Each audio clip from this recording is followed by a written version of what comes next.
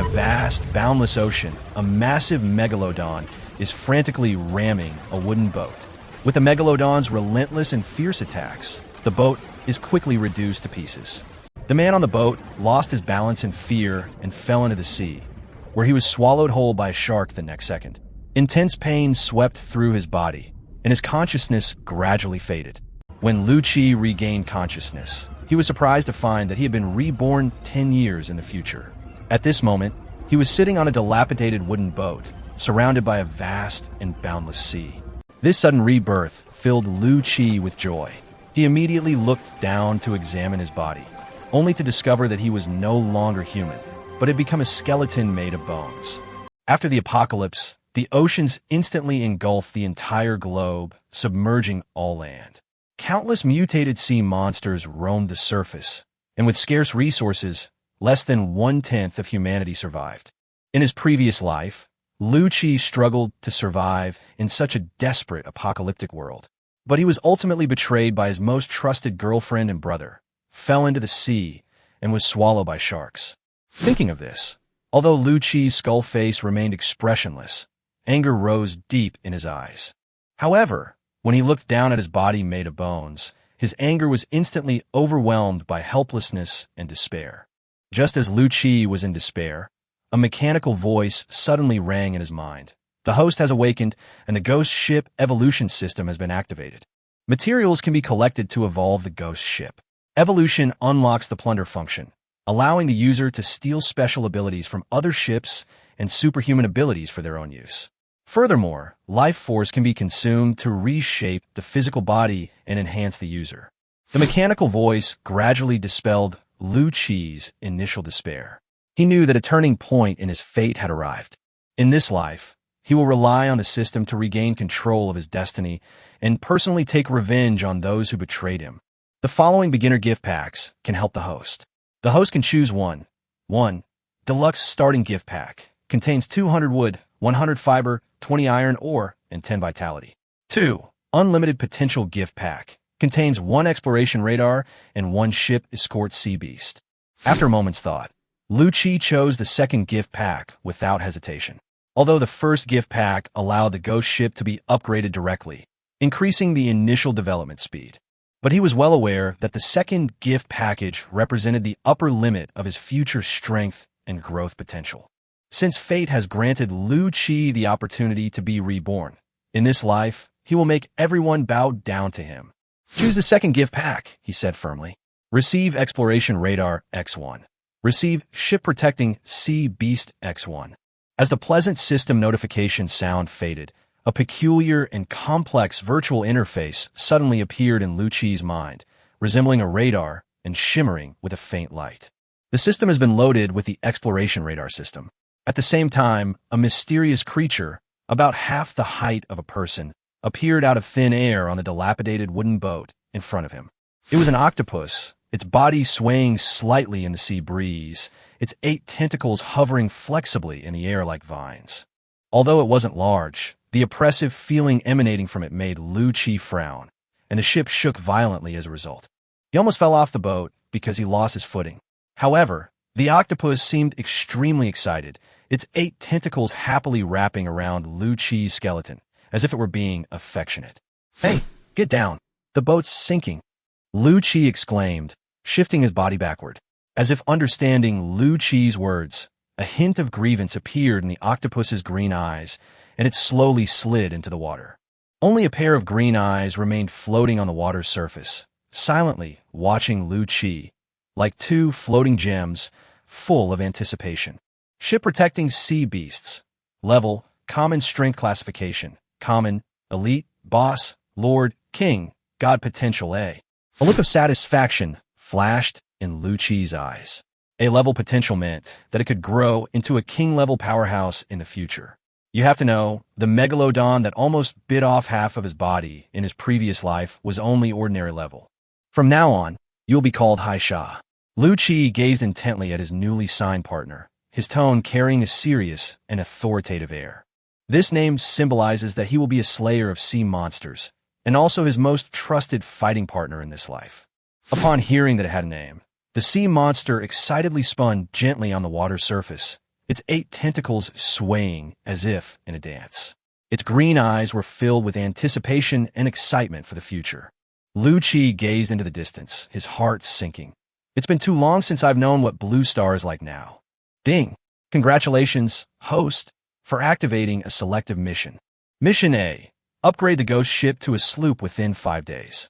Failure to do so will result in mission failure. Mission reward. Ghost ship exclusive special ability X1. Mission failure penalty. Retrieve the ghost ship evolution system. Mission B. Upgrade the ghost ship to a single-masted sailboat within 30 days. Mission reward. Common resource pack. Mission failure penalty. Retrieval of ghost ship and evolution system. Looking at the 2 tasks that popped up from the system, Lu Qi suddenly had a strong premonition. This system seemed to be silently urging him to grow quickly, forcing him to become stronger step by step. This sense of urgency, however, only fueled Lu Qi's fighting spirit. In his previous life, he had too many regrets and resentments. Now that he had been given a second chance, how could he afford to waste his life again? Accept Mission A, he declared decisively, his voice unwavering. Mission accepted successfully. System, I've been asleep for too long. Tell me about the current situation in this world. Lu Qi's gaze was solemn. The Blue Star basic manual has been unlocked. The host can consult it at his own discretion. Sure enough, a menu appeared before Lu Qi's eyes. After he clicked on it, a series of basic information appeared in his field of vision. The current world is dominated by the ocean, resources are extremely scarce, and ships are the core of survival. The ocean is fraught with danger, teeming with mutated sea creatures, severe weather systems, and unidentified dangerous species. The host is currently on the edge of a highly dangerous area. It is recommended to leave as soon as possible. Lu Qi looked down at the small wooden boat, then at the empty sea around him, and muttered to himself, "So this is a high-risk sea area. No wonder my body has been floating for so long without anyone noticing." In this era, timber is one of the most precious resources. This is because after the apocalypse, humanity's mechanical systems have completely failed. Gunpowder cannot be detonated, and all engines are rendered unusable. All modern steel warships have become scrap metal. Today, navigation relies solely on traditional wooden sailboats. Lu Qi activated the exploration radar, scanning the surrounding sea area with the goal of escaping this deadly region as quickly as possible. Fortunately, as an undead skeleton, he had no flesh and blood, so he naturally wouldn't attract bloodthirsty sea beasts. Otherwise, with his current strength, he simply wouldn't be able to survive in this vast ocean. The radar slowly rotated with an effective detection range of 30 nautical miles, its scan lines rapidly sweeping across the calm sea surface. Shortly after, the system issued an urgent beep-beep-beep alarm. The radar showed a bearing of 050, 25 nautical miles away, where a huge creature was rapidly approaching. Lu Qi's heart tightened, and he quickly turned his head to look. On the distant horizon, a huge black shadow was faintly visible, and a giant eagle-like creature was flapping its wings and flying towards him. It was a giant eagle with a wingspan of over 100 meters, and its speed was astonishing. Even before getting close, Lu Qi could already feel its cold, piercing gaze, its sharpness intimidating. The giant eagle swooped down and suddenly snatched a shark over 30 meters long, easily lifting it from the surface. The shark struggled, roaring angrily, but couldn't break free from the eagle's sharp, hook-like talons. Lu Qi held his breath, watching as the giant eagle turned and stared at him before flapping its wings and flying north, disappearing into the distance. Though he had no heart, his heartbeat seemed to quicken at that moment. This scene was extremely shocking, and it made Lu Qi very clear. In his current state, if that giant eagle had shown even the slightest interest in him, he would have been dead without a doubt. "Sea fiend, hurry, keep the ship in check and swim south," Lu Qi whispered. Sensing its master's anxiety, the sea fiend's 8 tentacles suddenly swung, its entire body exerting force like a bow and arrow, using its forehead to press against the stern of the ghost ship and quickly swimming southwards with the ship and its hull. Fortunately, they were now on the edge of a highly dangerous area. 5 hours later, the ghost ship finally left the dangerous waters and entered a relatively safe, low-risk area. Only then did Lu Qi truly breathe a sigh of relief. Gazing at the gradually calming sea, he said to Hai Sha, Wander around and see if you can find anything useful." The sea fiend was very intelligent. Upon hearing this, it immediately dived underwater and began searching the surrounding sea for floating objects. In fact, the best approach was to have the sea fiend search deep beneath the waves. Because when the apocalypse struck, vast amounts of human resources sank to the seabed, making them far more worthy of exploration than surface debris. Sure enough, not long after, the sea monsters swam back, carrying various scraps they had hauled away. Ding! They had obtained a pair of overalls. The sea monsters, looking quite pleased with themselves, swam to the ship's side with their 8 tentacles carrying all sorts of odds and ends. Lucci stared helplessly at the pile of junk, scrap cloth, scraps of board, and broken plastic bottles. The only thing that seemed somewhat useful was a pair of overalls. Item disassembly. Overall successfully disassembled, yielding 2 fibers. Only 2 units of fiber. Lucci narrowed his eyes, a heavy feeling creeping into his heart. Trying to complete the system task with this kind of efficiency? Simply unrealistic. The task only gave him 5 days, and half a day had already passed. He had to increase his resource acquisition speed as soon as possible. As he was pondering, Lucci suddenly felt a faint pang of hunger. He paused, then asked incredulously, "System, aren't I an undead? Undead can get hungry too." According to the law of conservation of energy, all living organisms with the capacity for activity require energy to function. The dead need to replenish their energy through life force or the power of death. Lucci was speechless. He had thought that undead creatures were immortal, indestructible, and tireless perpetual motion machines, but it turned out he had been thinking too much. "Then how do I obtain this energy?" he asked in a deep voice. "The power of death originates from the realm of the dead, which is currently unavailable on Earth. The host can absorb the life force released at the moment of death of living creatures by the ghost ship." Upon hearing this, Lucci immediately gave the order to Hai Sha. "Hai Sha, go catch a fish." Upon receiving the command, the sea monster coiled its 8 tentacles and swiftly sank into the water. Moments later, its tentacles emerged from the water, carrying a large fish that was at least a meter long. It was a deep-sea fish with considerable strength, its tail struggling desperately in midair, but it was still firmly controlled by the sea monster. "Well done." Lucci nodded slightly, a hint of satisfaction in his eyes. After Hai Sha brought the fish to him, Lucci gently pinched the fish's head with his bony fingers, and with a snap, the struggling fish died instantly. At the same time, a faint blue wisp of energy drifted from the fish carcass and was silently absorbed by the ghost ship. He immediately brought up the system panel to check the absorption status. Absorb life force, 0.2 to 10.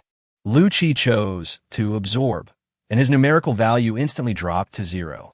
The next moment, a warm and abundant energy surged back from the ghost ship, filling the emptiness and weakness within him. "Not bad," he murmured. After breaking down the large fish, he also gained an extra 0.3 units of fish meat. Just as Lucci was preparing to plan the next move, the exploration radar suddenly emitted a rapid beep beep beep sound. Radar feedback showed bearing 030, distance 30 nautical miles, with a moving echo. Lucci immediately called back Hai Sha, and the small wooden boat, propelled by Hai Sha, quietly approached the direction of the echo. Soon after, the outline of a double-oared fishing boat came into view. 2 burly men stood on the boat, busy casting nets into the sea to catch fish. At this moment, one of them suddenly turned to look into the distance. "Hey, look over there. Isn't that a small wooden boat?" "Yeah, and it looks like there are people on the boat." The other person also squinted and looked over. After a brief moment of surprise, the 2 men scanned the sea, confirming that there were no other ships around, and their expressions began to darken. One of them licked his lips, a greedy glint appearing in his eyes. He leaned closer to his companion and whispered tentatively, "No one saw us, right? Could we?" He gestured with his hand as if to slit his throat. The other man was silent for a moment, then finally nodded. The 2 men exchanged a knowing look and immediately steered the fishing boat slowly towards Lucci's location. In this apocalyptic world where human life is cheap, greed and killing have become commonplace ways of survival. At this moment, Lucci lay quietly on the boat, his body motionless, looking like a long dehydrated skeleton. As the fishing boat drew near, one of the men was overjoyed and couldn't help but laugh out loud. "Haha, we've struck it rich." Judging by his appearance, He must have been a hapless fellow who had been swallowed by a sea monster, just a skeleton left. Saved us a lot of trouble.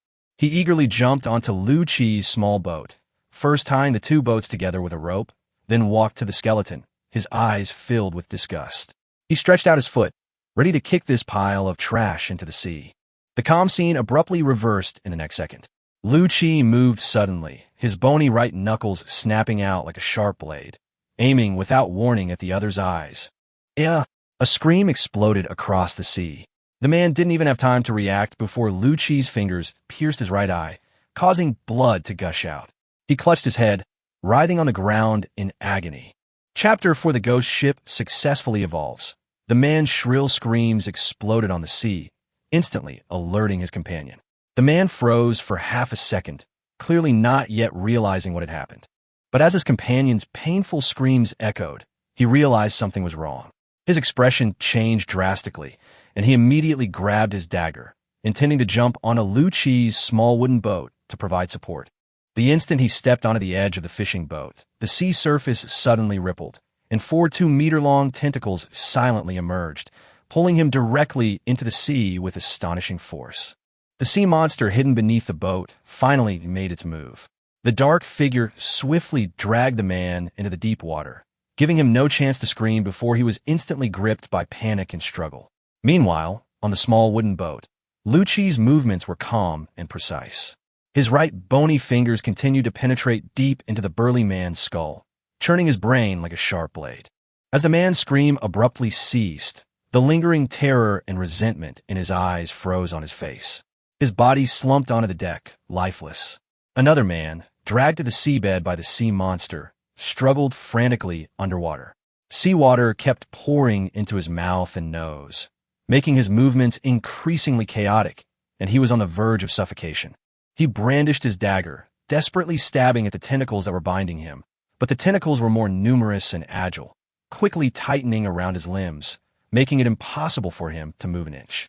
That desperate feeling of confinement pressed down on him like cold shackles, each struggle becoming more futile, and his life was rapidly slipping away. As his oxygen supply completely dried up, his movements finally ceased. The icy seawater swallowed his last breath, and his life ended. Moments later, the sea monster surfaced, dragging the lifeless body. Lu Chi's first official hunt came to an end, and he watched the scene without any emotion. This was not the first time he had killed someone with his own hands. Humanity had long been destroyed in the post-apocalyptic world, and the betrayal by Mo shouting and song leeching in his previous life had completely extinguished his last shred of kindness. Lu Chi was well aware that these two fishermen were no benevolent people. Judging from their behavior when they approached the ship, they were already accustomed to using killing to survive. In the age of seafaring, approaching another ship without permission was almost tantamount to declaring hostility. After finishing up, Lu Chi began to sort through his spoils. The haul was unexpectedly plentiful: a double-oared fishing boat made of wood and iron, 2 sets of clothes, and 2 iron daggers.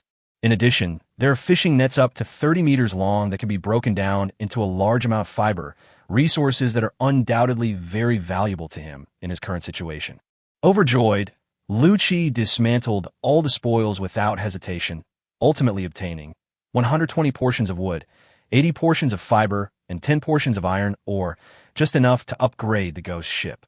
Once the required materials for the upgrade are met, the host can choose the ghost ship's evolution path. Undead. Gain the ability to automatically repair the hull and summon undead crew members. B. Mechanized.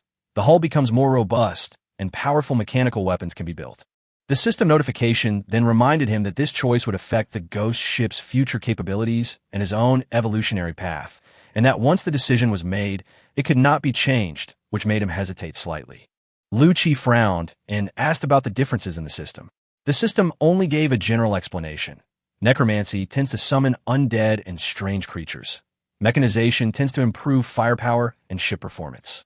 But the system's last sentence, "The host's abilities will evolve in sync with the ghost ship," made him realize that this was not a simple choice of path, but something that would determine his entire future. He wanted to continue asking questions, but was coldly interrupted by the system. The system cannot interfere with the host's choice of direction and does not provide suggestions. The seemingly useless answer made Lu Chi smile helplessly. However, the next second, the system suddenly added, "I heard that the Netherworld is training potential warriors." The words seemed unrelated, but Lucci immediately understood that this was the biggest hint the system could provide. He solemnly declared, "Choose the ghost ship's evolution path, undead." The host chose undead evolution. The mechanical race withdrew from cooperation, and the ghost ship began its evolution. The next moment, all the materials flew up automatically as if controlled by an invisible hand, precisely embedding themselves into the structure of the ghost ship, and the small wooden ship rapidly expanded, reinforced, and reshaped. Fibers wove into giant sails in the air, and melted iron or became part of the ship's hull. The entire ship seemed to be constantly transforming, as if it were being reborn, creating a bizarre and awe-inspiring scene. Evolution complete. As the system notification appeared, the stilt ship fell, and the dilapidated little wooden boat was completely transformed into a true ghost ship. The newly formed ghost ship is 15 meters long and 4 meters wide. A 12-meter-high mast supports a dilapidated and eerie sail. The entire ship seems to have crawled out of hell, exuding a thick aura of the dead.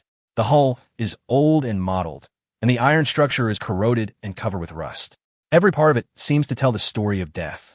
Mission A completed, and the ghost ship's exclusive ability, plunder system notification, sounded again. Lucci felt a surge of excitement, because it meant that he had truly embarked on his journey to dominate the ocean. Immediately afterwards, a dense black energy surged from the ship's hull and entered his body. He felt a chilling sensation, like a blade cutting through his bones, causing him to tremble uncontrollably. His bones began to tighten and reorganize, and his strength continued to increase. With a slight clicking sound, his body became harder and more agile. Host strength enhancement, ordinary level. This is the dividing line between warriors and civilians, meaning that Lucci finally possesses true combat ability. Chapter 5 S-Rank Ability, Plunder. After the upgrade was completed, Lucci immediately brought up the ghost ship's attribute panel, eager to see what it looked like. Ghost ship, single-masted sailboat, Captain, Lucci crew. 1 to 3 summonable undead crew. 2 level, common, cannot be summoned in battle. Weapons, large 0 to 0, medium 0 to 0, small 1 to 3. Speed, 15 knots, tailwind 20 knots, headwind 10 knots. Special abilities, undead repair, plunder. Undead repair, rank B consumes life force to automatically repair ship damage. Plunder, rank S allows the plundering of enemy ships' special abilities or the abilities of superhumans for one's own use. The following materials are required for the next stage of frigate evolution: 1,000 wood, 500 fiber, 100 iron ore, 40 hardwood, 20 copper ore, and 20 elite animal hides. Current vitality reserves, 2 to 100 fear value. 0, you're still a newbie. Nobody knows your name. Fear will be your most powerful weapon in the future. Wow, that's awesome. Lucci stared at the panel, his blood boiling with excitement, especially at the skill marked as rank, plunder. He never expected that he could plunder the abilities of superhumans. You have to understand, superhumans are the strongest group of people on the entire Blue Star. To become a superhuman, one must either awaken their innate talent or rely on extremely rare natural fruits. Natural fruits are mostly found in high-risk sea areas. Not only are they extremely rare, but their prices are also outrageously high, making them a symbol of the chosen ones. A powerful superhuman can easily fight off several warriors of the same level. The superhuman ability itself determines their potential ceiling. However, each person can only possess one superhuman ability in their lifetime. This limitation causes the vast majority of superhumans to reach a bottleneck in their growth. This made Lucci even more curious, and he hurriedly asked the system, "Can I only have one superpower?" A host can awaken a maximum of one active superpower, but can acquire multiple superpowers through plundering, and can use them simultaneously with their original superpower. The system's reply made Lucci's heart skip a beat. He suppressed his excitement and confirmed again, "You mean I can stack supernatural abilities?" A brief silence made him tense until the system spoke again, briefly replying with 3 words, "That's right." Lucci almost burst out laughing. S-rank abilities were indeed monstrous. This kind of setting was practically a cheat code among cheat codes. But he quickly calmed down. He wasn't the only one with such an abnormal ability. In the records of Earth, The number of legendary warships is limited, and each legendary warship possesses almost devastating power. According to system data, to become a legendary warship, one of the following two conditions must be met. First, the ship itself possesses legendary level capabilities, and its hull level reaches near legendary level. Second, the ship is equipped with legendary level weapons, and its hull level also reaches near legendary level. Currently, there are only 9 known legendary warships in the world, each a ruler of the sea and representing the pinnacle of human combat power. What is the fear value? Lucci glanced at the newly added attribute panel and couldn't help but ask. The system quickly provided an explanation this time. The fear value represents the world's perception and level of fear of the ghost ship. The higher the fear value, the more high-level undead crew the host can summon, and the more powerful weapon blueprints from the underworld can be unlocked. Understood. To become stronger, I need to go out and scare more people. Lucci chuckled softly. The ghost ship now possessed a deterrent effect, and this fear would feed back into the underworld, making him even stronger. Having mastered the basic abilities, Lucci prepared to summon undead crew members to replenish his combat strength. He currently had 2 points of life force, just enough to summon 2 ordinary-level undead crew members. Summon undead crew members, Lucci ordered. Life force -2, summoning successful. Suddenly, 2 plumes of black mist rose from the ship's hull, like ghostly figures emerging from hell, gradually coalescing into 2 clearly defined skeletal crew members. Each skull burned with a ghostly green flame of soul energy, flickering like lanterns in the breeze. The 2 skeletons, dubbed Captain, slowly stepped forward, their movements slightly stiff, yet they still bowed in unison to Lucci. Wow, I really won the lottery. I woke up and found myself on a ghost ship. This experience is so exciting. One of the skeletons looked around, his bones trembling with excitement. Shut up, the captain hasn't spoken yet. Another skeleton suddenly reprimanded, its voice surprisingly female and quite angry. Don't be nervous. Lucci smiled and waved for the 2 to relax. Tell me your names. My name is Jack, and her name is Rose. I think they also died on a ship, but I can't remember exactly. The male skeleton chuckled. Now that I'm a ghost, I'm no longer afraid of water, he said, proudly raising his chin. Can't you say something auspicious? Rose shook her head helplessly, her voice tinged with a hint of coquettishness. Yes, I got too excited. Jack quickly admitted his mistake. Rose turned to look at Lucci, her voice lowered slightly. Captain, don't mind him, that's just how he is. He checked the crew information through the system, but found only the most basic line of data. Jack, undead, level, ordinary. Clearly, the system only provides limited data on non-host and non-ship parts, and cannot conduct in-depth analysis. Lucci glanced at the sea and recalled the fishing boat from not long ago. There must be a settlement nearby. Small fishing boats like that couldn't possibly operate in high-risk waters for long, indicating that human settlements should be located not far to the south. Set sail southwards, Lucci decisively ordered, raising the sails and steering the ship away. He instructed the sea monsters to continue searching for fish around the ship. Their life force was now depleted and needed to be replenished as soon as possible. Chapter 6 Elite Class Deep-Sea Wolffish. On the Azure Sea, a strange single-masted sailboat was cutting through the waves. The ship looked as if it had returned from hell. Its tattered sails fluttered in the sea breeze, yet propelled the entire vessel forward at high speed, like a ghost traversing the surface. Lucci stood at the bow, his eyes fixed on the radar panel, trying to find any anomalies. But within his sight, there was nothing but endless waves. Beneath his feet lay the ghost ship he had personally upgraded, a ship he had given a chilling name, the Nightmare. I will make this ship the source of all my enemies' nightmares, a nightmare they cannot escape even in their dreams, Lucci murmured. Meanwhile, the sea monster swam back and forth beneath the ship, its 8 tentacles constantly reaching out of the water to precisely grab fish. Since the apocalypse, the marine ecosystem had experienced explosive recovery, and now the sea teemed with fish and shrimp, ensuring that the 3 undead passengers had no worries about food. At this moment, the system panel updated. Absorb life force, 8 to 100. The sea fiend's efficiency was indeed astonishing. In such a short time, its life force reserves had multiplied several times. However, just as Lucci was preparing to continue sailing, a warning signal suddenly came from the sea fiend's direction. The Sea Fiend was under attack. Ross, control the bow crossbow. Prepare for battle. Jack, lower the sails. Prepare to change course and support the Sea Fiend. Lucci issued the orders swiftly and decisively, and the crew coordinated skillfully. The Nightmare made a clean turn, its hull tracing a sharp arc across the sea like a streak of silver light, heading straight for the battle zone. The only weapon mounted on the bow was a small crossbow, the Nightmare's basic evolved weapon. While not the most powerful, its accuracy and range were its strengths. At this moment, the sea demon had surfaced, its body covered in blood, 3 tentacles torn off.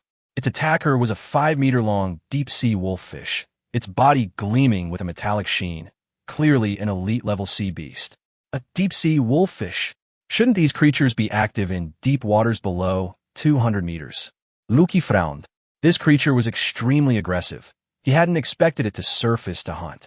Although the Sea Fiend was only of ordinary rank, its instinctive rage was already ignited. A deep, killing intent shone from the depths of its green pupils, and its 5 tentacles tightly coiled around the wolffish's body, engaging it in a fierce battle on the surface. Damn wolffish! Jack roared. In Jack's mind, the Sea Fiend was no longer just a combat unit, but also the Nightmare's main fishing force. Without it, there would be no food. Ross, fire! Luki commanded. Click! Ross pulled the trigger, and a 1.2-meter-long crossbow bolt shot through the air, striking the deep-sea wolffish with deadly accuracy. The arrow sank deep into the wolffish's belly, instantly staining the seawater crimson with blood. Wounded and driven mad by pain, the wolffish opened its mouth and viciously bit at the sea monster. But Haisha was prepared. He flipped around behind him and locked him firmly. Seeing that the other party wanted to escape, Lucci's eyes sharpened. Jack, switch to a locked arrow. Don't let it get away.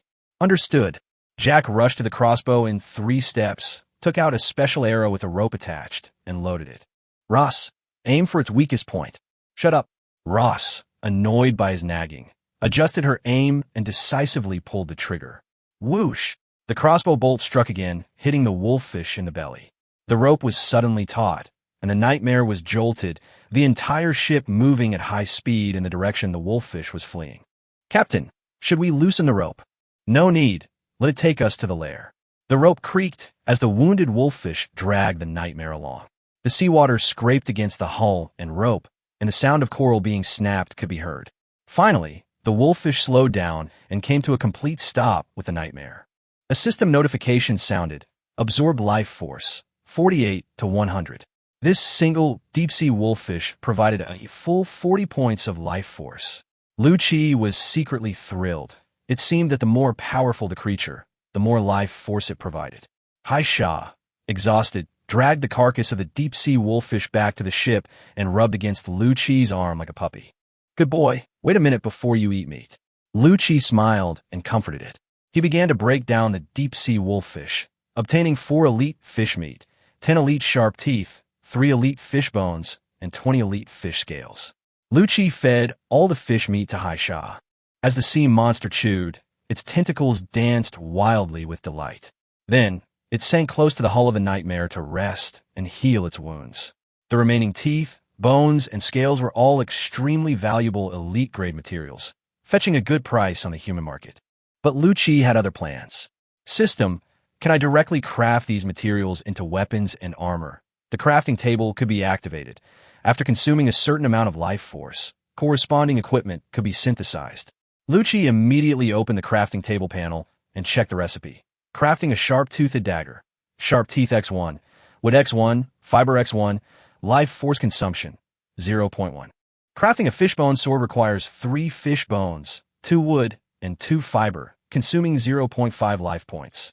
Crafting fish scale armor requires 20 fish scales and 5 fiber, consuming 0.5 life points. After upgrading, Lucci has 20 wood and 32 fiber remaining. Sufficient materials. Chapter 7 Extortion. Lucci decided to use the materials he had to craft a batch of equipment, choosing 10 fang daggers, a fishbone sword, and a fish scale armor. He discovered that the system's crafting efficiency was practically a cheat code. Using only 2 points of life force, all the equipment was completed in a mere minute. 10 gleaming daggers were neatly arranged on the deck. A fishbone sword lay across the center, and fish scale armor hung gleaming from the ship's side. Lu Qi distributed 3 of the daggers to himself, Jack, and Rose for self-defense, intending to trade the rest for resources. These items should fetch a good price, Lu Qi calculated. Once we find a human settlement, we'll have a chance. Jack, standing to the side, couldn't contain his excitement. He was toying with the dagger in his hand, constantly twirling it between his bony fingers, his expression one of pure ecstasy. Rose, don't you think I look incredibly cool holding this dagger? Rose glanced at him and replied casually, I don't know if you look cool, but your finger looks like it's broken. The words had barely left his mouth when, with a crack, Jack snapped his finger, sending bone fragments flying. His expression instantly contorted. Ouch! Jack clutched his hand, feigning excruciating pain as he jumped around on the deck, his previously dashing demeanor completely shattered. Rose couldn't help but burst out laughing. Lu Qi, however, had no time to pay attention to Jack's performance. His attention was completely drawn to the faint echo on the radar screen. It was a signal from what appeared to be a small landmass, not far away, possibly a human settlement. This is promising. He immediately adjusted his course and steered the Nightmare at full speed towards the target area. As they drew closer, the outline of a human settlement gradually emerged on the sea. The first time he had seen a human settlement since his rebirth. The settlement was small, probably housing several hundred people.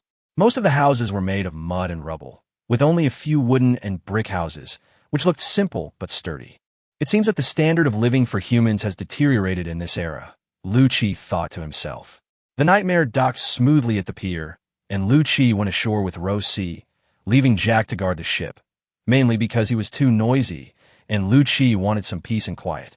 The two changed into the large black robes made by the system, with hoods covering their faces and only revealing their bony hands, which swayed gently in the wind. As soon as they stepped onto the dock, a simply dressed man, who looked like a village administrator, approached them warily. What are you doing here? We have goods we want to sell and want to ask for directions. Lu Qi glanced around. This place was too poor, they needed to find a larger trading point.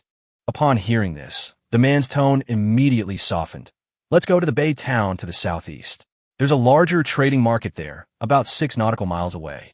He then turned to leave, seemingly unconcerned about the outsiders. However, a commotion suddenly arose from the other side of the dock. A sloop docked, and 4 uniformed men jumped ashore. The previously indifferent manager immediately changed his tune, quickly stepping forward with a beaming smile. Bosqua, you've arrived. It's such an honor to have you here in our humble place, he greeted, while having grapes brought out and offered. These are our recent harvest. Please have a taste. But the man called Bosqua was unmoved. His face darkened, and he coldly said, Enough nonsense. You haven't paid your taxes for this month, have you? Old Lin's face stiffened, and he quickly explained with a forced smile, Bosqua, I'm really having some trouble lately. 10 silver coins are just too much. Oomph. Bosqua raised his leather whip and lashed Old Lin hard. Old Lin screamed and collapsed to the ground, trembling all over, his smile gone. If you don't pay, I'll capture you all and make you slaves to pay taxes. Bosqua threatened coldly, his eyes full of contempt. Lu Qi glanced at him, a slight thought crossing his mind, but he quickly suppressed the impulse and silently turned back to the Nightmare with Rose C. He didn't want to get involved in this kind of trouble for the time being. The situation was unclear, and it would be too risky to act rashly. However, after taking only a few steps, Bosqua suddenly shouted sharply, Stop! Lu Qi stopped, his heart sinking slightly. Pirates are rampant these days, and you're not locals. What's with you sneaking around like this? You're not pirates. Are you? As he spoke, his tone became aggressive, and his 3 henchmen drew their weapons, surrounding Lu Qi and Rose C. Gualauda's gaze fell on the Nightmare in the distance, and the more he looked, the more he felt that this ship was extraordinary. Although the hull was old, its structure was excellent, clearly not something a poor person could own. He was convinced that Lu Qi had something to offer and decided to squeeze some money out of him. At that moment, a system notification sounded in Lu Qi's mind. Selectable mission triggered. Mission A, kill Bosqua. Reward. Awaken host's ability. Mission B, bribe Bosqua to escape. Reward. Elite weapon X1. Lu Qi's eyes lit up slightly, and his heart beat faster after seeing the reward for Mission A. Chapter 8, Awakening a Level Spatial Ability. Lu Qi recalled his past life, the powerlessness and humiliation still lingering deep in his bones. All the betrayal, all the pain, stemmed from his failure to awaken his ability, and it was precisely for this reason that Mo, shouting, chose Song Liqing, who possessed B-level abilities. In her eyes, an ordinary person like Lu Qi was not worth relying on. Now reborn, he would never let such a defeat repeat itself. Thinking this, a cold, sinister glint flashed deep in his eyes. Those two scoundrels, I'll make them food for the sea demons sooner or later. Without hesitation, he immediately commanded in his mind, System, I choose Mission A. Mission A confirmed, mission accepted, kill Bosqua. Now that the system had given him a choice, he had to completely sever this hidden source of trouble. Lu Qi knew that killing Bosqua meant forging a permanent enmity with the Navy of Rising Sun City. But he was fearless. If he didn't even dare to take this step, even with the system, he would only continue to be a coward. He gave Rose a subtle glance, and she immediately understood, the dagger slipping from her sleeve into her palm. Both were ready to fight. Seeing their continued inaction, Bosqua began to harbor malicious intent. The more he looked at them, the more he felt these two were not simple, and the nightmare, anchored outside the dock, made him even more covetous. Although the ship was old, it was far beyond the means of the poor. Greed grew within him, and he decided to use the pretext of piracy to seize the ship and its crew. On behalf of the Rising Sun City Navy, I suspect you of involvement in piracy, Bosqua declared, drawing his sword and pointing it at the two men. Surrender immediately, or you will be killed without mercy. His three subordinates stepped forward simultaneously, raising ropes, intending to bind him. In this era, the weak had no voice. A single doubt could send someone to hell. Just as one of the Marines approached Rose, a flash of silver light appeared. Rose's dagger pierced his carotid artery cleanly and swiftly. The Marine clutched his neck and collapsed to his knees, his eyes filled with disbelief. Enemy attack, Gualaoda roared, hastily drawing his sword. Lu Qi had already charged toward another Navy man, whose longsword was aimed straight at his chest. But Lu Qi didn't dodge at all. The blade passed right through his chest cavity, yet no blood flowed. The Navy man froze, seemingly only then realizing that Lu Qi was a ghost. The next instant, Lu Qi's dagger plunged into his body, the movement swift and decisive. The Navy man immediately fell to the ground. In just a few seconds, the two naval officers were rendered incapacitated. Bosqua panicked. He hadn't expected them to be so ruthless. Damn it, Bosqua charged forward, his long sword whistling as it slashed at Lu Qi. Lu Qi, however, simply pulled the knife from his chest and countered. As a skeleton, he had no internal organs, no flesh, and, aside from his head, he had virtually no weaknesses. He clashed head-on with Bosqua, each strike aimed to kill, completely disregarding defense, like a fearless fighting machine. Bosqua grew increasingly alarmed, unable to believe that the person before him was so reckless. Rosi, having already dealt with another soldier, joined the battle, working with Lu Qi to suppress Bosqua. She too utilized the undead's immunity to injury, attacking without hesitation and without any attempt to dodge. The situation reversed instantly, and Bosqua began to retreat, completely stunned. He had only wanted to steal a ship, but he hadn't expected to run into such a formidable opponent. Wait, I admit defeat. Stop. If you let me go, I'm willing to give you all my savings. Kill me, and you'll be enemies of Rising Sun City. You'll regret it. Gualaoda was trembling with fear, desperately trying to save himself. But Lu Qi wouldn't give him a chance. The mission was clear. He had to be killed. You've threatened the wrong person, Lu Qi said coldly. The long sword plunged into Gualaoda's chest, piercing through his ribcage. Gualaoda's eyes widened, blood trickling from the corner of his mouth, a gasp of disbelief escaping his throat. He never imagined that his attempt to make a quick buck would cost him his life. Mission accomplished. Host's abilities are awakening. Lu Qi felt a powerful force pulling at something within him. A layer of transparent light surged from his body, as if breaking free from some constraint. The next second, awakening successful. Host gains A-level ability, spatial mastery. Lu Qi opened his eyes and saw a 10-centimeter-long black crack in front of him, a mark of space itself being torn apart. He gently waved his hand, and the crack immediately disappeared. But he knew that at this moment, he had become a true A-level ability user. During the age of exploration, human superpowers were divided into 7 levels: D, C, B, A, S, SS, and SSS. Level A was already highly coveted by major powers, placing one among the absolute strongest on the entire planet. Liu Qi clenched his fists, his heart pounding with barely suppressed excitement. If he had awakened his spatial abilities in his previous life, how could Imo shouting have dared to betray him? How could those so-called brothers have dared to conspire against him? Chapter 9 Target, Baytown. Rosie looked at Liu Qi, pointed to Old Lin lying on the ground, her voice hesitant. It turned out that Old Lin's assistant had already escaped in the chaos, while he himself, due to the whipping and excessive fear, was too weak to run and could only stand there trembling. Seeing Bosqua die before his eyes, Old Lin gritted his teeth and stood up, but didn't even dare to glance at Liu Qi. Liu Qi's unfathomable eyes were like the Grim Reaper's gaze, cold and ruthless, causing Liu Qi to instinctively take 2 steps back, his whole body trembling. Liu Qi had already decided to kill Old Lin, the witness, to prevent any unforeseen complications and future trouble. But then, a system notification suddenly appeared in his mind. Fear value increased, currently at 1. When fear value reaches 100, the blueprint for crafting ordinary weapons in the netherworld will be unlocked. This suggestion made him change his mind.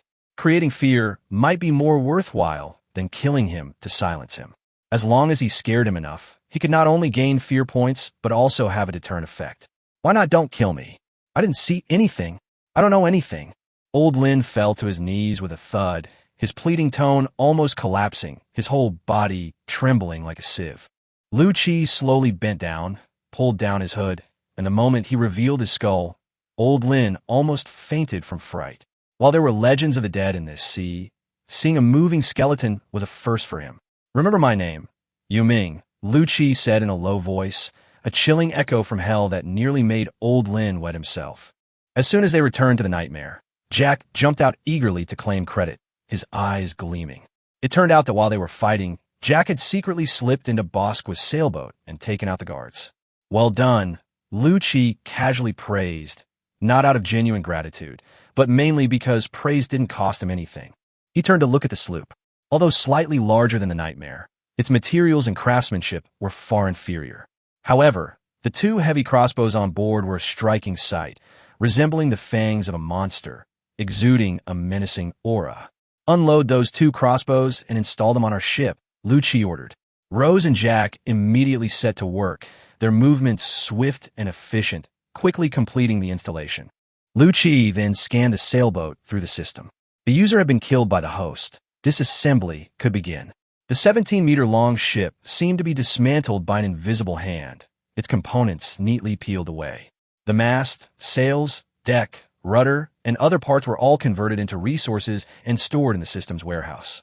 The resources obtained from this disassembly were as follows: 70 wood, 40 fiber, and 8 iron ore.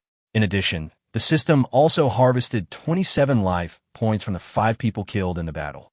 In addition, Jack also found 30 silver coins in the cabin, presumably Guolauda's tax for today. At this point, his total life force had accumulated to 73 to 100, bringing him closer to the next enhancement. After processing his loot, Liu Qi immediately steered the Nightmare away, heading straight for Baytown. Back in Azure Sea Village, he had already instructed the system to automatically gather intelligence about the surrounding area. Through gathering information, it was learned that the strongest power in this sea area is the city of Rising Sun, which acts with impunity thanks to its powerful navy. Bosqua is a naval officer from the city of Rising Sun, meaning that Liu Qi has incurred their wrath. The city of Rising Sun's rule encompasses all villages and towns within a radius of several hundred kilometers, all of which are required to pay taxes. However, beyond these established powers, a gray area also exists, and Baytown is one of them.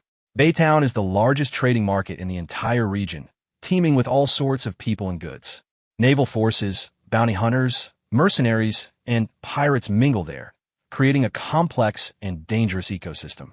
As the Nightmare drew closer, the bustling scene of the port became increasingly clear to everyone. Although it was called a town, it was far more vibrant than many small cities before the apocalypse. With a population of 50,000 and the convergence of various factions, it created a magnificent post-apocalyptic urban landscape. Various ships lined the docks, with cruisers, frigates, wooden boats, and sailboats moored in a staggered pattern.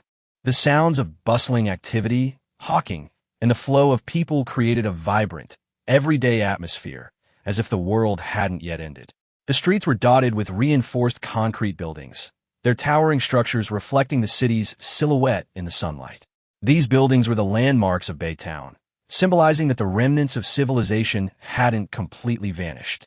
Standing at the bow of the ship, Lucci gazed at this bustling scene, and for a moment, it felt as if he had traveled back to a world before its collapse. Unfortunately, this was just a hallucination at sea. "Captain, can I come down with you this time? I think the ship's about to suffocate." Jack looked at Lucci with pleading eyes, looking utterly wronged. Lucci had originally intended to take Rose along, but looking at Jack's bony face filled with pitifulness, he ultimately softened. "Sure, but I have one condition." "What condition?" Jack's eyes lit up. "Keep quiet." Chapter 10 Song Leeching's message. "Okay, Captain." Jack excitedly made a zipping gesture, indicating that he would definitely keep quiet. His bony face was full of excitement, as if he could rush into the bustling town for a grand adventure at any moment. As soon as they stepped off the ship, the dock manager of Baytown came forward. He glanced at the nightmare, casually jotted it down in his notebook, and showed no surprise at the strangely shaped ship. This person is well-traveled and has seen all sorts of strange ships.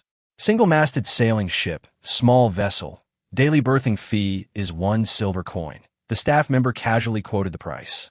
In the age of exploration, the currency system was a progression of copper coins, silver coins, and gold coins. 100 copper coins equaled 10 silver coins equaled 1 gold coin. Without a word, Lucci pulled a silver coin from his black robe and flicked it lightly, sending it landing squarely on the other person's notebook. The staff member then flashed a professional smile. "Welcome to Baytown. Have a good time." As soon as they stepped off the dock, a group of scantily clad women swarmed around them, enthusiastically greeting Lucci and Jack. "Handsome, want to have some fun? Just 1 copper coin, and you'll be satisfied." Their voices were sweet and their eyes alluring. Jack's mouth was practically watering. Next time for sure." Lucci glanced at him and shook his head helplessly. The two didn't linger long. Lucci led Jack quickly through the red light district and headed straight for the town's busiest free market. It was a bustling marketplace, with stalls one after another, a veritable apocalyptic market paradise. Shouts and hawkers' cries filled the air, and the goods ranged from weapons, armor, and potions to slaves and treasure maps. Lucci had no interest in the roadside stalls. He walked straight through the market's crowds and into the 5-story building in the center. That was a branch of the Divine Domain Chamber of Commerce, one of the largest chambers of commerce on Blue Star, with a status comparable to a medium-sized power. Rumor had it that as long as you were willing to pay, there was nothing you couldn't buy at the Divine Domain Chamber of Commerce. This was Lucci's true purpose for this trip. "Welcome to the Divine Realm Merchant Guild." As soon as he entered, 4 elegant receptionists greeted him in unison, smiling as they approached. "What service do you need?" one of them asked gently. "I have some equipment to sell," Lucci replied calmly. The receptionist nodded slightly and led him to the appraisal area. There, at a large wooden table, sat an elderly appraiser with gray hair but sharp eyes. At Lucci's signal, Jack opened the package. The 2 men, dressed in black robes and gloves, kept a low profile and avoided attracting attention. The appraiser glanced at it and then began to carefully count the items. 7 elite-grade fanged daggers, 1 fishbone sword, 1 fish scale armor, and 4 standard-issue longswords. He reported clearly and accurately, obviously an expert. "Make an offer," Lucci said directly. The appraiser pondered for a moment. Daggers, 3 silver each. Fishbone swords, 10 silver each. Armor, 20 silver each. Standard longswords, 2 silver each. "How about that?" "Deal." Lucci nodded in agreement. The price was reasonable. There was no need to haggle. Soon, a bag of 59 silver coins was placed in his hand, the cold metallic texture bringing a sense of security. "I want to check detailed information about 2 people, including their residences, ability levels, and so on." Lucci looked at the receptionist, his tone calm yet imposing. Besides doing business, the Divine Realm Merchant Guild was also the largest intelligence agency in the seas. In this chaotic world, controlling information meant controlling the initiative. It costs 1 gold coin per person to look up information. You pay if you find the person, otherwise you don't. "Please follow me." The receptionist led Lucci and Jack up to the 2nd floor and briefly explained the prices. Lu Chi muttered to himself. An elite fishbone sword only costs 1 gold coin, and looking up information is worth 1 gold coin too. The intelligence business is really lucrative. The second floor was much quieter. The receptionist stopped and said, "Please tell me everything you know, including names, appearances, accents, and abilities." Mo shouting and song leeching. Both are superhumans, Lu Chi replied succinctly. The receptionist nodded and turned to walk into a private office for processing information. After waiting for 2 whole hours, the door finally opened. The receptionist emerged with a slightly grave expression, holding a document in her hand. "Sorry to keep you waiting," she said calmly. "We found Song Leeching's complete information, but we couldn't find any record of Mo shouting." Chapter 11: The Arrogant Iron-Blooded Brotherhood. When Lu Chi received the intelligence, his heart skipped a beat. 10 years have passed. How far have those two scoundrels ended up? He silently took out a gold coin and handed it to the receptionist, opened the document, and quickly scanned its contents. Song Leeching, a Lord-level ability user, has awakened a B-level wind-type ability and is currently the captain of the A-level bounty hunter group, Wave Conquerors. This group has about 3,000 members and more than 20 ships under its command, making it a formidable force. Currently, the Deep Sea Alliance has a bounty of 10,000 gold coins on him. His latest activity area is Sea Wing Port, located at the border between the Sky Empire and the Deep Sea Alliance. Humph, you've actually made a name for yourself. A cold glint flashed in Lu Chi's eyes, followed by a mocking smile. But he knew that he couldn't deal with this tiger for the time being. However, he was not anxious. With the ghost ship system, it was only a matter of time. "Good brother, we'll meet again sooner or later," Lu Chi murmured softly, emphasizing the last 3 words, his gaze icy. As for Mo shouting, that woman could never die in the apocalypse. She was ruthless, beautiful, and would stop at nothing to achieve her goals. As long as we follow Song Leeching's leads, we'll be able to find her sooner or later. But none of these are the most urgent matters right now. The key is to gather materials and accelerate the evolution of the ghost ship. This ship is Lu Chi's lifeline in this chaotic world, and his trump card for turning the tide. Having made up his mind, he turned around and went downstairs to the first-floor supply area of the Chamber of Commerce. "Do you sell hardwood, copper, ore, and elite-grade animal hides here?" he asked expressionlessly.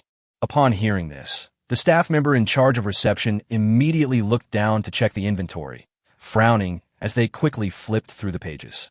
After a moment, he looked up and said, "Sir, you're in luck. There's one last batch of 40 units of hardwood. As for copper, ore, and elite animal hides, they're currently out of stock and can only be ordered." No sooner had the words left his mouth than a harsh, arrogant voice exploded. "We, the Iron Blood Brotherhood, want all of this hardwood." The crowd immediately stirred and began to discuss. The Iron Blood Brotherhood? Is that the C-rank bounty hunter group? I heard their boss, Alan, has connections with the mayor of Baytown. No wonder he's so arrogant. The newcomer was a burly man covered in tattoos, with a fierce look on his face. He was clearly not someone to be trifled with. His 2 henchmen behind him also had fierce looks in their eyes, poised to strike at any moment. Upon seeing this, Jack immediately exploded. "Hey, what do you know about Ironblood? Our captain asked for these logs first.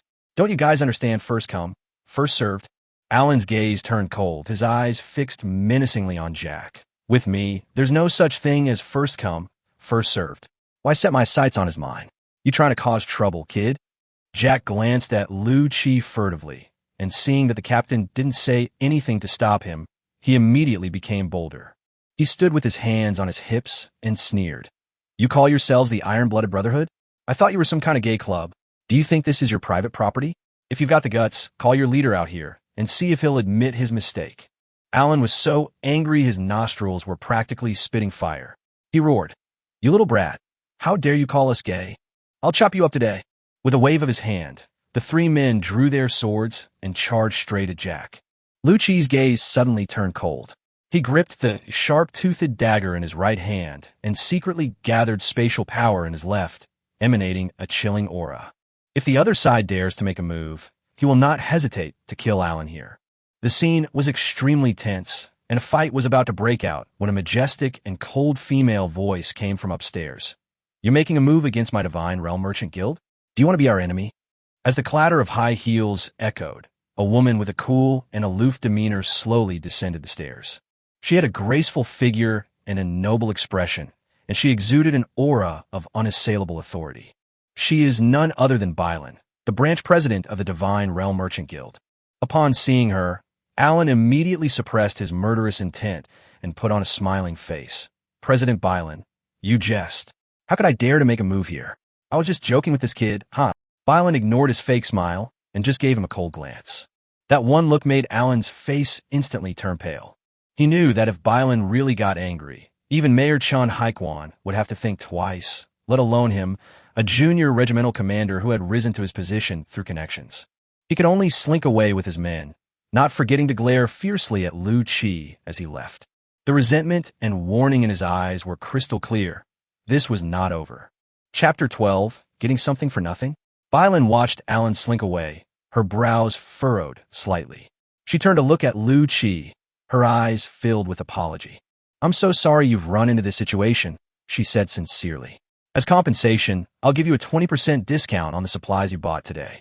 Lu Chi didn't take Alan's threat too seriously. He dared to kill even the Marines of Rising Sun City. So why would he be afraid of a mere C-class bounty hunter group? But he certainly couldn't miss an opportunity to save money. Then I shall respectfully comply. Lu Chi nodded, then asked, besides that batch of hardwood, I also need 20 units of copper ore and 20 units of elite-grade animal hides. What are the prices for those? Bylan had her assistant bring over the price list, her tone slightly somber as she warned, be careful of Alan. He's vindictive and holds grudges. We also bear responsibility for the feud you made with him within the Divine Realm Merchant Guild. If you encounter any problems in the future, you can come to me. Lu Chi glanced down at the list. Wood, 5 copper coins per unit. Fiber, 4 copper coins per unit. Iron, ore, 3 silver coins per unit. Hardwood, 2 gold coins per unit. Copper ore, 3 gold coins per unit. Elite hide, 3 gold per unit. His heart skipped a beat. This price was outrageously expensive. If all the materials have to be bought, then upgrading the ghost ship would probably bankrupt you. Because a regular sloop only costs 10 gold coins on the market. The materials needed to upgrade a ghost ship to a frigate are as follows. Wood 1000, fiber 500, iron ore 100, hardwood 40, copper ore 20, elite ide 20. A rough calculation shows that the materials alone will cost 300 gold coins. The key point is that a brand new frigate only costs a little over 100 gold coins on the market, while the ghost ship is simply a money-devouring monster. Lu Chi pondered for a moment, then suddenly looked up and said calmly, I want all of these materials. In addition to the 40 units of hardwood in stock, I will order copper ore, hides, timber, fiber, and iron ore as needed. Bylan was clearly taken aback. Even though she was used to big business deals, she was still surprised by Lu Chi's order. These materials are enough to build several frigates. She calmed herself down a bit and nodded in agreement. No problem, but there are too many goods, so we need to prepare materials. No problem. I'll come pick it up in 5 days. After saying that, Lu Chi waved his right hand, and a spatial rift appeared out of thin air, from which a bulging money bag slowly emerged. Do I need to pay a deposit? He asked calmly, as if the tear he had just made was just a piece of paper that he had casually torn. Bylan was stunned on the spot, her pupils shrinking in surprise. Spatial ability? That's extremely rare, usually starting at rank A. She forcefully suppressed her inner shock and responded with a normal smile. According to the rules, a half deposit is required, but since we apologize for our poor hospitality today, we will waive it. You can pick up the goods in 5 days. Lu Chi nodded, the hardwood. I'll send someone to deliver it to the Nightmare right away. Bylan's lips curled into a slight smile. May I ask your name? The Netherworld. Bylan never imagined that this Ghost King would order goods worth 300 gold coins with a wave of his hand, but he would only have less than 8 gold coins left in his pocket.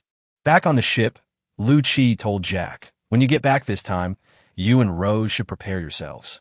The next mission will be quite challenging. Captain, Jack immediately gave a standard pirate salute, kneeling down. I thought I was pretty good at getting something for nothing, but I never expected to see a real master today. Luki Chakold, this isn't like you at all. I was wrong. I'm truly convinced this time. Jack exclaimed, then grabbed Lu Chi's shoulder. Captain, that batch of hardwood is worth 80 gold coins. This deal is a huge profit. Where are we going next? Lu Chi rolled his eyes at him. You really think I'm trying to get something for nothing? I really want that batch of goods. No way. Captain, we only have 7 gold coins. Jack exclaimed dramatically. That's a whopping 300 gold coins worth of materials. Lu Qi ignored him, his gaze fixed firmly on the distance. I need to earn these 300 gold coins within 5 days. What did you say? Earn the equivalent of 3 frigates in 5 days? Jack simply couldn't believe it. Just then, a system notification sounded in Lu Qi's mind. Ding! Your fear level has reached 100. Over 100 people have been terrified because of you. Unlock weapon blueprint, Ghost Head. When the fear level reaches 1000, the blueprint for a new weapon in the underworld will be unlocked. It seems that Old Lin has spread the word about Beehive Village. Lu Qi said in a low voice. Indeed, not killing Lao Lin was a wise choice. Old Lin, how could I not publicize it? I was terrified.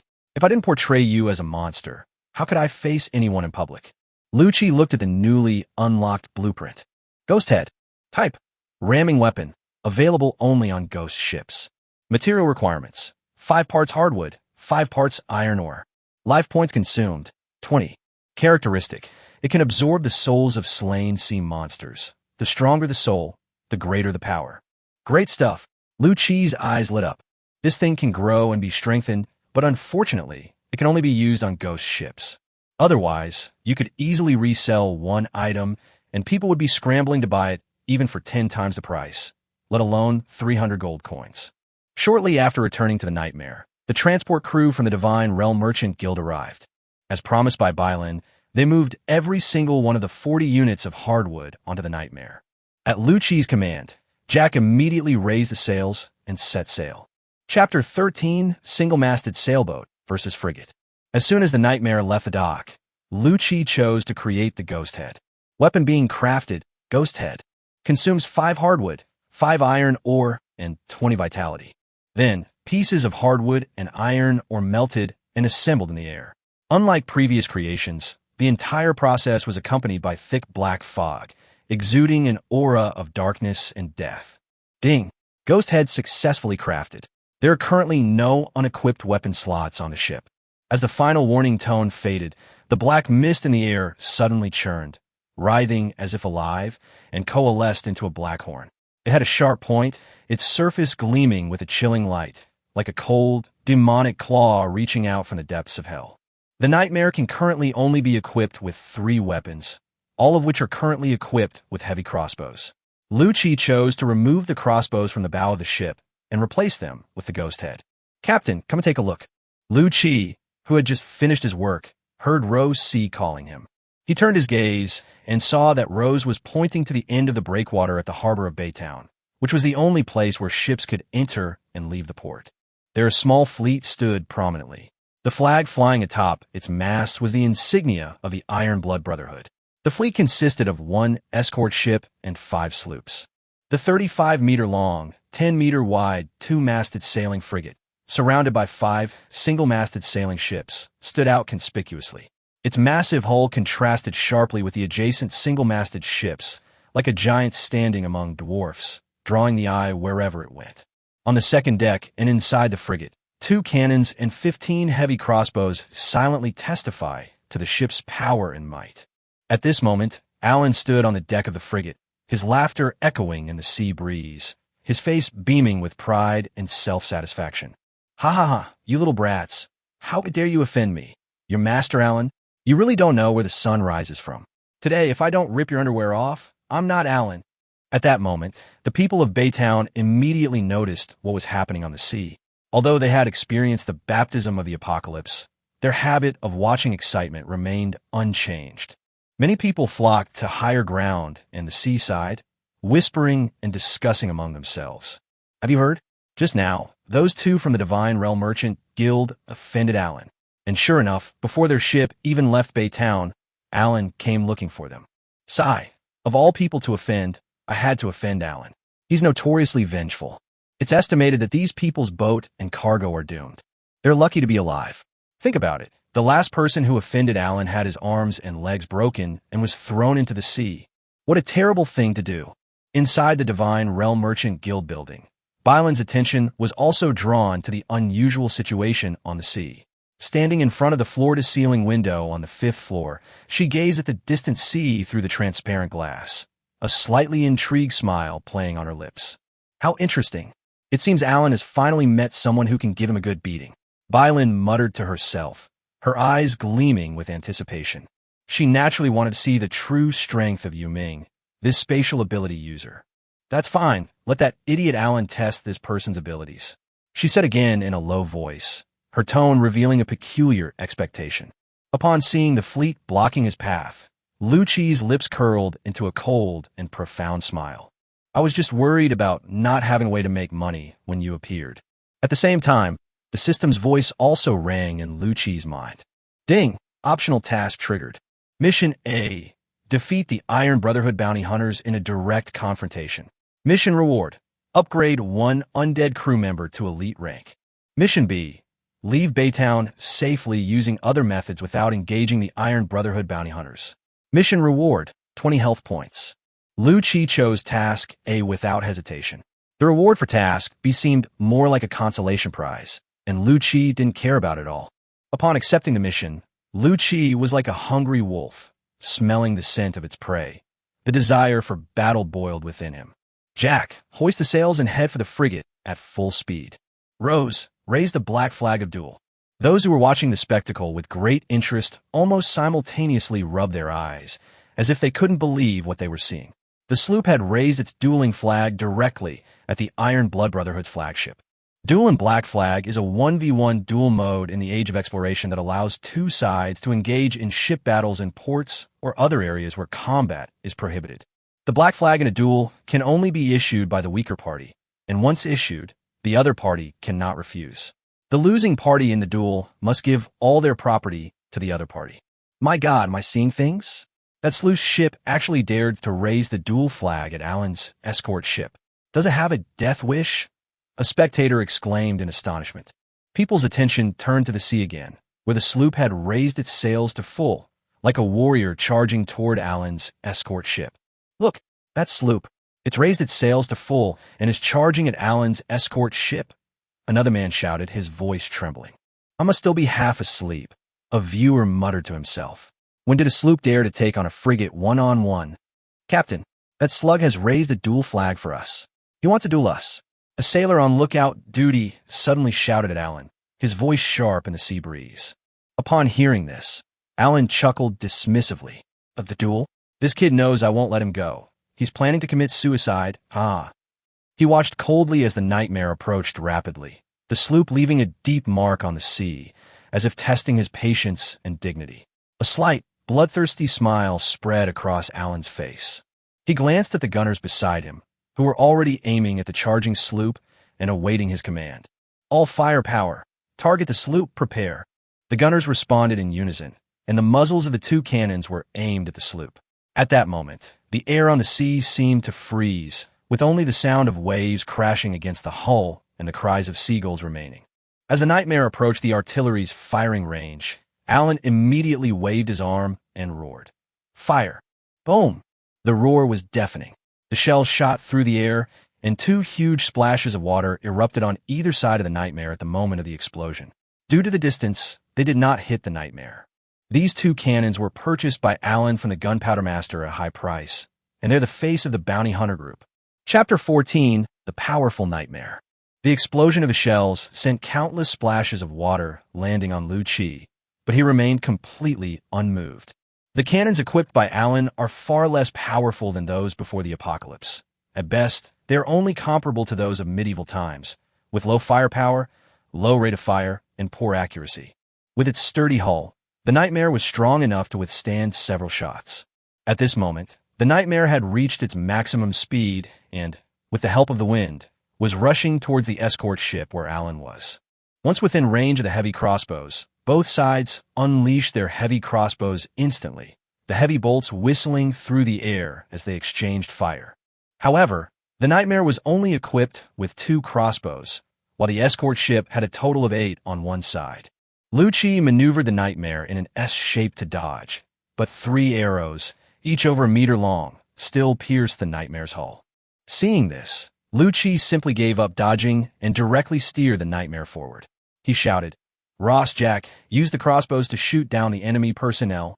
This order was executed swiftly, and the heavy crossbows on the Nightmare roared out once again. What are they trying to do? Are they going to take us all down with them? As the Nightmare approached the frigate without any intention of turning back, A sense of fear welled up in the hearts of the crew on the frigate.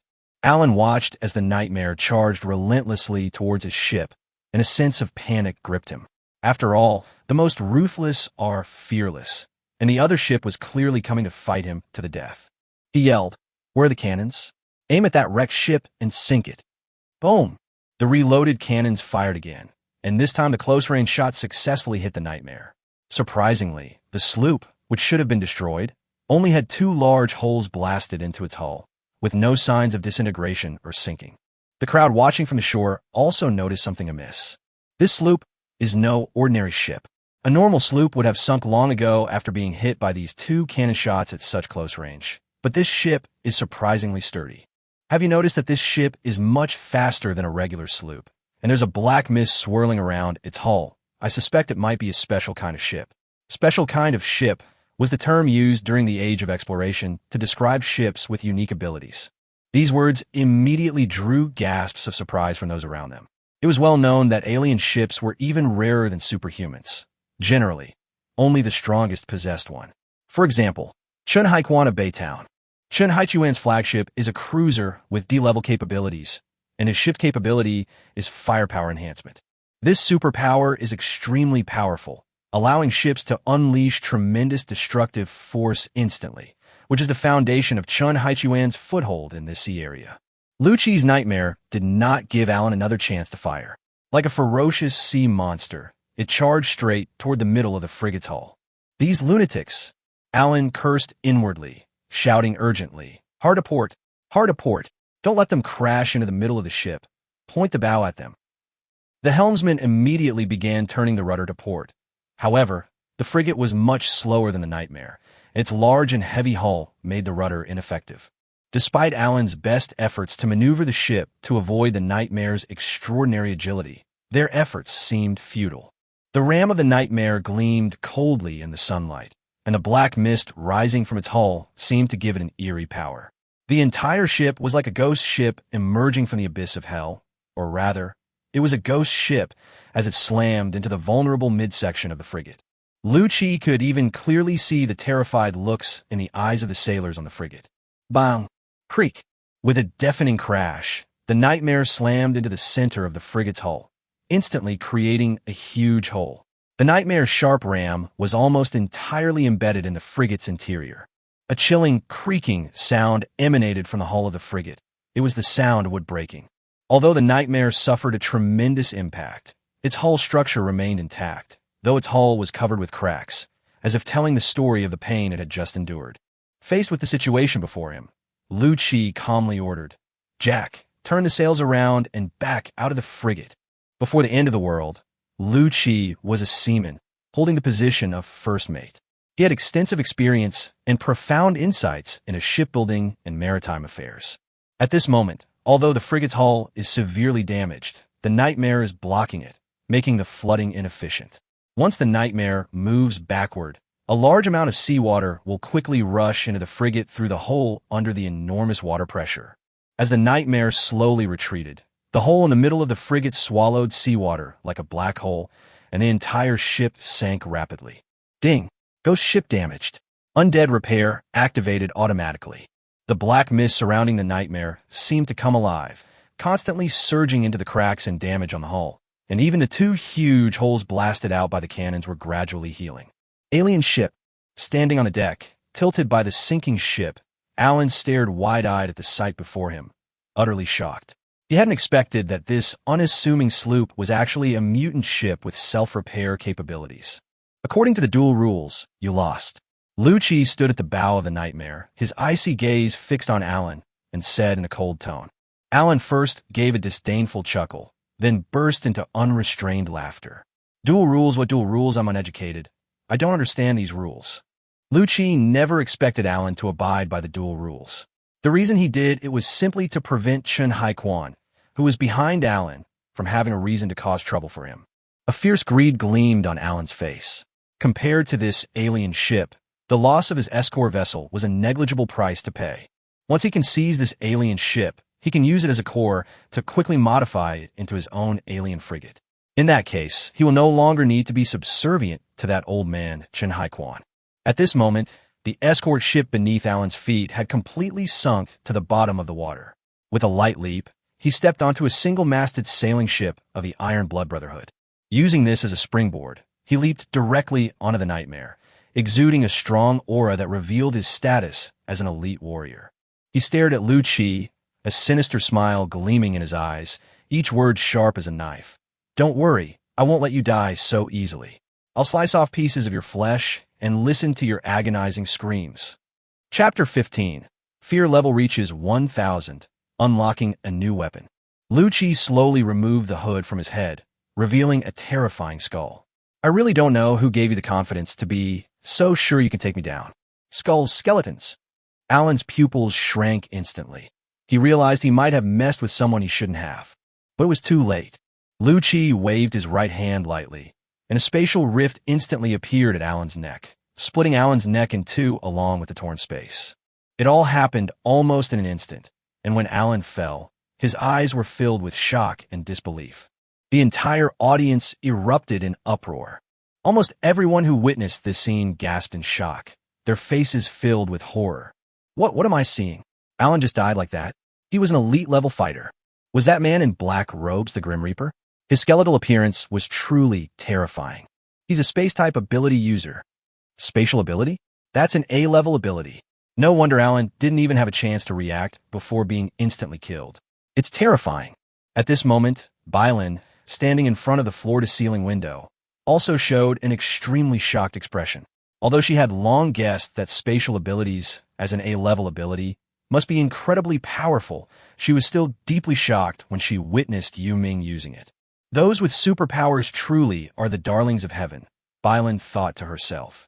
She knew very well that if she could cultivate a good relationship with this man in black robes and bring him into the Divine Realm Merchant Guild, it would undoubtedly be a great achievement.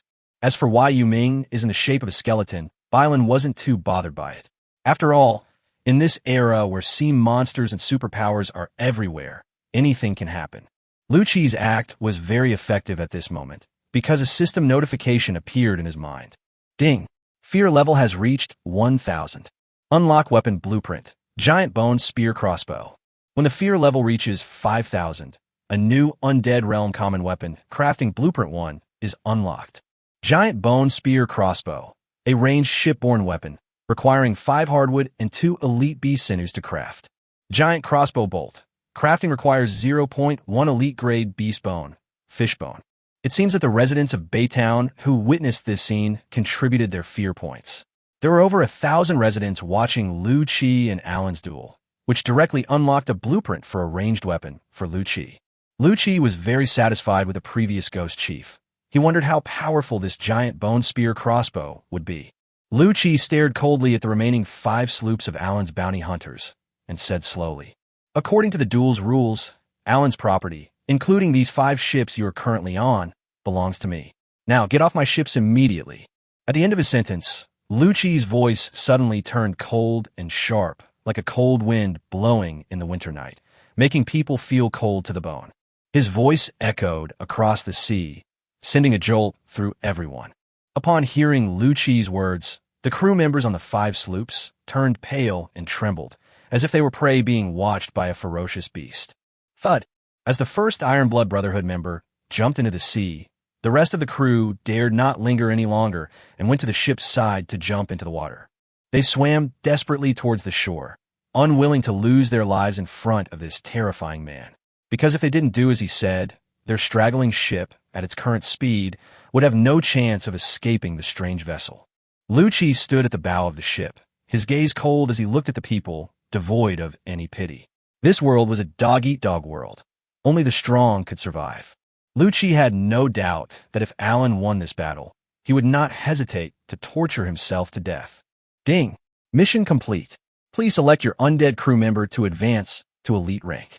After a brief moment of thought, Lu Qi decided to promote Rose to elite level first, and it would be plenty of opportunities for Jack later. After Lu Qi confirmed it, a black light enveloped Rose C, and her bones became even more resilient, her strength advancing to the elite level.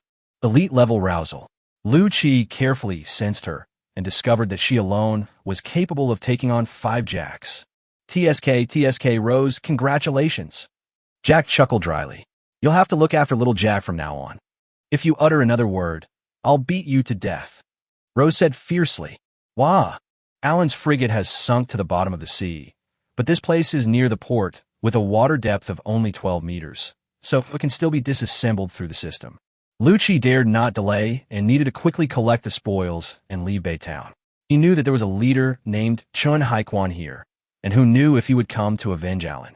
The system dismantles the frigate and 5 dhows on the seabed. Decomposition in progress.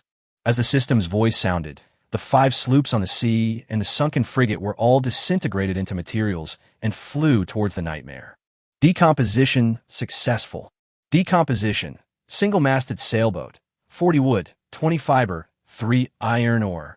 Disassembly. Frigate. 300 wood, 200 fiber, 35 iron ore, 10 hardwood, 5 copper ore, 5 elite-grade animal hide. The sheer volume of material piled up on the nightmare instantly lowered the ship's freeboard, threatening to sink it.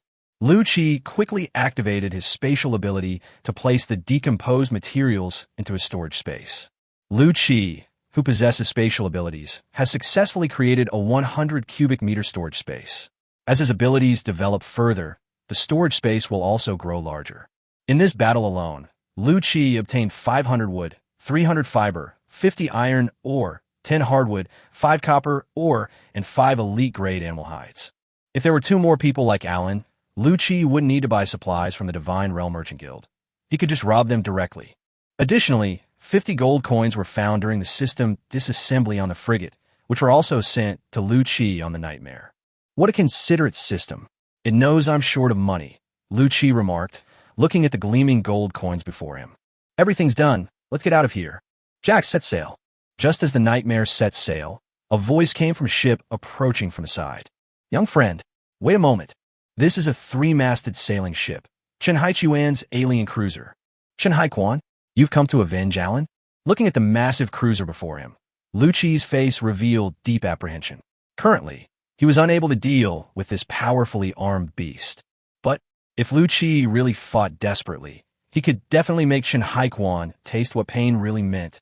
Chapter 16, 7 days later, exploring the Golden Kingdom. Chen Haikwan was an elderly man with white hair, whose appearance gave him an air of otherworldly wisdom. He stroked his long beard and slowly said, Young friend, you worry too much. Alan was outmatched in skill during the duel, yet he didn't follow the rules. His death was entirely his own fault. I have come here today to invite you to join our Haiwan town. What do you think, young friend? Seeing that Chen Haikwan had no intention of standing up for Alan, Lucci finally felt relieved. He cupped his hands in a respectful gesture to Chen Haikwan, his attitude very sincere. Mr. Chen, thank you very much for your kindness. However, I don't like being controlled by any power, and I have no intention of joining any faction for the time being. Chen Haikwan laughed heartily, a hint of admiration and regret flashing in his eyes. In this cruel era, someone like you who can fight alone is truly rare. If you change your mind in the future, you can always come to me. The doors of my Haiwan town will always be open for you. Chen Haichuan's visit was indeed motivated by a love for talent. A person with A-level spatial abilities is extremely rare, like a dazzling pearl that cannot be ignored. Now that he's getting older, and with Rising Sun City constantly eyeing Baytown, he needs to recruit some promising new blood for the town. He sees potential in Lucci, but understands he can't force it. Young friend, in 7 days, the secret realm of the Golden Kingdom will open. Would you be willing to explore it with us then? You know, the Golden Kingdom is extremely dangerous. It's always safer to travel together. Chen Haikwan invited with a sincere tone. Given Lucci's current combat strength, which far surpasses that of an elite, it's worthwhile for him to try and win him over. Upon hearing this, Lucci frowned slightly and asked in confusion, The Golden Kingdom? Seeing this, Chen Haikwan patiently explained, The Golden Kingdom was discovered 8 years ago. That sea area shouldn't belong to our Blue Star, but the entrance to the Golden Kingdom opens every 3 years. Legend has it that it contains many precious treasures, and many have found natural fruits and alien cores there. Natural fruits can grant people supernatural abilities, while alien cores, if implanted into ships, can give those ships special abilities. The value of these 2 treasures is self-evident. After listening to Chun Haichuan's story, Lu Qi's eyes flashed with a bright light, and he said, "Okay, I will arrive at Haiwan Town on time in 7 days."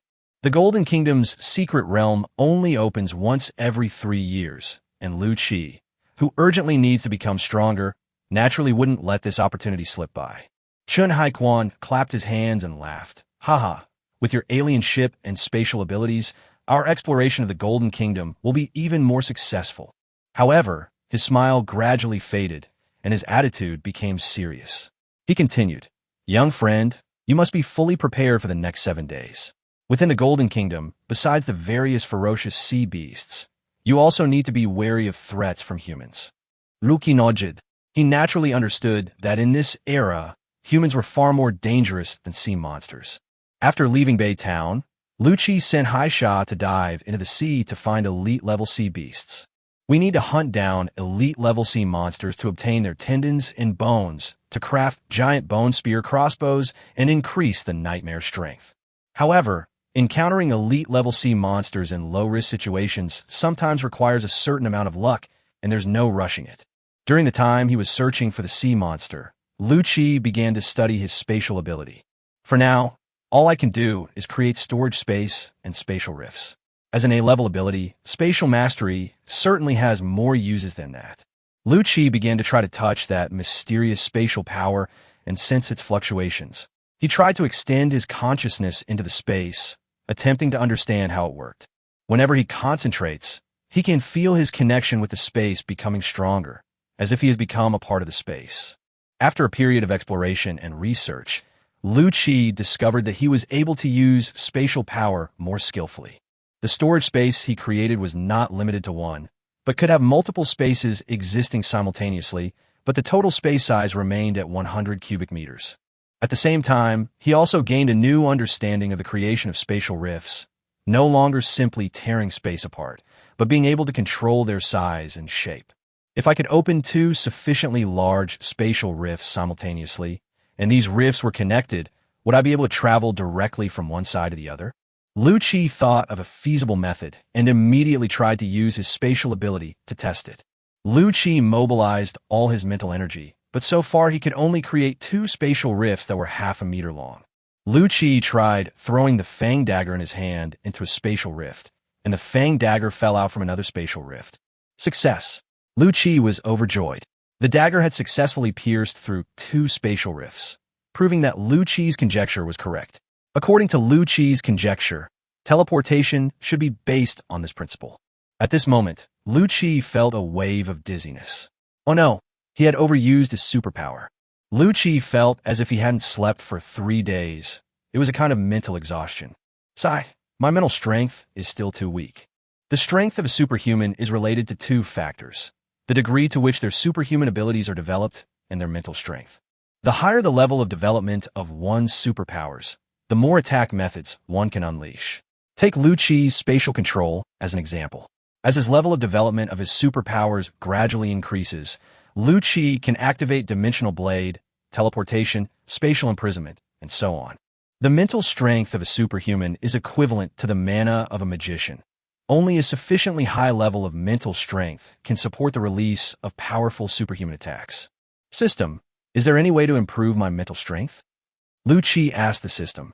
As the host uses their abilities more frequently, their mental strength will slowly increase. In addition, the host can increase mental strength through meditation. By repeatedly exhausting mental energy, the host's mental energy is enhanced. By using rare and precious materials that can enhance mental strength. Is there any information on how to meditate? The meditation introductory manual is already available. The host can view it at their convenience. Lu Qi immediately opened the book and began to read it carefully. According to the book, meditation is very simple. You only need to use your mind to feel the world. The clearer your mind is, the more efficient your meditation will be. After finishing the book, Lu Qi closed his eyes and began to meditate. He took deep breaths, relaxed his body, and let his mind immerse itself in silence. He imagined himself standing in a boundless space, surrounded by endless darkness and nothingness. He felt incredibly small, yet also connected to the universe. Chapter 17, Creative Space Skills. He began to release his spiritual power into this space, letting it permeate the air. He felt his spiritual power flowing through the space, as if exploring the mysteries of the universe.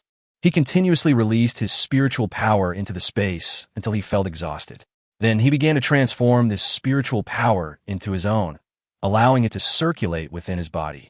He felt these spiritual energies flowing through his body, from the top of his head to the soles of his feet, from his heart to his fingertips. He felt his body filled with these spiritual energies, as if he had become an energy body. Finally, he withdrew this spiritual energy into his own mental world, allowing it to settle deep within his heart.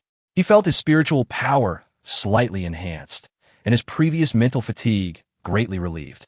Lucci opened his eyes and realized that he had been sitting there for several hours.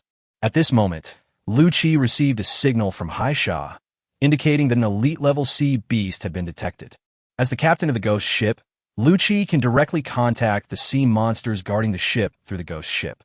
Lucci immediately ordered the sea fiend to entangle the opponent. After the sea fiend devoured the flesh of the deep-sea wolf fish last time, it had grown quite a bit. Although it had not yet reached the elite level, it still had no problem entangled the opponent. Jack, raise the sails, head towards 050, full speed ahead. Heading to 050, full speed ahead. Like a black phantom galloping across the ocean, the nightmare immediately changed direction and sped towards the location of the sea fiend. The ship weaved through the waves, like a cheetah racing across the plains, leaving trails of surging spray in its wake. The sea demon pulls the other party to the surface of the water. Upon receiving the order, the sea demon gradually shifted the battlefield from deep water to shallow water. As Lucci slowly approached Haisha, he saw the true form of this elite-level sea beast, a sea dragon beast nearly 7 meters long. Jack rubbed his chin with his right hand, observing as he said, "Wow, judging by its size, it should be at the peak of elite strength. It'll probably evolve into a boss-level being in a while." Rose glanced at Jack and said, feigning disdain, "Scared?" Jack was taken aback, then quickly said, "Who's afraid? How could the famous Jack be afraid? I just have a bit of diarrhea today." Although Jack was stubborn, he couldn't hide the hint of guilt in his eyes. This sea dragon was no ordinary creature, and Jack was genuinely a little intimidated. Rose looked at Jack with a smile in her eyes, but said nothing more. Jack and Rose fired the heavy crossbows. "Yes, Captain." Jack and Rose responded in unison, and the two of them maneuvered the nightmare's heavy crossbow, shooting it accurately into the sea dragon's body with 2 whooshing sounds. "Ah!" The sea dragon roared in pain, ignoring the sea monster on its back, and used all its strength to swim quickly toward the nightmare. In its eyes, this small sailboat was easy to capsize with a single ramming motion, and then it could slowly deal with the annoying octopus on its back. Seeing the sea dragon beast charging menacingly, Lucci showed no intention of dodging, and the nightmare sailed straight toward the sea dragon beast. "Sea demon, stay away from the sea dragon beast." Lucci ordered Haisha to stay away from the sea dragon beast, as he wanted to try out the skill he had just invented. Upon receiving the order, the sea fiend swung its 8 tentacles and quickly detached itself from the sea dragon beast's body. As the nightmare approached the sea dragon, Lucci took a deep breath, tensed his nerves, and fully mobilized his mental energy. He stared ahead and saw the sea dragon beast hurtling towards them at an astonishing speed, while in front of it, a narrow spatial rift was gradually forming. The sea dragon seemed to sense danger. Driven by instinct, it swiftly swam to the right, attempting to avoid the expanding spatial rift. However, this was a trap cleverly set by Lucci right to the sea dragon's right. Another spatial rift, half a meter long, appeared. The sea dragon was too fast to dodge and crashed head-on into the spatial rift. Normally, if a spatial rift is already stable, nothing will harm it. This is because a spatial rift only cuts through the space it occupies for a brief moment after its formation. Once formed, it does not damage objects. However, just as the massive body of the sea dragon was about to touch the spatial rift, the half-meter-long rift suddenly began to vibrate at an extremely high frequency. This vibration instantly turned the previously safe spatial rift into an incredibly sharp one, like a stationary cutting machine. The immense force of the impact ripped a massive, half-meter-long gash across the sea dragon's body. Half of its torso was cleanly severed, and its internal organs and blood gushed out instantly. Such devastating power instantly claimed the life of this elite peak-level sea dragon. At this moment, the crowd on the Nightmare was completely silent, as if shrouded in magic, staring in disbelief at the scene before them. Captain, that's it? That's incredible. Jack stared wide-eyed, his face filled with disbelief. He couldn't believe his eyes. The captain's strength was so immense that he had instantly killed the arrogant, elite-level sea dragon beast with a single blow. Even the usually calm and composed Rose couldn't hide her shock at this moment. Superhumans are truly the darlings of heaven. The captain's strength was only at the ordinary level, but he could kill an elite peak with a single blow using his spatial ability, which was truly terrifying. Rose pondered to herself, her gaze towards Lu Chi filled with awe. This is a skill that Lu Chi created not long ago. He named it Space Saw, and now it seems that the effect is exceptionally good. However, Lu Chi's head began to feel drowsy again, and his head ached terribly. It seemed that with his current mental strength, he could only support himself to unleash the Spatial Saw once. The reason the Spatial Saw is so effective is mainly due to the overwhelming spatial division it creates. Lu Chi hasn't yet discovered anything that can withstand such spatial division. This is probably why Spatial Mastery is rated as an A-level ability. Although the Space Saw looks terrifyingly powerful, it has many limitations in its use. For example, the Space Saw cannot be moved and is only suitable for waiting for the opponent to run into it.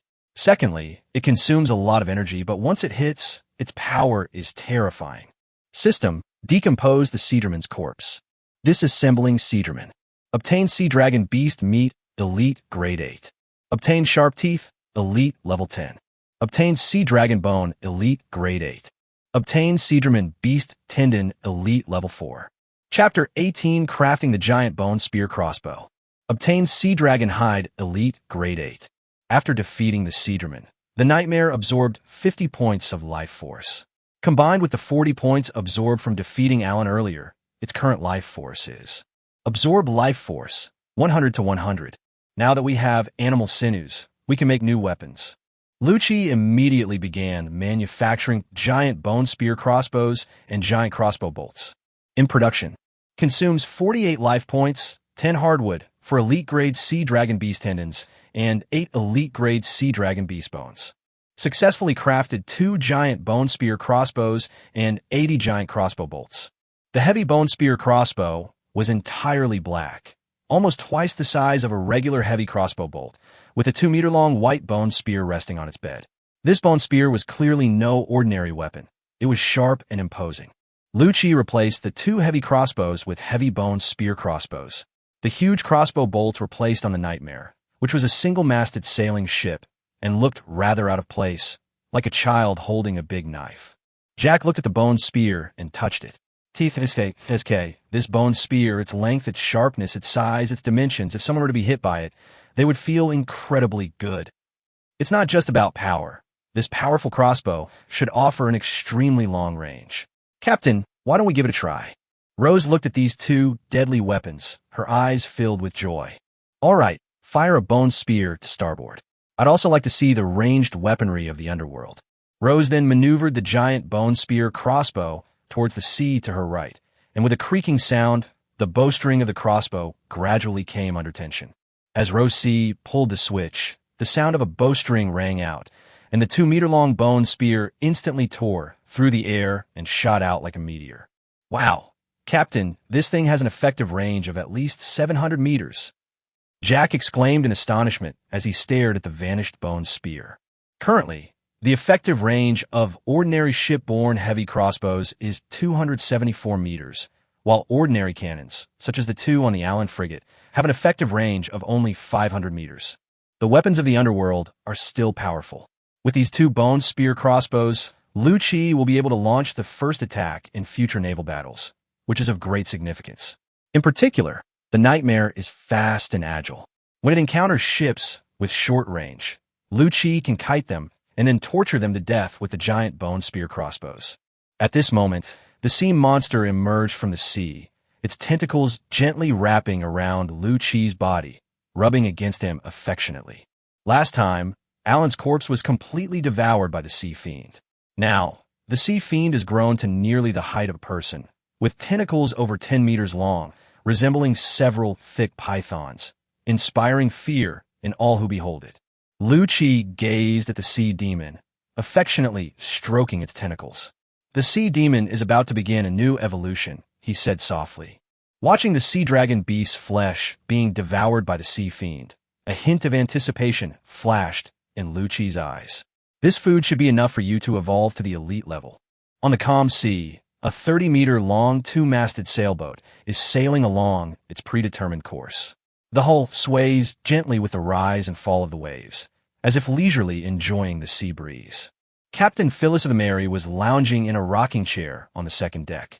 Their mission was to transport 200 tons of iron ore, and their destination, Seven Treasure City, was just ahead. We'll arrive in Qibao City tomorrow. I'm going to find a girl and have some fun then, Phyllis's face beamed with anticipation. The voyage of more than half a month had left him exhausted, but tomorrow it would all be over. He could then use the freight he earned to get a good rest in Qibao City. However, at that moment, the lookout suddenly shouted nervously, "Captain, an unknown vessel has been spotted behind us and is rapidly approaching." Phyllis didn't pay much attention at first, but continued to observe, thinking it might just be a fellow cargo ship. There were many cargo ships on this route, so Phyllis wasn't particularly worried. But the sailors shouted even more urgently, "Captain, it's not a cargo ship. It's pirates. They're flying a pirate flag. They're so much faster than us. I've never seen a ship that fast." Upon hearing that it was a pirate ship, Captain Phyllis jumped up from his rocking chair. "What? Aren't these pirates afraid of the patrolling navy?" He immediately grabbed his binoculars and looked behind him, where he saw a completely black frigate-class two-masted sailing ship rapidly approaching. The black skull and crossbones flag on the mast fluttered in the sea wind, adding to the ship's aura of death. Phyllis felt his heart race. Damn it, it was the Black Flag pirates. They were special ships. They weren't as fast as them. He knew this meant they might not be able to escape the pirates' pursuit. "Quickly, ring the alarm. Get all the brothers out here. We'll fight him." Phyllis quickly issued the order. As the alarm rang, the crew of the Mary rushed out from their posts. The Mary currently has 25 crew members and is equipped with 10 heavy crossbows. As a commercial cargo ship, the Mary had a wider hull, which allowed it to carry a larger cargo, but also meant a lower speed and greater bulk. As the Black Flag pirate ship rapidly approached from behind, Phyllis couldn't help but break out in a cold sweat. He had heard of this pirate crew. Although it was only a D-class pirate crew, they possessed a unique ship with the ability to travel at top speed. This caused the Navy to fail in its attempts to encircle and suppress them on numerous occasions. The Black Flag pirates were always able to escape the Navy's pursuit thanks to their excellent speed. Salazar took a big gulp of his drink, staring at the two-masted cargo ship before him with a bloodthirsty look in his eyes. "What great luck! I've run into another lone, fat sheep. Once I've done this job, I'll have saved enough money to convert the Black Flag into a cruiser." Haha. He let out a burp, then drew his revolver from his waist, fired a shot into the sky, and laughed wildly. "Haha, men, kill them all." At Salazar's command, the pirate ship's cannons roared, the deafening sound echoing across the sea. Fire and smoke mingled, painting a picture of death. The crew of the Mary panicked amidst the gunfire, their bodies constantly being blown to pieces, screams and wails filling the entire cabin. Despite the Mary's crew's continuous firing of crossbow bolts in retaliation, the pirate ship still managed to catch up. Seeing that they were close enough, Salazar whistled, signaling for boarding action. "Men, let's engage in boarding action and slaughter the fat sheep." Chapter 19: Hunting the Alien Ship Black Flag. He led the charge, commanding over 30 ferocious pirates who leaped from the high mast, ropes in hand, and swung towards the Mary. Their eyes gleamed with a savage and cruel light, as if anticipating the victory and prey that lay ahead. As soon as the pirates landed on the Mary, they swiftly drew their swords and attacked the Mary's crew. Their movements were quick and precise, the blades gleaming coldly in the sunlight. Once the Mary, a cargo ship, was targeted by pirates, its fate was sealed. 15 minutes later, all the crew members of the Mary, including more than 10 from the Phyllis, gave up resistance and surrendered. They were all tied up and then given a Black Flag. Next, if their families cannot pay the ransom, they will be sold into slavery. If they're not even worth enough to be sold as slaves, then there is only one outcome for them: death. "Captain, this sheep is quite fat. I just went out to take a look, and the hold is full of iron ore. If we sell it, we can get at least 100 to 200 gold coins." The first mate reported excitedly. Captain Salazar couldn't help but feel smug. "Haha, good. Tonight, when we get back, I'm going to treat the brothers to a good time. Women and drinks, plenty of them. Upon hearing this, the pirates of the Black Flag couldn't help but cheer. Just then, the sharp-eyed first mate seemed to have spotted something. He pointed to the right and said, "Captain, it looks like a sloop is coming this way."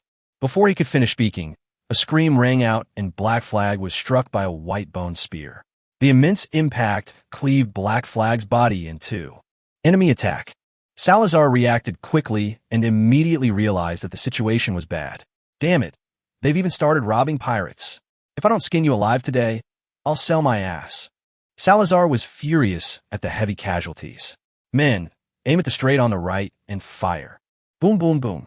All 10 cannons on the port side of the Black Flag opened fire instantly, their shells sending up a spray of water. "Captain, the range is too short," the gunners shouted anxiously. "How is that possible?" Salazar exclaimed. "The crossbow bolts from the other side are already coming at us. Could it be that the cannons we bought from the gunpowder masters at great expense have a shorter range than their crossbow bolts?" However, reality is cruel. As the sound of something cutting through the air came again, a 2-meter-long bone spear struck the Black Flag's hull once more, the immense force creating a nearly 3-meter-wide hole on the Black Flag's port side. "Are you kidding me? What kind of weapon is this?" Salazar stared in disbelief. "Is this still a crossbow? Are you sure the other side isn't using an anti-material sniper rifle on me?" "No, we can't take a hit here. If the enemy hits the Black Flag's hull below the waterline, the Black Flag will be finished." Salazar's eyes were filled with ferocity. "Raise the sails. Full speed ahead of that straight sailboat. I'm going to skin him alive." Immediately afterwards, a flash of light appeared on the Black Flag's hull, and then its speed suddenly increased to a terrifying 30 knots. Currently, the speed of ordinary frigates is generally between 10 and 15 knots. This is precisely the Class D special ability of the alien ship Black Flag, wind control. The one who just attacked the Black Flag pirates was Lu Chi. "Good. Raise the sails, I want to clash with them." Lu Chi's eyes were filled with fighting spirit. The two sides were rapidly closing the distance, and Rose and Jack fired 2 more bone spears at Black Flag. The Black Flag ship, which was hit, shook violently for a moment, and 2 large holes were blasted into its bow by the bone spear. Seeing his beloved ship so badly damaged, Salazar, who was at the helm, slammed his fist on the rudder. "Damn it, what kind of weapon is that?" Fortunately, the two sides were now close to 500 meters apart, within artillery range. Salazar roared, "Give us a good blast." In an instant, the cannons roared in unison, deafeningly loud. Fortunately, the Black Flag was facing the Nightmare head-on, so the cannons on the sides could not attack effectively, and only the cannons at the bow were firing.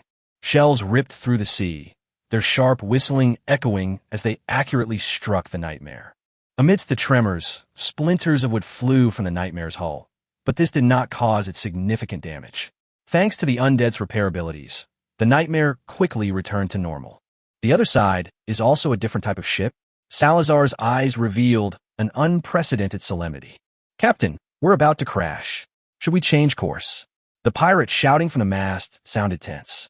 The scene before them was unbelievable. The two ships were approaching each other at an incredible speed, bow to bow, with almost equal momentum, like needles clashing against weed-ons. Salazar's eyes flashed with annoyance. "What are we afraid of? We're much bigger than them. Do you think a frigate is afraid of a sluice? Full speed ahead. Ram them." With a roar, Black Flag's speed increased instantly, like a wild beast charging fearlessly toward its opponent. However, just as the two ships were about to collide, a huge phantom suddenly emerged from the ram of the Nightmare, the shadow of a sea dragon, ferocious and enormous. The sea dragon phantom roared and slammed violently into the hull of the Black Flag. The force of the collision was so immense that it defied description. The relatively smaller Nightmare crashed into the Black Flag's bow, its entire ship plunging straight into the Black Flag's hull as if sliced through tofu. The 6 pirates were thrown directly into the sea by the enormous impact. "You bastards, I'm going to kill you all." Seeing his Black Flag, which he cherished as his life, destroyed in such a state, Salazar was furious. He pulled out his revolver and led the pirates to charge at the strait that had been embedded in the ship's hull. The Black Flag has a total of 48 pirates, and its captain, Salazar, is of elite strength. Salazar was furious to see that there were only 3 people on the single-masted sailboat that attacked them. How dare they attack the Black Flag pirates with just 3 people? Before the pirates could launch their attack, suddenly, 8 tentacles shot out from under the Nightmare's hull, swiftly seizing 8 pirates. Amid their screams, the tentacles dragged them directly into the water, disappearing into the deep sea. Captain, second officer, beware of enemy escort sea monsters underwater. A sharp-eyed lookout immediately warned. Upon hearing this, Salazar immediately ordered, "Second mate, take your men down and deal with that sea monster." "Yes, Captain," the second mate replied without hesitation. He gritted his teeth, took off his clothes, and resolutely led 20 pirates into the sea. Chapter 20 Hunting the Special Forces Ship Black Flag 2. Salazar, with the remaining 20 pirates, continued to attack Lu Chi and his companions. Rose immediately stepped forward, nimbly dodging a pirate's longsword, her dagger plunging into his neck like a venomous snake. She moved with the lightness of the wind, swiftly drawing her dagger and attacking the next pirate. However, the blood gushing from the pirate's neck proved that her seemingly effortless attack was actually deadly. Jack was now incredibly fierce, and a pirate swung his long sword at him. "Bring it on." Jack showed no sign of backing down, and his sword thrust straight at his opponent. A chilling sound of bones breaking followed, and 5 of Jack's right ribs were cleanly severed. However, to everyone's astonishment, Jack seemed completely oblivious, his sword slicing open the other's neck from the side, leaving a bloody wound. The pirate's eyes were filled with astonishment and disbelief as he slowly collapsed onto the deck. If it were a human, being stabbed like that would surely result in disembowelment and blood splattering everywhere. However, Jack isn't undead, so to him, it was merely a few broken ribs, utterly insignificant. "Haha, that's awesome. Come on, let's make your Uncle Jack feel good again." Although Jack's strength was only at an average level, his ferocity and fearless, life-or-death fighting style terrified the pirates. Salazar immediately recognized Lu Chi as the captain of a ship. Without hesitation, he raised his revolver and locked the sights firmly onto Lu Chi. Bang! As the gunshot rang out, the black-robed man in front of them was completely unaffected, because the bullet passed through the gaps in the bones beneath Lu Chi's black robe. What the heck? Salazar was startled. He realized that something was wrong with the 3 people in front of him. They didn't seem like normal humans. "I refuse to believe you won't die if I hit your head." Salazar hesitated no longer, aiming at Lu Chi's head again, ready to pull the trigger. However, in that split second, Lu Chi moved. He waved his hand lightly, as if he were waving a feather. Salazar felt a jolt in his heart, an unprecedented sense of crisis washing over him, a combat instinct he had cultivated over years of fighting. He lunged to the right, and a sharp whistling sound of air tearing rang in his ears. A faint spatial rift was slowly dissipating above, where he had just been standing. "You're a space-time ability user." Salazar's eyes nearly popped out of their sockets. His heart was filled with shock and fear. He thought he had been lucky enough to have slaughtered a fat sheep, but he never expected that there was another bird lurking behind him. "You got it right. So here's your reward. Go die." Lu Chi's lips curled into a cold smile. He activated his supernatural power once more, and a mysterious force instantly distorted the space around Salazar. "No, I surrender. I can be your subordinate." Before Salazar could finish speaking, his head split in 2 as a spatial rift appeared. Blood and brain matter splattered out, instantly staining the surrounding sea red. The spatial rift appeared only for a fleeting moment before vanishing without a trace, and the space returned to its original state as if nothing had ever happened. However, Salazar's head, torn apart by the spatial rift, could never be restored. "Captain!" With a gasp, all the pirates' eyes were instantly drawn to Salazar. Clearly, Salazar, with only half a head remaining, was dead. "I surrender." A faint voice suddenly drifted on the sea breeze, drawing everyone's attention. It was the tall, burly pirate, who raised his hands and shouted in despair. "The captain is dead. We have no way to survive." "I surrender." As he shouted, the other pirates seemed to have their spines removed, and they all put down their weapons and raised their hands. "We surrender. We surrender." With Salazar's death, the dozen or so surviving pirates all lost their will to fight and surrendered. As for the second mate and the 20-odd pirates who had just jumped into the sea, well, according to Shah, they tasted pretty good. The Sea Fiend has now successfully advanced to an elite-level sea monster, standing 2 meters tall with tentacles over 20 meters long. Each tentacle is as thick as a bucket, and for pirates to jump into the water to fight, it is tantamount to suicide. Tie them all up. Rose and Jack immediately accepted the order. At this moment, Jack took off his black robe, revealing his skeletal body, and complained, "Captain, please heal me. That pirate cut off 5 of my ribs, and now it's difficult for me to walk." Lucci nodded slightly. Then, a plume of black smoke drifted out from the ghost ship, resembling a black dragon, swirling and dancing in the air. It was then absorbed by Jack, transforming into a force that flowed into his body. Jack's ribs were visibly healing under the nourishment of the black smoke. Consuming 1 point of life force, the undead crew member was successfully healed. Remaining life force is currently 99 to 100. Skeleton. My God, are we fighting the devil? Seeing Jack's appearance, the dozen or so surrendered pirates turned pale with fear, each contributing 10 points of fear value to Lucci. The stronger the pirate, the more fear value they provided. It seems that skeletons are still the best way to scare people. Lucci has decided that he should take off his clothes whenever he has nothing to do, and scare people more to increase his fear level. By this time, Rose had bound all the pirates and brought the captured crew of the Mary before Lucci. They all looked exhausted, their hands bound with rough ropes. When Captain Phyllis saw Lucci, a glimmer of hope flashed in his eyes. "Are you a bounty hunter team? Thank you so much for rescuing us. I will be grateful to you. Are you the captain of that 2-masted cargo ship?" Lucci looked back at the Mary. "Yes, I am the captain of the Mary, and I hold a captain's certificate issued by the Sky Dome Empire's Navigation Association," Phyllis said, suddenly becoming proud. After all, obtaining a captain's certificate certified by the Sky Dome Empire was no easy feat. Moreover, he deliberately mentioned his identity as a citizen of the Sky Dome Empire to remind Lucci and his group that they were citizens of the Sky Dome Empire. He believed that as long as he revealed his citizenship of the Sky Dome Empire, Lucci and his group would not dare to easily infringe upon his property. Phyllis secretly pondered. At worst, I'll just give him a few gold coins as a reward. As long as he's not a pirate, he won't dare to rob the property of the citizens of the Sky Empire. Chapter 21: Plundering Alien Ship Abilities. Wind Control. The Sky Empire is currently the most powerful force on the entire Blue Star, and the 50 most fertile lands on Blue Star are under its control. In opposition to this is the Deep Sea Alliance, which controls approximately 30% of the land on Blue Star. Currently, the Deep Sea Alliance and the Sky Empire are constantly clashing at their borders, but both sides are still exercising restraint and no full-scale war has broken out yet. However, the battle between their proxies has never ceased.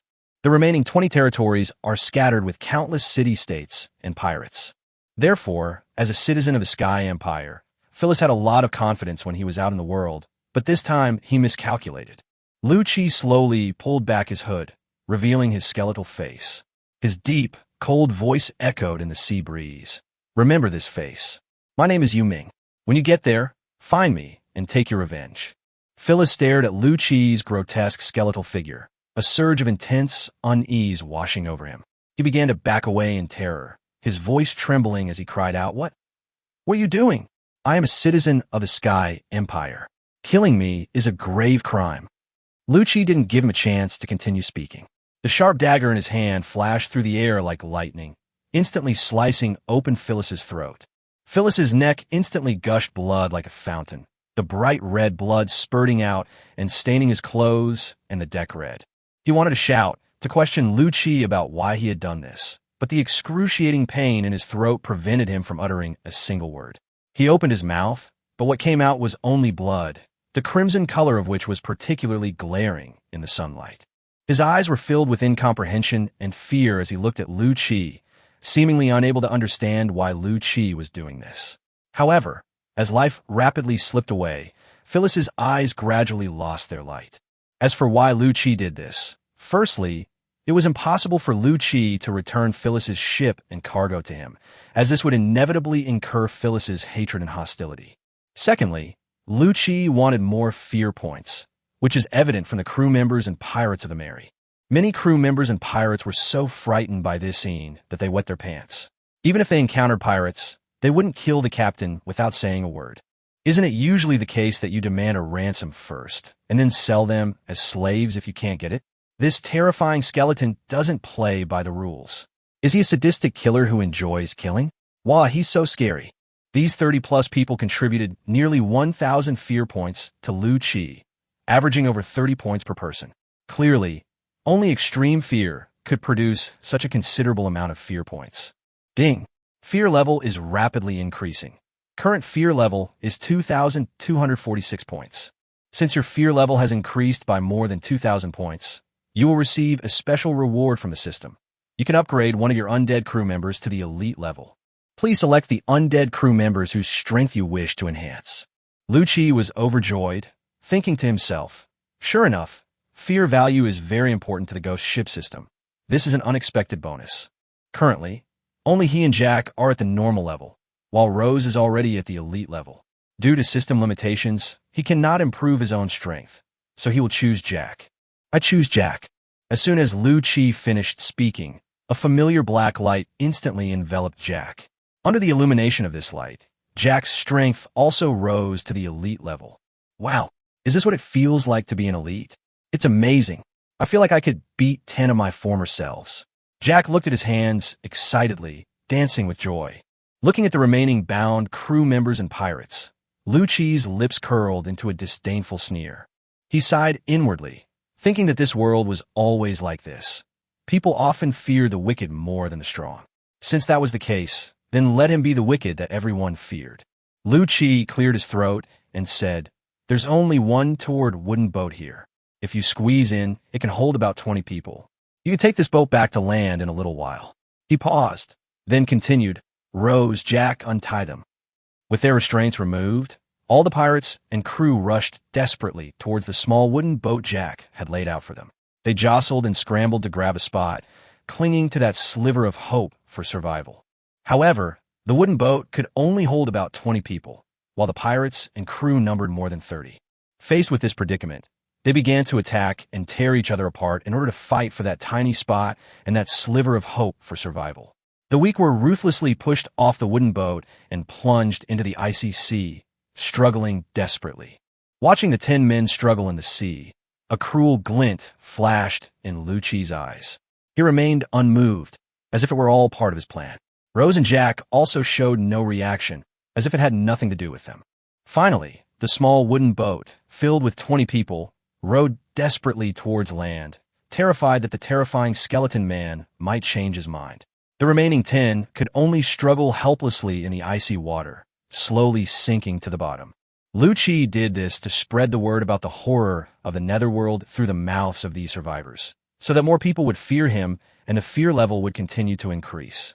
As for whether letting these people go back would invite retaliation or even a warrant for their arrest by the Navy, Lu Qi never considered it. Having died once, he knew that as long as he was strong enough, everyone around him would be friendly and kind. Weakness was the original sin. Now it's time to deal with the loot. Jack, Rose, you two should search thoroughly. There's bound to be a Black Flag pirate's treasure chest here. Lu Qi looked at the Black Flag ship, the first alien ship he had captured. It seemed that the ship's ability was speed-related. It must be said that if the Black Flag had turned and fled during the battle, the Nightmare wouldn't have been able to catch it, given its speed of 30 knots. System: activate the ghost ship's looting capability, target Black Flag. The owner of the Black Flag has been killed by its host. The main structure of the Black Flag is intact and can be looted. 10% success rate in looting. Ding. Since Plunder is an S-rank ability and Black Flag's wind control ability is a D-rank ability, there's a level suppression, increasing the success rate of Plunder to 80%. Successful Plunder. Ghost ship gains new ability, Wind Rider. Rank D, ghost ship's movement speed is increased by 50 for 1 hour. Seeing the system notification, Lu Qi couldn't help but show a hint of joy. He valued this new ability highly. Although wind control was only a D-rank ability, it was extremely practical. With this ability, the Nightmare would be much more at ease when pursuing or retreating. To be honest, Lu Qi thought to himself that it was a bit too low a level to only be rated D for such a useful ability as wind manipulation. Chapter 22, Getting Rich. At that moment, Jack's cheerful voice came from inside the Black Flag's cabin. "Captain, you've struck it rich, Captain. This old guy is really wealthy." Jack, carrying a tattered box, excitedly ran up to Lu Qi and said with a joyful expression, "Captain, guess how much money is in this treasure chest?" Lu Qi looked at the dilapidated wooden box, somewhat surprised. He said in a deep voice, Jack, are you sure there's money in this broken box? Of course I'm sure, Jack said smugly. Guess how many gold coins are inside? Rose walked over from the side, looking at the box in Jack's hand with curiosity, and urged, Okay, stop being mysterious. Just tell me. All right. Jack scratched his head and said, There are a full 700 gold coins inside. 700 gold coins. How many ships did that old Salazar steal? Lucci and Rose C. stared at Jack in astonishment. They never expected that the wooden crate would contain such a huge fortune. 700 gold coins, enough to buy 7 brand new frigates. Salazar is probably saving up to upgrade the Black Flag into a cruiser, and now it's all going to benefit me. Lucci glanced at the overflowing gold coin chest and pondered to himself. He guessed that Salazar must have died with his eyes wide open in anger. For the past 2 years, he had been scrimping and saving, living hand to mouth, and was about to save enough gold coins to upgrade the Black Flag to a cruiser. But Lucci took it away at the most crucial moment. Captain, once we get back to Baytown, we can register a bounty hunter group. Salazar has definitely been plundering merchant ships a lot lately. I reckon his bounty won't be low, Rose suggested. Lucci nodded. By the way, what kind of cargo is on that merchant ship? Lucci suddenly remembered a question and asked Jack. Captain, I just checked. The hold is full of iron ore. I estimate it's around 200 tons, Jack replied. Hearing Jack's answer, Lucci was overjoyed. Although this batch of iron ore is not gold coins, it is a very useful resource for their ships. Lucci arrived at the Mary and, with a wave of his right hand, loaded all 200 tons of iron ore carried by the Mary into the storage space. 200 tons of iron ore is equivalent to 600 units, which is worth about 180 gold coins. Disassembling the Mary yields 200 wood, 150 fiber, 30 iron ore, 5 hardwood, and 2 copper ore. Although the Mary was a 2-masted sailing ship like the frigate, it was designed for commercial transport and therefore used much inferior materials. As for the Black Flag, they were equipped with a total of 12 cannons made by gunpowder masters. Although Lucci looked down on cannons made with medieval technology, these things were really valuable. Currently, each of these ordinary cannons costs about 10 gold coins. A single cannon was worth the same as a sloop. So sloops were generally equipped with heavy crossbows because cannons were too expensive to afford. Lucci stuffed all the cannons and shells into his storage space, intending to sell them all to Bai Lin when he returned to Baytown. Next, Lucci also disassembled the Black Flag, obtaining wood 400, fiber 300, iron or 50, hardwood 12, copper or 10, elite grade animal hide 10. Both were 2-masted sailing ships, but the materials used in the Black Flag were clearly much better than those in the Mary, showing that Salazar had put a lot of effort into this ship. No wonder he was able to escape the Navy's encirclement and suppression so many times. Lucci stood aside, watching the various materials disassembled from the Black Flag, thinking to himself. Currently, Lucci's storage space contains the following supplies. Timber 1,175. Fiber 805. Iron or 733. Hardwood 42. Copper mine shaptis prezice. Animal hide elite grade 23. Sharp teeth elite 10. 12 ordinary cannons. 750 gold coins and 78 silver coins. I only need 3 units of copper or to gather enough materials to upgrade the Nightmare to a frigate. Lucci hadn't expected that the seemingly large amount of materials could be collected in such a short time. However, Lucci still needed the supplies ordered from the Divine Realm Merchant Guild because, firstly, he needed a stable channel to sell the stolen goods. Secondly, the Nightmare is incredibly resource-intensive. Who knows what terrifying amount of materials it will require to upgrade into a cruiser. When the Nightmare returned to Baytown, exactly 5 days had passed since the day it ordered supplies from the Divine Realm Merchant Guild. Upon reaching the shore, Lucci did not linger for a moment and headed straight for the Divine Realm Chamber of Commerce. Welcome. The receptionist at the entrance greeted him with a professional smile and a sweet voice. But Lucci ignored her and strode straight into the Chamber of Commerce. Call Bylan out to see me, Lucci said in a deep voice, ignoring the receptionist's enthusiasm. Do you have an appointment with President Bylan? The receptionist hesitated for a moment before asking cautiously. No, tell her my name is Yuming. Lucci said slowly, his aura exuding an undeniable air of authority. Okay, please wait a moment. I'll go get President Bylan right away. The receptionist clearly knew Lucci's background. Her expression showed some surprise. She quickly turned and left, saying to another staff member, Ailing, take Mr. Yuming to the VIP room to wait. Make sure you treat Mr. Yuming well. Led by Ailing, Lu Qi arrived at a luxurious VIP room. He sat on a soft sofa, surrounded by exquisite decorations and an elegant atmosphere. Not long after, the familiar clicking sound of high heels came from behind. The door was pushed open, and President Bailin walked in slowly, sitting gracefully opposite Lu Qi. Sorry to keep you waiting, Ghost. We have prepared the materials you needed. Her voice was full of competence and confidence. This is a list of all the materials you ordered. Bailin handed Lu Qi a detailed list. She clearly listed all the items and quantities, as well as the total price. Lu Qi took the list, didn't look at it, and asked directly, How much is it in total? His tone was very calm, as if he were asking a trivial matter.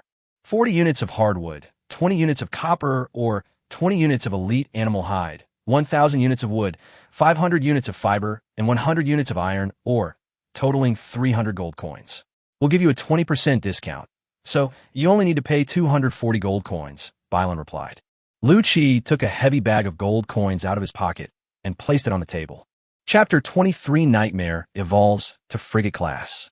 I have some cannons. Would your Divine Realm Merchant Guild buy them? Bailin's eyes lit up. Cannons were one of the most sought-after weapons during the Age of Exploration. Due to the limited number of gunpowder masters, cannons were always in short supply. The cannons, of course, are put away. Bailin smiled slightly and nodded in acknowledgement. Lu Qi glanced around and said, Let's find an open space. This place is too small to accommodate so many cannons. Bailin nodded slightly. She knew that Lu Qi was a space-type ability user. He then led Lu Qi to a spacious area. With a gentle wave of his right hand, Lu Qi summoned 12 cannons that appeared neatly from the storage space. Bailin looked at the cannons, slightly surprised. Clearly, this Mr. Yuming had plundered a powerful frigate in the past 2 days, but she wisely refrained from asking further questions, silently contemplating the value of the cannons. The cannons were in 60% new condition, with some wear and tear, and 107 shells remained. As a businesswoman, she knew that these cannons were not in too bad condition. Despite the wear and tear, they still had considerable value. Bailin pondered for a moment, then looked at Lu Qi seriously. Well, how about this? Our Divine Realm Merchant Guild will offer 80 gold coins to buy it. Is that acceptable to you? Lu Qi nodded slightly. Okay then, do you have any elite grade beast tendons and bones here? And hardwood? I need more. Once the Nightmare is upgraded to a frigate, its weapon slots will definitely increase. Lu Qi doesn't care for these ordinary cannons. He plans to equip them all with giant bone spear crossbows. However, this means he'll have to purchase materials like hardwood and animal sinews from the Divine Realm Merchant Guild. Yes, our Gulf branch has just replenished our warehouse inventory. Hardwood is 2 gold coins per unit, animal sinew is 4 gold coins per unit, and animal bone is 0.5 gold coins per unit. How much do you need? Bailin asked softly.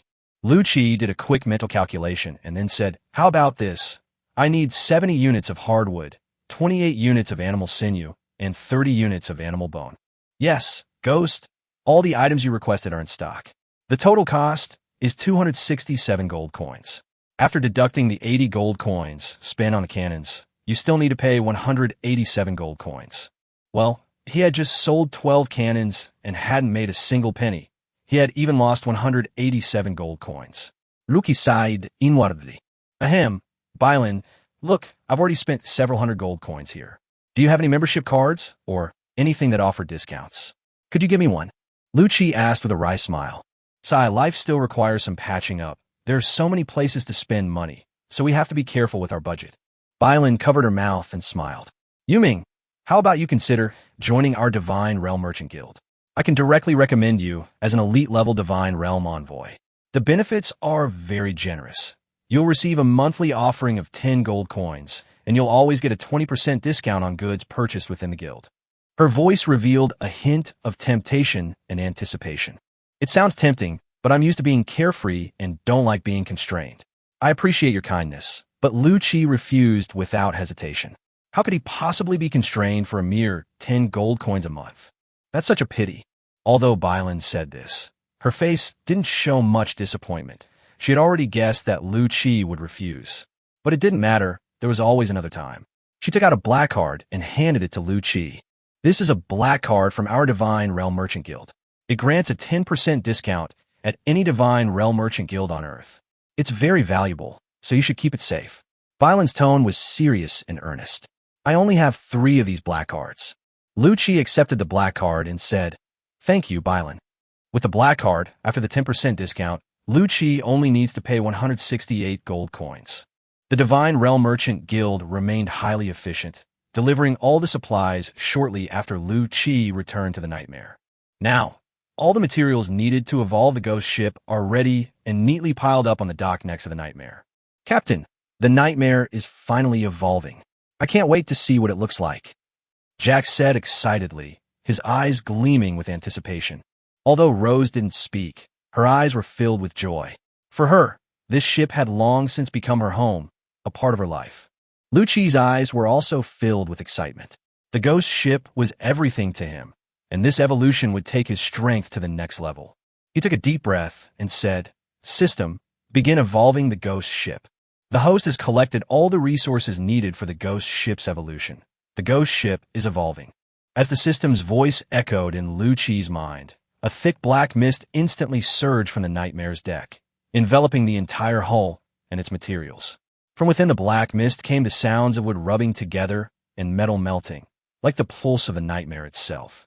Ding! The host can choose the following ghost ship evolution paths. 1. Speed and maneuverability. Ghost ships have a longer and narrower hull, making them faster and more maneuverable. 2. Protection and firepower. The ghost ship has a wider and thicker hull and stronger firepower and protection. After a brief consideration, Lucci chose speed and agility. The Nightmare, with its speed and agility combined with the ability to ride the wind, would be as elusive as a sea assassin. Host chooses speed, flexible, evolutionary direction. Ding! Evolution successful. The ghost ship has successfully evolved into a frigate-class ship. As the black mist slowly dissipated, the 3 saw what the frigate-class Nightmare looked like. The black mist flowed slowly across the Nightmare like a moving shadow, exuding a mysterious and majestic atmosphere. The 3 watched it all, their hearts filled with anticipation and excitement. The Nightmare underwent a dramatic transformation, evolving from a single-masted sailing ship into a 2-masted vessel, 30 meters long and 7 meters wide, becoming much larger and more robust. The 2 massive masts, reaching a height of 25 meters, seemed to have witnessed countless storms and trials. The deck was also rebuilt, with a second deck added to make the hull more resistant to sinking. At the same time, more than a dozen dark cannon ports were set up in the hull between the 2 decks. The Nightmare's hull, as always, exudes an aura of age and history, as if telling the story of countless adventures and battles it has endured. Its hull still appears somewhat worn. However, upon closer inspection, it becomes clear that the hull has not become fragile due to the erosion of time. On the contrary, it seems to have become more robust and durable because it has weathered so many storms and battles. The black mist emanating from the Nightmare, like wisps of pitch-black fog, appeared and disappeared intermittently, giving off an eerie and terrifying feeling. Coupled with a few slightly worn sails, the entire ship exuded a sinister and terrifying aura, as if it were a vessel from a ghost world. Chapter 24, registering a bounty hunter team. Lucci opened the Nightmare's system panel. Ghost ship, a frigate-class bimasted sailing ship. Captain, Lucci. Crew, 3 to 30. Can summon undead crew members, 27. Undead crew members are of normal level and cannot be summoned during combat. Weapons, large weapons 0 to 0, medium weapons 0 to 0, small weapons 3 to 14. Speed, 22 knots. Special abilities, undead repair, plunder, wind manipulation.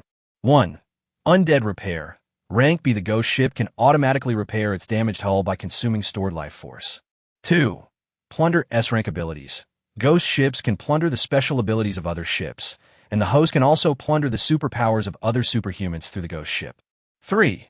Wind Rider. The level ghost ship's movement speed is increased by 50 for 1 hour. The ghost ship evolves to the next stage as a cruiser. 0 to 1,000 hardwood, 0 to 1,000 fiber, 0, 100 medium hardwood, 0, 200 iron ore, 0, 100 copper, or 0, 100 steel, 0, 100 beast hide, boss level, 0 to 1 boss level C beast heart. Life force absorbed, 298, 1000. Ghost Ship Evolution. System grants 200 life force. Fear level 3427. 5,000 points unlocks a new weapon blueprint. With each upgrade, the Nightmare's attributes change significantly. This time, the number of undead crew members has been increased to 30, so it will no longer be at a disadvantage when engaging in boarding battles with other ships. Ding! The Ghost Ship has evolved into a frigate. The host has received feedback from the Ghost Ship, and their strength has increased to elite level. As a familiar surge of black energy flowed into Lu Chi's body, Lu Chi's strength was successfully upgraded to the elite level. Captain, the Nightmare has become stronger. Rose stepped forward and touched the Nightmare's deck. Wow, the Nightmare has grown so big, Captain. Can we summon some new helpers from the Netherworld? Jack asked excitedly. They currently only had 3 pitiful people. Yes, we're going to have new partners. Luki nodded affirmatively. System. Summon 27 undead crew members. Summoning undead crew. Then, the deck of the Nightmare was shrouded in black mist. When the mist dissipated, 27 undead crew members were found on the Nightmare. After adjusting to the dizziness of teleportation, all the captain's undead crew members bowed to Lu Chi in unison. Their voices were filled with awe and anticipation. Of the 27 undead crew members, most were human skeletons, but 2 of them were clearly different. One of the undead was half-phasic, as if a gust of wind could blow him away. The other undead was a zombie, unusually tall, standing at 3 meters, with horns on its head, clearly not human. What races are you 2? Lu Chi asked curiously. Captain, my name is Soul Eater, and I am from a branch of the undead race, the Ghost Clan. Soul Eater replied respectfully, his voice hollow and ethereal. The zombie said in a muffled voice, Captain, my name is Nyoda. I'm a Minotaur. His voice sounded somewhat unclear, and he stuttered a little, but Lu Chi could still understand what he meant. All right, you 20 out of you will follow Rose and Jack's instructions for now. Yes, Captain. Then Lu Chi directly crafted a total of 11 giant bone spear crossbows and equipped them on the Nightmare, costing 55 pieces of hardwood and 22 pieces of animal sinew. In this way, the Nightmare was equipped with a total of 13 giant bone spear crossbows and a netherworld headram. Given the terrifying destructive power of the giant bone spear crossbows, if all 13 could fire at the same time, they would definitely give the enemy a surprise from the netherworld. Fortunately, the Ghost Ship's evolution granted 200 HP points. Otherwise, there wouldn't even be enough HP to craft weapons. After summoning undead crew members and crafting weapons, I currently have 51 health points remaining, which should be enough for a few more days. Jack, come with me to the Bounty Hunter Guild. Yes, Captain. You have such good taste in choosing to take me. Jack couldn't help but feel a little smug. He stood in front of the mirror, striking what he thought was a very cool pose. With me standing there, absolutely no one will dare to cause you trouble. And if they do get into trouble, just one word from me, and I'll show them what the art of conversation is. Lu Chi couldn't help but roll his eyes. All right, Rose, you're coming with me. He really couldn't stand Jack's nonsense. Rose stepped forward with a smile. Yes, Captain. The moment Jack saw Rose, he seemed to have been choked, instantly becoming mute. His eyes widened, and he pleaded pitifully. Well, I was wrong, Captain. I promise I won't say another word. Lu Chi and Rose exchanged a smile, ignored him, and walked straight toward the Bounty Guild. Jack was left standing there, watching their figures disappear around the corner, then looking at the mirror. Is the captain jealous of my looks? I should keep a low profile in front of him. Several undead crew members behind Jack nearly fell to the ground upon hearing this. Bounty Guild. Bounty guilds are the center for posting and claiming various tasks, but you must register for a bounty guild before you can claim a task or reward. As the only trading center within hundreds of nautical miles, Baytown is also a bustling hub for the Bounty Hunter Guild. As soon as Lu Chi and Ro stepped into the Bounty Guild, they immediately became the focus of everyone's attention. Is that person you mean? Has he returned? It must be him. Look at that signature black robe and that chilling aura. The temperature around him is several degrees lower than the temperature next to him. I heard that after he killed Alan, he wiped out the Black Flag Pirates a couple of days ago. I just heard it from a sailor who survived the Black Flag Pirates ship in a bar. He's trembling all over whenever he mentions the underworld. Yuming is indeed terrifying. His spatial abilities are something that no one has yet been able to withstand, and he also has a mutant ship. The strong of the future will surely have a place in the netherworld. The crowd buzzed with discussion, their eyes frequently glancing at Lucci. Lucci ignored their stares and walked straight to the bounty hunter registration window. Seeing Lucci approach, the people around him quickly made way for him and Row C. The name Yuming had already spread throughout Baytown, known only for its menacing reputation, and people were deeply afraid of him. Lucci's strategy has begun to show results. His fear level is currently over 3,000 points and is still increasing. It is estimated that he will be able to unlock new weapon blueprints soon. The registration process, which normally takes about 2 hours to complete, was completed by Lucci in just a few minutes. "I want to register for the bounty hunter team," Lucci said calmly. Chapter 25, A-Rank Superpowered Slave. "You need to tell me your name, the name of your bounty hunter group, how many ships you have, and how many crew members you have. That's all." The young saleswoman at the window was quite nervous. Her hand holding the pen trembled slightly. She had heard that the person in front of her was a horrible killer who took pleasure in murder. The underworld bounty hunters, a ship, 30 people. The salesperson quickly completed the registration process for Lucci. "Sorry to keep you waiting. The Netherworld bounty team has been successfully registered. It is currently a D-level bounty team. The bounty team will earn points for each mission you submit. When you have enough points, you can be promoted to a C-level bounty team." Upon successful registration, Lucci headed towards the mission lobby. Currently, the Bounty Guild in Baytown can only accept DC-level missions. The highest level mission Lucci saw was an S-level mission, hunting the king-level high-ranking sea beast Oyeja. The mission reward was an S-level natural fruit. Obviously, this mission was not prepared for them. A high-level king is only one step away from God, and killing him is as difficult as ascending to heaven. Lucci's eyes were sharp as an eagle's as he scanned the wall full of bounty posters. He quickly found Salazar's bounty poster in a corner, with a very eye-catching reward of 500 gold coins. He chuckled softly. "Salazar, you're quite valuable, aren't you?" Having confirmed his target, Lucci walked towards the mission submission area. Standing in front of the window, he said, "I'm here to submit Salazar's bounty."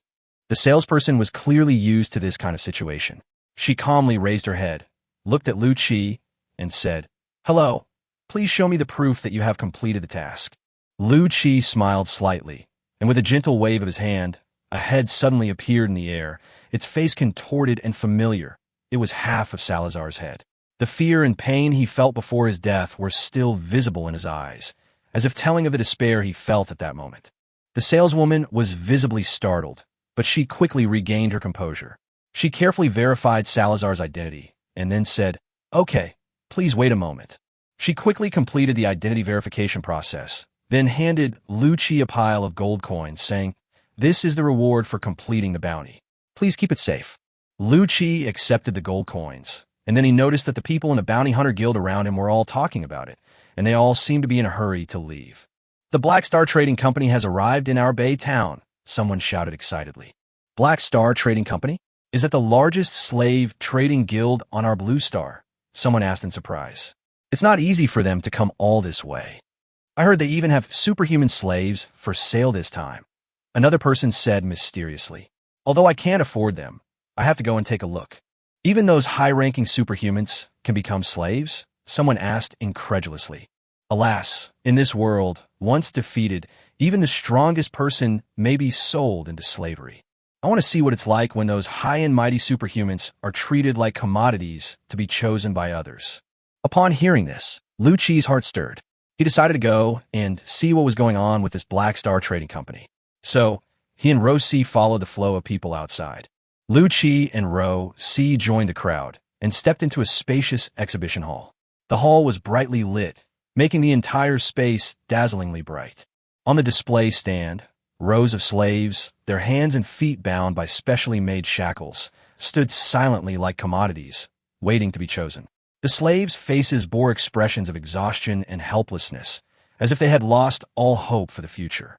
On the display stand, a shrewd-looking man was promoting his wares, showcasing the advantages of these slaves to the onlookers. He spoke eloquently and persuasively, every word gleaming with allure, seducing the hearts of every listener. "Ladies and gentlemen, today, the Black Star Merchant Guild has come to Baytown to distribute benefits to our families, bringing with us a great many high-quality slaves. These slaves were all carefully selected by us. They are strong and intelligent. Some of them were once renowned warriors, while others were highly skilled craftsmen. Each one is a priceless treasure. Then, he pointed to a beautiful woman and said, "Everyone look! This beauty is a rare gem. Her looks are stunning, and she will greatly enhance your social standing. Moreover, she is very gentle and will certainly obey your every word." Of course, there are also some special slaves whose abilities are extraordinary. For example, this one, he pointed to a burly slave, a D-level ability user, and then to a seemingly frail slave, a C-level ability user. Their strength was at the peak of the elite level. Our Black Star Trading Company lost many people trying to capture them, so the price would be higher. A D-level ability user costs 1,000 gold coins, and a C-level ability user costs 1,500 gold coins.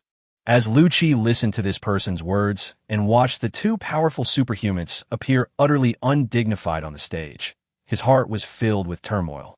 He felt that killing was nothing more than a head falling to the ground. And in today's world, the strong prey on the weak, and dying in battle might be a kind of destiny. However, being treated like a slave, subjected to humiliation and enslavement without any dignity, was something he could not accept.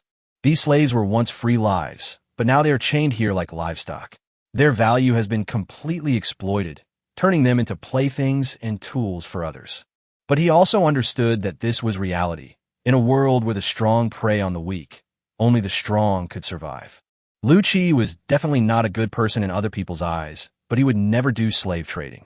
Rose seemed to sense Lu Qi's emotions, and she gently tugged at his sleeve. Lu Qi took a deep breath, forcibly suppressing his inner revulsion. At this moment, the host of Black Star Trading Company made a statement that shocked the entire audience. Pointing to a young female slave, he said, "This slave was at the leader level before she was injured, and she is an A-level ability user." The exhibition hall erupted in chaos, all eyes fixed on the woman whose hands and feet were bound. The woman's eyes gleamed with a stubborn light. Even though her hands and feet were bound by shackles, she stood upright, as if declaring her existence and dignity to the world. The entire venue immediately erupted in cheers and discussions. A-level superhuman. My God, a level A ability user at the boss level. The Black Star Trading Company is truly omnipotent. They even sell such powerful slaves. Yuming is also an A-level ability user. He kills elite-level powerhouses like killing chickens. A-level abilities are too powerful. How much? Chapter 26, Purchasing A-rank superpowered slaves. Lu Qi, standing in the crowd, was also taken aback. He never expected that a leader-level A-grade superhuman slave would appear in this exhibition hall. At the same time, some doubts arose in his mind. Slaves of A-level ability users would be in high demand anywhere, so why bring them to a small place like Baytown to sell? Just as people were going crazy for this A-level superhuman slave, the Black Star Trading Company host's next words were like a bucket of cold water poured on everyone's hearts. He said seriously, "Our Black Star Trading Company has always been based on integrity, so we will tell you the truth about this product. She suffered very serious injuries in the battle and has completely lost her strength and abilities. Therefore, our Black Star Trading Company has offered a significant discount on her price, which is only 500 gold coins." The murmurs among the crowd gradually subsided, and people began to calm down. Although this slave had once been a powerful, A-level ability user, she had now lost all her strength and abilities and was just an ordinary slave. A soft chuckle rippled through the crowd, and someone said mercilessly, "Tisich, who in their right mind would spend 500 gold coins to buy a useless person? They've lost both their strength and superpowers, yet they're still selling it for 500 gold coins. Black Star Trading Company really dares to ask for such a high price. I think it's more worthwhile to use that money to strengthen the ship's firepower." Seeing everyone's reaction, the host of Black Star Trading Company felt quite helpless. This is the second month, more than a month, and the slave still hasn't been sold. Every time, after the initial excitement, everyone stops showing interest once they hear that his special abilities have been lost. But he still wanted to try. He cleared his throat and said, "Although this slave cannot fight, she was once a naturally awakened A-level ability user and is beautiful. If a child born to her were to possess high-level abilities, the probability of that child would greatly increase." But it was clear that people weren't buying it. A soft murmur arose from the crowd, but no one actually expressed any intention to purchase. As time went by and the slave trade continued at a feverish pace, This former A-level superhuman slave remained unwanted. The host of Black Star Trading Company felt somewhat embarrassed and helpless, knowing in his heart that this slave had become a hot potato for them. Lu Chi then walked to the Black Star Trading Company's host, pointed at the woman, and slowly said, "This woman, 200 gold coins. I'll take her." The Black Star Trading Company's host stared wide-eyed, then shook his head, his tone somewhat helpless. "Brother, 500 gold coins is already a loss-making price for us. When we captured her, for leader-level powerhouses died. Just how many gold coins does it cost to train a leader-level powerhouse? Now, although she has lost her superpowers and strength, her value is not just worth 200 gold coins." Lu Chi remained silent, watching the host of Black Star Trading Company with a hint of displeasure in his eyes. At this moment, Rose stepped forward and said with a smile, "The account cannot be settled like this." She pointed to the bound woman and continued, "This woman's value has essentially vanished. Although you spent a great deal of effort to capture her, she is now of no use whatsoever. She must have been trying to sell it for a long time without success. If you don't lower the price, she will remain worthless, and you'll have to spend time and energy taking care of her." The Black Star Trading Company's host frowned. He understood that Rose's words made sense. However, he also knew that this price was already very favorable. So, after a moment's thought, he said, "Minimum 400 gold coins. Ross, let's go." Upon hearing this, Lu Chi turned to leave. Seeing that Lu Chi was about to leave, the host became anxious and quickly said, "What's the maximum amount of gold coins you can offer?" 200 gold coins is really too little. Rose smiled faintly, held up 3 fingers, wearing gloves, and said softly, 300 gold coins. The host was taken aback. He hadn't expected Rose to offer such a low price. But he also knew that this woman had lost all her value, so he could only shake his head helplessly. "Fine, 300 gold coins it is. We don't want to waste any more energy on this woman. It's all the fault of the capture department. Why do they have to be so harsh and cause us trouble?" After paying 300 gold coins, Lu Chi acquired the woman. The man for Black Star Trading Company handed Lu Chi a remote control and instructed him, "This is a detonator. A miniature bomb has been implanted in this slave's body. You only need to press the detonator to kill her, and then she'll be yours." Miniature bombs are an important means for Black Star Trading Company to control slaves. However, these miniature bombs are expensive to manufacture and are made by Black Star Trading Company's gunpowder masters and mechanics. They are only used on high-value slaves. When a woman was first captured, Black Star Trading Company took her very seriously, intending to sell her for a good price. However, their efforts were in vain, and they even ended up with a miniature bomb. Mu Wanting quietly followed the 2 men in black robes. If it weren't for her desire to avenge herself against the Black Star Trading Company, she would have committed suicide long ago. When the Black Star Merchant Guild's capture force attacked the settlement where Mu Wanting was located, her parents, being ordinary people and old, were deemed worthless and were brutally murdered by the Black Star Merchant Guild. She herself was also severely wounded and captured by the Black Star Merchant Guild. Although she didn't know what kind of torture she would suffer in the hands of this man in black, as long as she lived, she would still have a chance to avenge her family. The only thing she could think of right now was to use her body to slowly lure the man in the black robe to remove the miniature bomb from her body, and then find an opportunity to escape. Just as Mu Wanting was pondering this plan, the man in black robes had already led her onto a 2-masted frigate. "Captain, you're back?" Jack, who had just greeted Lu Chi, saw Mu Wanting behind him. Jack's eyes lit up instantly, and he immediately struck a cool pose. "Hello, beautiful lady. I am the second mate on this ship, the Great Jack. You can call me by my nickname, Jack the Ripper." But Jack forgot that he was now a skeleton, and he wasn't wearing a black robe. Seeing Jack's appearance truly shocked Mu Wanting. Undead? Mu Wanting was filled with doubt, but what she didn't realize at that moment was that this was a ghost ship, and there were no living people on board. "All right, Jack, shut up. Come with me to the captain's cabin." Lu Chi interrupted their conversation, gesturing for Mu Wanting to follow him into the captain's cabin. Mu Wanting took a deep breath, trying to calm her turbulent emotions. She was prepared to face the unknown fate that was about to unfold. She knew she had lost her strength and supernatural abilities. Yet this man in black robes still spent a large sum of gold coins to buy her from the Black Star Trading Company. This must be for her body. Chapter 27 Mu Wanting.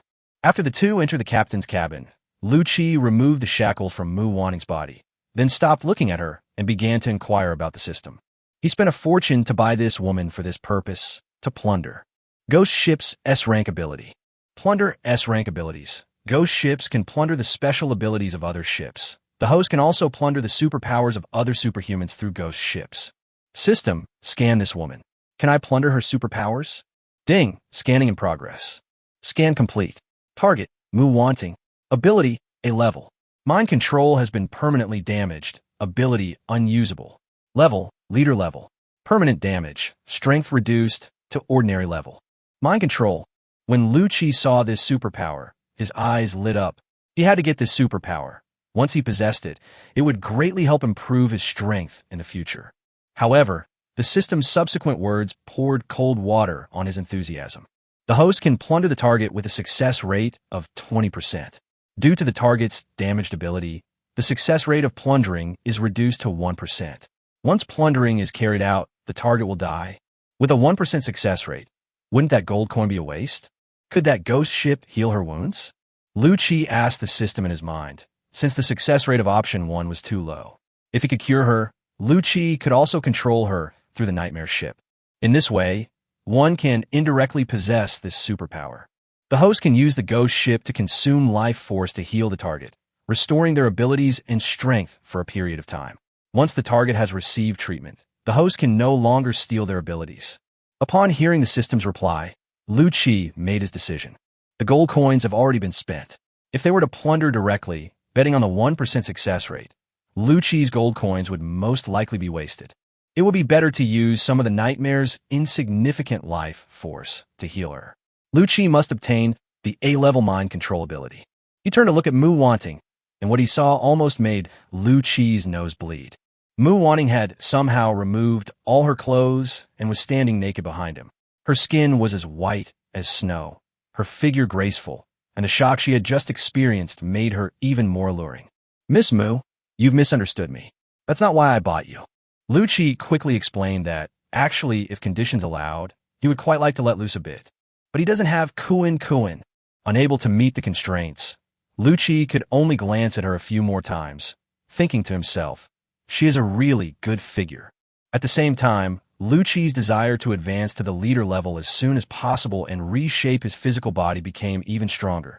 The feeling of being able to see but not eat was really unpleasant. Mu Wanting looked puzzled. I have no superpowers anymore. I'm just a useless person. You bought me here, not for this, but to do a good deed? Lu Qi shook his head. There are no good people left in this world. All the good people died in the years following the apocalypse. The reason I bought you is because I have other purposes. He pulled back his hood, revealing his true face. It was a somewhat terrifying skeletal face, with green flames of life burning in its empty eye sockets. Actually, I'm already dead. Buying you this time was just to make a deal with you, Lu Qi said calmly. Seeing Lu Qi's appearance, Mu Wanting understood. No wonder the ship looked so eerie and terrifying, and she had just encountered a skeleton man. It must be a ghost ship. However, Mu Wanting was relieved. She preferred dealing with the dead to dealing with humans. My life is now in your hands. If you want me to do something, just give me the order, won't you? Mu Wanting asked, puzzled. She didn't understand Lu Qi's true intentions. Lu Qi looked at her, pondered for a moment, and then said, what I need to do requires your heartfelt cooperation. He needs Mu Wanting's heartfelt cooperation in order for the nightmare's death energy to invade her brain and thus control her. Having experienced betrayal in his previous life, Lu Qi has never been able to fully trust humans. However, Mu Wanting's talent truly captivated him, so he decided to give her a chance, but it remains to be seen whether she can seize it. What kind of deal do you want to make with me? Mu Wanting put her clothes back on, covering up her alluring spring scenery. I have a way to restore your powers and strength, but in return, you must fight for me for 10 years. After 10 years, I will set you free. Lu Qi revealed his intentions. With the system's help, 10 years is enough time for Lu Qi to grow to a height that ordinary people can only look up to. Upon hearing Lu Qi's words, Mu Wanting's eyes widened, and her voice trembled slightly with excitement. Do you really have a way to restore my superpowers and strength? If you can help me regain my powers, my life will be yours for the next 10 years. A flame of hope ignited in Mu Wanting's eyes. She was 28 now, and 10 years from now, she would only be 38. She still had time to take revenge, and besides, she had no other choice now. Okay, deal. As Lu Chi finished speaking, a deep black mist surged from every corner of the nightmare ship, as if imbued with life, swirling around Mu Wanting. Then, like flowing ink, the black mist slowly seeped into Mu Wanting's body. You need to lower your guard and let this energy enter your mind, Lu Chi said calmly to Mu Wanting. Mu Wanting sensed the energy within her body and frowned slightly. She had a premonition that once this death energy invaded her brain, she would no longer be able to resist the skeletal man before her. After hesitating for a few seconds, she slowly released her consciousness and chose to believe. The instant Mu Wanting released her consciousness, that black energy instantly invaded her mind. At this moment, Mu Wanting could truly be considered a slave to this ship. Because if she had any other thoughts, Lu Chi would immediately sense them and could use the nightmare ship to drain her into a dried-up corpse at any time. Immediately afterwards, Mu Wanting felt a cool energy coursing through her body, like a river flowing in winter, cold and clear. This energy gently caressed her injured meridians and nerves, as if an unseen hand was carefully repairing her damaged body. After a while, Mu Wanting felt her body filled with a familiar power. She slowly opened her arms, feeling the energy flowing through her body, and her eyes welled up with tears of excitement. My powers have been restored. Her voice was filled with surprise and disbelief. Mu Wanting turned to Lu Chi, her eyes flashing with complex emotions. She knew that this man had given her a second chance at life, but the price was 10 years of her youth. Lu Chi stood there quietly, his deep eyes calmly gazing at her. His face showed no emotion whatsoever, as if everything was within his expectations. He was waiting for Mu Wanting to make a decision, to resist or to fulfill the agreement. If Mu Wanting showed even the slightest sign of resistance, Lu Chi, no matter how much he needed her special abilities, would ruthlessly eliminate her. Mu Wanting took a deep breath, suppressing her emotions. She raised her head and looked directly into Lu Chi's eyes. Mu Wanting greets the captain. Mu Wanting ultimately did not choose to resist. She slowly bowed to Lu Chi and then said, "For the past 10 years, my life has been yours." Years later, what the alluring Queen Mu Wanting was most grateful for was that at that moment, she chose to follow Lu Chi that day was both lucky and unlucky for her.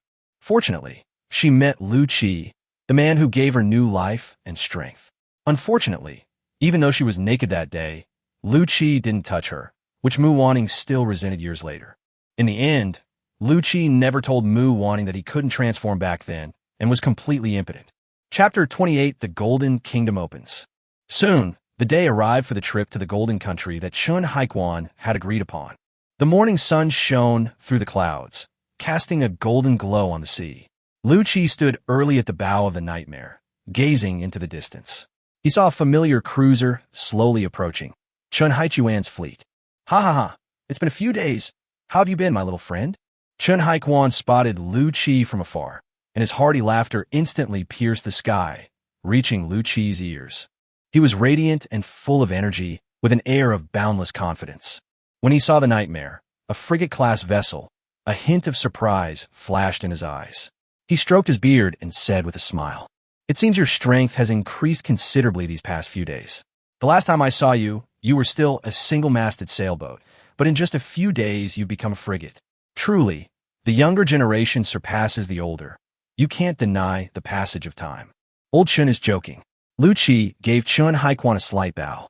Chun Haichuan's ability to dominate Haiwan town for several years in such a chaotic era was not only due to his formidable strength, but also largely due to his personal charisma. Chun Haikwan is a magnanimous and straightforward person who treats his friends with sincerity and enthusiasm.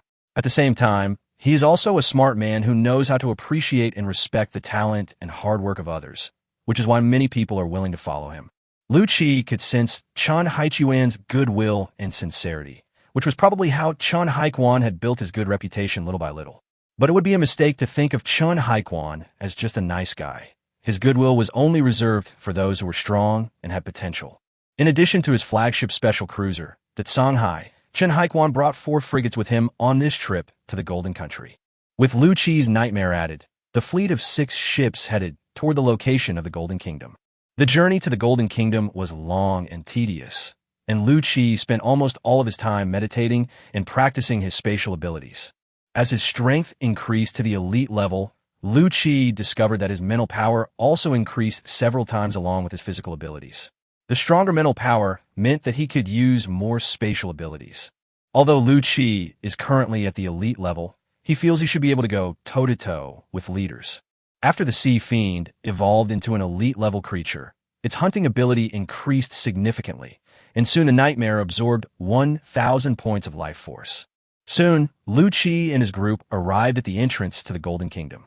However, the scene before them left Lu Qi somewhat disappointed. The so-called entrance to the Golden Kingdom was nothing more than a vast ocean. But at this moment, this sea was densely packed with thousands of warships of various types. Mu Wanting walked gracefully to Lu Qi's side. Her gaze, carried by the gentle sea breeze, was fixed intently on the distant warships. Her voice held a hint of seriousness as she said, "It seems the various powers are taking this year's Golden Kingdom quite seriously." After hearing this, Lu Qi turned to look at Mu Wanting with a puzzled look in his eyes. He said thoughtfully, "Do you know a lot about the Golden Kingdom?" Mu Wanting chuckled softly and replied in a relaxed tone, "I only participated once.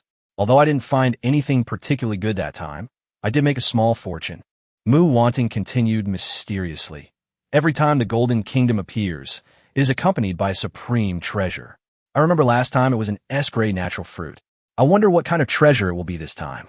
As soon as Mu Wanting finished speaking, the ships ahead raised their sails without hesitation and sailed forward. "The Golden Kingdom has opened," someone shouted. Suddenly, a 100-meter-long entrance appeared out of nowhere ahead. Compared to the warships of all sizes present, this entrance seemed extremely narrow. Everyone was eager to be the first to enter the Golden Kingdom and gain the upper hand. At this moment, one ship stood out conspicuously and arrogantly. It was a lavishly decorated three-masted cruiser with huge sails dyed a striking gold, exuding an air of extravagance from front to back. The bow was made of high-quality steel, and above the ram was a terrifying cannon. More than 40 cannons were mounted on both sides, and a mortar was mounted at the stern. The sides of the hull were obviously reinforced with medium-grade hardwood.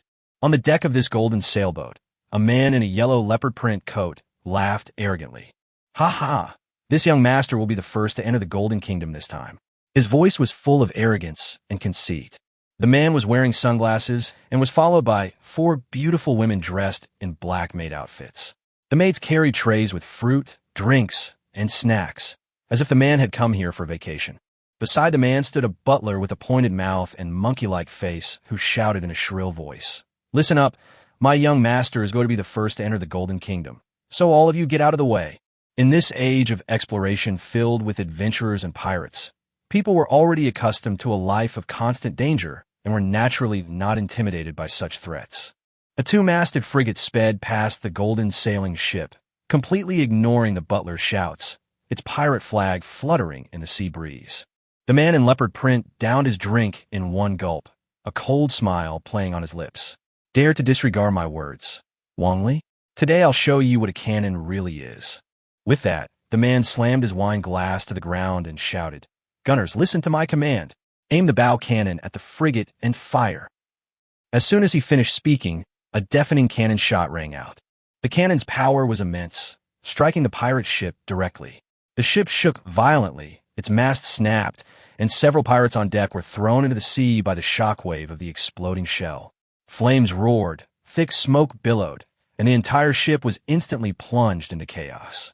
With just one shot, the pirate ship suffered heavy casualties, with nearly 10 people losing their lives.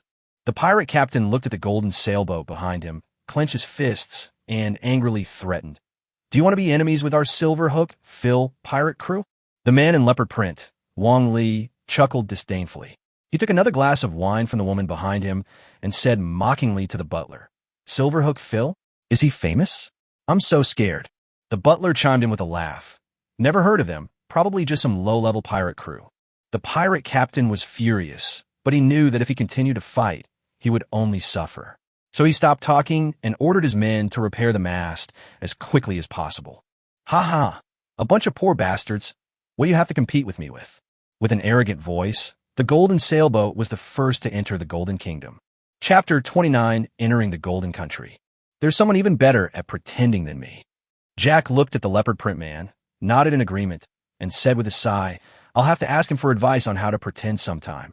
Nyota, tell me, between me and that leopard print guy, who's more arrogant? I think Jack is more deserving of a beating. Wan Ting, do you recognize this person? Rose's tone revealed a hint of curiosity. In this turbulent era, anyone who dares to be so arrogant and domineering and still survives must either have a powerful background or great strength. Otherwise, they wouldn't have survived this long with such arrogance. Mu Wanting closed her eyes, the image of the golden sailboat flashing rapidly through her mind. She shook her head and replied, I don't know. The ship wasn't flying any flags, so we can't determine their origins or identities. However, their ship's equipment and clothing were very luxurious, so they must be quite wealthy. Jack grinned. Isn't it better to meet someone like this? Once we catch him, we'll definitely get a lot out of him. The last one this arrogant was Alan, but he's already been dragged out by Sea Demon. Mu Wanting remained silent, lost in thought. She felt she had seen this leopard print man somewhere before, but couldn't quite place him. At this moment, Chun Haiquan, who was on the boat next to Lu Chi, shouted, Young friend, the Golden Kingdom is quite special. Once you enter, everyone will be randomly separated. You must be careful from now on. Lu Chi nodded to him. As the nightmares slowly entered the entrance, darkness instantly enveloped them, as if they had entered another world. As the darkness receded, a completely new scene unfolded before their eyes. Lu Chi possessed spatial abilities, and he clearly sensed that the entrance to the Golden Kingdom he had just encountered was a large spatial rift. He looked around and saw an unfamiliar sea and several islands. The people here are probably no longer on Earth. Ha ha! El Dorado, your Uncle Jack is here. Get your treasures and beauties ready. Nyota, I'm here too. Mu. Because of his stutter, Nyota couldn't speak properly, and he was so anxious that he reverted to his ancestral ways. Jack, you corrupted Nyota. Rose rolled her eyes at Jack. Mu Wanting covered her mouth and smiled as she watched this scene. Upon arriving in the Golden Country, Lu Chi immediately looked at the system's exploration radar. There were 4 islands in the vicinity, with the one to the southwest being the closest. Heading 240, target island ahead, full speed ahead. Lu Chi gave the order. Each time the Golden Kingdom opens, the resources and treasures on each island are limited and available on a first-come, first-served basis. Heading 240, the helmsman immediately repeated the command. Captain, there's a sea monster ahead. The undead crew member on the mast, responsible for lookout, shouted to Lu Chi. Lu Chi stared intently and saw a giant crocodile, 10 meters long, swimming rapidly towards their ship in the sea ahead. The crocodile exuded immense power and a ferocious aura, making it a force to be reckoned with. There are crocodiles here. It seems this is freshwater. Lu Chi observed the crocodile, his brows furrowed slightly as he thought to himself. Suddenly, he remembered something, immediately leaned over the side of the ship, and shouted to the sea monster underwater. Sea monster, this is fresh water. Can you do it? The sea bream is an octopus family and theoretically cannot live in freshwater. The sea monster raised one of its tentacles, indicating that everything was all right. Seeing this, Lu Chi breathed a sigh of relief. It seems that after biological mutation, many common sense rules have been broken. All right, kill that crocodile, Lu Chi ordered. Yes. The gunner immediately aimed the giant bone spear crossbow at the giant crocodile. The crossbow was already drawn, the bone spear gleaming coldly, ready to fire. Captain, wait a minute. Let me try to control this crocodile.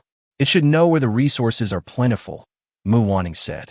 A hint of confidence shone in her eyes as she prepared to attempt to control the giant crocodile. Okay, give it a try. This crocodile looks to be at the peak of the elite level, so don't push yourself too hard. Lu Chi nodded. He had great faith in Mu Wanting's abilities. Mu Wanting took a deep breath and focused intently on the giant crocodile swimming rapidly towards her. A glint flashed in her eyes, and a mysterious power emanated from her body, enveloping the crocodile. Suddenly, the giant crocodile, which had been rushing towards its prey, seemed to see an incredibly beautiful crocodile before it. Its eyes instantly became glazed over, as if it were captivated by the stunningly beautiful crocodile and could no longer look away. What a beautiful crocodile! The giant crocodile couldn't help but recall the image of that peerless, beautiful crocodile. It even began to imagine breeding with the beautiful crocodile.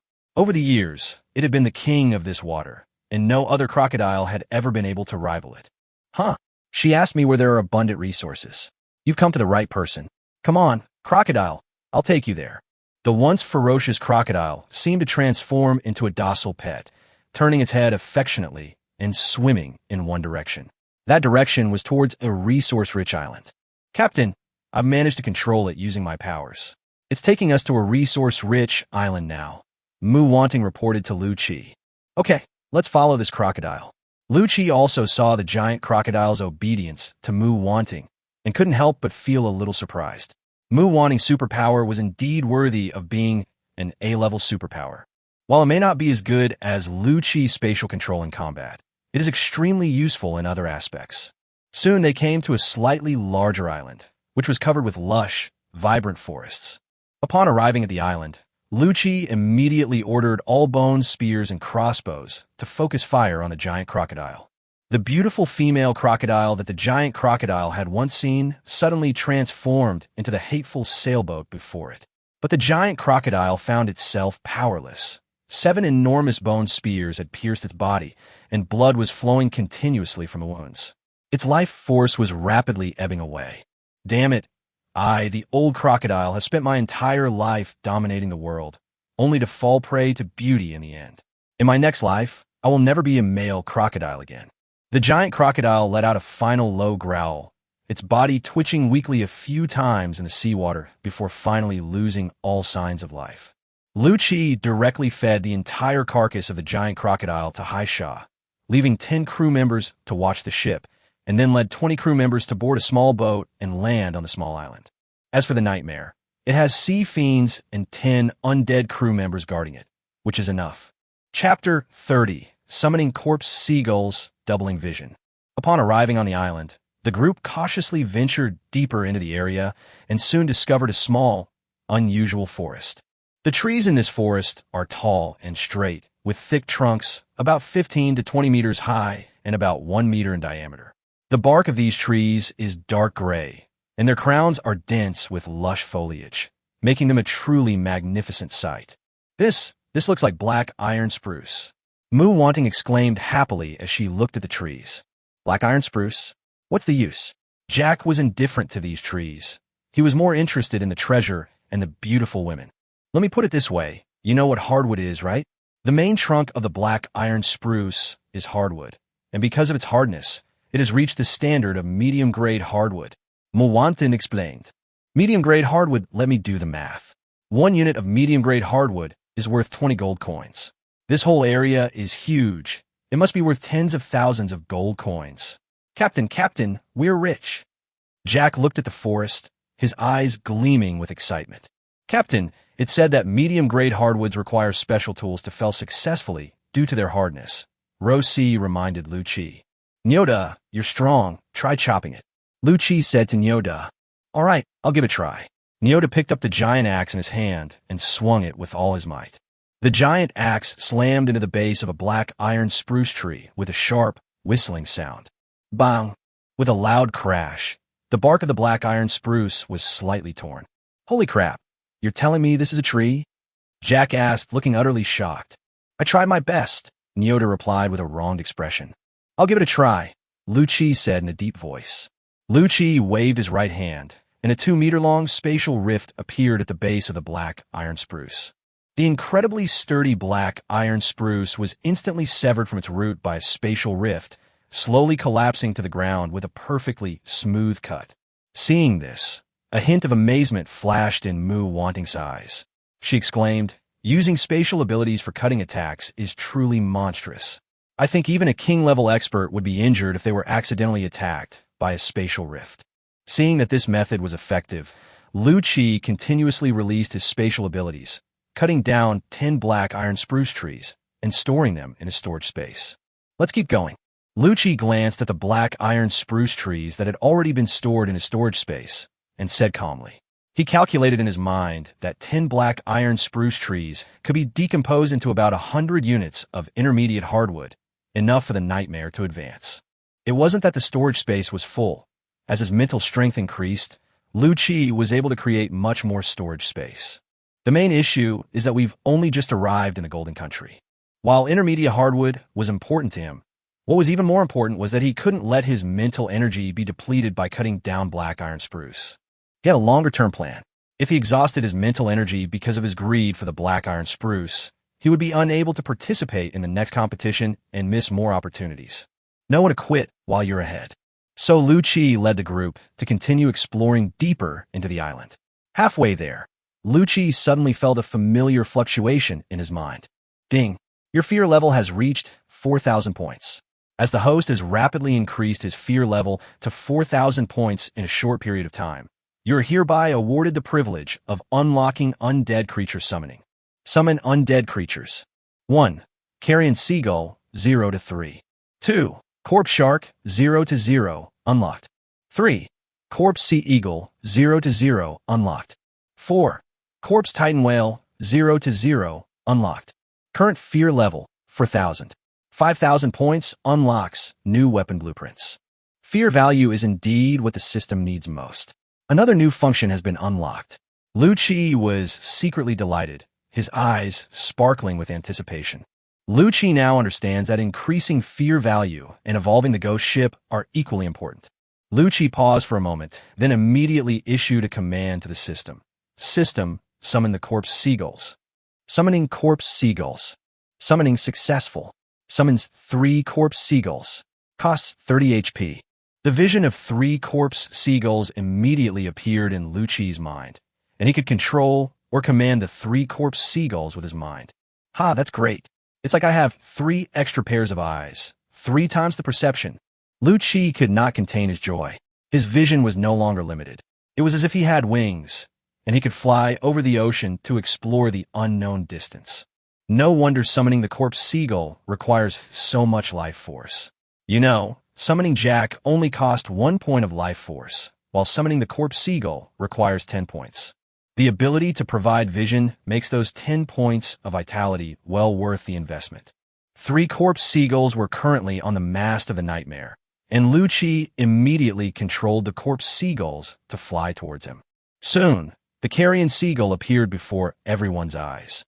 The carrion seagull was the same size as a normal seagull, but its body looked like it had been dead for a long time. Its eyes were gray, and many parts of its body had exposed skeletons due to decay, making it look eerie and terrifying. Wow, looks like the Nightmare will have 3 more pets now. Jack whistled at the corpse seagull. Captain, this is a corpse gull, a very common creature in the netherworld. Can you summon a corpse gull now? Rose asked. Luki nodded. The ghost ship had unlocked some new features, and from now on, our reconnaissance missions would be handled by these 3 little guys. Why are the animals in the land of the dead so strange? Mu Wanting reached out her fair hand, intending to stroke the 3 carcass seagulls, but when she saw their half-rotten bodies, she couldn't bring herself to do it.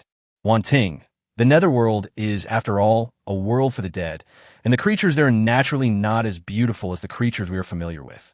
Rose explained softly. Mu Wanting gently bit her lower lip, a hint of understanding in her eyes.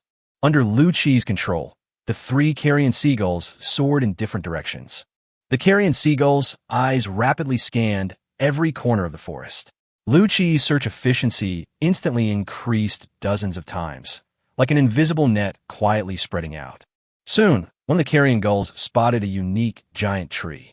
Hanging from the tree was a fruit that emitted a strange glow, as if imbued with life, exuding an alluring charm. This was clearly no ordinary fruit. Come on, we found something good. A hint of excitement flashed in Lu Qi's eyes, and he immediately walked towards the giant tree. Captain, in the Golden Kingdom, treasures are usually guarded by ferocious beasts. Be careful, Mu Wanting warned. Lu Qi nodded, cautiously maneuvering the corpse seagull to carefully observe the area around the giant tree. Natural fruit. As the group approached the giant tree, the corpse seagull discovered a giant python on the trunk. The python's flat head and enormous eyes clearly indicated the length and thickness of its body. It was curled up on the tree trunk, seemingly asleep, but its barrel-thick body silently proclaimed its power and ferocity. Lu Qi's breathing became slightly heavy. He put his right index finger to his lips, signaling everyone to be quiet. He pointed at the giant python, and then gestured to Mu Wanting with his eyes. Mu Wanting immediately understood what Lu Qi meant. She gave Lu Qi an OK sign to indicate that she understood. Lu Qi tiptoed and cautiously approached the giant tree. Although his movements were slow, each step inevitably made some noise. The python's tightly closed eyes immediately began to twitch, clearly indicating that it was about to wake up. Jack and Rose immediately gripped their weapons, ready to support Lu Qi at any moment. This giant python looked very likely to be a leader-level opponent, and this was the first time they had encountered such an adversary. Mu Wanting, who had been observing the giant python, immediately used her special ability on it. The python, which had been twitching its eyes, slowly calmed down and fell asleep again. This put everyone's minds at ease again. When Lu Qi approached within attack range, he took a deep breath, gathered all his energy, and activated a spatial rift at the giant python's head. The giant python, which had been sleeping soundly, suddenly sensed a great sense of crisis and immediately raised its head alertly. Just then, a 2-meter-long spatial rift instantly appeared on the giant python's head. Because the python raised its head, the spatial rift did not damage its head, but it did cut a huge wound in the body below the python's head. Blood gushed out like a waterfall, staining the tree trunk and branches red. The immense pain caused the giant python to angrily open its blood-red maw, instantly locking onto the man who had severely injured it. The giant python, its body still taut, lunged at Lu Qi with lightning speed. "Follow me. Let's support the captain." Jack grabbed his long sword and charged forward first, followed closely by all the undead crew members, who all charged at the giant serpent. Suddenly, the giant python swung its tail at Lu Qi, the massive tail lashing out with immense force. If this attack were to hit him, even if Lu Qi were an undead, he would be shattered into pieces by the enormous impact. But when faced with the giant tail that lashed out like lightning, Lu Qi stood frozen in place like a statue, making no attempt to dodge. "Captain, watch out." Rose's voice was filled with worry. For Rose, Lu Qi was her god. It was Lu Qi who allowed her to leave the netherworld and free her from being just one of the millions of skeleton cannon fodder. Lu Qi gave her a new life. Because of Lu Qi, Rosie no longer had to worry about being devoured by higher-level undead creatures at any time. Here, she had friends and a home. Seeing that Lu Qi was about to die from the giant python's attack, the fire in her soul almost stopped burning due to tension. Lu Qi stared at the approaching snake tail, his heartbeat and soul fire seemingly synchronized with time, pulsating with a peculiar rhythm. In that instant, he seemed to have achieved a harmonious dance with time. He calmly calculated and meticulously planned every minute step. 3, 2, 1. Now, Lu Qi suddenly swung his arm. The saw of space. He let out a low shout, and as he spoke, the 2-meter-long spatial saw appeared before Lu Qi like a ghost. Its appearance caused the surrounding space to tremble, as if it were a sharp blade tearing everything apart. A flicker of fear flashed in the python's eyes. It tried to retract its tail, but Lu Qi's skill was released at the perfect time, leaving the python with too little time to react. The giant tail slammed into the space saw with tremendous force. A sound of flesh tearing echoed through the air as a huge snake tail flew out of sight, arcing through the rain of blood and accompanied by a piercing scream. "My God, what did I just see?" Mu Wanting stared in disbelief at the scene, her hands involuntarily covering her mouth. "The captain's control over his powers and his timing are terrifying," she thought to herself in amazement. The python's massive tail was severed in an instant, and the intense pain caused it to let out a deafening roar. Blood gushed from the wound, staining the surrounding earth red. The once ferocious python was now powerless to resist and could only endure the onslaught of the onlookers, quickly being killed. "Captain, that was incredible. You were risking your life." If the spatial saw had been released, even 0.1 seconds later, the consequences would have been unimaginable. Jack looked at Lu Qi's calm demeanor and sincerely admired him. The scene just now was breathtaking for everyone. Lu Qi's control of the timing was so precise that it took millimeters. Such decisiveness and courage allowed them to kill the giant python so easily. Mu Wanting couldn't help but sigh. "Captain, your ability to control your superpowers has probably reached the master level. Is this what talent is? Although I am a leader, I am still far too inexperienced compared to you in controlling superpowers." Lu Qi smiled slightly. Although he felt a little scared, he was more enjoying the thrill of controlling life and death. He discovered that, perhaps because he had died once before, he felt no fear of death after his rebirth. On the contrary, the more intense the battle was, the more excited he became. He couldn't help but laugh at himself. Am I going to turn into a battle maniac? He shook his head, banishing those useless thoughts from his mind. The giant python in front of us is about 30 meters long and should be at the initial stage of leader level. Perfect, we now have the heart of the leader level sea monster needed for the nightmare to be upgraded to a frigate.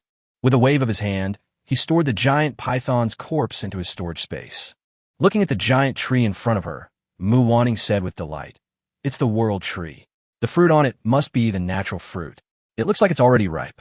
Lu Chi commanded, "Soul Devourer, pick that fruit."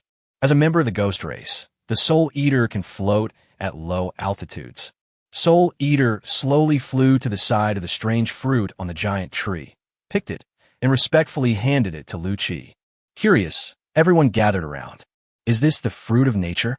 I've heard that eating it grants supernatural abilities." Rose's eyes were filled with curiosity.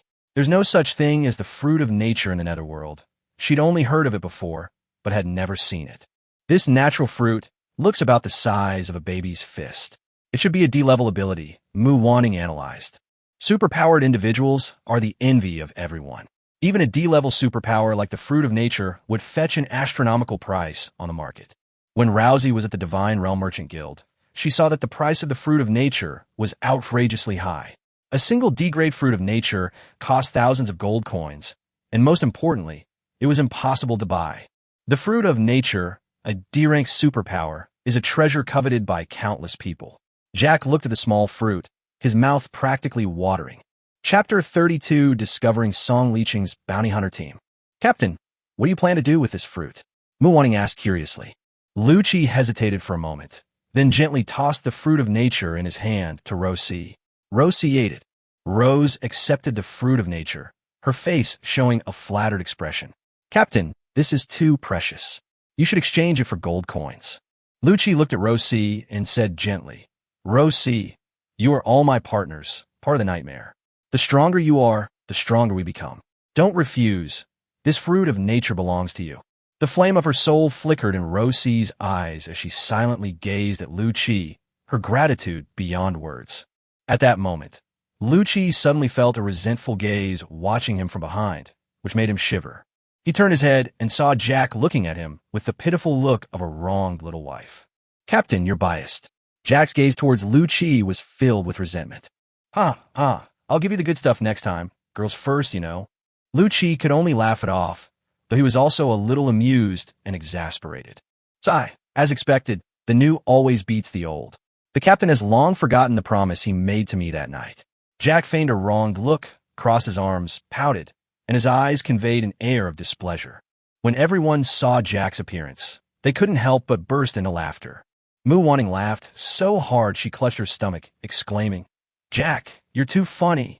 You're a skeleton." Lu Chi couldn't help but chuckle. Seeing everyone laughing, Jack felt he had done his part, so he stopped joking and asked seriously, "Rose, what kind of superpower will this fruit of nature grant you?" Rose had completely absorbed the fruit of nature. She closed her eyes and carefully sensed the changes within her body. After a while, she opened her eyes and said somewhat uncertainly, I'm not quite sure either. I'll try to start it." Then, right before everyone's eyes, Rose vanished into thin air. Jack's eyes widened in surprise as he exclaimed, "Rose, where are you? Is this some kind of teleportation ability?" Lu Chi frowned and sensed the surrounding aura. No, Rose was still in the same spot. It must be some kind of stealth ability, like invisibility.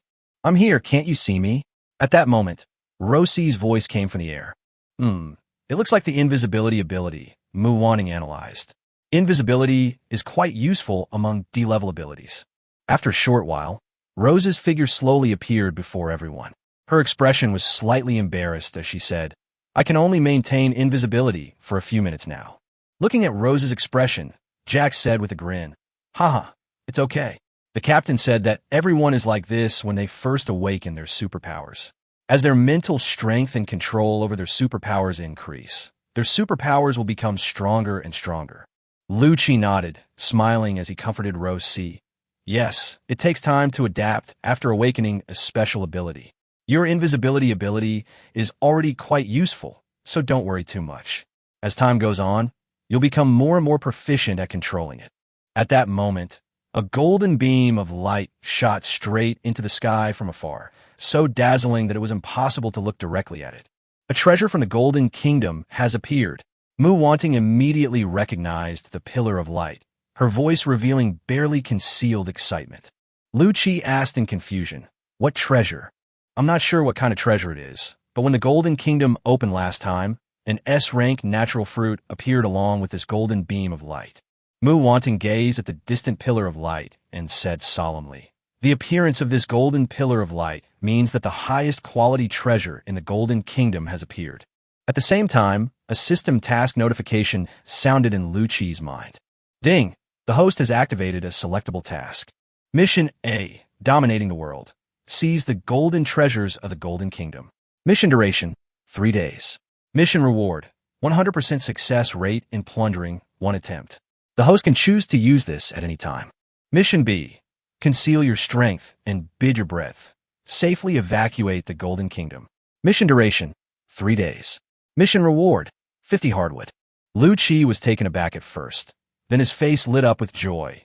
The system hadn't given him any tasks in a long time. He accepted Mission A without hesitation. Ding! The host has selected to accept Mission A, Dominating the World. Please complete the mission within 3 days. Everyone has work to do. I'm determined to have this golden treasure. Lu Qi looked at everyone with bright eyes, his tone revealing undisguised excitement. "Ha, Captain is awesome." Jack burst into laughter and continued, "No one can take away what we in the underworld have our eyes on." The other members echoed their responses, their eyes gleaming with anticipation and excitement. This challenge thrilled them. Lu Qi waved his hand and said, "All right, get on board." The group quickly boarded the Nightmare, and with a series of commands issued, the Nightmare raised its sails and sailed toward the direction of the golden pillar of light. Soon, Lu Qi detected a faint echo 30 nautical miles ahead on the exploration radar, and the other party's course was consistent with the direction of the golden beam of light. He frowned. Based on his years of seafaring experience, he was certain that this was an armed vessel heading toward the golden pillar of light. He immediately controlled the carrion seagull to fly towards the other party, ready to find out what was going on. As the carrion seagull drew closer, Lu Qi could see the ship clearly. It was a fully armed, 3-masted cruiser, about 80 meters long and 18 meters wide, with a large number of cannons mounted on its deck and hull. Ship types: spruce-masted sailing ships, frigates, cruisers, battleships, near legendary warships. However, when Lu Qi saw the flag flying on the cruiser, his face instantly darkened. The flag depicted a ship sailing through the waves. It was the flag of the Wave Conqueror's bounty hunters. Song Liqing's influence. A chilling murderous intent flashed in Lu Qi's eyes, and an icy aura instantly enveloped his body. Mu Wanting keenly sensed the subtle change emanating from Lu Qi, a dangerous aura. She asked gently, "Captain, what happened? Your expression seems a little off." Lu Qi's lips curled into a cold smile, his eyes revealing a ruthlessness as cold as winter. He took a deep breath, his voice icy. "I've discovered the influence of an old acquaintance. They're ahead of us. I'd better go and give them a good welcome." Mu Wanting couldn't help but feel her heart race. She had come to the Nightmare, and this was the first time she had seen Lu Qi in such a terrifying state. She was afraid that the people ahead of her were going to be in trouble. Chapter 33, Sinking the Cruiser. Heading 035, full sails, full speed ahead. Following Lu Qi's command, the Nightmare, like a ferocious beast, unfurled its sails and sped toward the cruiser at 22 knots. Zhao Hui stood on the stern deck of the cruiser breaker, gazing thoughtfully at the golden pillar of light ahead. The boss values this gold country exploration very much. We must achieve results and bring the Wave Conqueror back into the public eye. At this moment, the report from the lookout at the stern interrupted Zhao Hui's thoughts. Report: a 2-masted frigate has been spotted rapidly approaching our ship from behind. Zhao Hui smiled slightly, not caring too much about it. He knew this was probably a small faction trying to get a bargain from the golden pillar of light. In his eyes, the difference between a 2-masted frigate and a 3-masted cruiser was like that between an ant and an elephant. Frigates are typically equipped with a crew of 30 to 70, around 12 guns, and 2 decks. Cruisers, on the other hand, have 200 to 400 crew members, 50 to 70 guns, and 3 decks. The firepower of the two sides is not even in the same league. He waved to the flag bearers and gave the order, signal for them with flags, and keep a safe distance from us. The flag bearer responded quickly, yes. His hands flew rapidly in the wind, conveying the message to the other side through flag signals. As the two ships drew closer, Zhao Hui noticed an unfamiliar flag painted on the hull of the two-masted frigate. The flag was entirely black, with a faintly visible skull printed on it, as if announcing the arrival of death. The skull's eyes emitted a red glow, giving it an eerie and mysterious feel. He racked his brains, but couldn't recall which faction it belonged to. Report: the other side is still rapidly approaching us. Zhao Yifroned. Was this courting death? Once the enemy entered the range of the stern cannons, open fire immediately. Yes. The gunners immediately adjusted the angle of the 4 cannons mounted on the stern of the wavebreaker, aiming them intently at the approaching frigate behind them, ready to fire as soon as the enemy entered firing range. The distance between the two sides was constantly closing, 1,000 meters, 800 meters, 700 meters. Just as the two sides reached a distance of 700 meters, the Nightmare opened fire. The 2 giant bone spear crossbows mounted on either side of the Nightmare's bow, controlled by the undead crew, fired their massive bone spears at the wavebreaker ahead. A tearing sound was heard as the wavebreaker's stern was pierced by 2 huge holes from bone spears. Zhao Hui immediately gripped the mast and said incredulously, they actually dared to fire first. A frigate taking the initiative to attack a cruiser. I've really learned something new. Open fire. Sink them. Boom, boom, boom, boom. The cannons roared, splashing water, but it was clear their range was insufficient. Captain, the range is too short. We can't hit it, the gunner reported. What? Cannons don't have as long a range as heavy crossbows? Are you kidding me? Zhao Yu looked increduleux. At this moment, the bone spear crossbows at the bow of the Nightmare were fully loaded and fired again. This time, the target was the underwater hull of the wavebreaker. One bone spear missed its mark, splashing water. The other ram pierced the underwater hull of the breaker, and a large amount of water immediately poured into the hull through the hole. At the cruiser level, the underwater hull will be equipped with multiple waterproof compartments. Therefore, minor damage to the hull below the waterline will not cause the ship to sink. Damn it, turn around and use the cannons at the bow to sink them. Zhao Hui slammed his fist on the railing and said viciously. The cannon was not only incredibly powerful, but also had a terrifying range of 1,000 meters. As the wavebreaker clumsily turned around, the Nightmare deftly turned 90 degrees to the right, facing the wavebreaker with its starboard side facing it. Looking at the terrifying giant crossbow bolts on the starboard side of the Nightmare, Zhao Hui's heart seemed to stop beating. Puff, puff, puff. With the familiar sound of crossbows being released, all 7 bone spears struck the hull of the wavebreaker, causing the ship to tremble violently. 4 of the bone spears pierced through the wavebreaker's underwater hull.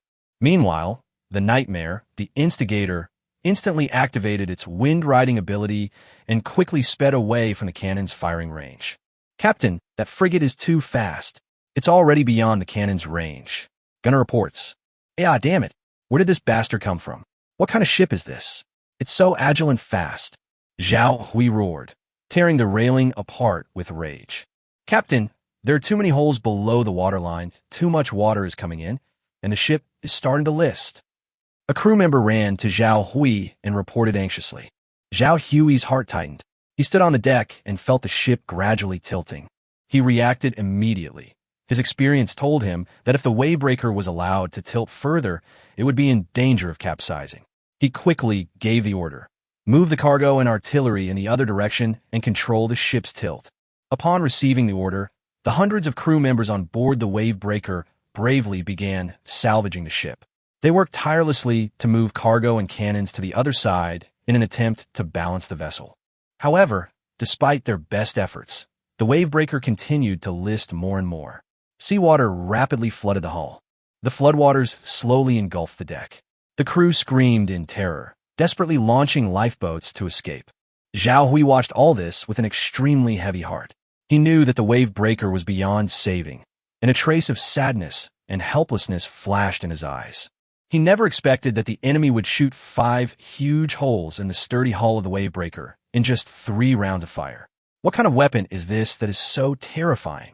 It's important to know that the wavebreaker, as a cruiser, had its entire underwater hull made of hardwood, making it difficult to damage even with close-range artillery fire. Looking at the sinking cruiser, Lu Qi showed no pity. He ordered, "Full speed ahead of the cruiser. Sink all of their lifeboats, leave none alive." As soon as the order was given, everyone looked at Lu Qi. The captain was terrifying today. He used to only kill officials, and he'd let some ordinary people go. But today, he left no one alive, Jack whispered to Rose. "All right, stop guessing and just follow orders." Rose also noticed Lu Qi's unusual behavior. 10 lifeboats floated on the sea, representing the last hope for survival for the crew of the Wavebreaker. The nightmare approached rapidly, and the undead crew coldly manipulated the giant bone spear crossbows, sinking the lifeboats floating on the sea one by one. Chaos and despair instantly engulfed the sea. As the lifeboats sank, hundreds of crew members struggled and cried for help in the water, their voices echoing in the wind, filled with endless fear and helplessness. But it was all in vain. Only death awaited them. Chapter 34, Plundering a C-rank superpower, Diamondization. Asshole. Zhao Yu Hua de Angridi. Zhao Hui stomped his foot hard, leaping into the air like a tiger. He landed on driftwood and sped towards the nightmare. His figure traced a graceful arc across the sea before landing steadily on the deck of the nightmare. Zhao Hui is a powerful sea-level superhuman with leader-level abilities. He quickly scanned his surroundings. Then his gaze locked onto an undead crew member operating a giant bone spear crossbow.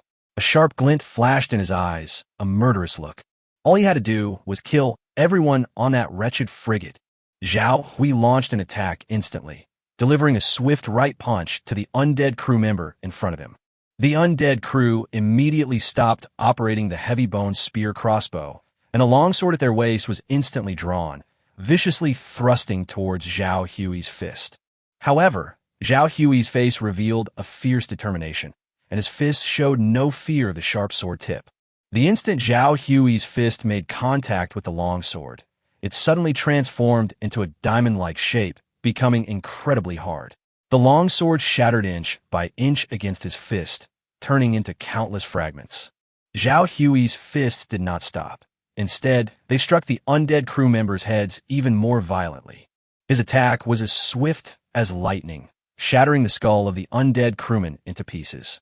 The skull exploded instantly, like a punching bag, scattering bone fragments everywhere.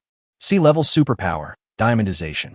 A cold glint flashed in Lu Qi's eyes, and then he shouted, "All of you, step back. He is not someone you can handle."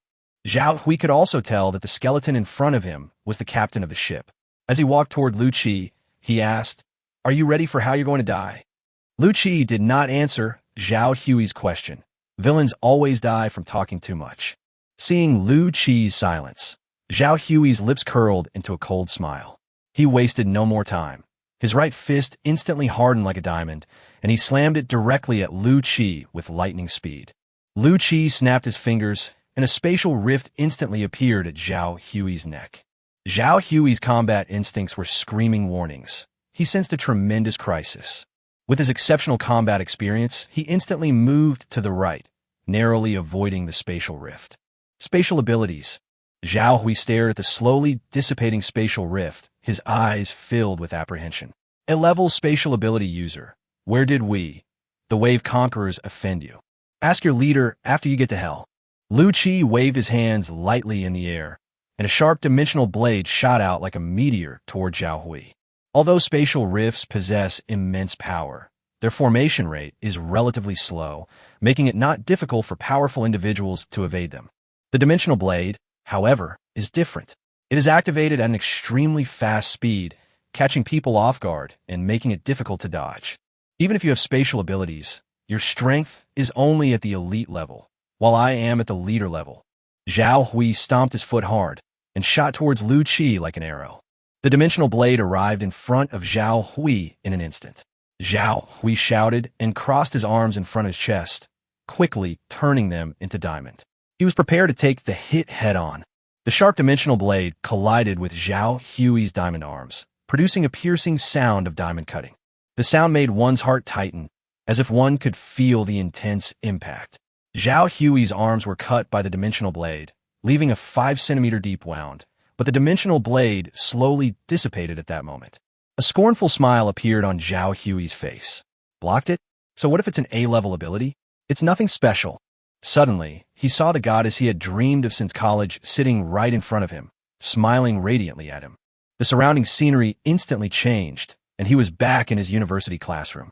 Zhao Hui opened his eyes from his desk and saw the familiar classroom, his classmates, and the goddess he had always secretly admired. Everything felt so real. Was all of this just a dream? There was no apocalypse, no age of exploration.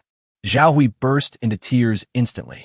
Only after experiencing the apocalypse did he realize how happy he had been before. Suddenly, a sharp pain jolted Zhao Hui awake. He found himself still on that ghost ship, surrounded by a thick aura of death, with grotesque skeletons and undead everywhere he looked. He was horrified to discover that his limbs had been detached from his body, and the excruciating pain surged through him like a tidal wave, almost unbearable. A charm-type superpower. A wave of shock washed over Zhao Hui. He knew he had just been bewitched. He never expected that there were two A-level superhumans hiding on this ship. Wanting, well done, Lu Qi said to Mu Wanting. Mu Wanting is truly a treasure. Lu Qi made the right choice to keep her back then. Mu Wanting responded to Lu Qi's compliment with a sweet smile. Just now, Mu Wanting used her supernatural power to charm Zhao Hui, while Lu Qi instantly released a spatial rift, severing his limbs. Looking at Zhao Hui, who had become a human skeleton, Lu Qi's eyes showed no emotion. He calmly ordered, "Carry him to the captain's cabin." The crew members immediately stepped forward and carefully carried him away. "What are you doing? What are you going to do?" Zhao Hui cried out in terror. His voice trembled, revealing deep fear. At that moment, he truly felt his life was threatened. He tried to struggle, but his limbs had been detached from his body and he couldn't move. He could only lie helplessly on the ground, watching the skeletal undead slowly approach. "Let me tell you, we Wave Conquerors are an A-rank bounty hunter group. My boss, Song Liqing, is a Lord-level expert. If you kill me, he won't let you get away with it." Zhao Hui continued shouting. His voice was filled with terror and helplessness. Ding! Fear level has increased to 4,200 points. Due to the rapid increase in fear level, the system grants you the qualification to upgrade 2 undead crew members to elite level. It seems Zhao Hui is genuinely frightened. When an elite level warrior is afraid of the nightmare, the fear value is 50 points, and extreme fear is 100 to 300 points. Zhao Hui alone had just generated 500 points of fear. Lu Qi believed that this was not the result of Zhao Hui's extreme fear. System, plunder this person's superpowers. Lu Qi spoke to the system from the captain's cabin, deliberately speaking loudly so that Zhao Hui could hear him. "Who are you talking to? What kind of plundering ability is that?" Sure enough, Zhao Hui became even more uneasy after hearing this. Chapter 35, Crafting the Curse Cannon. Scanning. Scan complete. Target, Zhao Hui, C-level ability, diamondization, status, severely injured, available for looting. To plunder the target's ability, with a 60% success rate, the target dies immediately after the ability is plundered. What does that sound? What system is that can steal my superpowers? Upon hearing the system's voice, Zhao Hui felt a chill run down his spine. He had never heard of superpowers being stolen. Meanwhile, the fear points he contributed were also soaring, and soon the fear points reached 4,800 points. Lu Qi was just a little bit away from unlocking the new weapon blueprint. Lu Qi decided to put in even more effort. Lu Qi squatted down next to Zhao Hui, pointed his own skull, and said, "I've been dead for 10 years. The reason I was able to come back to life is all thanks to this system." Lu Qi's voice was low and sinister. He moved closer to Zhao Hui, a cold smile playing on his lips. "In a moment, I will use this system to plunder all your flesh and blood, your energy, and transfer them to my body. You will become nourishment for me to become stronger. Can we talk? I can give you lots of money. I can be your lackey. I don't want my superpowers stolen." Seeing Zhao Hui begin to beg for mercy, Lu Qi knew that the time was right. System, begin looting. As Lu Qi finished speaking, a wisp of black energy slowly emerged from the ship's hull, gradually surrounding Zhao Hui and coalescing into various terrifying shapes. No, I don't want to die like this. I still have so many things to do. No. Ding. Fear level has reached 5,000 points. Weapon blueprint unlocked. Cursed cannon. When the fear level reaches 10,000 points, a new weapon blueprint is unlocked. The black energy surrounding Zhao Hui instantly enveloped him. Plundering. It was as if all the energy in Zhao Hui's body was being drained away, and his whole body became shriveled up at a visible speed. His eyes gradually lost their luster and became dull and lifeless. As Zhao Hui turned into a dried-up corpse, the system's voice rang in Lu Qi's ears. The plunder was successful, and the host gained a new superpower, C-rank, diamondization. Lu Qi stood beside Zhao Hui's corpse, his eyes as deep as the sea, without a trace of emotion. He glanced at the once vibrant body, a cold smile creeping across his face. Song Liqing, this is just the beginning. Lu Qi recalled that chilling scene again. Song Liqing and Imo shouting used him as bait to lure the megalodon out. He vividly remembers the pain and fear of that moment when his entire left arm was bitten off by a megalodon, a pain that was etched into his very soul. Lu Qi slowly pushed open the wooden cabin door and walked onto the deck. Everyone was waiting for him, waiting for their captain to give the order. Target, the golden beam of light. Keep moving forward. As Lu Qi gave the order, the nightmare quickly sailed towards the golden pillar of light, cutting through the waves. Although it caused a slight delay, it's not a big deal. The golden beam of light is still there, which means the treasure hasn't been taken yet. During the voyage, Lu Qi chose to upgrade Soul Eater and Nyo Da's strength to the elite level, thus giving the nightmare a total of 4 elite-level crew members. After finishing his work, Lu Qi looked at the weapon blueprint he had just unlocked. Curse Cannon, medium-sized, shipborne weapon, usable only by ghost ships. Crafting requires 10 copper or 2 hardwood, 1 boss-level sea beast heart, and 1 boss-level sea beast skeleton. Crafting consumes 100 vitality. Cursed Cannon condenses life force into a cannonball, possessing the cursed property. Firing within range will always hit the target. Seeing the information on the Cursed Cannons panel, Lu Qi was slightly shocked. The weapons in the underworld are more and more overpowered than the last. Good heavens, they've even come up with a guaranteed hit. The nightmare is starting to seem like it's cheating. I just don't know how far the Cursed Cannon can fire. If it has a long range and is guaranteed to hit, wouldn't that be 1 shot and 1 kill? The key is that the enemy can't even hit it or catch up with it. Lu Qi checked the materials in the storage space. There were enough. The system is dismantling the giant python's carcass. Ding, decomposing. Disassembly successful. Obtained 1 giant python heart, boss grade, 40 giant python meat, boss grade, and 1 giant python skeleton. Can be disassembled into 40 animal bones and 40 animal hides, boss grade. Pythons are reptiles and do not have sinews. Hi-sa. As Lu Qi called out, the sea demon surfaced in the water, its green eyes looking at Lu Qi, its 8 long tentacles swaying, and it moved forward side by side with the nightmare. Here, take all this boss-level meat. Hurry up and evolve into a boss-level being. A hint of human-like pleasure appeared in the sea demon's eyes. It used its 4 tentacles to roll all the giant python meat on the deck into the water before sinking in a feast. Captain, can you see it coming out? The sea fiend is getting bigger and bigger. At this rate, I think it won't be long before it evolves again. Rose stared intently at the sinking sea monster, her envy evident in her eyes. After listening, Lu Qi nodded. He looked at the enormous body of the sea fiend, a hint of admiration flashing in his eyes. The sea fiend is a sea monster with an A-level potential, so its growth rate is not surprising.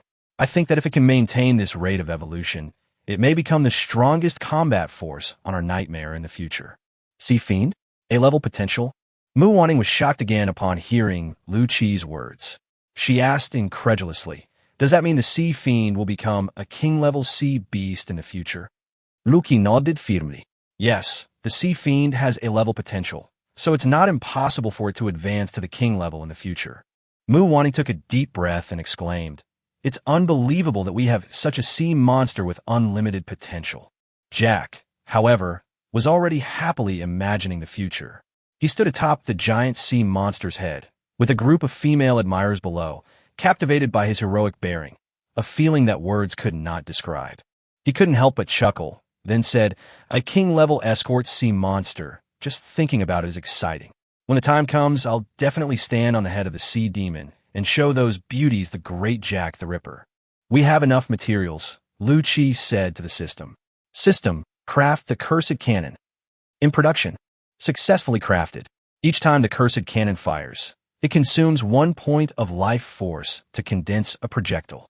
Consumes 10 copper ore, 2 hardwood, 1 boss level sea monster heart, 1 complete boss level sea monster skeleton, and 100 health. The sea monster heart intended for the Nightmare's evolution has been used. We'll have to kill another one later. As the black energy slowly dissipated, a strange cannon suddenly appeared on the bow deck. Chapter 36 Treasure, Star Luo Mindflower. It was several times larger than an ordinary cannon, and its entire body was a deep black. The cannon was covered with snake scale-like patterns, and each scale emitted a dark light. A hint of excitement flashed in Lu Chi's eyes as he walked up to the cannon and examined it carefully. On the muzzle of the cannon, there is a giant python with its mouth wide open from which the cannonballs are fired. Lu Chi couldn't help but sigh inwardly, thinking that it must be because the heart and skeleton used to make the curse cannon were made of giant python, that the curse cannon was also shaped like a ferocious giant python. Haha, is this our ship's new weapon? Now we have medium-sized weapons on board too. We don't need to envy other ships anymore, Jack said excitedly, looking at the newly installed cursed cannon. After evolving into a frigate, the Nightmare gained a medium-sized weapon slot. This slot had been empty, waiting for a suitable weapon to appear. Now, the cursed cannon perfectly fills that void. The cannon on the bow of the previous breaking wave was also a medium-sized weapon. Rose also came upon hearing the sound, her gaze equally drawn to the cursed cannon. Captain, let's test fire shot and see its power and range, Rose suggested. Lu Chi looked at the cursed cannon and nodded. The cursed cannon was enormous, requiring 4 gunners to operate it each time it was fired. They rotated the barrel, aiming at the sea surface on the starboard side. Black energy began to gather in the barrel of the beast cannon. Boom! With a deafening roar, the entire Nightmare shuddered. On the right side of the sea, a huge spray of water suddenly burst forth, scattering in the air before falling back into the sea, creating ripples. Everyone was stunned by the scene. They watched silently as the spray on the sea gradually subsided, their hearts filled with excitement and joy. This is Nightmare's new weapon, and its power and range are amazing. Captain, based on my observation, the range of the curse cannon is probably around 1,500 meters, Rose said excitedly. Lu Chi was overjoyed. A range of 1,500 meters was much longer than he had originally expected. It's important to know that even a mid-level cannon has a range of only about 1,000 meters. This extra 500 meters of range has a significant impact on the situation on the battlefield. This means that the curse cannon can pose a significant threat to enemies even before they get close. Such a powerful weapon would undoubtedly greatly enhance their survivability and chances of victory. With the curse cannon at his disposal, Lu Chi was even more confident in seizing the golden treasures of the Golden Kingdom. As the Nightmare approached the golden pillar of light, a barrage of gunfire and deafening roars filled the air. Lu Chi immediately dispatched the corpse seagulls to fly towards the golden pillar of light. As the rotting carcass flew closer, Lu Chi could see the entire scene. The golden pillar of light was located on a tiny island of only a few hundred square meters. On the island dwells a colossal, spineless dragon, 41 meters long, its strength clearly at the peak of the boss level. However, it is under intense fire from the surrounding warships, only able to fight back desperately, but already riddled with wounds and clearly won't last much longer. Lu Chi's gaze was drawn to the golden pillar of light. Inside the pillar was a mysterious flower, its petals a pale blue, transparent color, like pure crystal. It's actually the starry sky flower. Lu Chi recognized it at a glance. This was the treasure of the Golden Kingdom, the Star Luo thinking flower. The starry sky mind flower has the power to unlock the mind and enhance spiritual connections. Simply put, it can greatly enhance the mental strength of those with supernatural abilities. The starry sky flower is priceless. Its value in no way inferior to that of an S-grade natural fruit. It can be said that a single starry sky flower can create a master of supernatural abilities. Lu Chi certainly couldn't let such a good thing slip by, but with hundreds of warships from various forces eyeing him covetously, he couldn't rush to seize the Star Luo mind flower. Otherwise, he would easily be targeted by a concentrated barrage of attacks. Just look at the miserable state of that Spinosaurus on the island, and you'll know. Roar! With a roar of resentment, the Spinosaurus swayed a few times before finally collapsing to the ground, raising a cloud of dust before fading into nothingness. The death of the Spinosaurus brought an eerie balance to the group. No one readily disembarked to seize the legendary star Luo Thought Flower. Because everyone knows that at this moment, anyone who dares to touch that flower will be met with the relentless barrage of fire from hundreds of warships surrounding the island. The forces behind those warships are all renowned and powerful. The Sky Empire Navy, Pirate King, Poison Bee, 7 Warlords of the Sea, Dragon Slayer, Yarius City Navy, Legendary Mercenary Group, Wavebreaker, Iron Hand. Mu Wanting murmured to herself, her gaze sweeping over the flags of these ships. Almost all the powerful forces had sent people here. She lightly covered her lips with her hand, a hint of fear flashing in her eyes. Fortunately, there's a power limit imposed by the highest-ranking leader.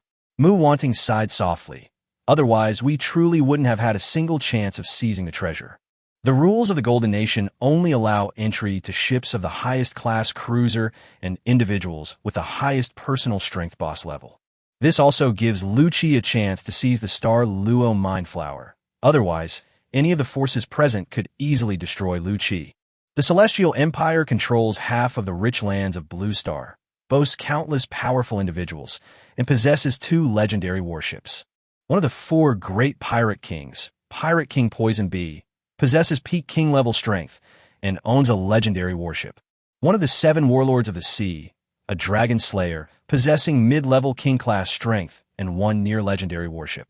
The Navy of Ari City, commanded by Ulysses, possesses early-stage king-level strength, with no legendary or near-legendary warships. The Legendary Mercenary Group, Wavebreaker Iron Hands, is led by Apollo, a peak king-level warrior who owns a legendary warship. Everyone stared at the star Luo Mind Flower, their eyes filled with greed. At that moment, Lu Qi's eyes flashed. He spotted the arrogant leopard print guy's conspicuous golden cruiser among them. A cold smile curled at the corner of his mouth, and a plan quietly formed in his mind. Lu Qi raised his hand and waved to Rose C and Mu Wanting, signaling them to come over. Seeing this, Rose C and Mu Wanting walked over in confusion. "Captain, is there anything I can help you with?" Lu Qi whispered in their ears, his voice low and deep. "See that golden cruiser?" He whispered to the 2, a hint of cunning in his voice. "I need you." Upon hearing this, a look of surprise flashed in Rose's eyes. She looked at Lu Qi and nodded solemnly. Mu Wanting smiled and said, "Captain, you're so naughty." Chapter 37, The Scapegoat, Leopard Print Guy. After a while, some people finally couldn't suppress their desire for the starry thought flower and began to take action. Someone has infiltrated. At this cry of alarm, all the ships instantly turned their cannons towards the vicinity of the star Luo Thinking Flower, opening fire fiercely. Shells rained down like a storm, and for a moment, the area around the star Luo Thinking Flower was engulfed in the flames of explosions. Suddenly, a scream rang out. A person who had been using the bushes as camouflage and trying to get close to the star Luo Thinking Flower was knocked down by the artillery fire. He fell to the ground and rolled around in pain. "Quick, grab the Xingluo Siwei Flower." Upon receiving the order, all factions responded and mobilized. Their elite personnel leaped out of their ships like tigers and charged toward the star Luo Thinking Flower. Leopard Print Guy took the lead, confidently declaring, "Ha, Xingluo Siwei Flower is mine." Then, right before everyone's eyes, the star Luo Mind Flower suddenly disappeared. Suddenly, Leopard Print Guy felt a wave of dizziness and, as if possessed, shouted, "I took Xingluo Siwei's flower, you bunch of trash. Come and try to take it from me if you dare." A moment of silence fell over the arena as everyone stared at Leopard Print Guy. His voice echoed in the empty space, sounding particularly jarring. The butler behind the Leopard Print Guy stared at him incredulously, stammering, "Young master, our people haven't even gotten close to the star Luo Mind Flower yet." The people on the Leopard Print Guy's golden cruiser were looking at him like he was an idiot. Once he regained his senses, the Leopard Print Guy's facial muscles twitched, and he said somewhat awkwardly, "Would you believe me if I said I just had a brain fart? That's outrageous. Not only did they steal Xingluo Siwei's flowers, but they also insulted us." These words acted as a fuse, instantly igniting the crowd's anger. Their faces were contorted with rage, their eyes blazing with fury, as if they wanted to tear Leopard Print Guy apart alive. In my decades of wandering the martial world, I have never seen such an arrogant person. Kill him and take back the Xinglua Siwei flower." With that angry shout, everyone charged angrily toward the leopard print guy. Run. Upon seeing this, leopard print guy's expression changed drastically, and he turned and ran towards the golden cruiser. "I didn't pick the Xinglua thinking flower. You have to believe me. I really had a brain fart just now." Leopard print guy shouted as he ran away. His voice was filled with helplessness and anxiety as he tried to defend himself. However, the angry crowd did not give him a chance to explain. Leopard print guy's speed was indeed astonishing. With a sudden burst of power from his feet, he soared into the air like a cannonball and landed gracefully back on the golden cruiser. "Quick, quick, raise the sails and get out of here. I've been framed." Leopard print guy shouted hastily, a look of fear on his face. The crew members were speechless. "Wasn't you leopard print bro who was just making a scene? Why are you saying you were framed now?" At that moment, leopard print guy felt a familiar wave of dizziness wash over him. He cleared his throat and shouted again to all the ships present. "You bunch of trash. I've already eaten the star Luo thinking flower. Come on over if you dare. I can take you all on by myself without flinching." Silence, deathly silence. "I can't take it anymore. He's too arrogant. I'm going to peel his mouth off and use it as a chamber pot." In my decades of wandering the martial world, I have never seen such an arrogant and shameless person. Looking at that shit yellow ship makes me sick. Sink them. Countless cannon fire immediately rained down on the golden cruiser, as fierce as a storm. Leopard print guy stood on the deck, almost in tears from the sudden attack. Although he liked to pretend, he knew when to stop. Besides, he really didn't pick the starry sky flower. I really didn't take any Xinglua Siwei flowers. The leopard print guy wanted to explain something, but the butler behind him immediately covered his mouth and shouted, "Young master, say less." The butler assumed that leopard print guy was going to continue pretending, fearing that his arrogant remarks would provoke more enemies. The golden cruiser immediately retreated at full speed, attempting to escape the sea of gunfire. Hundreds of warships of various types pursued relentlessly from behind, bombarding and blasting relentlessly, determined to sink the golden cruiser. However, fortunately, the golden cruiser had been specially reinforced and was fast enough that it was not sunk immediately. At this moment, no one noticed that a black frigate filled with deathly aura was slowly sailing towards the edge of the battlefield. "Captain, we got it." Rosie handed the star Luo Mind Flower to Lu Chi, her eyes filled with excitement. After all, the feeling of seizing a treasure surrounded by powerful figures was just too exhilarating. "Rose and Wanting, well done." Lu Chi praised them, and the three of them looked at each other and smiled. "Captain, you guys screwed over leopard print guy." Jack, seeing leopard print guy's miserable state, couldn't help but shudder. "Looks like I really can't be too pretentious in the future. Leopard print guy is the best example of what not to do." Just now, it was Rosie who used her invisibility ability to pick the star Luo Mind Flower, while Mu Wanting used her mind control ability to make leopard print brother take the blame. Lu Chi stared intently at the starry sky flower in his hand. This small flower, seemingly insignificant, contained immense power, and its value could not be measured in money. He took a deep breath, trying his best to control his excitement, and then slowly put the starry thought flower into his mouth. After the star Luo Mind Flower was completely swallowed, Lu Chi felt a powerful force surging within him. This force was not visible to the naked eye, but rather the kind that could touch the depths of his soul, a force capable of altering his way of thinking. His mind began to clear, and his thinking became sharper. His senses of sight, hearing, smell, taste, and touch all became more acute. He could see everything around him clearly, hear the faintest sounds, smell the most subtle odors, and feel the most delicate touches. He felt as if he were in a completely new world, a world full of color, sound, and sensation. He felt as if he could touch every detail and feel every moment. His mind became so sharp that he could make the most accurate judgments in an instant. The energy of the starry sky flower swirled in his mind, like a clear stream cleansing his spirit. Lu Chi closed his eyes quietly, deeply sensing the changes within his body.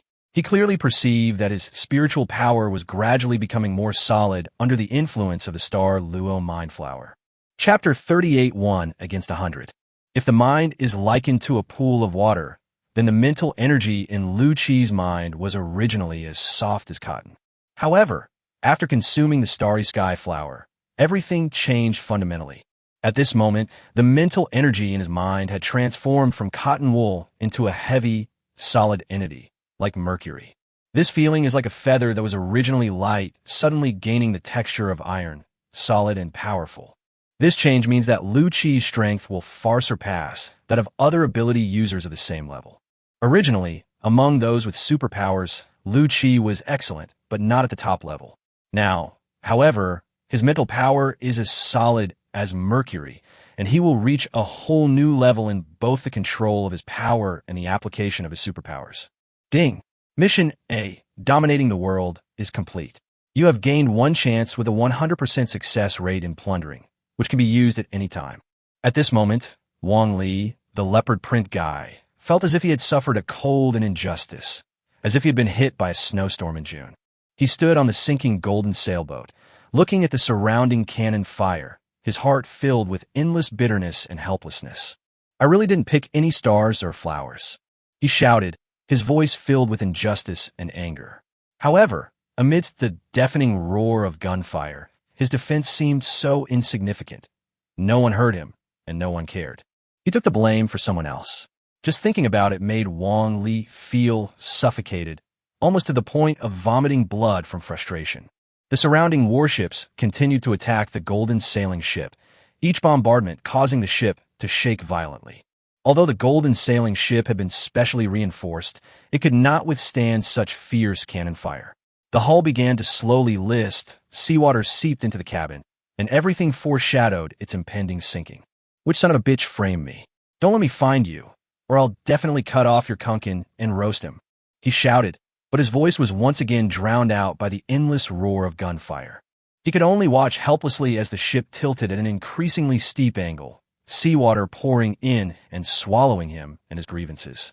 At this moment, a golden beam of light suddenly erupted from Lu Qi, its dazzling light, like the sun, instantly illuminating the entire nightmare. The people on the nightmare were stunned by this sudden turn of events. They looked at each other, their faces filled with astonishment. For a moment, the ship fell silent, with only the golden beam of light flickering. What's going on? Maybe it's because the captain ate the star Luo thinking flower that it had its effects. Mu Wanting hesitated for a moment before speaking uncertainly. In other words, the most precious treasure of the Golden Kingdom is the captain? Rose's tone was tinged with shock and disbelief. Upon hearing this, Lu Qi pointed to himself and said with a shocked expression, "Are you kidding me? How are they going to eat me? Make soup for my bones?"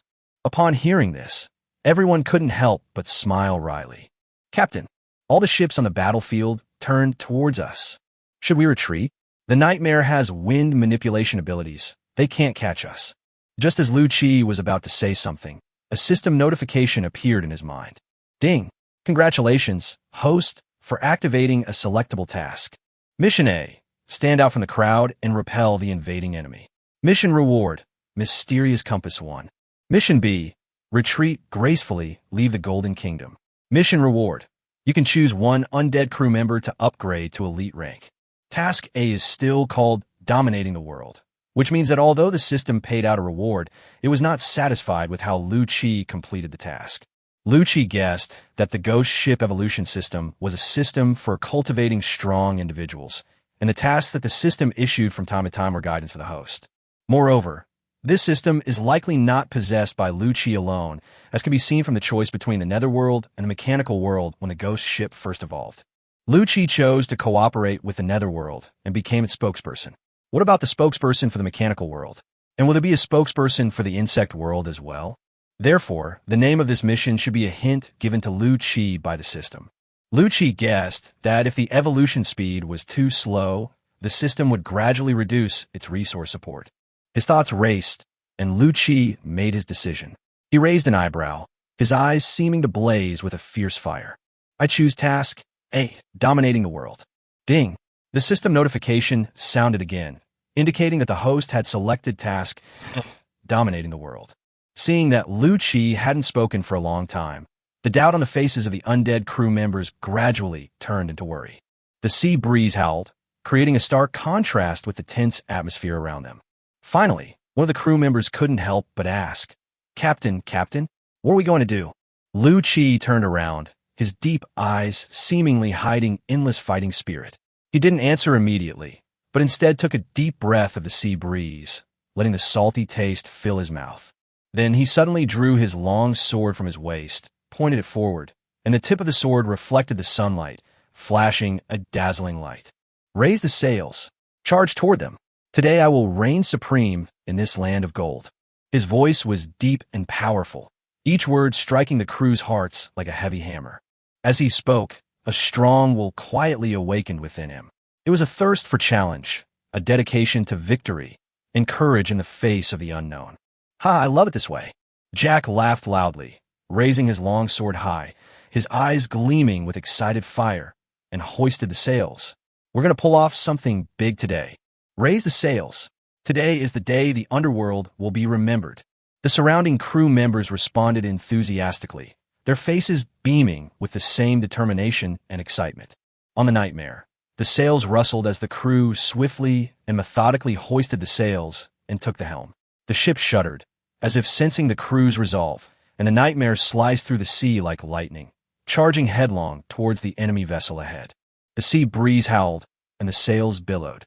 Mu Wanting stood on the deck, looking at Lu Chi's figure, as if she saw a kind of power. Lu Chi was like a lion, agile and imposing. He fearlessly faced the challenges ahead and led the undead crew in the right direction. Mu Wanting could sense that Lu Chi was a true leader, capable of guiding everyone to overcome numerous difficulties and achieve victory. Among the world's top experts, there will surely be a captain among them in the future. Mu Wanting silently murmured to herself. She looked at Lu Chi, her eyes shining with admiration and determination. In her heart, Lu Chi was no longer just a captain, but a true strongman and a leader worthy of following. At this moment, Mu Wanting understood her choice. She was willing to follow Lu Chi, face the challenges ahead together, and become one of the world's top experts. Chapter 39, The Terrifying Power of the Cursed Cannon. What? Has that frigate gone mad? Not only is it not running away, it's charging straight at us. What kind of force is this? I've heard of it. It's called the Netherworld Bounty Hunters, a newly emerging force that has just risen to prominence. They're supposedly all undead crew members. Aren't they afraid of death? Since they're courting death, let's smash them to pieces and throw them into the sea to feed the fish. I want to see if the undead can actually die. At this moment, regardless of success or failure, the name Yu Ming has certainly gained widespread recognition. At this moment, Wang Li, the leopard print guy, was clinging to a piece of driftwood and drifting in the sea, watching the Nightmare ship bursting with golden light in the distance. He was almost in tears, feeling wronged. I told him I didn't pick them, but you wouldn't believe me. But watching the Nightmare raise its sails and charge towards hundreds of warships from various factions, Wang Li felt a tremor in his heart. These guys, although their character is questionable, are really brave. I like them. He murmured to himself, a look of agreement in his eyes. The distance between the two sides gradually closed. 3,000 meters, 2,500 meters, 2,000 meters. The enemy ship's outline grew clearer in their sight. The sea breeze howled, carrying tension and anticipation. Every crew member held their breath, awaiting Lu Chi's command. Just as the distance closed to 1,500 meters, Lu Chi suddenly raised a long sword in his hand, the blade gleaming with a cold light. He took a deep breath of the sea breeze, his aura becoming incredibly powerful, and then roared. Cursed cannon fire. At his command, the cursed cannons on the bow of the Nightmare opened fire. Boom! The roar was deafening, and the entire sea trembled. The Nightmare also shuddered, as if the entire ship was being pushed backward by this enormous force. The enemy's two-masted frigate at the forefront instantly became the target of the cursed cannon. The shell streaked across the sky like lightning, hitting the bow of the frigate precisely. The immense power erupted instantly, completely destroying half of the bow. Debris flew everywhere, flames soared into the sky, and more than a dozen crew members fell into the sea amid screams. Under the barrage, the frigate's speed decreased rapidly, and its hull swayed violently, clearly rendering it incapable of fighting. Its once majestic and imposing hull appeared so fragile under the bombardment of the cursed cannons. The power of this shot stunned everyone present. Both allies and enemies were stunned speechless by this sudden scene. On the sea, only the echoes of exploding shells reverberated in the sea breeze. Bruno is a lieutenant commander in the Sky Empire Navy, and he is leading this expedition to the Golden Kingdom. He was standing leisurely on the bridge, a cigar dangling from his mouth, completely ignoring the Netherworld bounty hunters. However, the shot fired from a nightmare left him completely stunned. The cigar in his mouth fell to the ground in shock. He stared blankly ahead, his eyes filled with disbelief. "Are you kidding me? What kind of weapon is this?" He muttered to himself, his voice filled with shock. "With such a long range and such great power, is it a large-scale Hellfire cannon? How could this frigate be equipped with such a large weapon? This is impossible. Absolutely impossible." His voice drifted on the sea breeze, but no one answered. His crew members, like him, were speechless with shock at the sudden attack. The battle did not stop because of the previous shelling. On the contrary, under the lure of the Star Luo mine flower, more warships from various forces rushed towards the Nightmare, like moths to a flame. The enemy has already entered the range of the cursed cannon. There's no need to get any closer. Lu Chi's voice echoed in the cold wind. Following his command, the Nightmare, like a nimble petrel, drew a perfect arc and turned around. And under the control of 4 gunners, the cursed cannon slowly turned its muzzle toward the enemy ship. The cursed cannon, a medium-sized weapon, boasts a unique and breathtaking design, with its base being a massive, rotating disc. This allows the cursed cannon to rotate 360 degrees with the disc, unlike ordinary cannons whose firing arc is limited to the bow direction. As the cannonball in the cursed cannon chamber was fully condensed, it fired again. Boom! One of the cruisers at the bow was immediately severely damaged, with one of its masts broken off and more than a dozen crew members killed. Its speed immediately slowed down. Although it still possesses formidable combat power, the loss of a mast has hampered its speed. Park Chung-hee, a top-tier leader, is a capable lieutenant under the Pirate King, Poison Bee. At this moment, he stood on the deck of the flagship Black Shark, gripping the railing tightly, his eyes fixed ahead like an eagle's. "Damn it! Activate the ship's capabilities and catch up with them," he roared. Seeing one of his pirate crew's cruisers hit, Park Chung-hee's anger flared instantly. That was his prized warship, and to have it damaged in battle was nothing short of a provocation and an insult. His flagship, the Black Shark, is a speed-type warship, just like the Black Flag that Lu Chi encountered before. Its ship ability is extreme speed.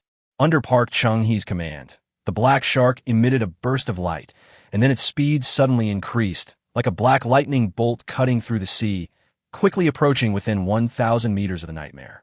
The cannons on the bow of the Black Shark were finally within range. Park Chung-hee gave the order, and with a huge roar, the Black Shark opened fire. The cannonball was fired and hurtled toward the Nightmare. A huge splash erupted from the starboard side of the Nightmare. It missed. "How did you aim? Why didn't they miss?" Park Chung-hee angrily questioned the gunner who fired the cannon, looking at the off-target shot. "Captain, the distance is too far, the wind and waves are too strong, and the ship is rocking violently. Under these circumstances, it would be quite an achievement to hit the target once out of 10 shots." The gunner responded loudly, his voice filled with helplessness. Just then, the Nightmare fired again, its target the Black Shark. Park Chung-hee immediately ordered a hard starboard turn to evade, but the Nightmare's shells seemed to have eyes and still accurately hit the Black Shark's port side. The Black Shark shuddered violently, and a horrific hole was blasted into the port side of the hull. Park Chung-hee shuddered. "Damn it! 1/10. How did they manage to hit every shot?" he roared. The anger and resentment in his heart almost drove him mad. He wished he could throw his gunners into the sea to feed the fish. Park Chung-hee took a deep breath, trying to calm his anger. He glanced at the damaged Black Shark, then resolutely ordered, "Full speed ahead. Everyone, prepare for boarding. We must regain the initiative." Chapter 40, Killing Park Chung-hee. "Captain, the other ship is also a speed-type alien vessel, and it's rapidly approaching us." The undead crew member on lookout duty spoke with tension, his eyes fixed on the rear, where the outline of the ship was rapidly growing larger. Rose listened from the side, and after thinking for a moment, she asked, "Captain, the enemy is very fast. Should we also activate our wind riders to create distance?" Lu Chi stood at the bow of the ship, the sea breeze gently blowing through his black robe. He smiled faintly and said confidently, "No need. Let them come over. I just want to test how much my abilities are enhanced after eating the Star Luo Mind Flower. Due to its extreme speed, The black shark gradually left behind hundreds of ships from various factions and got closer and closer to the nightmare. After being hit hard by the cursed cannon again, the black shark finally got close to the nightmare. Park Chung-hee stood on the deck of the black shark, a cruel expression on his face, like a beast about to tear its prey apart. He scanned the nightmare, and then his gaze fell on Mu Wanting, who was standing on the deck of the nightmare. His eyes instantly turned lewd. He leered and said, "Come on, baby, I'll show you what it means to wish you were dead. Brothers, they have women on their boat, you can have them later." As Park Chung-hee finished speaking, the hundreds of pirates on the black shark cheered excitedly. They stood on the mast and along the ship's side, blades in hand, ready for boarding action. Their faces were filled with madness and anticipation, as if they foresaw the impending bloodshed and plunder. But before they could engage in boarding action, a spatial rift suddenly appeared on the deck of the black shark. Then a figure dressed in a wide black robe, exuding a chilling aura, emerged from the spatial rift. On the deck of the black shark, the pirates who were preparing for boarding action were stunned. This is the Netherworld. One of the pirates was the first to recognize the man in black, his voice filled with disbelief. "They're the attackers, so why is Yuming coming over here directly? This isn't following the script." Park Chung-hee's eyes narrowed as he looked at Lu Chi. He hesitated for a moment, then burst into wild laughter. A-level spatial ability user. "Yuming? Haha, are you here to die? Brothers, kill him." With a wave of his hand, hundreds of pirates instantly raised their weapons and roared as they charged toward Lu Chi. Lu Chi looked at the approaching pirates with cold eyes and said indifferently, "I'm here to die, but I'm sending you to your deaths." As he spoke, a sharp glint flashed in his eyes, and 5-dimensional blades instantly formed, shooting towards the pirates like lightning. The pirates remained fanatical, completely disregarding Lu Chi. After all, they were subordinates of the Pirate King. However, by the time they realized they couldn't run anymore, it was too late. A horrifying scene unfolded. Hundreds of pirates were all sliced in half at the waist by the dimensional blade. Screams and wails instantly echoed across the battlefield, and blood and entrails filled the deck of the black shark. The pirates, who had been filled with murderous intent, were now engulfed in panic and chaos. Kill me! Kill me! It hurts so much." A pirate collapsed to the ground, clutching his waist tightly with both hands, blood and internal organs constantly flowing from between his fingers. "Save me!" Another pirate lay on the ground, pale-faced, watching his body bleed continuously, his eyes filled with despair. The horrific scene on the black shark stunned everyone. They stared at Lu Chi, their eyes filled with terror. Park Yung, he was also stunned. He did not expect Lu Chi to be so powerful, taking down hundreds of pirates in an instant. Park Chung, he took a deep breath, forcibly suppressing the fear in his heart. His body began to swell, his muscles bulging like an inflating balloon, his clothes tearing to reveal steel-like skin. His form slowly changed, his limbs becoming thicker, his hair growing rapidly, until he transformed into a werewolf nearly 3 meters tall. This is his superpower, a Class D superpower, werewolf transformation. After transforming into a werewolf, Park Yung-hee's strength, speed, and physical resilience were greatly enhanced. He was like a wild beast, his entire body brimming with power. His eyes gleamed with an eerie green light as he looked at Lu Chi, a cruel smile playing on his lips. "I never expected your superpower to be so strong, but your biggest mistake was coming up to me and getting close to me." Park Yung-hee's words were full of confidence. He believed that his werewolf transformation ability was enough to tear Lu Chi to pieces. As soon as he finished speaking, Park Chung-hee charged towards Lu Chi like a cannonball. His sharp claws slashed viciously at Lu Chi's body. However, Lu Chi did not dodge at all. His bones instantly turned into diamond, and Park Yung-hee's attacks sparked on Lu Chi's body, yet they couldn't harm him. "Diamond-like!" Park Chung-hee exclaimed in surprise, his face filled with disbelief.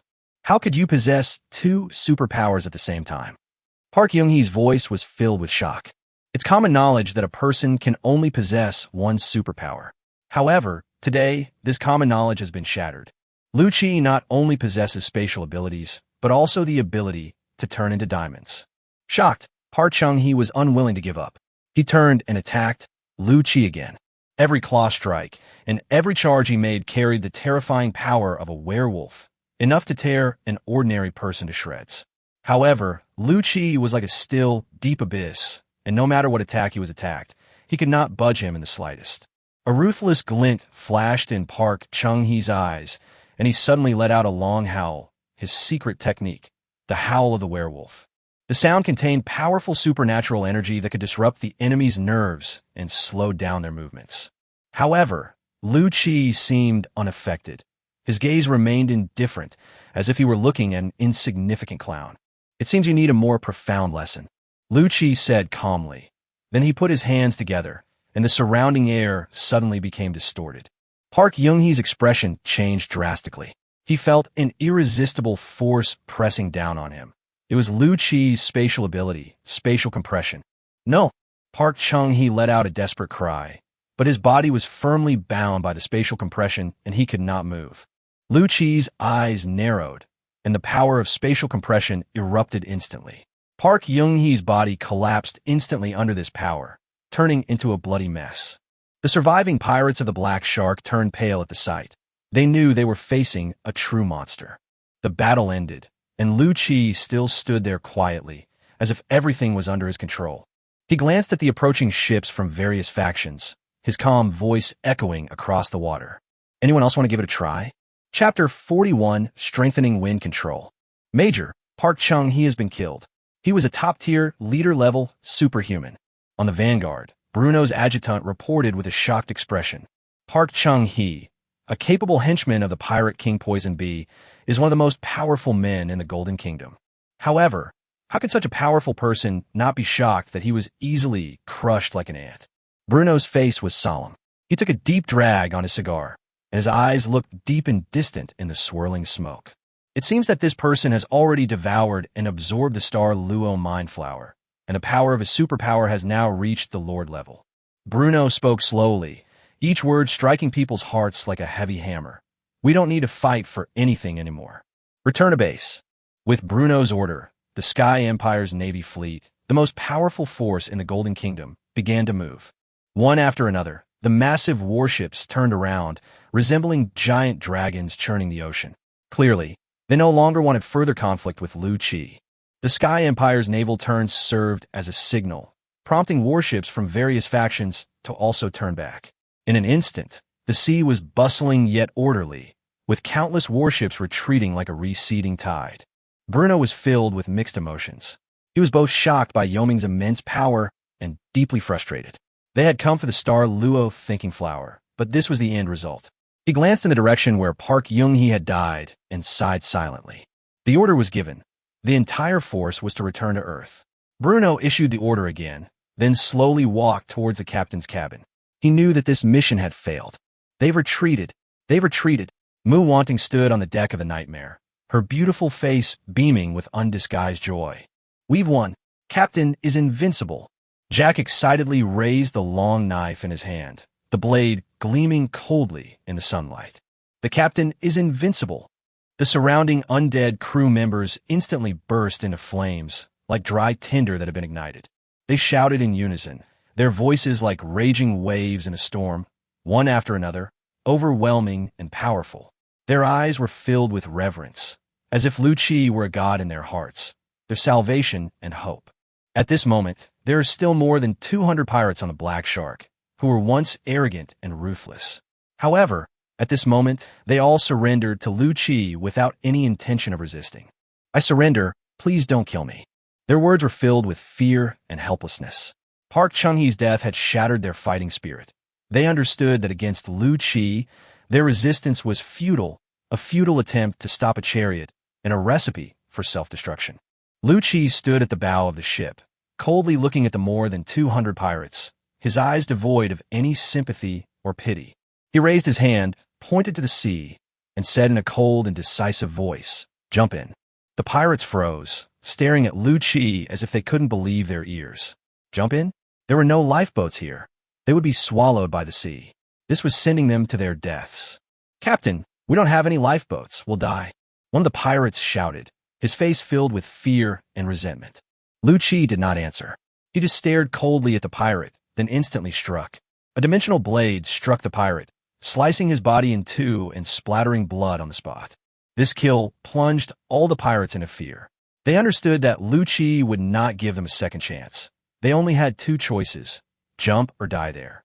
Seeing the pirate's death, the remaining pirates no longer hesitated.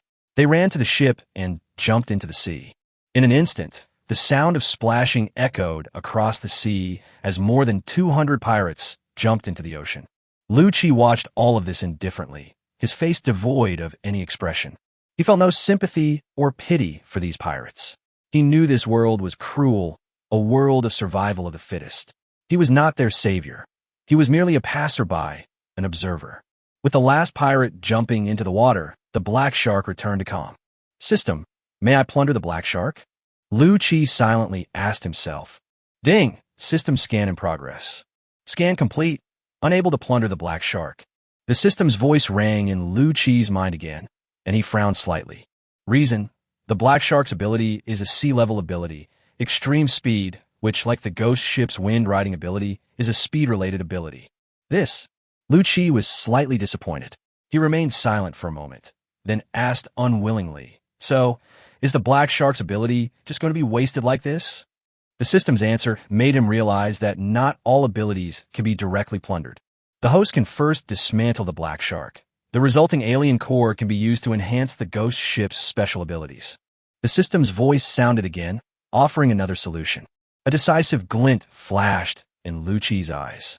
System, dismantle the black shark. He made the decision without hesitation.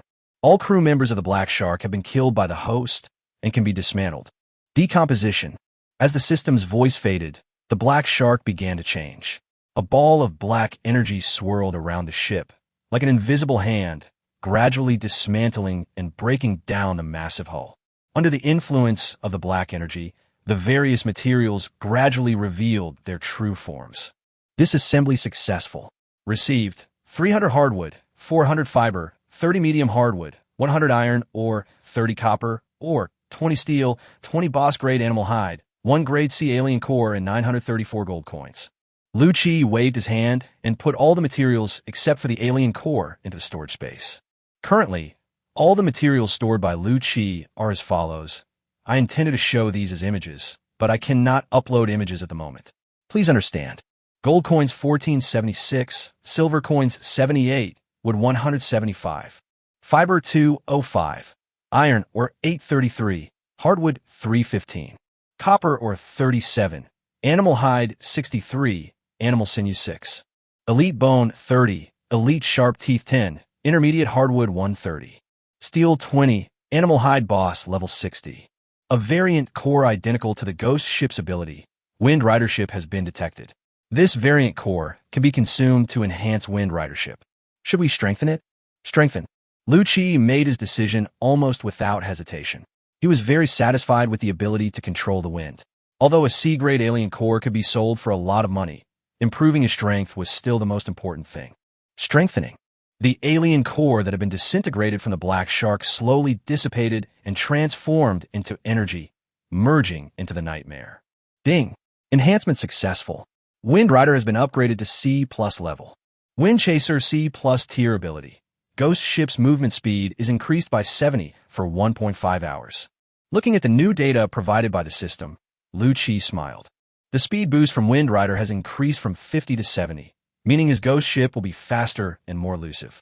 The increased duration also gives him more room to maneuver.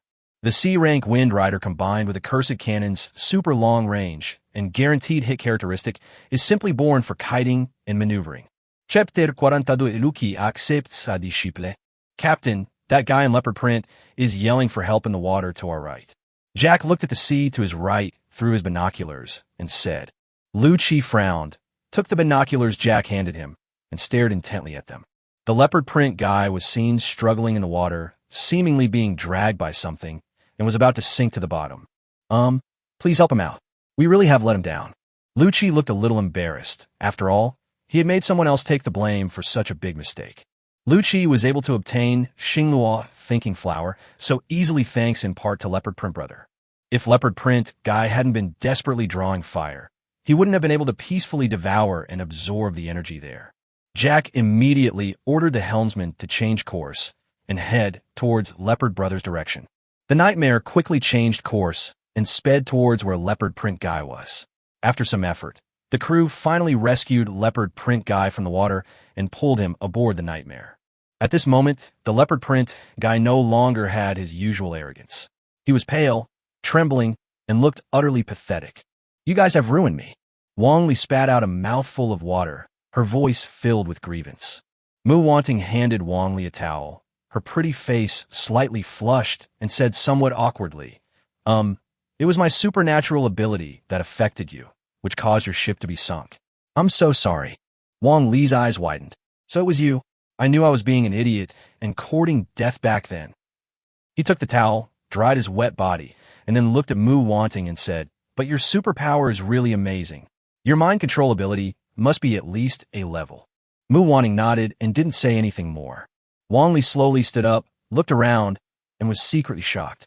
He saw a different kind of ship, special weapons, and 2 A-level ability users, and the captain, Yu Ming, was actually a dual ability user, something he had never heard of before. All of this was beyond his comprehension. Suddenly, he remembered his grandfather's prophecy. In the future, a ghost ship from hell will rescue you. On this ship, you will receive tremendous help, which is also your hope for breaking out of this predicament. The ghost ship, Wang Li, looked around and saw that it was surrounded by undead skeletons and crew members. Wasn't this a genuine ghost ship?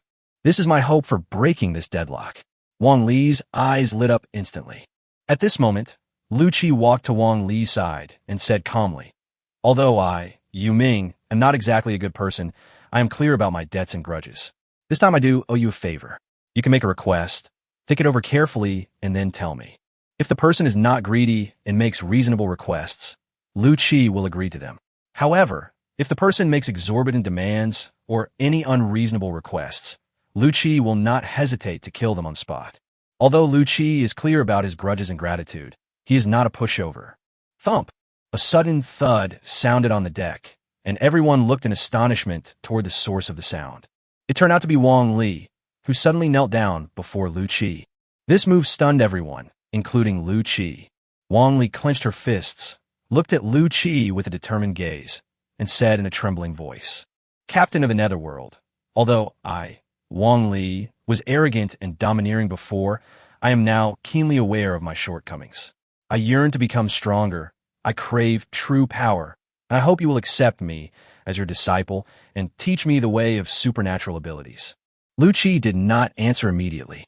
He looked at Wang Li quietly, as if trying to see through his heart. His eyes were as deep as the sea, making it impossible to fathom their meaning. The undead crew members around them began to discuss among themselves, none of them expecting Leopard Guy to make such a decision. What's this leopard print guy up to? Yeah, wasn't he always so arrogant? Why is he suddenly asking to become an apprentice? After a moment of silence, Lu Qi finally spoke, his voice cold and firm. "This request is unacceptable. Change it. Yu Ming does not accept disciples." Wang Li was taken aback, clearly not expecting Lu Qi to refuse so decisively. But he didn't give up. His eyes darted around, and he immediately made a new request. "Then let me stay on this ship. I'll be your sailor." Lu Qi frowned, dissatisfied with Wang Li's suggestion. Wang Li's identity and background were unclear, and he didn't want to leave this potential threat behind. Therefore, he made an excuse. "As you can see, this ship is full of undead. You're not suitable. Here's what we'll do. We'll send you back to Earth in a bit and give you some gold coins as compensation." Wang Li became anxious and pointed at Mu Wanting, saying, "Then how can she stay on this ship?" Lu Qi glanced at Mu Wanting indifferently and explained, "Wanting is different. She has leader-level strength and A-level superpowers." His tone was full of approval for Mu Wanting. "I'm also at the leader level. Although I don't have an A-level ability, I do have a B-level ability, fire manipulation. If she can stay, so can I." Jack raised an eyebrow, looked at Wang Li, and laughed. "Leopard Print Bro, why do you insist on staying here? With your previous arrogance, it's hard to doubt that you don't have ulterior motives." His tone was full of teasing, clearly indicating that he had some doubts about Wang Li's suspicions. Wang Li paused for a moment, then looked down at his leopard print coat, realizing that Jack was referring to as Leopard Print Guy. He gave an awkward laugh, momentarily at a loss for what to do. Under everyone's watchful eyes, Wang Li's expression shifted rapidly, his mind in turmoil. He knew his previous arrogance made him untrustworthy, yet he undeniably had his own agenda. After much deliberation, Wang Li finally seemed to make up his mind, raising his head and saying, "This beautiful woman possesses A-level telepathic abilities. She has a way of detecting whether I have ulterior motives. If you doubt me, you can let her test me." As he said this, he looked firmly at Mu Wanting, as if seeking her support. Mu Wanting looked at Wang Li with surprise, clearly not expecting him to make such a suggestion. The surrounding crew members also began to discuss the suggestion, holding differing opinions. Lu Qi watched all this quietly, a hint of amusement in his deep eyes. Jack was taken aback by Wang Li's words, then burst into laughter. "Leopard print bro, you really dare to say that. Okay, we'll do as you say. Wanting, you try him out." Mu Wanting nodded. She glanced at Lu Qi, and seeing that Lu Qi did not object, she walked up to Wang Li. She stretched out her slender fingers and gently touched Wang Li's forehead. In that instant, Wang Li felt as if his heart had been seen through, and all his secrets were exposed to Mu Wanting. Chapter 43, The Leopard Print Guy's Identity. Mu Wanting took a deep breath and slowly closed her eyes. Her supernatural abilities began to activate, exploring the depths of Wang Li's heart. After a while, Mu Wanting slowly opened her eyes. She turned to Lu Qi and said firmly, "Captain, he certainly meant no harm, but I can sense that he has some purpose in staying on our ship. You can ask him directly. I've used my powers to control him now, and he'll answer truthfully." Wang Li's gaze was blank at this moment, like a puppet on a string. He had lost his usual arrogance and was left with only mechanical answers. Lu Qi frowned slightly and asked coldly, "Wang Li, what is your true identity?" "I am a major from the Dragon Kingdom in the Deep Sea Alliance," Wang Li replied mechanically, without any emotional fluctuation. Jack chimed in, "So he's from the Deep Sea Alliance. No wonder his ship doesn't fly a flag." Currently, on Blue Star, the Celestial Empire occupies 50% of the land, while the Deep Sea Alliance occupies approximately 30%. The Sky Empire and the Deep Sea Alliance are two major powers vying for land and resources, and are in conflict with each other. The entrance to the Golden Kingdom was close to the border of the Sky Empire, and Wang Li's golden cruiser did not fly any flags, clearly to avoid attracting attention. Suddenly, Mu Wanting's voice broke the silence. "I remember now. He seems to be the son of the former highest counselor of the Dragon Kingdom. I am from the Dragon Kingdom, so I have an impression of him. Are you the son of the highest counselor of the Dragon Kingdom?" Lu Qi stared at Wang Li, his tone full of inquiry. Wang Li said expressionlessly and mechanically, "My father was the highest-ranking member of parliament in the Dragon Kingdom before his death." In that instant, the atmosphere around us became complicated. Mu Wanting's words were confirmed, and the mystery of Wang Li's identity was gradually revealed. He was not only a member of the Deep Sea Alliance, but also the son of a former top counselor of the Dragon Kingdom. All eyes were focused on Wang Li, and they were all wondering why this young man with a special identity was here and what his intentions were. Rose sighed softly and looked at Wang Li, saying, "I never expected his identity to be so special." The Deep Sea Alliance is an alliance formed by the original nations of Earth after the apocalypse. The Dragon Kingdom, thanks to its massive population before the apocalypse, remains a powerful force on Earth today. However, compared to the rising power of the Sky Empire, the Dragon Kingdom appears somewhat lackluster. "Why do you want to stay?" "I want to avenge my father." It turns out that Wang Li's father was framed and killed by his political enemies, and the Dragon Kingdom was also seized by his opponents. Every minute and every second, Wang Li wanted to avenge his father and restore the Dragon Kingdom's reputation. His grandfather left him a prophecy at great cost, and Wang Li believes that the Nightmare Ship is the ghost ship mentioned in the prophecy, which can help him break the deadlock.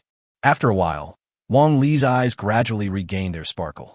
He looked up at Lu Qi, standing in front of him, his tone tinged with unease and anticipation, and asked, "You should have all the information you wanted to know.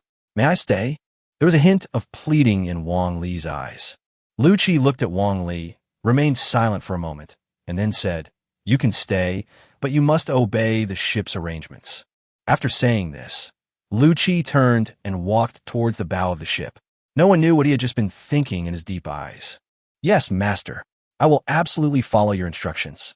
If you tell me to go east, I will never go west." At that moment, a system notification sounded in Lu Qi's mind. The mission was complete. Ding! Mission A, Dominating the World, is complete. Mission Reward, Mysterious Compass 1. A flash of black light appeared, and a small golden compass appeared in Lu Qi's hand. Mysterious Compass. It is said that this compass can take you anywhere you want to go, but it is not always accurate, so use it with caution. Lu Qi frowned upon seeing the description. The first half of the description for this compass sounds impressive, but what does it mean that the second half is not very accurate? Filled with curiosity and doubt, he decided to try it out for himself. So he closed his eyes and imagined the Spinosaurus that had just been surrounded and killed. Then, he channeled his mental energy into the mysterious compass. The pointer of the mysterious compass began to slowly rotate, and finally, it pointed to the small island where the Spinosaurus was located. A hint of joy flashed in Lu Qi's eyes. It's all right. It will come in handy at crucial moments. After placing the mysterious compass in his pocket, Lu Qi ordered the Nightmare to sail at full speed toward the island. Lu Qi was determined to obtain the Spinosaurus's corpse because he knew that the key to the Nightmare's evolution into a cruiser lay in the heart of a boss-level sea monster. As for the Spinosaurus, a sea monster with peak boss-level strength, its heart is undoubtedly the most suitable. At this moment, on that small island of several hundred square meters, several small factions were engaged in a fierce battle over the Spinosaurus's carcass. They brandished their weapons, clashing against each other and sparks flying. The Spinosaurus's sinews, bones, flesh, and heart were all valuable and could fetch a good price, which emboldened these smaller factions, who rushed forward one after another to seize them. Suddenly, a huge bone spear shot from a distance and landed precisely next to the Spinosaurus. This scene stunned everyone present for a moment. Immediately afterwards, a familiar voice slowly rang out, filled with an undeniable air of dominance. I want this Spinosaurus. You have 2 minutes to evacuate. It's the Netherworld, someone exclaimed. Damn it, Netherworld.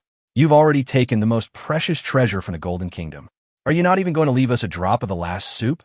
Someone shouted angrily, but their voice revealed a hint of helplessness and fear.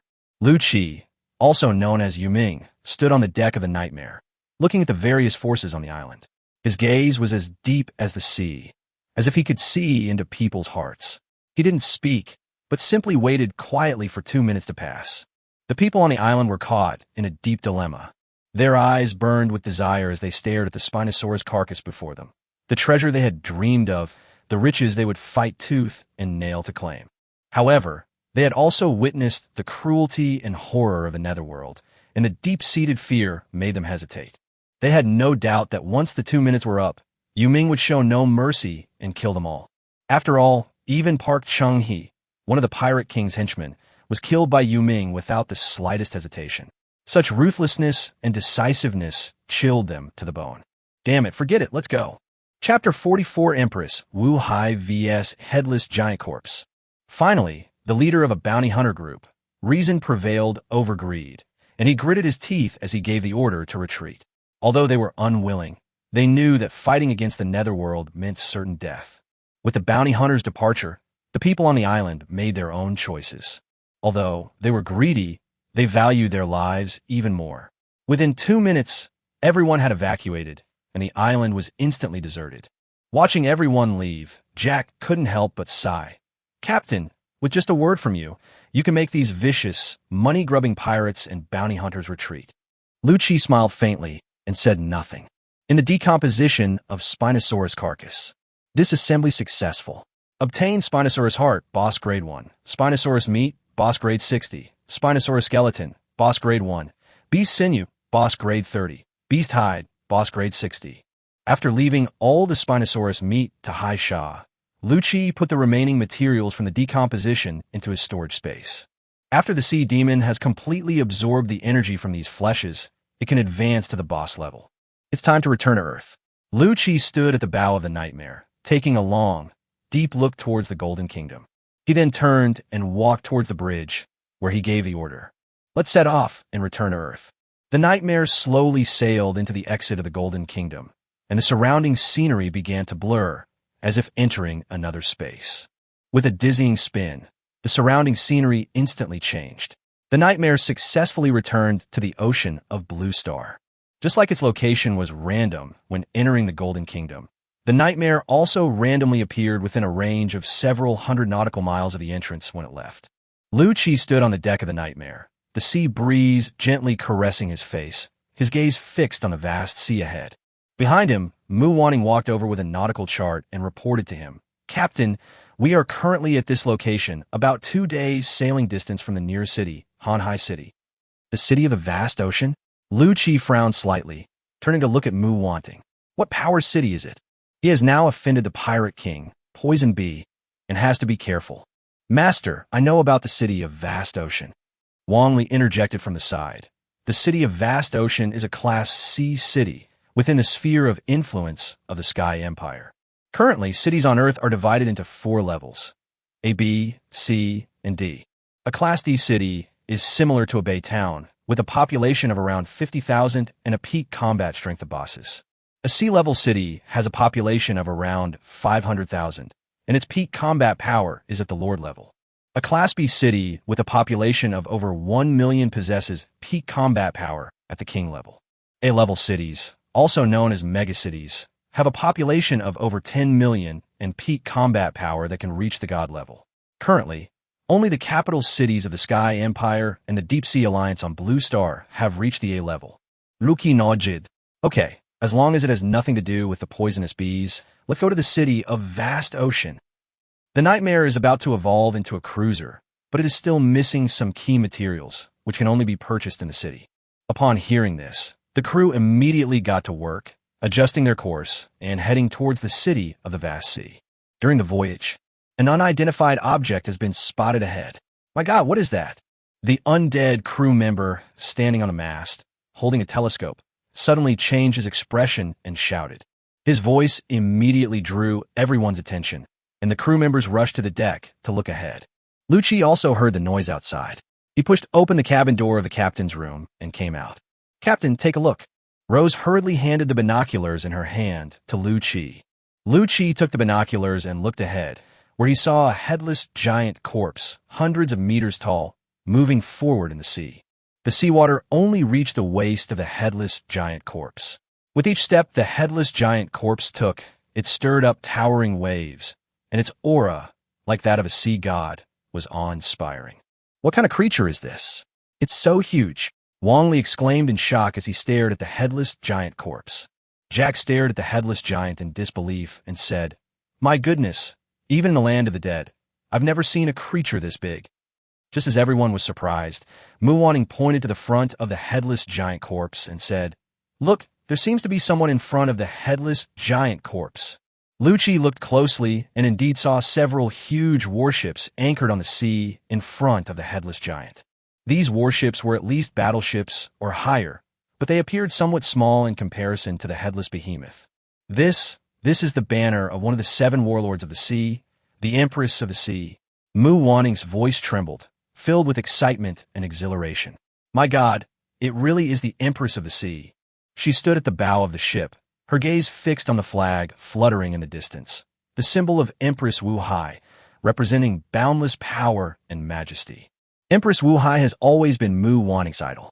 Legend has it that she not only possessed unparalleled beauty, but also unfathomable strength, which shook the 4 seas. For Mu Wanting, Empress Wu Hai was her hero and the goal she had always strived to emulate. Jack stood at the bow of the ship, gazing into the distance with his eyes wide open, filled with astonishment and confusion. There, the giant cannon at the bow of the warship where the Empress was located was emitting a dazzling light, with energy gathering at the muzzle, like a star about to explode. He couldn't help but shout. What are they doing? Are they trying to stop that headless giant corpse from advancing? The surrounding crew members were also stunned by the scene. They stared intently at the warship, watching the energy gathering at the muzzle of its cannon grow stronger and stronger. At that moment, time seemed to stand still, with only the light from the cannon muzzle shining.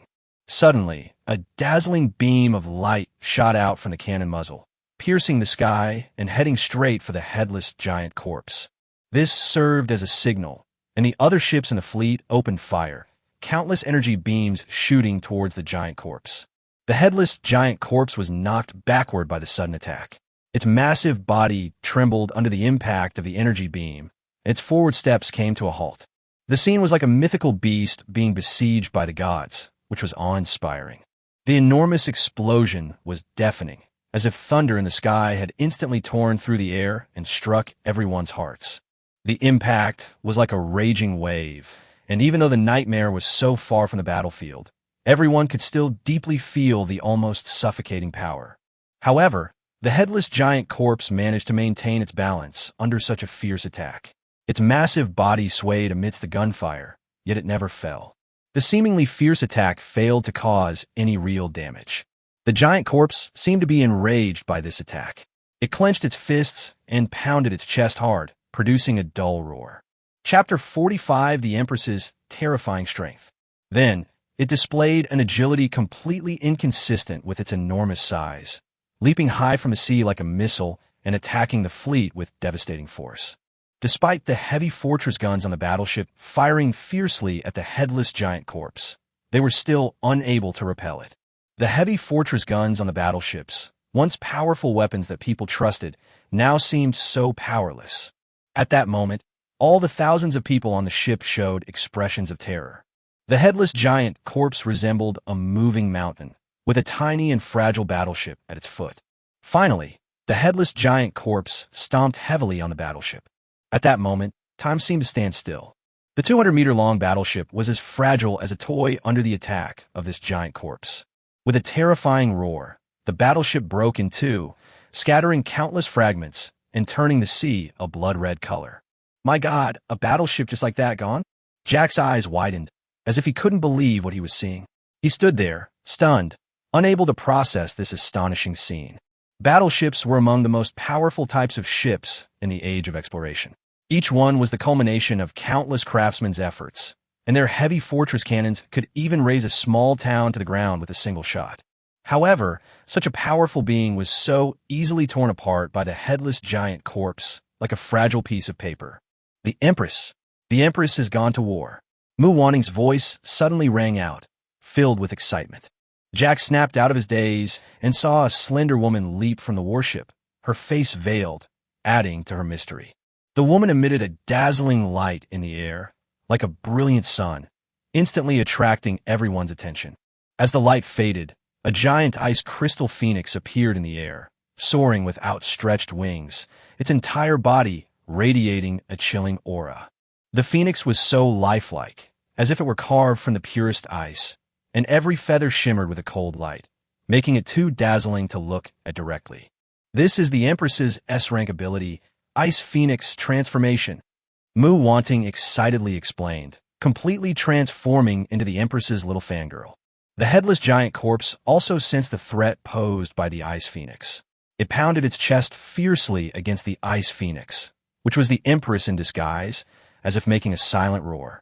The surrounding air suddenly cooled down, and the sea began to freeze, spreading rapidly outward from the center of the Ice Phoenix.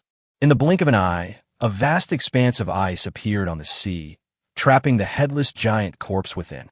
The headless giant corpse struggled violently, trying to break free from the ice. However, the ice surface seemed to possess a magical power, and no matter how the giant corpse struggled, it could not break free. Just then, the Ice Phoenix launched its attack. It swooped down, its sharp ice feathers like swords, shooting towards the headless giant corpse. The giant corpse roared in agony, waving its arms in an attempt to block the ice feathers, but the ice feathers were too sharp and easily pierced its arms. Boom! With a deafening roar, the headless giant corpse was struck by the Ice Phoenix's icy feathers, falling backward violently. The ice surface shattered instantly, and the seawater was whipped up into giant waves tens of meters high. Is it over? Mu Wanting murmured to herself, her voice filled with uncertainty. However, her doubts were quickly dispelled. The power of the headless giant corpse was clearly beyond Mu Wanning's imagination. Suddenly, it burst out of the sea like a cannonball. Its left hand gripped one of the Ice Phoenix's wings tightly, while its right fist slammed into the Ice Phoenix's head. This scene made Mu Wanning's heart jump in her throat. Anger flashed in Bing Feng's eyes. The surrounding air temperature suddenly dropped by hundreds of degrees, as if we had entered the dead of winter in an instant. The headless giant corpse's movements slowed down. It was gradually frozen, standing like a giant ice sculpture on the sea. The sea surface also began to freeze rapidly from the Ice Phoenix as its center. The ice surface was like a mirror, spreading quickly as if it were going to freeze the entire sea area. At this moment, the sea was no longer the sea, but a world of ice. Seeing the ice rushing towards him, Lu Qi made a quick judgment. He knew he couldn't watch this commotion anymore. Getting frozen in place would be a real problem. He immediately shouted, "Quick, raise the sails and get out of here at full speed." At the same time, he immediately activated the Nightmare's ability to control the wind. The Nightmare's speed instantly increased by 70, cutting through the sea like a bolt of lightning. Just before it was about to be frozen solid, the Nightmare successfully left the area. Lu Qi stood at the bow of the ship and looked back. He saw that the battlefield had been covered by ice and snow, and the headless giant corpse and the ice phoenix gradually disappeared from sight. Is this the power of a king-level being? A storm raged within Lu Qi's heart. He recalled the empress who had transformed into an ice phoenix. At that moment, she was like the embodiment of winter, instantly freezing the entire sea. That terrifying power swept over his mind like a storm, making his desire for power even stronger. Lu Qi clenched his fists. He could feel the burning desire within him, a yearning for power and a pursuit of becoming stronger. He took a deep breath, and the sea breeze, carrying a hint of coldness, brushed against his cheek, calming the burning passion in his heart slightly. King level. He muttered the word to himself, a determined glint in his eyes. The city of the vast ocean is like a dazzling pearl embedded in this expansive sea. This city attracted numerous merchants and adventurers, becoming the economic and cultural center of this sea area. Sunlight filters through the clouds, illuminating the city's skyscrapers and adding a touch of prosperity and vitality to this coastal city. After arriving in the city of vast ocean, Lu Qi immediately went to the local divine domain merchant guild to purchase the supplies needed by the evolution nightmare. He took out the black card given to him by Bylan and explained his needs to the Chamber of Commerce director. Hardwood 685, copper or 63, steel 80. Do you have all these goods in stock? Lu Qi asked. After all, the previous supplies in Baytown were insufficient, and he didn't want to run into a wall and wait here again. Of course, distinguished black card holders, the Chamber of Commerce director replied with a smile. It must be said that the stock of goods in larger cities is indeed greater than in the town of Bay. The supervisor adjusted his glasses and carefully calculated the price of the goods. Steel costs 30 gold coins per unit, copper costs 3 gold coins per unit, and hardwood costs 2 gold coins per unit. The total is 3,959 gold coins. Since you are a valued black card holder, we offer you a 10% discount, bringing the total to 3,563 gold coins. Upon hearing this, Lu Qi was overjoyed. However, when he opened the storage space, the smile on his face froze instantly. Lu Qi realized that he didn't seem to have enough money in his pocket. Lu Qi currently only has 1,476 gold coins at most, still more than 2,000 short. Chapter 46 Nightmare evolves to Cruiser class. Just as Lu Qi was preparing to use the same trick again, first releasing his spatial ability suit, and then getting something for nothing, Mu Wanting gently tugged at his sleeve and whispered a reminder.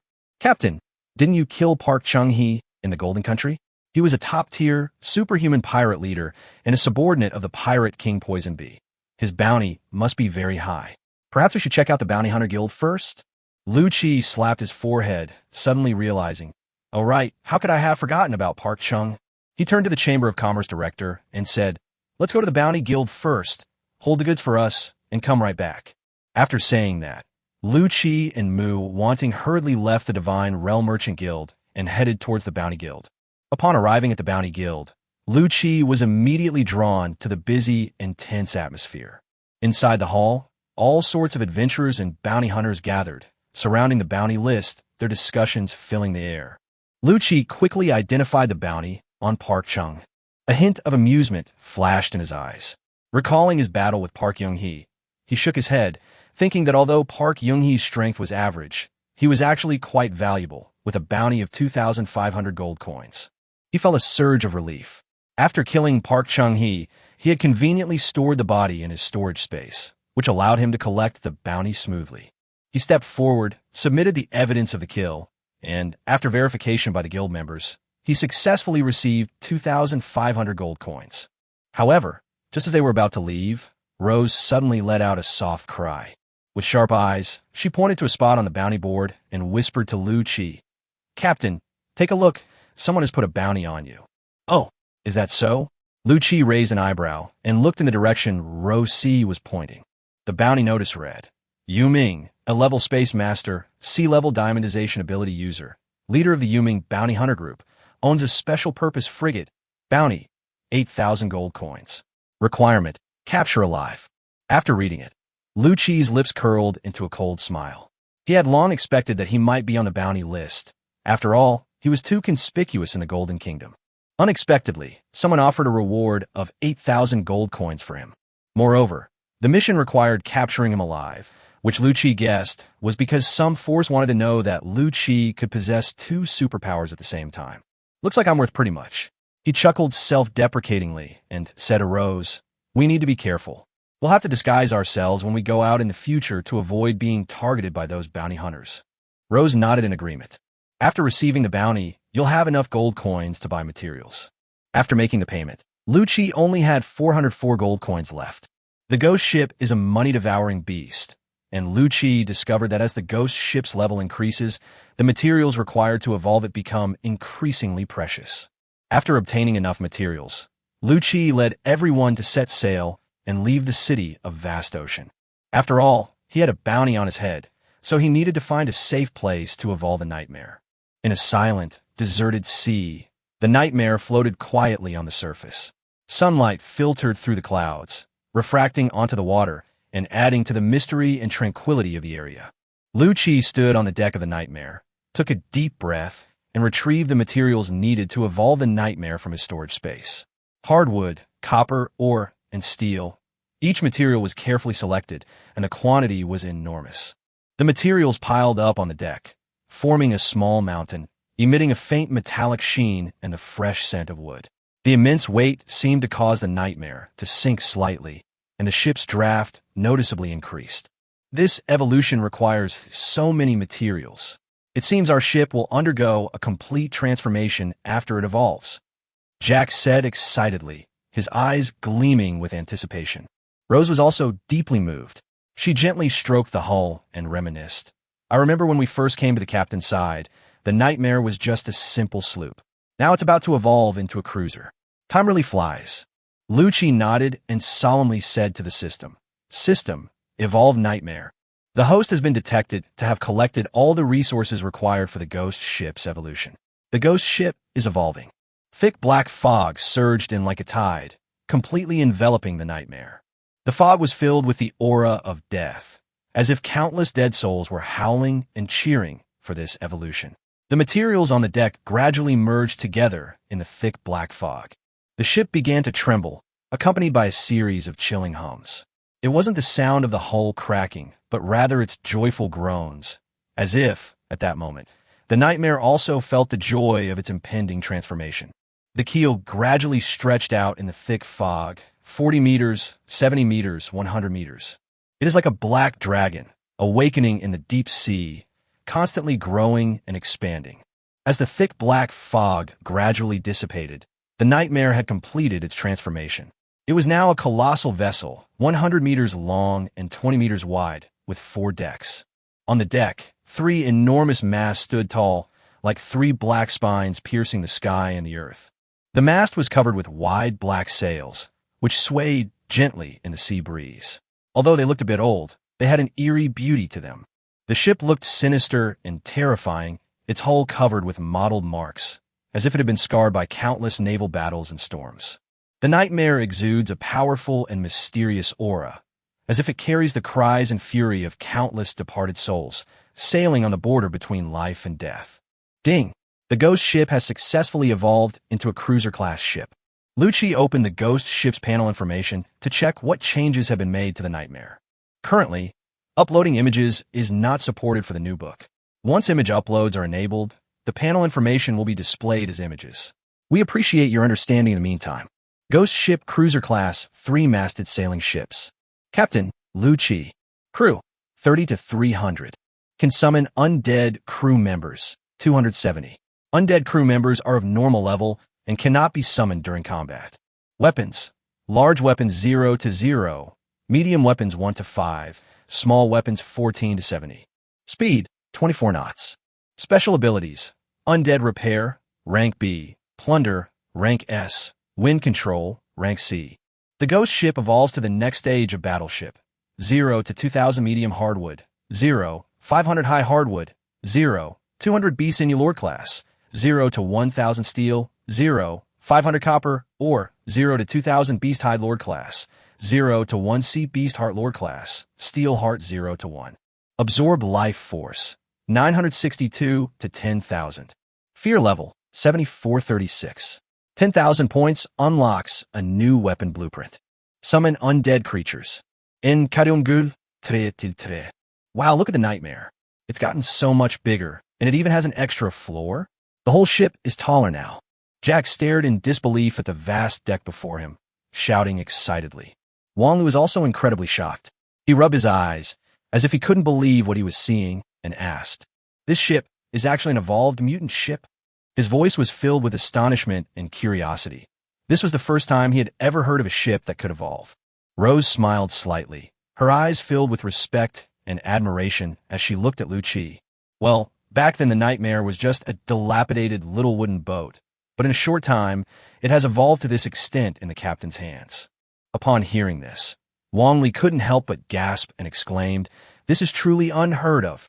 I'm really looking forward to seeing how far this ship can evolve in Master's hands." Chapter 47 Target, Song Leeching. Lu Qi ignored the crew's discussion.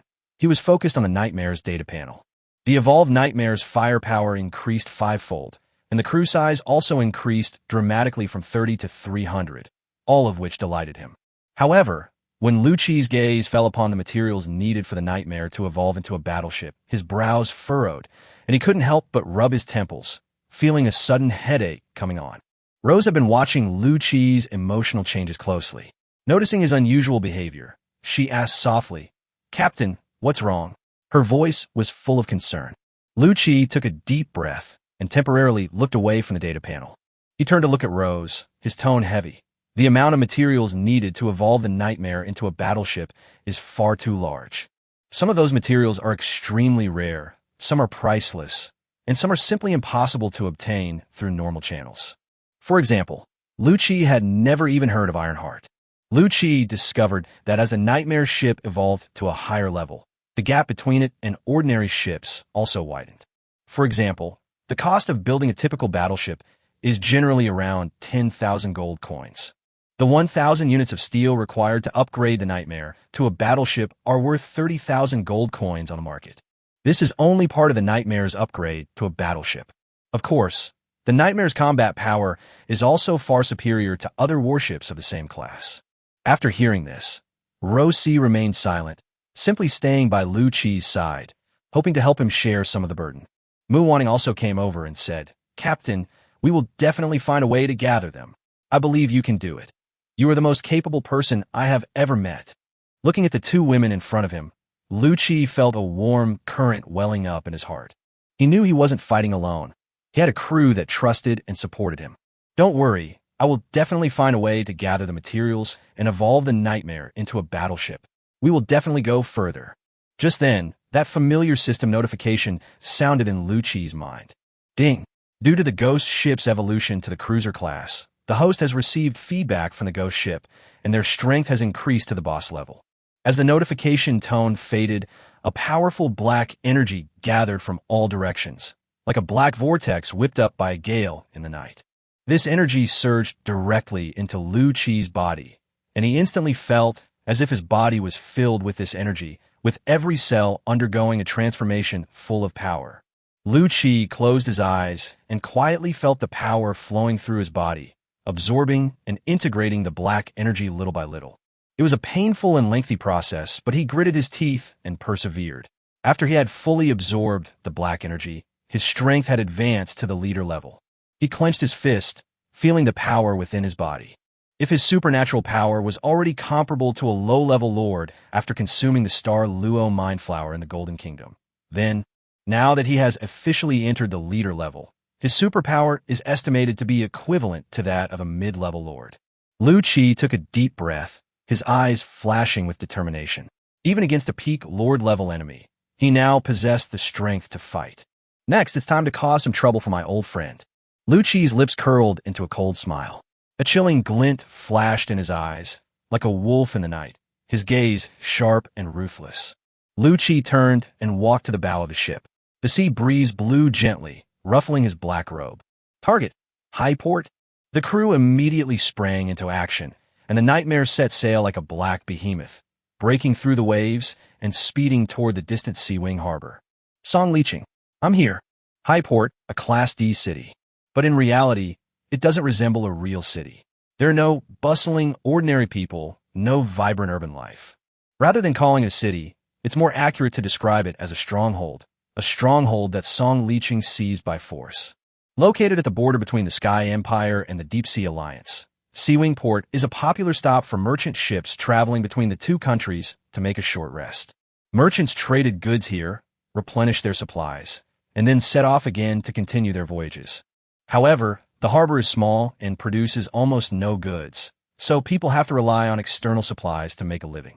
Therefore, if the sea transport routes of High Port are blocked, it will be a fatal blow to the people of High Port. QQ. Mu Wanting gently knocked on the captain's cabin door. Captain, High Port is just 50 nautical miles ahead. Creak. The hatch was pushed open, and Lu Chi's figure appeared in the doorway. Okay, let's get to work here. However, when Mu Wanting saw Lu Chi, a look of surprise appeared on her face.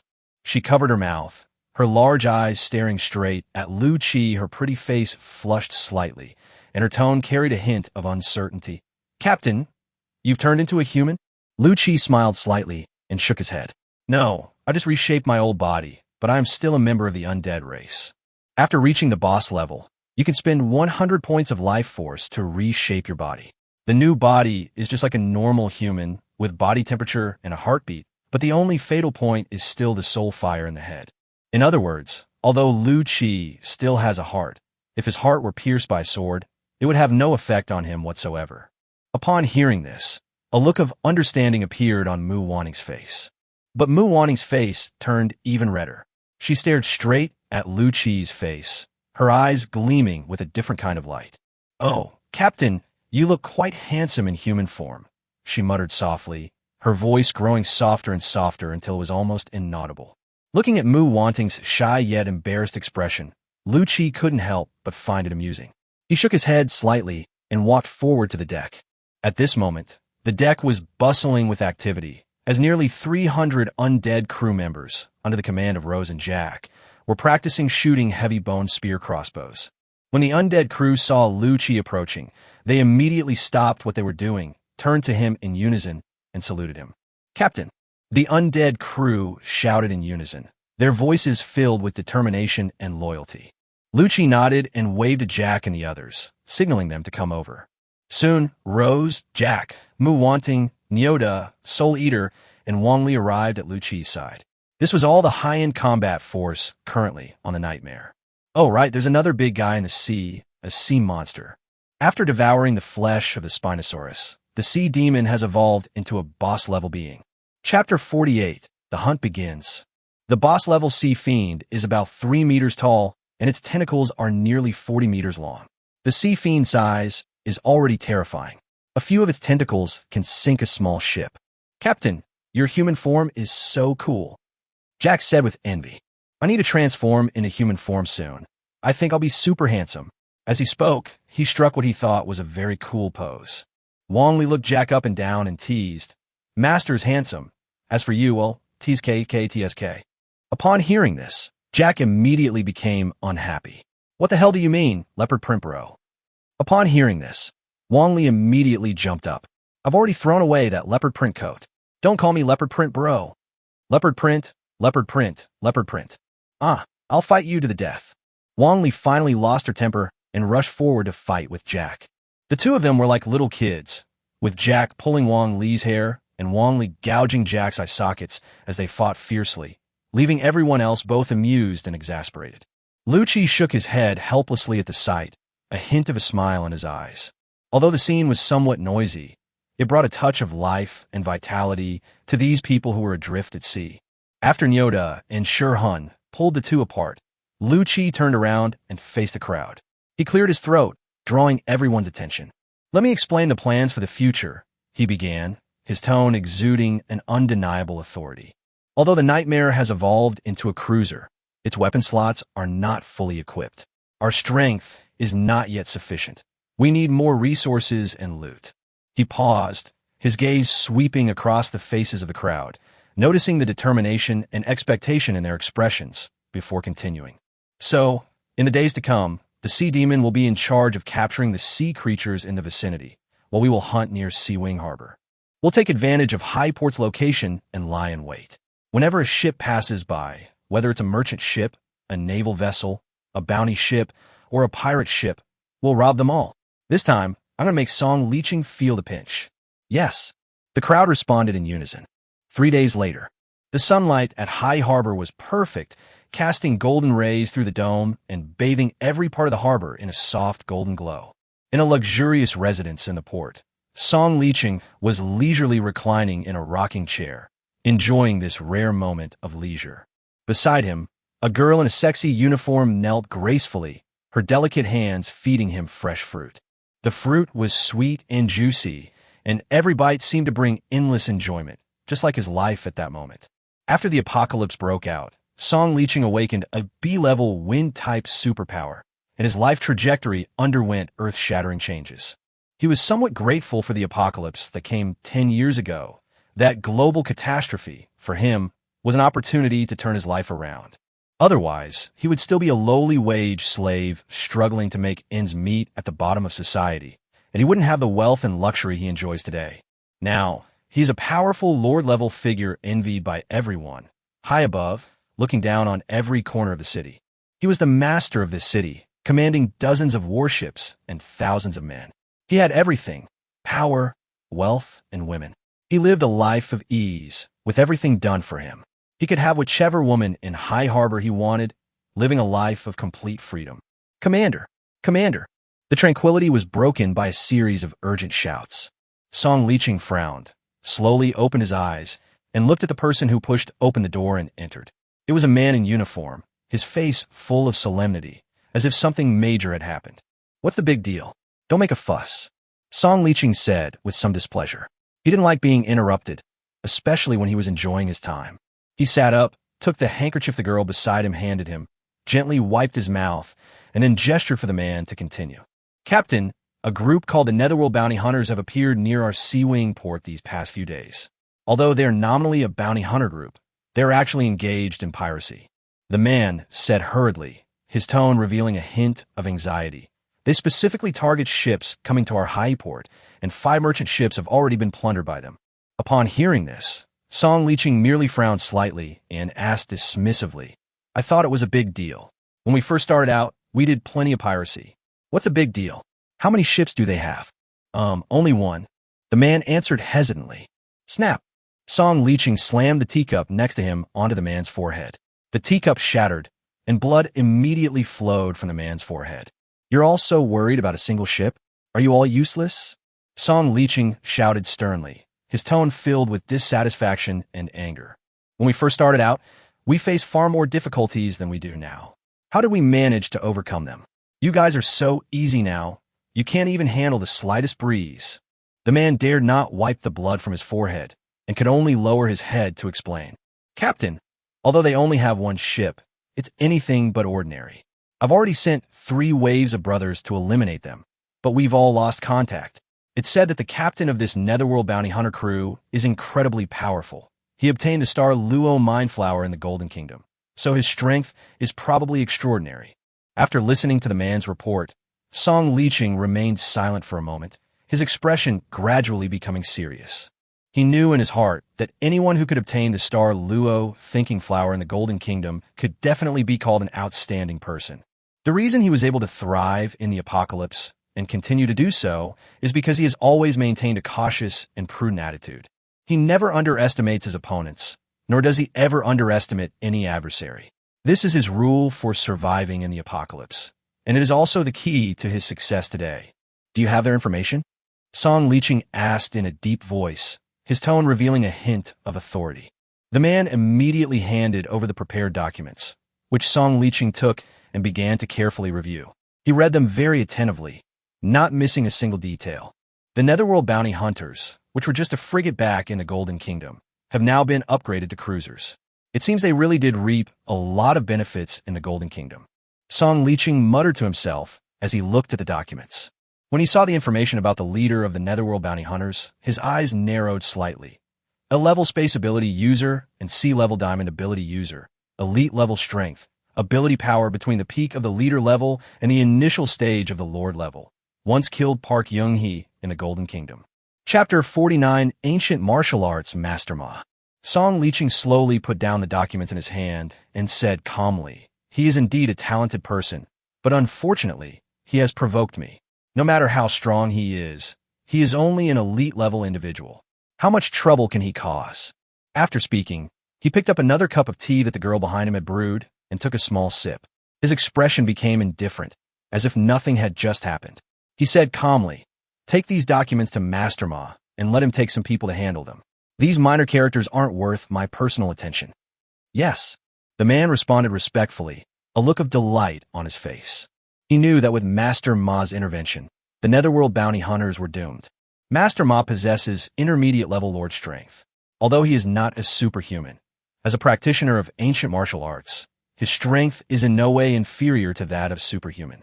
Master Ma's name is renowned throughout High Port and even the wider region. His signature move, the 5-strike lightning whip, is particularly fearsome, its power enough to terrify any opponent. Only a handful of people can withstand all 5 strikes of his whip. The man picked up the documents, slowly retreated, and carefully closed the door. The room returned to silence, with only Song Liching's calm figure and the steaming cup of tea remaining. Ding! Fear level increased to 8,000 points. Due to the rapid increase in fear level, the host is rewarded with the ability to summon an undead creature. Corpse Shark. Summon undead creatures. In Kadungul, 3-3. 2. Carrion Shark, 0-3. In the past few days, the Nightmare has plundered a total of 5 merchant ships and sunk 3 warships in Seawing Harbor. The Sea Demon also captured 2 boss-level sea monsters and more than a dozen elite-level sea monsters. Using the materials obtained from plunder and capture, Lu Chi crafted 2 cursed cannons and 56 heavy bone spear crossbows. The fear level also increased to 8,000 points, and a system reward unlocked the Corpse Shark. Currently, the Nightmare is equipped with Cursed Cannon 3, Ghost Head Ram 1, and Heavy Bone Spear Crossbow 69, greatly enhancing its firepower. It seems that if this plundering continues, it won't be long before the fear level reaches 10,000 points. Lu Chi looked at the distant High Port and thought to himself. For others, the waters around High Port had become extremely dangerous at this moment. Whether it's a ship anchored in High Port or a ship heading to High Port, everyone knows that the Netherworld bounty hunters are hunting down ships sailing in High Port. An atmosphere of fear and tension permeated every ship, and people were carefully avoiding this mysterious ghost bounty hunter group. This also caused the Nightmare's fear level to slowly increase. "Captain, a 3-masted merchant ship has been spotted leaving the harbor ahead of us." The undead sailor on the mast lowered his telescope and turned to report to Lu Chi. Lu Chi stood at the bow of the ship, a gentle breeze ruffling his clothes. He closed his eyes, as if sensing the messages carried by the sea breeze. Upon hearing the report from the undead sailor, he merely gave a faint and did not react immediately. Jack, standing nearby, couldn't help but ask, "Captain, shall we go?" His eyes gleamed with excitement. He was starting to enjoy being a pirate. Lu Chi slowly opened his eyes and looked at the merchant ship in the distance. His gaze seemed to penetrate the layers of waves and see the true face of a ship. "It's not a merchant ship, just a trap. Ignore it," he said casually, his tone full of disdain. Above the merchant ship, a rotting seagull was circling, and Lu Chi could see everything clearly. The so-called merchant ship was actually a warship disguised as a merchant ship, with all its cannons and weapons carefully concealed. Not far behind the merchant ship, 3 cruisers of the Wave Conqueror followed stealthily like wolves, waiting for their prey to take the bait. This was all a conspiracy by Seawing Harbor. They wanted to lure the Netherworld bounty hunters into a trap. However, with the Corpse Seagull present, Lu Chi had a godlike perspective on everything, and he could see it all clearly, so he wouldn't be easily fooled. A cold smile curled at the corner of his lips, his heart filled with disdain for High Port's scheme. A trap of this magnitude, and they thought they could lure him in? Too naive. We only need 2 more curse cannons to fill all the weapon slots on the Nightmare. Let's wait a bit. Lu Chi's calm voice rang out on the deck. He stood at the bow, his eyes slightly narrowed. Through the decaying seagulls, he discovered that Highport had dispatched a Lord-level expert this time. Upon hearing Lu Chi's words, Wang Li couldn't help but laugh out loud. I bet the people at Highport are incredibly frustrated right now. They never imagined we have the corpse seagulls around, and that we know everything. His tone was slightly mocking, imagining the people at Highport must be in a state of utter chaos and helplessness. On the other side, aboard the merchant ship, the atmosphere was somewhat tense. Master Ma, why aren't these ghosts falling for it? We've driven out in broad daylight, but they haven't shown up. A sailor said anxiously to Master Ma in front of him. They'd spent a lot of time and effort trying to lure the Netherworld bounty hunters out. Master Ma looked at the calm sea ahead, a hint of disdain on his face. They're just a bunch of petty thieves, only daring to do petty theft. They probably know the strength of us wave conquerors and are scared now. His words were filled with disdain and contempt for the Netherworld bounty hunters. As the vice captain of the wave conquerors, he naturally possessed his own pride and confidence. Master Ma is a middle-aged man in his 50s. Before the outbreak of the apocalypse, he was the head of an ancient martial arts sect, and his understanding and cultivation of martial arts had reached an extremely high level. During the age of exploration, spiritual energy revived on Earth, and with his foundation in ancient martial arts, he thrived, successfully advancing to the intermediate level of a lord. As the vice captain of the Wave Conquerors, his status was second only to Song Liqing, making him a top expert in Sea Wing Port. Master Ma slowly turned his head and said to his subordinates, "Signal them that the danger has passed and that the ships at Highport can leave the port normally." A sharp glint flashed in his eyes, like a cheetah eyeing its prey. His gaze seemed to pierce through layers of waves, reaching the distant Netherworld bounty hunters. "I'll just watch from here. I want to see if that Netherworld dares to come." "Yes." The subordinate responded respectfully. They then quickly retreated and signaled towards Highport. After a while, a two-masted merchant ship slowly sailed out of High Harbor. Seeing another merchant ship setting sail, Lu Chi's lips curled into a mocking smile. "You thought that was the end of it?" He ordered, "Sail outwards 100 nautical miles, and we will intercept this ship 100 nautical miles away." Chapter 50 Young People Lack Martial Ethics. As the Nightmare sailed, Lu Chi glanced at the corpse shark's interface. The data on it, however, made a flicker of excitement in his eyes. Corpse shark, boss level, summoning cost 100 HP. He hadn't expected that this carrion shark would actually be a boss-level creature.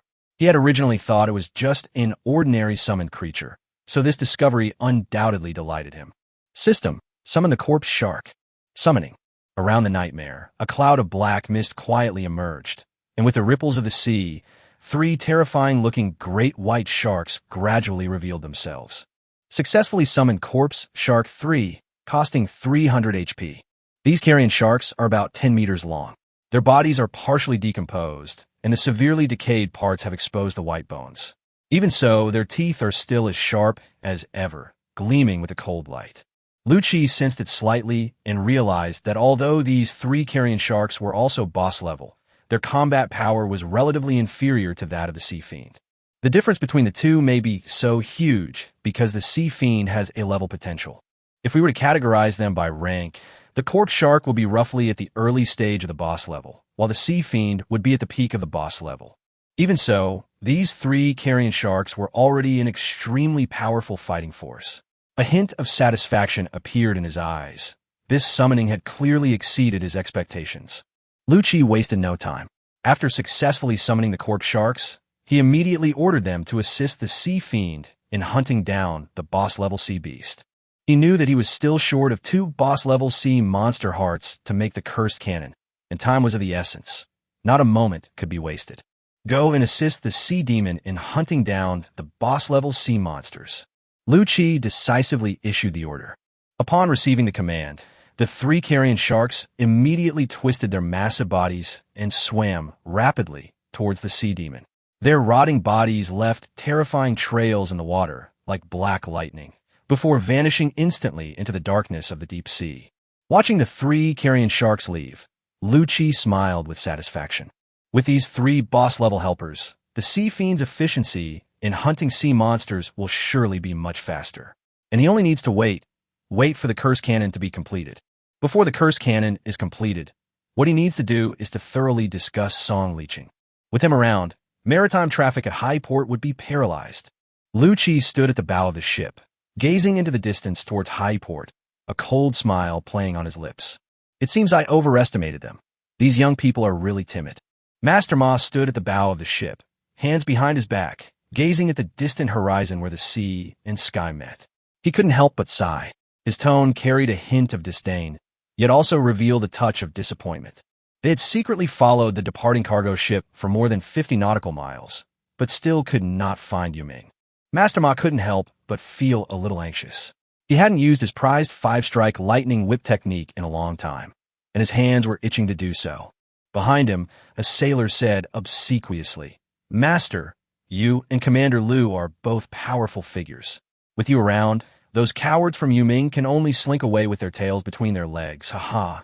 As soon as he finished speaking, the sailors behind him burst into laughter, echoing, "That's right, those cowards. All they can do is embarrass themselves." Master Ma sneered upon hearing this.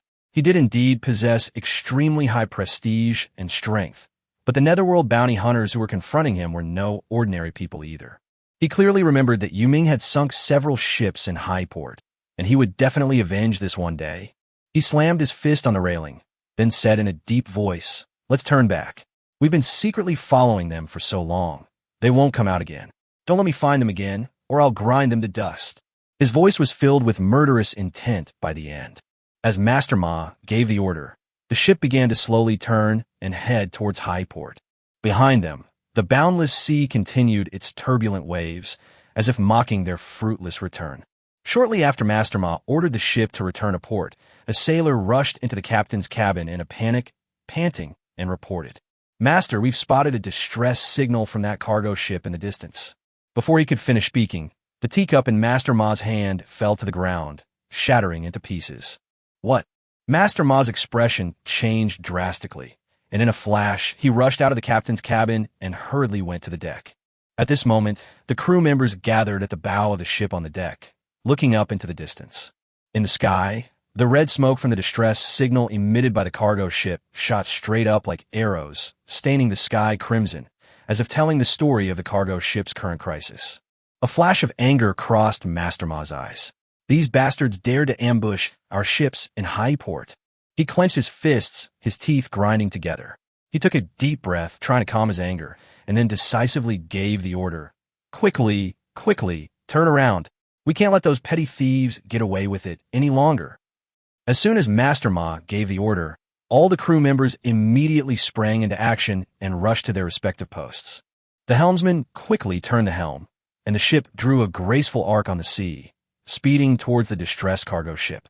When Master Ma arrived at the scene, his face instantly darkened. Some cargo was scattered on the sea surface, bobbing up and down with the waves. Further out, a few crew members were adrift on the sea, desperately calling for help and pounding the water with their hands. "Well," he stomped his foot angrily and complained, "these young people have no sportsmanship. They actually steal and cheat, leaving me, a man in my 50s, to deal with this mess." However, saving lives was the priority at the moment, so he immediately ordered his subordinates to organize a rescue operation.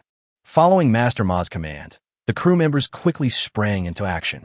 Before long, the crew members who had fallen into the water were pulled from the water one by one.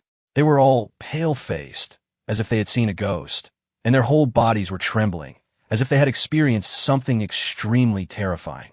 Master Ma walked up to a crew member, his eyes sharp as knives, and demanded, "Who attacked you?"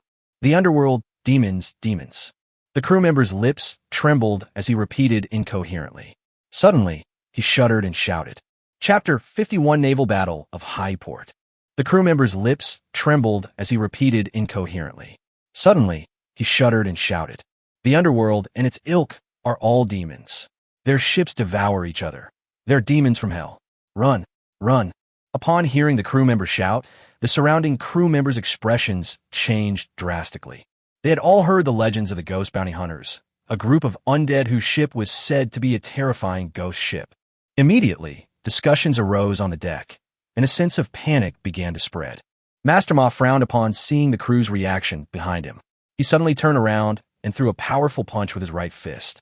With a loud bang, the shouting crew member fell silent instantly. His head exploded like a watermelon hit by a bullet, splattering blood and staining the surrounding deck.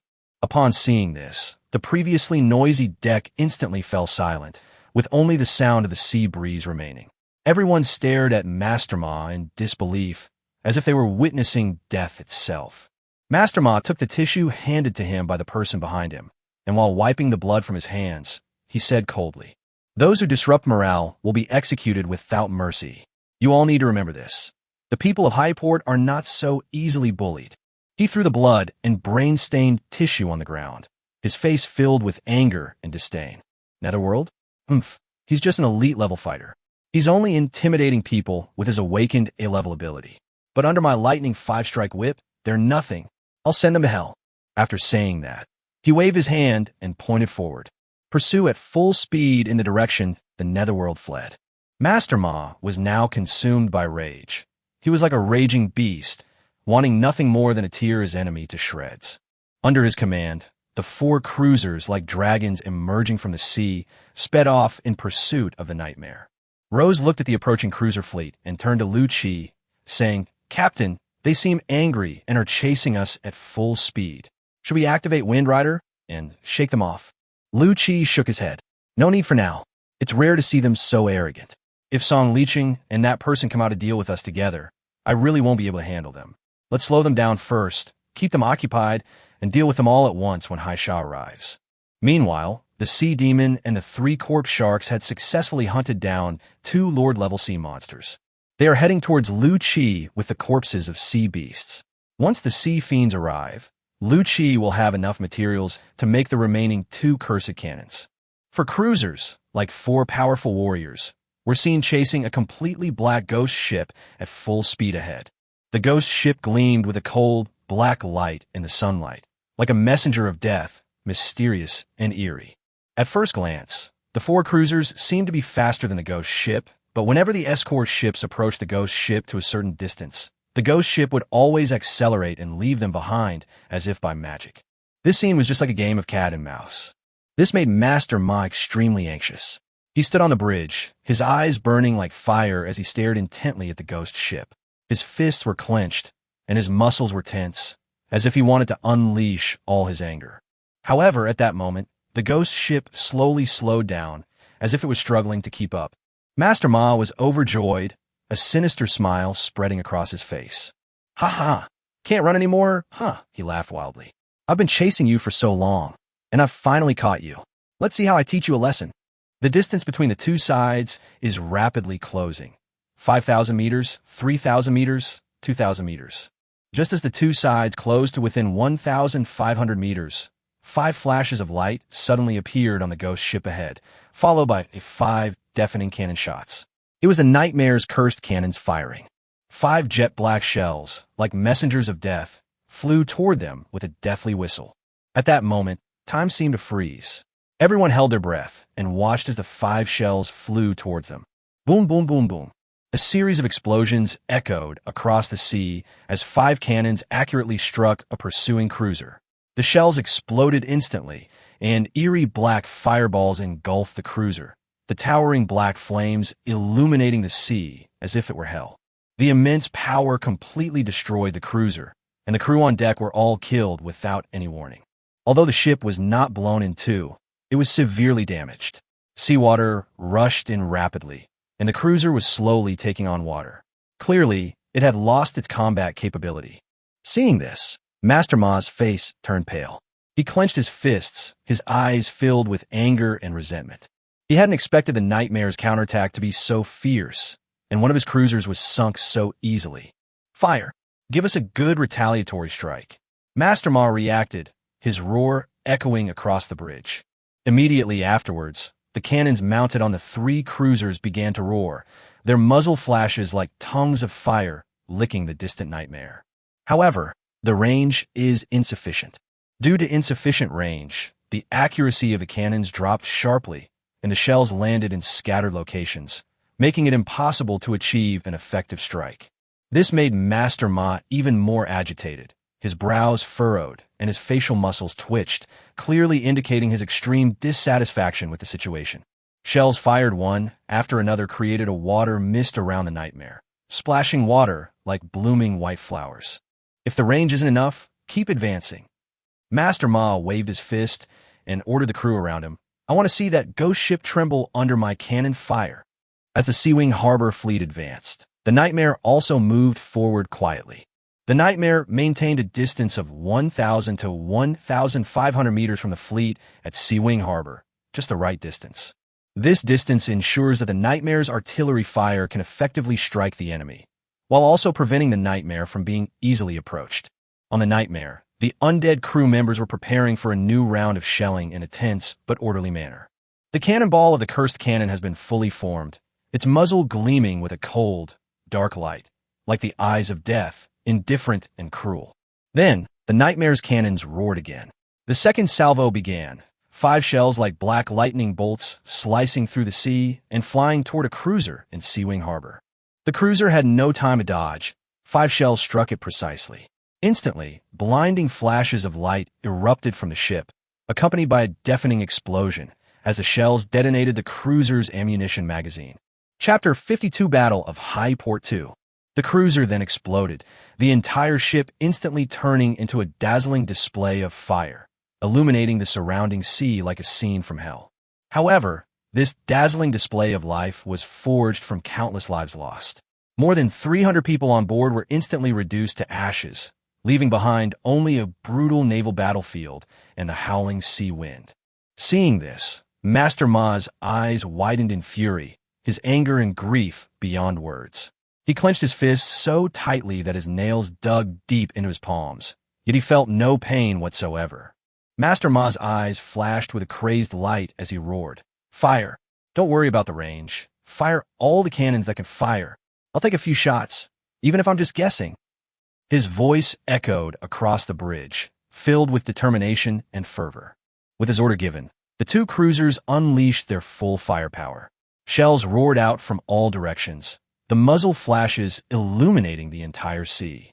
Since the shells were outside range, the vast majority landed in the sea, splashing high into the air. However, as Master Ma said, large quantities can produce miracles. Of the many shells, 2 struck the Nightmare with remarkable accuracy.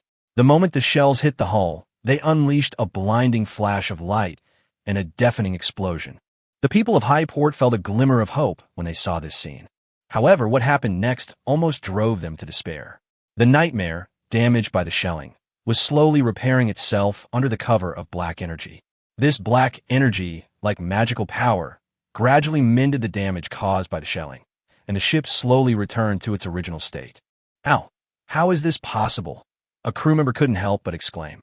They clearly saw the shell hit the Nightmare. They clearly saw hope, but now that hope was shattered so completely.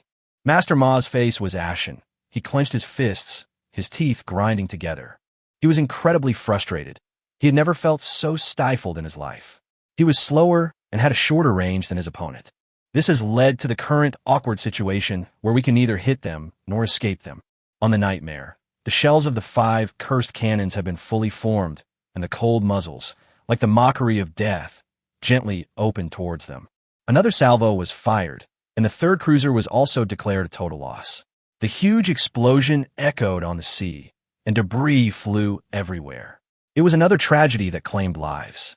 Now at sea, besides the countless people who have fallen into the water in the lifeboats, there is only the cruiser where Master Ma is.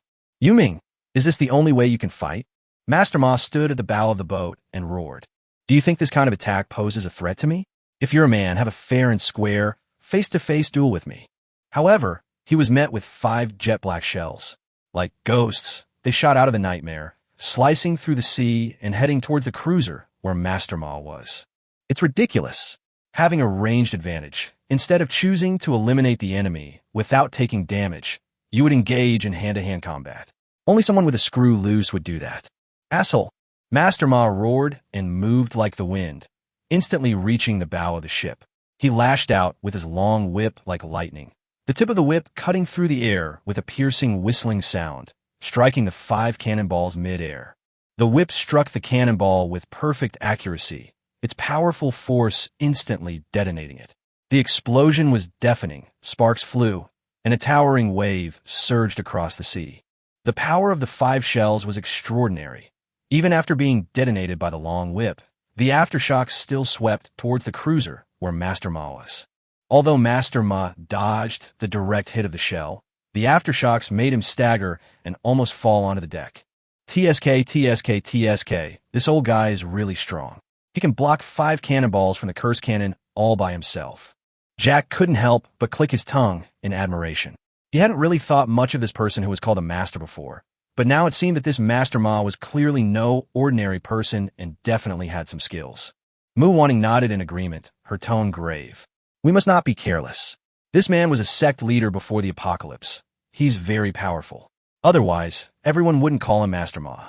Before coming to Sea Wing Port, the meticulous Mu Wanting specially purchased a large amount of information about Sea Wing Port and the Wave Conquerors from the Divine Realm Merchant Guild. Then keep bombarding. I want to see how long this master can hold out, Jack said with a sneer. After another salvo from the Nightmare, although Master Ma still managed to block it, his eyes were now filled with seriousness. He knew that if things continued like this, he would be worn down to death, since his stamina was limited and he couldn't withstand the endless barrage of shells from the Nightmare. He knew this wasn't the time to show off. Send a signal to Commander Song for help. Master Ma took a deep breath and resolutely issued the order. Although his voice was firm, it also revealed a hint of weariness and heaviness that he could not hide. Yes. The crew member behind him immediately responded, and he quickly took out a red parachute flare signal and pulled the launch line towards the sky. With a soft whoosh, a dazzling red light shot into the sky, like a red meteor, piercing the dark sea and flying high into the sky. When Lu Chi saw Master Ma pleading for help, he frowned slightly. They had to deal with them as soon as possible. Otherwise, once Song Liqing arrived with reinforcements, they wouldn't have such a good opportunity to divide and conquer them again. He immediately gave the order. Full speed ahead of the cruiser. All crew members, prepare for boarding action. Yes, full speed ahead. Everyone prepare for boarding action. Under Lu Chi's command, the Nightmare, like a black blade, sliced through the waves and pierced the cruiser. So you finally dare to fight face to face? Brothers, aim and bombard them. Use up all your ammunition. As the Nightmare approached, the sailors on the cruiser couldn't help but roar in fury. They'd been holding back all day, and now they could finally unleash a cathartic counterattack. On the starboard deck and hull of the harbor cruiser, flashes of light erupted from the dark muzzles of the cannons as dozens of shells, like angry meteors, hurtled towards the Nightmare. However, the Nightmare's hull was surprisingly sturdy. Ordinary cannons couldn't inflict much damage on it. Only one undead crew member perished under the barrage of fire, while the entire ship continued its steady charge toward the cruiser. At that moment, the sound of cannon fire on the sea was deafening, and sparks flew everywhere. The two ships rapidly approached amidst the intertwined gunfire, and a fierce boarding battle was about to begin. Chapter 53 Naval Battle of High Port 3.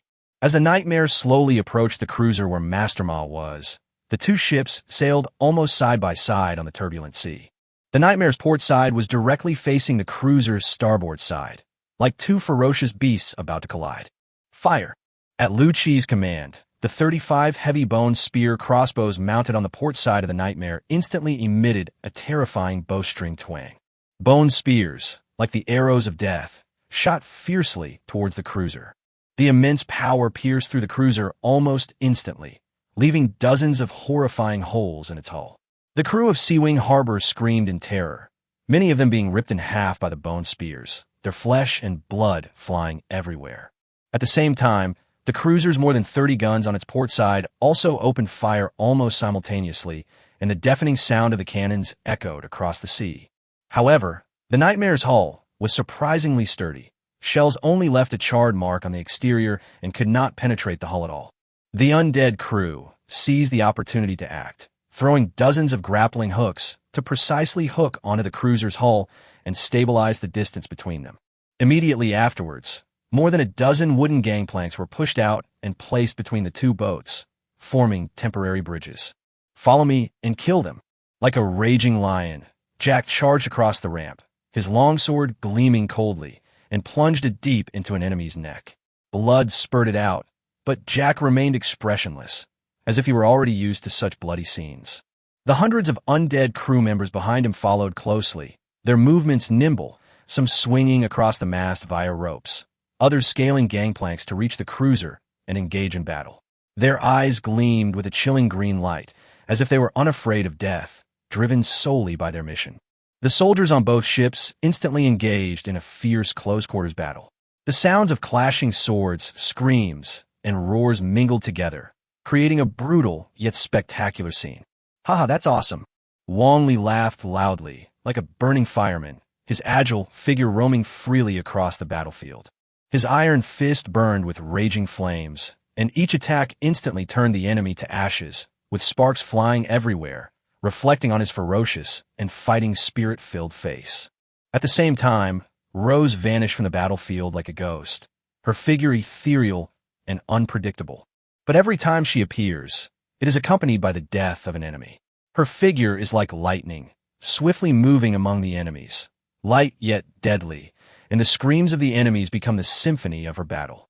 Mu Wanning displayed astonishing supernatural abilities, gracefully controlling more than a dozen enemies as if they were puppets on strings. Under her control, these enemies involuntarily rushed towards their comrades, becoming deadly weapons in her hands. Mao Nyoda's battle was a visual feast. Standing 3 meters tall, he was like an iron tower, wielding a giant spike club, and was unstoppable. Each swing was accompanied by a storm of destructive power, instantly sending several enemies flying. With the enemies screaming and blood splattering, the enemy was defeated one by one like a violent storm. The Soul Eater's fighting style is bizarre and terrifying.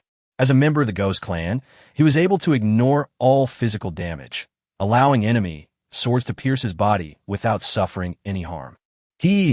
Under the horrified gaze of his enemies, he plunged his translucent arm deep into their chests and easily ripped out their hearts.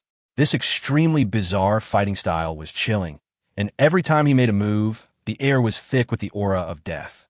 Playing tricks. Master Ma's lips curled into a disdainful sneer. The long whip in his hand danced in the air like a serpent, gleaming with a cold light.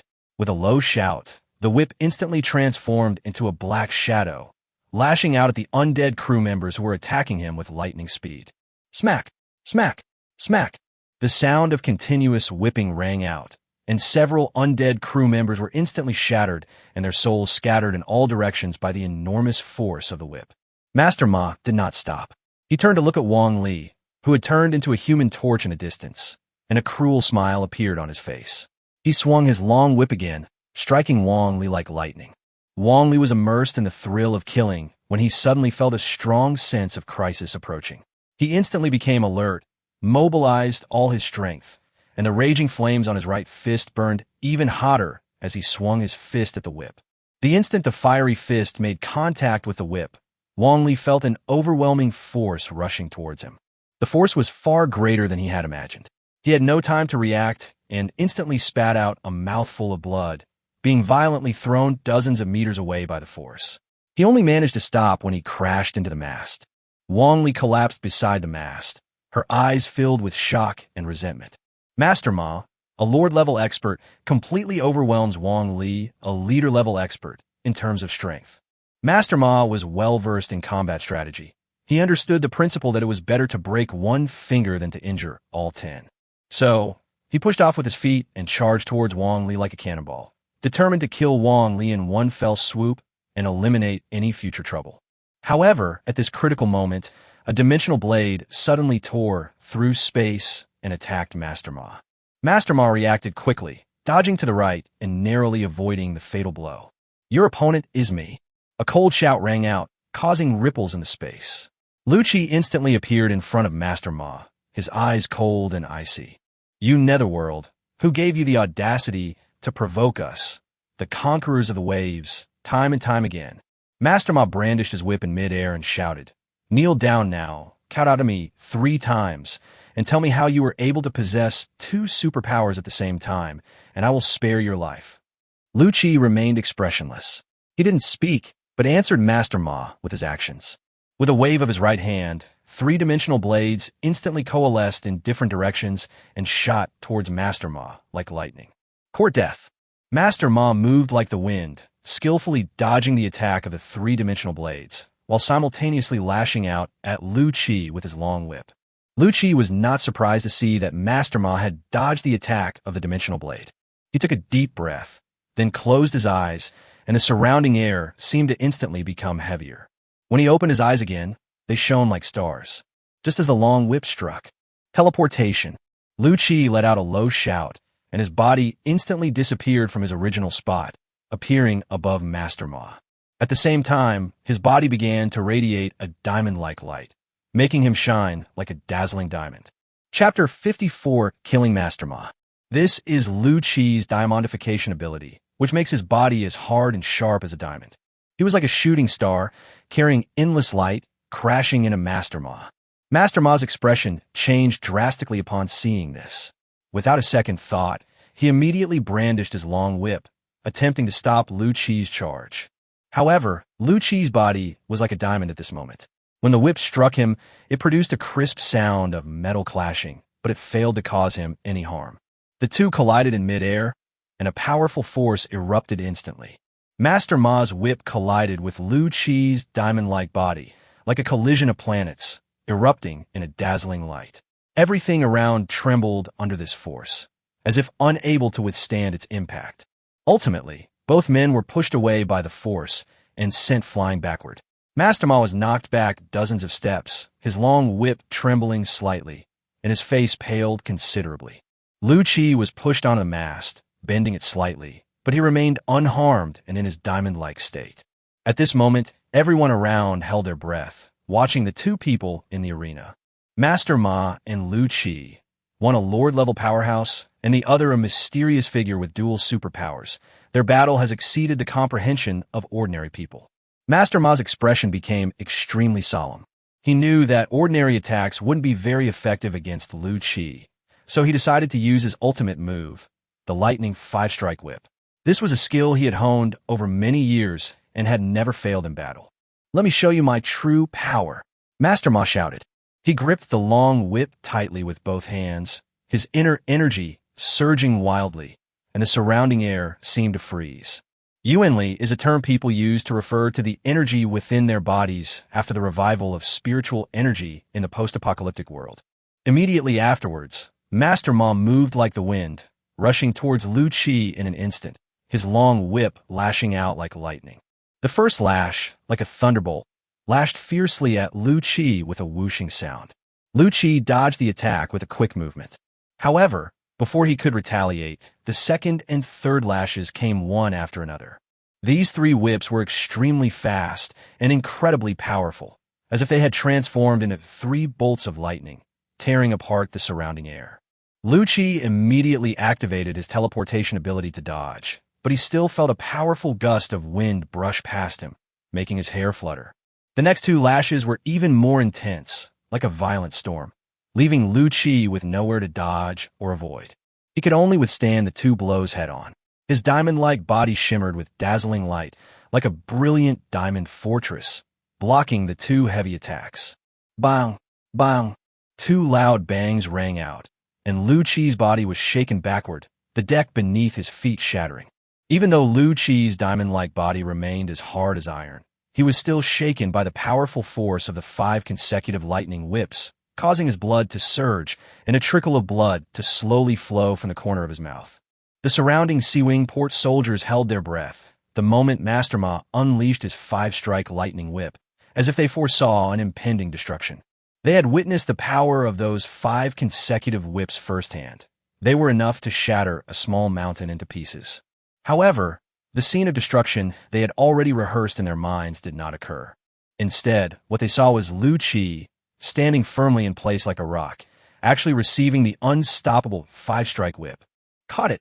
A sailor from Sea-Wing Harbor stared wide-eyed at the scene, his voice filled with shock. Those around him were equally stunned.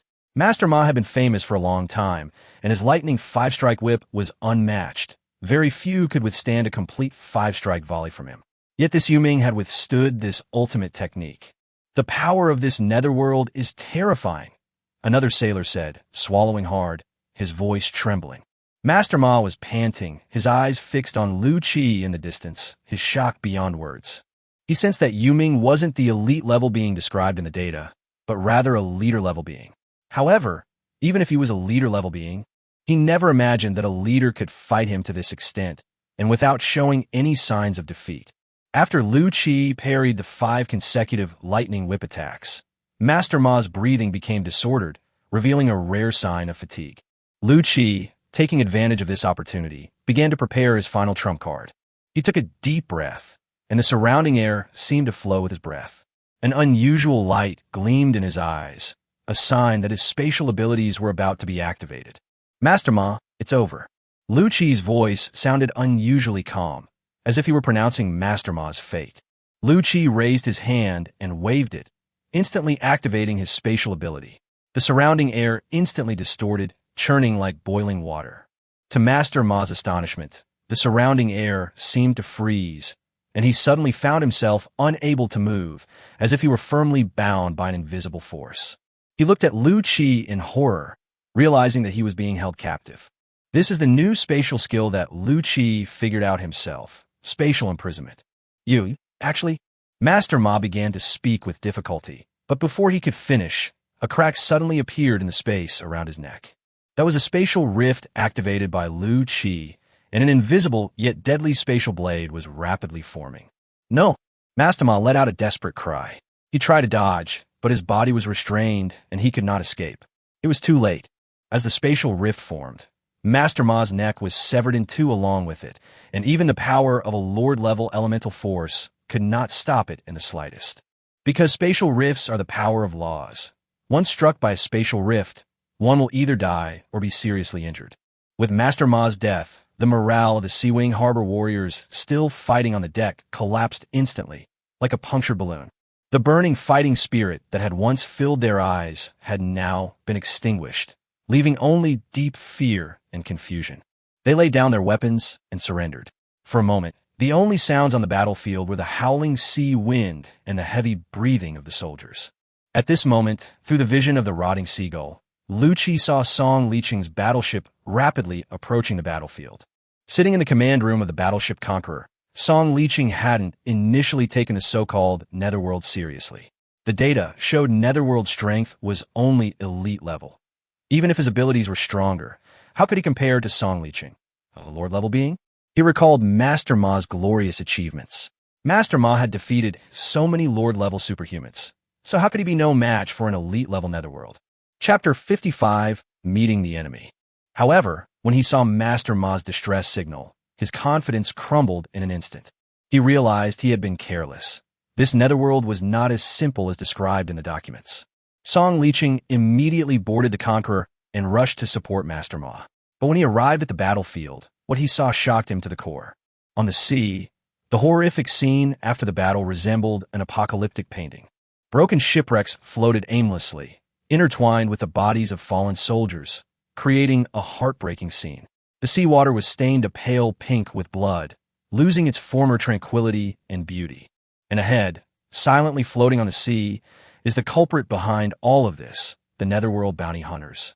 Their ghost ship was like the embodiment of death, shrouded in an aura of darkness. What were they planning to do? A sailor pointed at the ghost ship ahead, a hint of terror in his voice. That unknown fear stirred a strong sense of unease in everyone's hearts. Song Liqing looked at the ghost ship and saw hundreds of people kneeling neatly on the deck. They all looked dejected, as if they had lost all their fighting spirit. These are the warriors who followed Master Ma into battle. However, what shocked Song Liqing even more was yet to come. When he saw the ship's captain, his face showed an expression of extreme shock, and he exclaimed, "How could it be him?" He knew that figure all too well. It was someone he thought was long dead, someone who had disappeared from the world 10 years ago. Wasn't he dead 10 years ago? I saw with my own eyes his body being bitten half off by a shark. Song Liqing rubbed his eyes, unable to believe what he was seeing. He wondered if he was dreaming. How could someone who had been dead for 10 years suddenly appear before him? Lu Qi noticed Song Liqing's shocked expression. A wicked smile appeared on his face as he swung his right hand fiercely. Behind each kneeling wave Conqueror warrior stood an undead crew member, their long swords gleaming coldly like the scythe of death. The moment they saw Lu Qi swing his right hand, their long swords fell heavily to the ground. In an instant, the deck of the Nightmare was stained with blood like splashes of red ink. Heads rolled all over the floor, and the deck resembled a slaughterhouse. This scene was like a hellish spectacle, chilling to the bone. "Old friend, are you satisfied with the gift I gave you?" Lu Qi's voice was cold and mocking, echoing across the sea. The scene before him was a gift he had carefully prepared for Song Liqing. Song Liqing narrowed his eyes slightly, staring at Lu Qi in front of him, as if trying to see through him. Lu Qi, it really is you. His voice carried a hint of disbelief and shock. I never expected you to be resurrected, and even transformed into an undead. But you're quite patient, taking a full 10 years to come looking for revenge. Song Liqing sneered, but a sense of unease welled up inside him. Lu Qi stared coldly at Song Liqing, emanating a chilling, killing intent. Heaven sent me back from hell to find you. How could I possibly give up this opportunity? I came here specifically to send you on your way. Upon hearing this, Song Liqing burst into laughter, his laughter tinged with disdain. What makes you think you can kill me? You're just a ghost. What makes you think you're so powerful? A cruel smile appeared on Lu Qi's face. You'll soon find out whether I have the ability or not. No sooner had he finished speaking than a bone spear suddenly shot onto the deck next to Song Liqing. Master Ma's head was tied to the bone spear, his eyes still showing the terror of his impending death. Song Liqing's face immediately darkened. He looked at Master Ma's head, his shock beyond words. Lu Qi continued, that old man who played with the whip has already gone ahead. As for you, I will let you slowly experience true despair. Seeing Lu Qi's mocking gaze, Song Liqing's anger flared instantly, and he glared fiercely at Lu Qi. 10 years ago I could kill you once, and I can kill you again now. Who do you think you are? You're nothing but a loser. Lu Qi smiled contemptuously. Then let's see, old friend. Let's see if you can send me to hell this time. He paused, then continued. Remember this, everything right now is just the beginning. I will destroy everything you have. As soon as he finished speaking, the nightmare, like a black phantom, activated its wind-riding ability and began to sail forward. The surrounding ocean seemed to lend its support, and amidst the rising winds and surging clouds, the ship, filled with the aura of death, drifted further and further away. Lu Qi stood at the stern of the ship, his eyes like cold stars, flashing with a chilling light. He was not blinded by hatred. Although he had vowed to fight Song Liqing to the death, he knew that he had just finished a battle with Master Ma, and his physical and mental strength had not fully recovered. This was not the best time to fight Song Liqing. Killing Master Ma is tantamount to cutting off Song Liqing's arm. He looked at Song Liqing, who was getting further and further away, and a cold smile appeared on his lips. This game had only just begun. Looking in the direction where the nightmare had disappeared, Song Liqing said viciously, "Damn it, get them at full speed." His voice was full of anger and resentment. He knew that his hatred for Lu Qi had reached a point of no return, and if he let Lu Qi leave today, then Highport would never have peace in the future. Lu Qi's existence was like a sword hanging over his head, ready to fall at any moment. Moreover, Lu Qi's rapid increase in strength also made Song Liqing feel uneasy.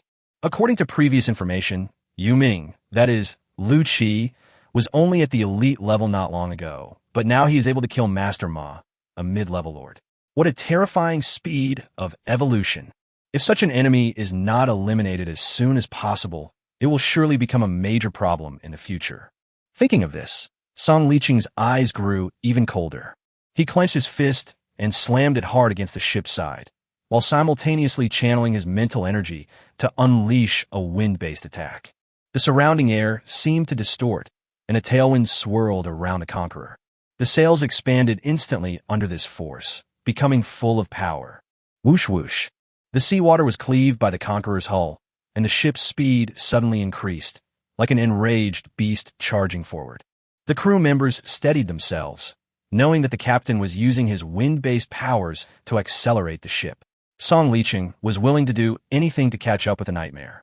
With the help of a tailwind, the conqueror's speed increased to 24 knots. But the nightmare in the distance had become a tiny black dot. But Song Liqing was not discouraged. He stood at the bow of the ship, the wind ruffling his hair, but his eyes were as sharp as an eagle's, fixed on the target ahead. Chapter 56, Is Lu Qi Dead? Speed up even more. Song Liqing shouted loudly, and the wind around them increased rapidly. The conqueror, like a cannonball, cut through the sea and chased after the nightmare. At this point, the conqueror's speed had increased to nearly 30 knots, which was the maximum speed that Song Liqing could increase the conqueror's speed by using his wind-based superpower. Despite Song Liqing pushing his wind-based abilities to their limits, making the Conqueror's speed unprecedented. The Nightmare remained an untouchable ghost in their path. With the wind harnessing activated, the Nightmare reached a terrifying speed of 40 knots, a speed that exceeded their expectations. Song Liqing stood at the bow, his eyes filled with helplessness. He gritted his teeth, gripped the railing tightly with both hands, and watched Lu Qi's nightmare ship gradually disappear from sight. Just then, a gigantic figure suddenly blotted out the sky. Everyone looked up and was astonished. This is the headless giant corpse we saw a few days ago, Mu Wanning exclaimed in shock. A headless giant corpse, hundreds of meters long, flew through the sky, its body blotting out the sun, like a moving mountain. However, this headless giant corpse, after a fierce battle, was covered in wounds and frost, looking both desolate and majestic. The headless giant corpse is here, but where is the Empress? Jack couldn't help but ask curiously. However, as soon as he finished speaking, a chilling aura instantly spread, causing the previously relaxed atmosphere to suddenly become tense. The headless, gigantic corpse charged straight towards the Nightmare. Its massive, scarred body, which had appeared so vividly wounded under the sunlight, now seemed like a symbol of death to everyone, radiating an overwhelming sense of oppression. This thing is coming at us. Jack was startled, and his voice trembled noticeably. Hard to starboard. Lu Qi reacted extremely quickly and immediately issued the order to change course.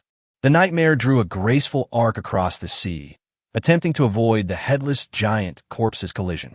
Lu Qi stared intently at the enormous body, praying that it was just a misunderstanding and that the headless giant corpse had simply happened to encounter them. However, things weren't that simple. As the Nightmare changed course, the headless giant corpse also adjusted its flight path, clearly indicating that their target was them. My God, they really came for us. This headless giant corpse has the strength of a king. Jack's voice rang out again, this time filled with terror and unease. At that moment, everyone's heart was in their throat. Ding! The system has detected that the host has encountered an irresistible force and is generating a solution. At this critical moment, the system's calm and mechanical voice suddenly rang in Lu Qi's mind. His heart leaped with joy, like a drowning man grasping at a straw, and he hurriedly urged, "System, you need to hurry. That thing is coming soon."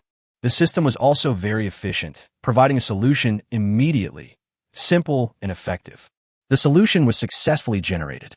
The host can resolve the current problem by defeating the headless giant corpse. The solution you provided is good. Don't give it to me again next time. Are you trying to trap the host here? If I could beat it, would you need to tell me?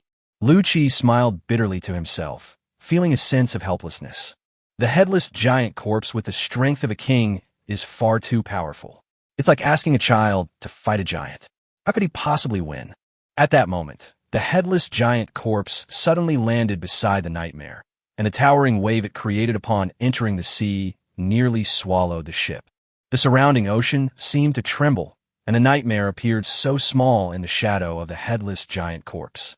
The headless giant corpse stretched out its enormous arm and reached for the Nightmare. The arm was like a towering pillar, scarred and covered in frost, yet contained the power to destroy everything. Faced with such a desperate situation, everyone was terrified, but Lu Qi's eyes blazed with a fierce fire. I've already died once. This time, I'm determined to live a life of epic proportions.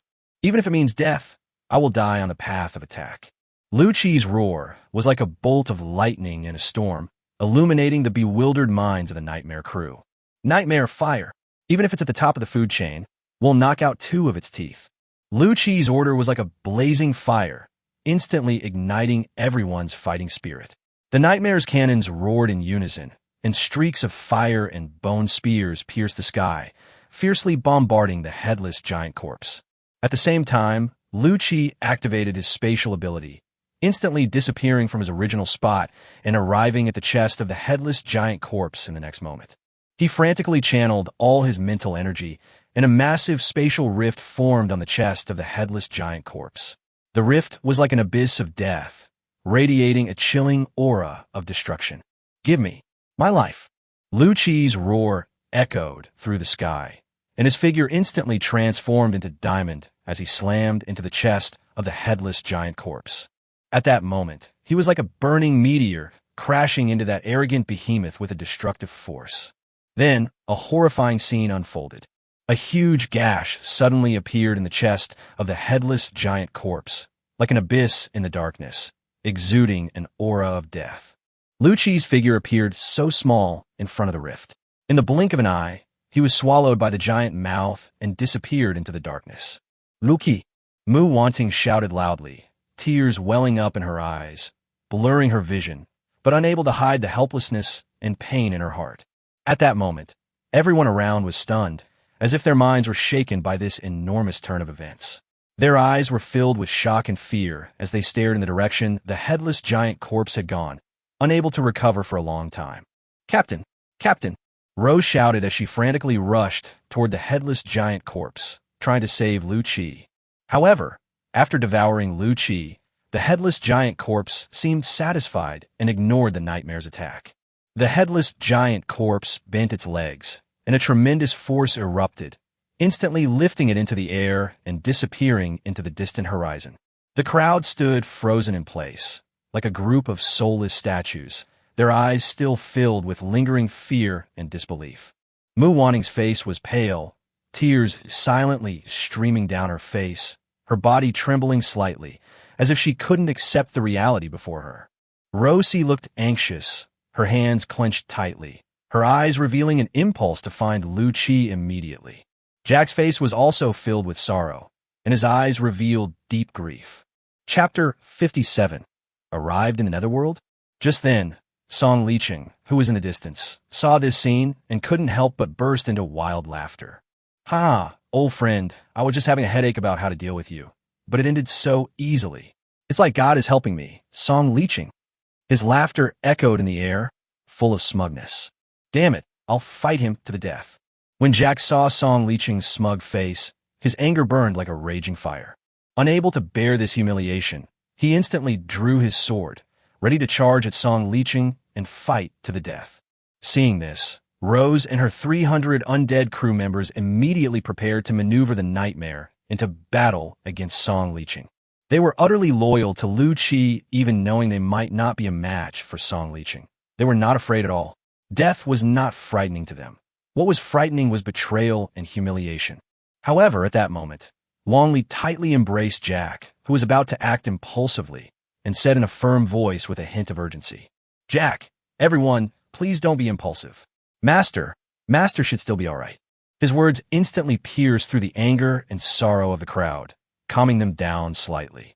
They were all drawn to Wang Li's words and turned to him, waiting for his explanation. Wang Li took a deep breath and continued, "You were all summoned from the netherworld by your master. Theoretically, if your master died, you would have lost the medium through which he summoned you, and should have all returned to the netherworld. But you are all here safely, so your master must still be alive." Upon hearing this, a glimmer of hope ignited in Mu Wanting's eyes. She immediately wiped away her tears and pointed to the carrion seagull perched on the mast, saying, "Yes, you see, the corpse seagulls that Lu Qi summoned are still there. The corpse seagulls are connected to Lu Qi's spiritual power. If Lu Qi dies, the corpse seagulls should die too." Following the direction Mu Wanting pointed, everyone looked and saw the carrion seagull tilting its head and looking at them, full of vitality, showing no signs of being affected in any way, as if it were confirming Wang Li's words. At that moment, everyone's mood instantly shifted from despair to hope. Although Lu Qi's fate was uncertain, they firmly believed that Lu Qi would return. Rose took a deep breath, forcibly suppressing her turbulent emotions. She glanced around at the crew members and said in a firm and calm voice, "I believe the captain will return. He's the wisest, most decisive, and most combat-minded person I've ever met. He can't possibly die so easily." Her words were like a clear stream, instantly washing away the panic and doubt in everyone's hearts. Rose's words gave them a sense of support and helped them regain their composure. Then, Rose spoke again, her tone resolute. "The nightmare is the captain's most valuable asset and a crucial guarantee of his strength. Until he returns, we need to protect the nightmare and ensure it remains intact. Right?" Jack nodded emphatically, picking up where Rose left off. "And we also need to find the captain. Wherever he is, we must bring him back. He's our leader. We can't just abandon him like this." As Jack finished speaking, a resolute flame ignited in the eyes of the undead crew. They raised their arms in unison and shouted, "Bring the captain back! Bring the captain back!" Their voices were unified and soared into the sky, as if conveying their determination to every corner of the world. At this moment, their sorrow and anger transformed into a firm belief in finding Lu Qi and protecting the nightmare ship. Is Lu Qi dead? Of course not. The moment Lu Qi was devoured by the headless giant corpse, his consciousness suddenly plunged into darkness. When he opened his eyes again, he found himself in a world filled with the aura of death. I'm actually all right. Then where am I?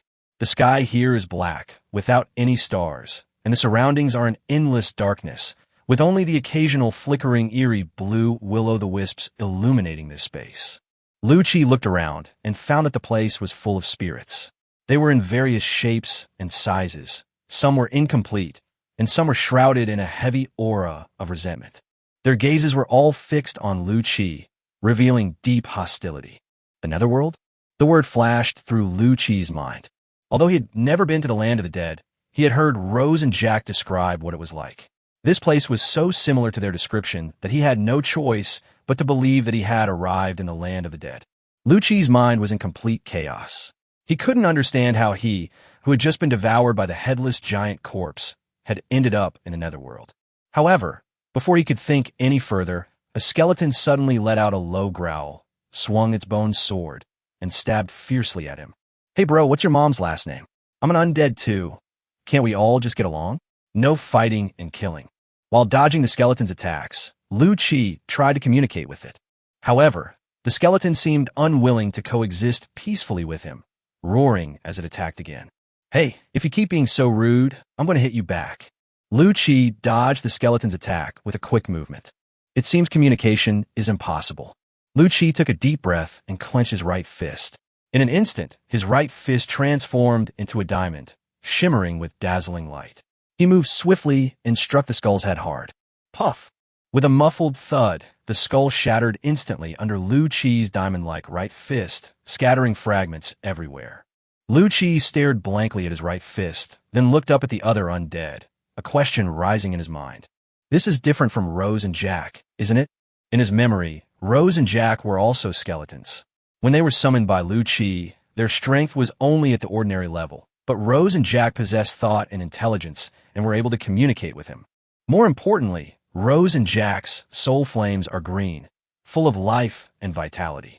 The spirits here, however, have red soul fires in their minds, as if dyed red by endless anger and resentment, causing them to lose their reason and leaving only endless hostility. It seems that the spirits here are different from Rose and Jack.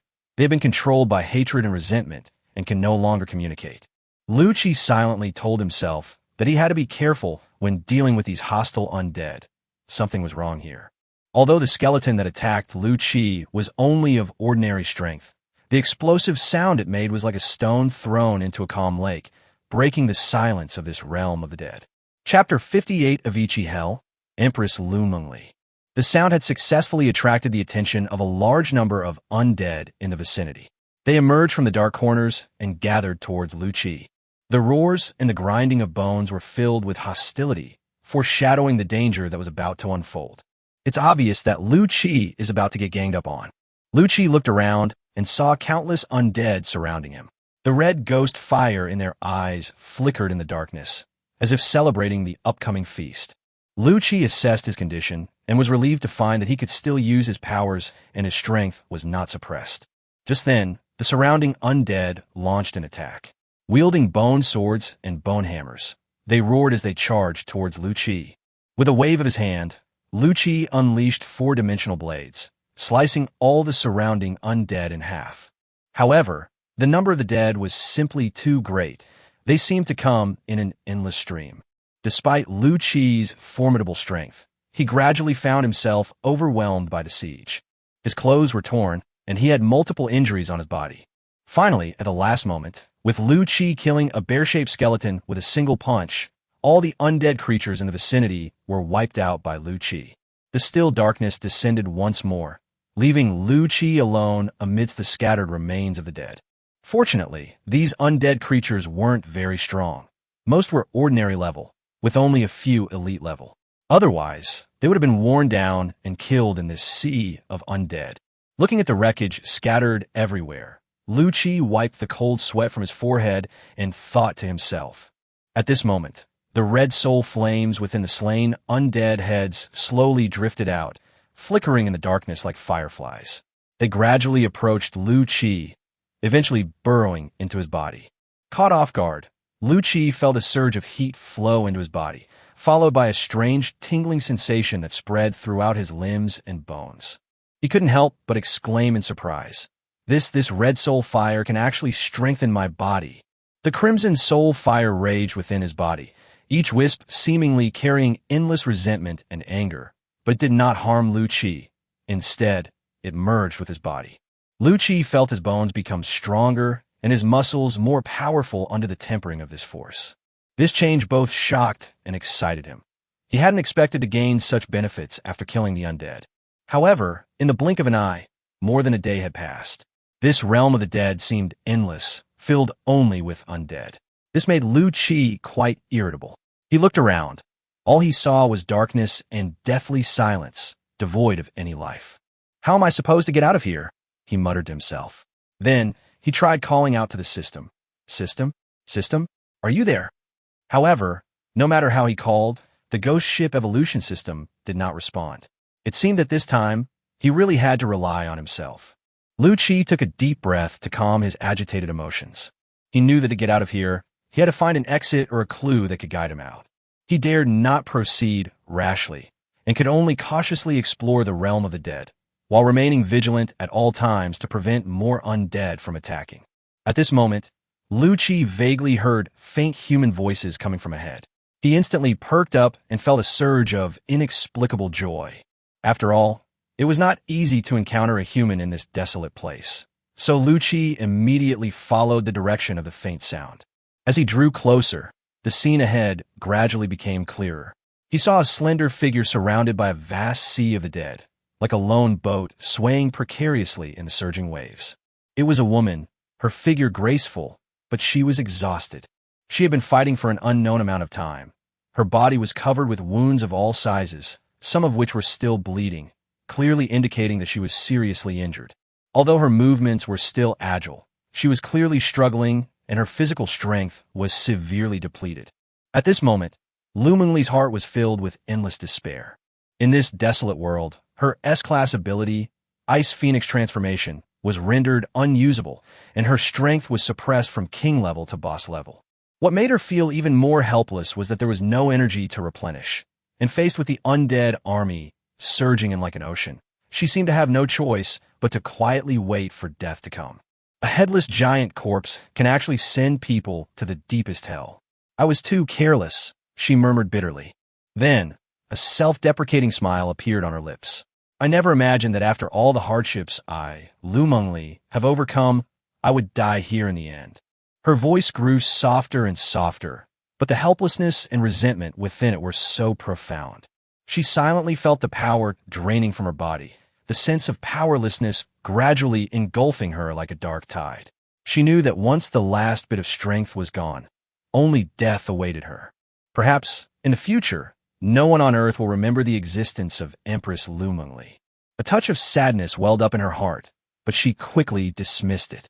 Her dignity as a strong person told her that she would never give up easily until the very last moment. With a flick of her wrist, Lu Mengli wielded the Ice Soul Sword, a flash of cold light, and the charging undead were all slain. Despite her suppressed strength and inability to use her powers, her combat experience remained rich, and her long sword was as sharp as ever. At this moment, she was no longer the powerful empress who dominated the planet, but just an ordinary person fighting for survival. Even so, her eyes still shone with an indomitable light, and her figure appeared so lonely and resilient in the sea of the dead. Just then, a 3-meter-tall skeletal giant suddenly appeared in Lu Mengli's line of sight. It was wielding a huge spike club and was about to smash down on Lu Mengli with a surging aura of death. If she were at her peak, Lu Mengli could easily dodge such slow attacks and even kill them instantly. However, she is now almost exhausted, both physically and mentally at their limits, and cannot completely escape it. A fierce glint flashed in Lu Mengli's beautiful eyes. She resolutely raised her long sword, gathering her last ounce of strength to try and block the skeletal giant's attack. The sword light shimmered, reflecting her resolute face. However, her power seemed so insignificant in the face of the skeletal giant. The spiked club, with unstoppable force, instantly broke through Lu Mengli's block and then slammed into her right chest. With a muffled thud, Lu Mengli's body was sent flying like a kite with a broken string. A mouthful of blood spurted from Lu Mengli's mouth, and her face instantly turned ashen. She was thrown 5 meters away and crashed heavily to the ground. Chapter 59, Saving the Empress. This attack completely shattered her defenses and utterly destroyed her remaining strength. Lu Mengli lay on the ground, her body paralyzed and powerless, unable to muster even the slightest strength. She watched helplessly as the enormous skeletal giant slowly approached her, each step feeling like it was treading on her heart, making her feel the approach of death. The enormous spiked club was wielded by the skeletal giant, accompanied by gusts of eerie wind, like the scythe of death, about to reap her life. Lu Mengli knew that she might be approaching the end of her life. She lay quietly on the ground, looking at the dark sky, her mind filled with endless thoughts. Is it all coming to an end? She murmured to herself, her voice weak and trembling. In this life or death moment, her thoughts drifted to distant places, to her deceased father and mother. Before the apocalypse, her warm home and those happy times flashed through her mind like a movie. Mom and Dad, I come to find you. She spoke softly, a single, glistening tear sliding down her cheek. In the endless darkness, she seemed to see the figures of her parents, reaching out their hands to her, smiling as they greeted her. Fear had vanished from Lu Mengli's heart, replaced only by endless longing and anticipation.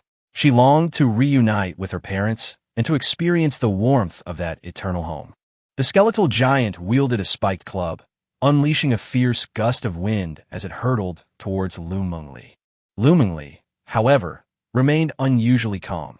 She was prepared to face death. She quietly closed her eyes, her face as serene and beautiful as a clear spring under the moonlight, awaiting the inevitable moment.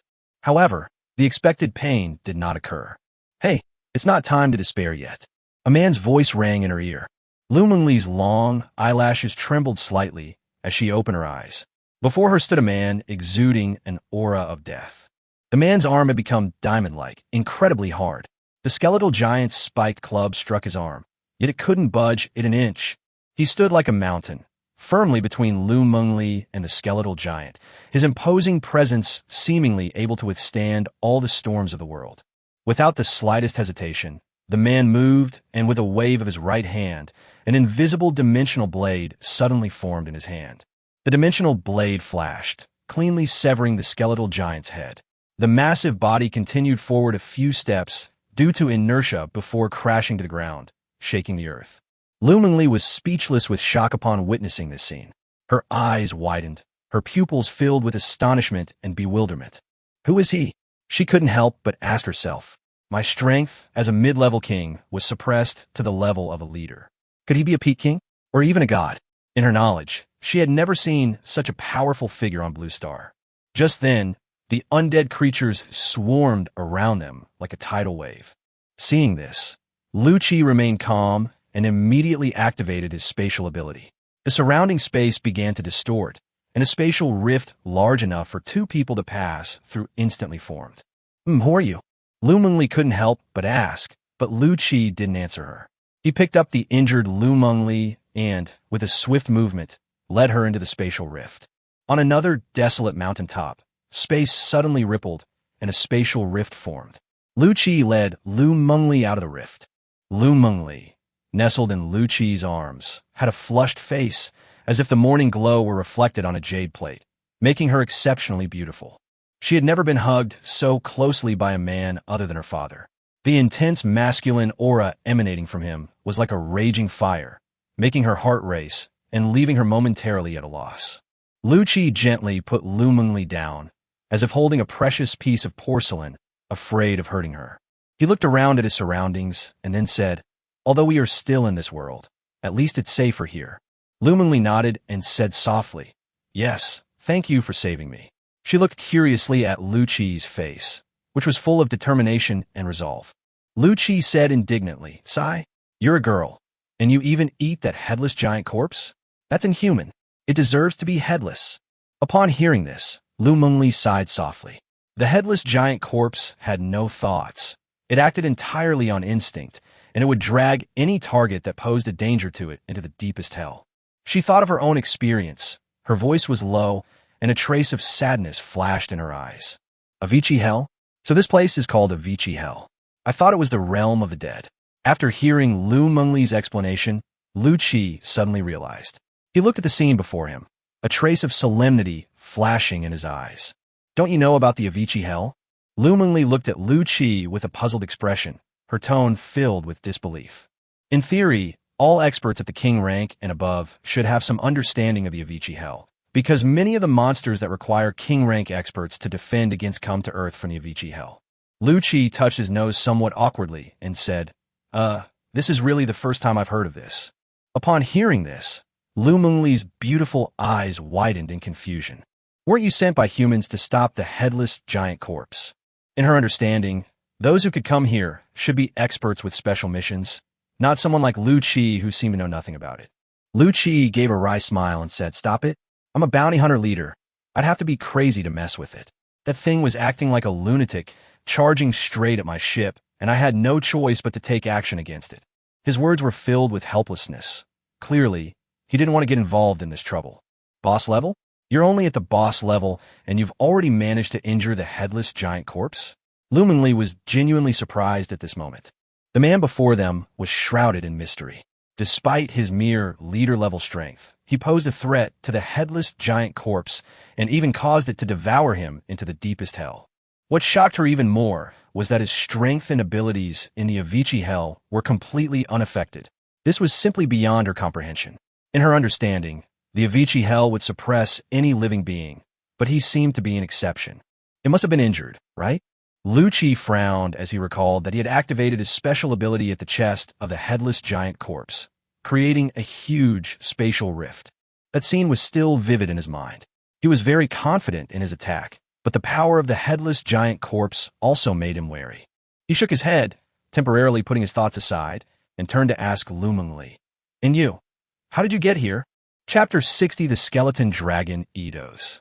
Lu Mengli looked at Lu Qi, and, after a moment of silence, said, Like you, I was also attacked by a headless giant corpse while on the ship, and then swallowed up by it, and ended up here. She spoke calmly, but the hint of wariness and worry that flashed in her eyes did not escape Lu Qi's notice. Having experienced the apocalypse, Lu Mengli knew the darkness of human nature, so she chose to conceal a lot of information. She was unsure of Lu Qi's background and intentions, and dared not easily reveal all of her own situation. Lu Qi keenly noticed the subtle changes in Lu Mengli's demeanor and realized that she had not told the whole truth. But he didn't press the matter, nor did he expose it.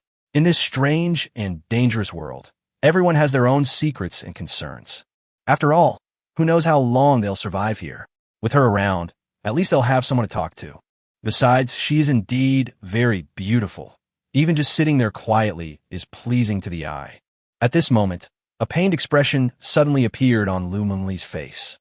Blood was slowly flowing from her right shoulder and half of her right chest, staining her clothes red. Her face was pale and bloodless. Clearly, if her wounds weren't treated soon, she probably wouldn't last much longer. Upon seeing Lu Mengli's condition, Lu Qi immediately came over. He carefully tore open the clothes on Lu Mengli's right shoulder. With a tearing sound, Lu Mengli's shoulder and half of her right breast were exposed to the air. Lu Qi then took off his shirt. What are you up to? A sharp glint flashed in Lu Mengli's eyes. She instinctively thought that Lu Qi was about to do something indecent to her. After all, in the post-apocalyptic world, she had witnessed far too many men harbor such disgusting thoughts towards her. If it weren't for her immense strength, she would have long since become their plaything. Therefore, she immediately wanted to resist Lu Qi. However, she couldn't muster any strength in her body, which made her feel an unprecedented despair. So be it, I'm going to die sooner or later anyway. A resolute glint flashed in Lu Mengli's eyes. She was prepared to bite her tongue and commit suicide. She would rather die than suffer such humiliation. However, at that moment, Lu Qi used his own clothes as bandages to begin bandaging Lu Mengli's wounds.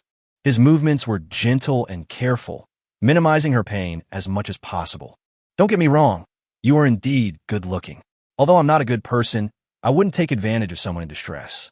Seeing Lu Qi's focused and serious gaze, Lu Mengli's wariness and doubts vanished instantly. She then realized that Lu Qi had no ulterior motives.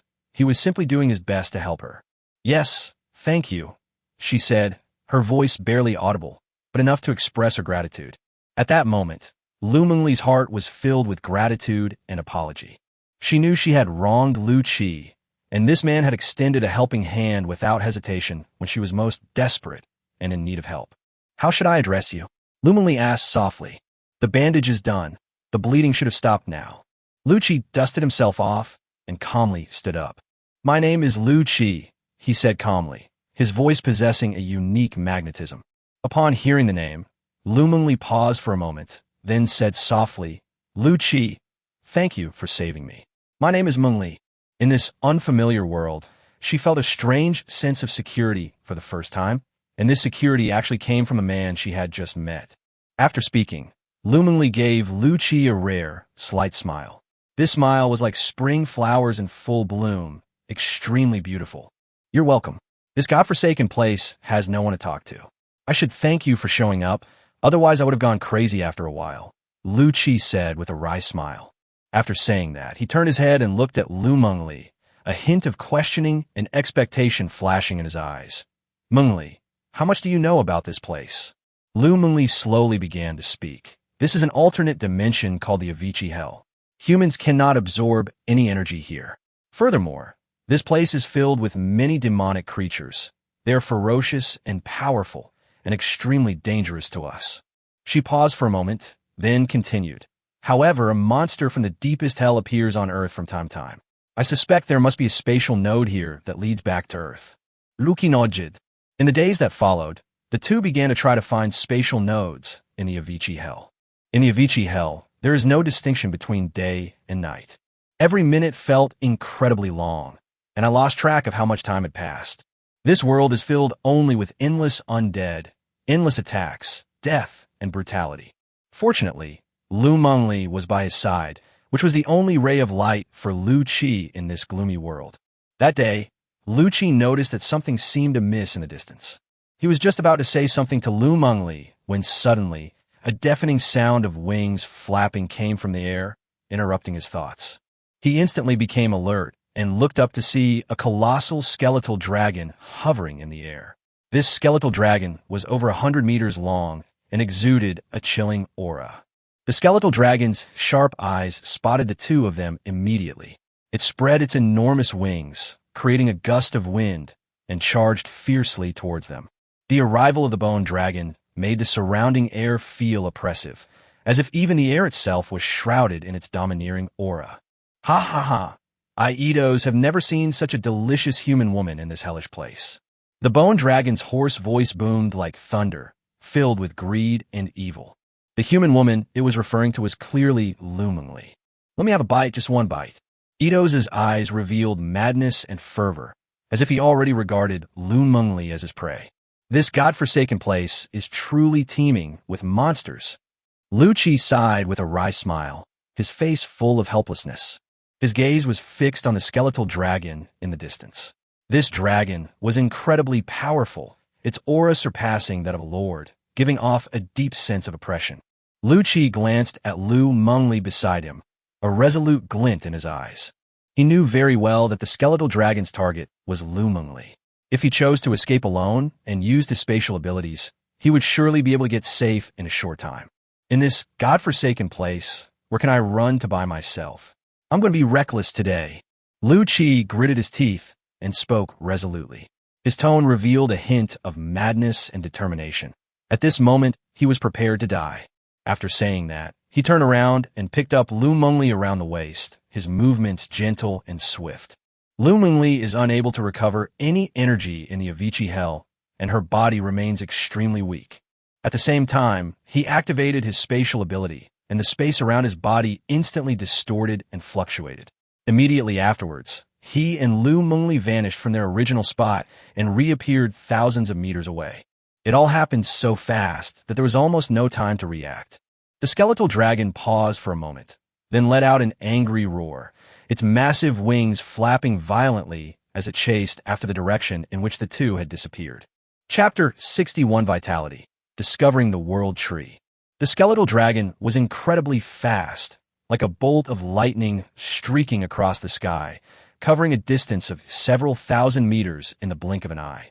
Wild flames burned in its enormous pupils, as if it wanted to devour the entire world in its fury.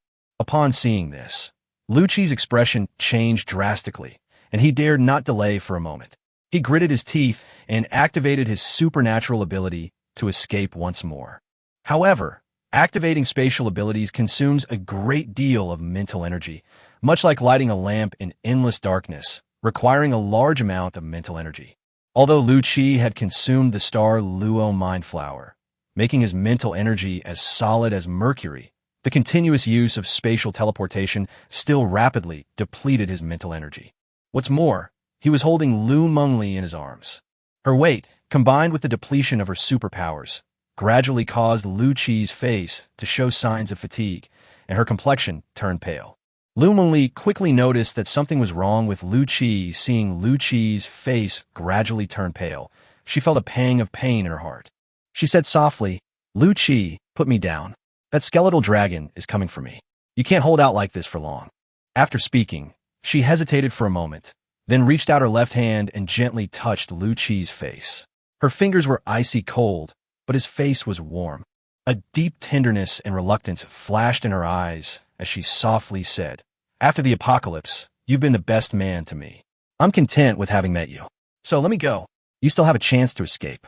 Her words were filled with determination, yet they also revealed her deep concern for Lucci. Her eyes shone like stars, yet carried a hint of dimming, impending extinguishment. Her touch seemed both a farewell and a plea to stay. "Shut up!"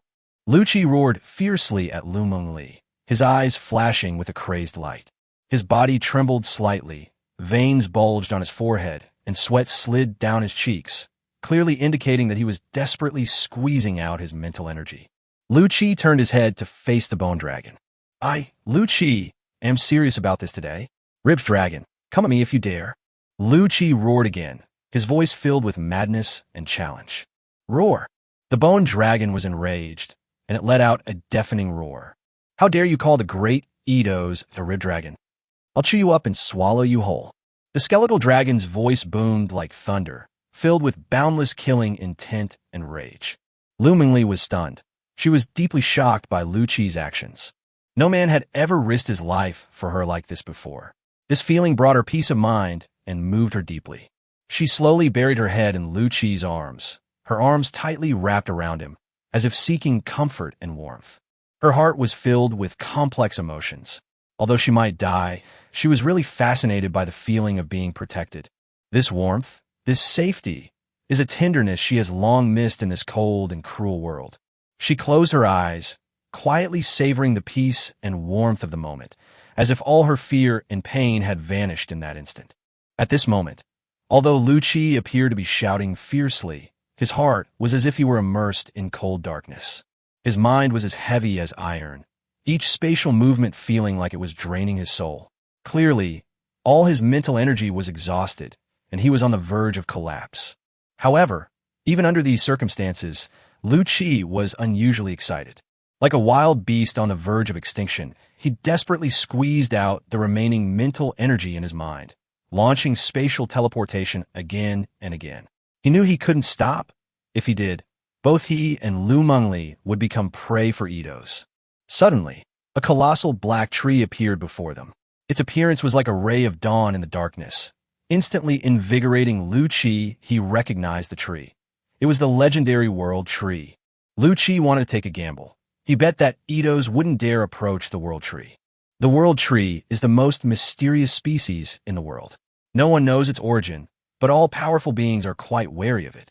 Lucci used the last bit of mental energy he had squeezed out to activate spatial teleportation. The two successfully reached the trunk of the World Tree. At this moment, they felt as if they were in another world, surrounded by darkness and chaos. Surprisingly, Etos, who had been pursuing them, stopped in its tracks. It roared angrily, but dared not approach the World Tree. At this moment, Lu Qi felt a splitting headache, as if someone had smashed his head open with a hammer. It was an indescribable pain, so painful that he even wanted to rip his head off. This is a sign of extreme mental exhaustion. If he hadn't consumed the star Luo mind flower, a supreme spiritual treasure, he probably would have died from head explosion long ago. But he succeeded. Ito's angry and resentful roars echoed in the air, yet he dared not approach them even a step closer. It was a success. Lu Qi used his last bit of strength to hug Lu Mengli tightly, and then he fainted. When Lu Qi opened his eyes again, the first thing he felt was the softness and warmth of his legs. He found that his head was resting on Lu Mengli's lap. The touch of her lap was like delicate silk, so comfortable that he didn't want to leave. At the same time, he could smell the special fragrance emanating from Lu Mengli's body. The faint fragrance was like the scent of spring flowers intertwined with the cool breeze of summer, gently brushing past his nose and making him feel refreshed and relaxed. When Lu Mengli saw Lu Qi wake up, her eyes instantly filled with joy. She asked with concern and anxiety, "Lu Qi, you're awake. How are you feeling? Is there anything that feels uncomfortable?" Her voice was full of tenderness and worry. Lu Qi gently rubbed his aching temples and replied, "It's all right, just a bit of a headache." His voice was slightly hoarse. Hearing Lu Qi's answer, Lu Mengli breathed a sigh of relief. She whispered, "You are really amazing. That skeletal dragon was at the king level, and you were able to escape the pursuit of a king level while you were only at the boss level. In the 10 years since the apocalypse, Lu Mengli has experienced countless battles, from her initial awakening of supernatural abilities to her current status as a king-level powerhouse. She has witnessed the rise of countless talents. However, among the many geniuses, Lu Qi always managed to surprise her. He wasn't as flamboyant as other geniuses, but at crucial moments, he always displayed extraordinary perseverance and wisdom. Wasn't this because he was forced into it? Even a rabbit will bite when cornered." After hearing Lu Mengli's praise, Lu Qi smiled and said easily. His smile revealed a hint of helplessness. He didn't consider himself a genius. It was just that circumstances forced him to give it his all. Chapter 62 Dilemma. Then, with a hint of worry, he asked, "Has that rib-shaped dragon left?" Lu Mengli was silent for a moment before replying, "It seems you've angered it. It's still waiting outside." A hint of helplessness crept into her voice. Clearly, she hadn't expected the skeletal dragon to be so persistent in guarding the outside. "Seriously? You're so angry? I just said a few words to it. Is it really that big of a deal?" A wry smile appeared on Lu Qi's face. He clearly hadn't expected his words to enrage the dragon so much. "I'll go apologize to it now. Do you think that will help?" "What do you think?" Lu Qi turned to look outside and saw that the skeletal dragon Ito's was still roaring incessantly. The deafening roars were filled with anger and resentment. "Let's forget about it. This child has such a temper. You lowly reptiles, I have some of my minions. You are doomed." Ito's roared, his voice deafening. Soon, swarms of undead creatures surrounded the world tree. The world tree seems to only intimidate high-level creatures, while ordinary undead creatures are completely unfazed by it. They climbed up the thick trunk of the world tree in dense rows. Judging from the appearance, the skeletal dragon's followers are all of high level, most of them being elite or leader-level undead creatures. Lu Mengli's tone was heavy, her brows furrowed, and her gaze fixed intently ahead. She tried to mobilize her own energy, but there was no response. She couldn't help but smile bitterly and said to Lu Qi, "Lu Qi, I can't recover my energy in this world, so I can't help you." Upon hearing this, Lu Qi turned to look at Lu Mengli. Because his strength was not suppressed, he assumed that Lu Mengli was indeed a girl with the strength of a leader. So he never expected Lu Mengli to help him in any way. He saved Lu Mengli simply so that in this oppressive world, he could have someone like her to talk to. He smiled and said, "These elite-level scum are no threat to me." Lu Mengli was speechless upon hearing Lu Qi's words. She knew Lu Qi was very strong, but that didn't justify his blatant disregard for these undead creatures. She was about to warn Lu Qi when she saw him already move, charging towards the undead creatures. He moved with ease through the horde, each punch taking the life of an undead creature. Watching Lu Qi's retreating figure, Lu Mengli felt a complex mix of emotions welling up inside her. She felt both gratified, because Lu Qi's strength was indeed unparalleled among those of the same level, and helpless because she was unable to unleash her full potential in this world. She knew that she could only rely on Lu Qi now. Time ticked by, but for Lu Qi, the battle seemed endless. He was like an immortal war god, standing alone amidst a sea of undead creatures, growing ever stronger with each battle. His figure appeared so small among the numerous undead, yet so majestic, as if he were an unshakable presence. Each of his attacks claimed the life of an undead creature. Countless undead corpses fell from the trunk of the world tree. Once a threat, they now became nourishment for the tree of life. At the same time, a continuous stream of red life flames surged from the bodies of the slain undead creatures and were absorbed by Lu Qi. These flames of life contained immense energy, burning within Lu Qi's body and tempering his physique. Lu Qi could clearly feel his body growing stronger under the tempering of these flames of life. If he were to shed his physical body at this moment, he would be surprised to find that his bones had changed from their original white color to bronze. Now, his bones are changing from bronze to silver. This change is not just a change in color, but a comprehensive improvement in his physique and strength. After an unknown amount of time, all the undead creatures around him had fallen at Lu Qi's feet. At this moment, he exuded a terrifying aura, as if a god of death had descended upon the world. His bones have completely turned silver white. Now, even without activating his special abilities, his physical strength alone is enough to fight against a lord-level enemy. Eidos, the massive skeletal dragon, had been observing coldly from afar. It clearly understood that these low-level undead creatures alone were no match for the annoying man before it. Eidos turned his gaze to Lu Mengli behind Lu Qi. It had long sensed the woman's extraordinary nature. Although in this world, the woman's strength was suppressed, making her appear harmless, Eidos could sense the terrifying energy contained within her body. If I can devour this woman, I, the great skeletal dragon Eidos, will be able to grow to the peak of the king rank. A greedy glint flashed in Eidos' eyes. It imagined the scene of its power skyrocketing after devouring Lu Mengli, and a surge of excitement welled up in its heart. However, that man, like a reptilian microbe, always stood in its way. He was like a fly that couldn't be shaken off, making Eidos feel utterly disgusted. Eidos knew that to devour Lu Mengli, it first had to get past this man. This made it start to think about how to deal with this annoying reptile. How about we make a deal? Eidos lowered its massive head, its deep eyes fixed on Lu Qi, its voice low and authoritative. Upon hearing this, Lu Qi raised his eyebrows slightly, a mocking smile playing on his lips. Oh, what kind of deal? Tell me about it. He was also curious to hear what conditions the skeletal dragon could offer. After all, he and Lu Mengli had lingered on the Tree of Life for too long, and resolving the immediate trouble was the best course of action. A sly glint flashed in Eidos' eyes. It slowly spoke. Hand over that woman to me, and I, the great skeletal dragon Eidos, will let you go. How about it?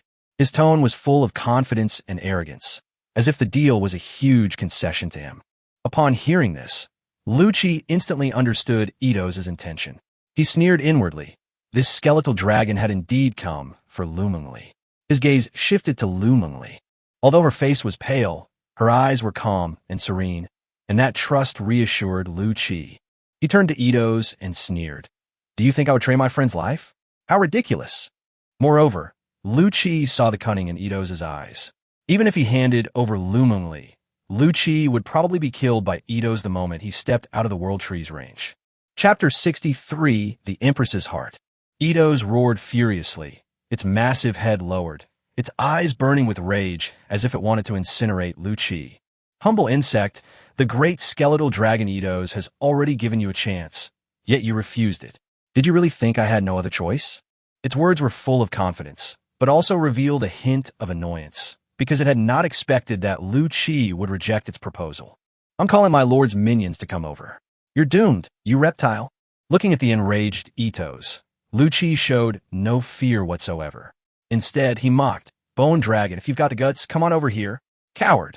All you do is send your henchmen to their deaths. You are not allowed to call the great skeletal dragon a rib dragon. Eidos was so enraged by Lu Qi's words that it almost vomited blood. It roared, and its voice was deafening. However, Lu Qi seemed not to hear Eidos' roar, and he continued to mock, Ribs Dragon. Ribs dragon. Ribs dragon. Look at you. There's not a bit of meat on you. I wouldn't even bother making soup with you. Ito's was furious, but it knew it couldn't match Lu Chi's eloquence. Therefore, it decided to stop arguing with Lu Chi. Ito's silently watched Lu Chi, its eyes flashing with a fierce light, waiting for its lord in attendance. It believed that once its followers arrived, the despicable man would surely die. Lu Mengli's eyes sparkled as she looked at Lu Chi, a slight smile playing on her lips. Why didn't she think of apologizing to it? Instead, she provoked it? Her voice was soft, like a gentle spring breeze. Lu Chi raised an eyebrow, a sly glint in his dark eyes. A faint smile played on his lips as he said, "It's obvious that guy never intended to let us leave. Instead of groveling to please him, we might as well provoke him and get our revenge." Lu Mengli looked at Lu Chi quietly, her eyes as deep as the sea, as if she could see through people's hearts. She said slowly, "Why not hand me over? Perhaps, after that bone dragon eats me, it will let you go."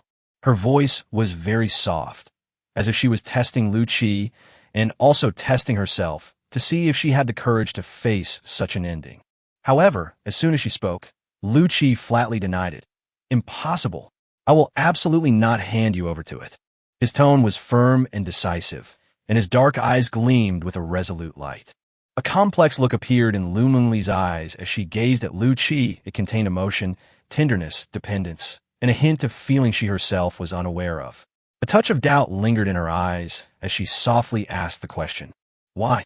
Why are you willing to sacrifice so much for me, and willing to fight against that powerful bone dragon for me?" Lu Chi looked at her, his dark eyes flashing with determination. He didn't explain much, but simply said, "No reason. I just don't want to." He didn't want to see her get hurt. He didn't want to see her in any danger. It was that simple. He stared intently into Lu Mengli's eyes, his gaze seemingly able to see into her very soul, letting her know his resolve. His voice was deep and resolute. "You are my friend. I would rather die fighting this bone dragon than put you in danger." For Lu Chi, Lu Mengli was more than just a friend. She was a ray of light in his dark and hopeless world, the only human being he had ever encountered here. Lu Mengli was like a beacon in the darkness, illuminating his path and giving him light and the motivation to persevere. If he were to give up on her so easily, he might slowly become one of the undead in this infernal hell, living in a daze, knowing only endless killing. He would never allow such a thing to happen. He would rather pay the price with his life to protect this guiding light in his life, to protect Lu Mengli. Lu Chi's words were like a key, unlocking the door deep within Lu Mengli's heart. She had always tried to remain calm and strong, but at this moment, all her defenses completely crumbled. She discovered that she had actually fallen for Lu Chi. This realization filled her with a slight panic, but more than anything, it brought her a strange joy. "Lu Chi, can you hug me?" Lu Mengli's voice trembled slightly as she looked up at Lu Chi. Lu Chi looked at her, a hint of tenderness flashing in his eyes. He slowly stretched out his arms and hugged Lu Mengli tightly. This embrace was warm and safe, giving Lu Mengli a sense of peace she had never felt before. The two held each other quietly, as if the whole world had disappeared. They were in dire straits, but at this moment, they found comfort and strength in each other. This feeling was incredibly precious to Lu Mengli. Lu Mengli buried her head in Lu Chi's arms, listening to his strong heartbeat, and murmured, "I never thought that God would arrange for us to meet when I was about to die."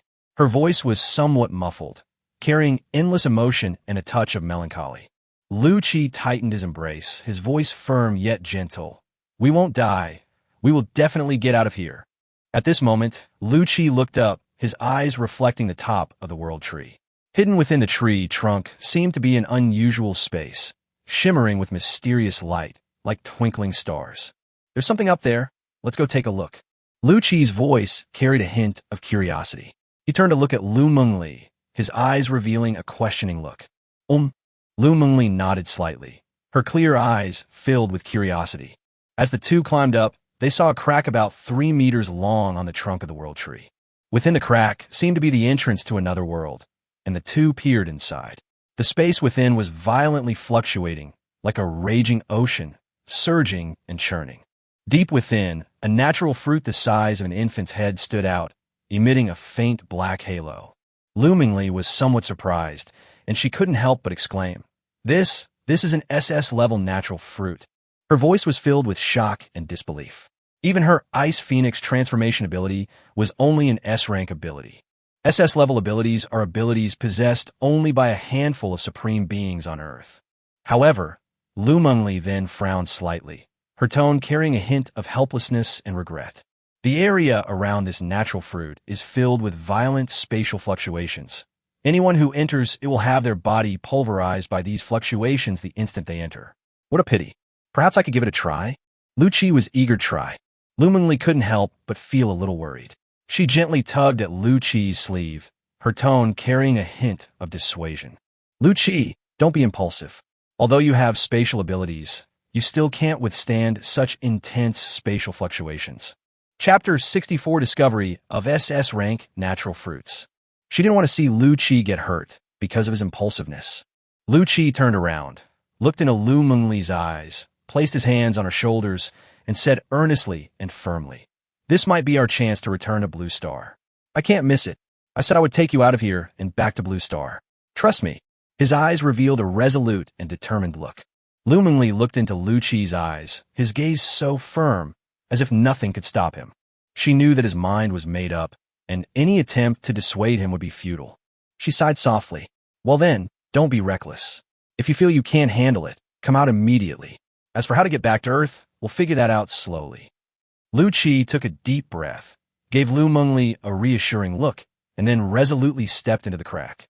Instantly, violent spatial fluctuations swept in like a raging ocean, and invisible forces, like countless sharp blades, slashed his body mercilessly. Lu Qi frowned deeply. He could clearly feel the pain coming from every part of his body. His clothes were torn, and shallow bloodstains appeared on his skin. However, Lu Qi did not back down. He used his understanding of spatial rules to continuously employ his spatial abilities to stabilize the surrounding fluctuations. His figure appeared and disappeared in the space, as if he had merged with the space itself. He moved forward cautiously, each step requiring tremendous effort and perseverance. However, the spatial fluctuations deep inside became increasingly violent, and his body crashed into the spatial barrier. The spatial barrier, like a raging storm, violently tossed Lu Qi's body around. Lu Qi coughed up a mouthful of blood instantly, but he quickly regained his balance. However, the violent spatial fluctuations subjected Lu Qi to repeated and intense impacts. Each impact felt like a hammer blow to his body, his clothes stained with blood, but he persevered and continued forward. Lu Mengli watched all this from the entrance, her heart aching as if being boiled in hot water. Each impact was like a knife twisting in her heart. She watched Lu Qi's figure sway in the air, his once upright posture now appearing so fragile. Tears welled up in her eyes, and she bit her lower lip tightly, trying hard not to let them fall. Heartache, reluctance, and helplessness, a complex mix of emotions welled up within her. She desperately wanted to fight alongside Lu Qi and face the violent spatial fluctuations together, but she knew she couldn't help him in that regard and could only watch helplessly as he endured the pain alone. However, the spatial fluctuations deep within grew increasingly violent, like a raging beast relentlessly attacking Lu Qi. Finally, Lu Qi lost control of spatial fluctuation, and a violent shockwave sent him flying. Lu Mengli cried out his name in terror. "Lu Qi! Lu Qi, are you all right?" She immediately hugged him tightly, tears streaming down her face like a broken string of pearls. Her voice trembled, filled with endless worry and fear. At that moment, she was truly terrified, afraid that Lu Qi would leave her like this. If Lu Mengli's people saw her current appearance, they would definitely be shocked. Is this still the same cold, aloof, and superior empress they knew? Empress Wu Hai is the ruler of the Moon Shadow Kingdom within the Deep Sea Alliance, which is composed of many countries of varying sizes. The empress they saw as cold, dignified, and unmoved by any worldly emotions was actually crying. Lu Qi's body had suffered unprecedented damage. He was covered in blood, and his face was as pale as paper. However, a slight smile appeared on Lu Qi's lips. He said softly, "I think I've grasped a little bit of the operating rules of this spatial fluctuation." Lu Mengli looked at him, her heart filled with mixed emotions, anger and heartache. "Are you out of your mind? Do you know how dangerous that was?" Her voice was trembling with a sob, and tears were welling up in her eyes. Lu Qi smiled slightly and comforted him. It's all right. I know what I'm doing. I won't die. His eyes suddenly lit up, as if he had thought of something. Mengli, you said the spatial fluctuations here are so intense. Is it possible that there is a spatial node here? Lu Mengli paused for a moment, then began to think seriously. It's very likely, but even if there's a spatial node here, the spatial fluctuations are too great, making it very difficult for us to find it. Lu Qi's eyes grew brighter and brighter. I am now gradually mastering the operating rules of this spatial fluctuation. Once I can determine the location of this spatial node, I can activate my spatial ability to temporarily stabilize the space, and then we can go back through the spatial node. His voice was full of excitement and anticipation. After saying that, he wiped the blood off his face and prepared to enter the crevice again. Seeing him like this, Lu Mengli quickly spoke up. Lu Qi, your injuries were too severe. You need to recover a bit more. Her voice was full of worry. However, Lu Qi shook his head. No, we're running out of time. That Lord-level follower of the Rib Dragon will probably arrive soon, and I need to take care of it before then. Looking into his resolute eyes, Lu Mengli knew his decision was unchangeable. She could only silently pray that he would be safe and sound. Lu Qi gave her a reassuring look, then turned around and went back into the crack in the tree trunk. This time, Lu Qi was noticeably more at ease, and soon reached the depths, only a dozen meters away from the SS-grade natural fruit. However, this distance of a dozen meters is also where the spatial fluctuations are most intense. Lu Qi took a deep breath. He knew that the next dozen meters or so would be the biggest challenge.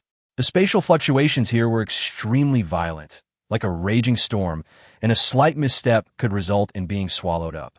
His eyes sharpened, and his mental focus became intense, as if he wanted to etch everything around him into his mind. Time seemed to slow down in his perception, and every subtle spatial fluctuation was clearly discernible. He cautiously extended one hand, gathering spatial energy in his palm in an attempt to stabilize the spatial fluctuations in front of him. 1 step, 2 steps, 3 steps.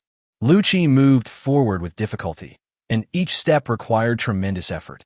His body swayed precariously under the impact of the spatial fluctuations, but with astonishing willpower, he maintained his forward momentum. The surrounding space began to distort and blur, as if it were about to swallow him up, but Lu Qi remained unmoved. His eyes were only on the SS-level natural fruit that was getting closer and closer to him. That was the goal he had gone through countless hardships and paid a huge price for, and he would never allow himself to fall here. Chapter 65 returned to Blue Star. As time passed, Lu Qi's perception of space gradually deepened, like the sunlight in the morning. He began to perceive subtle changes in the space, like sensing an undercurrent beneath the surface of water. He could predict the direction of spatial fluctuations, as if he could read the poems of the wind. He could even temporarily stabilize spatial fluctuations, like a magician taming a raging storm. Lu Qi understood the spatial rules here. He was not content with simple resistance, but instead used his understanding of spatial rules to subtly adjust his pace and breathing. His movements and the fluctuations in space created a wondrous harmony, like the harmonious playing of zither and lutes, dancing together in an invisible symphony. He no longer resisted the spatial fluctuations, but chose to dance with them, a posture like an elegant dancer gracefully twirling in a raging storm. The previously intense spatial fluctuations could no longer stop Lu Qi at this moment. Finally, Lu Qi's hand touched the SS-grade natural fruit. He gripped the fruit tightly, his eyes gleaming with victory. He did it. He overcame unprecedented difficulties and obtained the SS-level natural fruit that countless people dreamed of. Looking at the fruit in his hand, Lu Qi smiled gently. Most importantly, he has mastered the spatial rules of this place. This means that as long as he can find the location of the spatial node, he can bring Lu Mengli back to Blue Star. Oh, right, the system gave me a mysterious compass last time. A thought flashed through Lu Qi's mind. He remembered the compass and wondered if it could help him find the location of the spatial node. He carefully placed the SS-grade natural fruit in his hand into his storage space, and then took out the mysterious compass from it. Lu Qi visualized the spatial node in his mind while channeling his elemental energy into the mysterious compass. The compass needle began to slowly rotate, eventually stopping in one direction. Lu Qi followed the direction indicated by the pointer. Although the spatial fluctuations were still intense, They no longer posed any threat to Lu Qi, who had mastered the rules of this space. Found it! Lu Qi shouted excitedly, for he had indeed found a spatial node in the direction indicated by the mysterious disk. The spatial nodes floated there silently, as tiny as grains of rice, almost imperceptible. But it is like an anthill on a 1,000-mile dike, capable of penetrating the space between two dimensions. He actually did it. Lu Mengli stood aside, looking at Lu Qi with disbelief in her eyes. As a king-level expert, she knew better than anyone how difficult it was to obtain that SS-grade natural fruit amid such intense spatial fluctuations. Finding a spatial node is like searching for a grain of rice in a turbulent ocean. But he did it. Time and again, this man created miracles for her. Time and again, he stepped forward to save her from danger. After finding the spatial node, Lu Qi took a deep breath to calm his excitement and carefully released his spatial ability into the spatial node. The supernatural power flowed into the spatial node like a gentle stream. In an instant, the surrounding turbulent spatial fluctuations, like a tamed storm, stabilized. The entire space seemed to return to calm, as tranquil as a lake. Lu Qi then began creating a spatial rift leading to Blue Star through the spatial node.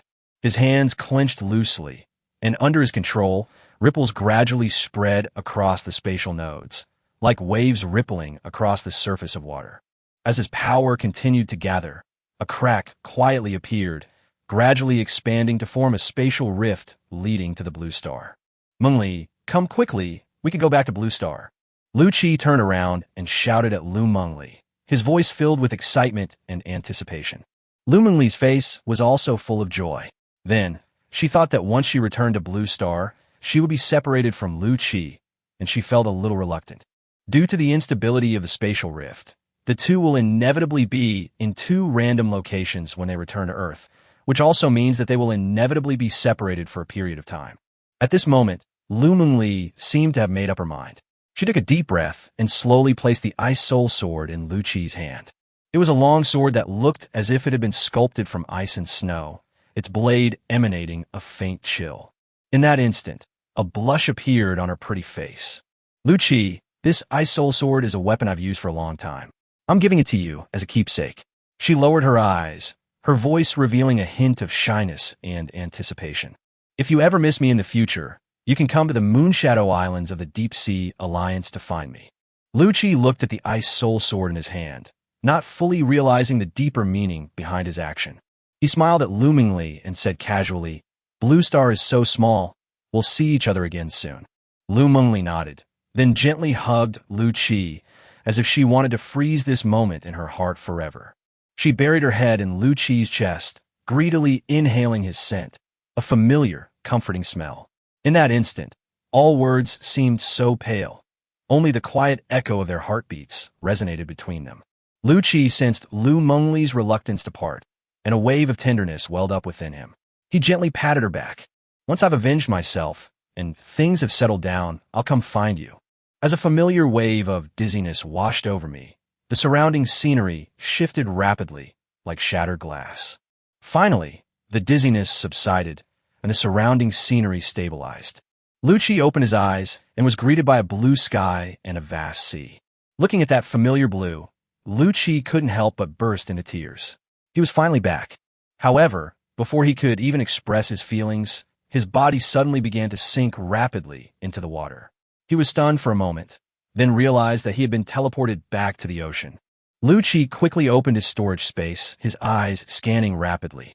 Finally, he found a small wooden boat, which he had prepared earlier, just in case. He quickly took out the small wooden boat and nimbly stood on it. At that moment, the familiar system notification sounded in Lu Qi's mind. Ding!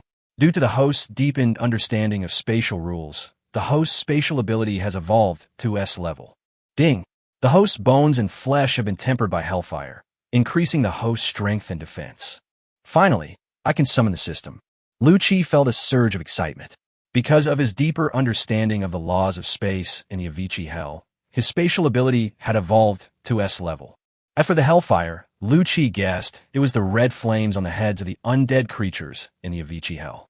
Tempered by this red flame of life, Lu Qi's bones have transformed into a silvery white color. S-level spatial abilities are even more powerful. Lu Qi can even use S-level spatial abilities to travel long distances. He closed his eyes and sensed the location of the ghost ship in his mind. That familiar feeling slowly surfaced, and thankfully, the distance wasn't far, so he could perceive it clearly. Lu Qi took a deep breath and activated his spatial ability. The surrounding air seemed to distort slightly, like ripples spreading across the surface of water. He focused his mind, created a spatial rift connecting to the ghost ship, and then stepped inside. Chapter 66. Kong Jin's superpowers evolved to S rank, and he returned to the nightmare. At this moment, on the nightmare, Mu Wanting stood alone on the deck, lost in thought. Her gaze was vacant, her thoughts racing. She couldn't help but recall all the moments she shared with Lu Qi, that spot where he often lingered. She whispered, "Captain, I wonder how you are now, when you'll be back. We all miss you so much." Before the words were finished, a sudden ripple came from the space on the deck. Mu Wanting was stunned. She rubbed her eyes, unable to believe what she was seeing. Had she seen wrong?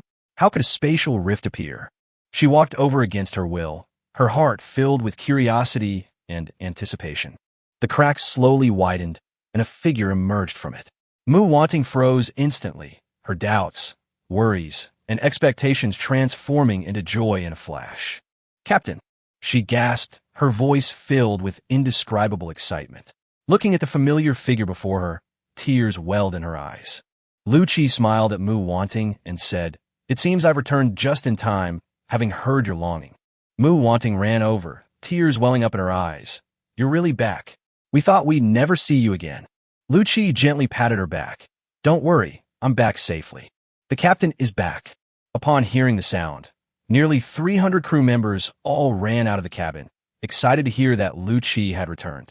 Jack squeezed through the crowd and saw Lu Qi standing in the middle. He exclaimed excitedly, "Captain, I told you you'd be fine. How could that headless giant corpse pose any threat to our great netherworld captain?" Rose also saw Lu Qi. She noticed his wounds and tattered clothes and asked with concern, "Captain, you must have suffered on the journey back." Just then, a figure rushed towards Lu Qi. It was Wang Li. Wang Li, the conspicuous one, didn't care about his image at this moment. He rushed over and hugged Lu Qi's leg, crying loudly, "Master, Master, Master, you're finally back. I thought you'd never come back. I was thinking, my hope was shattered the moment it appeared." Lu Qi was touched by Wang Li's appearance, but he still kicked him aside and laughed. "Go away. I'm not dead yet, and you're already crying your eyes out." Lu Qi's appearance put the crew members at ease, and laughter once again echoed on the nightmare. "Captain, tell us what you've been through lately. Where did that headless giant corpse take you?" Jack's eyes widened, his face full of curiosity and anticipation, and he couldn't help but ask first. Lu Qi took a deep breath, his gaze sweeping across the faces of each crew member, and slowly began to speak. "All right, I'll tell you about what happened after this headless giant corpse devoured me. Afterwards, I arrived in a plane called the Avicii Hell." As Lu Qi recounted his story, the crew members' expressions became increasingly varied. They were sometimes surprised, sometimes nervous, and sometimes heartbroken for Lu Qi's ordeal. When Lu Qi finished his story and mentioned that Lu Mengli gave him the Ice Soul sword as a keepsake, Mu Wanting and Wang Li exclaimed almost simultaneously, interrupting his narration. "Wait, Captain, what did you say that sword was called?" Mu Wanting's beautiful eyes widened, her voice filled with disbelief. Lu Qi paused for a moment, then raised the Ice Soul sword in his hand and replied, This is it. I remember Meng Li said that this sword is a weapon she has used for a long time, called the Ice Soul sword." As Lu Qi finished speaking, Mu Wanting and Wang Li's faces showed even greater shock. They exchanged a glance, seemingly able to read each other's thoughts in their eyes. Seeing their surprised expressions, Lu Qi couldn't help but ask in confusion, "What? Is this sword very famous?" Wang Li's trembling fingers touched the blade of the Ice Soul sword. A chilling sensation washed over him, instantly confirming his suspicions. This Ice Soul sword is one of the 10 most famous swords on Earth, but that's not the main point. The main point is that this sword is the personal sword of the Empress of the Martial Sea. The moment the words were spoken, the surrounding air seemed to freeze. Lu Qi was so shocked by the news that he was speechless. Empress Wu Hai, a legend on Earth, a figure representing power and majesty. Her sword is now in her own hands. Just then, as if remembering something, Wang Li mechanically turned his head to look at Lu Qi. Master, do you think it's possible that the girl you met in the Avicii Hell was Empress Wu Hai? His voice, though soft, was like a boulder thrown into a calm lake, stirring up 1,000 waves. Mu Wanning was also stunned. This idea was too astonishing, yet it was impossible not to think about it. Lu Qi was stunned by Mu Wanning's suggestion. His eyes widened, his pupils filled with doubt. He subconsciously shook his head, dismissing the idea. Impossible. Empress Wu Hai is at the mid-level of the king rank, but Meng Li is only at the leader rank. The difference in their strength is like heaven and earth. How could they be the same person? His voice was filled with disbelief, clearly finding the speculation too far-fetched. Avicii Hell. Wang Li fell in a deep thought. Then suddenly his eyes lit up, as if he had remembered something. Captain, I remember now. My father once told me about the Avicii Hell. Everyone who enters the Avicii Hell, no matter how powerful, will have their strength greatly suppressed and will be unable to recover any of their yuan power. Upon hearing this, Lu Qi also fell into thought. It's true that Meng Li couldn't recover her yuan power in the Avicii Hell, but that doesn't make sense. Why is my strength not suppressed, and why can I still recover my energy? He stroked his chin, his brows furrowed. Captain, do you think it's possible that you're an undead? Mu Wanting hesitated for a moment before finally stating her guess. Lu Qi was stunned for a moment. This guess caught him off guard. Yes, he was an undead, which was why his strength wasn't suppressed in the abyss and he could regenerate energy. But Lu Mengli was human, wasn't she? This question lingered in his mind. So, Mengli is actually at the king rank? Lu Qi's voice was filled with shock. He suddenly realized that his understanding of Lu Mengli was far from sufficient. This seemingly delicate girl actually possessed such profound strength, which surprised him somewhat. Chapter 67, The Ice Soul Sword, a token of love? Moreover, it is rumored that if the Ice Soul Sword of the Empress of the Martial Sea were to fall into the hands of another person, that person would be the one she longs for. Wang Li's voice trembled, her eyes fixed on the Ice Soul Sword in Lu Qi's hand, her shock undiminished. He had heard this rumor before, but he always thought it was nonsense. After all, how could someone like Empress Wu Hai easily fall in love with someone? However, looking at the Ice Soul Sword in Lu Qi's hand now, he had to believe it. For a moment, envy, admiration, and shock intertwined in Wang Li's heart. Seeing this, Jack couldn't help but joke. As expected of the captain, he actually went to the deepest hell and directly won over the most powerful beauty on our planet. I really admire him. Jack, don't talk nonsense. Although Rose was also shocked, she was more inclined to believe that there was genuine affection between Lu Qi and Lu Mengli, rather than that it was just a simple flirting game. Master is indeed amazing in this respect. The Empress of the Martial Sea is not only powerful, but also extremely beautiful, and is known as the most beautiful woman on earth. Wang Li was also filled with envy, and then he jokingly said to Lu Qi, Master, can you teach me some tricks for picking up girls? I don't want to learn superpowers from you. Roll.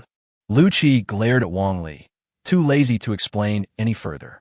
At this moment, the atmosphere around them was cheerful, and all the crew members were excitedly surrounding Lu Qi. However, amidst this joyful atmosphere, Mu Wanning's heart was shrouded in gloom, filled with a sense of loss. She stood quietly to the side, watching Lu Qi's spirited figure, her heart filled with mixed feelings. She never expected that Lu Qi would become the empress of Wu Hai's beloved, and from Lu Qi's narration, she could clearly feel his deep affection for the empress. Logically, she should be happy for Lu Qi, but she found herself unable to feel happy. The thought of the possible relationship between Lu Qi and Lu Mengli made her heart ache, as if it were being tightly gripped by an invisible hand. She bit her lip quietly, trying to suppress this inexplicable emotion. She told herself that it was just because she couldn't accept this change for the time being. After all, Lu Qi and she had always been very close. However, she knew in her heart that this sense of loss was not so simple. It was also mixed with a little envy and jealousy. She envied Lu Mengli for winning Lu Qi's favor, was jealous of everything Lu Mengli had, and blamed herself for not realizing her own feelings sooner. These complex emotions surged within her, making her feel somewhat breathless. She quietly slipped away from the crowd and went to a corner on the deck, bearing her sense of loss alone. Gazing at the distant horizon, she silently told herself that she must become strong as soon as possible. What are you doing? What do you want? I'm just an innocent little pirate who only knows how to plunder and loot. A pirate was bound hand and foot, unable to move. His face was filled with terror, and he cried out in a trembling voice. His eyes darted around, as if searching for a savior. Help! Someone's bullying a pirate. Is there no justice in this world? I'm a pirate. How dare you kidnap a pirate? Wah! His voice was choked with sobs, tears welled up in his eyes, and he looked extremely aggrieved. Captain, the pirate you requested, the one without superpowers, is the one who has killed and robbed quite a bit in his life. Jack looked at the bound pirates with disdain and said to Lu Chi, Lu Chi nodded, his eyes cold. He walked step by step toward the pirate, a powerful aura emanating from him. Suddenly, Lu Chi waved his right hand, and 4 spatial rifts appeared instantly, severing the pirate's limbs cleanly. The pirate let out a shrill scream. Blood splattered everywhere, and the scene was extremely bloody. Ouch, it hurts so much. What are you doing? I didn't offend you netherworld beings. The pirate writhed in agony on the deck, his cries of pain echoing across the room. His face was pale, his expression one of despair, as if he already sensed his impending doom. Stop the bleeding, don't let him die. Lu Chi's cold voice rang out on the deck. Upon hearing the order, the undead crew behind him sprang into action. They deftly bent down and began to provide first aid to the bleeding pirate. Their hands skillfully wrapped bandages around the wound, effectively stopping the bleeding immediately. At the same time, Lu Chi took out a natural fruit the size of an infant's head from his bosom. It was the natural fruit that Lu Chi obtained in the Avicii Hell. The fruit's surface emanated a black aura containing a dense energy of death. He presented the fruit of nature to the pirate's mouth, saying in an icy voice, "Eat it." Upon seeing the natural fruit before him, the pirate's eyes widened instantly. Having been a pirate for many years, he knew the value and rarity of such treasures. This was at least an SS-level natural fruit. Once consumed, it would allow him to advance to an SS-level ability user, possessing powerful abilities. This is at least an SS-level natural fruit, right?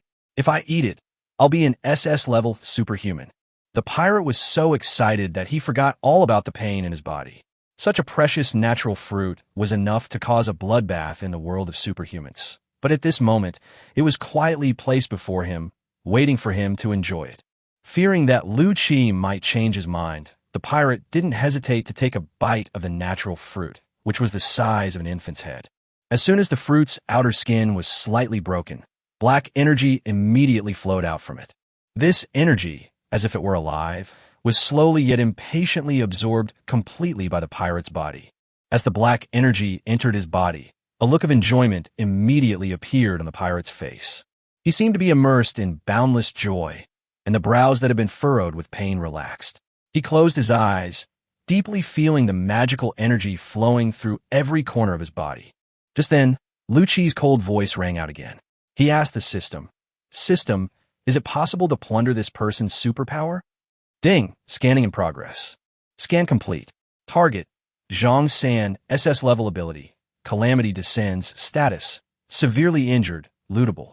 Whether to plunder the target's ability. Success rate of plunder is 1%.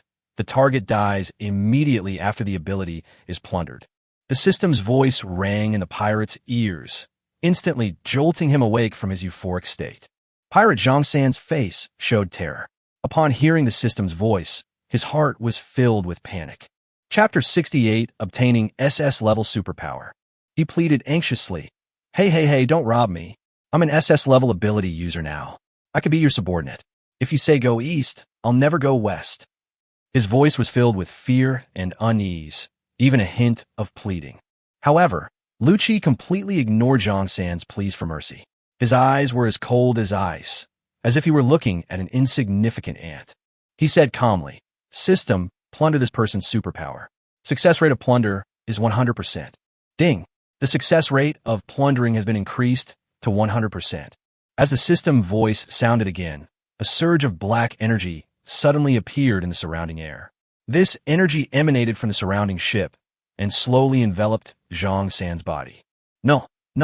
Zhang San screamed in terror, but the black energy, like a merciless grim reaper, began to slowly drain the flesh and energy from his body.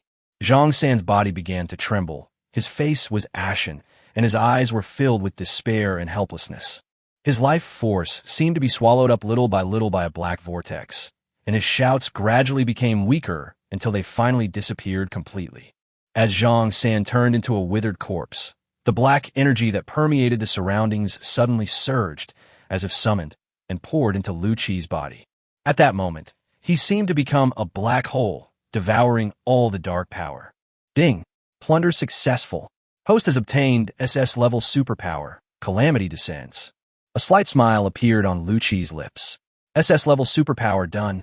Since each person can only awaken one superpower, Lu Qi has already awakened two superpowers, Space and Diamond. Therefore, he cannot continue to acquire this SS-level ability by consuming natural fruits, but he has the Ghost Ship. The Ghost Ship's S-rank ability, Plunder, can help him solve this problem. Lu Qi sensed the energy within his body, a sharp glint flashing in his eyes. Song Leeching, it's time to send you on your way. At this moment, Lu Qi's aura became sharp and ruthless. Sand City. Sand City is a Class C city within the sphere of influence of the Deep Sea Alliance. However, Sand Kotai Central is different today. In the city's streets and alleys, whether in bustling markets or quiet tea houses, one thing can be heard being discussed. That is, the sea-level bounty hunter group, Netherworld, announced today that it will launch a full-scale attack on Sea Wing Port in 5 days. This was shocking news, like a heavy stone thrown into a calm lake, instantly creating 1,000 ripples. As the city closest to the harborfront port, Sands Kotai Central is familiar to everyone. It was a bustling port city where countless merchant ships docked, and it was one of the maritime transportation hubs connecting the Deep Sea Alliance and the Sky Empire. Importantly, Sea Wing Port is the stronghold of the A-Class bounty hunter group, Wave Conquerors. In the largest tavern in Sand City, noise rose and fell, the aroma of wine and the lively atmosphere blending together. Suddenly, a loud shout shattered the lively atmosphere, like a stone thrown into a calm lake. Have you heard? The Netherworld is going to attack Sea Wing Port. The voice was filled with excitement. This explosive statement, like a delicious appetizer, instantly ignited everyone's emotions. In a corner of the tavern, a burly man slammed his hand on the table and shouted, "I heard that during the battle between Yu Ming and Song Leeching the other day, he was swallowed by a monster? Ha! Now they're probably here to take revenge on Song Leeching." A tall, thin man next to him shook his head, looking disdainful. A sea-level bounty hunter attacking an A-level one? Did I hear that right? Isn't that just sending them to their deaths? Someone immediately retorted, "That's not how it works." While the Netherworld is a C-rank bounty hunter group, they're incredibly sinister. Their ships are ghost ships, said to be able to devour other ships. And their crew members are all undead. Just thinking about it sends chills down your spine. Another one-eyed man slapped his thigh and chimed in, "That's right. And Master Ma from Sea Wing Port, you know him, right? His lightning 5-strike whip made countless Lord-level experts cry out in despair. Such a formidable figure. Yet he was beheaded by Netherworld not long ago." TSK, TSK, TSK. Someone sighed. "I never expected that Master Ma would be so careless and underestimate his opponent in the end." The atmosphere in the tavern grew increasingly lively, with everyone discussing the momentous event that was about to unfold. The news spread rapidly, and people's emotions surged with its transmission. At this moment, a bald man strode up to the high platform of the tavern, and the atmosphere in the tavern paused slightly when everyone saw him. He wore a black suit with the two prominent golden characters Tianqi embroidered on his chest, shining like a gold medal under the blazing sun. He cleared his throat, his voice deep and powerful. "Hello, everyone. I am He Dongsheng, the manager of Tianqi Company. I'm sure you've all heard that Yu Ming is going to attack Hai Port in 5 days."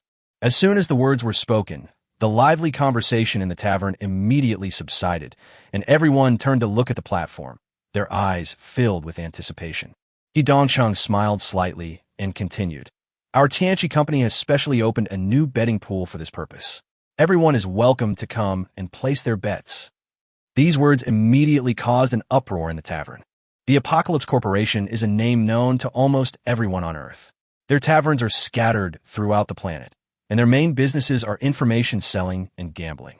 What people talk about even more are their peak ranking and prodigy ranking, which have always been recognized by the public. The peak ranking is a list of the 30 strongest people on Blue Star, while the prodigy ranking is a list of the 30 people with the greatest potential below the king rank. Haha, I have to join this fun. A burly man laughed heartily, clapping his wine glass with great interest. Yes, I want to place a bet too. The battle between the Netherworld and Seawing Harbor is a major event. I wonder who will win. The crowd surged forward, completely surrounding the tavern's platform. The bald man stood on high ground, watching this scene with satisfaction. Why are the odds for betting on Hai Gangsheng so low? A man frowned and complained. Upon hearing this, a man dressed in flamboyant clothes curled his lips into a mocking smile and said sarcastically, "Ha, the odds are high for betting on the Netherworld to win. Go ahead and bet on it." Sure enough, the man looked at the odds list and saw that the odds for betting on Highport to win were only 10 to 1, while the odds for betting on Yuming to win were a terrifying 1 to 10. The odds difference is so large that it clearly shows that most people do not have high hopes for the Netherworld and believe that they cannot win this battle. The betting counters at Highport were bustling with people jostling to place their bets, while the betting counters at Yumingport were deserted, with only a handful of people. Chapter 69, The Great Battle, is imminent. Just then, a figure in black robes slowly walked to the counter where people were betting on the Netherworld. By the Netherworld victory for 3,500 gold coins. His voice was neither too loud nor too soft, yet it reached everyone's ears clearly. The man in black robes immediately attracted the attention of those around him, and many people began to discuss it. Some people laughed at the man in black robes for being foolish, while others began to re-examine the odds of this battle. After all, 3,500 gold coins was no small sum, and a man in black robes' decisive betting might actually have some inside information. The man in black robes had just finished placing his bet when a disdainful voice suddenly came from behind him. "You're wasting so much money. You might as well give it to me." Everyone turned around and saw a young man dressed in fine clothes striding towards them. The young man looked arrogantly at the man in black robes with disdain. The young man was handsome, but his eyes revealed an arrogance born of habitual bossiness. He cut in line to the counter for betting at Highport. The person who had been cut in line was furious and about to retaliate, but upon recognizing the young man, he immediately became wary and dared not speak out. The two attendants behind the young man stepped forward and placed a heavy box of gold coins on the counter with a thud. Everyone gasped, their eyes filled with shock. "By me, all of Hai Gangsheng, 30,000 gold coins."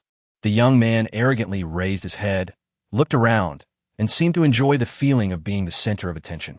The entire audience erupted in uproar. "This is young Master Huang from Sand City. The Huang family is the #1 wealthy family in Sand City. Their wealth is terrifying." Someone recognized the young man and couldn't help but exclaim in amazement. "That's incredibly generous. To casually pull out 30,000 gold coins is terrifying." Those around them also began to discuss the matter, their tone filled with envy and awe. The man in black robes turned around, gave Huang Xiao a deep look, and a meaningful glint flashed in his eyes. "Are you so sure that Yuming will fail? Be careful you don't end up losing both your wife and your army." These words made the atmosphere even more tense. Young Master Huang, however, scoffed and gave a cold laugh. "Shaw, the Huang family has never lost a bet." Huang Xiao seemed to have nothing but contempt for Yuming, and he continued. Yuming was merely lucky to have obtained the star Luo Thinking Flower once in the Golden Kingdom. He was only a leader-level individual, and having been devoured by a monster, his fate was currently unknown. They only possessed 1 ship and a crew of 300. How could such a small force possibly contend with Song Liching of Highport? He paused, then continued. And Song Liching of Highport, as a peak-level, lord-level superhuman, commands over 20 ships and more than 3,000 warriors. With such a huge disparity, how could Yuming possibly win? His words were full of sarcasm and disdain, as if he believed the outcome of the battle was already a foregone conclusion. Huang Xiao's lips curled up slightly, as if he had thought of something, and he suddenly questioned, "You think so highly of Yuming, you wouldn't happen to be one of Yuming's people, would you?" As he spoke, his eyes were sharp as knives, as if he wanted to see through the true identity of the man in black robes. "I hope you'll still be this confident in 5 days." After leaving those words, the man in black robes began to move out of the tavern, unwilling to linger any longer. As the man in black robes reached the doorway, nearly 20 other people, also dressed in black robes, stood up and followed him. Just then, A sharp-eyed person suddenly noticed the faces beneath their black robes. They were all skeletons. His eyes widened, his voice filled with disbelief and shock. He is Yu Ming. They're all people of Yu Ming. This shout immediately caused a huge uproar in the tavern. This is getting interesting. Yu Ming seems to be all right, which makes me even more interested in the battle 5 days from now. The Netherworld is powerful. I'm betting on Ocean Wing Port. +1. Huang Xiao watched Yu Ming and his group leave the tavern, but his contempt for them did not diminish in the slightest. A slight, disdainful smirk appeared on his lips as he shouted, I hope you'll be at Harbor Wing in 5 days. Don't be cowards. However, although Huang Xiao did not believe deep down that Yu Ming would win the battle, he remained wary. After all, the stakes were too high. If he lost, the huge loss of 30,000 gold coins would plunge the Huang family into the brink of bankruptcy. I'll have to trouble my second uncle to go there then. Lu Qi chose such a high-profile approach to attack Song Liqing not because he underestimated his opponent or was arrogant. He had a deeper plan in mind. That's because he needs to gain more fear points through this battle. Although he has already made a name for himself on Earth, the fear level he has gained is still far from sufficient. Fear level can greatly enhance Lu Qi's strength. However, to Lu Qi's surprise, Tianqi Company set up a betting scheme for him. This was undoubtedly a rare opportunity for Lu Qi, who was already short of funds, and he certainly wouldn't miss this chance to take advantage of the situation. He obtained a large amount of supplies when he previously plundered ships in Seawing Harbor. He sold these supplies to the Divine Realm Merchant Guild and received a considerable sum of gold coins, approximately 3,000. Lu Qi bet all the gold coins on it, since such an easy opportunity to make money was rare. As for Apocalypse Company, Lu Qi could only say that they had some highly skilled individuals among them.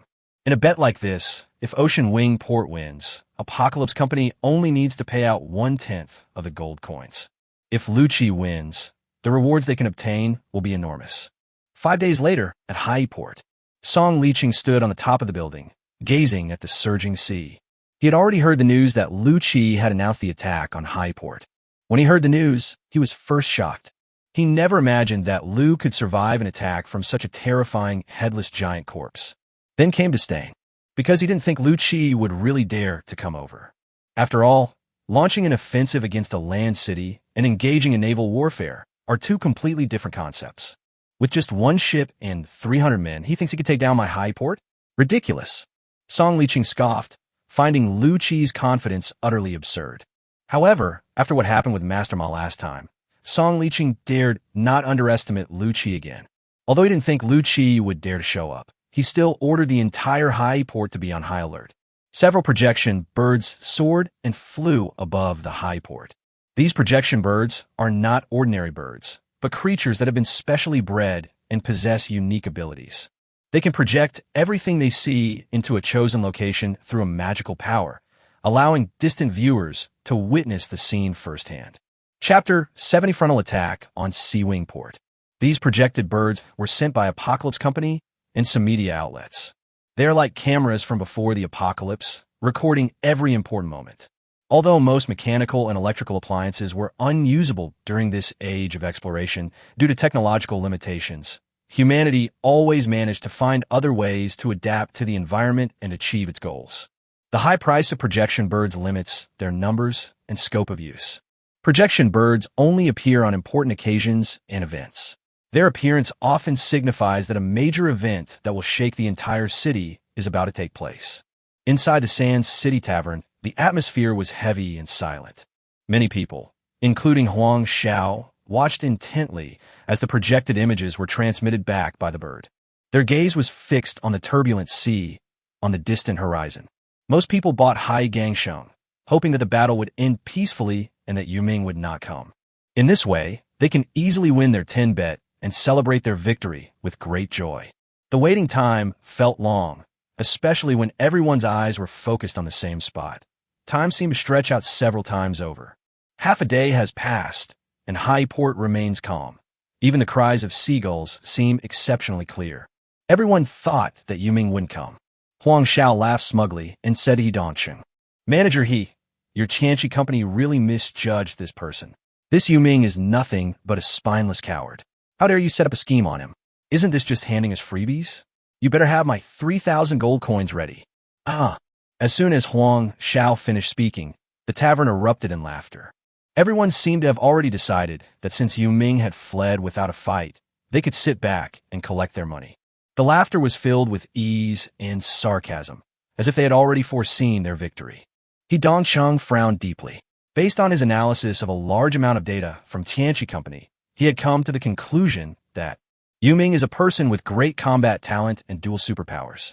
He never does anything without a purpose. He believed that Yu Ming possessed great potential and strength, and had a 30% chance of success in the battle against Highport. This 30% success rate is precisely the source of Tianqi Company's confidence in taking the risk to open up a new chapter for it. But the sea was too calm, and the harbor was too quiet, as if nothing would happen. A sense of unease began to stir in He Dongqing's heart. He had once firmly believed in Yu Ming's strength and potential, but now he began to doubt whether his analysis had been wrong. He couldn't help but ask himself, was my judgment wrong? Was Yu Ming really a coward?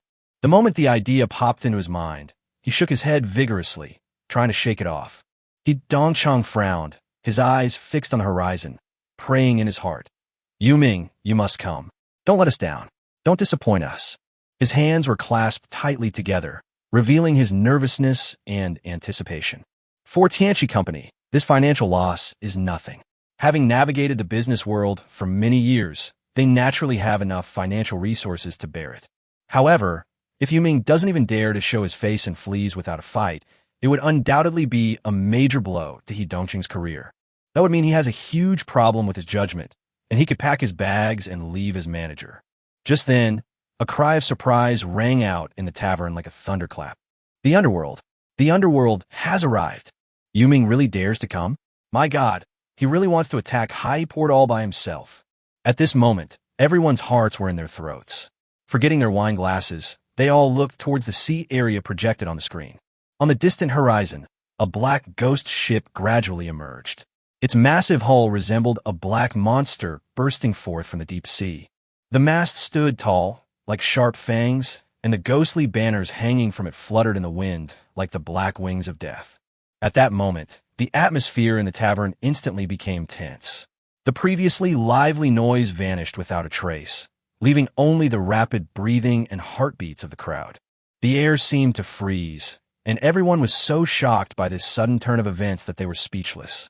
Their expressions changed rapidly, displaying a complex mix of emotions: astonishment, fear, and tension.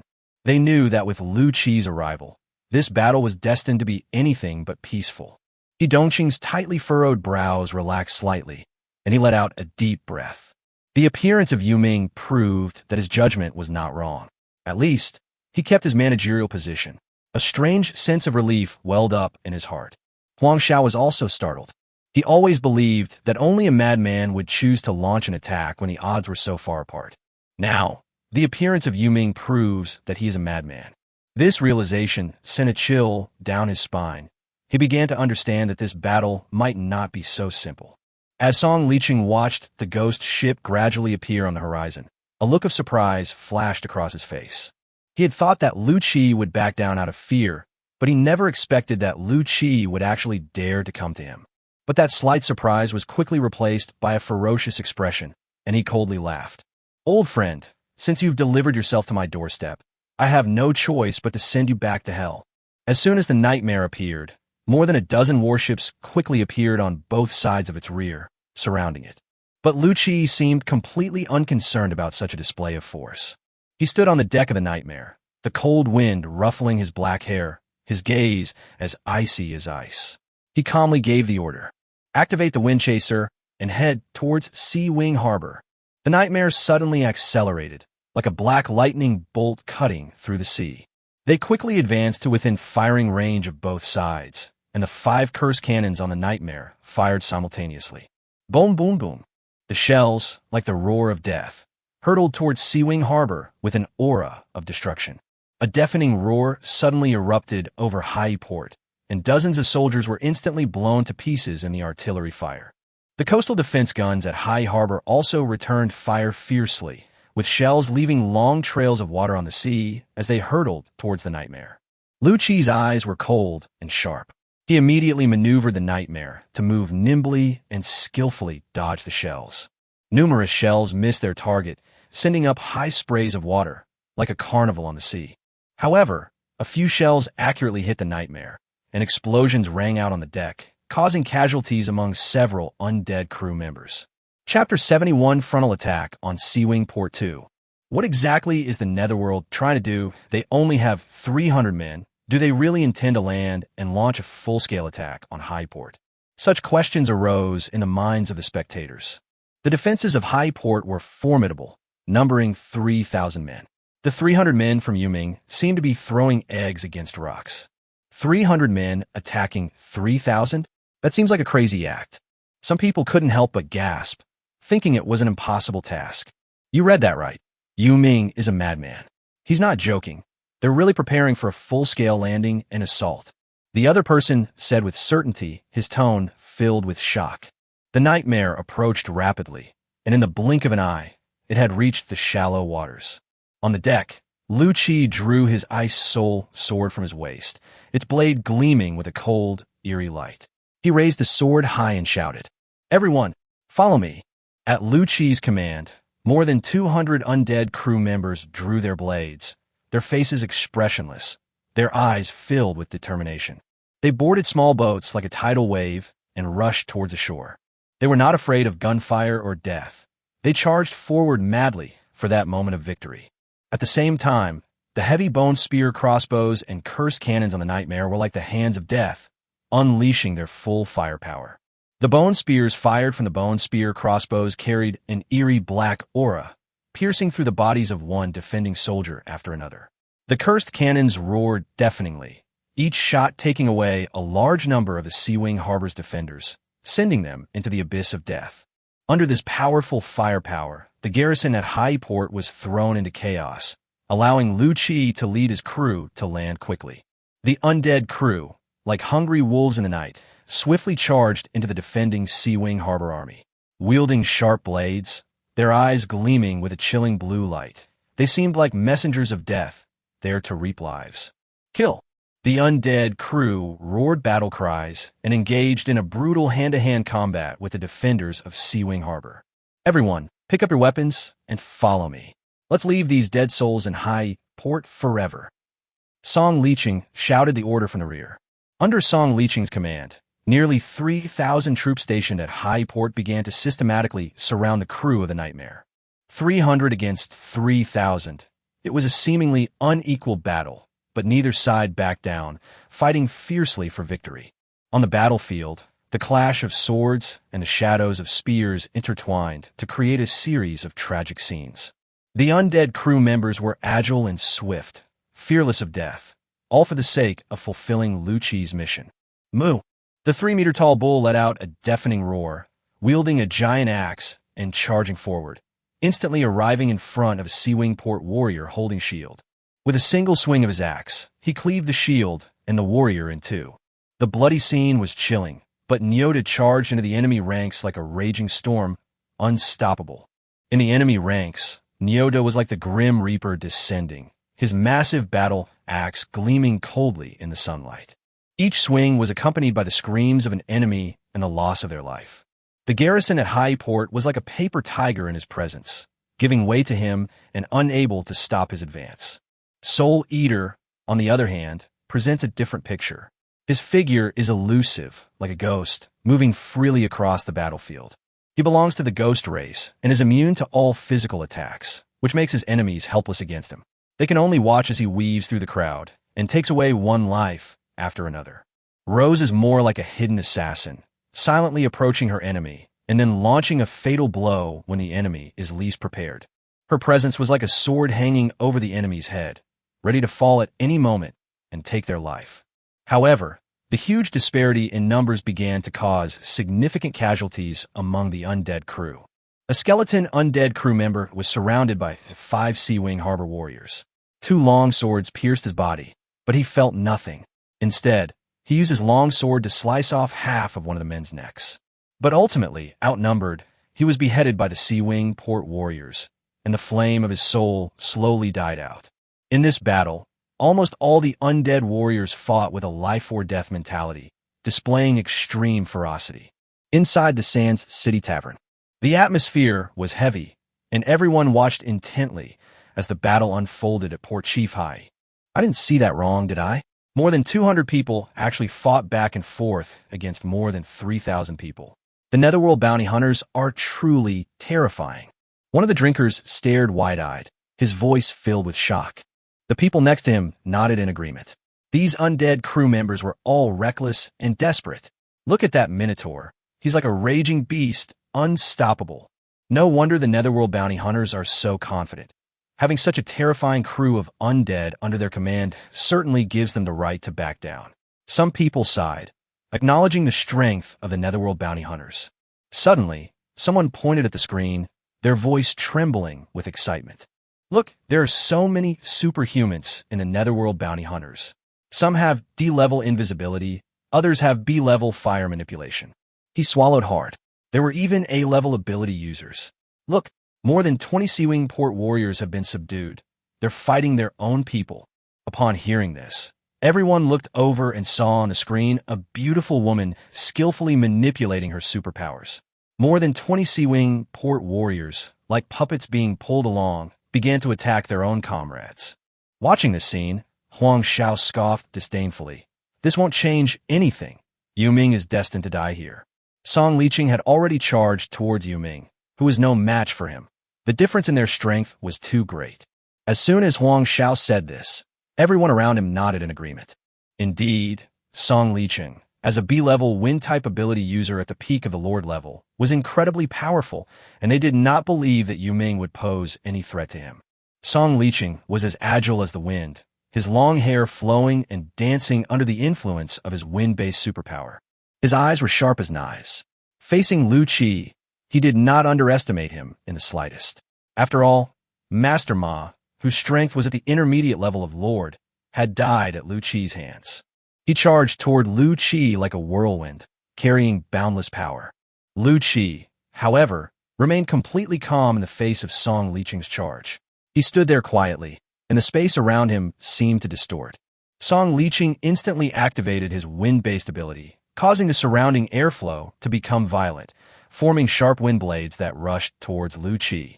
Lu Qi smiled contemptuously, activated his spatial ability, and the space around him instantly distorted, causing the wind blades to disappear without a trace in the distorted space. Chapter 72, a head-on clash with a peak Lord-level player. Song Liqing did not give up.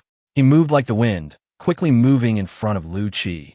Song Liqing threw a punch, and his wind-type superpowers quickly gathered.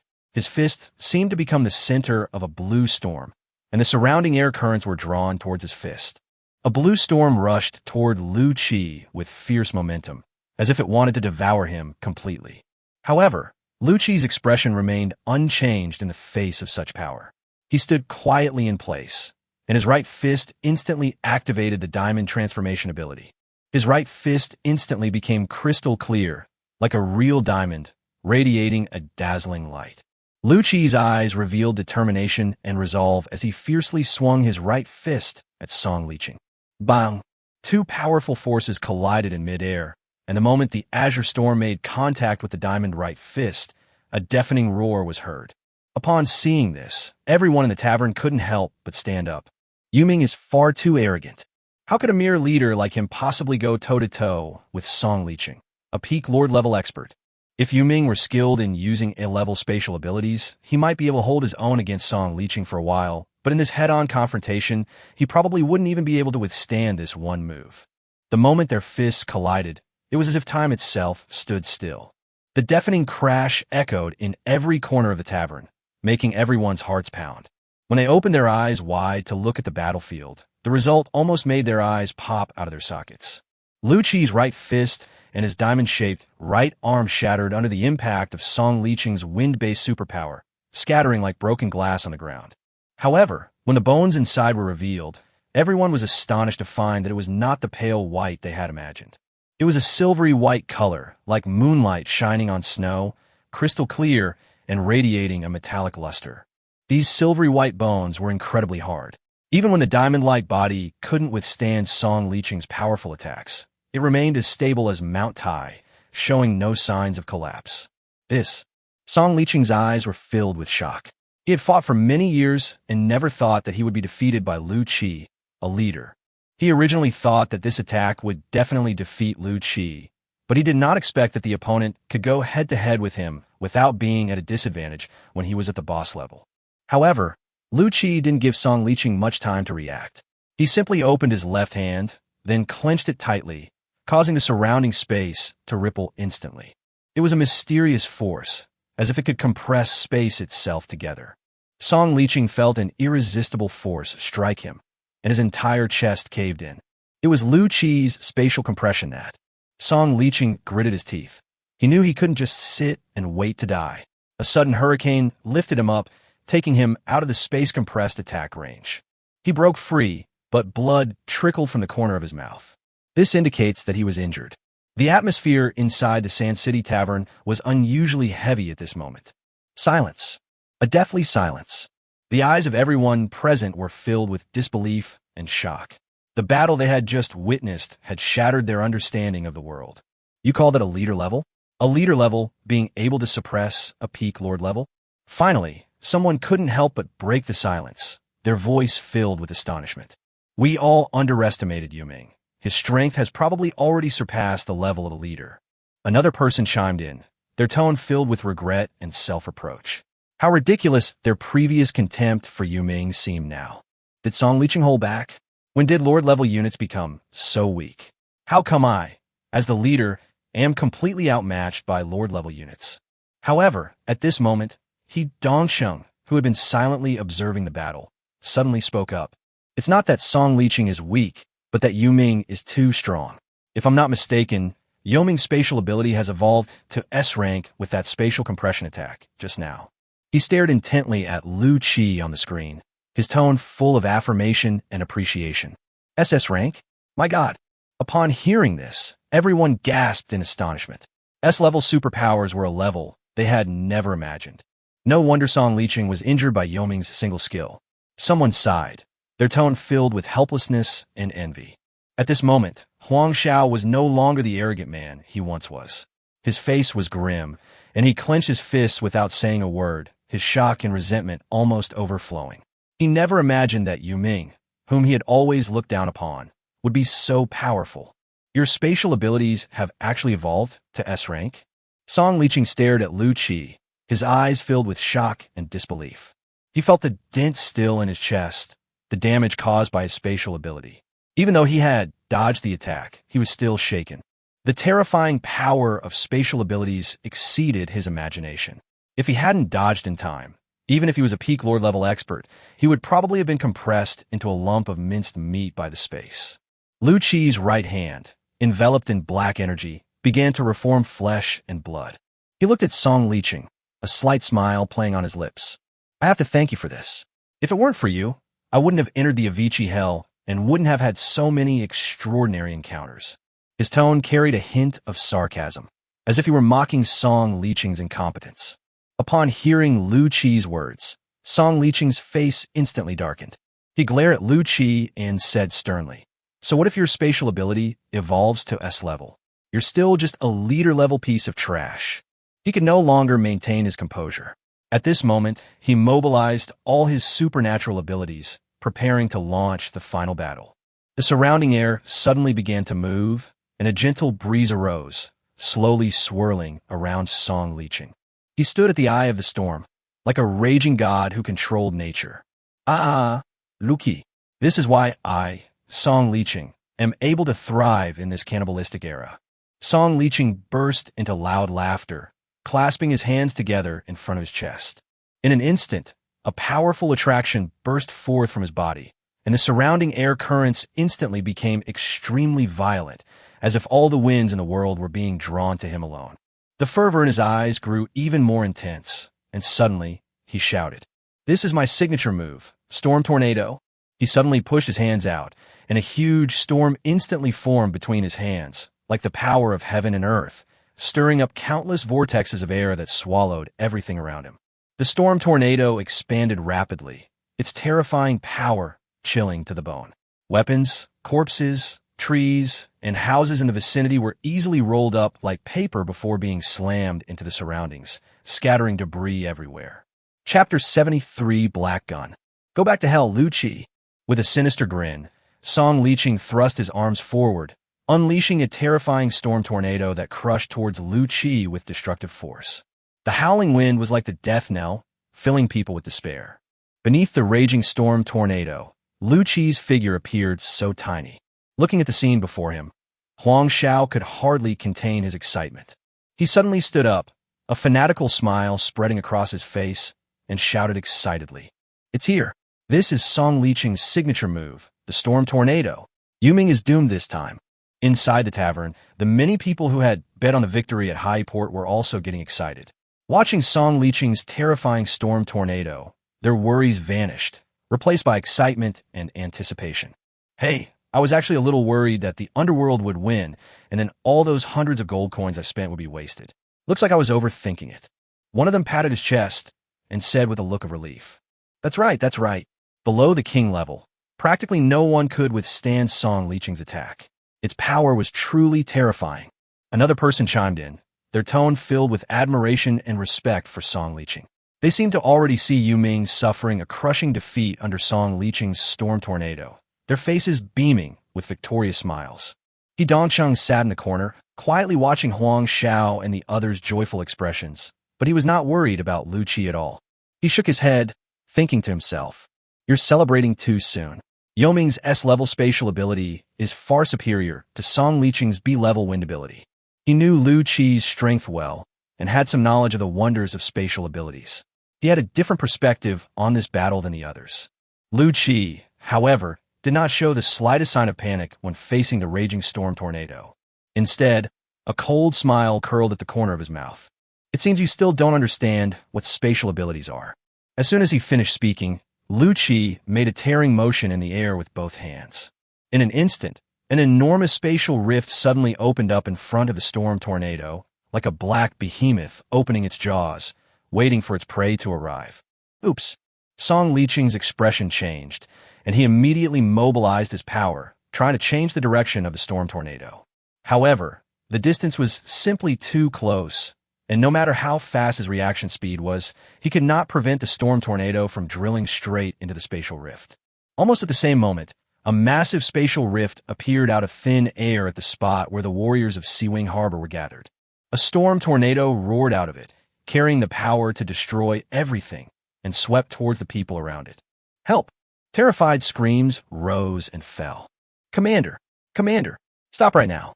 The soldiers scattered in panic, trying to escape the devastating attack. "Oh, Mom, I'm in heaven." Someone was tumbling in the air, being sucked into the storm tornado by its immense suction. Hundreds of Seawing Port warriors were instantly sucked into the storm tornado. Before they could even cry for help, they were torn apart by the immense power within the tornado. In an instant, the storm tornado was stained crimson, like the scythe of death reaping lives. After the storm tornado, unleashed by Song Liqing, had raged, all was silent. More than 700 soldiers from High Port have all disappeared in the storm, leaving behind only limbs and a shocking blood-red landscape. Song Liqing's eyes trembled slightly as he stared at everything in disbelief. His most powerful move was originally intended to defeat Lu Qi, however. He never expected that this fatal blow would not cause any damage to Lu Qi, but instead become a means for Lu Qi to attack him. "Song Liqing, it's over." Just then, Lu Qi's cold voice rang in Song Liqing's ears, like the mockery of death. "I told you, I would destroy everything you have." Song Liqing looked up and saw Lu Qi standing not far away. With a gentle wave of his hands, 6-dimensional blades appeared almost simultaneously, their gleaming blades attacking Song Liqing from all angles. Song Liqing's eyes widened as he faced the 6-dimensional blades gleaming with cold light. He knew he had no way to avoid them. A fierce determination surged within Song Liqing. He exerted all his strength, mobilizing the supernatural abilities within his body. Suddenly, Song Liqing's hands were surrounded by wind-type superpowers. He exerted all his strength and unleashed a raging storm towards the 6-dimensional blades. An invisible wave of energy emanated from him and spread outwards, attempting to block the attack of the 6-dimensional blades. However, Lu Qi's dimensional blades were incredibly powerful, and although Song Liqing's resistance was fierce, it was still unable to completely stop their attacks. Several loud bangs were heard as the raging wind and waves collided with the dimensional blade in midair. The air surged, the blades flashed, and the entire battlefield trembled under the powerful energy impact. Song Liqing's raging storm was shattered one by the dimensional blade, and he himself was also knocked back several steps by the powerful impact and fell to the ground. Although Song Liqing barely managed to block Lu Qi's six-dimensional blades, his body paid a heavy price for it. His chest heaved violently, and each breath felt like a knife cutting into him. His face was pale, and he was covered in cold sweat. Clearly, he had not suffered a good blow. Inside the tavern, the onlookers were also stunned by what they saw. Looking at Song Liqing's pained expression and then at Lu Qi's indifferent eyes, they all had a bad feeling. Oh my god, Song Liqing is really going to lose. It's all over. My 100 gold coins. One of them wailed, his voice filled with despair and helplessness. These 100 gold coins might have been a considerable fortune for him, but now, with Song Liqing's defeat, they have vanished in a thin air. This time, Apocalypse Corporation is going to make a fortune. Another person sighed. Who would have thought that Yu Ming could actually overturn the entire high port all by himself? I'm quitting now. Can I get my principal back? Lu Qi, on the battlefield, was unaware that his battle with Song Liqing was deeply affecting the hearts of everyone in Jinsha City.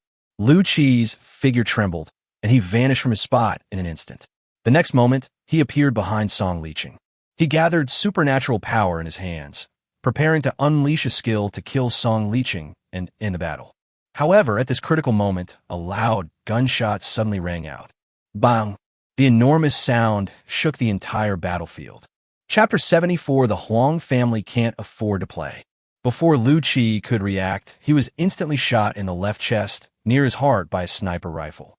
A sharp pain shot through his body, and blood gushed out, staining his clothes red.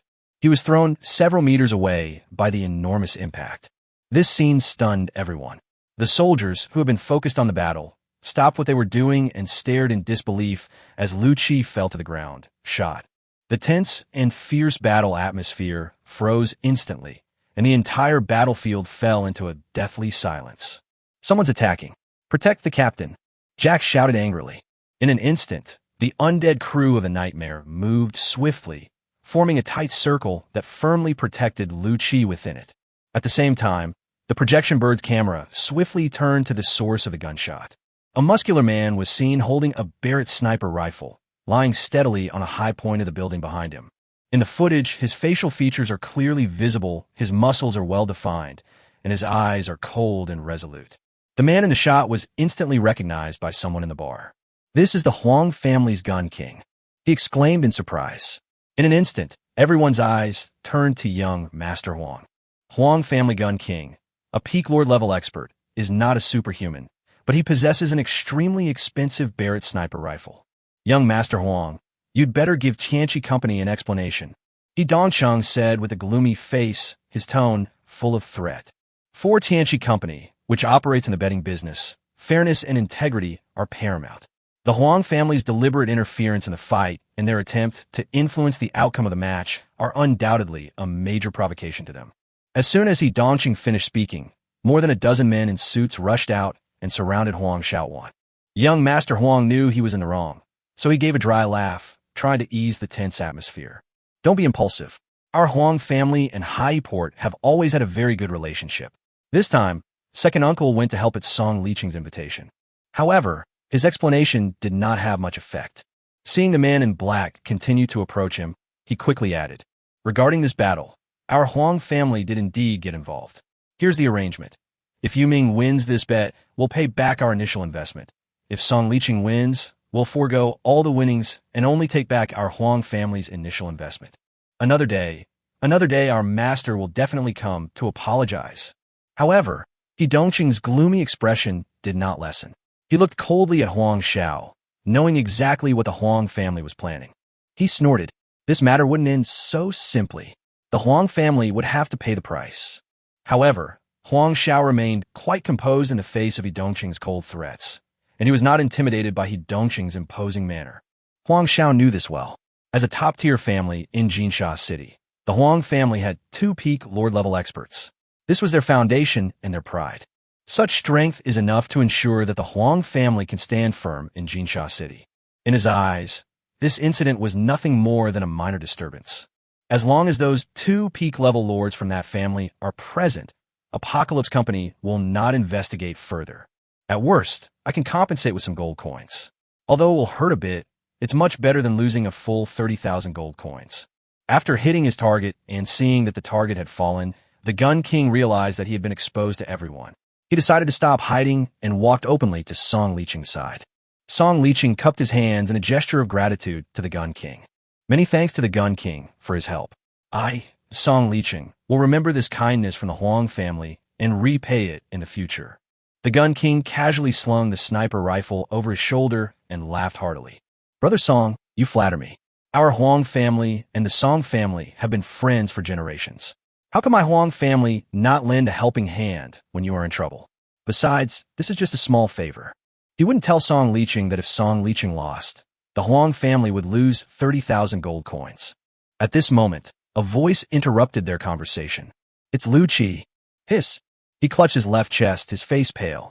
That really hurts, Barrett. I never thought I'd get hit by a sniper bullet in this day and age. It's not easy. Although his words contained pain, they were mostly filled with mockery and ridicule, as if he were not the one who was injured. As soon as he said this, everyone's eyes were focused on Lu Qi.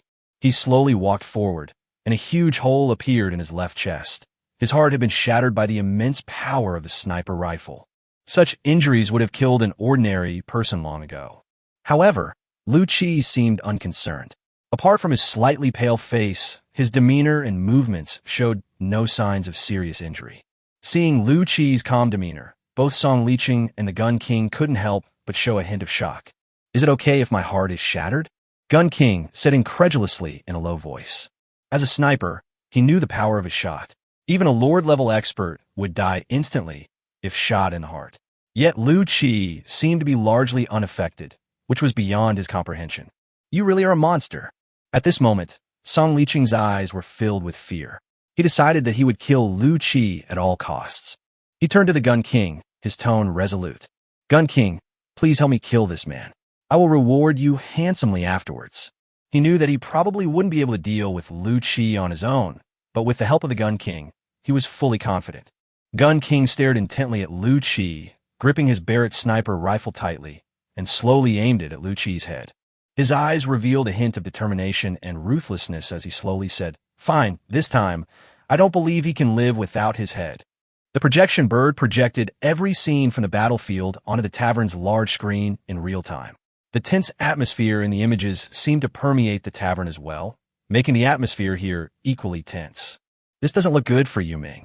Someone spoke with concern, their eyes fixed on Lu Qi, who was facing two opponents alone on the screen.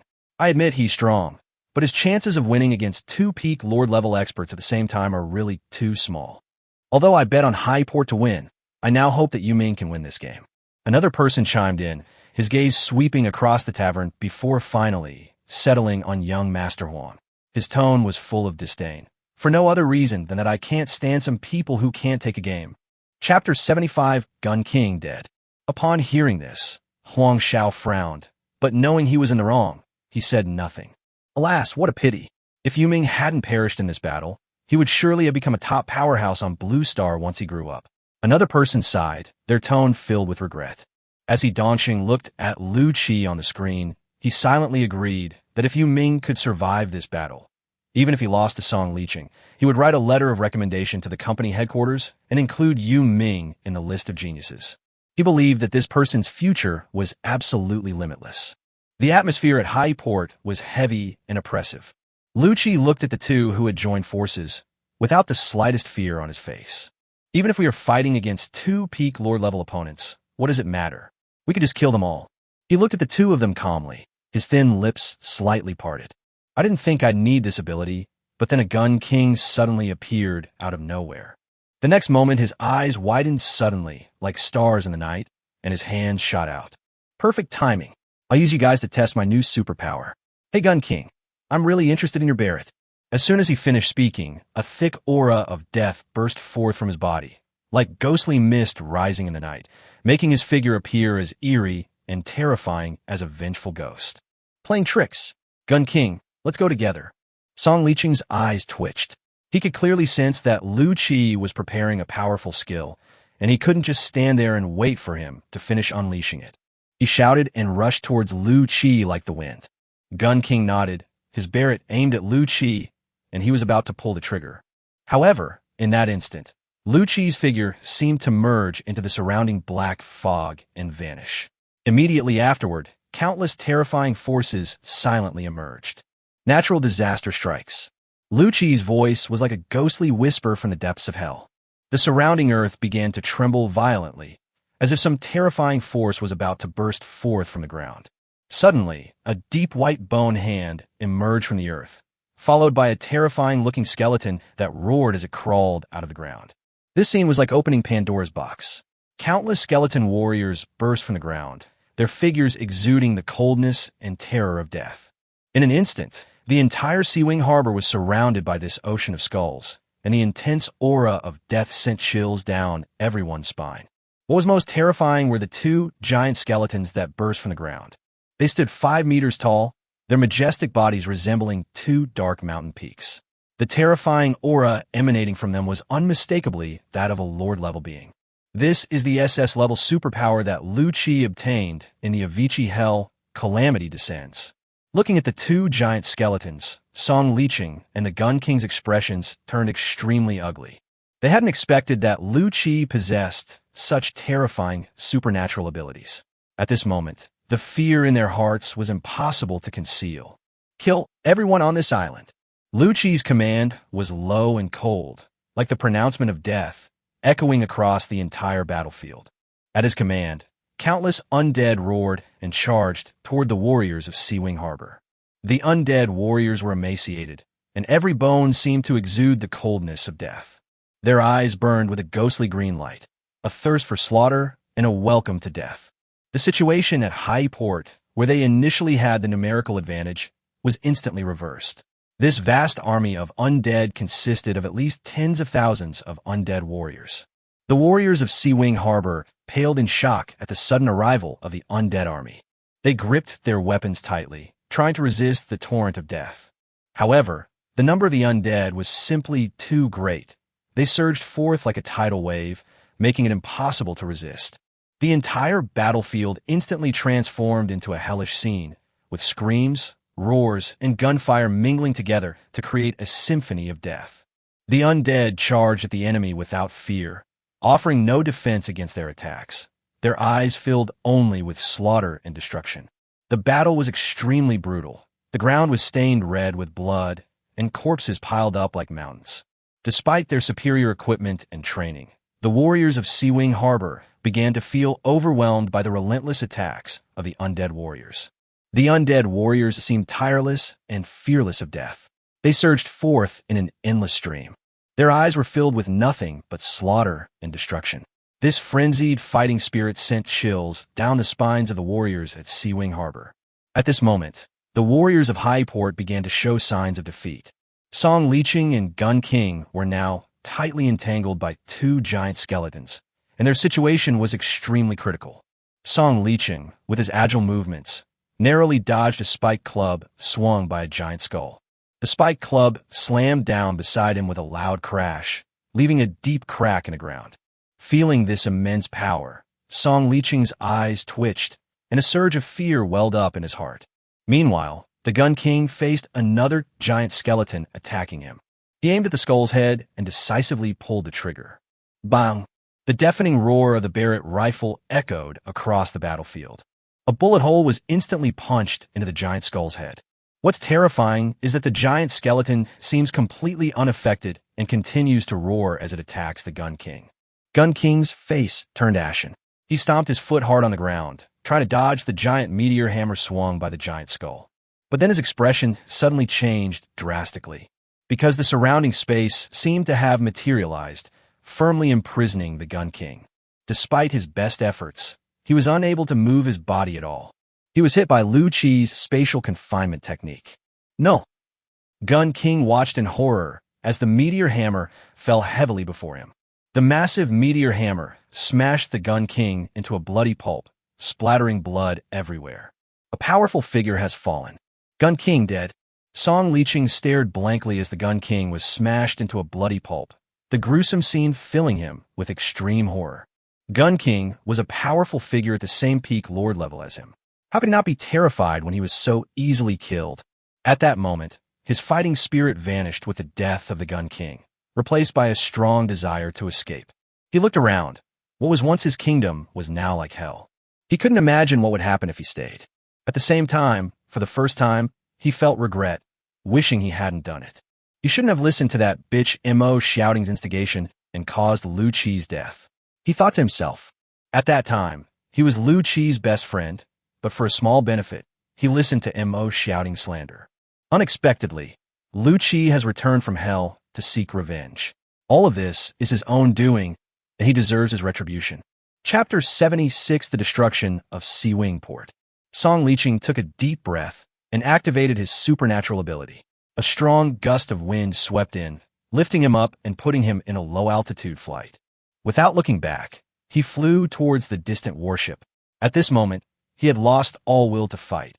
He only wanted to escape this hell, to escape Lu Qi's revenge. He escaped like this. They abandoned thousands of soldiers from their bounty hunter group. They abandoned Highport, which they had managed for several years. They abandoned tens of thousands of residents in Highport. At this moment, he felt only fear and regret. All he wanted was to live. Trying to escape? Lu Qi snorted coldly, his voice like a chilling wind from the depths of hell, piercing to the bone. With a wave of his right hand, several dimensional blades shot out like lightning, slicing through the sky and heading straight for Song Liqing in the air. Song Liqing's agility was greatly reduced in midair. He looked in horror at the dimensional blade rushing towards him. Its cold, killing intent locked onto him, leaving him nowhere to escape.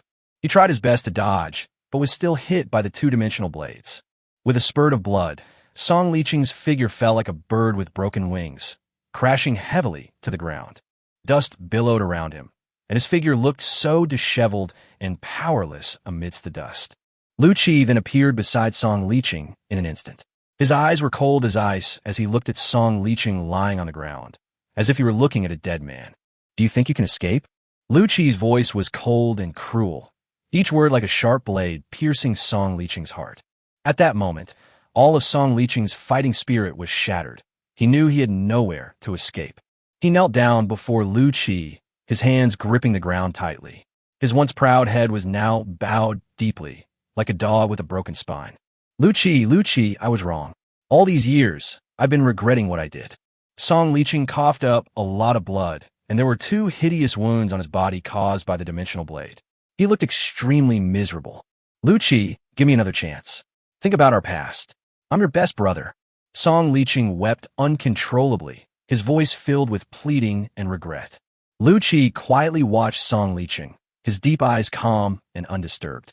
He didn't make a move, but simply watched indifferently, seemingly lost in thought, or perhaps reminiscing. Seeing that Lu Qi did not respond, a glimmer of hope ignited in Song Liqing's eyes, and he continued. "I truly know I was wrong. It was all Mo shouting's fault. She seduced me, and she wanted to use you as bait. I was simply blinded by her. Lu Qi, my good brother, please give me another chance." His voice grew softer and softer, each word sounding like regret squeezed from the depths of his heart. After saying that, Song Liqing crawled forward on his knees. Kneeling down in front of Lu Qi, his blood-covered hands trembled as he tried to grab Lu Qi's thigh, as if seeking a last shred of protection. However, a disdainful smile suddenly appeared on Lu Qi's face. That smile was filled with deep mockery and disdain. Seeing this, Song Liqing suddenly felt a strong sense of unease. Just then, a cold glint flashed. Before Song Liqing could react, he felt a sharp pain in his hands. Looking down, he discovered that both of his hands had been cleanly severed. "Ah! It hurts so much! It hurts so much!" Song Liqing screamed in agony, his face turning deathly pale, large beads of sweat rolling down his forehead, his pained expression unbearable to witness. Lu Qi swung the ice soul sword in his hand, and the blood on the blade was instantly flung to the ground, mixing with the dust. He watched indifferently as Song Liqing rolled around in pain on the ground, his face showing no emotion whatsoever. He leaned down, looking at Song Liqing's pained and contorted face, and slowly said, "Old friends, you've taught me so much. You've shown me the wickedness of human nature and the cruelty of the world. Are you satisfied with me now? Lu Qi's words were filled with indifference and mockery. He showed no sympathy or pity for Song Liqing's suffering. In his heart, there was only endless hatred and anger. He wanted to make those who had hurt him pay the price. Lu Qi, you deserve to die a horrible death. I should have burned your body to ashes back then. Seeing Lu Qi like this, Song Liqing realized that he would definitely not survive today, so he started cursing loudly. A cruel smile curled at the corner of Lu Qi's lips. You've got quite a bit of energy. As soon as he finished speaking, his spatial ability was activated instantly. Thousands of tiny dimensional blades shot towards Song Liqing like a sudden storm. In an instant, blood and flesh flew everywhere. Countless pieces of Song Liqing's flesh were sliced off by the dimensional blade, and he was subjected to a brutal, slow slicing. He fainted from the excruciating pain. Take him to the nightmare, and don't let him die easily. Lu Qi turned to Jack behind him and gave him a command. He still has a use. Yes, Captain. Jack immediately led several undead crew members, dragging Song Liqing toward the nightmare. Master, what should we do about them? Wang Li pointed ahead and asked. With the defeat of Gun King and Song Liqing, the remaining warriors of High Port lost all fighting spirit and chose to surrender. There are currently about 1,000 Seawing Port warriors still alive, and Seawing Port also has nearly 10,000 residents, all of whom are looking at the undead army in fear. Lu Qi looked up and saw several projection birds circling in the air. The presence of the projection birds signifies that everything that happened today will be disseminated. Therefore, there would be no need to keep people around to help him spread fear. Thinking of this, Lu Qi gently waved his hand, his soft words like the voice of hell. Kill them all. There's no need to leave any survivors on this island. Wang Li was slightly shocked and wanted to say something, but the tens of thousands of undead army roared and swung their swords like raging beasts. High Port instantly turned into a sea of slaughter, with screams and blood mingling together, staining the land crimson. The scene of hell on earth was fully revealed at this moment, with endless death and bloodshed filling every corner. Sand City. The atmosphere inside the tavern was so heavy it seemed like it could drip water. Huang Xiao stared at the hellish scene on the screen, his body trembling involuntarily. Just now, he witnessed his second uncle, a Gun King with peak Lord-level strength and the pillar of the Huang family, being smashed into a pile of minced meat. In that instant, he realized that the Huang family had provoked an enemy they simply could not afford to offend. The thought of Yoming's terrifying power, capable of wiping out tens of thousands of lives with a wave of his hand, filled Huang Xiao with endless fear. His face was pale, and his eyes revealed deep despair and helplessness. Chapter 77, Settling Feuds. The people in the tavern were repeatedly amazed by the images on the screen. A trembling voice asked, "Have High Port been destroyed?" Even those who have experienced the apocalypse were terrified by what they just witnessed. 2 peak-level lords, 3,000 Seawing Port warriors, and tens of thousands of residents were all slaughtered in this way. Such a scene is hard to accept. If I'm not mistaken, what Yuming just released was a necromancy summoning ability. One person frowned, his tone full of doubt. I've seen many people with the ability to summon the undead, but their power is worlds apart from that of the netherworld. Just what level is this netherworld ability? His question was like a pebble thrown into a calm lake, creating slight ripples. The crowd began to discuss it, their eyes filled with shock and curiosity. Just now, Yuming stood on the battlefield and summoned tens of thousands of undead warriors and 2 Lord-level giant skeletons with the strength of a leader. The scene was simply breathtaking and indescribable. SS rank. He Dongqing's eyes were sharp, fixed on Yuming on the screen like a hawk.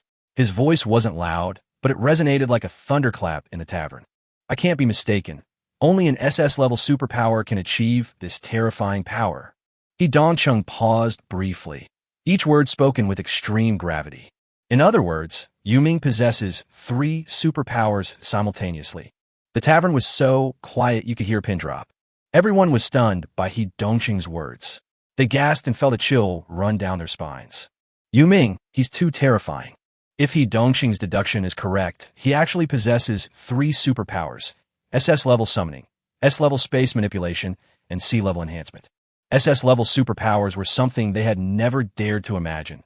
They were terrifying powers that surpassed their understanding. Ding! Fear level has reached 10,000 points. Unlock the Undead Enhancement Device Blueprint. Unlock new weapon and equipment blueprints upon reaching 100,000 fear points. Ding! Fear level has reached 20,000. As fear levels rapidly increase, the system rewards an increased number of summoned undead creatures. The number of corpse seagulls, 3 to 10, and corpse sharks, 3 to 10, that can be summoned has increased by 7 each. Ding! Fear level has reached 30,000. Due to the rapid increase in fear level, the system reward, the undead crew strength, is upgraded to boss level 4. A series of system notifications rang in Lu Chi's mind. The fear level skyrocketed from over 7,000 to over 30,000. Lu Chi watched the fear level rise rapidly, a slight smile appearing on his face. The strategy was very successful, as evidenced by the soaring fear levels. Lu Chi ordered the undead crew to take away everything useful and valuable from Highport. Wan Ting, come with me. Mu Wanting nodded upon hearing this and followed behind Lu Chi. Lu Chi brought Mu Wanting back to the nightmare. Looking at the unconscious Song Licheng, Lu Chi said, Wan Ting, is there any way to control him? I still need to get some information out of him. Mu Wanting nodded. He was seriously injured at the moment, so she could control him for a short while. Okay, Jack, wake him up. Yes. Jack, who was standing next to Song Licheng, immediately poured a bucket of cold water over Song Licheng's head. Wow. Song Licheng coughed twice and then slightly opened his eyes. However, his eyes were filled with a blank stare, clearly indicating that he was being controlled by Mu Wanting's supernatural power. Lu Chi squatted down next to Song Licheng and asked, Song Licheng, where is Mo Shouting? Where is she? I didn't know that the year after you were killed by the Megalodon, Mo Shouting betrayed me and ran off with an S-class superhuman. A thoughtful look appeared in Song Licheng's eyes. It was said that the S-level ability user was now a vice admiral in the Sky Empire's navy, and Mo Shouting should also be in the Sky Empire. Lu Chi snorted coldly upon hearing this. Mo Shouting, that bitch really knows how to climb the social ladder. She used Song Licheng for a short time and then seduced someone even more powerful. He continued to ask, what is the name of that S-class ability user, and what kind of ability does he have? Lu Chi's voice was as cold as ice. His name is Luo Chuan, and his special ability is shadow manipulation. Lu Chi has obtained all the information he wanted. Lu Chi got the information he wanted. He looked at Song Licheng's face, a face that was once familiar, but now was full of unfamiliarity. He hesitated for a moment, but still asked the question that had been lingering in his mind. Why? Why did you do that in the first place?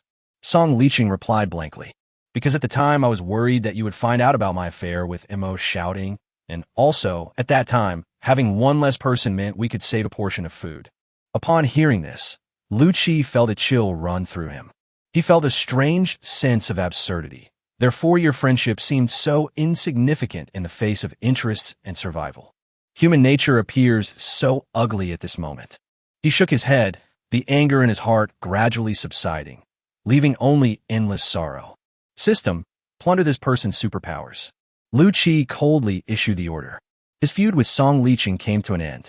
Ding, scanning in progress. Scan complete.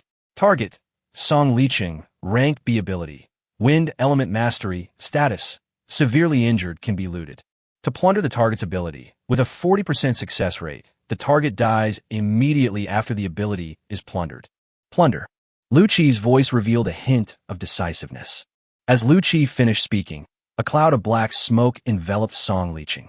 Song Licheng's body gradually withered within the black smoke, eventually turning into a dried-up corpse. Ding, looting failed. Target, Song Licheng, is dead. It failed? Lu Chi raised an eyebrow. This was the first time he had failed to use plunder. He was silent for a moment, then smiled with relief.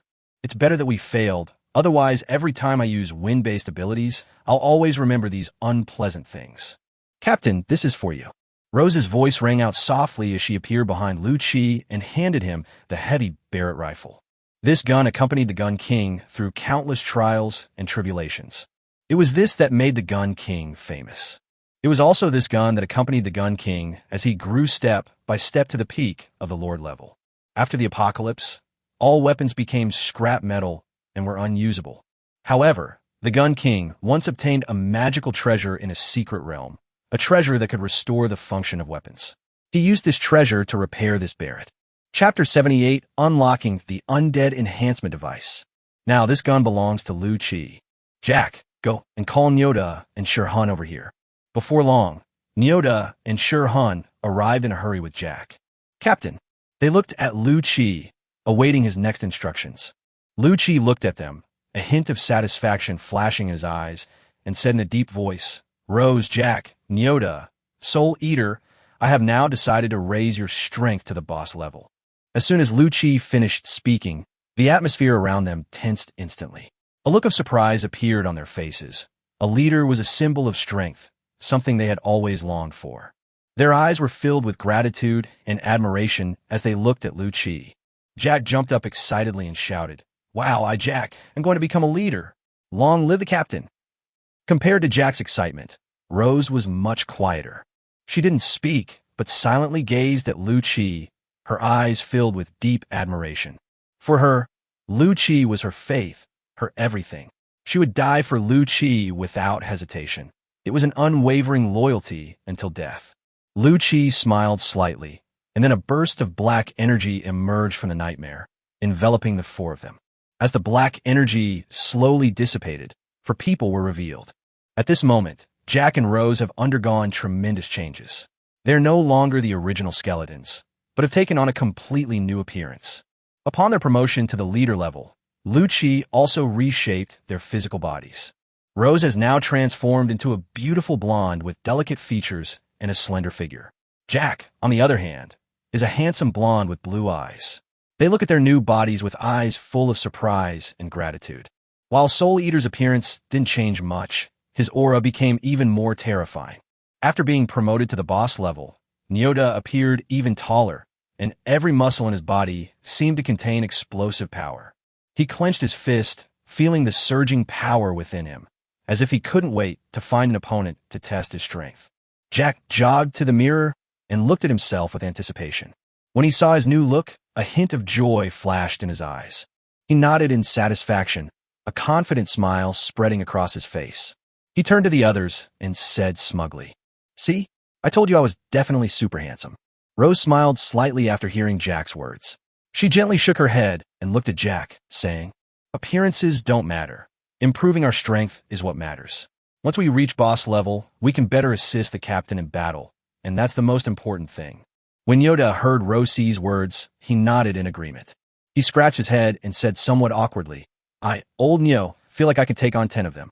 Soul Eater floated there quietly, still silent. He was a cold and aloof ghost. Soft silk, Lu Chi called out. Rosie raised her head, her clear eyes meeting Lu Chi's.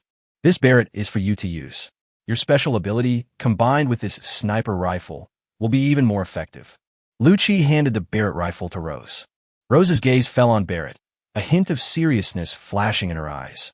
She knew the significance of this gun and what it represented in this era. The price of this Barrett rifle is probably no less than the cost of building a battleship. And now, this terrifying weapon has actually fallen into her hands. She nodded solemnly and carefully took Barrett with both hands. Thank you, Captain. Rose's voice trembled slightly, a mixture of excitement and pressure. She stroked the gun, the cold metallic touch fueling the fighting spirit within her. She gently pulled back the bolt, a crisp click echoing through the air, as if proclaiming its power and might. Rose smiled slightly at Lu Chi, her eyes flashing with determination. I will make good use of it, Captain. Lu Chi had complete confidence in Rosie. Her invisibility ability was a perfect match for this gun. At this moment, Lu Chi remembered that when the fear level reached 10,000 points, a new blueprint was unlocked. He immediately called up the system panel to check. Undead enhancement device, special equipment usable only on ghost ships. Crafting requires 10 copper or 10 beast bones, boss level, and 1 shadow crystal. The undead enhancement device can absorb surrounding energy, slowly strengthening the power of all the undead on the ghost ship. Equipping the undead enhancement device requires 1 special equipment slot, which is unlocked when the ghost ship evolves to battleship class. Well, another thing Lu Chi had never seen before appeared when building the undead enhancement device, Shadow Crystal. This thing doesn't look cheap. Fortunately, I managed to acquire a considerable amount of gold coins at Sea Wingport. After a thorough search, I obtained supplies worth approximately 25,000 gold coins. To be fair, Song Leeching does have some family wealth. Lu Qi put them all into the storage space. In this era, land is the most precious thing. If Lu Qi wanted, he could easily follow in Song Liqing's footsteps, occupying the small island of High Port and living like a local tyrant. However, this is not what Lu Qi truly desires. He wanted more than just a little wealth and power. He sought greater power and a wider world of stars. How could he let this small island restrict his steps? Lu Qi stood on the ship's side, gazing at the vast sea, his heart filled with longing and determination for the future.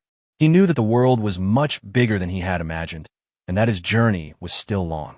He had to keep moving forward to pursue even greater power and explore the unknown stars and the sea. Sand City. After arriving in Jinsha City, Lu Qi first went to the Bounty Guild in Jinsha City to exchange for Song Liqing's bounty. 10,000 gold coins were immediately credited to his account. At the Bounty Guild, Lu Qi discovered that his Netherworld bounty team had been upgraded from a C-level bounty team to an A-level bounty team. Leaving the Bounty Guild, Lu Qi headed towards the Apocalypse Company's tavern. The tavern had a lively and noisy atmosphere, full of the warmth and vibrancy of everyday life. He was recognized as soon as he stepped through the gate. Then, awe-inspiring gazes fell upon him, and the noise in the tavern subsided several degrees. It's the Netherworld. The Netherworld has arrived. He's currently ranked number 1 on the Prodigy ranking. I never imagined that a genius on the Prodigy ranking would be right before my eyes. People whispered among themselves, their eyes filled with admiration.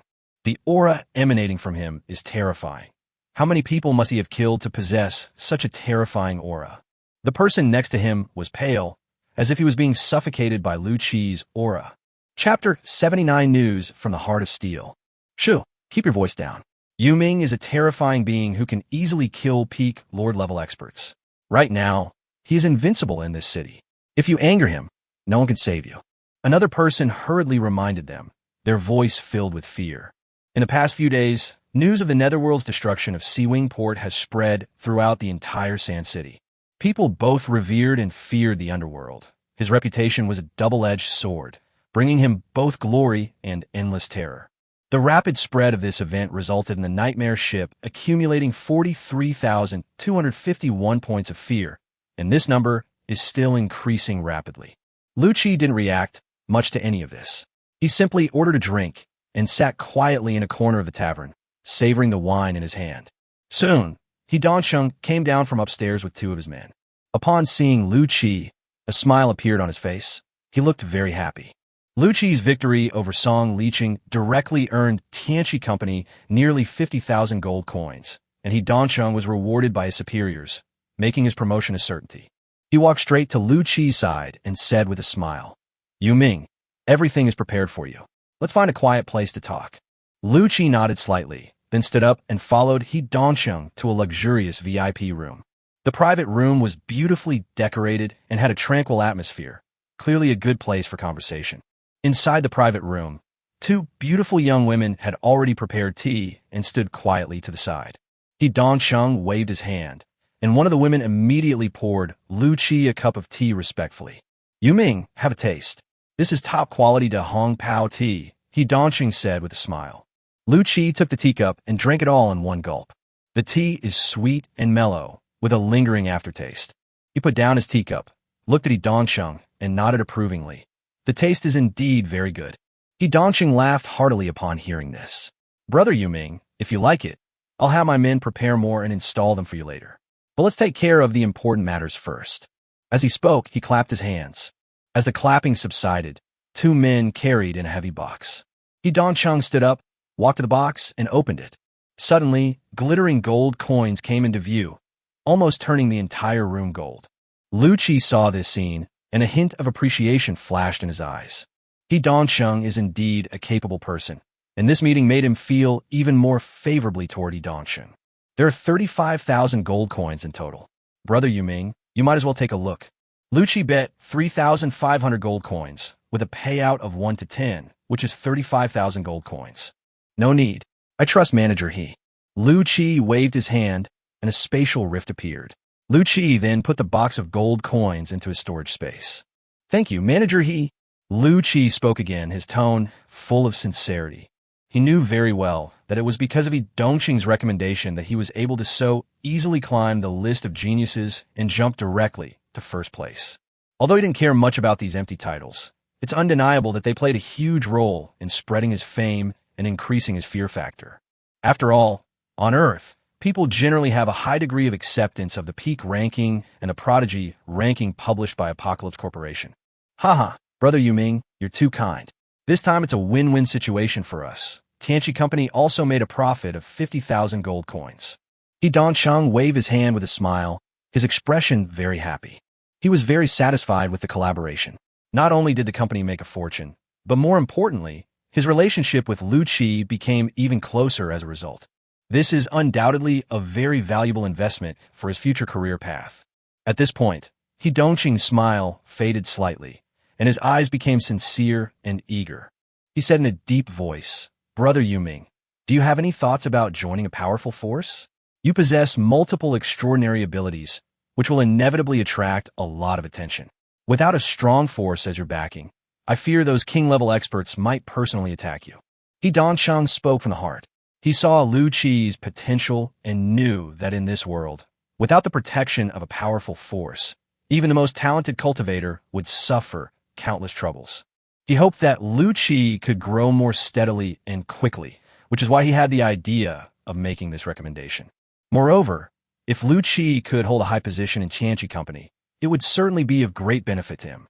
After a brief pause, Yi Dongqing continued, If Brother Yuming is willing, I would like to recommend you to join Apocalypse Company, where you can directly enjoy king-level benefits. This way, you will not only have a powerful backer, but also receive support from various resources within the company, which will undoubtedly greatly benefit your growth. Upon hearing this, Lu Qi's face showed a hint of gratitude. He understood that Yi Dongqing genuinely cared about him, and this kindness warmed his heart. However, he had many things to do and didn't want to be too constrained, so he replied with a smile. Manager He, I appreciate your kindness. However, I am indeed used to a carefree life in the underworld and naturally dislike being constrained. If one day I really want to join a certain force, I will definitely choose Tianqi Company first and come to you, Manager He. Upon hearing this, Yi Dongqing's face showed a look of disappointment. He genuinely believed in Lu Qi. Otherwise, he wouldn't have recommended Lu Qi for the Heavenly Pride ranking. However, he also understood that everyone has their own choices, and one cannot force them. He sighed and said, That's a real shame. But I believe you'll make the best choice for yourself in the future. Whenever you want to join our Apocalypse Company, I'll be happy to welcome you. Lu Qi nodded, then asked Yi Dongqing, Manager He, do you know anything about the Iron Heart and Shadow Crystal? Where can I obtain them? Yi Dongqing frowned slightly upon hearing this. Neither of these items were ordinary, with the Heart of Steel being an especially rare and precious treasure. After a moment's thought, he spoke. Shadow crystals can be collected from the seabed in highly dangerous waters, but those areas are fraught with peril and difficult to access. Alternatively, if you have the resources to travel to a Class B city, they should also be available there, though they are prohibitively expensive for most people. Upon hearing this, Lu Qi nodded slightly, having gained a basic understanding of how to obtain shadow crystals. Yi Dongqing paused for a moment, as if he was thinking about something. After a long while, he suddenly slapped his bald head, a look of sudden realization on his face. Chapter 80: The Huang Family Cuts Its Flesh. Oh, my brain. How come it's only just dawning on me? A month from now, the Divine Realm Merchant Guild in Bahai City will be holding a large auction. Their promotional materials clearly state that the Heart of Steel will be among the auction items. If you're interested in it, you might as well try your luck there. Upon hearing this, a hint of joy flashed in Lu Qi's eyes. The Iron Heart was a necessary material for the Nightmare to evolve into a battleship, and he never expected it to appear in auction. He immediately decided to go to Bahai City a month later to attend the auction, determined to acquire the Heart of Steel no matter what. However, before that, Lu Qi had one more thing to do. Huang family. As one of the most prestigious families in Sans Cotai, the Huang family's mansion is so luxurious that it would leave anyone speechless. Within the high walls, an extremely luxurious complex of buildings is arranged in a well-organized manner, with glazed tiles shimmering in the sunlight, and carved beams and painted rafters exuding an air of wealth and nobility. The gate was wide and heavy, with two black lacquered doors inlaid with gold trim. The Huang family emblem was prominently displayed on the lintel, symbolizing the Huang family's power and glory. At the gate, two guards stood like statues, dressed in bright uniforms with their backs ramrod straight. These two were used to being arrogant. The Huang family's status in Jinsha City was unmatched except by the city lord, which gave them the capital to act arrogantly.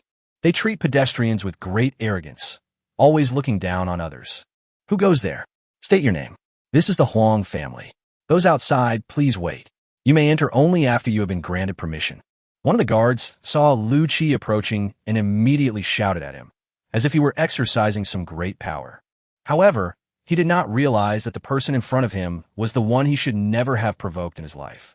Lu Qi was amused by the gatekeeper's arrogance, a slight, contemptuous smile playing on his lips. The Huang family? Wow, that's impressive. The once arrogant security guard suddenly sensed something was wrong. His companion looked at him in terror and said in a trembling voice, "Your neck.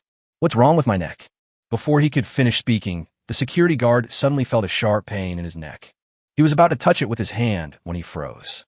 Immediately afterwards, with a soft crack, his entire head fell off and blood gushed out instantly, staining the floor in front of the door red. Murder! Murder! The other gatekeeper was so frightened that he scrambled and ran into the Huang family's courtyard, shouting in terror as he ran. Lu Qi merely watched all of this coldly, as if he hadn't just committed the murder. He stepped over the guard's corpse and calmly walked into the Huang family's gate.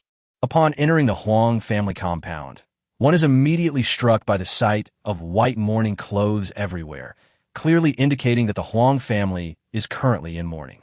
The head of the Huang family, dressed in white, had a solemn and sorrowful expression.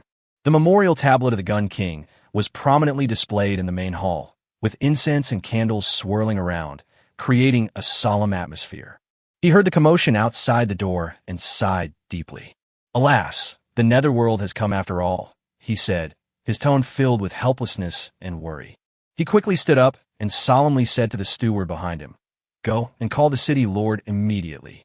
Tell him that Yuming has come to our Golden Sand City.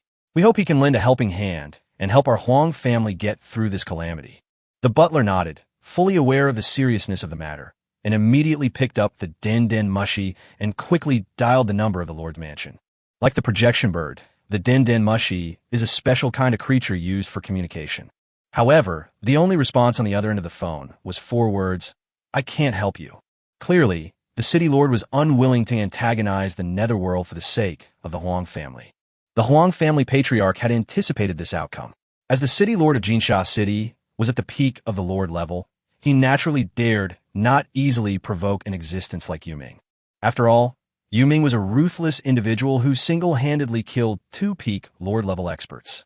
His anger flared, and he kicked Huang Xiao, who was kneeling before the memorial tablet of the Gun King, to the ground, shouting angrily, "You unfilial son, look at the mess you've made. Not only did you kill your second uncle, but now you're going to destroy the entire Huang family." However, given the current situation, he understood that even killing Huang Xiao would be of no use. The most urgent task was to stabilize Yuming and prevent the situation from deteriorating further. He decisively ordered, "Tie up this rebellious son and take him with you. Everyone else, come with me to meet the underworld." Upon hearing this, the Huang family members tensed and immediately sprang into action. They followed their patriarch, their hearts filled with unease, unsure of what storms lay ahead. After being tied up, Huang Xiao was carried away in terror, realizing he had committed a terrible crime. The head of the Huang family escorted the bound young Master Huang, followed by a group of anxious Huang family members. They walked through a long corridor with white mourning banners fluttering in the wind and came into the courtyard. The atmosphere inside the courtyard was extremely oppressive. Lu Qi was sitting quietly in the center, his eyes closed and his mind focused. The head of the Huang family walked up to Yuming and bowed deeply. "Lord Yuming, I am the head of the Huang family. I am well aware that my son has committed an unforgivable sin against you, and I have brought him here specifically to apologize." Lu Qi slowly opened his eyes, a faint green light flashing within them. He coldly stared at the Huang family patriarch and Huang Xiao, without saying a word. The Huang family patriarch's heart tightened, and he continued, "My Huang family is willing to pay any price, only asking that Lord Yuming spare us. You may deal with this rebellious son as you see fit. I will not protect him." Upon hearing the patriarch's words, young Master Huang turned pale and trembled all over. Lu Qi stared at the Huang family patriarch, his cold eyes revealing a hint of killing intent. But at this moment, he did not rush to make a move. Do you think that Huang Xiao's life alone can save your entire Huang family? Lu Qi's voice was eerie and cold, like that of a ghost. The head of the Huang family sighed heavily, his face etched with exhaustion and helplessness. He waved his hand, and his subordinates immediately took out a box filled with glittering gold coins. Lord Yuming, here is 30,000 gold coins, all the money our Huang family can offer. We hope it can appease your anger and spare our lives. The Huang family patriarch's voice was filled with bitterness. In just a few days, the wealth that the Huang family had accumulated over the years had vanished in a thin air, and his heart was bleeding. That's more like it. Lu Qi nodded indifferently and stored the gold coins in his storage space. No sooner had he finished speaking than a sharp glint flashed, and Huang Xiao's head fell to the ground with a thud, blood splattering everywhere. The head of the Huang family trembled as he looked at his son's headless body, but he made no move.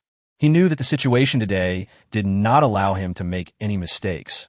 Otherwise, the Huang family would be destroyed. Chapter 81, heading towards high danger waters. Children can be born again, and gold coins can be earned again, but if he dies, the Huang family will truly have nothing left. As long as he can get through today, with his peak Lord-level strength, the Huang family can still maintain a foothold in Jinsha City. Lu Qi turned to look at the head of the Huang family. The Huang family, you'd better watch yourselves. I'm sparing your lives this time, but remember, if there's a next time, I won't let you off so easily. After saying that, he vanished from the courtyard in a flash, like a ghost in the night. The head of the Huang family stared blankly at the spot where Lu Qi had disappeared and sighed deeply. He knew that after this incident, the Huang family had been severely damaged and would never be as prosperous as before. However, he also understood that as long as they were alive, there was hope of reviving the Huang family. After leaving the Huang family, Lu Qi went to the Divine Realm Merchant Guild and sold the large amount of basic materials he obtained in Highport for gold coins. Now, the Nightmare ship's evolution no longer requires these low-level materials. Currently, Lu Qi has accumulated a considerable amount of gold coins, having 135,000 from Tianqi Company. I received 25,000 at Highport. He received 30,000 from the Huang family. He received 10,000 yuan as Song Liqing's bounty. Lu Qi currently has a full 100,000 gold coins in his storage space, more than he has ever had before. Although 100,000 gold coins seem like a lot, it's still not enough if all the materials needed to evolve the Nightmare are purchased with gold coins. There is still some time before the auction begins. Lu Qi needs to take advantage of this time to prepare all the materials required to upgrade the Nightmare evolution to a battleship. On the deck of the Nightmare, Captain, what should we do next? Mu Wanting came up behind Lu Qi and asked softly. Next, we'll work on hardwood and steel. The materials needed to evolve the Nightmare into a battleship are too vast. Lu Qi said. Lu Qi looked at Mu Wanting as if remembering something and said, Wanting, come closer. Mu Wanting took a few steps forward and quietly looked at Lu Qi. Lu Qi extended his right hand and slowly reached for the button on Mu Wanting's clothes. Mu Wanting's face instantly flushed red, and her heart raced. She thought Lu Qi was going to do something to her, but she did not dodge or retreat in the slightest. As the buttons were undone, Mu Wanting's body was immediately exposed. She slowly closed her eyes, a strange joy surfacing within her. However, the imagined caress did not come. Instead, a pain came from the left side of her chest. She slowly opened her eyes. Then, Lu Qi was holding a miniature bomb in his hand, the very miniature bomb that the Black Star Chamber of Commerce had planted inside Mu Wanting's body. You are my friend. This thing should have been removed a long time ago. After saying that, he casually tossed the miniature bomb into the sea. Mu Wanting looked at Lu Qi, her eyes filled with emotion. Thank you, Captain. Lu Qi waved his hand and said, Once we're on this ship, our fates are intertwined. No need for thanks. Hearing Lu Qi say this, Mu Wanting didn't say anything more. She stood silently to the side, but a wave of warmth welled up inside her. Lu Qi took out the mysterious compass from his pocket, imagined the location of the high-grade hardwood, and slowly channeled his yuan energy into the compass. It then slowly began to rotate, eventually stopping in one direction. Lu Qi put the mysterious compass into his robes. He turned to face the crew and gave the order. Heading to 020, full sails, full speed ahead. As soon as the order was given, the crew members immediately sprang into action. They set sail, adjusted their course, and headed at full speed in the designated direction. Anyone who's thinking dirty thoughts, go stand in the corner and reflect on your actions. Captain, we're already on the edge of a highly dangerous area. Should we continue sailing forward? Rose put down the nautical chart and asked Lu Chi. Lu Chi stood at the bow of the ship, his eyes as deep as the sea. He knew in his heart that the high-grade hardwood was probably in a high-danger sea area. Otherwise, it would have been cut down long ago. Just then, a system notification sounded in my mind. Ding! The host has triggered an optional task. Mission A. Conceal your strength and bid. A wise man avoids dangerous situations. By foregoing entry into high-risk waters, you will be rewarded with a promotion to Undead Crew Leader rank. Mission B. Rising to the challenge. The strong are fearless. Entering high-risk waters will reward you with upgrading the strength of the sea monsters protecting your ship to the Lord level. Selective tasks have been triggered. He instantly fell into deep thought. To be honest, it's too early for Lu Chi to enter high-danger sea areas with his current strength. After all, high-danger sea areas are filled with a large number of bosses, Lord-level sea beasts, and even many sea beasts with the strength of kings. Lu Chi isn't afraid of boss-level or Lord-level sea beasts, but he'll be in trouble if he encounters a king-level sea beast. After a brief hesitation of a few seconds, Lu Chi still chose Task B. He now owns 10 carrion seagulls and 10 carrion sharks. Both the sky and the sea provide excellent early warnings. Once a king-level sea monster is spotted, it can be avoided in advance. It's worth a try. System, I choose Task B. Ding! Host has selected Task B. Rewards are being distributed. Then, a powerful surge of black energy erupted from the nightmare, completely enveloping the sea fiend. The size of the sea monster began to grow rapidly. 4 meters, 5 meters, 6 meters. As the black energy was completely absorbed by the sea fiend, the sea fiend transformed into a gigantic sea beast, 8 meters tall, with a single tentacle over 70 meters long. Its tentacles are as thick as water tanks, giving it a strong sense of threat in the sea. At this moment, Haisha truly felt like a malevolent sea monster. Its size in the sea is no smaller than that of a cruiser. If all 8 tentacles were fully extended, they would seem to blot out the sky, giving people an immense sense of oppression. After the sea demon evolved to the Lord class, its size was almost larger than the nightmare. Jack looked at Hasha in disbelief, his voice filled with shock and emotion. He had never seen such a huge sea beast before. It was as if he were standing in front of a moving island. The shock was indescribable. Mu Wanting also stepped forward. She reached out and gently touched the giant tentacle of the sea demon, as if sensing its power and life force. Indeed, it is incredibly powerful. The sea fiend has always been stronger than other sea monsters of the same rank. Now that it has risen to the rank of leader, I think it should be like the captain, with no rivals below the king rank. Lu Chi stood at the bow of the ship, his eyes flashing with a sharp light. He took a deep breath of the sea breeze and gave the order. Now that the sea fiend has completed its evolution, let's continue sailing forward. This time, let's go play in the high-danger waters. Follow my master is so great. I reckon that on the entire Blue Star, apart from our netherworld, no other ship would dare to sail into the depths of highly dangerous seas without reaching the king rank. Wang Li burst into laughter, his laughter filled with heroic spirit. He felt immense admiration and pride for Lu Chi's decision-making and courage. Chapter 82, Facing Challenges Head-On. The 10 carrion sharks and 10 carrion seagulls dispersed. As if they were chess pieces carefully placed by Lu Chi, they flapped their wings and swung their tails, nimbly traversing the highly dangerous sea area. They formed a near-perfect early warning circle. The nightmare sailed quietly through the sea, heading towards the course indicated by the mysterious compass without any major incidents. High-level sea monsters in dangerous waters are like beasts of the night, ready to pounce at any moment. But Lu Chi did not show much tension. It's impossible for him to avoid all the sea creatures. That's unrealistic. But through the eyes of the carrion seagulls and carrion sharks, he accurately identified those king-level sea beasts and cleverly avoided them. It's like a silent hunt, a contest between prey and hunter that takes place in complete silence. As for the other sea monsters, if any of them dare to attack the nightmare, they will all be killed. Soon, The nightmare arrived at the location indicated by the mysterious compass. However, all they could see was the vast ocean with no islands in sight. Strange, there's nothing here. Mu Waning's questioning voice broke the silence. Her brows furrowed as she gazed at the boundless ocean, her doubts deepening. If there were hardwood, there should at least be an island there, but right now, all you see is a vast expanse of blue. Lu Qi did not answer immediately. His eyes gleamed with contemplation. Suddenly, his eyes narrowed. If it's not on the surface of the sea, then it's most likely on the seabed. After saying that, he immediately controlled a carrion shark to dive into the sea. After descending to a depth of approximately 3,000 meters, a massive underwater volcano came into Lu Qi's view. Around the volcano grew dense, towering trees.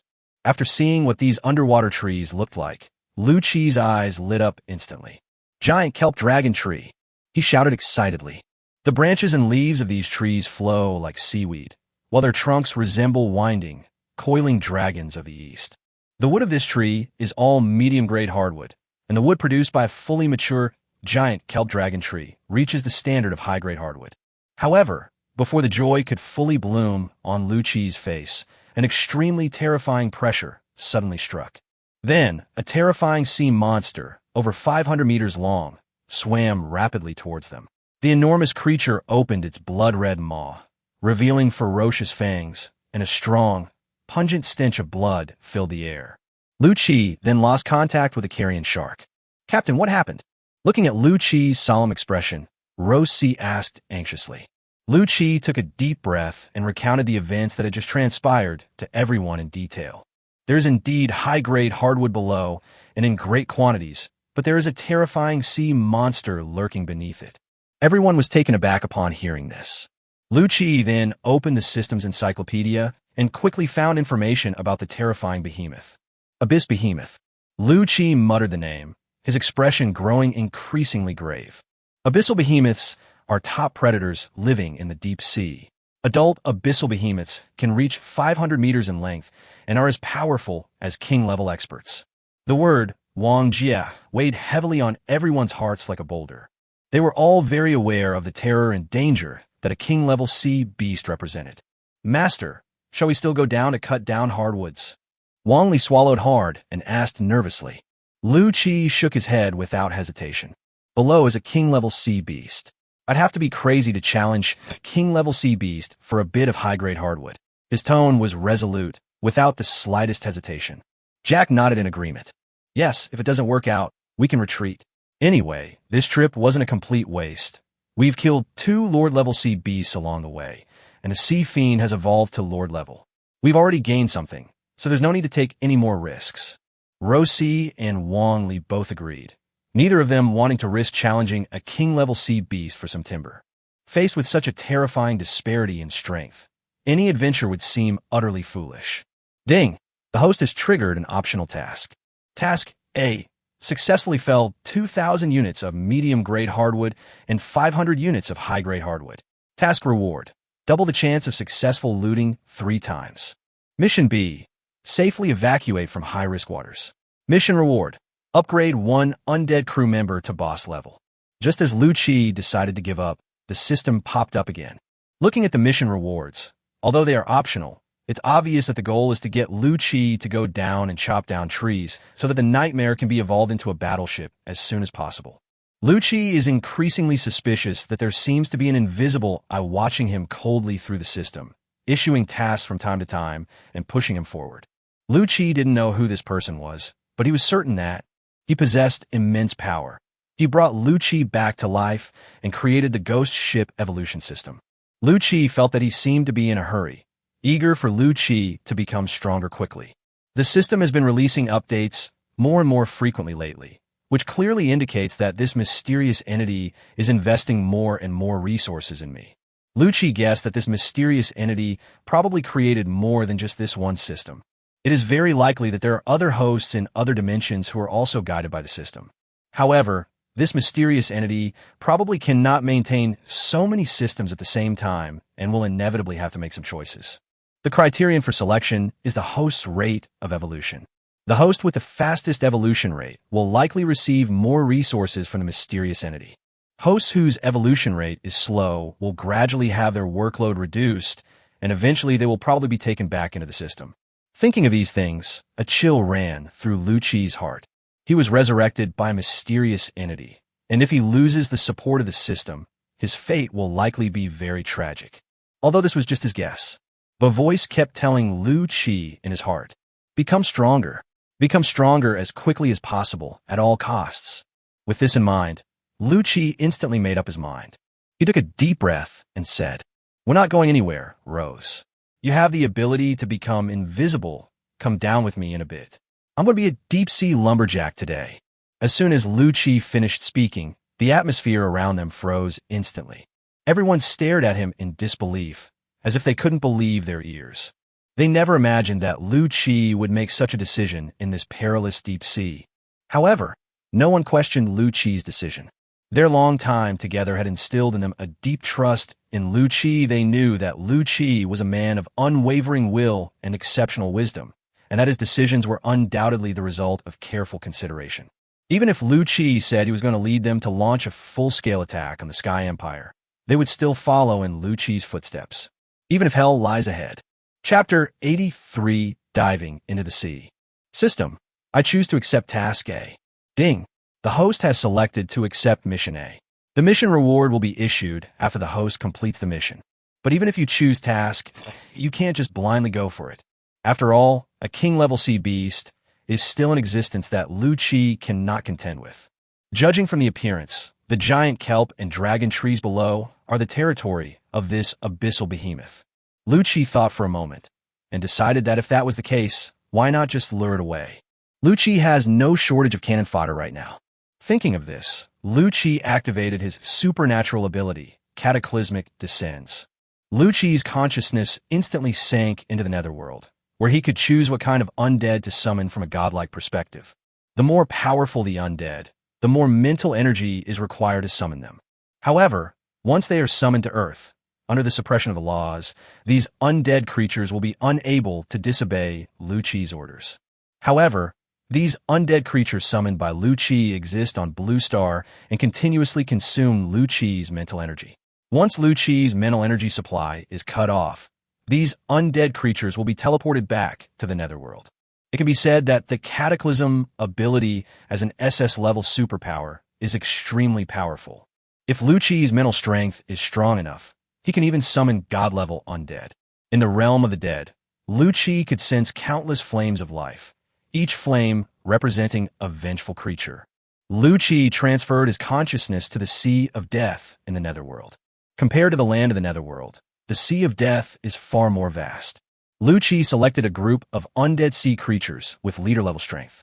Suddenly, the ocean around the nightmare changed, and black death energy spread out, enveloping the entire sea area. The surrounding space rippled violently, as if a boulder had been thrown into the water, creating concentric circles of ripples. As the black energy gradually dissipated, the sea around the nightmare revealed its true appearance. The once tranquil sea is now surrounded by more than 200 boss-level undead marine creatures. These creatures come in various forms, and each one exudes an aura of death. Some were enormous, with bodies tens of meters long, their entire bodies covered in jet-black carapaces, and their sharp claws and teeth gleaming with a chilling, deathly light.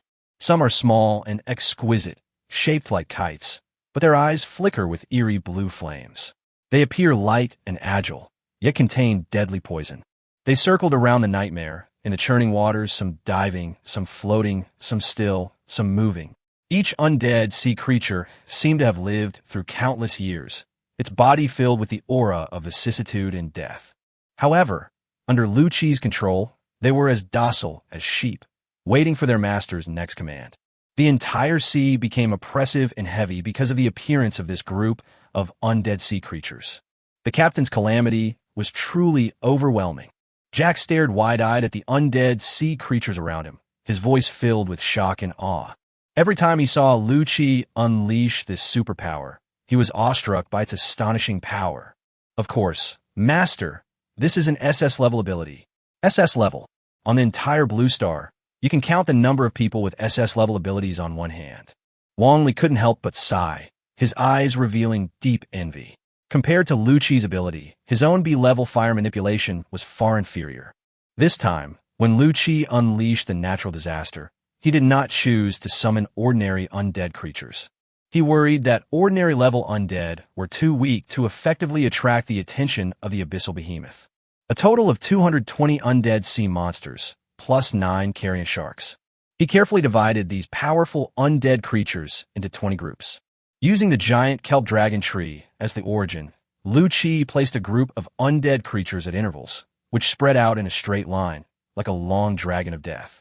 He intends to use the lives of these undead creatures to lure the abyssal behemoth away step by step. Seeing that all the undead creatures were in position, Lu Qi took a deep breath and turned to look at Rose Sea. Rose, let's go. As soon as he finished speaking, he leaped into the deep sea. Rose nodded slightly and followed closely behind. The two disappeared into the sea together. In the ocean, a carcass shark quietly awaits their arrival. Lu Qi and Rose Sea rode on the carrion shark, which then began to slowly descend into the deep water. The surrounding seawater gradually turned pitch black, filled with mystery and the unknown. 1,000 meters, 2,000 meters. As the diving depth increased, the water pressure rose sharply. But Lu Qi and Rose Sea were both undead creatures and did not need to breathe oxygen, which was why they were able to withstand such enormous water pressure. For ordinary humans, such a depth would undoubtedly be fatal. Finally, the underwater volcano gradually came into Lu Qi's view. He knew they were approaching the territory of that king-level abyssal behemoth.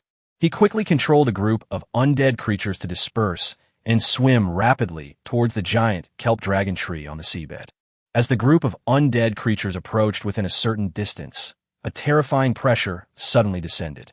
A colossal abyss beast has appeared. It roared like a tyrant of the sea, looking down upon these weak undead creatures.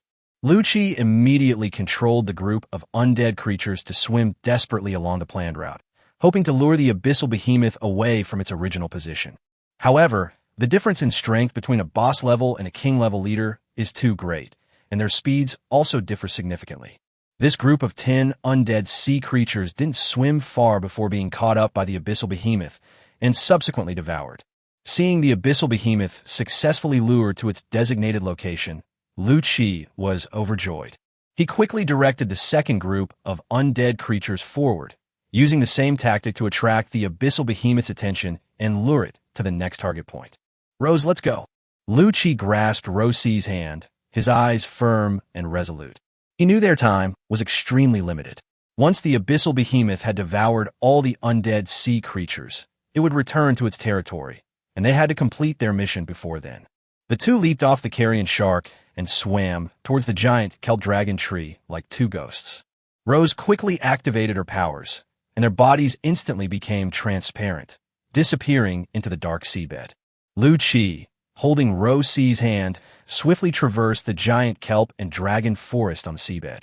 He dared not delay for even the slightest moment and immediately activated his spatial ability. In an instant, the surrounding giant kelp dragon trees were torn apart by spatial abilities and collapsed one after another. Lu Qi collected these giant kelp dragon trees one by one into his storage space.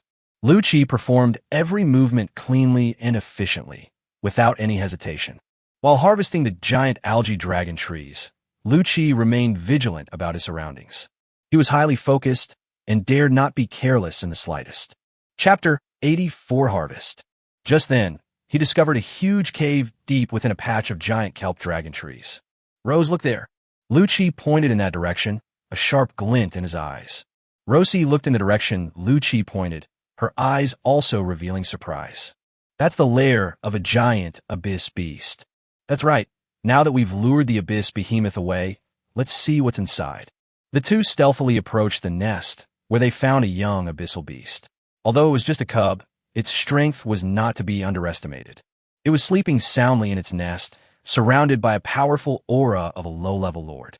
What should we do? Should we? Rosie asked softly, but before she could finish speaking, Lu Qi had already activated his spatial ability. Puffed. A sharp gust of air swept past, and the abyssal behemoth cub, still asleep, was instantly killed by Lu Qi's spatial ability. With Lu Qi's current strength, he could easily kill a low-level lord if he were to launch a sneak attack. Great! We did it! Rosie cheered softly, but Lu Qi gestured for her to be quiet. Don't get too excited yet. We need to get out of here quickly. A hint of urgency flashed in Lu Qi's eyes. He sensed that 16 of the 20 groups of undead creatures had already died, and they couldn't hold off the abyss behemoth for long. Lu Qi put the corpse of the abyssal behemoth cub into his storage space. The two were preparing to leave. Suddenly, Rose caught a glimpse of two glowing objects deep within the nest out of the corner of her eye.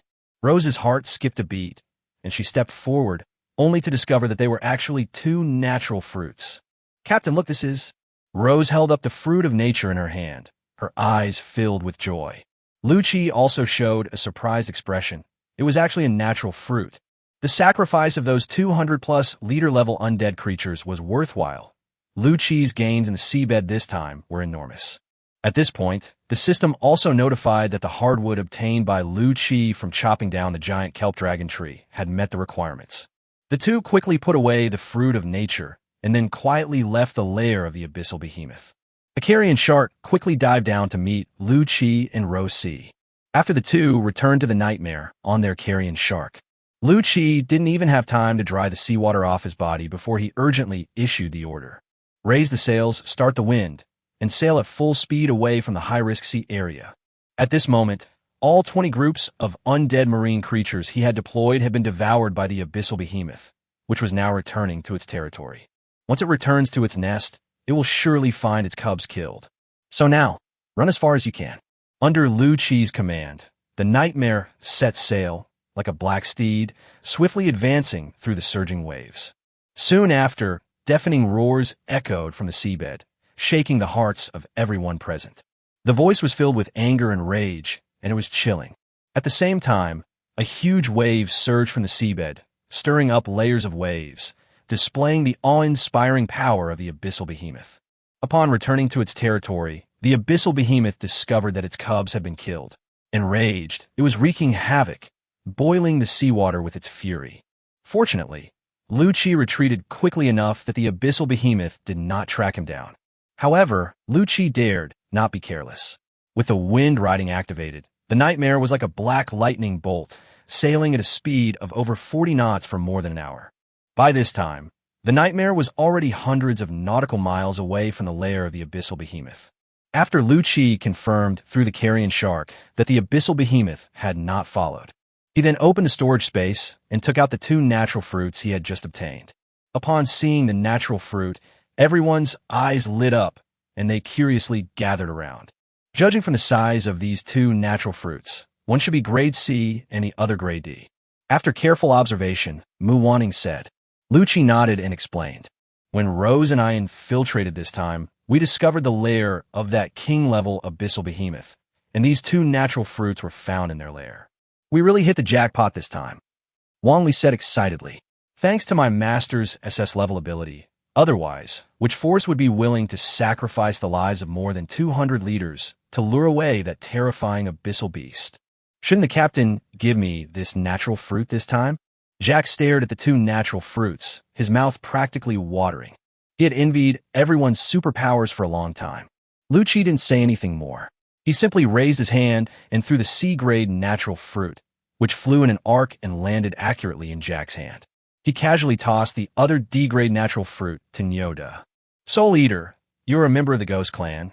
You should know the characteristics of your race, that you cannot obtain supernatural abilities, so you won't get any this time, Lu Qi said calmly. Soul Eater respectfully said, we will leave everything to the captain's decision. Jack caught the fruit of nature and was overjoyed. He looked at Lu Qi with excitement, his face beaming with undisguised joy. Haha, thank you, Captain. Jack, am going to have superpowers too. He couldn't wait to swallow the natural fruit, as if at that moment he could feel the power of rebirth. Nyoda smiled ly, revealing a set of neat teeth. He took the natural fruit, looked at everyone nervously, and then gritted his teeth and ate it. He said excitedly, thank you, Captain Xie. I will work hard. After a while, everyone curiously surrounded Jack and Yoda, looking at them expectantly, wanting to know what kind of superpowers they had acquired. The tension and anticipation at this moment made the atmosphere exceptionally heavy, as if time had stood still. Jack and Yoda on the other hand, closed their eyes and focused intently on the changes within their bodies, anticipating the arrival of new power. Nyota was the first to open his eyes. He scratched his head sheepishly and said hesitantly, "My special ability seems to be related to strength." Upon hearing this, everyone looked at him expectantly. Nyota took a deep breath and activated his superpower. Instantly, his muscles swelled up as if inflated, becoming firm and exuding a powerful beauty. He slammed his fist down on the underground deck, and with gasps of surprise from the crowd, a loud bang resounded, and the entire nightmare seemed to shake. To everyone's astonishment, Nyoda's strength doubled after he activated his superpower. After careful observation, Mu Wanting slowly said, "It seems that Nyoda has obtained a D-level ability, Strength Enhancement. This ability would be quite suitable for Nyoda." Lucci nodded, a hint of satisfaction flashing in his eyes. Chapter 85, Jack the Two-Armed. He then looked at Jack and asked with a hint of anticipation, "Jack, what about you? What kind of superpower do you have?" Jack opened his eyes, a strange look on his face. He hesitated for a moment before saying, I don't really know how to explain it. My superpower is a bit strange." His voice betrayed a hint of confusion and uncertainty. Wang Li urged curiously, "Why don't you use your superpower and we'll know?" Everyone's attention was focused on Jack, waiting for him to demonstrate his superpowers. "All right."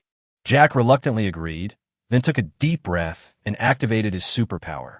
A series of clicking sounds echoed on the deck, as everyone stared in disbelief as Jack's arms detached from his body and slowly floated into the air. For a moment, the deck was so quiet that only the sound of the sea breeze could be heard. "It's over." Mu Wanting stared wide-eyed at the scene in disbelief. "That's it." Rose couldn't help but ask, her voice filled with disappointment.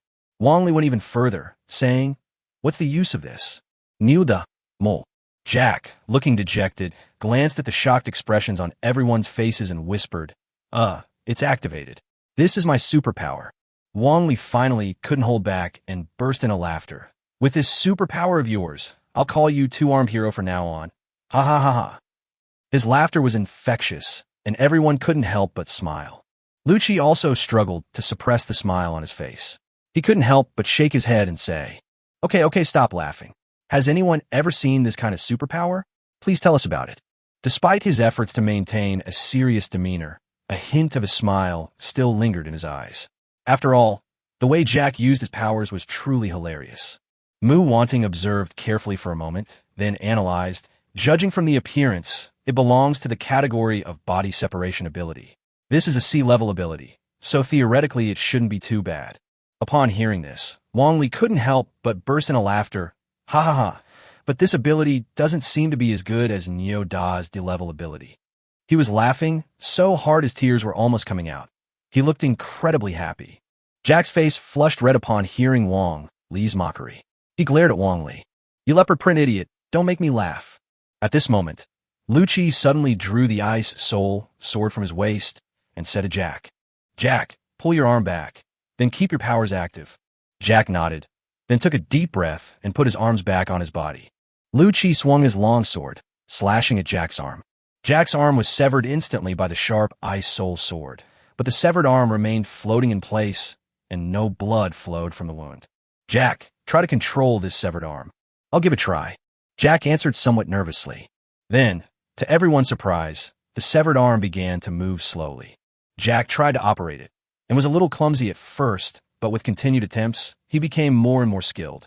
The severed arm could clench its fist and grasp weapons, and its strength was just as great as when it was still in the body.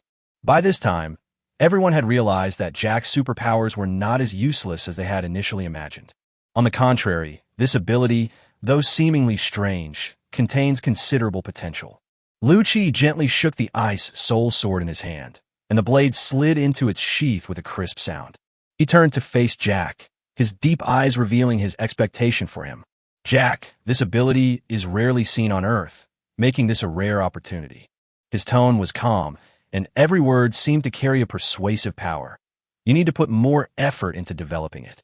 There are no useless superpowers in the world, only people whose potential has not yet been discovered." These words were like a key, unlocking a door in Jack's heart. He had previously felt confused and lost about his superpowers, But at this moment, a sense of determination welled up within him. Jack nodded seriously, his eyes shining with determination. Without saying a word, he turned and went back to his room, preparing to carefully study his superpower. The previously issued system task has been completed, and Lu Qi has been granted 3 opportunities to double the chance of a successful raid. If given the opportunity, they would not fail to seize Song Leeching's superpowers. So far, a total of 3 Lord-level sea beasts have been killed, and Lu Qi has dismantled a large amount of Lord-level sea beast materials. Lu Qi has now prepared all the materials needed for the Nightmare to evolve into a battleship, except for 1,000 units of steel and the Heart of Steel. And the time for the Bahai City auction is drawing ever closer. There's no time to collect steel anymore. We'll just buy it from the Divine Realm Merchant Guild later. With this in mind, Lu Qi ordered the Nightmare to sail towards Bahai City. Bahai City. This is a fortress standing in the deep sea, and also a Class B city of the Deep Sea Alliance. Its location, Ba Island, lies quietly in the embrace of the sea, like a dazzling pearl. The island covers an area of approximately 30 square kilometers and is home to 1.5 million people. The city lord of Bahai City possesses the strength of a mid-level king, making him the undisputed strongest person in this sea area.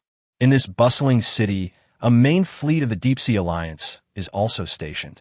Even in this era filled with disasters and sea monsters, Bahai City still maintains its prosperity and vitality, like an inextinguishable beacon illuminating this dark sea. After Lu Qi docked his ship at the port of Bahai City, he took a deep breath and felt the atmosphere of the city.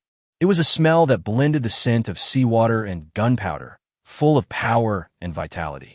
After the Nightmare docked at the pier of Bahai City, Lu Qi led Mu Wanting off the ship, preparing to go to the Divine Domain Merchant Guild in Bahai City.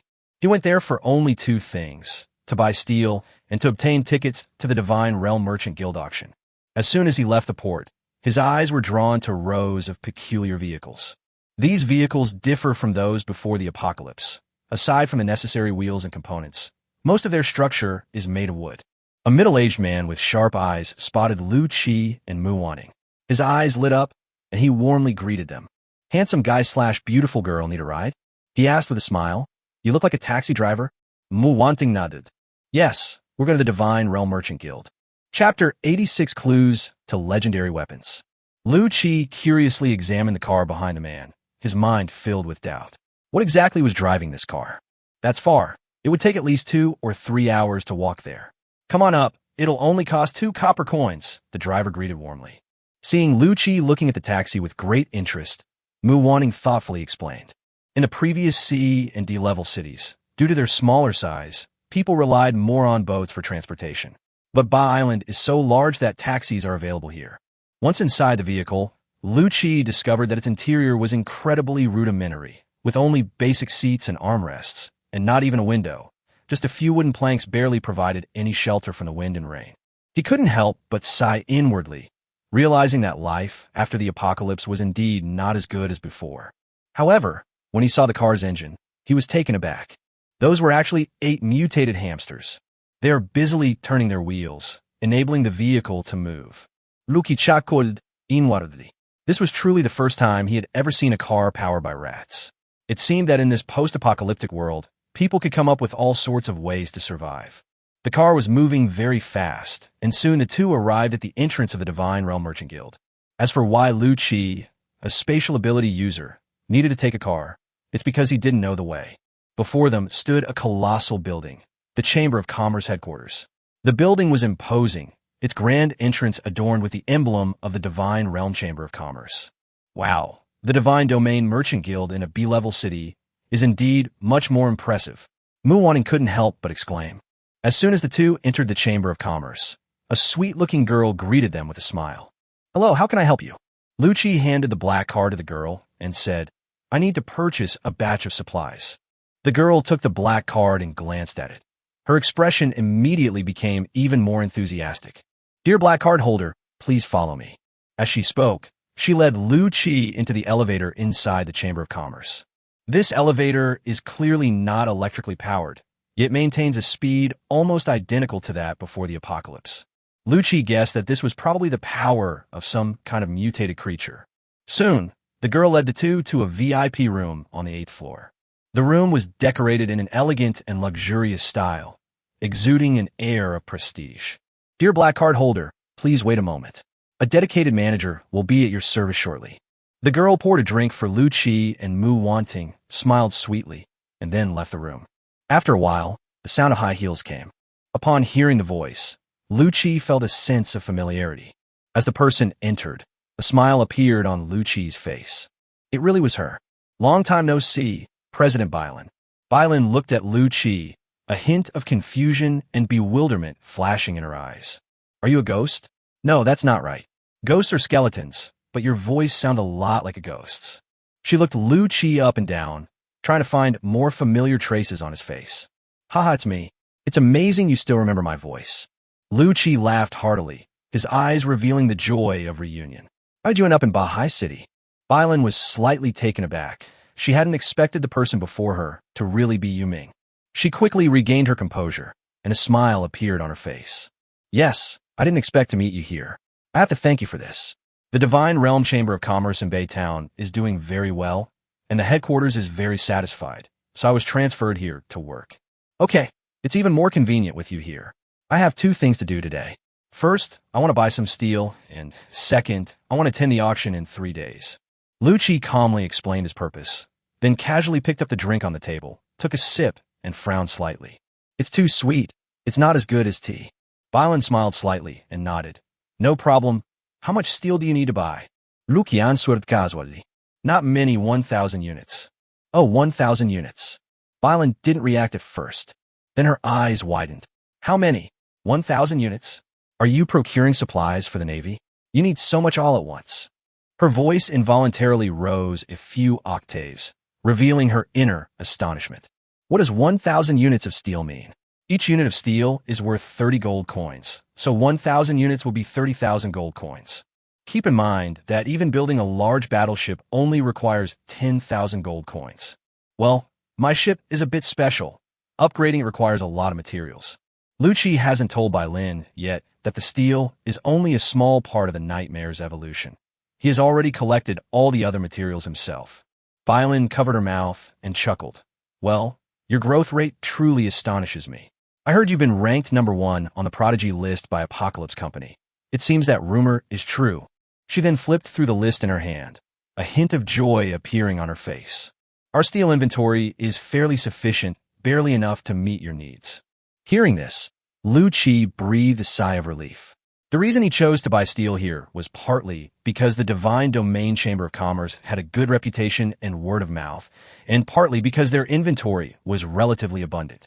As for the auction slots, Yu Ming, I'm afraid I can only help you apply for a regular participation slot. A hint of apology appeared on Bailan's face, and her tone revealed helplessness. I originally planned to try to get you a VIP spot, but the company's rules are very clear this time. Only those who have reached the king rank can enjoy VIP seats. Lu Qi simply smiled indifferently after hearing this, seemingly unconcerned. It's all right, Bailan. It's good that you can participate. I'd like to know, are there many king-level experts participating in this Bahai City auction? Bailan nodded, her expression slightly grave. Yes, our Divine Realm Merchant Guild's auction this time will include a treasure map, which is said to contain clues to a legendary weapon. Therefore, it has attracted many king-level experts to compete for it. Upon hearing the words, legendary weapon, Lu Qi couldn't help but be slightly startled. For Captain, legendary weapons are undoubtedly extremely tempting. It's important to know that one of the conditions for a warship to be upgraded to a legendary warship is to possess legendary class weapons. There are 2 conditions for becoming a legendary warship. 1. When a ship reaches the quasi-legendary level, it possesses 1 legendary level ability. 2. The ship's level reaches the near-legendary level, and the ship is equipped with legendary level weapons. Only ships that meet at least one of the above conditions can be called legendary warships. Chapter 87 Legendary Gathering. However, legendary weapons have always been something that can only be encountered by chance. Blue Star cannot create them. They can only be obtained in certain special ruins or secret realms. Moreover, legendary weapons are unique. Once bound to a particular warship, even if that warship sinks, the legendary weapon will disappear and become impossible to find again. Lu Qi took a deep breath and forcefully suppressed his inner excitement.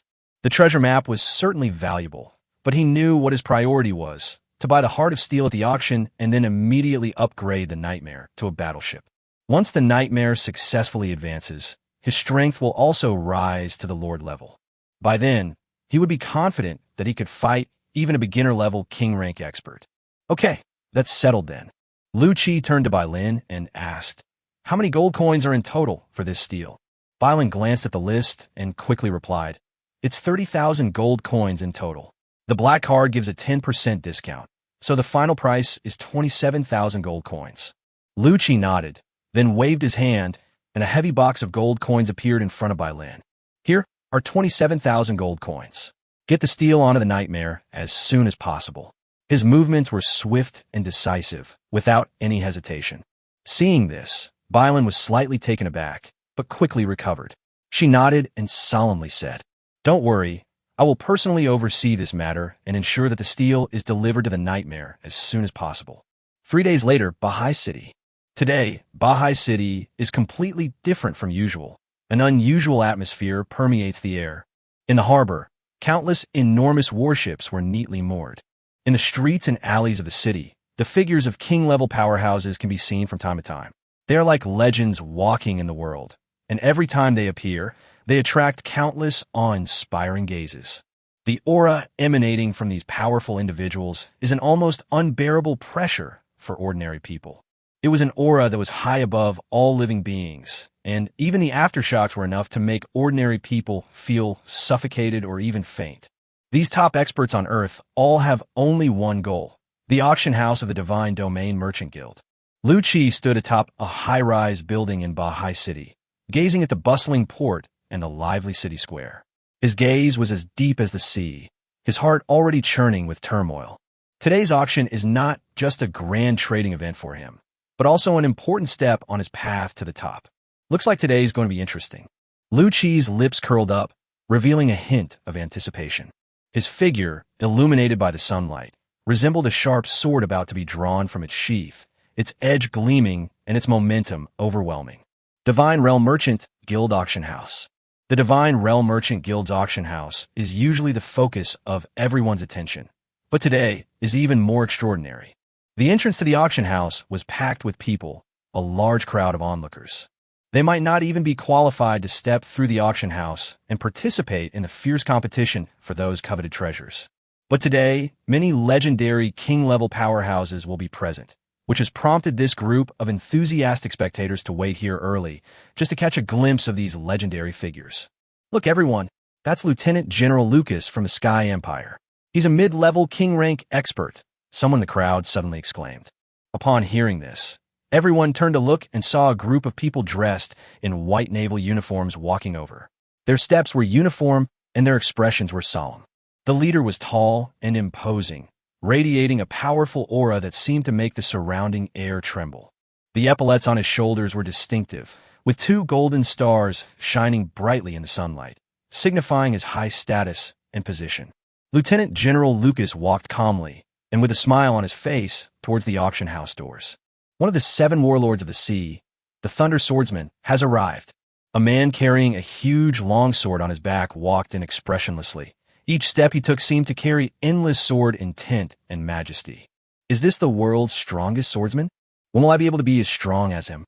Just as everyone was discussing, another voice rang out. "Lord Salif, the city lord of Bahai City, has arrived." Immediately afterwards, a man clad in heavy armor and with a solemn expression strode into the auction hall. Just as everyone was still reeling from the arrival of Lieutenant General Lucas and Lord Salif, an even more resounding shout rang out. "Empress Wu Hai!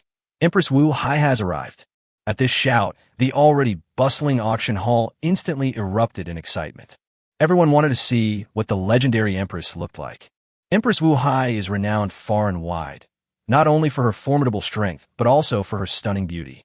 A slender woman, draped in an elegant long dress, slowly walked into the auction hall. Her long, jet-black hair swayed gently, contrasting with her snow-white skin, and the veil on her face added to her mystery and nobility. She was followed by 4 beautiful women, each one a rare gem in the world. However, Under the halo of Empress Wu Hai, their beauty seemed somewhat dimmed. At this point, the auction house was no longer just a place for competing for treasures, but a sacred place where powerful figures gathered and legends converged. After a while, Lu Qi also slowly walked into the auction house. His arrival did not cause a great stir, but observant people still noticed the unique aura emanating from him. The young girl in charge of registration looked up and saw Lu Qi, and immediately gave him a sweet smile. "Hello, may I ask for your name so I can register you?" Her voice was clear and gentle, making people feel very comfortable. "Nederwoorded," Lu Qi replied briefly. The little girl was slightly taken aback. She had heard of Yu Ming, who was said to be extremely cruel and bloodthirsty, but she hadn't expected him to be so handsome. However, she quickly realized what was happening and glanced at the seating chart in her hand.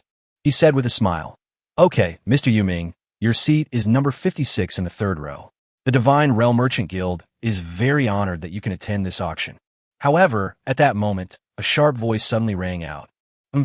I thought this auction by the Divine Realm Merchant Guild would be something special, but it turns out it's just like that. Any Tom, Dick, or Harry can participate." The air suddenly tightened upon hearing this. Everyone looked in the direction of the voice and saw that the speaker had triangular eyes, a thin build, and exuded a sinister aura. His tone was full of disdain and contempt. Lu Qi narrowed his eyes slightly. He didn't immediately lash out, but instead quietly observed the provocateur. He wanted to see just what gave this guy the audacity to spout such nonsense here. Chapter 88: Silver Snake Finds Trouble. Just then, a manager from the Divine Realm Merchant Guild, who was in charge of receiving guests, heard the noise and came running over. He greeted them with a smile. "It is truly an honor for our Divine Realm Merchant Guild that Your Excellency Silver Serpent could represent the Poisonous Bee Pirate King to attend our event." Although his tone was respectful, a hint of displeasure flashed in his eyes. Then, he waved his hand at his subordinate. "Shao Li, quickly take Silver Serpent Pavilion to the VIP room." He was acutely aware of the feud between the Poison Bee Pirates and the underworld, and he needed to separate the two as soon as possible to avoid any unnecessary conflict at the auction. What happens between the two of them after they leave the auction is none of his business. At this moment, the people around also noticed the two. "Isn't that Silver Serpent? He's one of the 3 kings under the Pirate King Poison Bee, and his strength has reached the early stage of the king rank.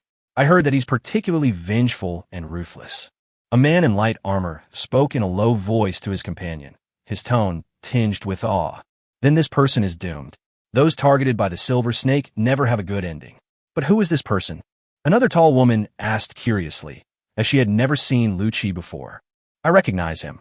He's the recently rising star, Yu Ming." A glint of light flashed in the eyes of a middle-aged man, clearly indicating that he knew something about the Netherworld. "The Netherworld? I've never heard of it before." The woman frowned, her mind filled with doubt. The middle-aged man smiled slightly and said, "Then you'll understand when I say this. He's currently ranked number 1 on the prodigy list." These words caused an uproar among those around them. Everyone gasped in unison, and the way they looked at Lu Qi instantly changed. The title of number 1 on the prodigy ranking represents endless glory and potential, signifying that once this person matures, they will surely stand at the pinnacle of the planet. "I know about their feud." A young man who had been watching quietly from the sidelines suddenly spoke up, his eyes gleaming with excitement. Everyone's hearts tightened, and they all turned their gazes to him, asking, "Tell us what happened." The young man looked around to make sure no one else was paying attention before lowering his voice and saying, "In the last battle in the Golden Kingdom, Park Chung-hee, one of Poison Bee's subordinates, was killed by Netherworld, and Netherworld showed Poison Bee no mercy whatsoever." Upon hearing this, everyone immediately understood. So that's how it is.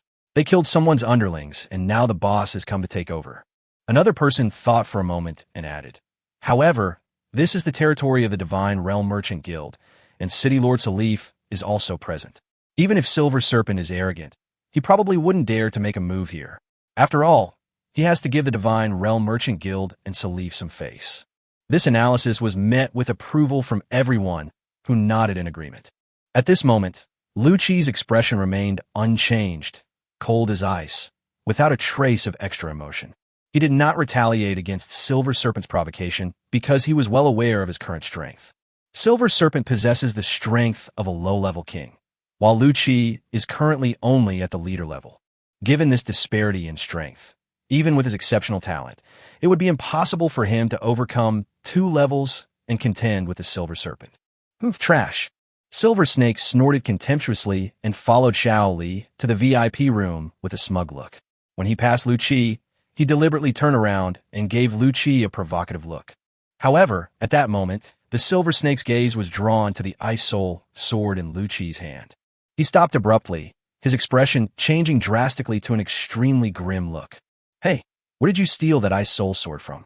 He shouted sharply, his tone full of questioning and doubt.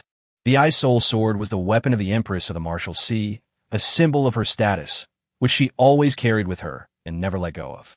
When Silver Serpent met Empress Wu Hai this time, he discovered that the Ice Soul sword in her hand was missing, which naturally aroused a suspicion and speculation. Lumingli once said publicly that the Ice Soul sword would only appear in the hands of her destined lover. So, who is this person he's interested in? Could it be? Silver Serpent's face darkened. He dared not think any further. He shook his head, trying to dispel the doubts in his mind.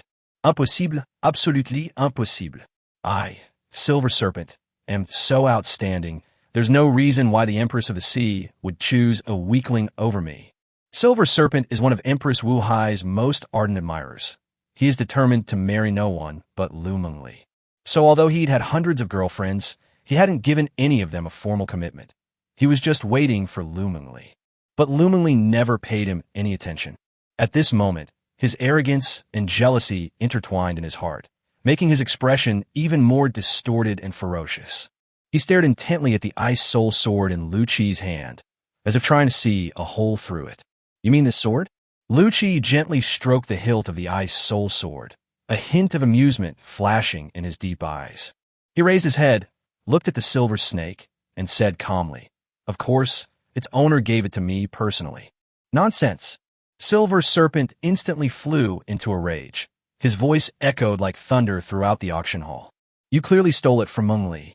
You despicable scoundrel. How dare you steal my woman's things?"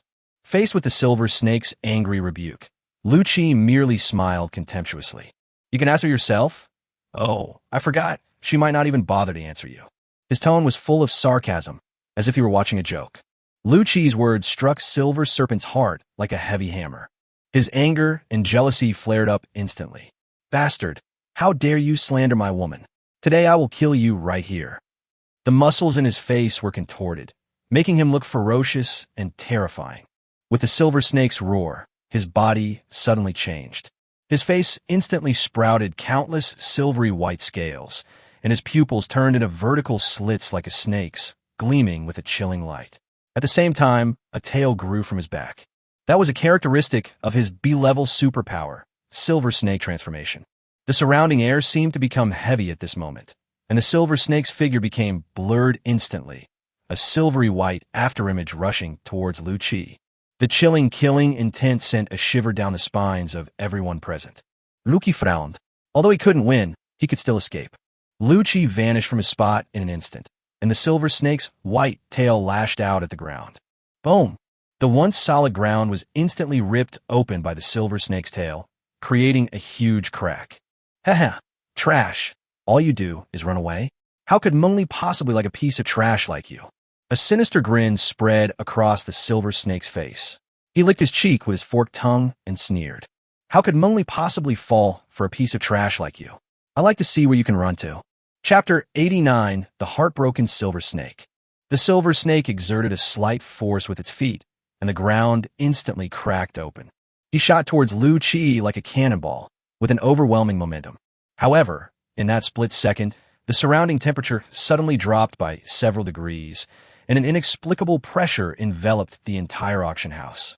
Before anyone could react, a graceful figure suddenly appeared in front of Lu Qi. Her flowing long hair danced in the wind, and her indifferent eyes revealed a hint of coldness. Immediately afterwards, everyone saw the Silver Snake being sent flying back at an even faster speed than when it came. Rumble. With a loud crash, the Silver Snake smashed into a building and was buried under a large amount of rubble. Dust filled the air, obscuring everyone's view. What happened? Everyone was dumbfounded, staring blankly at the sudden turn of events. As the dust slowly settled, Everyone finally saw clearly the person blocking Lu Qi's way. It was none other than Empress Wu Hai, loomingly. She was slender and graceful, and her aloof demeanor exuded an indescribable air of authority. My God, am I seeing things? Was it the Empress who made a move just now? Someone exclaimed in surprise, their voice filled with disbelief. Does that mean what Silver Serpent just said was true? The Empress's beloved is Yuming? Another person said in a trembling voice, seemingly unable to believe what they were hearing. Wah, my love is gone. Another person cried out in despair, clearly having long admired Lu Mengli. Take a piss and look in the mirror. Even without Yuming, Empress Wu Hai would never have looked at you. Splash. Rubble and debris rained down, and the silver snake struggled to emerge from the ruins in a disheveled state. His hair was disheveled, a trace of blood was at the corner of his mouth, and his face was contorted in a grimace. He looked around angrily and roared. That bastard hit me. Does he want to be an enemy of the poisonous bee pirate king? However, when he looked up, he was stunned. His eyes were filled with disbelief, because the person who had just injured him was standing not far away, and that person was Lu Mengli, whom he'd been thinking about day and night. Mengli. Silver Snake's voice trembled as he looked at Lu Mengli in disbelief. Why are you standing up for him? He pointed at Lu Qi, his voice filled with questioning and resentment. Lu Mengli's eyes were cold. She glanced at the Silver Snake and said in an icy voice, If it weren't for the sake of Poison Bee, I would have killed you right here, just for attacking him. Upon hearing this, Silver Snake's expression changed, and her anger intensified. You really have your eye on this pretty boy? What's so great about him? He's just a little handsome, isn't he? Then Silver Snake softened his tone and said, Mengli, you mustn't be deceived by him. Only I'm truly good to you. Lu Mengli said calmly, I don't need to explain anything to you. If you don't get lost, I don't need to give Poison Bee any more face. Mengli. The Silver Snake wanted to say something more, but at this moment, icy energy surged from Lu Mengli's body. Clearly, if the Silver Snake didn't leave, she would not hesitate to make her move. Silver Serpent's strength is at the early stage of the king rank, while Lu Mengli's is at the middle stage of the king rank. Once you reach the king rank, the difference in strength between each stage is enormous. If Lu Mengli truly harbors murderous intent, the Silver Serpent will have no chance of escaping. The Silver Snake clenched its teeth and glared venomously at Lu Qi. Then, filled with resentment and anger, he turned and walked into the auction house. After the Silver Snake left, Lu Mengli turned to look at Lu Qi. In that instant, her eyes softened like melting spring snow, becoming tender and gentle. All her indifference and arrogance melted away in that moment, and her voice became as gentle as willow catkins falling. Lu Qi, are you all right? Are you hurt? Lu Qi smiled slightly at her, a smile that revealed a sense of composure and calmness. It's nothing. Although I can't beat him, he can't touch me either. Lu Qi looked at the veil on Lu Mengli's face and said, Why are you still wearing a veil? What if someone doesn't recognize you? If you don't like it, you won't wear it anymore. As she spoke, she slowly raised her hand and removed the veil from her face. At that moment, her face was as bright as the moon, reflected in Lu Qi's eyes. It was an unparalleled beauty, breathtakingly beautiful. She looked at Lu Qi quietly, a hint of resentment in her eyes. Why didn't you come to see me? I've been waiting for you for so long. Lu Qi replied somewhat awkwardly with a laugh. I've been too busy before and haven't been able to find the time. The audience was stunned as the two entered the venue together. What? My goddess just got snatched away like that? A man exclaimed, his face filled with disbelief. Another man sighed. So, being good-looking is really important. Luckily, I'm handsome too. He took out a mirror and narcissistically looked at his face. You're shameless. The Empress took off her veil. Just because that man said one thing, she took it off? The Empress almost always wears a veil. Thanks to Yuming, I actually got to see the Empress in person. She truly deserves to be called the most beautiful woman on earth. She's absolutely stunning. Thank you, Ghost. Yuming, the hatred for stealing my wife is irreconcilable. Then go find him and take revenge. He's inside. I was just kidding. Wishing you a long and happy marriage. Your Highness, where did you just go? As soon as the two entered the auction hall, four beautiful women approached them. Lu Mengli smiled slightly and pointed to Lu Qi beside her. Who is he? The four women looked at Lu Qi beside Lu Mengli, a hint of surprise flashing in their eyes. They exchanged a glance, both looking puzzled. After all, They had followed Lu Mengli for many years and had never seen their princess so close to a man. Lu Mengli reached out and took Lu Qi's arm, saying, "He is Lu Qi, whom I told you about." Upon hearing this, the four women immediately understood that this person was the one His Highness had entrusted with the Ice Soul Sword. Lu Qi smiled slightly at them, greeted them, and then walked to his seat. "Your Highness, shall we go to the VIP room on the 3rd floor? The conditions here are too poor." The woman in green looked around and then made a suggestion. Lu Mengli shook her head, her gaze remaining fixed on Lu Qi's figure. "Go then, wherever he is, I will be there." Her voice was soft, but it was full of determination. "Your Highness will stay here with you, sob sob sob."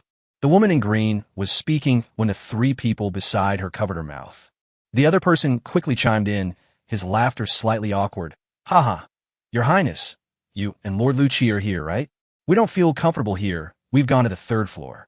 Chapter 90, the auction begins. After saying that, the 3 of them dragged the woman in green up to the 3rd floor. Upon reaching the VIP room on the 3rd floor, the woman in green finally broke free from their grasp and complained, "What are you doing? How can His Highness be without anyone by his side?" She was about to go downstairs when the 3 of them stopped her. One of them chuckled wryly. "Hey, I told you you're straight. Didn't you realize? His Highness is in love. Are we going to be third wheels?" "His Highness is in love? With Lu Qi?" The woman in green stared wide-eyed, her face filled with disbelief. This news was too shocking for her. She had followed Lu Mengli for so many years and always regarded Lu Mengli as a noble and aloof being, as if she were a fairy who did not eat the food of the mortal world. She never thought that Lu Mengli would have a day when she fell in love. Not far from them was Silver Serpent's VIP room. At this moment, the Silver Snake was staring intently at Lu Mengli and Lu Qi, his eyes filled with jealousy and anger. He watched as Lu Mengli resolutely gave up the luxurious VIP room and chose to sit next to Lu Qi. That intimate posture felt like a sharp knife, piercing deep into his heart. Jealousy made him clench his fists tightly, the veins on the back of his hands bulging. He muttered to himself, his face contorted in a grimace. "Mengli, you are mine, and no one can take you away." In the past, although Lu Mengli ignored him, she was indifferent to all boys, which made him feel that at least he still had a chance. But now, a ghost suddenly appeared and used some kind of sorcery to bewitch Lu Mengli, which he found unacceptable. As the lights dimmed and people's conversation subsided, all eyes turned to the auction stage. Kaka! The stage lights officially came on, illuminating the entire auction hall like dazzling stars. The auction has begun. Distinguished guests, ladies and gentlemen, welcome to the Divine Realm Merchant Guild auction. Today, we gather here to witness the final resting place of these unparalleled treasures. The host stood on the stage, upright and with a loud, magnetic voice. He was like an elegant conductor, and every movement and every glance of his captivated the attention of the entire audience. When he finished his opening remarks, the whole audience burst into applause, and the atmosphere had been pushed to a small climax. Then, he took a deep breath and smiled mysteriously. "Now, let's welcome our first auction item today, a grade C natural fruit." As the host finished speaking, the stage lights suddenly changed. The bright light that had been illuminating the entire room suddenly converged, focusing on a glass dome in the center of the auction stage. Inside the enclosure, a fruit that looked like it was carved from jade lay quietly, emitting a faint green light that seemed to contain the vitality and energy of nature.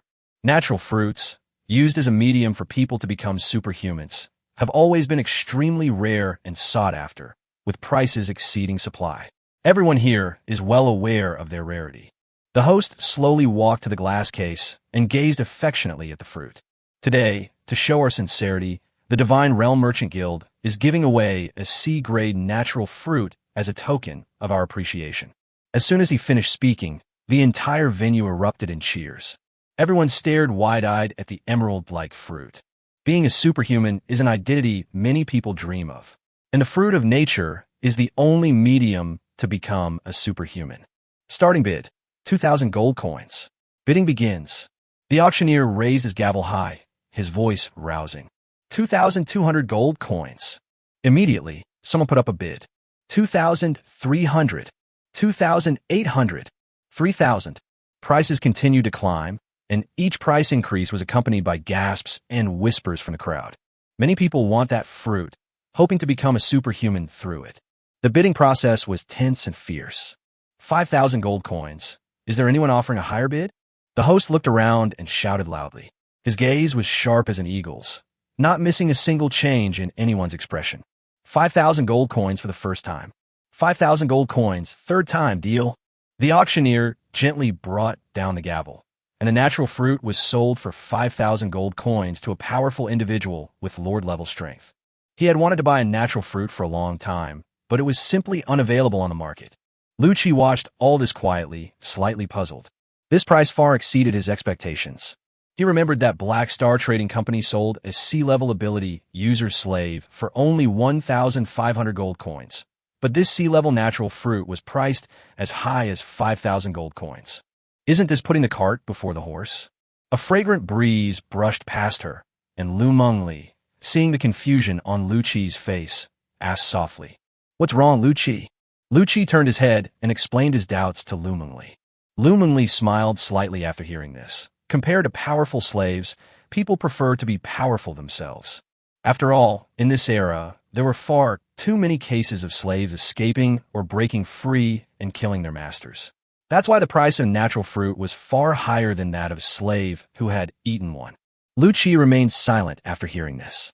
The cruel truth of this era had caused the price of natural fruits to soar, and people were more willing to place their hopes on themselves rather than on a slave who might betray them. The auctioneer stood on the auction stage and gestured to the beautiful waitress beside him to raise the tray she was holding.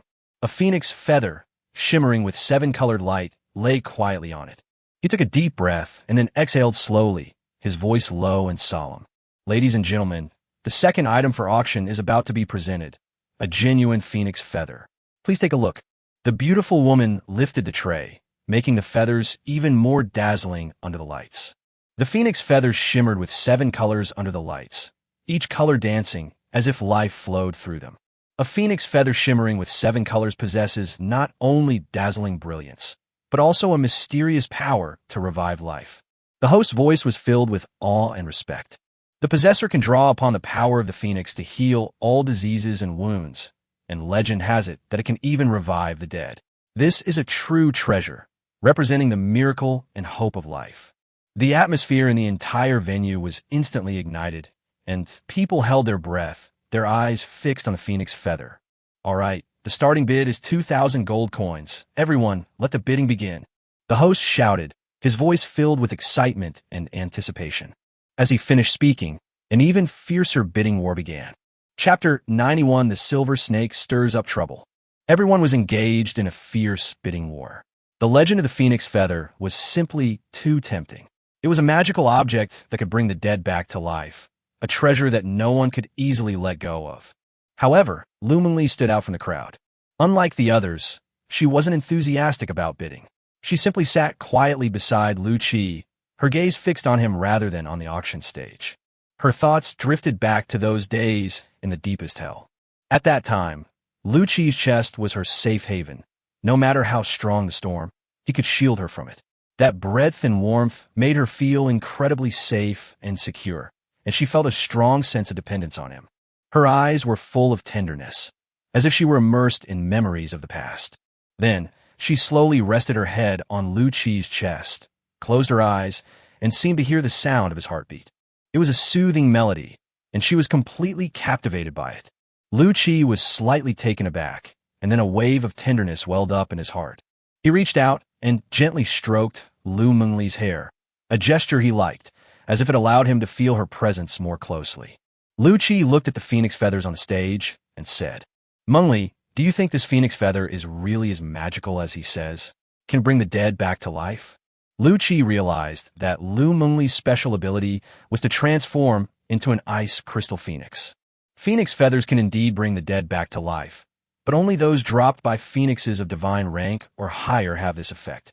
Lu Mengli raised her head and glanced at the stage. This phoenix feather should have fallen from a king-level phoenix. It could be considered a good medicine, but it couldn't bring the dead back to life. In the end, the phoenix feather was sold for 5,500 gold coins. Just then, the woman in green walked over hurriedly, her face grave, as if carrying important news. She approached Lu Mengli and said urgently, "Your Highness, the monster in the North Sea of Moonshadow Island has awakened." Upon hearing this, Lu Mengli frowned slightly, exuding a cold aura. She immediately turned to the woman in green and said, "Prepare to return immediately. I'm heading back right now." The woman in green quickly replied, "The fleet has assembled and is ready to return at any time." Her tone revealed a trained decisiveness, clearly indicating that she was well prepared for such an emergency. Lu Mengli nodded, her gaze turning to Lu Qi with a hint of apology in her eyes. She said gently, "Lu Qi, something happened at home, and I need to go back and take care of it." Lu Qi also noticed the serious expression on the woman in green's face, realizing that the matter must be quite grave. He asked in a calm voice, "Do you need my help?" Lu Mengli gently shook her head. "No need, we can handle that. It's just—" She hesitated for a moment, then remembered something and instructed, "Lu Qi, be careful of Silver Serpent. He's narrow-minded, vindictive, and backed by the Pirate King, Poison Bee. If you encounter him, be extremely cautious. Don't get into a conflict with him. I'll meet with you again after I've finished dealing with my business." Upon hearing this, Lu Qi nodded in understanding. "I understand, don't worry. I'll be careful." Although reluctant, Lu Mengli left anxiously afterward. The Divine Realm Merchant Guild's auction, this time indeed, featured many excellent items. Following this, treasures such as the Giant's Hammer, the Essence of Water, the Shadow Dagger, and the Dragon Heart Gem were auctioned off.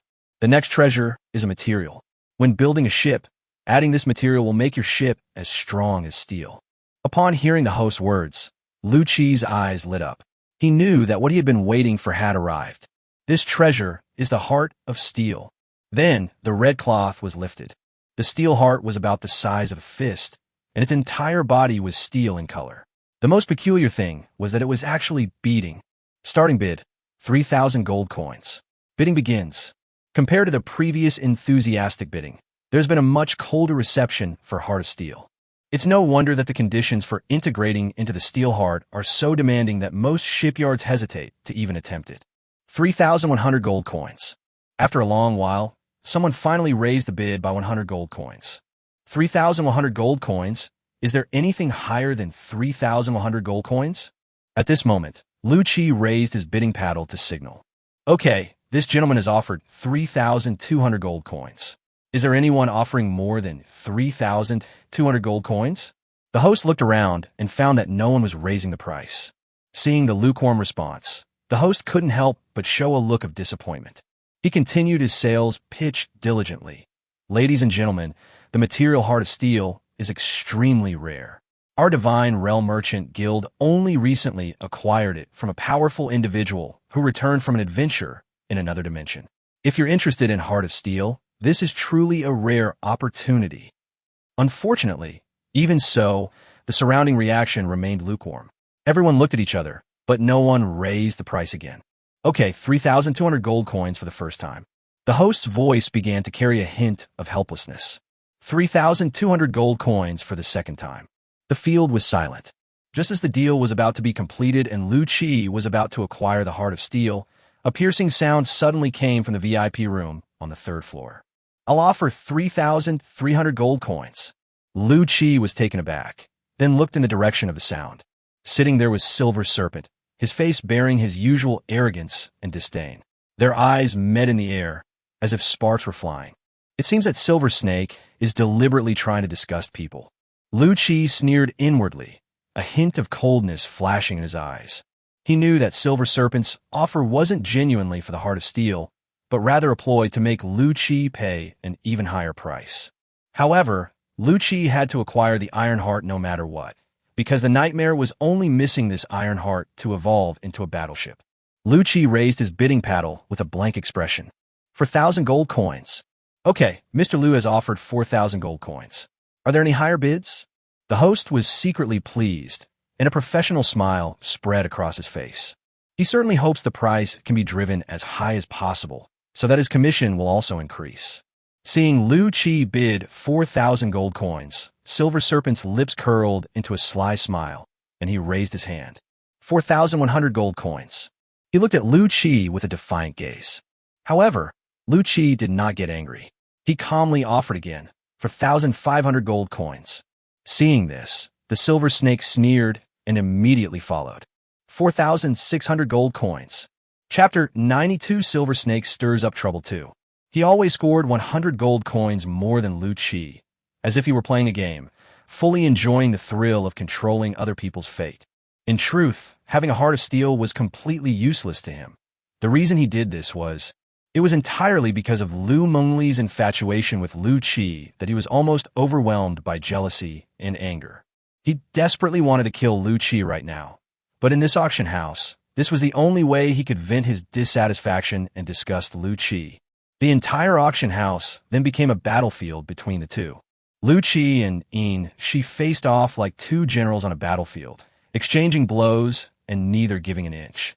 Each price increase felt like another clash between them, and the atmosphere grew increasingly tense.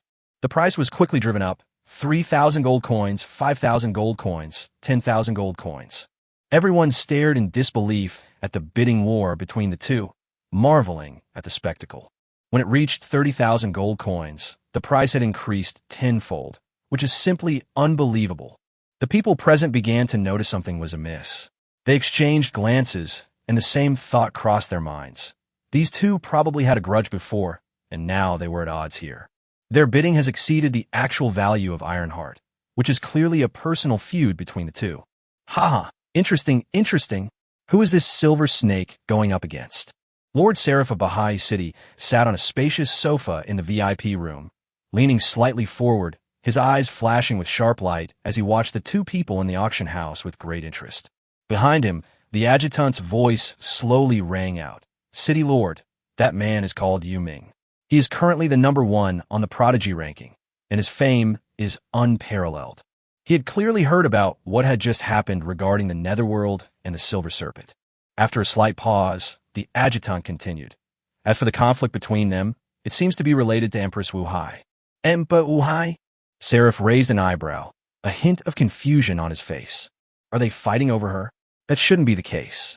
I've never heard of Empress Wu Hai showing any particular favor to any man.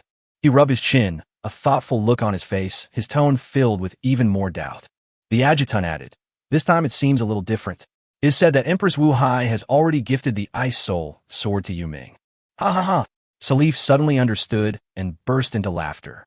So that's how it is. No wonder the Silver Serpent looked like it wanted to devour the underworld alive. Ha ha ha. This is going to be interesting. So very interesting. His eyes gleamed brightly. Clearly, the auction had piqued his interest greatly. Looking at Lu Qi on the sidelines, Salif couldn't help but exclaim, young man, you're something else. You've got some skills. Lord Silver Serpent has offered 45,100 gold coins. Is there anyone who can offer a higher price? The host's voice became shrill with excitement, almost as if he were shouting at the top of his lungs. This price has far exceeded his expectations. He originally thought that the Heart of Steel could only be sold for a maximum of 4,000 gold coins, but he did not expect the price to soar to 50,000 gold coins. He could foresee how lucrative his commission would be once the deal was successful, as if a windfall had fallen into his lap. That silver snake is a disgusting creature. Lukikur sid inwardly. If it weren't for Silver Serpent interference, he could have easily acquired Ironheart for 3,200 gold coins. Now he has to spend nearly 10 times more money unnecessarily, and this feeling of frustration makes him very unhappy. This stalemate cannot continue. Lu Qi narrowed his eyes, his thoughts racing. He knew that Silver Serpent's purpose in coming here was to bid for the treasure map for Pirate King Poison Bee, so Silver Serpent certainly wouldn't dare to buy Ironheart for tens of thousands of gold coins right now. The Silver Serpent is doing this simply because it knows Lu Qi wants the Heart of Steel, so it's deliberately raising the price to annoy him. Thinking of this, a glint flashed in Lu Qi's eyes, and he already had a plan in mind. Lu Qi raised his paddle again and bid 50,000 gold coins. As expected, Silver Serpent followed up again, bidding 50,100 gold coins. He looked at Lu Qi smugly, but Lu Qi smiled coldly and did not make a bid this time. Lord Silver Serpent has offered 50,100 gold coins. Is there anyone who can offer a higher price? The host called out again, his eyes fixed on Lu Qi, waiting for Lu Qi to make another bid. But Lu Qi made no move. 50,100 gold coins for the first time. The host shouted loudly at Lu Qi. 50,100 gold coins, second time. However, Lu Chi still did not make any move. At this moment, Silver Serpent couldn't sit still any longer. He certainly didn't want to spend 50,000 gold coins to buy a heart of steel. He stood up abruptly, looked at Lu Chi, and said, Hey, aren't you going to keep bidding? Lu Chi shrugged and said indifferently, Since Senior Silver Serpent likes this heart of steel so much, how can I take what belongs to someone else? This heart of steel is yours. Upon hearing Lu Chi's words, the silver snake was struck dumb as if by lightning. The gold coins in his hand were for bidding on the treasure map of a legendary weapon. If he actually spent 50,000 gold coins to buy such a thing, Poison Bee would definitely break his legs. The thought of this made Silver Snake's face turn pale. 50,100 gold coins for the third time. The auctioneer's voice rang out again. Seeing that Lu Chi was no longer bidding, the auctioneer lost hope and slowly lowered the gavel. At that moment, it was as if time had stood still. Once the auction hammer falls, the deal is done and cannot be changed. At this moment, cold sweat broke out on the Silver Snake's forehead. He could only watch helplessly as the auction gavel fell slowly. However, at the very last moment before the auction gavel fell, Lu Chi suddenly raised his paddle. 50,200 gold coins. Seeing Lu Chi bid again, Silver Serpent breathed a sigh of relief. But he was genuinely frightened. If he spent 50,000 gold coins to buy the Heart of Steel, it would mean he would completely lose his chance at the treasure map. However, after being frightened like that, he dared not bid any further. Finally, Lu Chi successfully bid for the Iron Heart for 50,200 gold coins. Despite the outcome being decided, Silver Serpent still had no intention of letting Lu Chi go. Yuming, do you really have that many gold coins? He asked with a disdainful look. You're just a leader. How could you possibly have so much wealth? In his view, even as a king-level expert, his entire fortune was only tens of thousands of gold coins. He couldn't believe that Lu Chi, a leader-level person, could come up with such a huge sum of money. Lu Chi looked coldly at the Silver Snake. Do I need to explain anything to you? Chapter 93, Nightmare Ship Evolution. Silver Serpent sneered. Humph. Looks like you can't come up with the money. Are you going to start looking for someone to borrow from? Or take out a bank loan right now? How could Meng Li possibly want to be with a poor wretch like you? Lu Chi smiled faintly and asked in return, If I can produce it, what will you do? If you can come up with these 50,000 gold coins, I'll eat this table in front of everyone.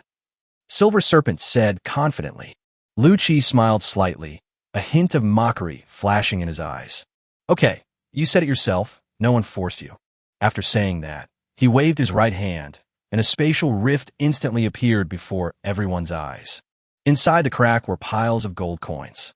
This scene slightly shocked the people in the audience. My God, the underworld is so rich. That pile of gold coins just now, roughly estimated, is at least 70,000. I could never earn that much money in my entire life. Haha, Silver Snake has really bitten off more than he can chew this time. Let's see how he gets out of this mess. People were buzzing with discussion, while Silver Snake stared blankly at the pile of gold coins, his face extremely grim. He never expected that Lu Chi would actually be able to produce so many gold coins. Lu Chi waved his hand again, and more than 50,000 gold coins appeared before the host. Here are 50,200 gold coins. Feel free to use them. Then he looked at the Silver Snake and asked, How are you going to eat at this table? Silver Serpent felt a surge of anger rising within him under Lu Chi's gaze, but he was unable to retaliate. The stares around him made him feel extremely uncomfortable. He knew he was in a predicament.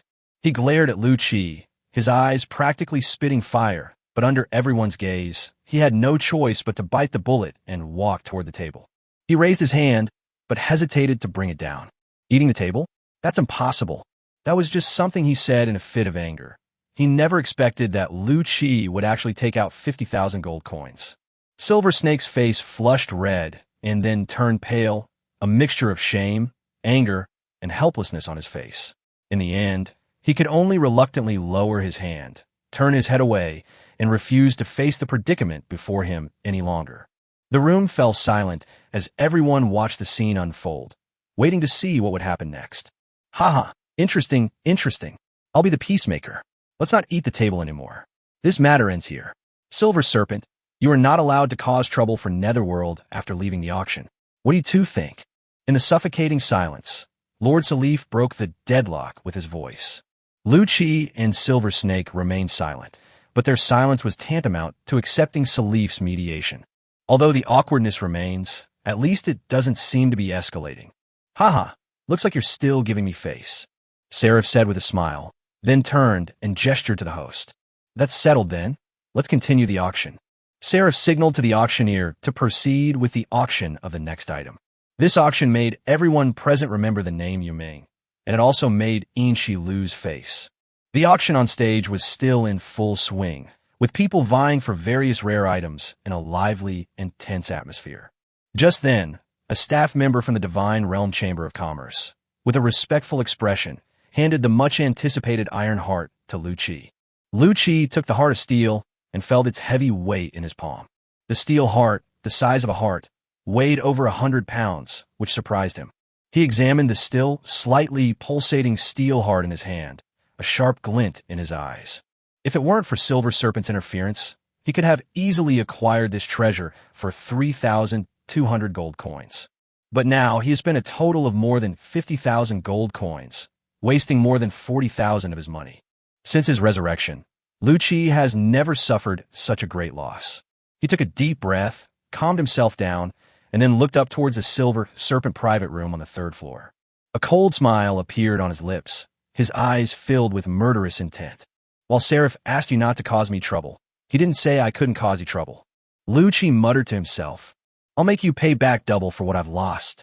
His voice revealed a hint of coldness and decisiveness. Clearly, he was not one to suffer a loss. Lu Chi waved his hand gently, storing the heart of steel in his storage space, and then turned and left the auction. Stepping out the door, Lu Chi immediately activated his spatial teleportation. The surrounding scenery blurred instantly, as if he had crossed an invisible boundary, and he returned to the nightmare. The crew of the nightmare were waiting anxiously when the fluctuations in space caught their attention. After a slight dizziness, Lu Chi's figure appeared before them. Captain, have you obtained the heart of steel? Jack asked impatiently. Everyone else looked at Lu Chi with anticipation. They all knew that with the iron heart, the nightmare could evolve into a battleship. At that time, the strength of the Netherworld bounty hunters will undergo a qualitative change. Lu Chi smiled slightly and took out the beating steel heart from his storage space. Yay!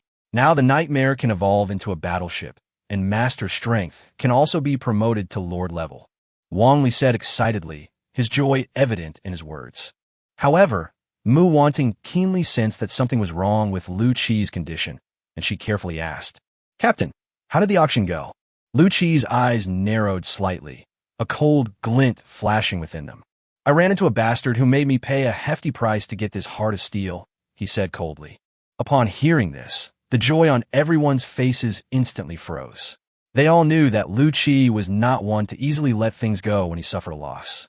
I'll make him pay me back in a minute. Lu Chi's tone revealed a hint of murderous intent.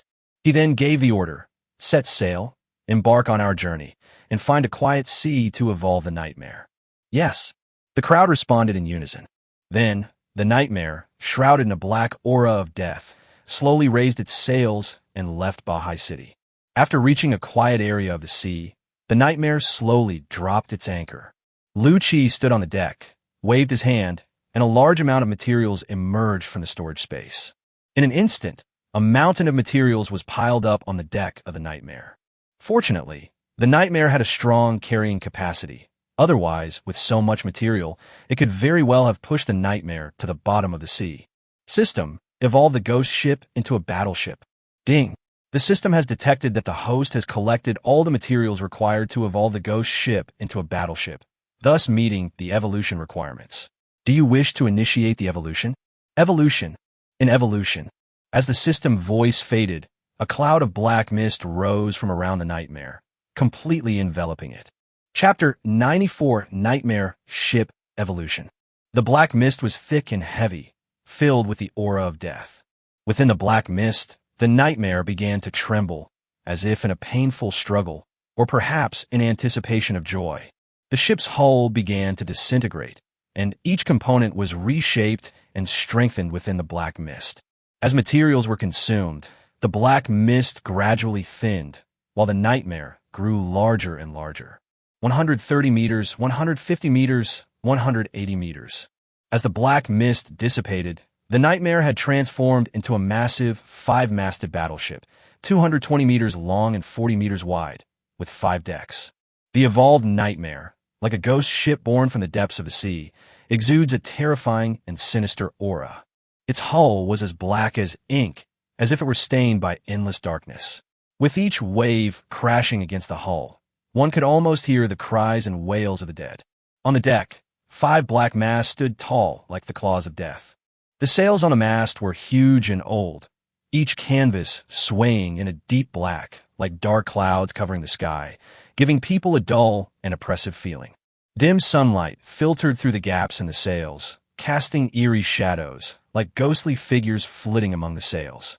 A thin layer of black mist hung over the deck of the Nightmare, within which distorted and blurry figures could be vaguely seen. They were expressionless, with empty eyes, as if they were suffering endless torment, and they wandered silently on the deck. Whenever the sea breeze blows, it brings a chilling aura, the size and resentment of the creatures killed by the ghost ship. Everyone stared in disbelief, as if the Nightmare beneath their feet had transformed into a strange, colossal behemoth. This made the battleship Nightmare so big. Rose's voice held a hint of disbelief as she looked at the vast deck before her, seemingly somewhat disoriented. On this spacious deck, the Nightmare's 300 crew members appeared somewhat sparse. Yes, the Nightmare has not only become longer and wider, but it also has 2 more decks. Muwani was also quite shocked. She looked up and saw the Nightmare, with its 5 decks, standing like a black fortress on the sea. Compared to the previous cruiser-class Nightmare, the ship is at least 5 or 6 times larger. Battleships were the maritime hegemons of this era, because only battleships could be considered large warships, and only battleships could be equipped with large shipborne weapons. Muwani suddenly remembered something and excitedly ran towards the cabin, her laughter echoing around her. There's so many rooms now. I'm going to pick one I like. The Nightmare's 5 decks mean there are 5 levels of space for crew living.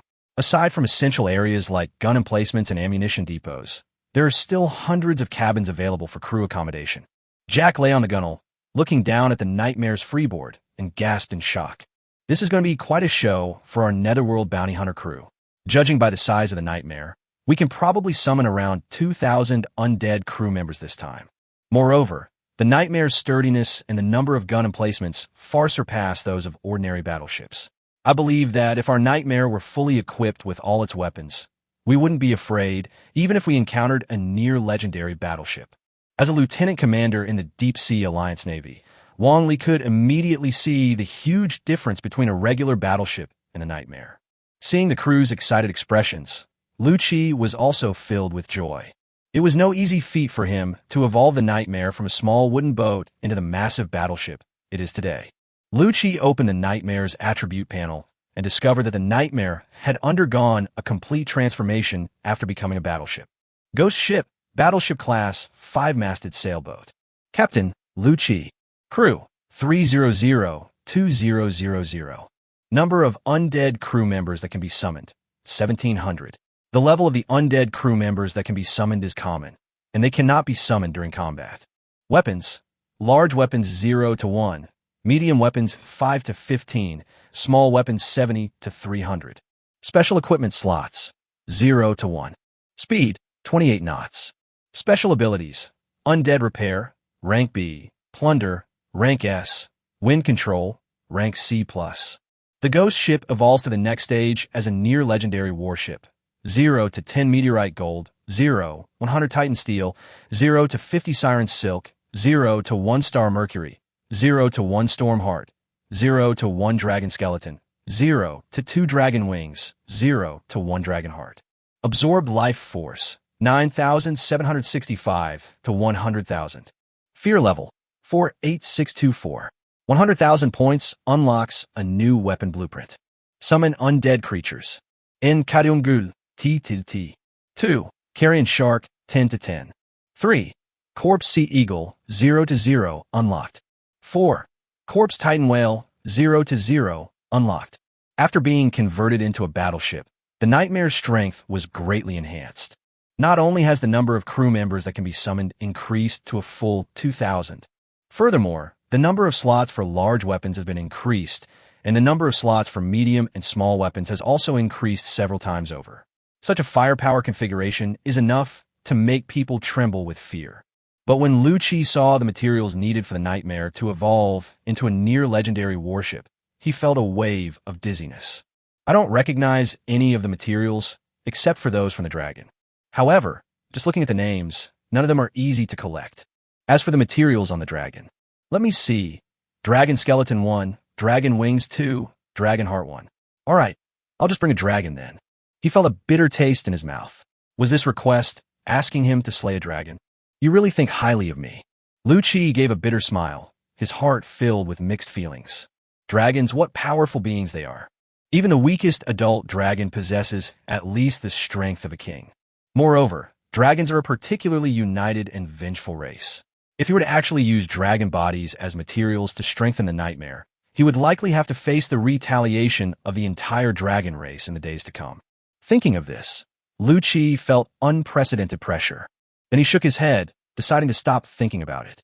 Back then, the materials needed to upgrade the nightmare from a cruiser to a battleship also seemed like a major headache. But he managed to collect them all very quickly. Chapter 95, an eye for an eye. Ding. Due to the ghost ship's evolution into a battleship, the host has received feedback from the ghost ship, and their strength level has increased to Lord level. Immediately, a surge of black energy gathered from all around, forming a dark vortex that completely enveloped Lu Qi. He stood there, letting the energy flow into his body. The black energy coursed through Lu Qi's body. Each wisp of energy was like a lively sprite, transforming his body. His muscles became stronger under the nourishment of this energy, and his bones became denser and more resilient. The improvement in strength level was not only a physical change, but Lu Qi's mental strength and yuan power were also greatly enhanced. After Lu Qi absorbed all of this black energy, his aura underwent a dramatic transformation. A powerful aura emanated from him, as if he were the overlord of this sea area, with everything under his control. The surrounding crew members were shocked by the sudden surge of powerful energy. They stood there, staring at Lu Qi in disbelief. That aura was like an invisible storm, making Lu Qi's figure appear like a god. The captain's strength has increased to the Lord level. This pressure is truly terrifying. Jack muttered to himself, his eyes filled with awe as he looked at Lu Qi. He had seen Lu Qi make a move countless times, but this time the pressure he exerted was completely different from before. The captain was able to kill peak Lord-level experts when he was a boss-level fighter. Now that he has reached the Lord level, his strength has been greatly enhanced. It remains to be seen whether he can fight against a king-level expert. Mu Wanting stared straight at Lu Qi, her eyes filled with shock. She looked at Lu Qi and saw someone who constantly created miracles and broke the rules. In less than a year, Lu Qi rose from an ordinary person to a Lord-level powerhouse. She had never heard of such a leap forward. Hee, Wang Jia. We'll find out in a little while whether you can win or not. Lu Qi smiled confidently and said calmly. He took a deep breath, feeling the power surging within him like a raging tide. That newly born Lord-level power flowed through his body, every cell cheering as if celebrating the arrival of this moment. Lu Qi raised his head, gazing into the distance with a sharp look that seemed to pierce through the void. Silver Serpent, it's time for you to experience what it means to regret it.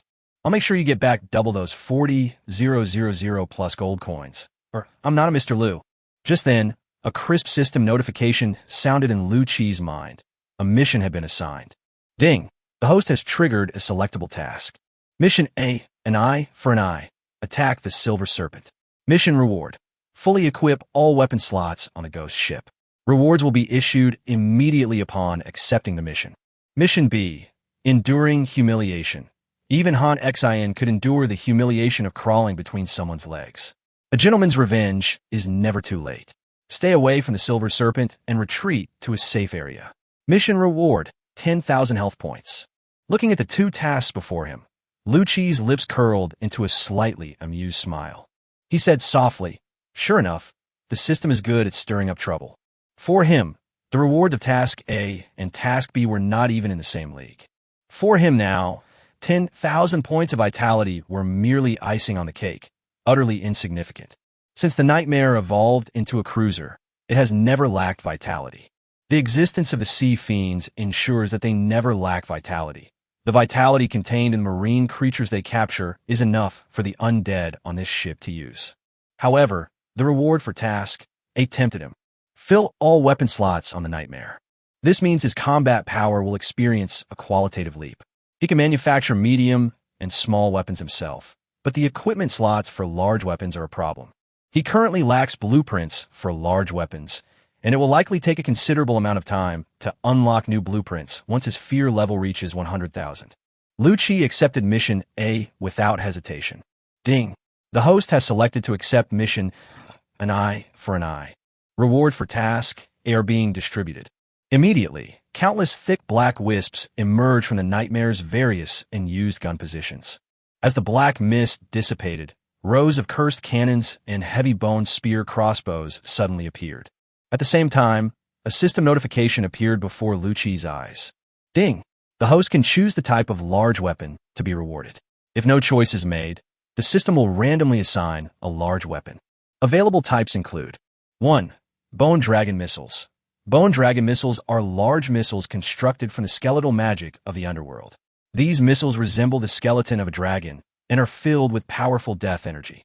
Once launched, the Bone Dragon Missiles rapidly rush towards their target, releasing a devastating explosive force upon impact. Advantages: automatic tracking, long range. Disadvantages: extremely slow rate of fire, difficult ammunition reloading. 2. Fel Cluster Cannon. The Fel Cluster Cannon is a large weapon powered by Fel energy unique to the Netherworld. It can gather surrounding Fel energy into an extremely powerful beam of energy. This beam possesses extraordinary penetrating and destructive power, capable of piercing enemy armor and directly destroying their core. Advantages: high penetration power, easy ammo replenishment. Disadvantages: requires manual aiming. 3. Necropolis Summoning Portal. This is a special large-scale weapon that doesn't attack directly. Instead, it opens a portal on the ship's hull leading to the underworld. Through this portal, a large number of undead creatures can be summoned to unleash a massive attack on the enemy. Advantages: can deploy a large number of undead. Disadvantages: undead are uncontrollable and may cause damage to friendly ships and personnel. Lu Qi stood on the deck, the sea breeze gently blowing through his hair. His eyes were slightly closed as he pondered which type of large weapon to choose. Each of the 3 large weapons has its own advantages and disadvantages, making the choice quite a headache. He stroked his chin and muttered to himself, "My special ability is to bring about natural disasters. While the necromantic portal is powerful, the undead it summons are uncontrollable. I don't want Earth to become another realm of the dead. This option has to be passed." Lu Qi's gaze shifted between the remaining 2 options. Both the Bone Dragon Missile and the Fel Cluster Cannon are extremely powerful weapons. He favors the Bone Dragon Missile, which not only has a long range, but also automatic tracking capabilities, making it a valuable asset in combat. But he frowned and shook his head. "Unfortunately, I anticipate that resupplying the Bone Dragon Missiles will be a problem. If it can't be solved by consuming my life force, I'll have to personally go to the Netherworld to replenish them. In that case, the Bone Dragon Missiles would essentially become disposable weapons, something I have to consider." Chapter 96: Ambush on the Silver Serpent. After much deliberation, Lu Qi finally made his decision. He took a deep breath and said firmly to the system, "System, I choose the Fel Cluster Cannon." Ding! The host has selected the Fel Cluster Cannon as a large weapon. Rewards are being distributed. Then a thick black fog surged toward the large weapon bay located inside the ship. The thick fog gradually dissipated, revealing the true form of the Fel Energy Cluster Cannon. The Fel Cluster Cannon has a unique design, with its body made of several thick black bones interwoven together, twisting and sinister like the tentacles of a demon. Each bone shimmered with a deep purple light, as if it contained a destructive power. At the muzzle was a massive energy aggregator, like a deep black hole, constantly devouring the surrounding energy and condensing it into an incredibly powerful energy beam. This energy beam, shimmering with an eerie purple light, tumbled and compressed under the restraints of the cannon muzzle, awaiting its release. Around the Fel Energy Cluster Cannon, the air seemed to be compressed, forming ripples of energy. These ripples emitted a dark light, making the entire cannon appear even more mysterious and terrifying. Lu Qi looked at the Fel Energy Cluster Cannon in front of him, a hint of satisfaction flashing in his eyes. Having a system is good. The Nightmare's weapons and equipment were replenished in an instant. Weapons: 1 to 1 large weapons, 15 to 15 medium weapons, 300 to 300 small weapons. The Nightmare is now equipped with a total of 15 curse cannons and 300 giant bone spear crossbows. The tall hulls on both sides were covered with a dense array of cannon ports. The sharp spearheads inside the cannon slits gleamed coldly, exuding a chilling, murderous aura. The number of weapons now exceeds the number of crew members. Fortunately, the Nightmare currently has enough stored life force. Lu Qi then chose to expend 1,700 life points to summon 1,700 undead crew members. As the spatial fluctuations were felt, the once empty deck immediately became crowded. These undead crew members were all expressionless, exuding a cold aura. They stood in neat rows, silently awaiting Lu Qi's orders. Looking at the scene before him, Lu Qi felt a surge of pride welling up inside him. With the addition of these undead crew members, Lu Qi's strength has undoubtedly increased to another level, and he will be more confident in fighting the Silver Serpent. On the vast ocean, a battleship over 200 meters long is cutting through the waves. This ship is imposing like a giant sea beast. Its hull is painted in a special silver color, making it difficult to spot with the naked eye, whether under the blazing sun or on a dark and windy night. A huge flag hangs atop the towering mast. The flag is embroidered with a lifelike, ferocious, and majestic horde of venomous bees, the very symbol of the Pirate King, the venomous bee. This is the emblem of the Pirate King Poison Bee, symbolizing the owner of this ship, the infamous Pirate King. At this moment, Silver Serpent was sitting leisurely in a chair on the captain's deck of the Silver Serpent. He was dressed as a pirate, wearing a black overcoat, a pointed hat, and a cigar dangling from his lips, looking completely at ease. Behind him, a pirate crew member was fanning him obsequiously, his face filled with awe and fawning. "Silver Serpent boss, you've done a great job helping the Pirate King obtain the treasure map for the legendary weapon this time." The pirate crew member fanned himself while offering compliments. His words were full of flattery, and he fanned himself faster, as if this would please the Silver Snake even more. Upon hearing this, a smug look appeared on the Silver Snake's face. He represented Pirate King Poison Bee in the bidding for the treasure map and successfully acquired it. Although it cost him over 100,000 gold coins, it was still a success. He gently exhaled a puff of smoke, then slowly began to speak. This is nothing. Soon, our poisonous bee pirates will have another legendary warship. However, that netherworld was a real coward. He actually ran away before the auction even ended. One of the pirates smirked and said softly, "How can someone like this be ranked number 1 on the list of prodigies? What a joke." Another pirate shook his head and mocked. "If he's number 1 on the prodigy ranking, then I could be on it too, huh?" Another pirate laughed and echoed. Upon hearing this, the surrounding pirates burst into laughter. However, upon hearing the words netherworld, the Silver Snake's face suddenly darkened. His original plan was to track down Yu Ming after the auction and kill him in one fell swoop to eliminate any future trouble. Unexpectedly, Yu Ming escaped ahead of time. Although he promised Lord Seraph of Bahai City at the auction that he would no longer cause trouble for Yu Ming. Who is he? He's a pirate. What's the value of a pirate's reputation? Therefore, as soon as the auction ended, Silver Serpent immediately set about searching for the Netherworld ship. However, he found only an empty sea. The ghostly ships had vanished without a trace. You're lucky this time. I'll let you live a little longer for now." Silver Snake snorted coldly, a ruthless glint flashing in his eyes. "But next time I see you, I will personally pluck your beautiful head off." What Silver Serpent and all the pirates didn't notice was that, at this moment, atop the tall mast of the Silver Serpent, a half-decayed seagull stood silently. On the deck, the seagulls watched every move of the Silver Snake and the pirates. And so a day passed. The Silver Serpent sailed on the vast ocean. The surrounding waters were silent, and there was no trace of any other ship for hundreds of nautical miles, as if they had become solitary travelers in this sea. As the sun gradually sets, its afterglow spills onto the sea, creating a shimmering effect. The silence was suddenly broken by a cry of alarm from the pirate on lookout duty aboard the Silver Serpent. "Third mate, look, what's that?" He pointed into the distance, his voice trembling slightly.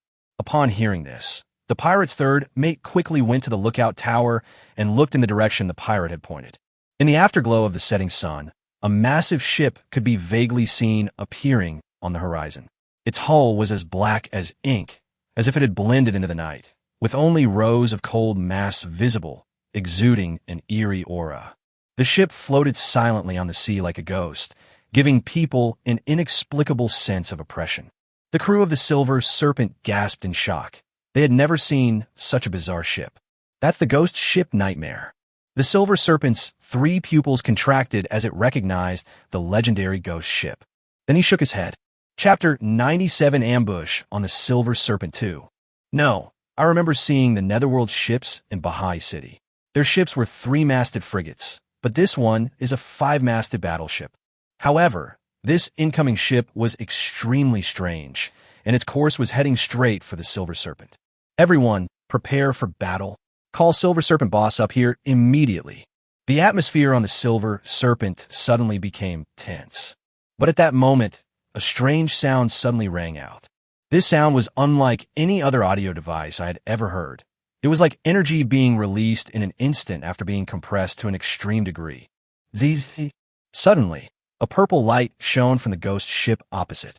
Then, a terrifying purple energy, like a raging bolt of lightning, struck the Silver Serpent with lightning speed. Its speed is so fast that no one has time to react. The Silver Serpent's hull underwent special reinforcement. While its sturdiness didn't quite reach the level of a near-legendary battleship, it was already among the best of ordinary battleships. However, even so, the moment the purple beam of light struck the Silver Serpent, the sturdy hull was easily pierced, leaving a large hole. Purple lightning flickered at the edge of the cave entrance, and several pirates who approached the entrance were instantly reduced to ashes without even being able to scream. Sensing the attack on the ship, Silver Serpent instantly rushed out of the captain's cabin and onto the deck. His eyes blazed with fury as he shouted angrily, "What's going on? Who dares to attack our Poison Bee pirate crew?" As a pirate, he was always the one attacking others, but today he was attacked, which made him extremely angry. The third mate rushed to his side, pointed towards the stern, and said in a trembling voice, "Boss, it's that black ship. That ship is a bit eerie."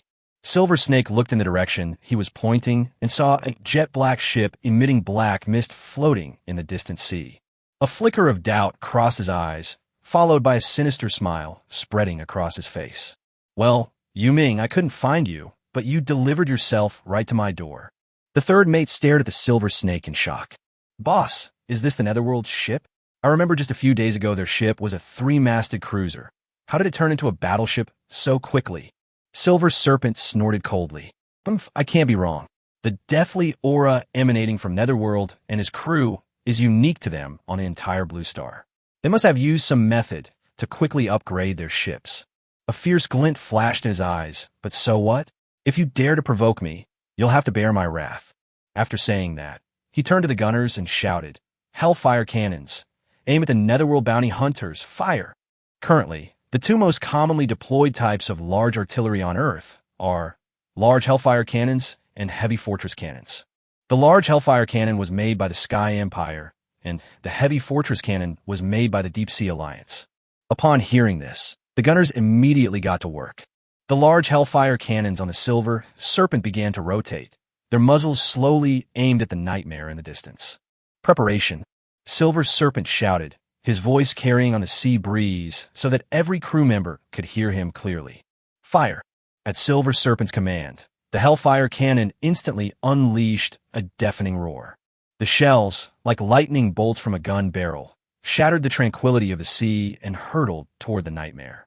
The black mist that filled the Nightmare vanished instantly under the impact of the cannonballs, and the ship trembled under the baptism of gunfire. The black hull was hit by a shell, which ignited flames dozens of meters high, as if to engulf the entire ship. "You hit it!" The crew of the Silver Serpent cheered, their faces filled with the joy of victory. However, before their cheers had subsided, the Nightmare was illuminated by a purple light once more, and another beam of purple energy shot toward the Silver Serpent. "Defense!" The Silver Snake realized what was happening and shouted loudly. However, this purple energy beam shot straight towards the Hellfire cannon equipped on the Silver Serpent. The Hellfire cannon exploded instantly under the impact of the purple energy, scattering fragments everywhere. The surrounding gunners had no time to dodge and were hit by shrapnel, instantly turning flesh and blood into flying fragments. Well done, Jack.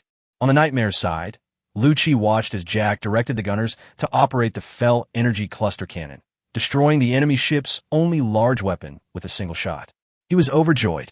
Now that the opponent has no heavy weapons, even if it's a war of attrition, Lucci can wear down the Silver Serpent to death.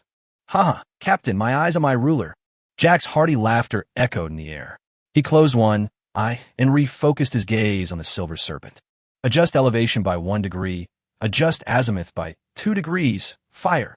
The Fell energy cluster cannon roared deafeningly, and a dazzling beam of energy ripped through the sea, striking the Silver Serpent's interior. At that moment, the Silver Serpent's hull shook violently, and raging flames instantly ignited, turning the entire sea surface red. On the Silver Serpent stared, his face ashen, at the raging fire burning within the ship. He understood that they had completely lost their advantage in naval warfare. He gritted his teeth and immediately gave the order. "Everyone back inside the cabin, we're going to dive." Upon hearing Silver Serpent's order, all the pirates abandoned their tasks and rushed into the ship's cabin in a panic. Then, Silver Serpent suddenly activated Silver Serpent's B-rank ability, Stealth. At that moment, the Silver Serpent's hull shuddered violently, as if a giant beast had plunged into the water. The surrounding seawater was quickly pushed aside by the ship's hull, forming a clear dividing line.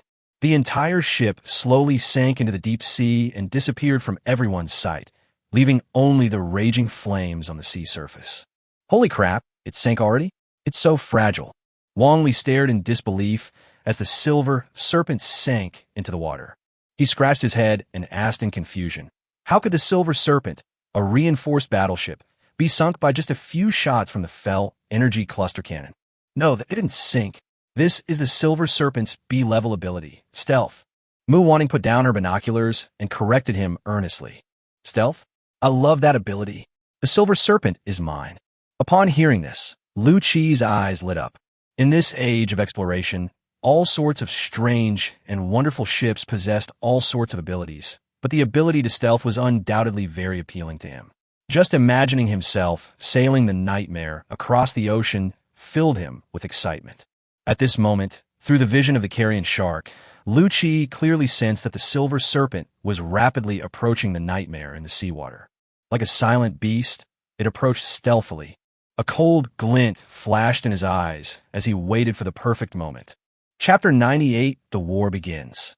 Finally, when the Silver Serpent approached the Nightmare at a certain distance, Lu Chi suddenly gave the order.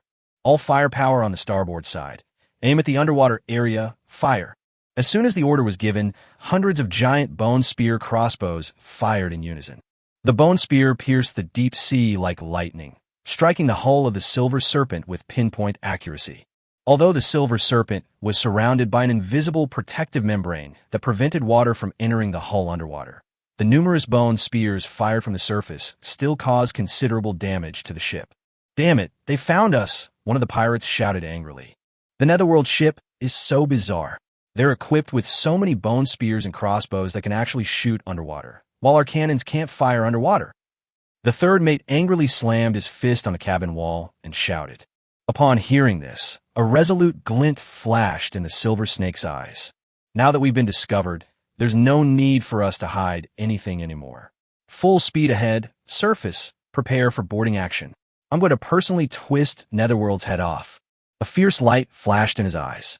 "Yes, full speed ahead, everyone, prepare for boarding action." As soon as Silver Serpent gave the order, the entire Silver Serpent ship erupted in excitement, with all the pirates picking up their weapons and preparing for the impending battle. Splash! The water surface cracked instantly, and the Silver Serpent, like a wild sea beast, suddenly emerged from the water. The ship exuded a powerful aura, pushing the seawater aside to reveal its menacing bow. At that moment, the two ships came face to face, so close that the expressions of the other crew members could be clearly seen. Both sides opened their cannons at the same time, like two ferocious beasts opening their bloody mouths and revealing their fangs. Fire! Fire! Like the fingertips of death, hundreds of bone spears, each a meter long, pierced the stern of the ship, piercing through pirates one by one. Screams and roars mingled together, creating a cruel and shocking scene. The Silver Serpent's port side, armed with 120 guns, opened fire fiercely, raining shells down on the Nightmare. Many undead crew members were reduced to dust by the bombardment of the cannons, and the Nightmare's hull shook violently under the bombardment. This was a life-or-death battle. Both sides unleashed their strongest firepower, relentlessly bombarding each other. Hundreds of cannonballs and bone spears collided in the air, drawing trails of death. Flames soared into the sky and smoke billowed, obscuring the sunlight and turning the sea into a scene of purgatory. Bang, bang, bang. Dozens of planks were laid between the gunwales of the Silver Serpent and the Nightmare, making it look like two floating islands suddenly colliding. Brothers, follow me and charge forward to destroy the Netherworld. The Silver Serpent, brandishing its massive, menacing anchor, charged headlong towards the Nightmare. He leaped forward like a tiger descending a mountain, landing instantly on the deck of the Nightmare. With a swing of his longsword, a dead crew member was cleaved in two, his bones scattering everywhere. Kill! Following the evil anchor, thousands of pirates surged aboard the Nightmare like a tidal wave. They wielded sharp blades, their roars were deafening, and their eyes gleamed with fanaticism. Warriors of the underworld, let these scum see what fear from the realm of the dead is like. Wanli stood on the mast of the Nightmare and roared loudly. At his command, hundreds of undead crew members, gripping ropes, swung like the wind towards the Silver Serpent in an instant. Their faces were expressionless, their eyes flashing with a cold green light, like ghosts who had escaped the clutches of death and returned to the world with endless resentment. In an instant, more than 4,000 people on the two ships were caught up in a fierce hand-to-hand battle.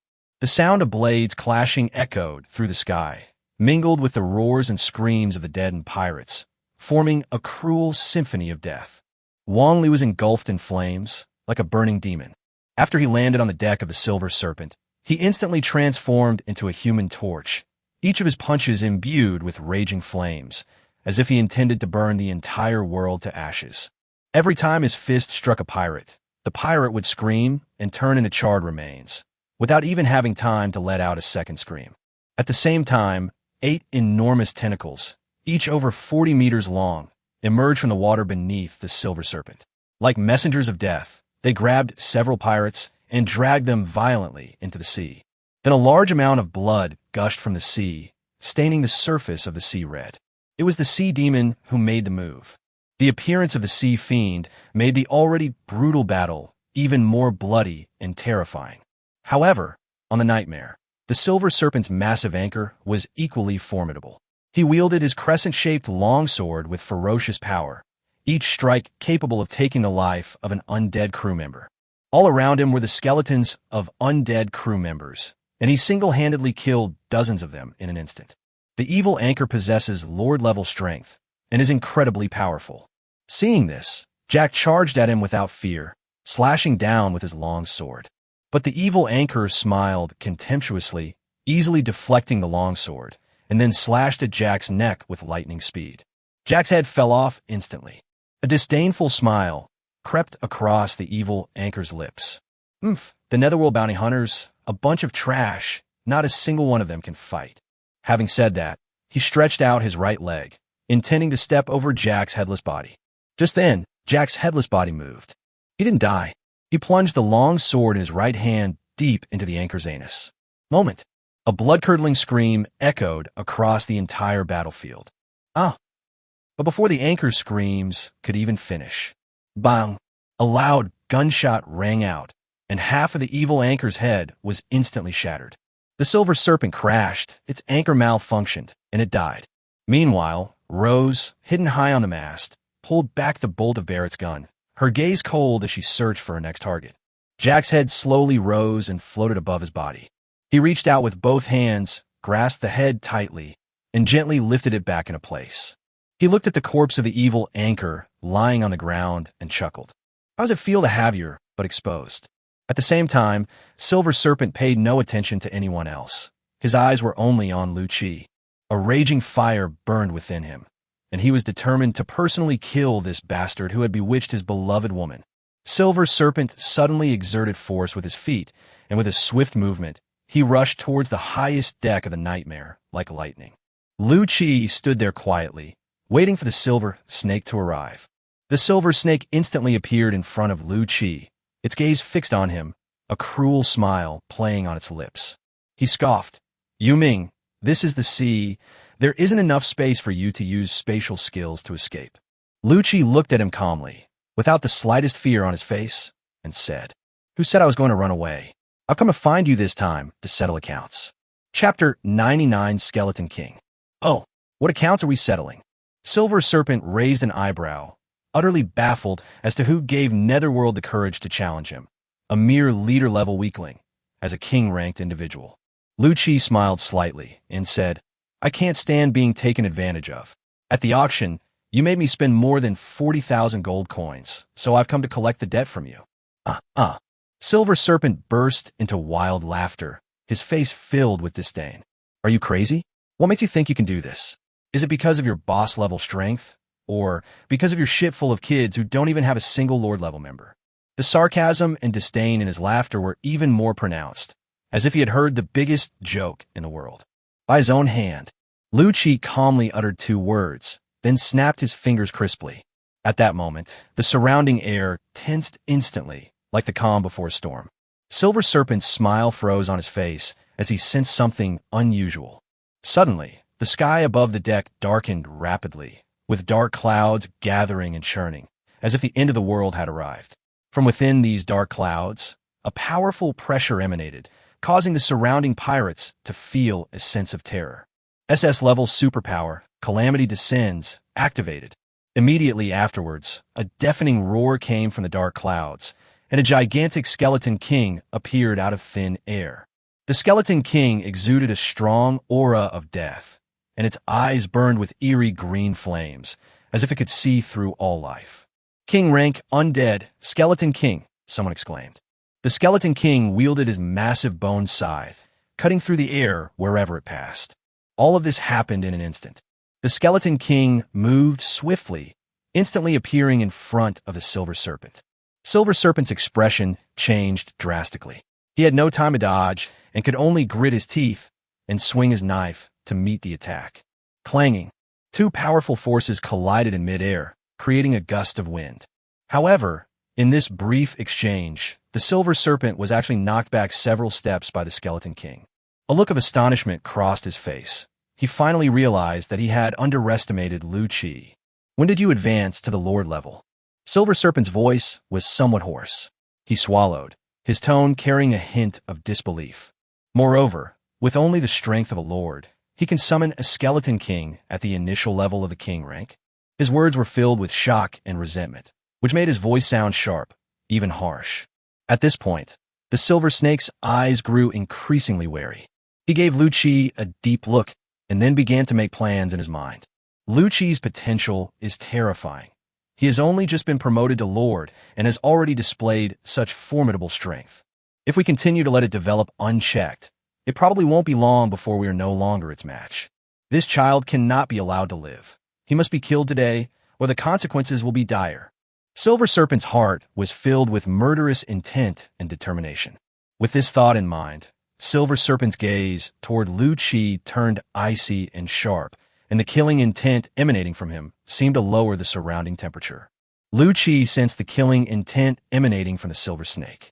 He smiled lightly, his eyes filled with mockery. He raised his head, looked at the Silver Snake, and a disdainful smile curled at the corner of his mouth. "You want to kill me?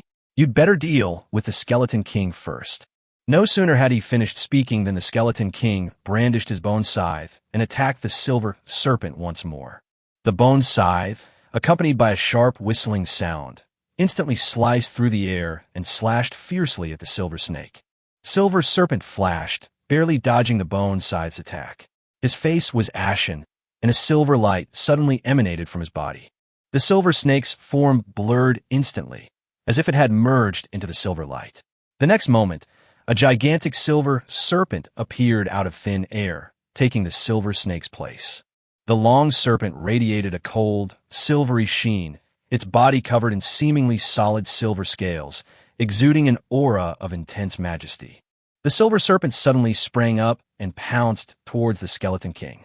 Its body moved like a silver lightning bolt, so fast that it was impossible to catch.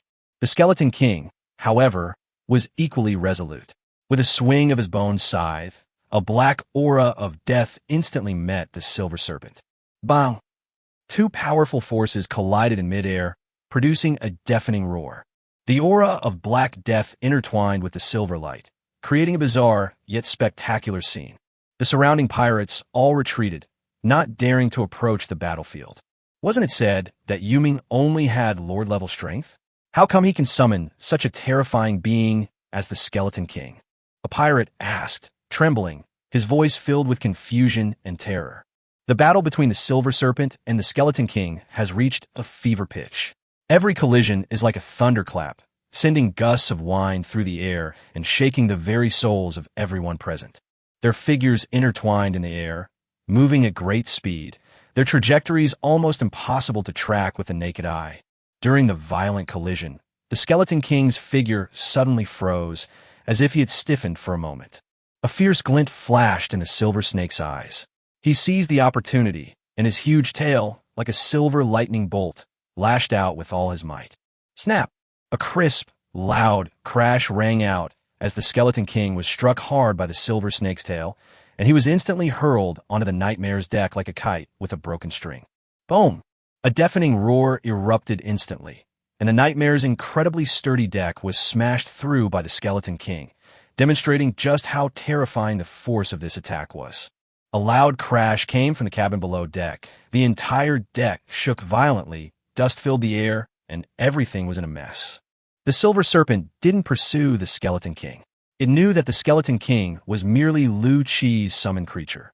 Once Lu Chi was killed, the Skeleton King would disappear and return to the Netherworld. The Silver Snake immediately changed direction and darted towards Lu Chi like lightning. However, Lu Chi remained unusually calm in the face of the Silver Serpent's fierce attack. He calmly watched the long snake rushing towards him. Then his figure suddenly vanished from the spot. Teleportation. His figure appeared instantly behind the Silver Serpent. It all happened so fast that the Silver Serpent had no time to react. Its momentum hadn't diminished when it suddenly realized that its target had vanished. Lu Chi gave the Silver Serpent no chance to catch its breath. With a flash, he disappeared from the spot once more. The next moment, he appeared above the Silver Serpent's head and slammed his palm down. Spatial suppression, he hissed. After advancing to the Lord level, Lu Chi's mental strength increased significantly, and his spatial abilities also became more powerful and diverse. Spatial suppression is a new skill he created. As Lu Chi finished speaking, the surrounding air suddenly became heavy, pressing down on the Silver Serpent like an iron hammer. Chapter 100: Crushing the Kingrake. The Silver Serpent felt as if it were firmly locked in place by an invisible mountain, making it difficult to even move. Immediately afterwards, Lu Chi's palm slammed down, as if the sky were collapsing and a terrifying force descended from the heavens. Boom! A loud bang was heard, and a huge handprint appeared on the deck. The entire deck was instantly cracked, and fragments flew everywhere. The Silver Serpent was located in the center of the palm print, blood flowing from the corner of its mouth, indicating that it was seriously injured. At this moment, the surrounding pirates stood frozen like statues, their eyes wide open, as if trying to etch this incredible scene into their very being. In their minds, the gap between the king level and the lord level was like an insurmountable chasm, but the scene before them completely overturned their concept. Are you kidding me? A pirate's voice was hoarse and trembling, still immersed in the unreal shock. Yuming actually injured Silver Serpent leader? How is that possible? Another pirate swallowed hard, his face showing the look of someone who had seen a ghost. When will Lord-level characters be able to fight King-level characters? Am I dreaming? Am I going crazy? Amidst the uproar, Lu Chi stood proudly. His figure was agile, his clothes fluttering. A cold sea breeze blew by, gently lifting his long hair behind him, and the aura he exuded was like that of a war god. The captain actually managed to contend with a king-level opponent after advancing to the lord level. Mu Wanting murmured absent-mindedly, momentarily forgetting even the pirates she was controlling. She then shook her head. No, this isn't just resisting, it's a complete annihilation. A lord level being crushing a beginner king level? Her voice gradually lowered, as if afraid that her voice would shatter this dreamlike scene. Thinking of this, an indescribable emotion welled up in Mu Wanting's heart. If she hadn't witnessed it with her own eyes, she would have thought she was crazy. The silver serpent's eyes were also filled with horror. It hadn't expected that Netherworld could injure it at the Lord level. He realized at that moment that he couldn't delay any longer. Yuming truly possessed the power to kill him. He had to use that secret technique, the one that even he himself feared, even if it might drain all his strength. But as long as we can slay the Netherworld, it will all be worth it. The silver serpent took a deep breath, and every scale on its body began to shimmer with a dazzling silver light, as if a silver sea of stars was contained within its body. Its eyes turned crimson, revealing a resolute and maddening intensity. Thousand serpents sky-splitting strike. The silver serpent roared, its voice deafening. In an instant, all the scales of the silver serpent scattered like shattered stars. Each scale transformed into a small, silver serpent, radiating terrifying energy. There were thousands of them, all gleaming brightly, rushing towards Lu Qi. Has the Netherworld really pushed the silver serpent boss to this extent? The third mate of the silver serpent, witnessing this scene, exclaimed in shock. He knew that this was the silver serpent's ultimate skill, each strike containing the silver serpent's life force. Once used, even if victory was achieved, the silver serpent would suffer severe damage. Therefore, the silver serpent will not use this move unless absolutely necessary. Faced with the overwhelming swarm of silver snakes, Lu Qi's expression was extremely solemn. This wasn't the most powerful attack he had ever seen. Both Lu Mungli's and the headless giant corpse's attacks were stronger. But the terrifying energy it contained made him feel the breath of death. The terrifying energy caused huge fluctuations in space, making it impossible for him to use his spatial abilities to evade it. At this critical moment, Lu Qi controlled the Skeleton King to block the attack. The colossal Skeleton King instantly appeared before Lu Qi. Golden light emanated from its skeleton, and it assumed a defensive stance. Boom! Thousands of silver snakes collided with the Skeleton King. At that moment, the light was brighter than the sun. The entire bridge deck was instantly shattered into pieces by this force, and the surrounding air seemed to be burned away, creating a vacuum. When the smoke cleared, the Skeleton King's body was covered in cracks, and then it turned into bone fragments and dissipated into the air. Skeleton King. I was living a good life as the king of the undead, and this bastard suddenly summoned me to this godforsaken place. Not only did he not pay me, but he also used me to block spells. I'll never be an undead again in my next life. I have absolutely no human rights. The silver serpent's body rapidly shrank, transforming back into its original form. At this moment, the silver snake was severely injured. His face was as pale as paper, and his breath was weak and feeble. It was clear that releasing this attack had caused him unbearable damage. How could that be? The silver snake's eyes were filled with disbelief. Because the Skeleton King shielded Lu Qi from all the damage, Lu Qi, who took the hit, was completely unharmed. Silver Serpent, it's time to pay the price. Lu Qi's tone was indifferent, as if he were merely recounting a trivial matter. He slowly raised his right hand, preparing to activate his superpower. Wait. Silver Snake's voice betrayed a hint of panic. I'm Poison Bee's subordinate. If you kill me, Poison Bee won't let you get away with it. He tried to invoke the name of the poisonous bee, hoping to make Lu Qi wary. Even at this point, he still didn't believe Lu Qi would dare to lay a hand on him. Lu Qi merely shook his head with a cold smile. Park Chung-hee, I know he's one of Poison Bee's men, but I'll kill him without hesitation. You'll be the same. His tone was contemptuous and disdainful, as if mocking Silver Snake's naivete. Besides, who here would know that I killed you? Upon hearing this, Silver Serpent's heart sank to the bottom. He finally realized that the person in front of him was not afraid of poisonous bees at all. I can compensate you for your loss. How about 50,000 gold coins? He tried to use money to save his life. 100,000. 100,000 gold coins. Just let me go. Silver Snake's voice trembled slightly. Looking at the Silver Snake's terrified and desperate eyes, Lu Qi felt no pity whatsoever. But Lu Qi only gave a cold laugh. 100,000 gold coins? You think your life is only worth that much? His tone was full of sarcasm. Silver Snake, you underestimate your own life. Today, no matter how many gold coins you offer, it won't save your life.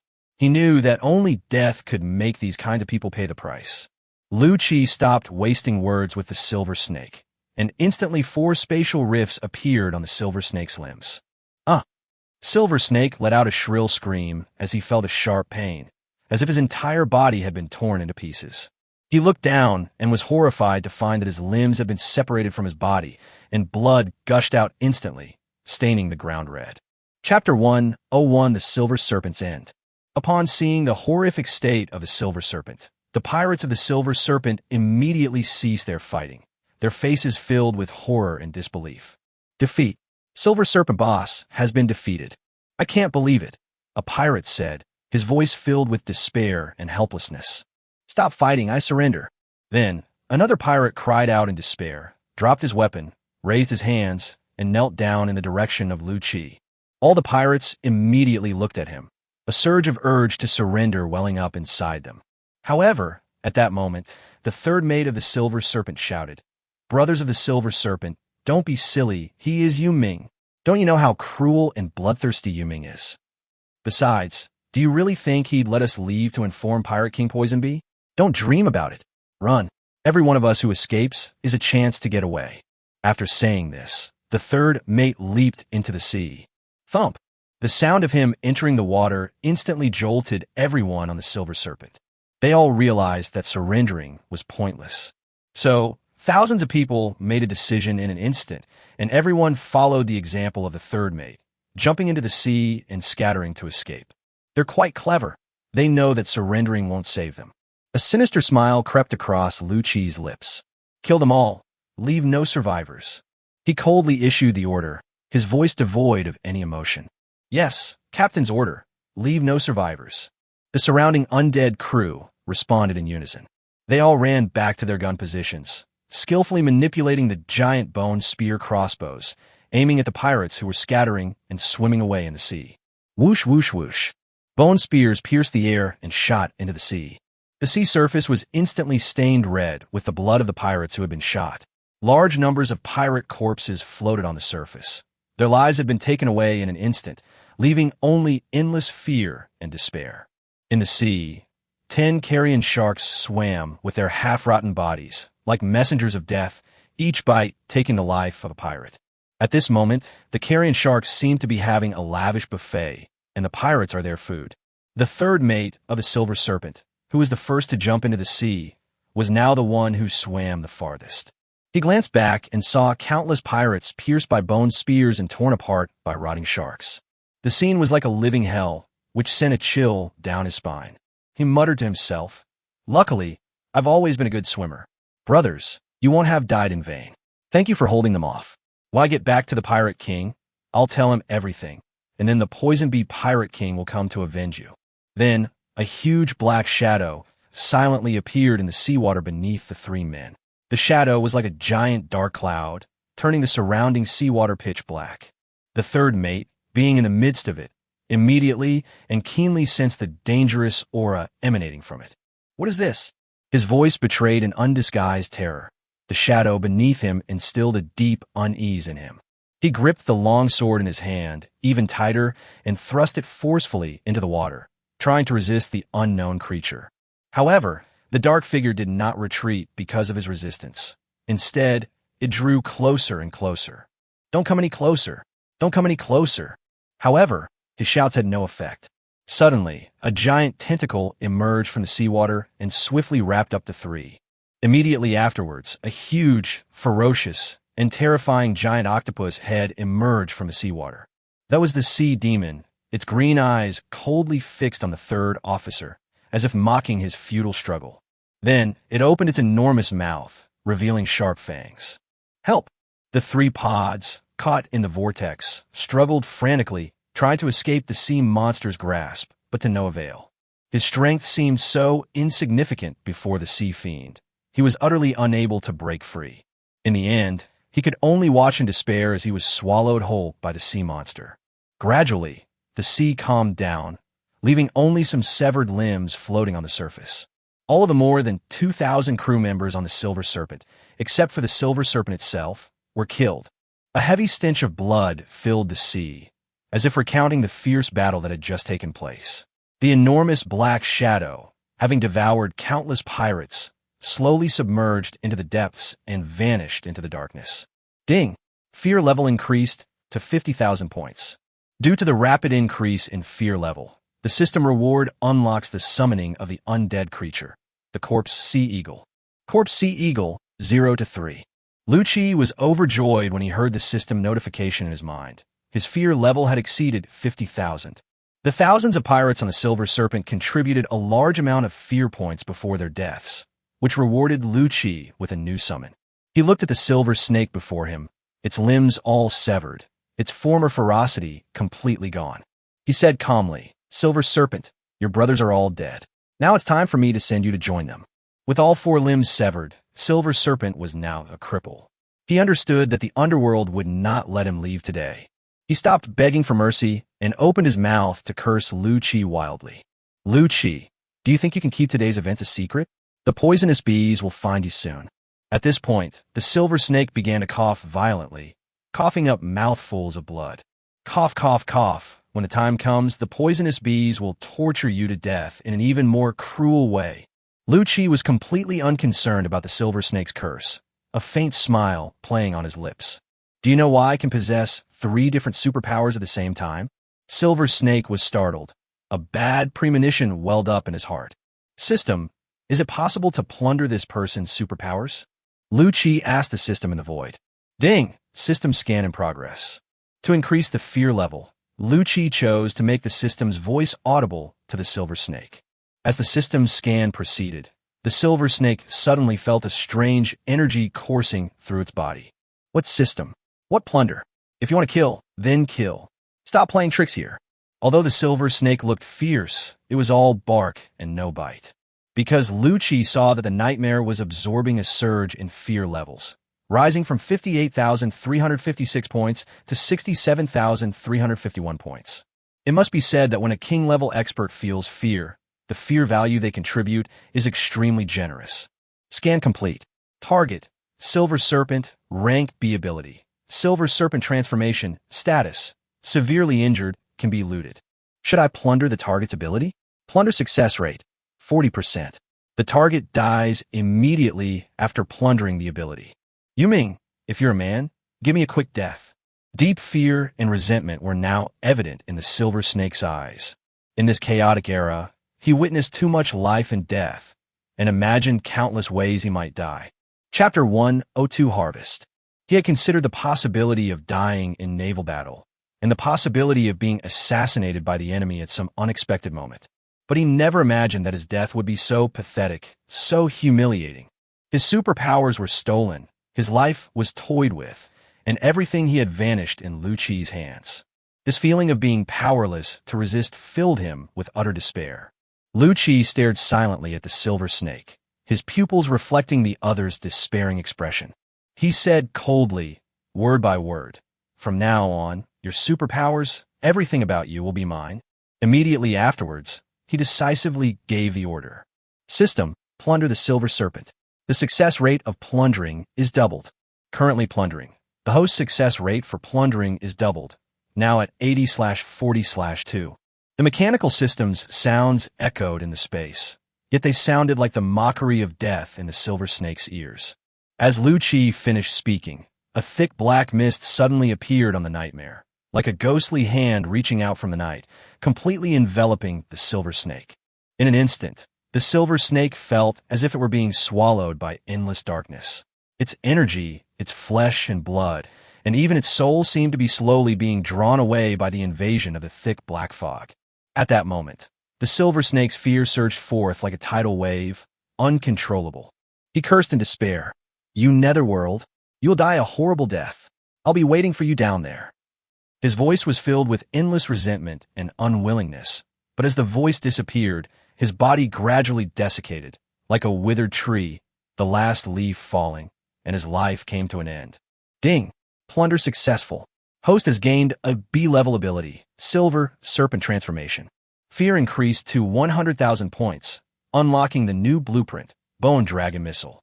A new blueprint is unlocked when the fear level reaches 300,000 points. Silver Serpent alone contributed nearly 50,000 fear points, It seems this guy was genuinely scared in the end. A slight smile appeared on Lu Chi's lips. He now possesses a total of 4 superpowers: SS-level Calamity, S-level Spatial Mastery, B-level Silver Serpent Transformation, and C-level Diamond Transformation. Then Lu Chi looked at the Silver Serpent and wondered whether he should say something or not. On the other hand, Silver Serpent is a really kind person. He not only gave her money, superpowers, and fear points, but also a mutant ship. Lu Chi really liked the Silver Serpent's stealth capabilities. Lu Chi turned around, his gaze falling on a dead crew member behind him, and asked in a deep voice, "Have all the spoils on the Silver Serpent been collected?" Captain, First Mate Rose and Second Mate Jack are leading their men to search and salvage the spoils on the Silver Serpent. The Silver Serpent is quite large, but they should be finishing soon. The undead crew member answered respectfully, his tone revealing his respect and awe for Lu Chi. After a while, Rose emerged from the Silver Serpent's cabin.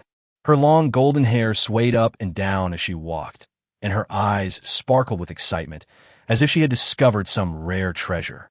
"Captain, look," she spoke excitedly, holding a scroll in her hand.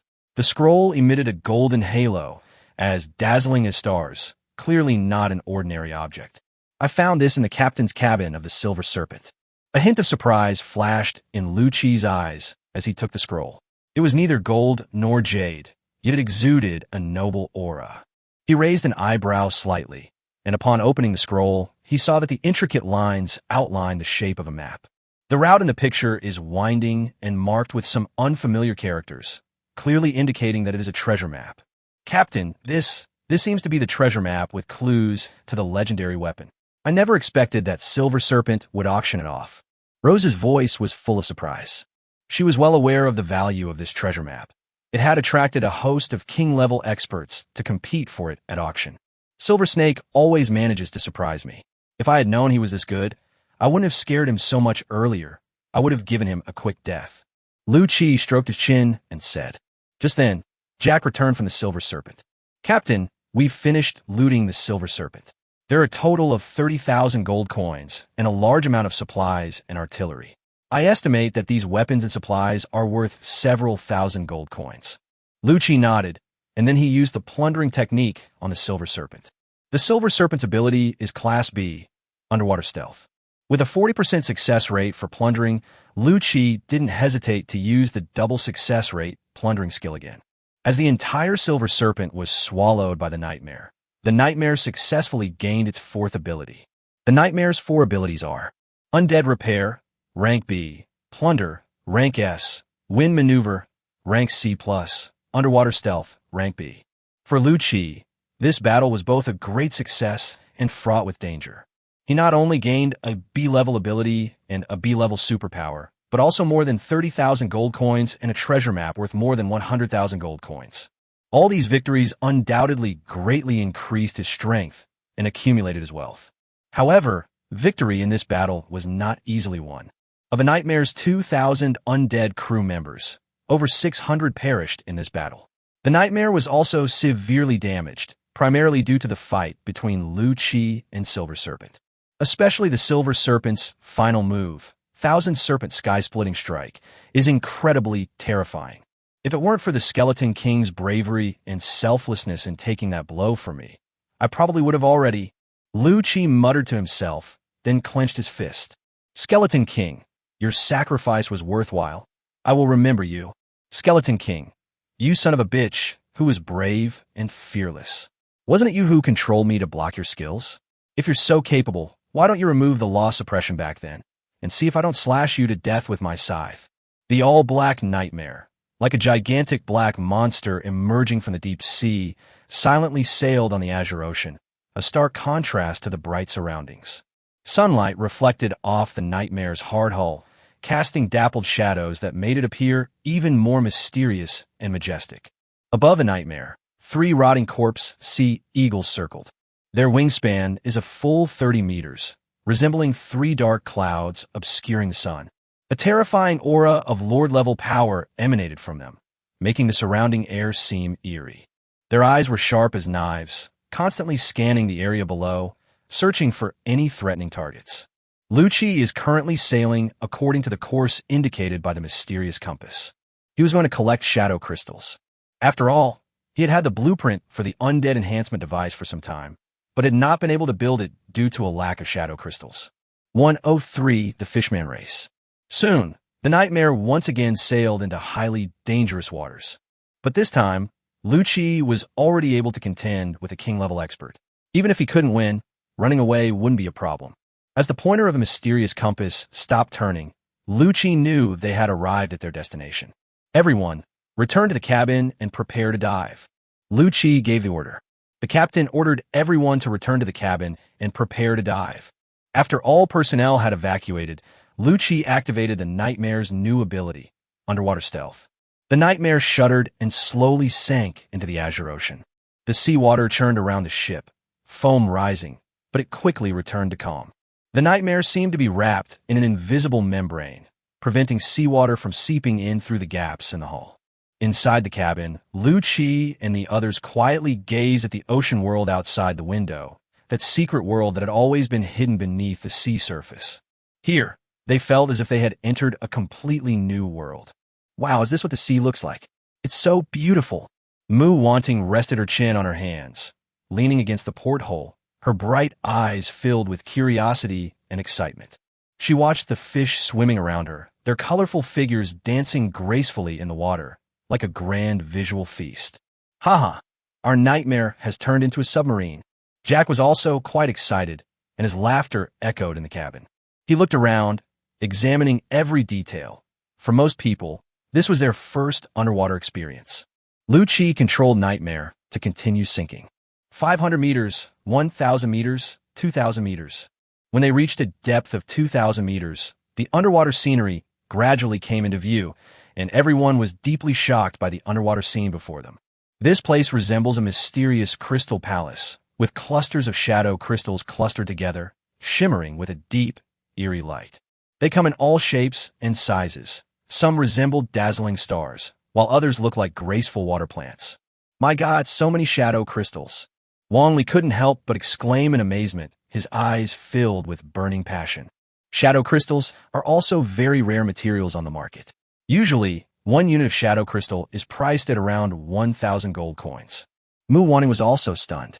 She looked at the dreamlike scene through the porthole, as if she were in a fairy tale world. A hint of satisfaction flashed in Lu Chi's eyes. He had finally found the shadow crystal he had been searching for. And, judging by its appearance, there's quite a lot of it.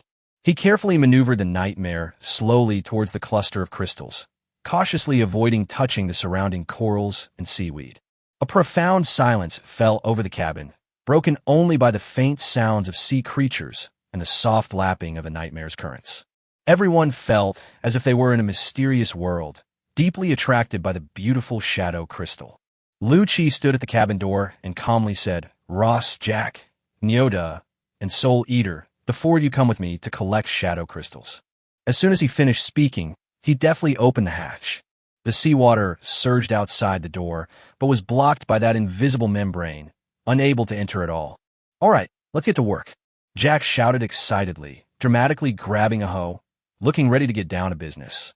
Rose looked at Jack, a hint of helplessness flashing in her eyes. She sighed softly and said, "Jack, do you know why the captain only sent us out with him? Because the shadow crystal is incredibly sturdy. Only those with boss-level strength can mine it. What use do you think that pickaxe in your hand is?" Jack paused for a moment, looked at the hoe in his hand, and then laughed out loud. "Oh, I see. I guess I got too excited." With that, he awkwardly threw down the hoe. Lu Chi smiled slightly, then turned to Mu Wanting and Wang Li. "Wanting, Wang Li, you command the crew to keep watch on the Nightmare. If any danger is detected, immediately launch the bone spears." "Clear." The two responded in unison. Lu Chi nodded, and after giving his instructions, he was the first to walk out of the cabin, followed closely by the other 4. Their eyes were drawn to the shimmering shadow crystals, yet danger was creeping closer in this beautiful underwater world. Just as Lu Chi reached out and was about to touch the shadow crystal, a powerful killing intent instantly surged forth. He froze, his eyes flashing coldly, and he hurriedly retreated. "Careful," he shouted, and the 4 people beside him realized something was wrong and hurriedly retreated. However, in that instant, a group of fishmen sprang out from the surrounding coral reefs. They were agile, with deep-sea blue skin, wielding sharp harpoons, and their eyes revealed savagery and murderous intent. "It's the merfolk. They ambushed us," Jack shouted, his initial excitement instantly replaced by tension. The merfolk gave them no time to react, their harpoons flashing out like lightning, aimed directly at Lu Qi and the others. In the deep sea, hiding becomes extremely difficult. Lu Qi's eyes turned cold. He activated teleportation, his figure disappearing from the spot like a ghost, dodging the harpoon attack. At the same time, a dimensional blade instantly condensed in his hand and shot towards the nearest merman. With a muffled thud, the merman was instantly cleaved in two by the dimensional blade, and the blood immediately stained the surrounding seawater red. Rose, Jack, Bull, and Soul Eater also reacted, each displaying their leader-level strength and engaging in fierce battle with the fishmen. Bone spears fire.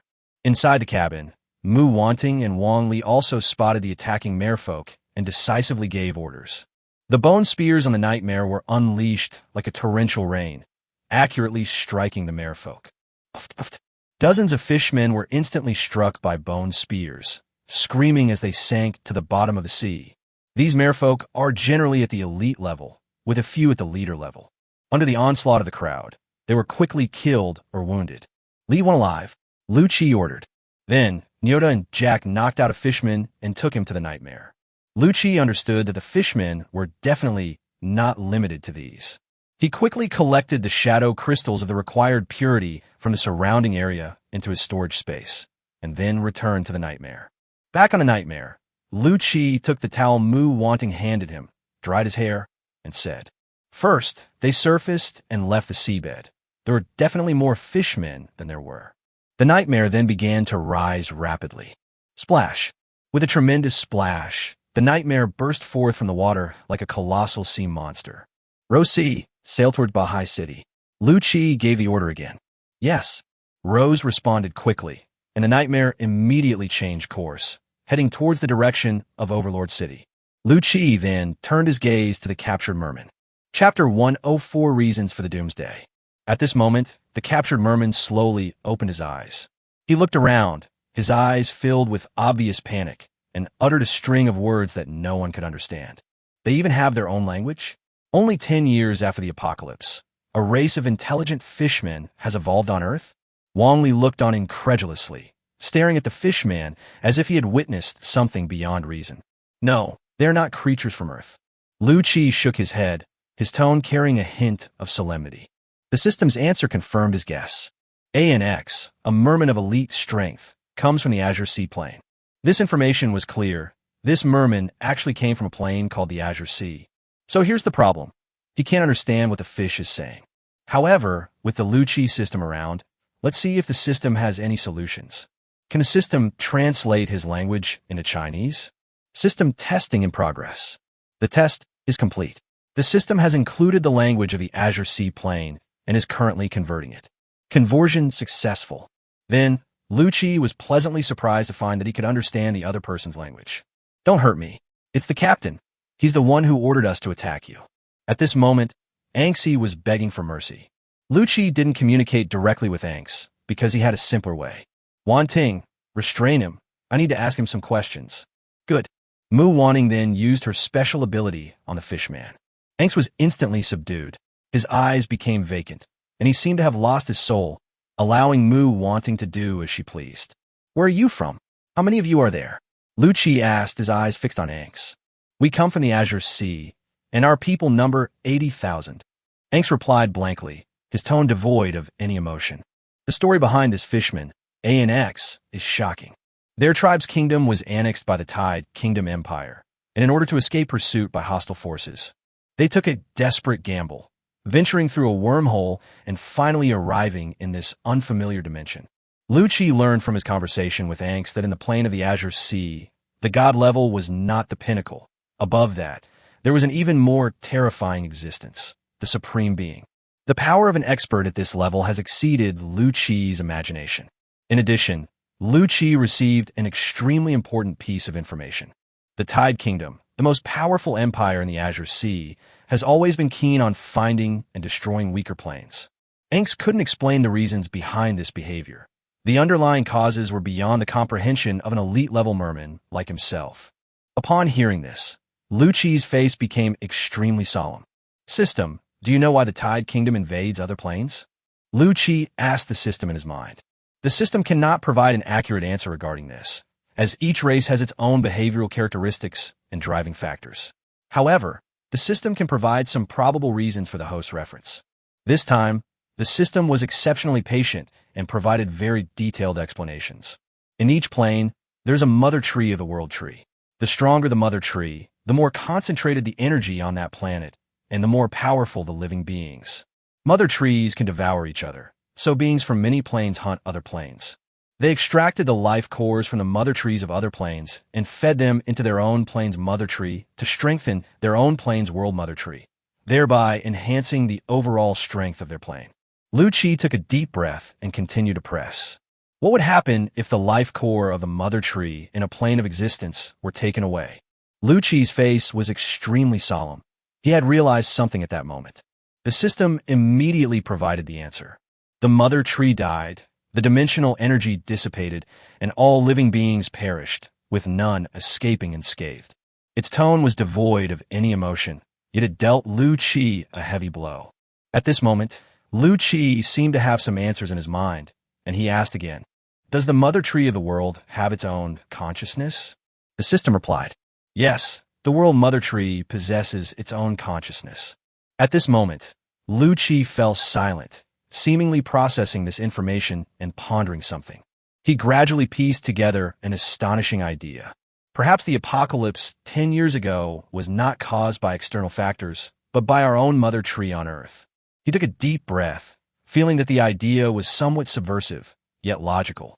At that time, the mother tree's energy grew increasingly powerful, but Earth was focused on the development of technological civilization, resulting in the absence of truly powerful beings. Moreover, he shook his head. Our technological civilization isn't very advanced either. We can't even achieve interstellar colonization. His gaze turned serious. If the mother tree were discovered by other powerful planes, it would likely face annihilation immediately. Therefore, to protect itself, the mother tree created that apocalypse, rendering mechanical technology and gunpowder weapons ineffective. Then, the mother tree began to force the humans of Earth to unleash their own power, giving rise to strong individuals. However, as time went on, the mother tree seemed dissatisfied with the rate at which the humans of Earth were becoming stronger. Thus, the system was born. The system acts as a booster, helping the people of Earth grow faster and better discover their potential. Once the idea took hold, he felt it was increasingly likely. The apocalypse, the energy of the mother tree, the development of technological civilization, and the emergence of the system. All of these seemed to be connected, forming a complete logical chain. Lu Qi sat there in silence for a long time, carefully considering this astonishing conjecture. If my guess is correct, the increasingly urgent tasks assigned by the system were not without reason. It's likely that the mother tree realized that it wouldn't be long before creatures from other dimensions would invade. Therefore, all of this was, in fact, the mother tree's attempt to save itself. He closed his eyes and seemed to see that enormous mother tree of the world, somewhere on Earth, flourishing with lush foliage and brimming with vitality. It protects this plane as much as possible in its own way. Although this may cause some trouble for the creatures on the plane, what does it matter compared to being invaded and destroyed by other planes? Lu Qi opened his eyes, a determined light shining within them. In any case, he must become strong as soon as possible. Only in this way can we ensure the survival of ourselves and those we care about in the face of a potential invasion. Chapter 105 Manufacturing Undead Enhancement Device. Captain, Mu Wanning called softly, waking Lu Qi from his reverie. Her voice was gentle, yet tinged with worry. Lu Qi raised his head, his eyes looking somewhat serious. Mu Wanning couldn't help but feel a little uneasy, and she asked cautiously, "Captain, can you understand what they're saying? Is it bad news?" Lu Qi smiled slightly, trying to appear more relaxed. "It's nothing, Wanting. It was just my own guess, and it needs time to be verified." Just then, Wang Li walked over, looked at the subdued Anx, and asked, "Master, what should we do with this fishman?" Lu Qi looked at Anx again, trying to get more useful information from this fishman. However, after some questioning, Anx was still unable to provide any more valuable clues. So Lu Qi slowly drew the ice soul sword from his waist, glanced at Anx, and then decisively swung the sword. Anxi's life ended in that instant. His body collapsed limply. Lu Qi sheathed his long sword, his expression calm. "Let's clean up the scene." He said it indifferently, then turned and left, leaving behind a scene of silence and bloodshed. Then, Lu Qi's gaze turned to the storage space. "We just collected 110 units of shadow crystals from the seabed. Based on a market price of 1,000 gold coins per unit, this harvest yielded a full 100,000 gold coins. Thanks to the mysterious compass." Lu Qi discovered that the mysterious compass was indeed very useful, and the directions it indicated were very accurate. With the shadow crystal, Lu Qi can now construct the undead enhancement device. The system manufactures undead enhancement devices. The host has been detected to have gathered all the materials and is currently manufacturing. The system's voice rang in Lu Qi's mind. Immediately afterwards, he saw a corner of the cabin begin to shimmer with a ghostly blue light. The light gradually converged, forming a semi-transparent blue light shield. The space inside the light shield began to distort and deform, and finally, a strangely shaped device slowly emerged. That is the undead enhancement device. The device is black, with complex magic circles engraved on its surface, and emits intense energy fluctuations. The undead enhancement device sat there silently, like a greedy vortex, constantly devouring the surrounding energy. These energies, originally formless and intangible, were gradually transformed into a mysterious force through the device. This power is specifically designed for undead creatures and has a powerful enhancing effect. "Captain, this thing is amazing." Jack was excited, his hands clenched tightly, and he could clearly feel the power within him slowly increasing. Just then, the usually taciturn soul eater suddenly spoke. "Captain, I've seen this device in the land of the dead," he said, a deep sense of dread in his voice.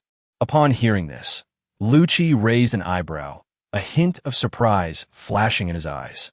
Since following him, Soul Eater has always been a silent being, like a mute for 10,000 years, never taking the initiative to speak. I never expected that he would speak up in this kind of setting today. He gave Soul Eater a deep look, then slowly said, "Oh, tell me about it." Soul Eater slowly said, "In the netherworld, this kind of device is called an energy extractor. They are generally made by powerful necromancers to absorb the death energy of the netherworld. They strengthen their undead army.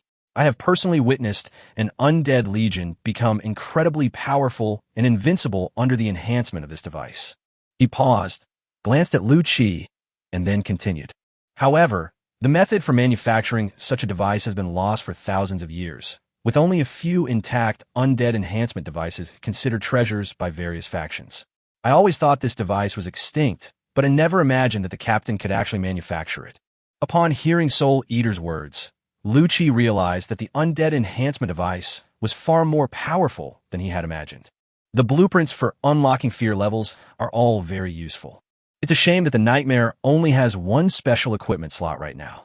Otherwise, you could build 100 or so undead enhancement devices and install them on the Nightmare. This is bound to take off. By the way, when the fear level reaches 50,000, a new weapon blueprint is unlocked. Lu Qi opened the system panel to check. Bone Dragon Missile, a large shipborne weapon usable only by ghost ships. Crafting requires 5 dragon bones, 1 shadow crystal, 5 steel, and 2 ghost tears. Bone Dragon Missile ammunition requires 0.1 dragon bone or 0.2 king rank bone and 0.1 ghost tear to craft. Upon seeing the materials needed to manufacture the Bone Dragon Missile, Lu Qi knew that he shouldn't even think about making it anytime soon. Ghost tears are from the realm of the dead. They are very difficult to obtain on Earth. It seems that choosing the Fell Cluster Cannon as the reward was the right decision. At least the Fell Cluster Cannon doesn't require crafting ammunition.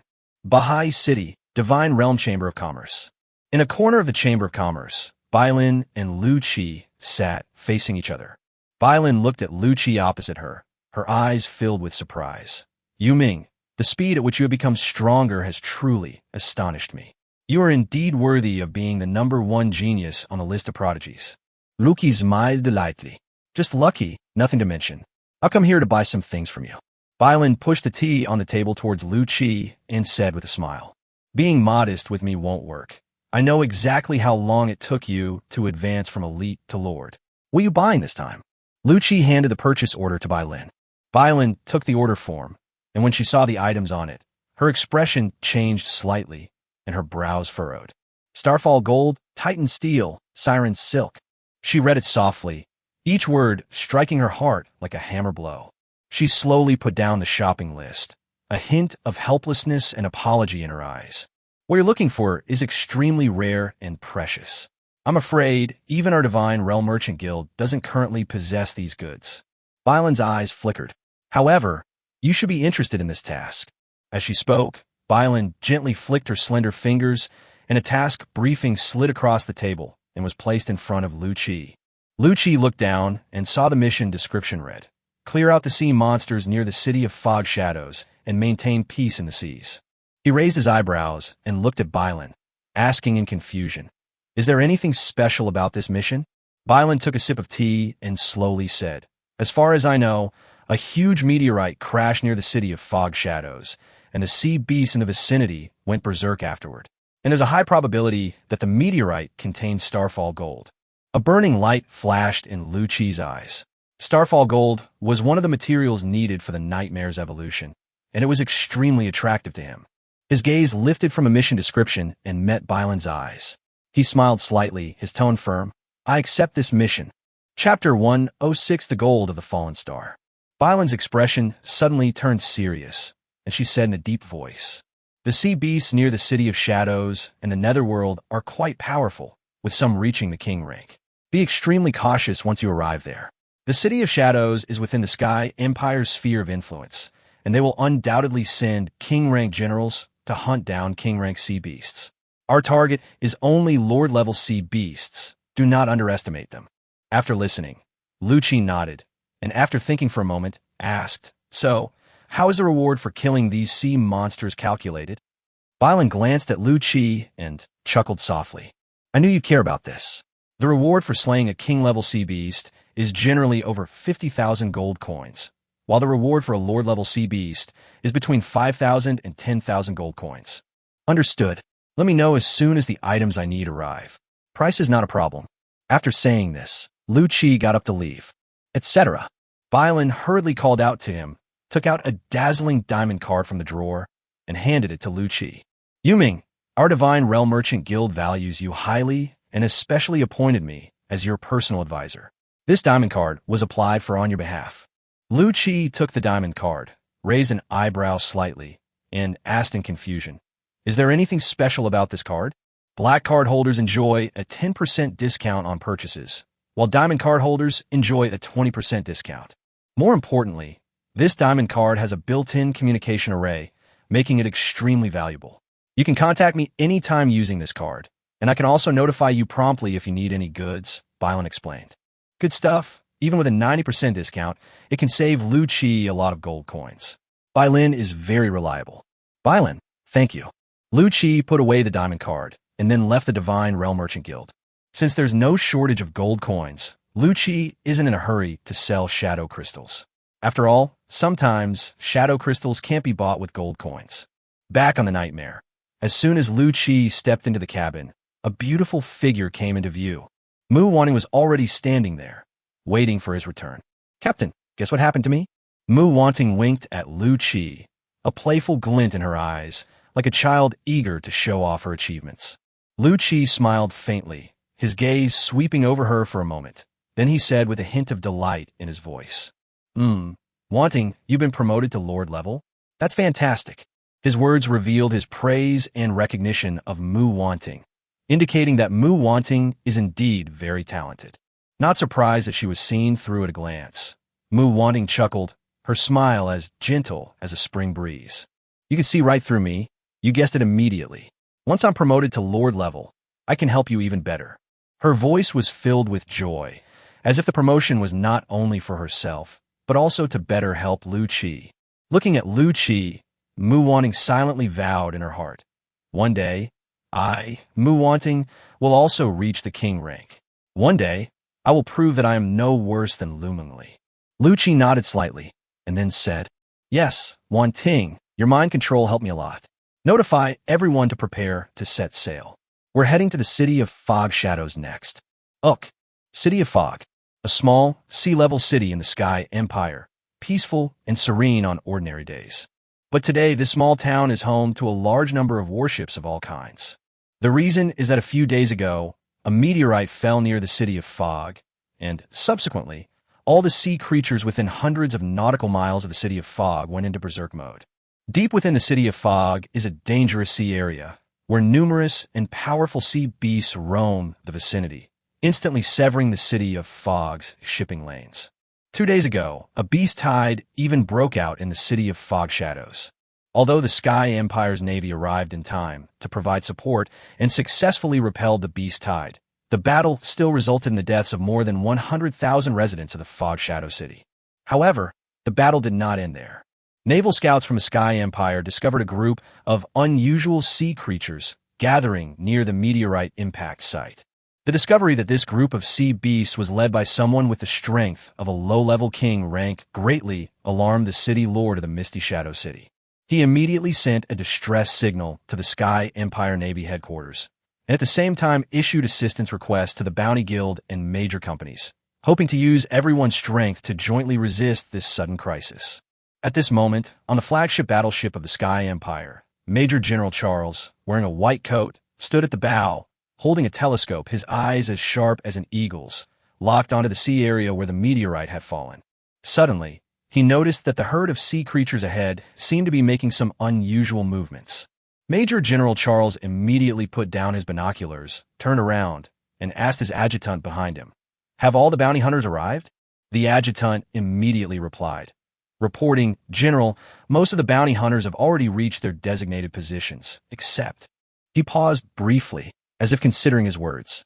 Major General Charles frowned slightly, his expression revealing displeasure. "Who didn't come?"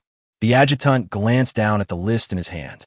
According to the list provided by the Bounty Guild and various companies, the A-level Netherworld bounty team had also accepted the mission, but they had not yet been seen. Major General Charles snorted coldly after hearing this. Yu Ming, #1 on the Prodigy ranking? What an arrogant attitude. Who does he think he is? He's nothing but an ant who's not even a king-level being. His tone was full of disdain. It doesn't matter whether they come or not. These bounty hunter groups are just there to keep those ordinary sea monsters at bay. In Charles's mind, all those below the royal rank are ants. Just then, a dark figure silently appeared on the distant horizon. It was a huge warship, its black hull shrouded in black mist, eerie and strange. That was the Nightmare. The Nightmare was like a giant sea monster, sailing silently on the surface of the ocean. Its appearance immediately caught the attention of Major General Charles.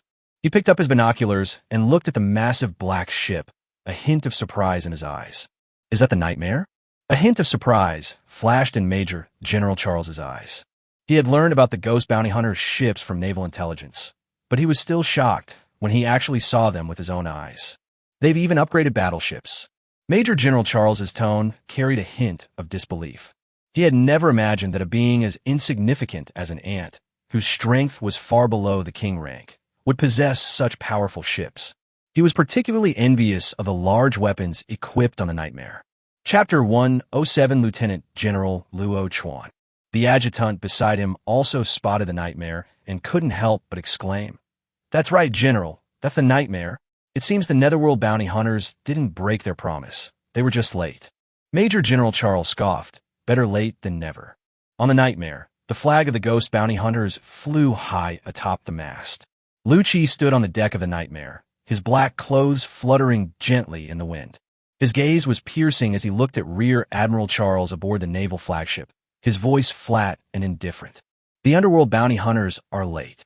Upon hearing Lu Chi's voice, Major General Charles snorted coldly, then turned around and waved to the soldiers behind him, giving orders. "Prepare for battle." Rear Admiral Charles's order spread throughout the entire fleet in an instant. Soldiers took their positions, turning the cannons and loading shells, preparing to fight the impending beast tide. A moment later, the sea around the city of Fog was churning, and countless sea beasts were gathering from all directions. They roared and charged towards the human fleet in fury. Like a black torrent, they swept across the sea, forming astonishing waves of sea creatures. Fire! At Major General Charles's command, the Hellfire cannons on the flagship fired first. Boom! A massive cannonball ripped through the sea and struck the frontier of the beast horde, instantly blasting several ferocious sea monsters to pieces by the Hellfire cannon. Immediately afterwards, the other warships also opened fire, and in an instant, the sea was filled with the sound of gunfire, and the firepower intertwined to form a net, shrouding the sea monsters in the shadow of death. The Nightmare also joined the battle, with all the weapons on board firing fiercely, reaping the lives of sea monsters wave after wave. Lu Qi stood on the deck, activating his spatial abilities, which seemed to distort the surrounding air. With a wave of his hand, several invisible dimensional blades shot out, accurately killing several powerful sea beasts. The battle was exceptionally fierce, with both sides paying a heavy price. Several naval and bounty hunter escorts and cruisers were capsized and sunk by the sea monster. The sea was littered with sea monsters, the corpses of soldiers, and the wreckage of ships. But as time went on, the number of sea monsters began to decrease, while the human artillery fire remained fierce. With the combined attack of the Sky Empire's navy and various bounty hunter groups, the beast tide was successfully halted. Suddenly, the darkness of the deep sea was torn apart, and a gigantic crab burst forth, its body reaching a length of 100 meters, like a moving island. It exuded a powerful aura of a king, shocking everyone present. When it fully emerges from the sea, the giant crab's enormous body is even larger than a cruiser, making people gasp in astonishment. Major General Charles's expression instantly turned serious. He deeply felt the powerful aura emanating from the giant crab, the oppressive aura of a king-level sea beast. He knew that as long as he successfully repelled the sea monster, the crisis in the City of Fog would be resolved. He took a deep breath, and his ill-level telekinetic ability quietly activated. The surrounding air seemed to become viscous. Suddenly, the wreckage of warships, anchors, and other items around Rear Admiral Charles seemed to be controlled by an invisible force, and they all began to float. Go! With a low shout, Major General Charles sent the objects under his control flying toward the crab. Upon seeing the flying objects, the crab swung its massive pincers, shattering several pieces of warship wreckage. However, its movements were clearly not as agile and varied as those of a human, and several more thick pieces of ship debris and anchors struck it. Bang! Bang! Bang! The crab roared in pain, its body swaying as it was struck by the objects, but instead of retreating, it charged at Major General Charles with even greater rage. You're asking for it. Major General Charles snorted coldly, his fighting spirit blazing. He made a fist with his hands, and the surrounding air twisted again. Countless cables rose into the air from the surrounding ships, like long snakes dancing in the air. Go! Charles gave a low shout, and the cable taut instantly, wrapping around the giant crab with lightning speed. The crab seemed to sense the danger and tried to escape, but the cable was too fast and bound it tightly in the blink of an eye. At the same time, he moved swiftly, rushing towards the crab like the wind. As he approached the crab, he leaped up and landed on its massive back. Break it! With a loud shout, Major General Charles pressed down hard with both hands, unleashing his full telekinetic power, instantly shattering the carapace on the crab's back. The crab let out a piercing scream, its body thrashing and struggling in the seawater. But Major General Charles clung to it like a stubborn rock, launching attacks relentlessly. Well done, General. Defeat it and protect our home. The soldiers' morale soared upon seeing this, and they cheered for Major General Charles. Master, should we intervene? This Rear Admiral alone can't hold back this giant crab. Wang Li stood behind Lu Qi and asked with a worried expression. Lu Qi was silent for a moment, then shook his head slightly and said, The Silver Serpent incident happened recently, and we shouldn't reveal our strength now. If the poisonous bees notice, it will cause endless trouble. Our mission this time is only to obtain the Starfall Gold. We don't need to create unnecessary complications. Wang Li nodded silently after hearing this. He also knew that it was indeed not advisable for them to show off too much right now. By this time, Major General Charles had been engaged in a fierce battle with cancer for quite some time. Under Major General Charles's relentless onslaught, fear finally surfaced in the eyes of the king-ranked cancer. It understood that it was no match for this human, and continuing the fight would only put it in a more disadvantageous position. Therefore, Cancer decisively abandoned its battle with Charles and quickly dived into the deep sea, intending to escape this dangerous area. Trying to run away, a fierce glint flashed in Charles's eyes, and he suddenly intensified his attack. However, the king rank Cancer's defense and vitality were terrifying. Even with Charles's best efforts, he was unable to capture it.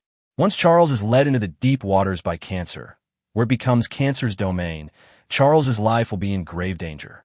Thinking of this, a hint of resentment and helplessness flashed in Charles's eyes. He pushed off with his feet, leaping high into the air like a cannonball, and landed steadily back on his flagship. The general is invincible. We've won. As the giant crab fled, the entire sea monster tide dissipated, and the surrounding naval soldiers erupted in deafening cheers. Before Charles could catch his breath, his adjutant rushed to his side with a din-din mushi, a type of electrotelephone device. "General, this is a phone call from Vice Admiral Luo Chuan at the Navy headquarters." "Lieutenant General Luo Chuan?" Charles raised an eyebrow, then answered the phone. "Hello, Rear Admiral Charles, this is Luo Chuan. I am here on behalf of the Navy headquarters to order you to immediately execute Yu Ming." Chapter 108 Charles's Attack, 6th Update. Major General Charles, this man Yu Ming is no ordinary person. If you're not entirely confident, just keep him occupied. I am on my way to you and will be there soon. Then we will kill him together. Okay, I understand. After hanging up the phone, Major General Charles wore a slightly dismissive expression. He shook his head slightly, thinking to himself, does a Lord-level official really need a Lieutenant General to personally take action? Lieutenant General Luo Chuan has truly lost his former sharpness. Although he was somewhat dismissive of Lieutenant General Luo Chuan's decision, he had to carry out his superior's orders. Major General Charles turned his gaze to the strange battleship where the underworld was located, and a hint of greed and desire appeared in his eyes. That's fine too. After I kill Yu Ming, his alien ship will be mine. Then I can finally change my flagship. Haha. He was secretly overjoyed, filled with anticipation and confidence for the upcoming battle. On board the Nightmare, Lu Chi saw that the battle was over, so he steered the Nightmare towards the direction the meteorite had fallen, preparing to search for traces of it. Suddenly, Lu Chi's expression changed, his brows furrowed, as if he sensed some danger. In that instant, his figure vanished from his original spot and reappeared 5 meters behind him. Bang! A loud crash was heard, and right where Lu Chi had just been standing, a ship anchor weighing several tons crashed down, causing the deck to tremble violently. This sudden turn of events stunned everyone on the battlefield. All eyes turned to Charles, and doubt, surprise, speculation, and whispers erupted from the crowd. What's going on? Major General Charles launched an attack on the underworld. Someone asked, puzzled. What did Yu Ming do to offend Major General Charles? Another person asked, puzzled. I'm afraid he didn't offend Charles. I just saw Charles take a phone call before he attacked Yu Ming. It must have been an order from the Sky Empire's naval headquarters. A sharp-eyed bounty hunter captain revealed the truth. Amidst the discussions, everyone expressed their regret for Yu Ming. Yu Ming is the #1 genius on the list of prodigies. Is he going to perish here today? Not necessarily. Yu Ming was able to kill Song Liqing, who was at the peak of the Lord level, so maybe he can escape from Charles. His Yu Ming is a speed-type alien ship. Another person offered a different opinion. Are you kidding me? No matter how strong Yu Ming is, he hasn't reached the king rank. Do you know how big the gap is between the Lord rank and the king rank? This voice was immediately met with unanimous approval from the crowd, who nodded in agreement, their eyes filled with regret and sympathy for Lu Chi. At this moment, Major General Charles saw that his attack had missed, and a look of astonishment flashed across his face. He hadn't expected Lu Chi to react so quickly and use his abilities so skillfully. It seemed this Yu Ming was indeed somewhat different. Lu Chi looked at Charles with a gloomy expression and asked in a cold voice, "Is this an order from a Sky Empire?" Major General Charles suppressed his shock and apprehension, a sinister smile creeping onto his lips. Even if Lu Chi is strong, he's still just a powerful ant. In his eyes, ants are always ants, and no matter how much they struggle, they will eventually be crushed to death. Yu Ming, I've heard you're #1 on the list of geniuses. I really admire talent like you. Major General Charles paused deliberately, his tone suddenly turning cold. Blame it on yourself for messing with the wrong person. I still have to carry out Lieutenant General Luo Chuan's orders. Luo Chuan. Lu Chi instantly understood the reason behind it. Mo Shouting, that familiar name came to mind. Wasn't Luo Chuan the S-class superhuman that Mo Shouting eventually married? It turns out that all of this started because of her. Thinking of this, Lu Qi's eyes grew even colder, and a murderous intent emanated from him. Ha ha ha. This feeling of personally annihilating a genius is just too exhilarating. Yuming, I'll keep your alien ship safe for you. Major General Charles laughed wildly, his aura surging and his supernatural power flowing like storm. His figure vanished from his spot in an instant. Activating his telekinetic abilities, he flew onto the nightmare like lightning. He clenched his right fist, which contained destructive power, and slammed it fiercely towards Lu Qi. Bang! A deafening roar erupted, and the air seemed to freeze in that instant. Charles's fist slammed into Lu Qi's right fist, but the expected blood and gore did not materialize. Lu Qi remained firmly in place, his entire right arm covered in a layer of dazzling diamond-like snake scales, shimmering with a mesmerizing light. He had actually withstood the force of that punch. What? Charles's eyes were filled with disbelief. He hadn't expected that Lu Qi would so easily catch his full-force punch. You seem to have misunderstood something. Although I am a Lord-level being, it doesn't mean I can't kill a King-level being. Lu Qi's voice was like the north wind in winter, sharp and cold. As soon as he finished speaking, a dazzling light burst forth from his body, and his form instantly transformed into a dreamlike diamond python. Charles's pupils contracted sharply, a strong sense of crisis welling up inside him. Suddenly, the giant python's diamond tail, slicing through the air with a sharp whooshing sound, lashing out at Charles with lightning speed. Charles immediately gathered all his strength, drew his long sword from his waist, and slashed at the giant tail. Zheng! A piercing metallic clang rang out, and the moment Charles's long sword touched the giant tail, it shattered like glass. The diamond tail, however, remained unharmed and continued to lash at Charles with terrifying force. Charles reacted quickly, immediately crossing his arms in front of him. The giant tail lashed heavily across his arms, the force of which sent Charles staggering back 5 steps. Although he blocked the attack, the shock he felt was indescribable. The entire battlefield fell silent. Everyone stared wide-eyed, unable to believe what they were seeing. That was Charles, a powerful king-level expert, yet he was in such a sorry state under the attack of a Lord-level expert. Am I dreaming? Did I just see a Lord-level being fighting a king-level being? And the Lord-level being even able to repel the king-level being? On one of the many bounty ships nearby, a man stared wide-eyed, as if his eyes were about to pop out of their sockets. He pinched his thigh hard, and the pain told him that this was not a dream. Yuming, he truly deserves to be ranked number 1 on the list of geniuses. The other person took a deep breath, their voice filled with shock. A Lord-level being able to withstand a King-level being is practically unheard of in history. How did Yuming manage to do that? Chapter 109, Charles's Shock, 7 updates. Was Charles too weak? Someone raised a question, but it was immediately dismissed. No, that's not fair. Charles, as a rear admiral in the Sky Empire's navy, is absolutely not to be underestimated. I believe he's even stronger than an ordinary early-stage, king-level being.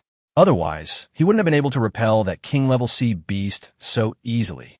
It's all because Yuming is simply too powerful. By the end, the man's voice was filled with awe. Everyone around fell silent, processing what had just happened. A battle between a Lord-level and a king-level opponent was something that would have been unthinkable before. And now, such a battle is unfolding right before their eyes, bringing them a tremendous shock. The surrounding air seemed to become oppressive at that moment, and Major General Charles's expression turned extremely solemn. What kind of monster are you, to have such combat power at the Lord level? Charles's voice betrayed an undisguised shock. As a king-level expert, he naturally understood the gap between Lord level and king level, but Lu Qi in front of him had shattered this common sense. Faced with Lu Qi's formidable strength, Charles has decided to change his strategy. He no longer harbors the idea of killing Yuming alone, but instead intends to stall Lu Qi and wait for Lieutenant General Luo Chuan's arrival. He believed that, with Lieutenant General Luo Chuan's help, the two of them could easily and completely eliminate this freak. With that thought in mind, Charles stopped attacking and stepped back into a defensive stance. At the same time, Lu Qi also returned to human form. He had just activated both his Silver Serpent transformation and Diamond transformation abilities simultaneously, a combination that allowed him to display astonishing combat power. He looked at Charles, a playful smile playing on his lips, as if he had already seen through the other's thoughts. Are you waiting for Luo Chuan? Lu Qi asked casually, his voice full of mockery. Upon hearing this, Charles's expression changed drastically. He exclaimed in surprise, "How did you know?" A strong sense of unease welled up in his heart. He simply couldn't understand why Lu Qi could so easily see through his intentions. Lu Qi said casually, "Luo Chuan is currently 100 nautical miles to the southeast, heading here at a speed of 30 knots. Let me calculate. It will take about 3 hours." He seemed to be talking to himself, but every word reached Charles's ears clearly. At this moment, on the mast of Luo Chuan's near-legendary warship, a rotting seagull saw everything clearly. Charles's eye twitched slightly, and his heart sank. He realized that Lu Qi had clearly seen through their plan. Having been seen through, Charles simply gave up on concealing it. He sneered and said, "Now that you know, why don't you surrender immediately? I might grant you a quick death, but once Lieutenant General Luo Chuan arrives, I'll make you wish you were dead." However, in the face of Charles's threat, Lu Qi suddenly burst into laughter. His laughter echoed in the oppressive atmosphere, giving people a strange sense of unease. "Aren't you curious why I didn't run away?" he asked with a smile, his tone seemingly full of mockery. Charles was taken aback. He was indeed curious. In this situation, most people would choose to run away, but Lu Qi chose to stay. He didn't understand what Lu Qi was relying on. Lu Qi's laughter gradually stopped, and his expression suddenly turned cruel. He stared at Charles and said, word by word, "Because I'm going to kill you within these 3 hours." His words were filled with murderous intent. Every word seemed to transform into a sharp blade, aimed directly at Charles's heart. Charles snorted coldly, clenching his fists, his entire body radiating an intense fighting spirit. I admit you're strong, but to think you could defeat me in 3 hours by yourself is to seriously underestimate the strength of a rear admiral in the Sky Empire's navy." Lu Qi merely smiled calmly, a cold light flashing in his eyes. "Perhaps, from today onwards, everyone will know that I, Yu Ming, am an SS-level ability user. But all of this will be built upon your death." As soon as he finished speaking, intense death energy surged violently around Lu Qi. The surrounding air seemed to become even more oppressive at that moment, like the calm before an impending storm.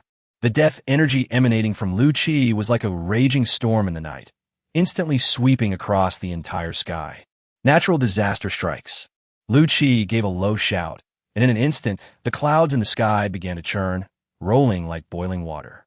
A blood-red crack slowly split open in the air, like a shattered void, exuding a terrifying and ancient aura.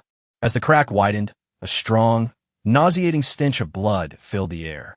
Immediately afterwards, a blood-breath bat king nearly 100 meters long flew out of the crack, its whole body bathed in blood-red energy, its eyes flashing with a cold red light. Its appearance seemed to stain the whole world with a layer of blood. King rank blood-breath bat king.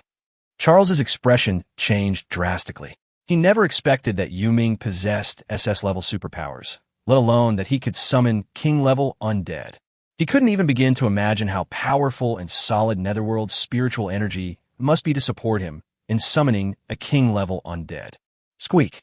The Bloodbreath Bat King let out a sharp screech in the air, a piercing sound like steel scraping against steel, sending chills down one's spine. It circled once, then suddenly charged towards Charles. The speed was like a blood-red lightning bolt slicing through the sky, arriving in front of Charles in an instant. Charles dodged the Bloodbreath Bat King's attack with lightning-fast reflexes. However, before he could catch his breath, Lu Qi's 4-dimensional blades arrived. Charles had no time to dodge and immediately activated his telekinetic ability. His eyes gleamed, as if he were controlling an invisible force, barely managing to deflect the 2-dimensional blades. However, he could no longer dodge the remaining 2-dimensional blades. Puff puff! 2-dimensional blades struck Charles fiercely, tearing through his defenses and instantly leaving 2 deep, bone-revealing wounds. Blood gushed out like a fountain, staining his pristine white uniform red, dripping onto the ground like blooming red flowers. Charles staggered backward, staring at Lu Qi in disbelief. He never imagined that he would suffer such a serious injury in a single exchange. The pain spread throughout his body, causing him to gasp in shock. Charles swayed, but the determination in his eyes did not diminish in the slightest. He clenched his hands tightly, unleashing his telekinetic abilities to their fullest extent. The surrounding air seemed to be controlled by his will, constantly churning and surging. Chapter 110, Killing the Major General, 8th Update. The Bloodbreath Bat King, its eyes flashing red, shrieked as it charged toward Charles. Its claws, like sharp blades, gleamed with a cold light, and each swing left a bloody afterimage. Charles attempted to control the Bloodbreath Bat King's attacks, but this time his opponent was a king-level undead, and his psychic abilities were clearly insufficient. Lu Qi calmly observed the battle. He did not rush to attack, but used his spatial ability to constantly change his position, sometimes appearing on Charles's side and sometimes teleporting behind him. Each time he appears, he activates his Diamond Transformation and Silver Snake Transformation abilities to briefly attack Charles before disappearing again. Lu Qi's attacks put immense pressure on Charles, as if they were an indestructible drill, each impact sending shivers down his spine. The battle grew increasingly fierce. Although Charles's telekinetic abilities were powerful, he gradually became overwhelmed by the combined attacks of the Bloodbreath Bat King and Lu Qi. His body was covered in wounds, and his white uniform was stained red with blood. Finally, the Bloodbreath Bat King delivered a powerful attack that struck Charles in the chest, sending his body flying backward like a kite with a broken string, crashing heavily to the ground. Charles coughed up blood, the vivid red contrasting sharply with the madness in his eyes. He was like a wounded wild beast, having disregarded the boundary between life and death. "Then let's die together," he roared, his voice filled with endless determination.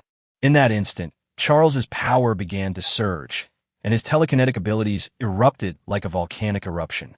Clearly, he was about to unleash his final, powerful attack. However, at this critical moment, Lu Qi's figure instantly appeared behind Charles. Like a ghost, he approached Charles silently, the ice soul sword in his hand gleaming with a cold, eerie light. Without the slightest hesitation, Lu Qi's ice soul sword slashed across Charles's neck in an instant. At that moment, time seemed to stand still, with only the sound of the blade slicing through skin echoing in the air. Charles's face still wore a crazed expression, his eyes filled with resentment and anger.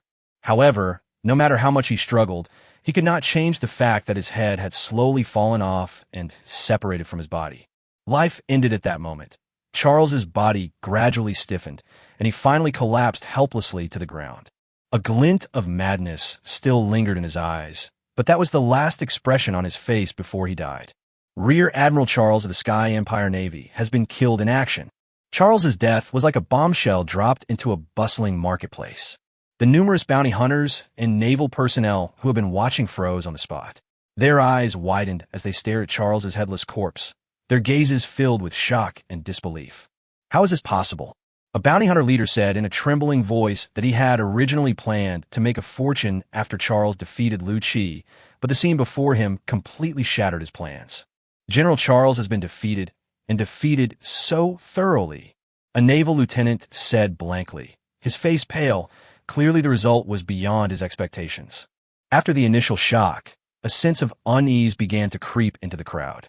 They looked at Lu Qi, their eyes flashing with fear. Charles was a top expert in their eyes, their pillar of strength, yet he died so easily at Lu Qi's hands. So what do they mean to Lu Qi? Run! Someone shouted, and immediately the crowd began to panic. Hundreds of naval and bounty hunter ships began to scatter and flee, fearing that Lu Qi would silence them. "Captain, should we take action against those fleeing sailors?" Jack asked Lu Qi. Lu Qi shook his head. "There are hundreds of ships here. We can't sink them all. What happened today can't be kept secret." At this moment, Lu Qi's face was slightly pale. His current mental strength could only barely support him in summoning a low-level king rank undead. If the battle just now doesn't end soon, Lu Qi's mental energy will be exhausted. He looked at Charles's body and sighed. "Charles, why did you have to unleash such a powerful attack for no reason? I was planning to capture you alive and steal your abilities, but now that you're dead, how am I supposed to do that?" Lu Qi was still shaken by the Silver Serpent's final 1,000-serpent sky-splitting strike, while Charles, possessing A-level superpowers, would likely be even more powerful if he unleashed his self-destructive abilities. Therefore, Lu Qi killed Charles without hesitation, interrupting his skill. "Well, let's try anything, even if it's a long shot." Lu Qi smiled bitterly. Although Charles was dead, He couldn't bear to part with the allure of Charles's A-level superpower. He took a deep breath and asked solemnly, "System, can you plunder Charles's superpowers?" System scan in progress. Scan complete. Target: Charles, A-level ability. Telekinesis, status, dead. However, the system's next sentence gave him a jolt of energy. Ding! Detected that Charles was killed by the host himself. Charles's death time was less than 3 minutes ago. Charles's energy has not completely dissipated. The host may now plunder the target. It actually works. Lucci was overjoyed, but quickly calmed down.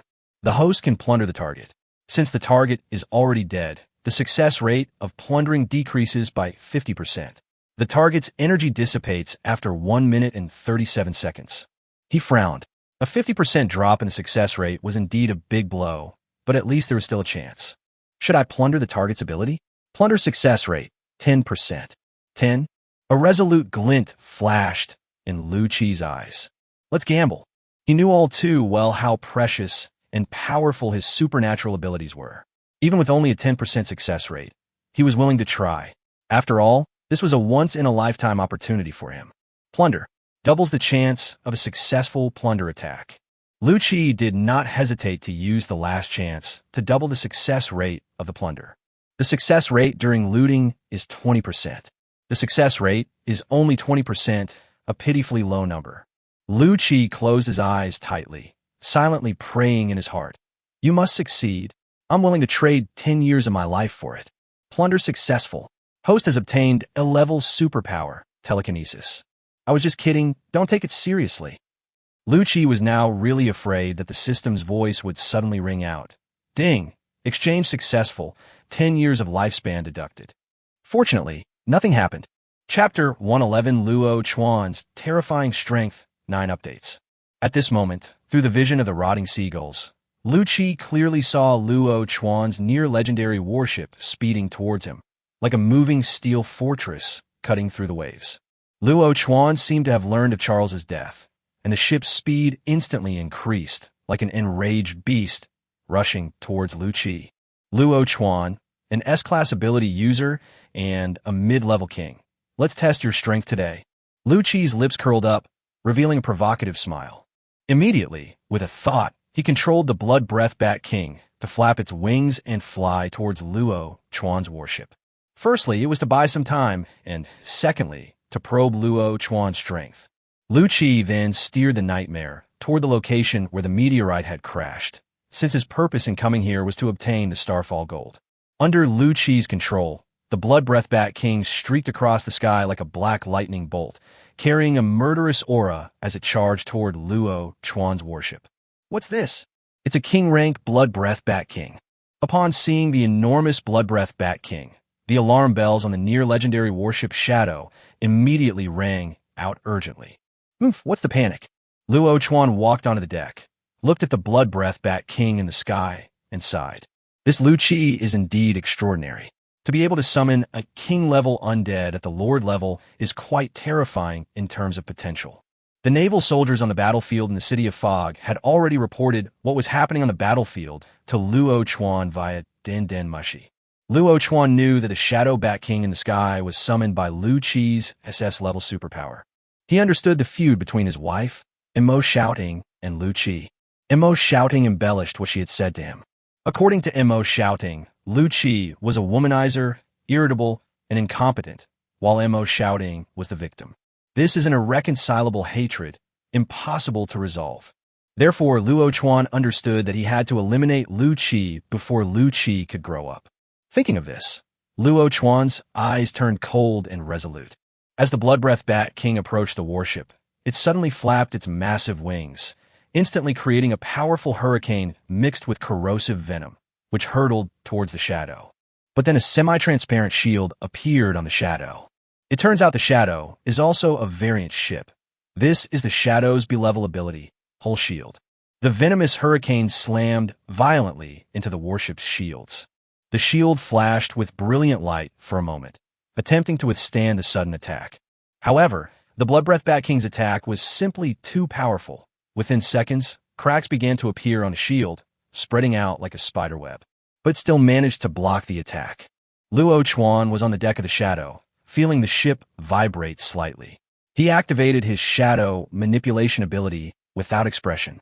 Instantly, the shadow beside him seemed to come alive, extending into a ship to meet the Bloodbreath Bat King. The shadow was like a black blade, sharp and solid, seemingly capable of cutting through anything.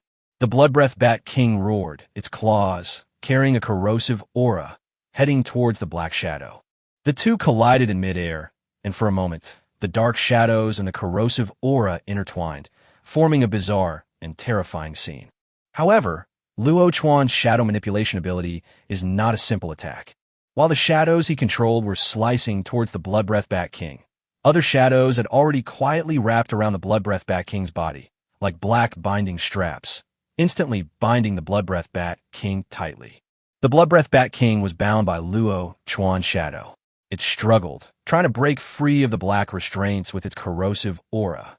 However, Luo Chuan's shadow seemed uncorrupted, still tightly binding the Bloodbreath Bat King. Go! At Luo Chuan's command, the crew members on deck instantly sprang into action. They shot towards the Bloodbreath Bat King like arrows released from a bow. Sharp shadows traced dark paths across the night sky, like a dance of death, aimed directly at the Bloodbreath Bat King's vitals. The Bloodbreath Bat King roared, its enormous wings flapping rapidly as it tried to dodge the sudden attack. However, the shadow was too fast, and with the Bloodbreath Bat King bound, it was impossible for it to completely evade it. Puff, puff, puff. One after another, shadowy blades struck the Bloodbreath Bat King, black blood splattering in the air like black raindrops. The Bloodbreath Bat King's body trembled under the shadow's attacks, black blood continuously gushing from its wounds. Its eyes revealed resentment and anger, but even more so, helplessness and despair. It tried to fight back, but under Luo Chuan's precise control, its counterattacks always missed and failed to harm a shadow in the slightest. Finally, under yet another round of shadow attacks, the Bloodbreath Bat King's body could no longer withstand the onslaught. With a scream, its massive form plummeted from the sky. At this moment, Luo Chuan's eyes were as cold as frost as he calmly watched the falling Bloodbreath Bat King. With a gentle wave of his hand, the surrounding shadows surged instantly, like a black torrent, completely engulfing and devouring the Bloodbreath Bat King. As the black torrent dissipated, the Bloodbreath Bat King's figure also vanished. Only a wisp of corrosive odor remained in the air, proving its existence. Skeleton King, Bat King, were you also sent there to die? Bat King, this is outrageous. Sending me, a low-level king, to actively attack a mid-level king S-rank ability user? What a damn beast. By this time, the Nightmare had already dived to the seabed and found the fallen meteorite. Lu Qi waved his hand, activating his spatial ability to store the entire meteorite into his storage space. Walk. At Lu Qi's command, the Nightmare immediately surfaced, shooting out of the sea like an arrow released from a bow. Immediately afterwards, he activated his wind riding ability, and the Nightmare's speed instantly soared to 50 knots, cutting across the sea like a bolt of lightning, leaving Luo Chuan's shadow far behind. From the perspective of the carrion seagull, Lu Qi had a clear view of the battle between the Bloodbreath Bat King and Luo Chuan. He had to admit that the strength of an S-rank ability user at the mid-level of the king rank was indeed terrifying, and with his current strength, he was far from being a match for Luo Chuan. However, Lu Qi was not discouraged at all. He knew that he had a system with him. If the Nightmare can evolve into a near-legendary warship, his strength will rise to the king rank. At that time, he will have the strength to fight Luo Chuan, and then he can come and settle accounts with Luo Chuan. When Luo Chuan's shadow rushed to the battlefield, the sea area looked as if it had just experienced a catastrophe. The sea was left in a mess, with wrecked ship fragments and red blood mixed with the seawater. However, the Nightmare had already disappeared into the vast sea, leaving no trace. Lu Qi did indeed escape. Luo Chuan stood at the front of the deck, his eyes as cold as iron. Chapter 112 Wu Hai's death shocks the world, 10th update. He wasn't stupid. From the attack by the Bloodbreath Bat King, just now, he already knew that trying to capture Lu Qi this time was nothing short of wishful thinking. Just then, a naval captain hurried up behind Luo Chuan and reported with a solemn expression. General, according to surviving eyewitnesses, after killing Major General Charles, the ghost drove northwest. Should we organize a pursuit? Luo Chuan slowly turned around, his gaze deep, and gently shook his head, a hint of helplessness in his voice. No need. The Nightmare of the Underworld is a speed-type special ship. If he really wants to escape, there's no way we can catch up with him. As he spoke, Luo Chuan's gaze once again fell upon the vast sea. He telegraphed the Navy headquarters, paused, took a deep breath, and his tone revealed a hint of coldness. After killing Rear Admiral Charles, Yu Ming fled in fear of punishment. He has been listed as an S-class wanted criminal with a bounty of 200,000 gold coins. Yes. The colonel immediately stood at attention in response. Luo Chuan nodded slightly, and the colonel turned and left, preparing to carry out the order. However, as he turned around, Luo Chuan added softly, "Tell those greedy fellows that whoever can capture Yu Ming will have these 200,000 gold coins, life or death." The colonel paused. "Understood, General." After saying that, he hurriedly left the deck. Luo Chuan stood alone at the bow of the ship, the sea breeze gently ruffling his hair and the hem of his clothes. "Lu Qi, with the entire Sky Empire hunting you down, I'll see how long you can run," he muttered to himself, his tone full of confidence. At this moment, Luo Chuan's eyes seemed to become even sharper, and his figure appeared even taller in the afterglow of the setting sun. At this moment, the entire planet Blue Star was thrown into an uproar by the two pieces of news. The first piece of news is that the Tower of Destiny has actually appeared. The second piece of news is that the Sea Demon, one of the 7 warlords of the Deep Sea Alliance and a figure of great renown, was actually killed by Wasteland, a general of the Sky Empire. The origin of these two pieces of news is that the two most powerful forces on Earth, the Sky Empire and the Deep Sea Alliance, sent troops to occupy the Tower of Destiny the moment it appeared. The Sky Empire is led by the renowned General Wasteland, while the Deep Sea Alliance is commanded by the Sea Madman, a top warrior in the martial world. Both sides wanted to monopolize this treasure trove because the Tower of Destiny contained countless treasures. The conflict was irreconcilable, and the two sides engaged in a naval battle outside the Tower of Destiny. However, the result was a crushing defeat for the Deep Sea Alliance, and the peak king-level expert, Sea Madman, was actually killed by Wasteland. This news shocked the entire planet.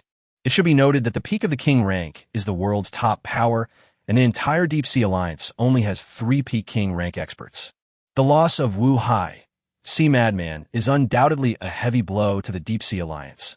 Upon receiving the news, the entire Deep Sea Alliance immediately went into a state of combat readiness. The two most powerful forces on Earth are on the verge of a full-scale war.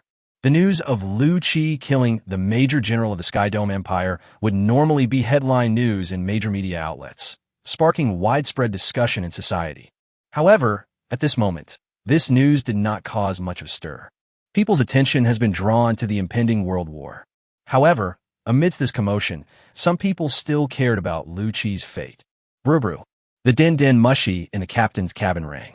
This Den Den Mushi was a gift from Lu Mengli during their last meeting, so naturally, only Lu Mengli could make the call. Thinking of Lu Mengli, a warm smile appeared on Lu Qi's face. He gently took the phone and softly called out, "Mengli, Lu Qi, I just heard that you killed a Rear Admiral of the Sky Empire's Navy and have been listed as an S-class wanted criminal with a bounty of 200,000 gold coins. What happened?" Lu Mengli's voice came from the Den Den Mushi's shell, as melodious as ever, but now it carried an undisguised worry. Lu Qi smiled faintly and replied, "I'm fine, Mengli, don't worry. I just need to be more careful from now on.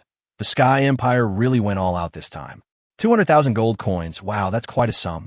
Hearing Lu Qi's answer, Lu Mengli felt slightly relieved, but she still said with concern, "Lu Qi, you should come to my Moonshadow Kingdom. No one can harm you there. You can safely avoid this turmoil and make plans after everything has calmed down." Lu Qi did not argue with her. He replied calmly, "Don't worry, Mengli. If I feel my safety is threatened, I will definitely come to you. But right now, it's not that time yet."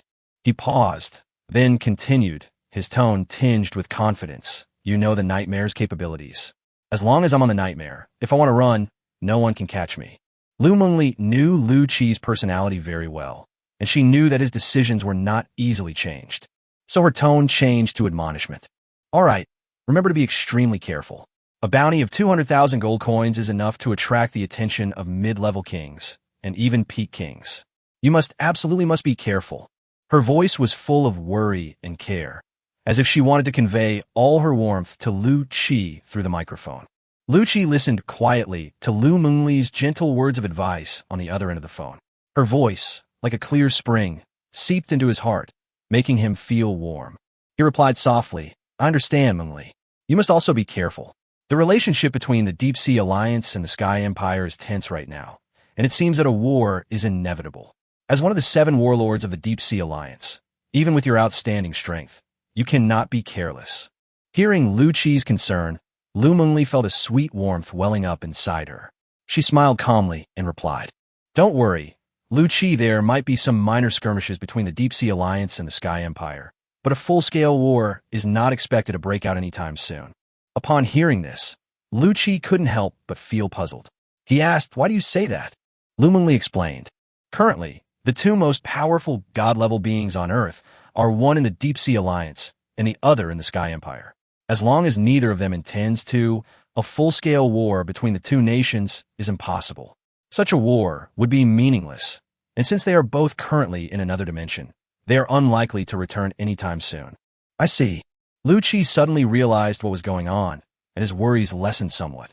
The 2 chatted for a few more minutes before ending the call. Lu Mengli stood quietly beside the phone, as if processing the contents of the conversation that had just taken place. A soft beeping sound came from the other end of the phone, as if reminding her that the call was over, but Lu Mengli didn't seem to notice it. She slowly stood up, walked to the window, and looked at the ocean in the distance. She muttered to herself, "In less than a month, I've advanced to the Lord level. And to be able to kill a king-level expert right after entering the Lord level, such talent is truly terrifying." Then, the corners of her mouth turned up slightly, forming a beautiful arc, and she smiled gently. "He truly deserves to be my man, Lu Mengli's man." Her eyes gleamed with deep pride and self-satisfaction. The sea breeze blew gently, as if accompanying her mood, and her smile became the most beautiful scenery on the beach. Chapter 113, Slave Ships. Lu Qi put down the phone and went up to the deck. The meteorite was retrieved from the storage space. Boom! The tremendous sound of the meteorite hitting the ground shook the entire ship. The crew rushed over, and when they saw the meteorite, which was as big as a house, on the deck, they were all astonished. Wang Li's eyes widened in amazement. A whole meteorite! I've never heard of such a thing before. Only someone from the netherworld could get their hands on one. Mu Wanting also looked at the meteorite. The deep sea was a forbidden zone for humans, and she knew all too well how difficult it was to bring such a large meteorite out of the ocean. She nodded slightly and said, "If the Nightmare hadn't had the ability to swim underwater, and if the captain hadn't been a powerful space ability user, no one else would have been able to obtain such a large meteorite from the seabed. Captain, open it quickly. I want to see if there's any starfall gold inside." Jack said impatiently. Lu Qi nodded and said, "Such a large meteorite should contain it. It's just a matter of how much." He then waved his right hand, and several spatial rifts formed on the meteorite. The meteorite was immediately cut into 4 or 5 pieces, revealing what was inside. Inside, there were some golden substances which were indeed meteorite gold. After Lu Qi finished collecting them, he obtained 15 units of starfall gold, enough for the Nightmare to upgrade. At this moment, the undead crew member on lookout atop the mast reported, "Captain, a slave ship has been spotted ahead." Upon hearing this, Lu Qi's eyes sharpened slightly, and he raised his head to look ahead. His gaze swept across the azure sea, and he saw a massive 5-masted battleship sailing by. A flag fluttered atop the ship's mast, its black background and gold star emblem standing out prominently in the sunlight. The emblem of the Black Star Trading Company. This ship is the slave ship of the Black Star Merchant Guild. Wang Li's gaze was sharp as a knife as he looked at the slave ship ahead. His expression darkened slightly as he said, "Judging from the looks of it, this ship has just attacked a settlement and captured a lot of people. The deck is now full of slaves."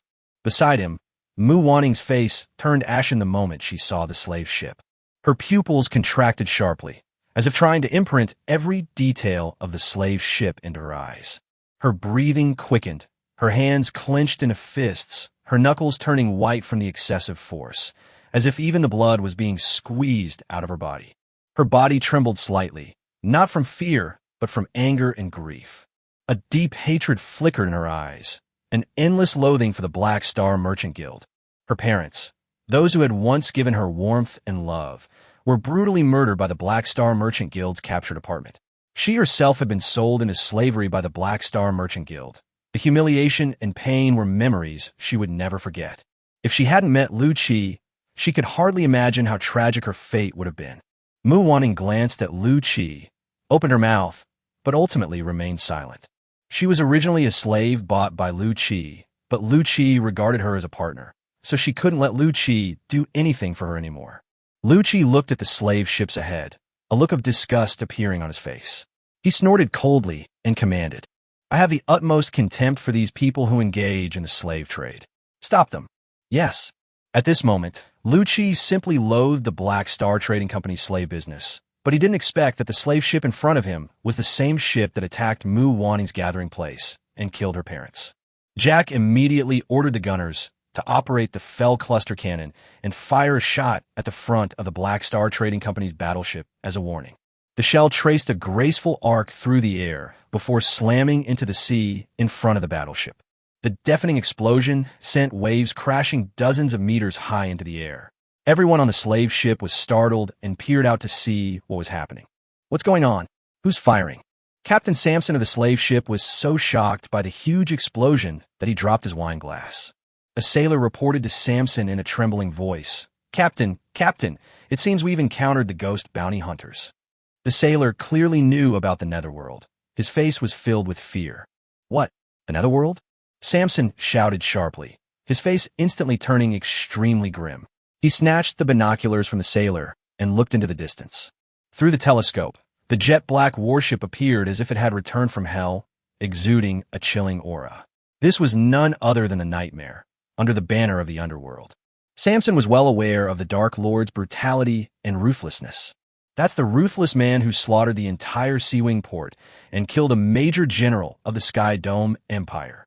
His expression grew increasingly grim, and he urgently ordered, "Quickly, raise the sails to full capacity and speed ahead to shake them off."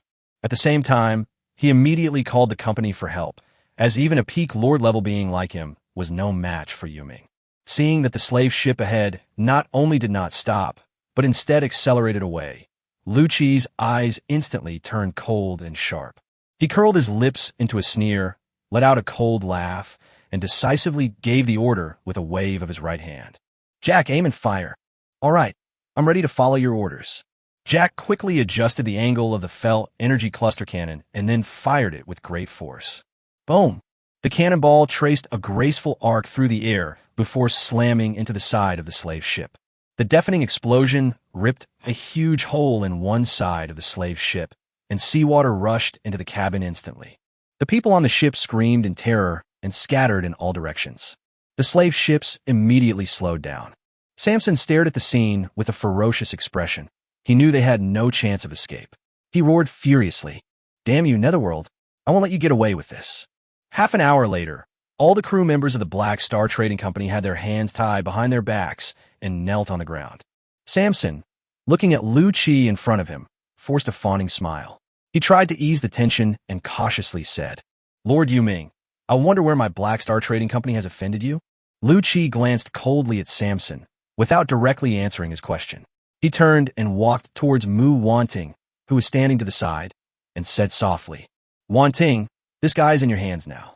Mu Wanting nodded and slowly walked up to Samson.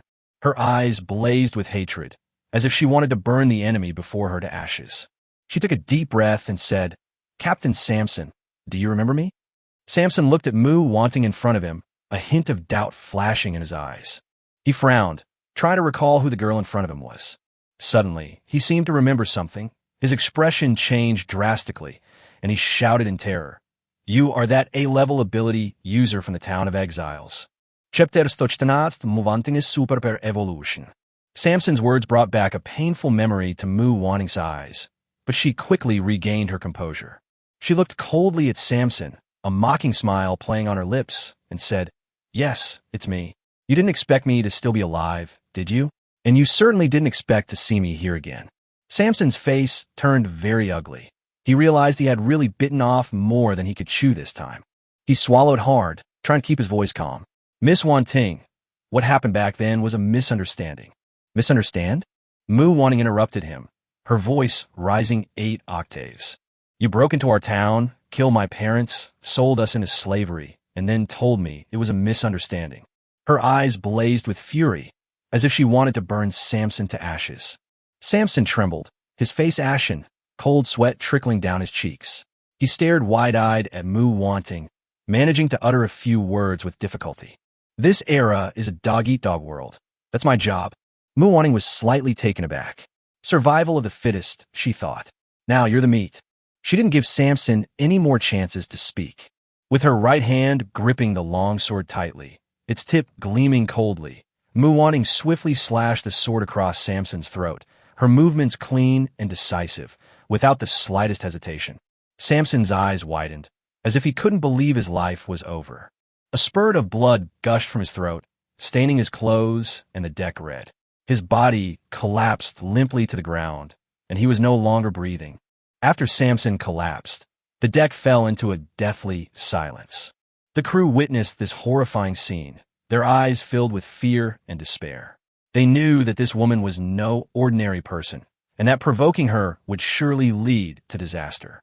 Looking at Samson lying on the ground, Mu Wanting felt no sense of satisfaction from her revenge. Her eyes were slightly moist, as if she were recalling those past days. After a moment, she sheathed her sword and turned to walk towards Lu Qi. Lu Qi stood quietly to the side, witnessing the entire process. He watched as Mu Wanting walked over, gently pulled her into his arms, and whispered words of comfort. Wanting, it's all in the past. You did a great job. His voice was gentle yet firm, full of understanding and tolerance, like a warm current flowing gently and softly into her heart. In Lu Qi's arms, Mu Wanting trembled slightly, as if silently venting her inner pain. At that moment, she was no longer the cold-blooded killer, but a girl who had lost her family and friends. Her heart was aching and she was crying. After a while, Mu Wanting raised her head and looked into Lu Qi's eyes, which were filled with gratitude. She took a deep breath, as if trying to bury that pain deep in her heart, then looked at him and a smile appeared on her lips. Thank you, Captain. At that moment, her voice was filled with gratitude and trust, and she regarded Lu Qi as her closest partner. Just then, Mu Wanting suddenly felt a powerful force surging within her body. This force seemed to come from the depths of her soul, leaving her utterly shocked. She closed her eyes slightly, trying to feel the power with her heart, as if exploring an unknown world. After a while, she finally understood that this was her ill-level superpower, mind control, which was evolving. This force was like a torrent, surging and powerful, causing her to feel an immense shock and tremor deep within her soul. Lu Qi, Wang Li, Jack, Rose, and the others immediately sensed the change in Mu Wanting. Jack's eyes widened in surprise as he exclaimed, "This is superpower evolution. Wanting's superpower is about to evolve." His voice was filled with disbelief and envy. Rose gently shushed Jack, signaling him to keep his voice down. Wanting is at a crucial moment right now. Don't let her get distracted. Mu Wanting began to concentrate, trying to communicate with her supernatural abilities. She felt her consciousness expanding continuously, as if it could cover the entire deck. She can clearly perceive everyone's thoughts and even hear their innermost feelings. Lu Qi quietly observed Mu Wanting, his eyes filled with admiration. If Mu Wanting succeeded in evolving this time, she would have completed a transformation. S-class abilities are far more powerful than A-class abilities.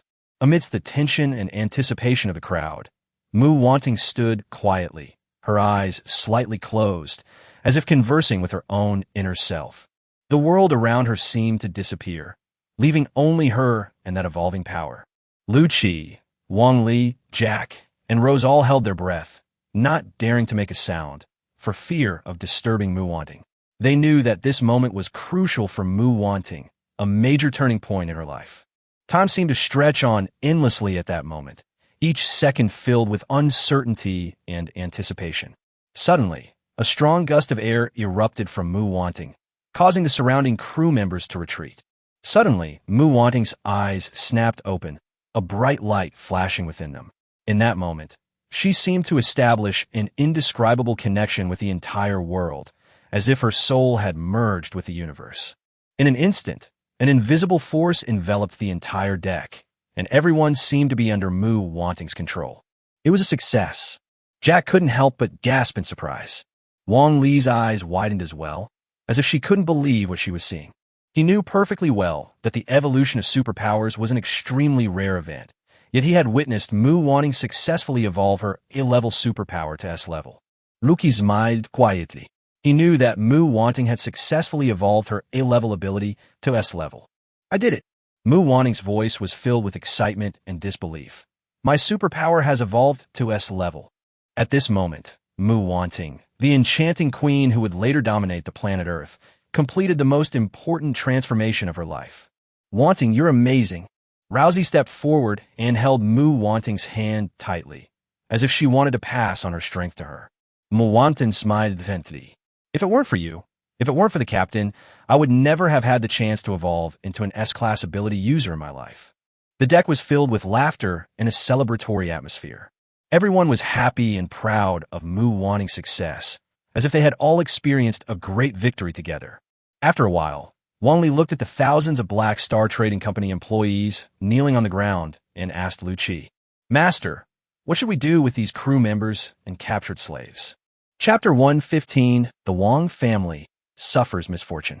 Lu Qi glanced indifferently at the group of Black Star Trading Company employees in front of him, without much emotional fluctuation. After all, his action to intercept this slave ship was driven by his disgust for the slave industry, and unexpectedly, it inadvertently helped Mu Wanting get revenge. He said indifferently, kill all the crew members. As for these slaves, give them the lifeboats from the slave ships and let them fend for themselves. His voice carried an undeniable coldness, as if he were talking about something utterly ordinary. Yes. Upon hearing this, Wang Li turned and left without hesitation. He knew that Lu Qi's orders were absolute, leaving no room for negotiation. Soon, hundreds of undead crew members followed behind him, marching in unison toward the Black Star Merchant Guild employees. Immediately, a chorus of wails, screams, and pleas for mercy erupted on the deck. These people, who usually committed numerous evils and sold others as slaves, were now being slaughtered like livestock, their lives slipping away before their very eyes. After a while, the screams on the deck gradually faded away, leaving only a deathly silence and the stench of blood. Wang Li returned with hundreds of undead crew members, their faces stained with blood. Lu Qi glanced at Wang Li and said calmly, Well done. His voice was devoid of any emotional fluctuation, as if he were simply stating a fact. Wang Li nodded without saying anything, simply standing silently to the side. Young master! Young master! A piercing scream rang out on the deck, drawing everyone's attention. 2 crew members led a slave over.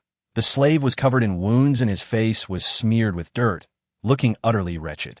A ghostly crew member stepped forward and respectfully bowed to Lu Qi, saying, Captain, this slave saw Commander Wang Li from afar and shouted loudly, so I brought him here.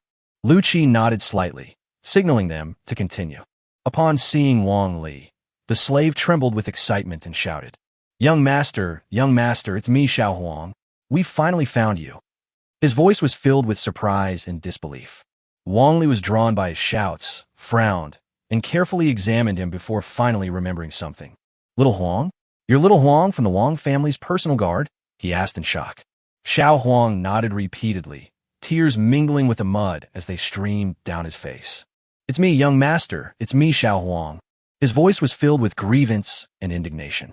Young master, our squad was attacked by the Black Star Trading Company, and I was captured and enslaved. I've been trying to escape and find you, young master, and today I've finally seen you. Upon hearing Xiao Huang's account, Wang Li's face instantly darkened, a flash of anger crossing his eyes. He clenched his fist, slammed it hard against the railing beside him, and roared. Black Star Trading Company, they're incredibly audacious, daring to arrest even members of my Wang family. It seems that killing them all before was absolutely justified. He glared at Xiao Huang and pressed. What mission are you here to carry out?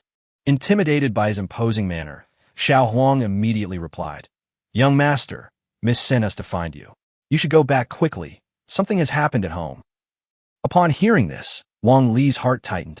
He strode up to Xiao Huang, grabbed his collar, and asked sternly, Did your sister send you? What happened? Explain yourself. Xiao Huang was stunned by Wang Li's actions, but he still hurriedly spoke, his voice trembling slightly. Young Master, since the Master passed away, those Japanese have seized actual power in the Dragon Kingdom. Now, they're even attempting to usurp our royal family's decision-making authority. Wang Li's expression instantly turned ferocious. He clenched his fists, as if trying to squeeze out all his boundless anger and resentment. These bastards, if it weren't for our Dragon Kingdom taking them in back then, they'd be wandering some corner of the world right now. And now they dare to be so arrogant. Every word he spoke revealed deep anger, making it clear that his emotions were on the verge of exploding. He stared wide-eyed at Xiao Huang, as if trying to extract more answers from him. After calming himself down a bit, he asked again, "What about Uncle Zhang? If he were here, would those Japanese scoundrels dare to be so arrogant?" Xiao Huang's eyes flashed with anger and grief. He lowered his head and said, "Those Fusang people have received the support of the Wuhai Sea monsters, and 2 low-level king-rank experts have suddenly appeared in Fusang. General Zhang is no match for them." Upon hearing this, Wang Li visibly shuddered, his face turning even more ashen. He stared wide-eyed at Xiao Huang, as if trying to process this shocking news. Xiao Huang took a deep breath and continued. Right now, Watanabe Ichiro is clamoring to take back the Wang family's decision-making power, and he's even said he wants to take the eldest daughter as a concubine. They say otherwise. His voice gradually faded, as if he were stating a fact he was unwilling to accept. What if we don't? Wang Li's voice turned cold and hard. Xiao Huang's eyes gleamed with grief as he bowed his head and said, "They will slaughter our entire Wang family." After he finished speaking, the deck fell into a deathly silence. Hateful, Wang Li finally snapped. He grabbed the knife beside him, and the blade flashed through the air with a blinding light. He immediately turned around, knelt on one knee facing Lu Qi, and declared, "Master, I cannot accompany you on the rest of the journey. The Wang family needs me now. I will return to you after I have settled things at home." Lu Qi watched this scene, his eyes gleaming with wisdom. Now that he has completely turned against the Sky Empire, the relationship with the Deep Sea Alliance becomes crucial. Dragon Kingdom is also a very important member of the Deep Sea Alliance. He might as well support Wang Li to take control of Dragon Kingdom. At that time, with the support of both the Dragon Kingdom and Lu Mengli's Moon Shadow Kingdom in the Deep Sea Alliance, the Deep Sea Alliance will become his base of operations, and even a powerful nation like the Sky Empire will not be able to threaten him. As for personal feelings, after spending so much time with Wang Li, Lu Qi had long regarded him as his partner, and he hoped to be able to help him. Thinking of this, he looked at Wang Li and said in a deep voice, "What good will it do if you go back? With your boss-level strength, you can't change anything." His words were like a bucket of cold water, poured over Wang Li's enthusiasm. But it was also the truth, and although Wang Li was indignant, he had to admit it. Wang Li raised his head, looking at Lu Qi, a resolute and determined glint in his eyes. He knew Lu Qi was telling the truth, but he couldn't allow his family and clan to be slaughtered. He took a deep breath and decided, "I know I may not be able to change anything, but I at least want to go back and stand with them. Even if we die, we'll die together." Chapter 116, All Members Strengthened. Lu Qi looked at Wang Li in front of him, a hint of admiration flashing in his eyes. He patted Wang Li on the shoulder and said firmly, "If you want to go back, we'll go back together. You're already a member of our nightmare, and our 2,000 brothers on the nightmare won't let you go back to your death alone." "Ha, that's right. I want to taste the blood of those Japanese for ages." Jack burst into laughter, drawing his long sword from his waist as he spoke. He licked the tip of the blade with his tongue, his face filled with a bloodthirsty grin. Nyota, standing next to him, added in a simple and honest voice, "Nyota don't like Japanese people." Although his expression was somewhat simple, the firm emotion he conveyed was undeniable. Rose looked at Wang Li tenderly and said softly, "Wang Li, we've been partners for a long time. We'll solve any problems together." Soul Eater also made a rare statement, his voice cold and firm. "The Ghost Clan will not stand idly by while their friends are bullied." Finally, Mu Wanting smiled and said, "I just advanced to S-level ability, and I'd like to have an occasion to test it out. These Japanese people are perfect for it." Hearing the support and encouragement from her friends, Wang Li felt deeply moved and empowered. "Thank you all. I, Wang Li, have caused you trouble." After speaking, Wang Li bowed deeply to everyone. At this moment, a system notification sounded in Lu Qi's mind. Ding! The host has triggered an optional task. Mission A: defeat the villains, choose to help Wang Li, and head to the Dragon Kingdom. Mission reward: The undead enhancement device's effect is increased, lasting for 3 days. Mission reward will be issued immediately. Task B. Self-preservation is paramount in these turbulent times. Choose to abandon Wang Li. Task reward. You can choose one undead crew member to upgrade to Lord level. Reward issued immediately. Lu Qi had already made his choice. He chose Task A without hesitation. Ding. Host has selected Task A. Reward. Enhanced Undead Enhancement Device Effect. Lasting 3 days, effective immediately. Please travel to the Dragon Kingdom immediately. Friendly reminder. Do not try to be clever or deceive the system. Raise the sails full speed ahead and head straight for the Dragon Kingdom. Lu Qi decisively issued the order. The crew of the Nightmare responded to the sound, skillfully manipulating ropes and canvas to raise the massive sails. The sea breeze howled and poured into the canvas, causing the Nightmare to instantly increase its speed. Like a giant beast, the Nightmare turned nimbly under the helmsman's control and sailed towards the Dragon Kingdom. 3 days later. Wow, I've been promoted to Lord level. Jack looked excitedly at his hands, feeling the power within his body. Jack turned to look at Rose behind him, his eyes full of smugness, and shouted, Rose, I've reached Lord level. However, Rose only gave a perfunctory response. I understand. I've reached the Lord level too. Not only me, but Nyoda and Shurhun have also advanced to the Lord level. Her tone carried a hint of helplessness and amusement, as if to say, don't be so childish, okay? Jack was taken aback, awkwardly rubbed his nose, and said, what's going on? I was just about to show off. How come everyone's already at the Lord level? Mu Wanting walked over, looked at Jack and Rose, smiled slightly, and analyzed. It seems to be the effect of the Undead Enhancement Device. Not only you, but all 2,000 undead crew members on the Nightmare have been promoted to elite level. Jack's eyes widened in amazement. Wow, 2,000 elite crew members. Our Nightmare is going to be invincible. Captain. At this moment, Lu Qi came out of the captain's cabin. Immediately, enthusiastic and respectful calls rang out on the deck. Lu Qi looked around, seeing the excited and proud expressions on everyone's faces, and said with a smile, it seems the Undead Enhancement Device is very effective. Everyone's strength has increased significantly. His voice revealed satisfaction and relief. He was very satisfied with the effects of the Undead Enhancement Device. He had only hoped that the device would increase the strength of the undead crew, making them more powerful. However, he did not expect the effect to be so good, which directly created an elite army for him. Since I started following the captain, my strength has improved at a rate I can't even imagine. Jack touched his nose, looked at Lu Qi, and continued. In the realm of the dead, it usually takes decades for an undead to evolve from a common level to a Lord level, but I reached the Lord level in just a few months on the Nightmare, which is truly unbelievable. After he finished speaking, Wang Li, who was standing next to him, also said with deep feeling, yes, when I first came here, I was a bit stronger than you all, but in such a short time, you've all surpassed me. His tone revealed a hint of envy and helplessness, as if he were mocking his own slow progress. Jack, Rose, Mu Wanting, Nyoda, and Soul Eater have all been promoted to the Lord level, but he is still stuck at the boss level. Mu Wanting noticed Van Kalias mood. She walked over to him and gently comforted him, saying, everyone has their own path. These things can't be rushed. Wang Li nodded, took a deep breath, and told himself that he needed to improve his strength as soon as possible so that he wouldn't fall behind everyone else. At this moment, Lu Qi walked over, looked at Wang Li, and asked curiously, Wang Li, I have a question. How could the Dragon Kingdom, as one of the most powerful member states of the Deep Sea Alliance, be overthrown by the Japanese? Wang Li sighed and explained, Master, it's a long story. Actually, our Dragon Kingdom used to be very powerful, with one peak king-level expert and several mid-level king-level experts. However, during a mission to explore another dimension, they encountered a high-level dimension where the beings were far more powerful than they had ever imagined. There, almost all of our Dragon Kingdom's top experts perished. Only Uncle Zhang returned. His tone was full of regret and helplessness. Lu Qi nodded, indicating his understanding.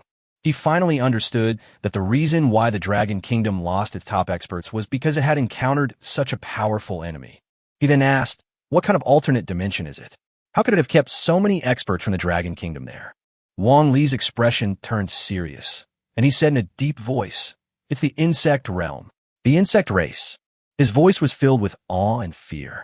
It was as if even mentioning the name filled him with immense shock and terror. He continued, I've heard Uncle Zhang say that the number of Zerg is almost limitless. They are fearless, and there are countless powerful individuals among them. They are truly terrifying. Chapter 1:17 Cuckoo in the Nest. Master, do you know how so many masters in our Dragon Kingdom were wiped out? They were all worn down by them. I really can't imagine what would happen if we encountered such an enemy. Just then, Soul Eater took over the conversation, his voice filled with seriousness and solemnity. The Zerg are a notorious race throughout the universe, ranking alongside the undead and the machines as the three great scourges, their fearsome reputation spreading far and wide. Lu Qi listened quietly, his eyes slightly narrowed. He understood that humanity was still too weak in the face of such a powerful enemy.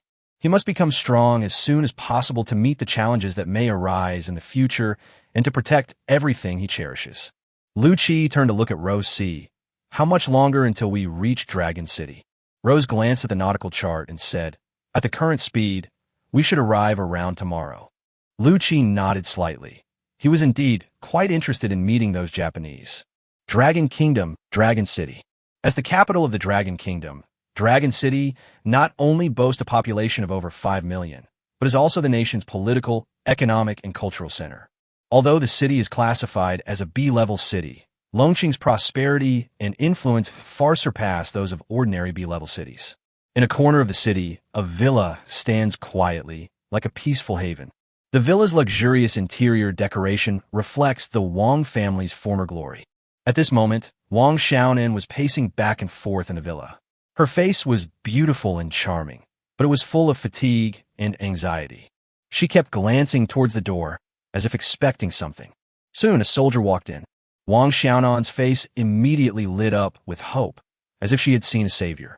She stepped forward and asked eagerly, So what did Wu Hai Tu Long say? She held onto a sliver of hope that as long as Wu Hai Tu Long was willing to help the Wang family, they could overcome this crisis. The 7 warlords of the sea are the 7 strongest and most powerful members of the Deep Sea Alliance, aside from that god-level powerhouse. However, the soldier's expression made Wang Xiaonan's heart sink. He looked dejected and shook his head. Miss, Wu Hai Tu Long said that he doesn't have the time or energy to interfere in the internal affairs of our Dragon Kingdom. These words struck Wang Xiaonan like a bolt from the blue, instantly turning her face deathly pale. The 6 remaining members of the Deep Sea Alliance, the Sea Demon King, have just died. The Sea Demon King has already expressed his support for the Japanese, while the other 5 members are unwilling to get involved in this matter. She turned to the middle-aged man behind her and said in a trembling voice, Uncle Zhang, do you think there's really no hope for our Wang family? Zhang Wei was dressed in military uniform, with a Major General's gold star shining brightly on his shoulder. He said in a deep voice, Miss, there's always a way out.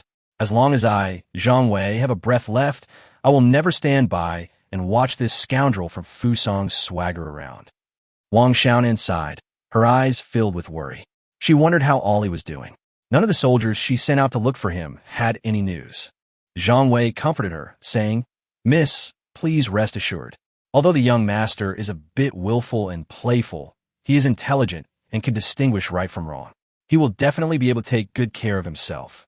Just then, a sound came from the doorway. It was the guards trying their best to stop something. You can't come in. Bang! After a loud crash, several guards were seen being violently knocked into the courtyard. They curled up on the ground in agony, unable to get up for a moment. Upon seeing this, Wang Xiaonan's expression changed drastically, and she immediately gritted her teeth. The Japanese are here. Then, Wang Xiaonan walked out of the villa without hesitation. At the gate, a group of Japanese people dressed in black stood there, their faces bearing arrogant and sinister smiles. Among them, a tall, middle-aged man with a gloomy face was the leader of the Fusang people, Watanabe Ichiro. Watanabe Ichiro looked at Wang Xiaonan with an arrogant smile on his face. Xiaonan, what's your Wang family's decision yet? Haven't I given you enough time? As he spoke, he gestured for his subordinate to produce an agreement, a clear intention that only fueled Wang Xiaonan's anger. Watanabe Ichiro continued, If you've thought it through, sign this agreement and relinquish your decision-making power. That way, I can still leave your Wang family a way out. Wang Xiaonan's eyes widened in anger, her hands clenched into fists. Wishful thinking. If you want me to hand over the Wang family's decision-making power, you'll have to step over my dead body first. Watanabe Ichiro, however, did not seem surprised. He simply shook his head. Xiaonan, why are you doing this? The Dragon Kingdom's parliament is now under our control, and the army obeys our orders. Your decision-making power is completely useless. Why are you still clinging to this empty power? His tone was calm, but it was full of threat. Wang Xiaonan, however, showed no weakness. She straightened her back, looked directly at Watanabe Ichiro, and said, word by word, as long as my Wang family exists, the Dragon Kingdom will still belong to the people of the Dragon Kingdom. You Japanese should not even think about usurping our territory. Back then, your entire land of Fusang sank, so our Dragon Kingdom should never have taken in you despicable Fusang people. Her tone was firm and resolute, and dozens of royal guards behind her immediately stepped forward with angry expressions, gripping their weapons and ready to fight at any moment. Watanabe Ichiro looked at Wang Xiaonan, his brows furrowed slightly. He shook his head, as if disappointed by Wang Xiaonan's stubbornness. Then, a disdainful smile curled at the corner of his lips, and he said arrogantly, we, the people of Japan, are very grateful to your Dragon Kingdom for taking us in. So, to express our gratitude, we have decided to lead you to a better life and make you more prosperous and powerful. Then Watanabe Ichiro looked at Wang Xiaonan's ample breasts, a lewd smile on his face, and said, moreover, to thank your father for taking you in back then, I've decided to take you as my concubine. Don't worry, I'll definitely treat you well, ha ha. As soon as he finished speaking, the Japanese behind him burst into laughter. Shameless. Wang Xiaonan cursed through gritted teeth, her face instantly turning ashen, her eyes flashing with anger and humiliation. The royal guards behind him were even more enraged, their clenched fists cracking as if they were about to charge at Watanabe Ichiro at any moment. Watanabe Ichiro looked at Wang Xiaonan, his expression gradually turning cold. He clearly saw the determination and resolve in Wang Xiaonan's eyes. She had no intention of signing at all. A cruel smile curled at the corner of his lips as he coldly said, in your Dragon Kingdom's terms, it seems you're prepared to refuse a toast only to suffer a penalty shot. As he spoke, a chilling atmosphere filled the entire space. Chapter 118 Bloodbath in Japan. With a wave of his right hand, Watanabe Ichiro cruelly commanded, kill everyone except Wang Xiaonan. At his command, the Japanese people seemed to have been granted permission. They grinned and charged toward the royal guards, their faces filled with bloodthirsty excitement. Follow me. Let's slaughter these bastards. A captain in the royal guard roared, gripping his weapon tightly, and resolutely led his soldiers to charge forward. However, the Japanese were all hand-picked experts, skilled and ruthless. Despite the royal guard's desperate fighting, they were no match for them. The scene was exceptionally brutal, with every punch landing and every stab drawing blood. One by one, the Wang family guards fell, and soon the courtyard was filled with their corpses. You bunch of bastards, I'll kill you. Wang Xiaonan watched as familiar guards died one by one before her eyes, her heart breaking. She stared at Watanabe Ichiro, unleashing her full power, determined to kill him on the spot. Although Wang Xiaonan comes from a wealthy family, she is by no means the kind of vase who only knows how to enjoy life. She is a B-level superhuman with Lord-level abilities. With a sharp shout, the large tree in the courtyard was uprooted. The giant tree transformed into a tree man and unleashed a powerful punch at Watanabe Ichiro. The tree's fist was enormous, and it slammed down with the power to destroy everything. Seeing this, Watanabe Ichiro sneered and slightly shifted his body to dodge the tree man's attack. He looked at Wang Xiaonan with disdain. Is that all you've got? Then, he quickly formed hand seals, and the surrounding air began to fluctuate violently. Then, a huge energy wave erupted from his palm and slammed into the treant. The treant was struck head-on by the energy wave, letting out a painful roar. Its body began to disintegrate under the powerful force, eventually turning into a cloud of wood chips that drifted through the air. Wang Xiaonan's expression changed drastically upon seeing this. She understood the gap in skill between herself and Watanabe Ichiro, but she had no intention of backing down.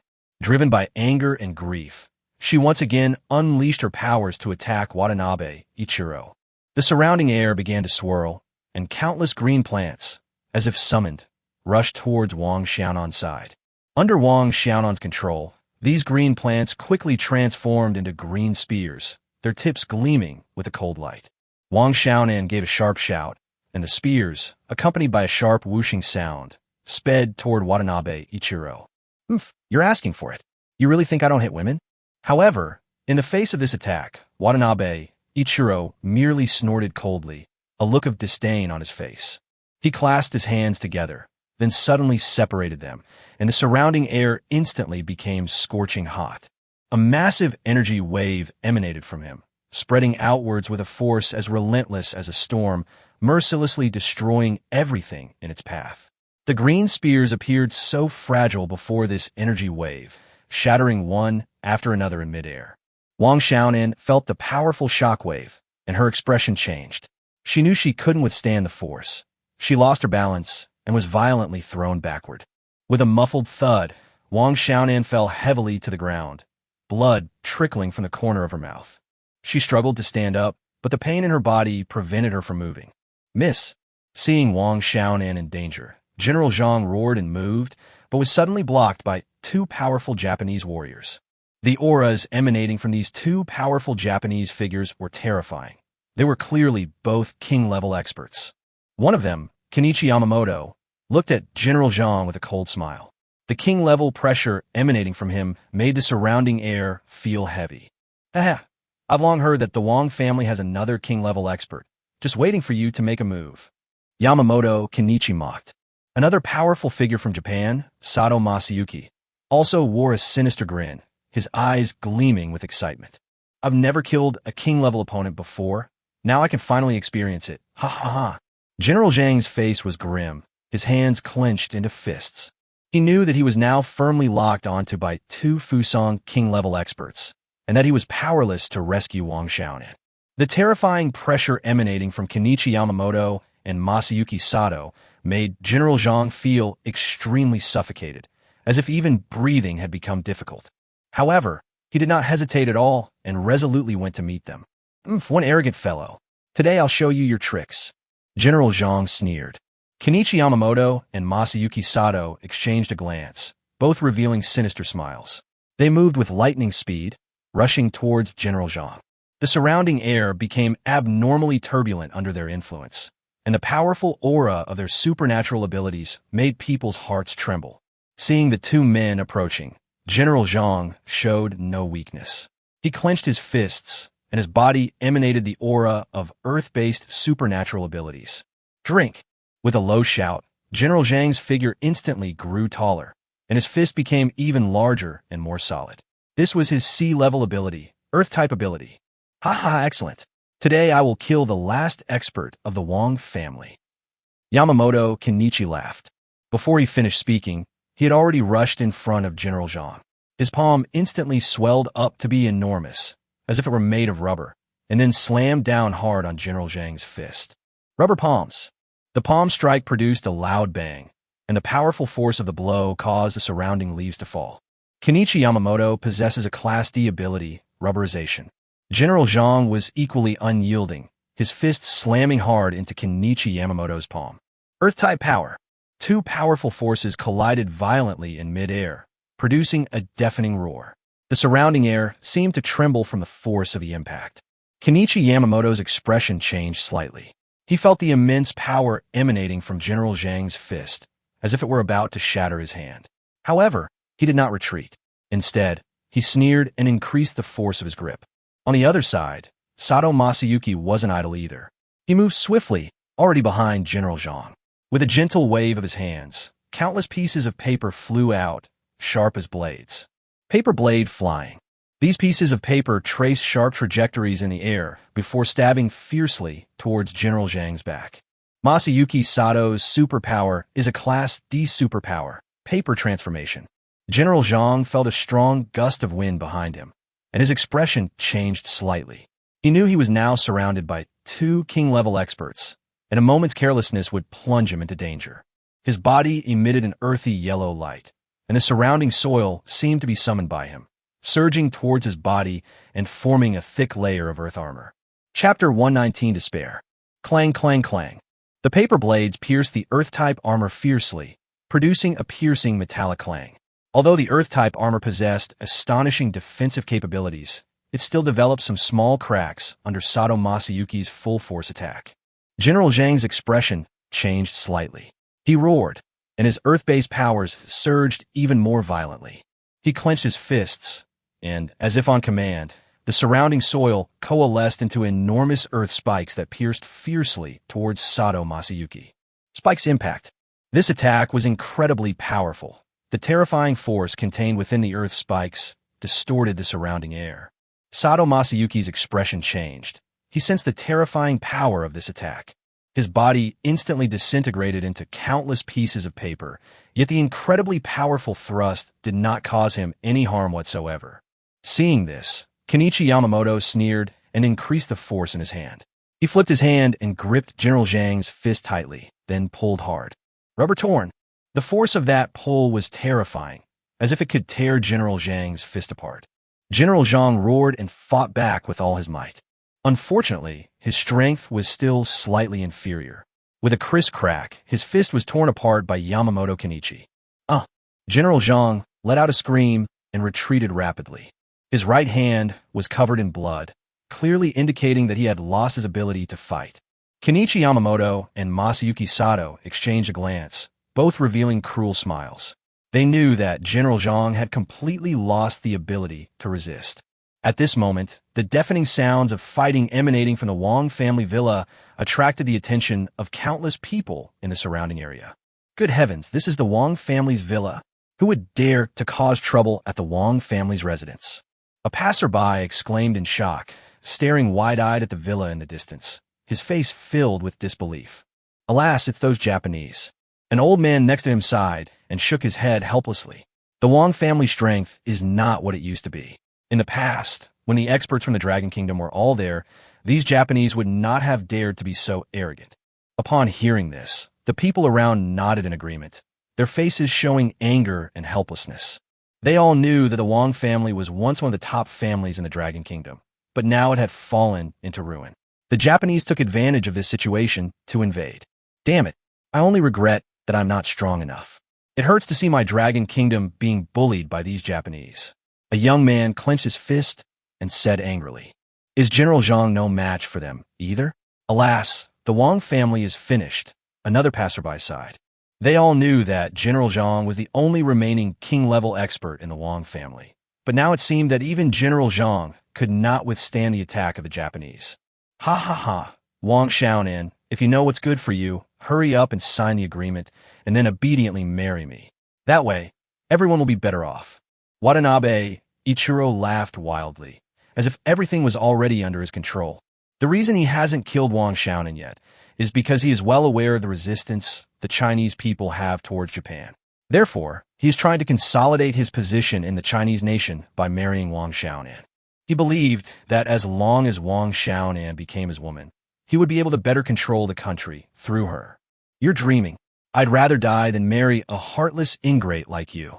Wang Xiaonan wiped the blood from the corner of her mouth and glared angrily at Watanabe Ichiro. You're truly a daughter of a military family. I know you're not afraid of death, but don't you care about his death either? As Watanabe Ichiro spoke, he gave Sato Masayuki a wink. Sato Masayuki instantly understood and unleashed over 100 paper blades at General Zhang. Puff, puff, puff.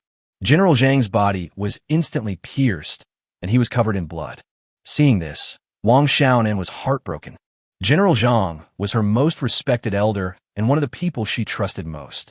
Seeing him suffer such harm now filled Wang Xiaonan with endless heartache and anger. General Zhang's eyes, however, were filled with a determination to die. He knew he could no longer escape and could only use his last strength to protect Wang Xiaonan. He used his last bit of strength to activate his supernatural ability, and instantly a gravity field spread out from General Zhang. Everyone's bodies sank, as if suppressed by an invisible force. Watanabe Ichiro, Sato Masayuki, and others were also affected, and their movements became slower. Miss, don't worry about me. I can still hold them off for a little while. You run. General Zhang shouted, his voice filled with determination and resolve. He knew this was the last thing he could do for Wang Xiaonan. Uncle Zhang. Wang Xiaonan cried out through tears, her grief beyond words. She knew perfectly well that this was an opportunity General Zhang had risked his life to secure for her, and she couldn't let his efforts go to waste. Wang Xiaonan immediately turned and ran away. Her movements were swift and decisive because she knew this was her only chance to escape. However, after running a few steps, she suddenly discovered that there were also hundreds of Japanese masters behind the villa. They stood there like an insurmountable wall. At this moment, the entire villa was completely surrounded by them, and not even a fly could get out. An overwhelming sense of despair welled up in Wang Xiaonan's heart. She gave a sorrowful smile and whispered, "Uncle Zhang, I'm sorry, I can't leave." Watanabe, Ichiro coldly mocked. "We've been planning this for so long. We must have made sure we have a foolproof plan. It seems you don't really care about his life or death." As soon as he finished speaking, Kenichi Yamamoto's right fist bulged out, instantly becoming as huge as a small car, and a terrifying aura spread out. Kenichi Yamamoto let out a low growl and slammed his right fist hard at General Zhang. General Zhang's eyes narrowed sharply, but he was already exhausted and powerless to resist. He could only watch helplessly as the huge fist rapidly enlarged before his eyes. Bang! A deafening crash rang out as General Zhang was slammed into a crater by Yamamoto Kenichi's right fist. The surrounding ground instantly cracked open, scattering dirt and creating a scene of utter devastation. The terrifying impact caused the surrounding air to vibrate. However, Kenichi Yamamoto showed no sign of stopping his attack. He raised his giant fist high again, and his expression became even more ferocious. Then, he suddenly punched General Zhang again.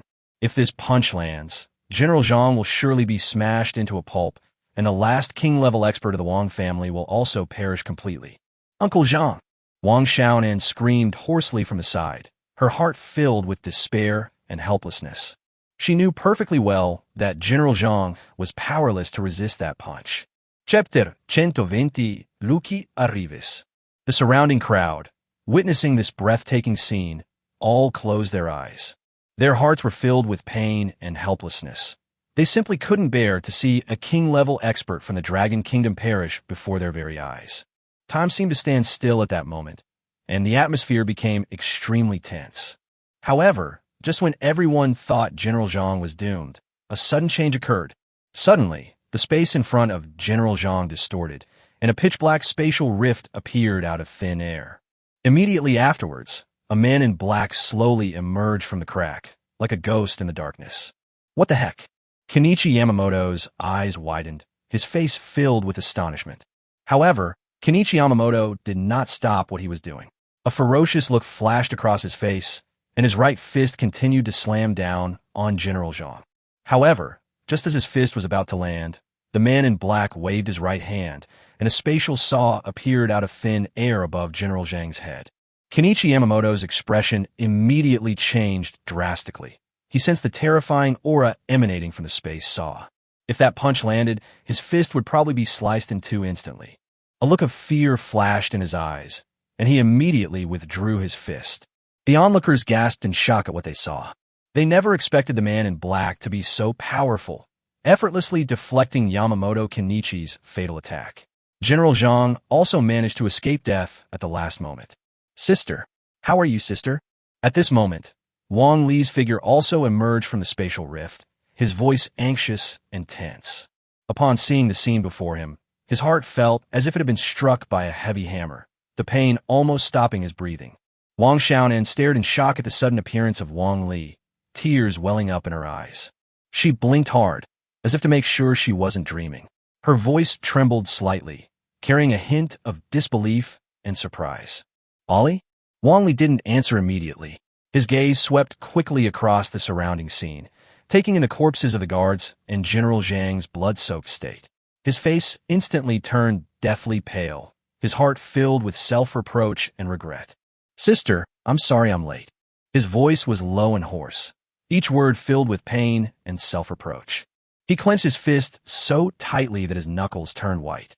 He knew that if he had arrived sooner, perhaps none of this would have happened. Meanwhile, Watanabe, Ichiro, Sato Masayuki, and the others stared grimly at the mysterious man in black. "This is China's internal affair. Do you intend to interfere in China's internal affairs?" Watanabe, Ichiro said coldly. He recognized Wang Li and knew that this mysterious man in black was the savior the Wang family had found. Upon hearing Watanabe, Ichiro's words, Wang Li angrily replied, "Internal affairs of the Dragon Kingdom? How shameless can you be to say such a thing? When you were suffering, our Dragon Kingdom kindly took in you Japanese, and yet you stabbed us in the back when our Dragon Kingdom was at its most vulnerable." Watanabe Ichiro, however, showed no remorse and simply snorted coldly. "Oomph. Only our great Fusang Empire has the ability to lead you to a better life, and we're doing this for your own good." At this moment, Mu Wanting, Ro-Si, and the others also arrived through the spatial rift. Jack looked at Watanabe, Ichiro, and the others with a look of disgust and said, Jack, have seen shamelessness before, but I've never seen anything as shameless as you Japanese. Even my dog wags its tail at me, but you Japanese are truly disgusting." Watanabe, Ichiro's face darkened instantly at Jack's words. He narrowed his eyes and carefully sensed the aura emanating from the suddenly appearing group. A moment later, a disdainful smile curled at the corner of his lips, and he said coldly, "I thought the reinforcements your Wang family brought were incredibly powerful, but it turns out they're just a bunch of Lord-level kids." As soon as he finished speaking, the surrounding Japanese burst into laughter. One of them even arrogantly mocked, "Ha! Go home and drink your milk. It's too dangerous here." They seemed to have found an outlet for their anger and began to laugh. The onlookers, who had initially felt hopeful because of the sudden appearance of these reinforcements, but when he heard that their strength was only at the Lord level, he couldn't help but feel disappointed. Although a Lord-level expert is already quite powerful, he still seems insignificant in front of two King-level experts. Watanabe, Ichiro didn't bother with further words. They were just a group of Lord-level individuals. He didn't take them seriously at all, and they couldn't change anything anyway. He said to Kenichi Yamamoto, "Yamamoto-kun, please kill all these people." Kenichi Yamamoto nodded with a sinister grin, his face full of cruelty and disdain. "Hee, it's a piece of cake, just a bunch of Lord-level little guys," he said, cracking his knuckles and radiating a ferocious fighting spirit. Wang Xiaonan and Wang Li helped the seriously injured General Zhang to his feet. Wang Xiaonan looked at the scene before her, her eyes filled with worry. She nervously tugged at Wang Li's sleeve and said urgently, "Li, the Japanese have two King-level experts. You're no match for them. Take advantage of the remaining chance and use your spatial abilities to run." Wang Li, however, was not worried at all. He glanced at Wang Xiaonan, gave her a reassuring look, and a confident smile appeared on his lips. "Run? Why would I run? My master is right here." Wang Xiaonan was taken aback. Seeing Wang Li's confident demeanor, her worries lessened slightly. She understood that Wang Li's master must be an extraordinary person, otherwise Wang Li wouldn't be so confident. Kenichi Yamamoto tensed his muscles and began to gather all his supernatural abilities. His body began to glow with a faint rubbery sheen, making him appear as if he had transformed into a rubber man. His entire body swelled up to 3 meters tall, like an inflatable version. With a roar, Kenichi Yamamoto slammed his massive right fist down on Lu Qi. The force of that punch was enough to pulverize steel. However, Lu Qi remained unfazed by the punch, simply raising his right hand slightly. A tiny spatial rift appeared out of nowhere, heading straight for Kenichi Yamamoto's fist. "Haha, what a powerful punch, but unfortunately, the control is too poor," Lu Qi said calmly, his hand clenching slightly. The tiny spatial rift instantly expanded, transforming into a massive spatial saw. Kenichi Yamamoto's expression changed drastically. He sensed the terrifying aura emanating from the space saw. He immediately tried to pull his fist back, but it was too late. His fist slammed into the spatial saw, but the terrifying spatial saw sliced his fist in two as easily as cutting tofu. Chapter 121, Killing the Bandits. Kenichi Yamamoto let out a piercing scream, his face contorted in agony. The rubberization ability on his entire right arm was instantly shattered by Lu Qi's spatial saw, leaving a smooth, mirror-like cut from which blood gushed forth. Lu Qi, however, watched the scene unfold with a calm expression, as if everything was under his control. He said calmly, "Your superpower is amazing, but unfortunately you haven't grasped its true essence yet." As he spoke, he waved his right hand, and several dimensional blades appeared out of thin air and shot towards Kenichi Yamamoto. Kenichi Yamamoto couldn't dodge in time. His body was instantly struck by the dimensional blade, and he coughed up blood as he flew backward. Thump! A dull thud rang out, and Kenichi Yamamoto's body crashed heavily to the ground, groaning in pain. He pressed hard against his severed arm, trying to stop the bleeding, but no matter how hard he tried, he couldn't stop the gushing blood. Suddenly, a deathly silence fell. Everyone seemed frozen in place by an invisible spell, their eyes fixed straight ahead. The expressions on everyone's faces were like a palette, a kaleidoscope of colors. Shock, fear, and admiration were like stones thrown into a calm lake, creating ripples that spread outwards. An old man stared wide-eyed, as if witnessing the most unbelievable sight of his life. His voice trembled as he murmured in an almost inaudible whisper. "Is this for real?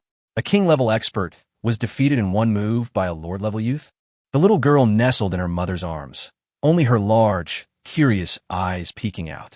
Looking at the battle ahead, she asked, puzzled, "Mom, is that older boy doing magic?" A young man beside him looked on with awe. He took a deep breath and shook his head vigorously, as if trying to imprint it all in his mind. He exclaimed excitedly, "S-rank spatial ability. A lord-level ability that can crush a king-level opponent. That's right, it's Yu-Ming. He is Yu-Ming." The Netherworld. Upon hearing the name Yu-Ming, everyone around gasped and immediately erupted in a commotion. "Yu-Ming, #1 on the prodigy ranking," someone exclaimed. "I've heard of him. I heard he recently killed a rear admiral from the Sky Empire. That guy's a real ruthless character. It is said that Yu-Ming is ruthless, cruel, and bloodthirsty, and few can survive his attacks. If he is the underworld, then wouldn't all the people he brought be the undead?" The man lowered his voice, as if afraid of being overheard. "That's right, most of the people on the ghost ship are ghosts. They are demons who have returned from the brink of hell." Another person chimed in. "Even so, I still hope they can win. These Japanese are truly despicable," someone said through gritted teeth. Suddenly, a loud voice shouted, "Go, Yu-Ming!" This sound seemed to break the previous silence, followed by more sounds joining in. "Go, ghostly spirit! Kill these Japanese!" Wang Xiaonan stared wide-eyed in disbelief at this scene. She had never imagined that a lord-level expert could be so powerful, capable of crushing a king-level expert. Her heart was racing, as if a small drum was pounding in her chest. She looked at the man in front of her, the mysterious and powerful man whom her younger brother called Master. Although Wang Xiaonan had already guessed the man's strength through Wang Li, she was still unexpectedly shocked when she saw his power in person. She seemed to see a towering mountain before her, and the man was the peak of that mountain, someone she could only look up to. The aura he exuded was like an invisible field, making people feel incredibly safe and trusting, as if with him around, no difficulty would be a problem. A complex mix of emotions welled up in Wang Xiaonan's heart. Shock, admiration, gratitude, and something else she couldn't quite put her finger on. Watanabe, Ichiro, Sato Masayuki, and the others watched all this with grim expressions, their eyes filled with apprehension and anger. The mysterious man in black before them had managed to take away one of their trusted lieutenants, Kenichi Yamamoto's arms in a single move, forcing them to reassess their enemy. "Baka!" Watanabe, Ichiro cursed under his breath, his fists clenched as if he were trying his best to suppress his anger. He then heard the discussions around him and realized that the person in front of him was none other than the infamous Yu-Ming. He was familiar with this name. Watanabe Ichiro would always keep a close eye on the newly rising powerhouses and forces on Earth. He knew very well that Yu-Ming, although only a lord-level being, possessed multiple superpowers and was no weaker than a low-level king. Watanabe Ichiro took a deep breath, trying to suppress the anger in his heart. He knew that acting impulsively wouldn't solve the problem at this moment. So he said to Lu Qi, "Lord Yu-Ming, we, the people of Fusong, have no intention of clashing with you. We deeply admire a powerful figure like you. We sincerely hope to become your friend, and if you are willing to cease interfering in this matter, we are willing to offer you 20,000 gold coins as a token of our friendship." His words carried a tone of negotiation, as if he were bargaining with Lu Qi. Sato Masayuki and the others watched Lu Qi's reaction nervously, awaiting his answer.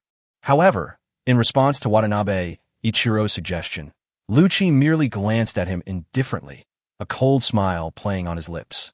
He did not answer the other party's words, but showed his attitude with his actions. He gently raised his right hand, and an invisible pressure instantly spread out, as if even the surrounding air became heavy. Watanabe, Ichiro, and the others' expressions changed. They felt an unprecedented sense of oppression, as if the blood in their bodies had stopped flowing. They understood that Lu Qi was answering them with his actions. He had no intention of stopping. Immediately afterwards, Lu Qi waved his right hand, and several dimensional blades appeared out of thin air, shooting towards Watanabe, Ichiro, and the others with a sharp whooshing sound. Baka! Sato Masayuki's expression changed drastically, and he cursed angrily. He pushed off with his feet, nimbly dodging the dimensional blade's attack. Then, like an arrow released from a bow, he charged towards Lu Qi with fierce momentum. Kenichi Yamamoto, enduring the pain, clutched his severed arm and stood up. Resentment and malice intertwined on his face, making his expression twisted and ferocious. He stared intently at Lu Qi, his bloodshot eyes seeming to etch Lu Qi's image into the depths of his pupils. He gritted his teeth and forced out the vicious words, "Damn it, I'll definitely kill you." As soon as he finished speaking, his body swelled up like a balloon, and his skin became tough and elastic. Incredibly, the incredibly sharp dimensional blade was completely blocked by his body, unable to harm him in the slightest. Chapter 121, Killing the Bandits 2. Kenichi Yamamoto and Masayuki Sato exchanged a glance, their eyes flashing with unspoken understanding. Then, they launched a simultaneous attack on Lu Qi. No matter how strong you are, Netherworld is only a Lord-level being.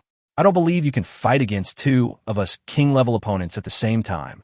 Sato Masayuki roared, and at the same time, his figure flashed, his body turning into countless pieces of paper, passing through the gaps in space, and appearing behind Lu Qi. He formed his hands into claws and fiercely grabbed at Lu Qi's throat, attempting to subdue him in one move. Meanwhile, Kenichi Yamamoto charged forward from the front, his arm transforming into a sharp rubber spear, its tip gleaming with a cold, hard luster. He unleashed a violent surge of energy, aiming straight for Lu Qi's heart, attempting to kill him in one fell swoop. A cold smile curled at the corner of Lu Qi's lips. Facing the attack from both of them, he remained as composed as if strolling through a garden. Just as Sato Masayuki's paper-thin attack was about to hit him, his figure suddenly disappeared from the spot, cleverly dodging the fatal blow. Teleportation. Sato Masayuki's pupils contracted. However, he did not give up the opportunity to attack. After his body reformed, he clasped his hands together, and a huge paper blade shot out instantly, hurtling towards Lu Qi with lightning speed. At the same time, Kenichi Yamamoto's body grew longer in the wind, transforming into a gigantic rubber monster several meters tall, ferocious and terrifying. Sharp rubber spears, carrying the power to destroy everything, stabbed fiercely towards Lu Qi. Ha ha ha! You Netherworld, prepare to die. Kenichi Yamamoto laughed wildly, as if he had already foreseen the dawn of victory. However, Lu Qi merely glanced at them indifferently, then activated his A-level psychic power. In an instant, a large area of land was lifted up by an invisible force, as if controlled by a giant hand, and then quickly assembled in the air to form an indestructible shield. Let's see if you can block this move. Sato Masayuki's eyes flashed with a fierce light as he spoke menacingly. The enormous paper sword pierced the shield, then exploded with a powerful force, filling the air with dust and scraps of paper, blurring visibility. At that moment, Kenichi Yamamoto rushed in front of Lu Qi, his rubber spear carrying devastating power as he stabbed Lu Qi fiercely. "Oh, watch out!" Wang Xiaonan couldn't help but gasp in shock at the sight, her heart leaping into her throat. This is a full-force attack from a king-level expert. Even if Yu Ming is powerful, he would probably be injured if he took a direct hit from a king-level expert. But just as the rubber spear was about to pierce Lu Qi's body, a sudden change occurred in Lu Qi's body. His skin instantly hardened like iron, covered with diamond-like snake scales, gleaming with a cold, hard luster. He seemed to transform into a war god, invincible. Clanging, a deafening crash resounded as the rubber spear pierced Lu Qi's body, yet failed to penetrate even an inch. Kenichi Yamamoto's eyes were filled with utter horror, as if he had witnessed the most unbelievable thing in the world. "What kind of monster are you?" he said in a trembling voice. A contemptuous sneer curled at the corner of Lu Qi's lips. He slowly raised his right hand, clenching it into a fist. An invisible force quietly gathered in the air. He then delivered a powerful punch to Kenichi Yamamoto's chest. Under this immense force, Kenichi Yamamoto's body was instantly bounced away like a ball. Yuming, my special ability is rubberization. Your fists can't hurt me. Although the punch was extremely powerful, Kenichi Yamamoto was not seriously injured. Really? How about this then? Lu Chi curled a contemptuous sneer at the corner of his lips and vanished from the spot in an instant. Just as Kenichi Yamamoto was about to launch an attack, he suddenly felt a darkness above his head. Looking up, he saw that Lu Chi had appeared above him at some point. Spatial suppression. Lu Chi gave a low shout, and an invisible force descended from the sky, firmly locking Yamamoto Kenichi in place. The surrounding space began to distort and deform, as if an invisible giant hand was squeezing Yamamoto Kenichi's body. He struggled to escape, but the force immobilized him. Lu Chi slowly extended his right hand, then suddenly pressed it down. Instantly, the ground within tens of meters of Yamamoto Kenichi sank, creating a deep pit several meters deep. Kenichi Yamamoto's body was completely deformed under this enormous force. He felt as if he had been hit hard by a mountain, his whole body squeezed into a puddle of slime-like rubber. At this moment, Yamamoto Kenichi, who was no longer recognizable as human, was still alive, but he had been severely injured. He felt immense pressure from the space, as if he were next to a merciless crushing machine, with countless invisible hands squeezing his body. Kenichi Yamamoto's eyes widened. His face contorted in pain as he struggled, trying to break free from the invisible force binding his body. However, no matter how hard he struggled, the force was like an invisible mountain, rendering him unable to move. Just then, Lu Chi stood indifferently to the side, and with a slight wave of his right hand. Suddenly, a giant net woven from the power of space descended from the sky, firmly enveloping Kenichi Yamamoto's body within it. Lu Chi's lips curled into a cruel sneer. Rubber? I'll cut you into countless pieces and see if you die. Then, the giant spatial net began to slowly tighten. It was as if a giant meat grinder was starting up, about to cut Kenichi Yamamoto's body into countless mesh-like pieces. Kenichi Yamamoto's face grew increasingly terrified, his eyes filled with utter despair. Sato-kun, come save me. Kenichi Yamamoto cried out in despair, trying to break free from the giant net. However, his body seemed to be firmly locked by an invisible force, unable to move. Each struggle brought him endless pain, so intense that he couldn't help but let out a piercing scream. Sato Masayuki was also greatly surprised to hear Yamamoto Kenichi scream.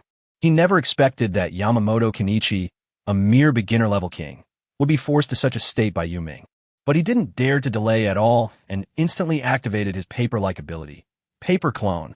With a soft sound, two clones of Sato Masayuki appeared in the same spot and attacked Lu Chi together with the main body. However, Lu Chi seemed to have a premonition, and whenever an attack came, he would easily dodge it with teleportation. Lu Chi continued to tighten the spatial net, as if playing a symphony of death. Puffed. Finally, with a loud cracking sound, the giant net tightened completely. The spatial net shredded Kenichi Yamamoto's body into countless mesh-like rubber fragments, which scattered across the ground. Those fragments had completely lost all trace of life, lying there quietly, no longer able to move. Chapter 122: The Sea Monster Makes a Move. Kenichi Yamamoto, a low-level king-rank expert, died.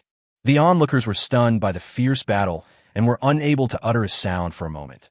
The entire arena fell into a deathly silence. Wang Xiaonan covered her mouth with her hand, her eyes filled with shock and disbelief.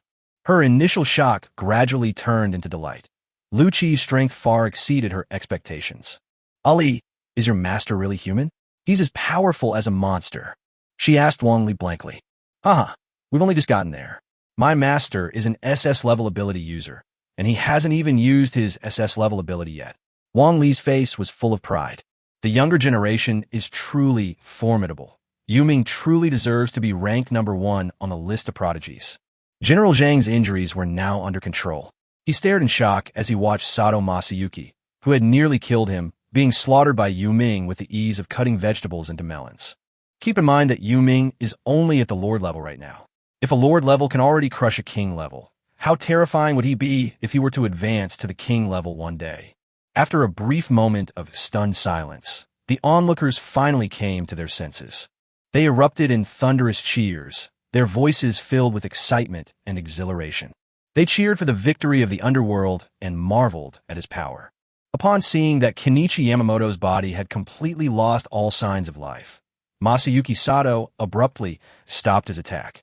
Yamamoto-kun. He called out his friend's name, his voice trembling, his face completely drained of color. He looked at Lu Chi with eyes full of apprehension and fear, as if he were seeing the Grim Reaper. He never expected that Yoming's strength was so terrifying that he could fight two opponents at once and even kill Yamamoto Kenichi, who was at the initial stage of the king rank. At this moment, Sato Masayuki fully realized that he was no match for Lu Chi and that continuing the battle would only lead to his death. Meanwhile, Watanabe Ichiro, standing some distance away, had a face so dark it seemed as if ink could drip from it. The Japanese have been hiding their strength and lying low in the Dragon Kingdom for so long, and they finally seized this opportunity to eliminate the royal family. They thought they could finally take complete control of the Dragon Kingdom, but unexpectedly, Yuming appeared out of nowhere. No, our great journey as Japanese people has only just begun, and it cannot end here. Watanabe Ichiro made a silent vow in his heart. He looked behind him, took a deep breath, as if he had made up his mind. Senior Water Demon, please help us, Fusong, to kill Yuming. We, Fusong, will fulfill all the conditions you previously proposed. After saying that, Watanabe Ichiro bowed deeply to his back at a perfect 90-degree angle. As Watanabe Ichiro finished speaking, a brief silence fell over the crowd of spectators. All eyes were focused on a man with effeminate features, who slowly walked out from the crowd. The man was dressed in a long black robe, the hem of which fluttered gently as if a breeze were blowing. His face was exquisitely beautiful, almost feminine, with slender, slightly upturned eyes and a bewitching red hue at the corners. His lips curled slightly upwards, forming an eerie arc that sent chills down one's spine. He is one of the 7 most powerful people in the entire Deep Sea Alliance, the Sea Demon King. The moment the Water Demon appeared, the entire battlefield seemed to fall into a deathly silence. He slowly walked up to Watanabe Ichiro, glanced at him indifferently, and a playful glint flashed in his deep eyes. A playful smile curled at the corner of his mouth. Very well, you Japanese have finally realized you need my help. The Water Demon's voice was sharp and shrill, making people feel uncomfortable, much like the voice of a eunuch. His voice was full of confidence and arrogance, but you should know that my actions are not free. Watanabe Ichiro's expression changed slightly. He gritted his teeth and said fiercely, as long as you can help us kill Yuming, we will agree to all the conditions you proposed before. The water sprite nodded, as if satisfied with their determination. Then he slowly raised his right foot and gently placed it on the ground. Just then, a ripple suddenly appeared beneath his feet, churning and surging. The water gently lifted his body, making him float off the ground, and he drifted slowly towards the center of the battlefield, as if he were walking on water. The moment the Water Demon appeared, the powerful aura emanating from him immediately suffocated everyone present, as if an invisible force was pressing down on their chests, making it difficult for them to even breathe. Wang Xiaonan frowned deeply, her expression extremely grave. She subconsciously clenched her teeth and said in a slightly hoarse voice, "Oh no, I didn't expect the sea monster of Wuhai to personally help these Japanese people." Wang Li's smiling face now turned serious, all traces of his previous ease vanishing. He knew all too well that each of the 7 warlords of the Deep Sea Alliance possessed terrifying strength. Looking at the solemn expressions on the faces of the people around him, Jack asked, puzzled, "A sea monster? Is it that powerful? Why do you all look so serious?" He clearly didn't know much about the Sea Demon, one of the 7 warlords of the Deep Sea Alliance, but he sensed an unusual tense atmosphere from everyone's behavior. Wang Li took a deep breath and said, word by word, "Water Demon is one of the current 7 warlords of the sea in the Deep Sea Alliance. He possesses mid-level king rank strength and an S rank ability, Water Demon Transformation. His strength is as formidable as his master's, allowing him to fight against peak king rank opponents." Upon hearing Wang Li's explanation, Jack and the others couldn't help but gasp. They finally realized just how terrifying the effeminate man before them truly was. For a moment, they couldn't help but feel a chill for Lu Chi, silently praying that he would be safe and sound. The Water Demon's figure slowly floated down, finally stopping in front of Lu Chi. He sized up the person ranked number 1 on the prodigy list, a strange smile appearing on his face. Oh ho ho, Brother Yuming is so handsome. Too bad I'm about to kill you. Otherwise, I'd really like to have a deeper conversation with you. The water demon's voice was sharp and piercing. It combined with his effeminate appearance and eerie smile. It gave people an extremely uncomfortable feeling. Lu Qi frowned, not because of the water demon's strength, but because he was utterly disgusted by it. He suppressed his discomfort and asked in a cold voice, Water demon, what did the Fusang people promise you that you decided to help them personally? Upon hearing this, the water fairy covered her mouth and chuckled, as if she were talking about something extremely pleasant. They really went all out, and on top of that, Brother Yuming, you've got a 200,000 gold coin bounty on your head from the Sky Empire. Tell me, you're worth that much money, and people are already tempted. Chapter 123, A Close Call. However, in the next second, his tone suddenly turned cold, and a sinister look appeared on his face. So, I'll have to trouble you again to borrow your head. The water nymph gracefully and slowly raised her right hand, gently turning her palm as if controlling an invisible force. In that instant, the surrounding air began to surge, accompanied by a slight hissing sound, and countless water arrows formed out of thin air, hovering in front of him. The water sprite's fingers danced lightly. Swoosh, swoosh, swoosh. The water arrow shot towards Lu Qi with a sharp whooshing sound, as dense and swift as a rainstorm. Lu Qi narrowed his eyes slightly. He could clearly sense the terrifying energy contained within these water arrows. Each water arrow seemed to carry the power to destroy everything, making him dare not be careless in the slightest. Lu Qi immediately activated teleportation, his body transforming into a blur as he dodged the water arrow attack. The water arrow passed through his afterimage and shot towards the Wang family villa behind him. Rumble. With a deafening roar, the enormous villa was blasted into ruins by the water arrow casually generated by the water demon, collapsing to the ground and raising a cloud of dust. S-class spatial abilities, that's amazing. I really want one too. The water demon's voice remained sweet and coquettish, like that of a spoiled girl, but his behavior was the complete opposite, filled with murderous intent. Suddenly, a drop of water appeared in the air in front of Lu Qi. It was crystal clear. However, in the next instant, the drop of water quickly grew larger and transformed into the shape of a water demon. Lu Qi's expression changed slightly. He immediately realized that this was the water demon's ability and dared not be careless in the slightest. He immediately activated teleportation, his body transforming into a blur as he appeared in another location. However, as soon as he appeared in his new location, a drop of water appeared in front of him, instantly transforming into a water sprite. The water nymph always wore a playful smile, as if to say, "You can't escape." The water demon clenched its right fist, seemingly attacking Lu Qi with a light, airy motion. Yet the terrifying power contained within made Lu Qi's heart tighten. Lu Qi knew he couldn't escape it.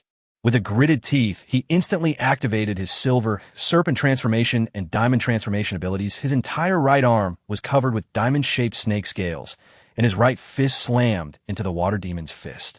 Bang! A deafening roar erupted, as if the very air itself trembled. The instant their fists collided, an invisible shockwave rapidly spread outwards from them, causing surrounding buildings to crumble and kick up clouds of dust. The immense force shattered the diamond scales on Lu Qi's right hand, and then the flesh and skin of his entire right hand turned to ash under this tremendous power.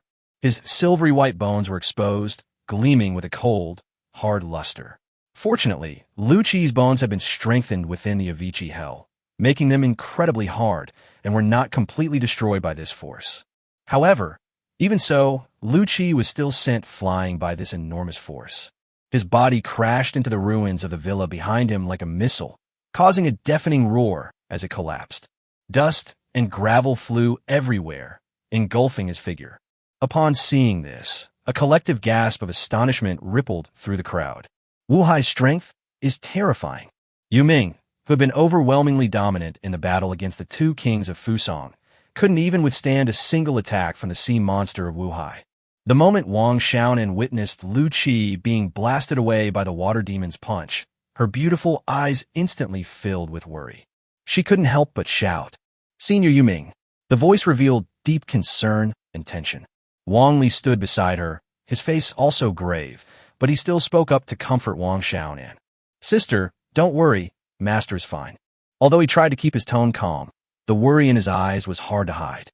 Wang Li knew that his master possessed SS-level superpowers, and since he hadn't activated this final trump card yet, it shouldn't be in a dangerous situation yet. Nevertheless, Wang Li still couldn't be completely at ease. After all, what's in front of him is a sea monster, an existence with terrifying strength. With a sound of rubble churning, Lu Qi slowly stood up from the ruins. Blood trickled from the corner of his mouth, clearly indicating that the water demon's attack had caused him some damage. However, the fighting spirit in his eyes was even stronger, like a burning flame.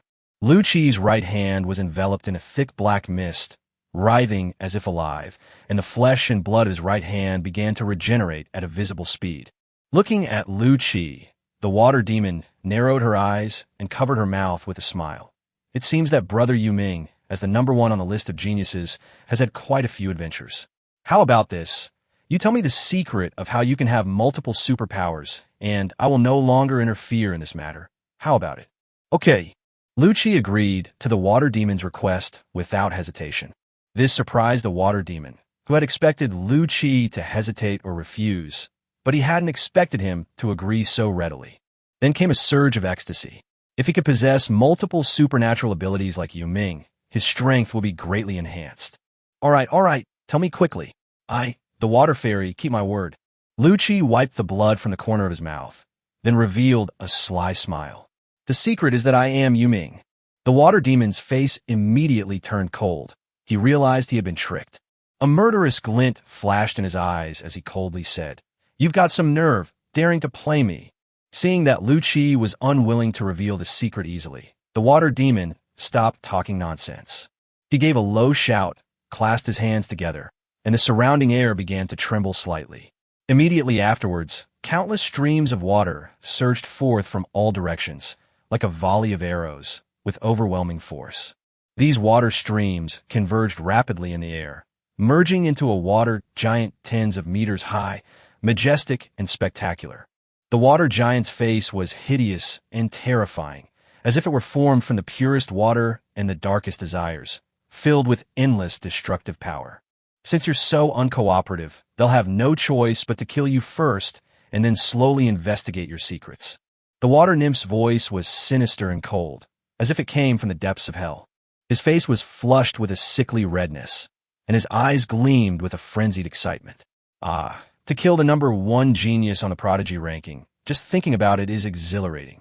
As soon as he finished speaking, the water giant swung his enormous fist and slammed it down on Lu Qi. The power of this punch seemed capable of leveling a mountain. The terrifying flow of water formed a huge arc-shaped shockwave in the air, carrying the power to destroy everything, and slammed into Lu Qi. At that moment, the surrounding air seemed to be compressed and deformed by this terrifying force, and everyone's heartbeat seemed to stop for a beat. Lu Qi stood rooted to the spot, facing the massive fist hurtling towards him, seemingly paralyzed with fear, and didn't even try to dodge. His eyes were fixed on the approaching fist, his expression calm. Chapter 124, the end of the Japanese. Wang Xiaonan couldn't help but shout, "Senior Yu Ming, get out of the way." Her voice was filled with anxiety and worry, as if it could clench one's heart tightly.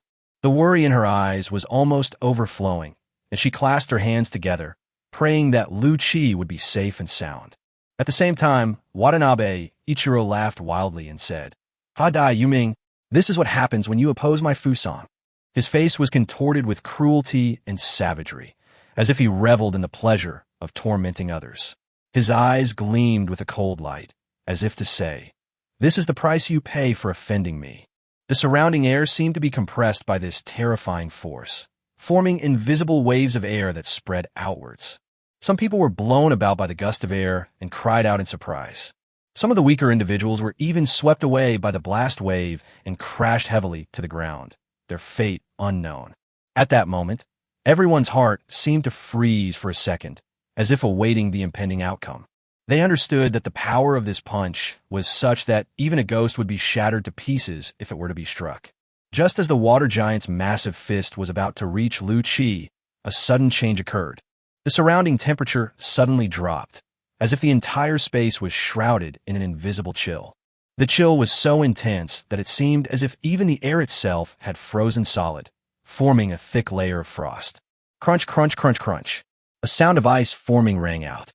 The terrifying punch, which originally carried endless destructive power, froze rapidly under this chilling aura, turning the entire water giant into a giant ice sculpture. The ice sculpture stood still in a fist-pumping pose, radiating a chill that seemed to distort even the surrounding space. The sickly flush on the water nymph's face quickly faded under the chill, replaced by a look of surprise. He stared at the ice sculpture before him, muttering to himself, "This chill." Watanabe Ichiro's maniacal laughter abruptly ceased, his cruel and ferocious expression freezing on his face, as if he had been frozen by the chill.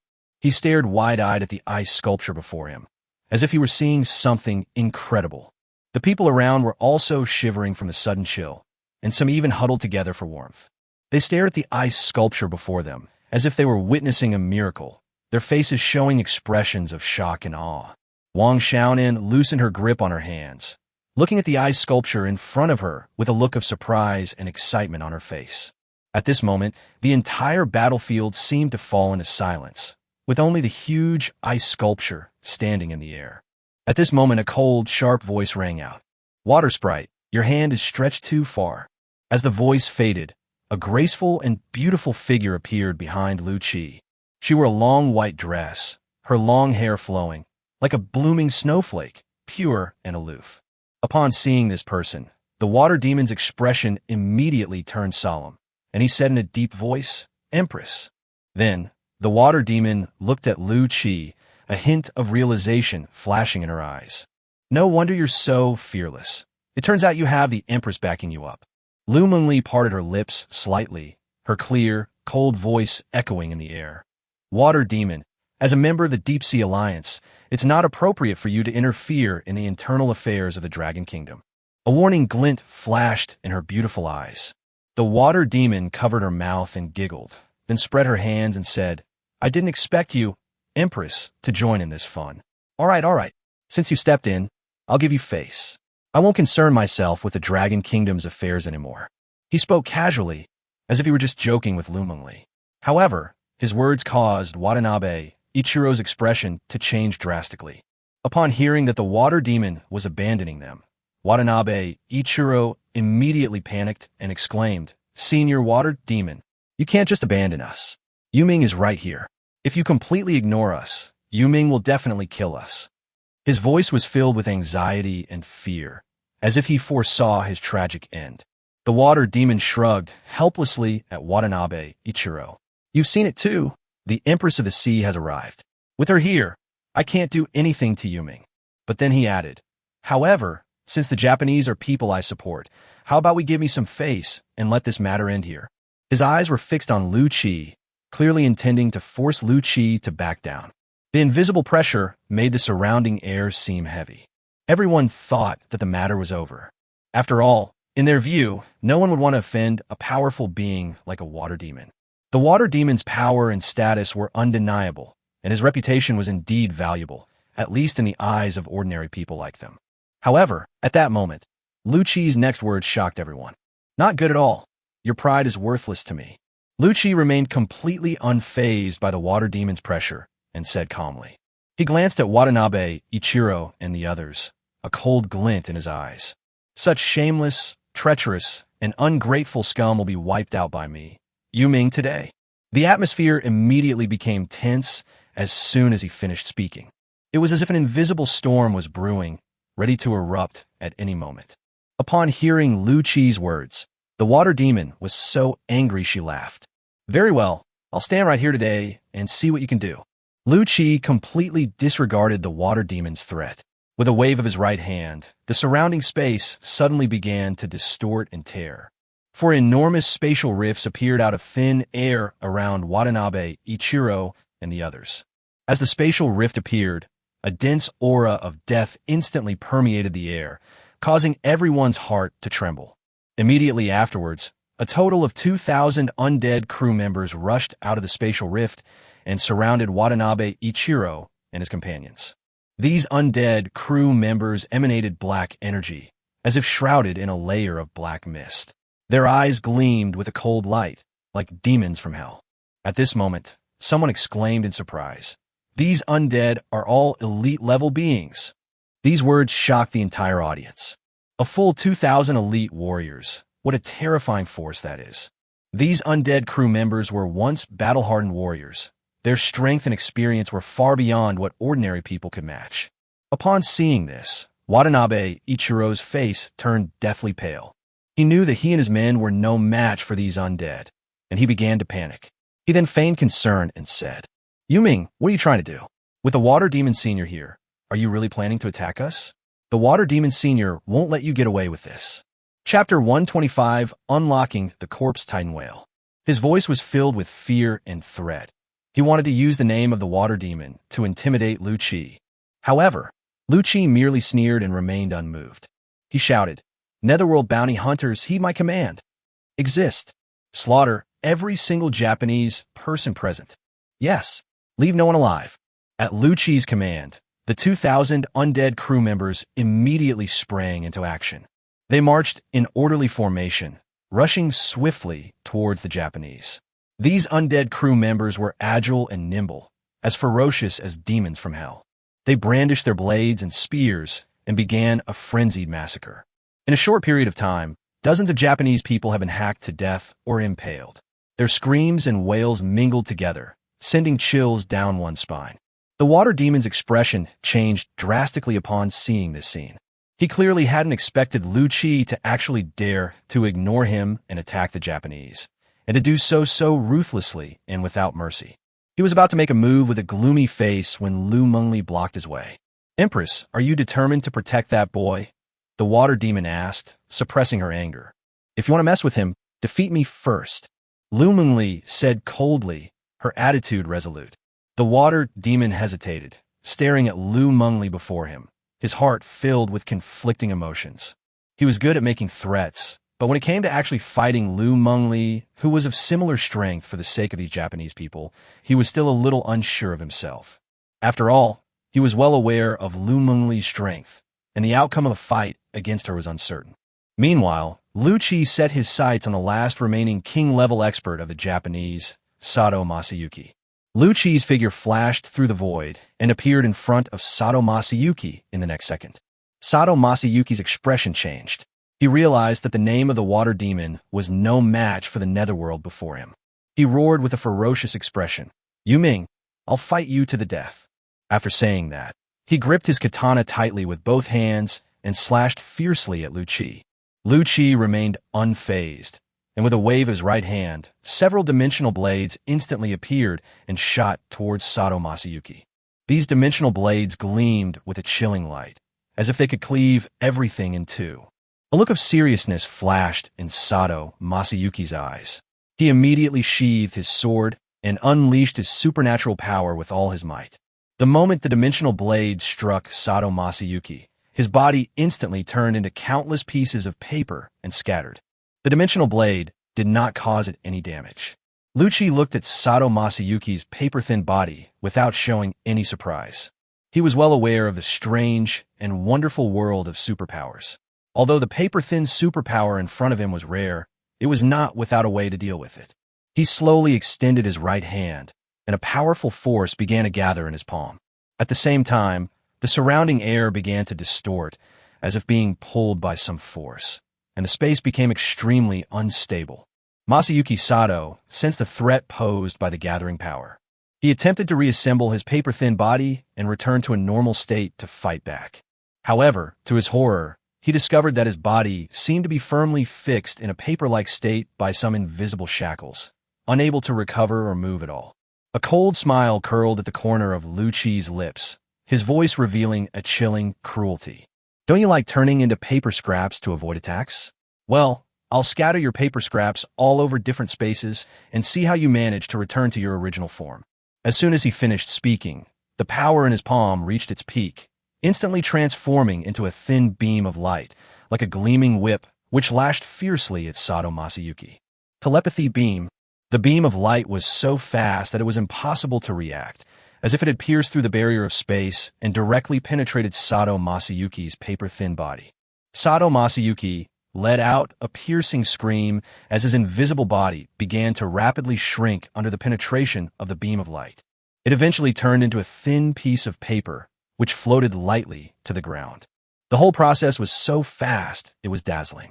The Japanese didn't even have time to react before their king-level expert was killed on the spot. Masayuki Sato dead. Sato-kun. Ichiro Watanabe cried out in grief and indignation. He said, almost unable to believe his eyes. Sato Masayuki was instantly killed by Yu Ming. When did the king rank become so fragile? Or is the netherworld just too powerful? Watanabe Ichiro dared not think any further. The situation was hopeless. He turned his eyes and prepared to escape. But at that moment, he was horrified to find that his body was frozen in place, unable to move. He lost control of his body. This terrified him. At the same time, a loud gunshot rang out. Bang! Ichiro Watanabe was instantly struck in the left chest by a bare bullet. A huge hole appeared in his left chest. His entire heart had been shattered. With a look of resentment in his eyes, Watanabe, Ichiro, slowly collapsed, his consciousness gradually fading. In the distance, Mu Wanting and Ro Si exchanged a smile. Just now, Mu Wanting used her supernatural powers to control Watanabe Ichiro, while Rouse shot and killed him. Watanabe Ichiro, a peak-level lord, was killed just like that. The whole process was clean and efficient, leaving no trace. Ding! Fear level increased to 200,000.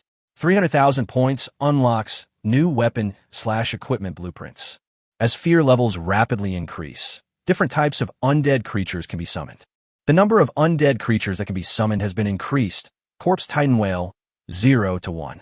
Corpse Titan Whale, low-level king rank. Summoning costs 10,000 life points. At the same time, the long-lost notification of unlocking the fear level rang in Lucci's mind.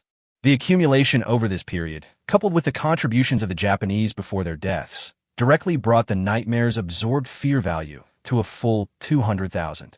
And a new summonable undead creature, the Corpse Titan Whale, has been unlocked.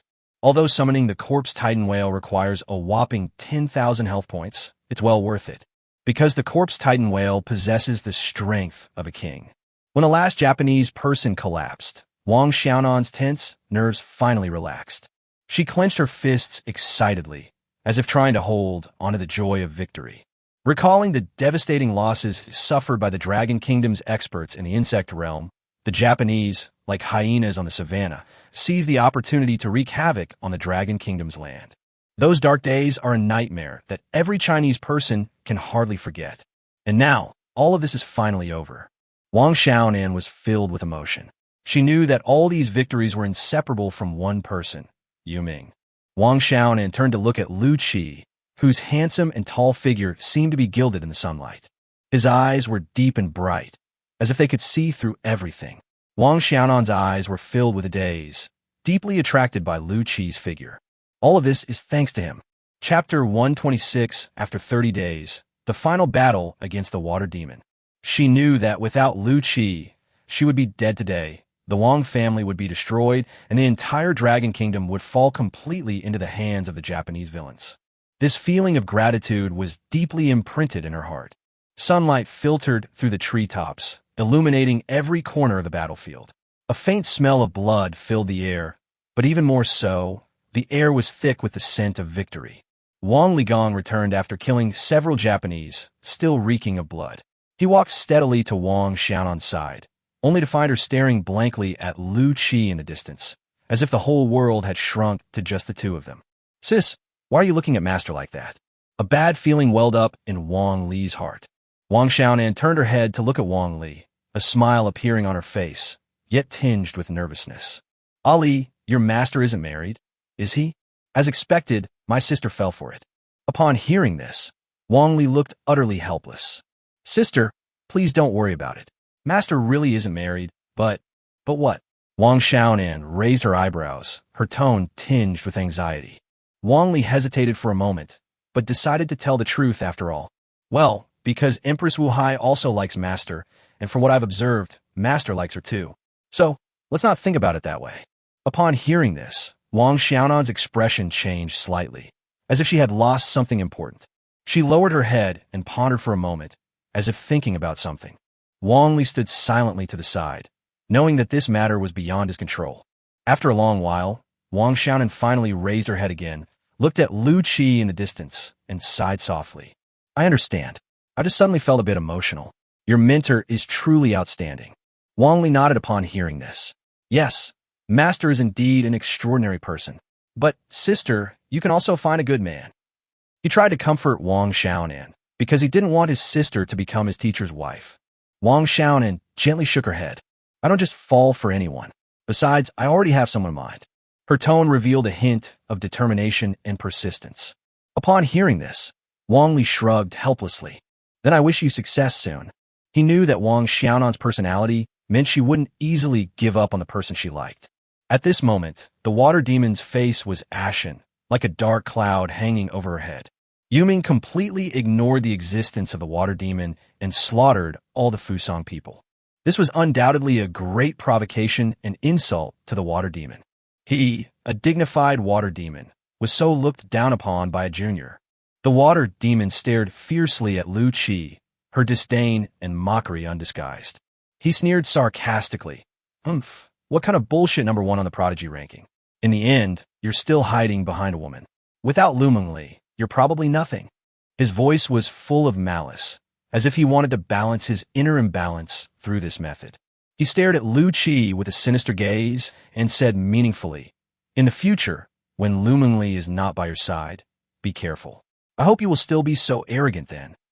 The threat in those words was obvious to everyone. However, Lu Qi merely glanced at him indifferently, a playful smile appearing on his face. Upon hearing this, Lu Mengli's delicate eyebrows furrowed slightly, and she was about to say something when Lu Qi stopped her. Water demon, you don't need to threaten me. I'll give you this chance, Lu Qi said calmly, as if he were talking about something trivial. What he said next made everyone think they had misheard. Water demon, I, Yu Ming, hereby formally challenge you to a duel. 1 month from now, still in Dragon City, how about it? Lu Qi's tone was full of confidence and domineering. The water demon was stunned by Lu Qi's words. He stared wide-eyed at Lu Qi in disbelief, as if he were looking at a madman. A Lord-level netherworld being dared to challenge him. This was the most arrogant thing he had ever heard. However, he quickly realized what was happening, and a colder smile curled at the corner of his mouth. He stared at Lu Qi as if he were looking at a dead man. Oh ho ho ho, okay, a month from now, still in Dragon City, I hope you'll still be as arrogant as you are today. His words were filled with murderous intent, as if he had already foreseen the bloody duel a month later. In his eyes, killing Yu Ming was a piece of cake. Even if Lu Mengli was dissatisfied afterward, it wouldn't change anything. After all, it was Yu Ming who challenged him to a duel, and he was killed in the duel, so no one could blame anyone else. With a strange laugh, the water demon's form gradually dissipated, turning into a puddle of mist, and finally disappeared into the air. Everyone was stunned by what they saw. General Zhang muttered to himself in disbelief, wondering if Yu Ming had been controlled by the water demon. Although he was very powerful, fighting the water demon would definitely mean certain death.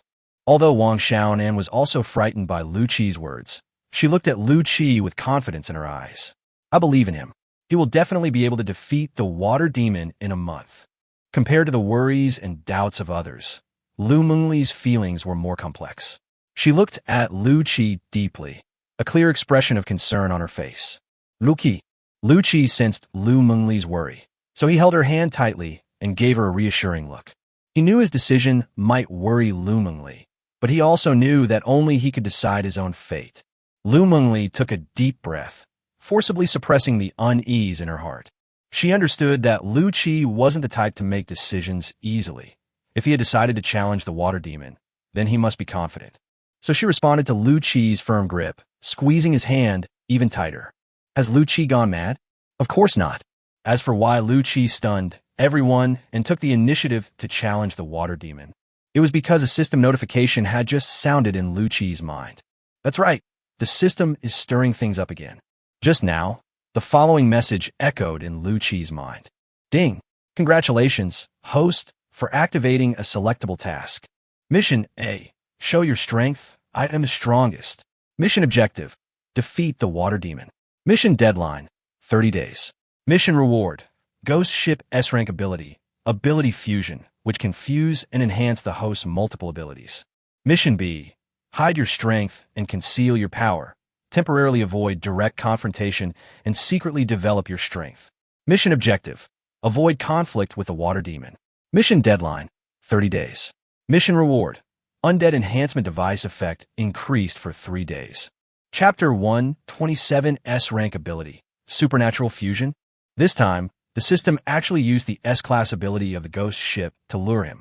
Therefore, the system succeeded, and Lu Qi chose Task A without hesitation. After all, the fusion of superpowers was of immense help to Lu Qi. Of the many superpowers Lu Qi possesses, some of the lower-level ones are no longer of much use to him. However, if he were to fuse superpowers, he could use these lower-level ones to enhance his higher-level ones. Lu Qi dared not imagine how heaven-defying it would be if a natural disaster were to strike and evolve into an SSS-level superpower. At this moment, Wang Xiaonan slowly walked over with General Zhang. Her steps seemed somewhat heavy, as if carrying many unspoken emotions and feelings. When she reached Lu Qi, Wang Xiaonan stopped. Looking at the man in front of her, she was momentarily speechless. After a moment, Wang Xiaonan took a deep breath and said sincerely, "Senior Yuming, this time you saved our Dragon Kingdom and our Wang family from dire straits. I am truly grateful." Upon hearing this, Lu Qi waved his hand and a calm smile appeared on his face. "Wang Li and I are also destined to meet. Besides, I also really dislike these Japanese people." Wang Xiaonan smiled slightly, as if she wanted to say something more. However, at that moment, a strange sound suddenly rang out, breaking the brief silence. Lu Qi raised an eyebrow and reached into his storage space to retrieve the diamond card. The card was shimmering with light. It was Bailan. "It seems the materials I needed are in stock," Lu Qi thought to himself. He gestured to Wang Xiaonan, then connected with Bailan via the diamond link. The moment the call connected, Bailan's voice came through. "Hey, I have some good news. The Titan Steel and Siren Silk you requested are in stock." Bailan's tone revealed a hint of excitement. A hint of joy flashed across Lu Qi's face. For him, improving his strength was the most important thing right now. He needs to seize every moment and strive to upgrade the Nightmare to a near-legendary warship within a month. Only in this way can he advance to the initial stage of the king rank and be confident in fighting the water demon. "Great, I'll be right there." Wang Xiaonan looked at Lu Qi. Although she was curious about what they were talking about, she knew that now was not the time to disturb them, so she stood quietly to the side and waited. Lu Qi ended his call with Bailan and looked at Wang Xiaonan, saying, "I have some things to attend to, and I have to go now." Wang Xiaonan nodded. Although she was a little reluctant, she understood that Lu Qi must have something important to do. Lu Qi shouted, "Everyone, return to the Nightmare." The sound reverberated throughout the entire space. As Lu Qi's voice fell, a huge spatial rift appeared before everyone's eyes. "You stay," Lu Qi called out to Wang Li, who was about to step into the spatial rift. "Ah, Master, I want to go back too." Wang Li was taken aback, turned to look at Lu Qi, and said with some confusion, "The Wang family and the Dragon Kingdom need you now. Help your sister settle things here first, and then we need to completely eliminate those Japanese." Lu Qi's tone was unquestionable. Upon hearing this, Wang Li nodded seriously. "Yes, Master. After I've taken care of things here, I'll return to the Nightmare." At this moment, Lu Qi turned to look at Lu Mengli beside him, a hint of apology flashing in his eyes. He said softly, "Mengli, I have to go. Please forgive me for not being able to stay with you any longer." Upon hearing this, Lu Mengli's eyes were filled with reluctance. She looked deeply at Lu Qi, as if she wanted to etch his image into her heart. She knew that Lu Qi had his own things to do, and she couldn't restrict him. However, she couldn't help but feel a little disappointed and worried. "Okay, be careful." Lu Mengli suppressed her reluctance and said softly. Lu Qi nodded, gave Lu Mengli a deep look, and then turned and walked into the spatial rift. Lu Mengli watched his retreating figure, her heart filled with mixed emotions. She watched him silently as he walked into the spatial rift, until the rift gradually faded and disappeared from her sight, before she slowly withdrew her gaze. Then, Lu Mengli took a deep breath, seemingly to calm her emotions. She then resolutely turned and left, disappearing into the vast crowd. Wang Xiaonan stood quietly to the side, witnessing Lu Qi and Lu Mengli's farewell. Her heart felt slightly heavy, as if she could feel the deep emotional bond between them. Looking at them, she felt a complex mix of emotions, a mixture of blessings and envy. Just then, Wang Li suddenly broke the silence, stroking his chin and saying, "Sister, look, Master has an empress now, you have no chance." Upon hearing this, Wang Xiaonan's almond-shaped eyes widened in anger, and she retorted angrily, "How can there be no chance? In what way am I, your older sister, inferior to the empress?" Her voice carried a hint of stubbornness and defiance. Wang Li looked at Wang Xiaonan, and then seemed to be deep in thought for a while. Then, he slowly said, Sister, apart from having a slightly more volatile temper than the empress, you seem to be no match for her in any other aspect." Wang Xiaonan was stunned for a moment when she heard this, then realized what she meant, and said angrily, "Hey, you little brat, you think you're all grown up now?" As she spoke, she reached out and grabbed Wang Li's ear, pretending to be fierce as she spoke. "Ouch, ouch, ouch, ouch. Sister, I was wrong. You're the prettiest. Stop pulling. You're going to fall off if you keep pulling." Wang Li cried out in pain.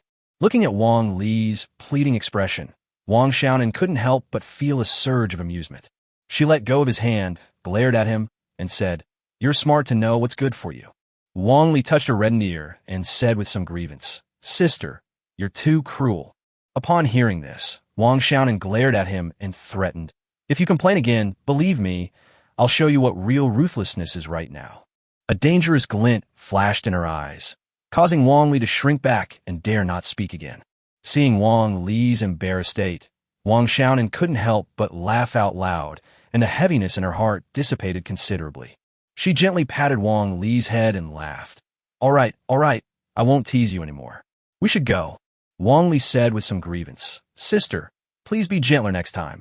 Upon hearing this, Wang Xiaonan chuckled and said, All right, let's go." With that, she turned and walked towards the Dragon Kingdom Parliament. Wang Li touched his nose and followed her. General Zhang, walking behind, watched this scene with a gratified smile on his face. He knew that from this day forward, the Dragon Kingdom would rise from the ashes and re-emerge in this world. Lu Qi's figure darted through the spatial rift, and in just a few breaths, he arrived in Bahai City from the distant Dragon Kingdom.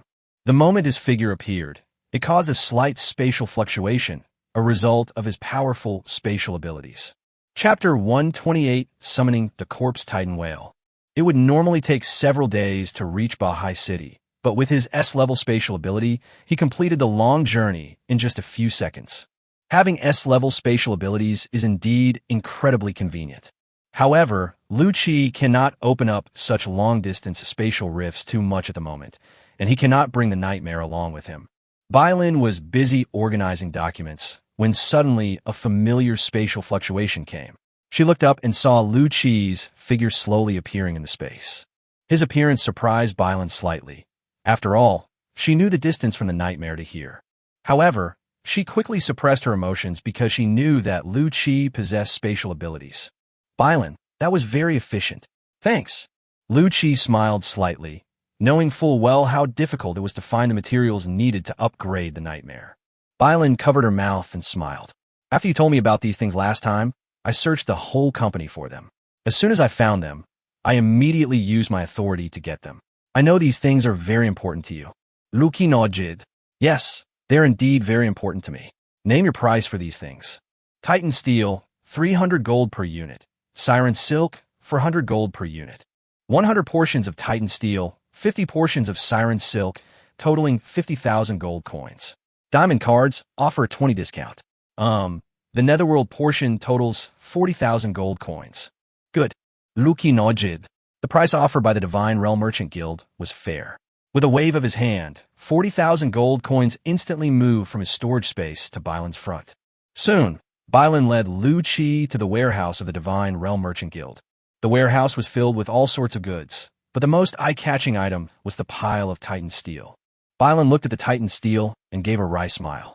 Yu Ming, if it weren't for your spatial abilities, you really wouldn't have been able to carry all this away yourself. Titan steel is just too heavy. We went through a lot of trouble to transport it back then. Upon hearing this, Lu Qi nodded and stepped forward to examine the Titan steel closely. These steel pieces have a dark gray color and a rough texture on the surface, as if they have undergone countless hammerings and polishings.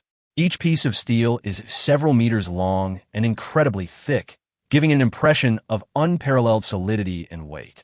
Even in front of a powerful figure like Lu Qi, These Titan steels appeared exceptionally heavy. The siren silk on the other side has a pale blue hue and a smooth, mirror-like surface, as if it were made of the purest crystal. Each thread was as thin as a hair, yet exceptionally strong. It could not be cut even with a knife. These siren threads were neatly bundled together, forming a large, beautiful bundle. Looking at these materials, Lu Qi sighed inwardly, thinking that the hope of the nightmare ship's evolution was now one step closer. Bylan, keep an eye out for the rest of the materials I need, and get them for me as soon as they become available. Lu Qi said calmly, and with a wave of his hand, all the Titan steel and siren silk instantly disappeared into his storage space. Bylan nodded, indicating she understood. But then a sly glint flashed in her eyes. Yuming, regarding the star Mercury and storm heart you requested, although we don't have them in stock. She paused deliberately, observing Lu Qi's reaction. Lu Qi frowned slightly and sighed with some disappointment. However, Bylan suddenly smiled and continued, "But I have news on this matter."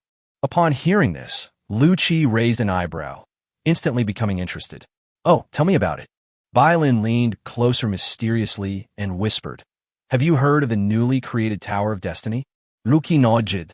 "Yes, I know. It said that one of the Martial Sea's most powerful warriors, the Sea Madman, even died in this battle." Bylan nodded. "According to reliable sources, the Tower of Destiny contains the star crystal and the heart of the storm." A burning light flashed in Lu Qi's eyes.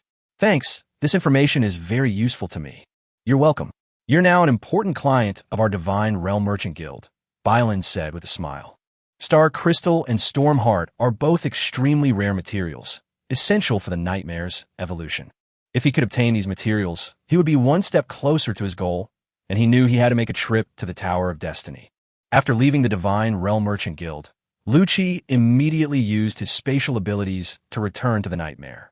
Lu Qi immediately ordered the nightmare to sail towards the Tower of Destiny. When they sailed far from land, Lu Qi chose to summon the Corpse Titan Whale. System, summon the Corpse Titan Whale. Ding, 10,000 HP deducted. Summoning in progress. Suddenly, a thick black fog, filled with the aura of death, enveloped the nightmare. Suddenly, a huge tremor came from the bottom of the ship, and abnormal waves began to appear on the nearby sea, as if some terrible monster was approaching. The thick black fog slowly dissipated, the seawater began to churn, and a massive figure gradually emerged. That was a 150-meter-long, decaying Titan whale. Its skin wasn't smooth. Instead, it was covered with a thick layer of rotting flesh, and in some places, you could even see the bones. This layer of skin and flesh seemed to have endured countless years of vicissitudes and weathering, becoming exceptionally resilient. Among those rotting chunks of flesh, one could see some wriggling creatures, as if they were parasites, enjoying the feast provided by this enormous corpse. Its mouth was wide open, as if it could devour everything. Its eyes had lost their luster, leaving only two dark eye sockets, as if deep darkness was spreading within them. The tentacles beside its giant mouth were long and thick, like ancient vines swaying in the water. The massive body of the rotting Titan whale exuded a terrifying aura, bringing an intense sense of oppression to everyone aboard the Nightmare. As the whale slowly approached, everyone could clearly hear its deep roar, a sound that seemed like a curse from the deep sea, sending chills down their spines. Rose's eyes widened as she pointed at the enormous figure slowly emerging from the water, exclaiming in astonishment, This is the Corpse Titan Whale from the Sea of Death. In the realm of the dead, the Corpse Titan Whale is the overlord of the sea." Mu Wanning couldn't help but sigh. Judging from the appearance, the Corpse Titan Whale that the captain summoned is about the early king level. The Nightmare's abilities are truly terrifying. It can even summon a king-level creature. She glanced at Lu Qi beside her, and her surprise instantly vanished. With this man who had repeatedly created miracles around, all of this abnormality suddenly seemed normal. Chapter 129: Arrival at the Tower of Destiny. Jack looked at the enormous, rotting Titan whale with excitement and laughed loudly. Haha, now let's see who dares to fight against us in the Netherworld Sea.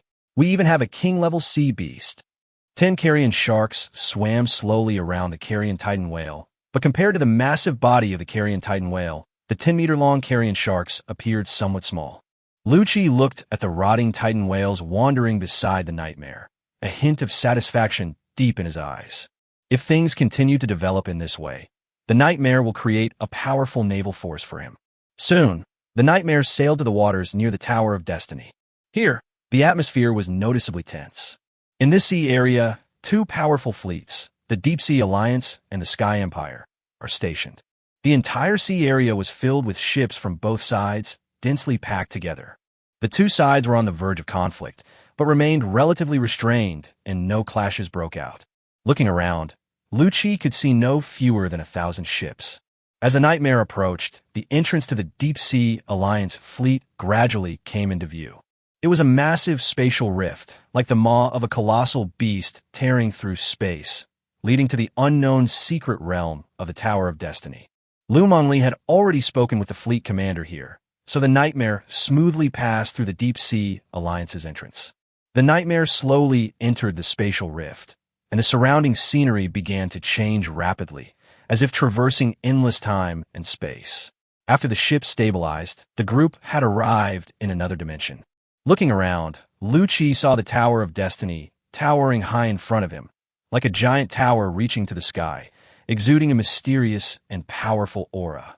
The tower was surrounded by countless ships and people, as if it were a grand celebration. Lu Qi casually snapped his fingers, and the next moment, the space in front of everyone rippled like the surface of water. Then, a spatial rift slowly formed. Lu Qi stepped forward, followed closely by Rose C and the others. They passed through the spatial rift and arrived at the platform below the Tower of Destiny. Thousands of people are gathered here, some in small groups, others standing alone, all talking in hushed tones. Besides the people from the Deep Sea Alliance and the Sky Empire, there are many other forces who have also obtained a very small number of slots from the two major forces through their own methods, hoping to get a share of the pie in the Tower of Destiny. When the spatial rift appeared, the discussions stopped abruptly, and thousands of eyes turned to the rift. They were slightly surprised. After all, there weren't many people with spatial abilities. When they saw who had emerged from the spatial rift, their faces showed even more fear. Yuming has come to join the fun too, someone exclaimed. Yuming?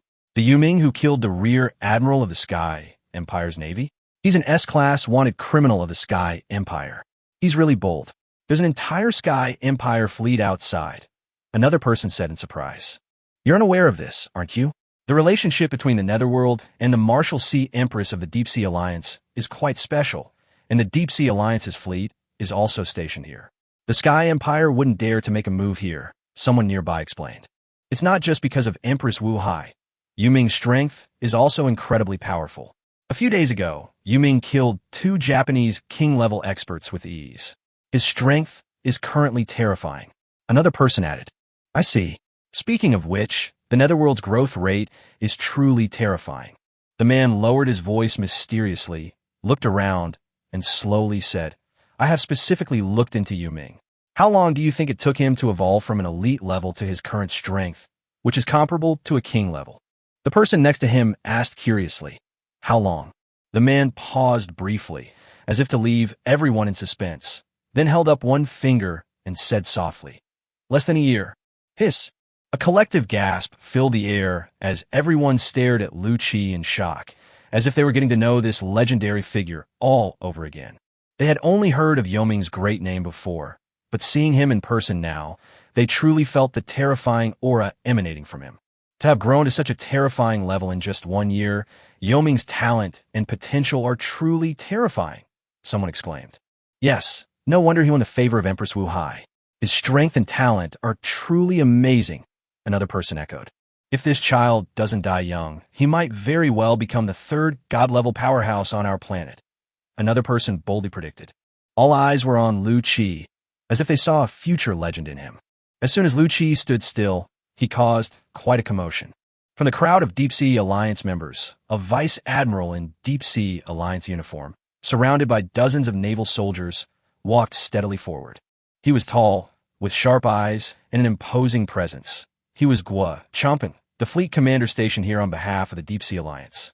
Previously, Guo Champeng had been curious about the rumors that Empress Wu Hai had someone she liked. After all, he knew Lu Mengli was proud and arrogant, and no one had ever been able to catch her eye.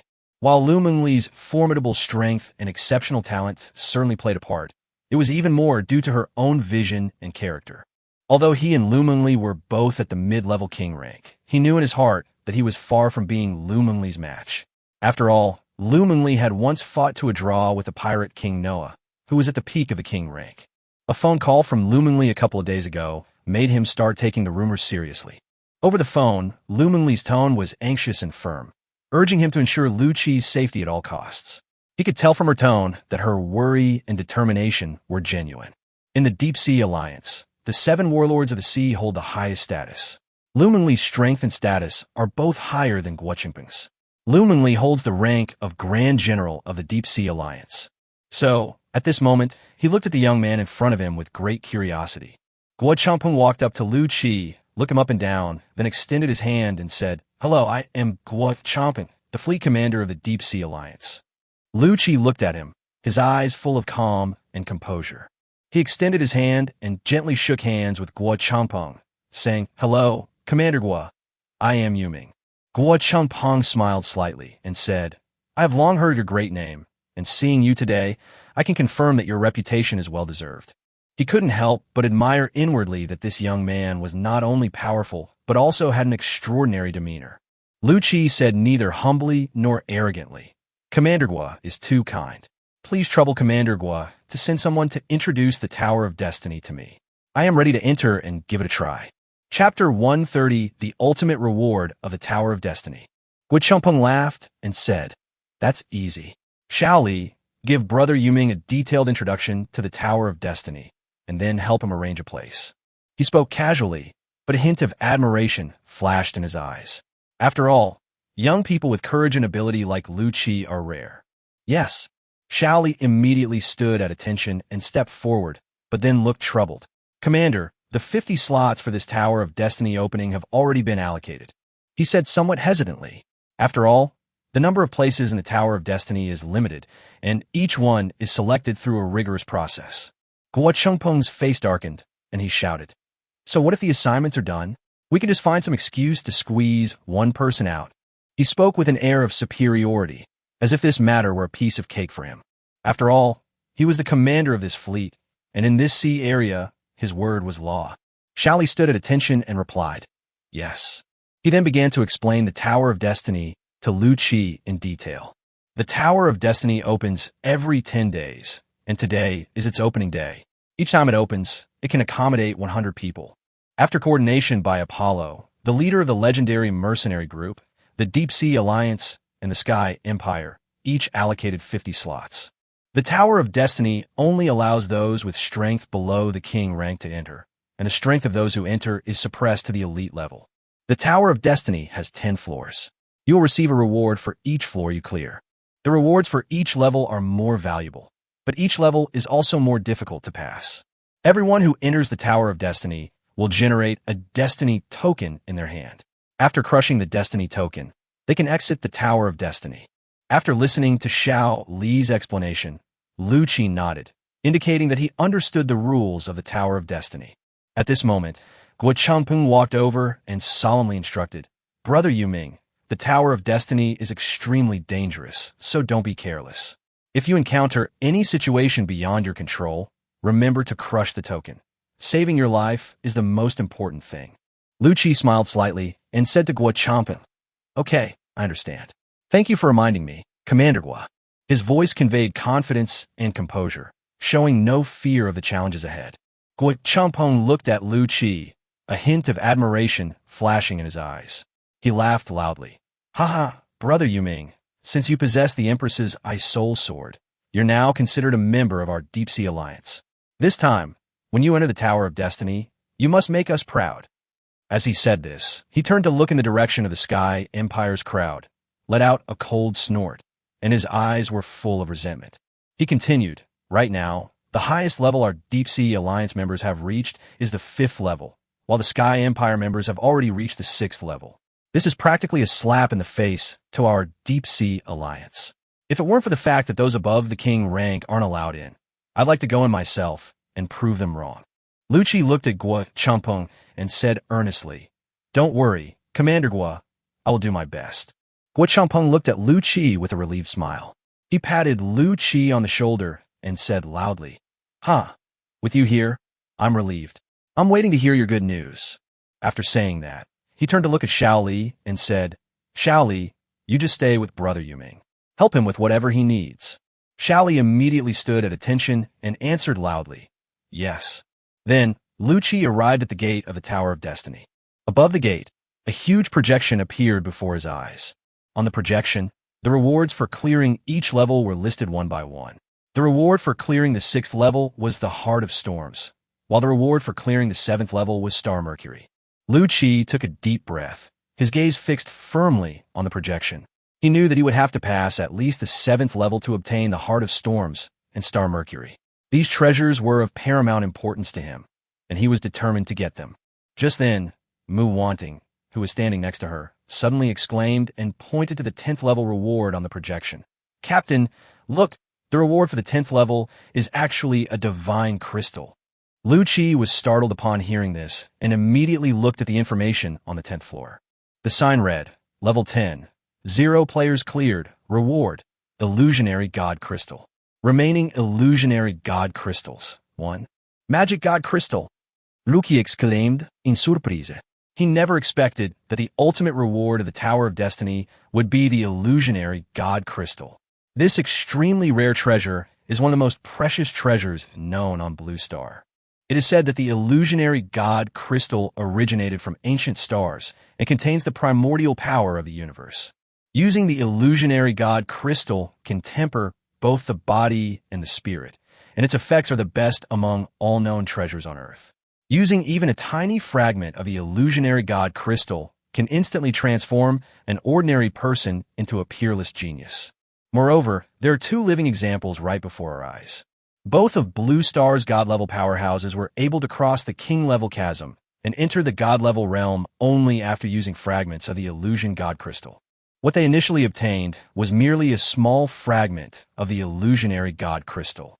But now, once you can pass the 10th floor of the Tower of Destiny, the reward is a whole piece of Illusionary God Crystal. Lu Qi took a deep breath, his heart filled with anticipation and determination. He knew he had to enter the Tower of Destiny. He had to pass the 10th floor and obtain the Illusionary God Crystal.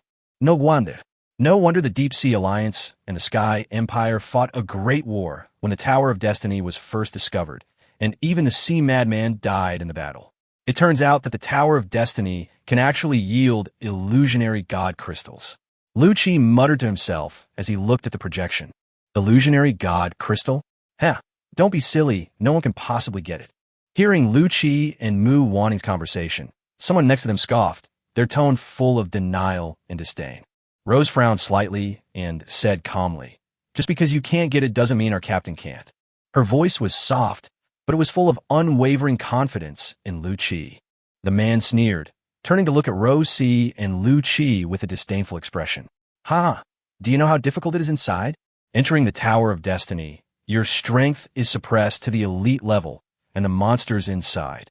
As he spoke, fear flickered in his eyes, as if he had imagined something terrifying. He took a deep breath and continued. The monsters inside were already boss level by the 3rd level, and it was covered in frost and extremely cold. The 10th level, well, no one could possibly get through. Impossible. His voice was filled with despair and fear, as if he were still immersed in the terrifying experience of entering the Tower of Destiny. He walked away, hunched over, shaking his head, repeatedly saying, "Impossible, impossible." Chapter 131, The Provocation of the Goryeo Crown Prince. Lu Qi watched the person's departing figure, his brows furrowed slightly. He knew that the challenges within the Tower of Destiny were far from simple. Each level was filled with unknown dangers and opportunities, and only the truly strong could likely emerge victorious. Only then did everyone realize that the man's right hand was nowhere to be seen.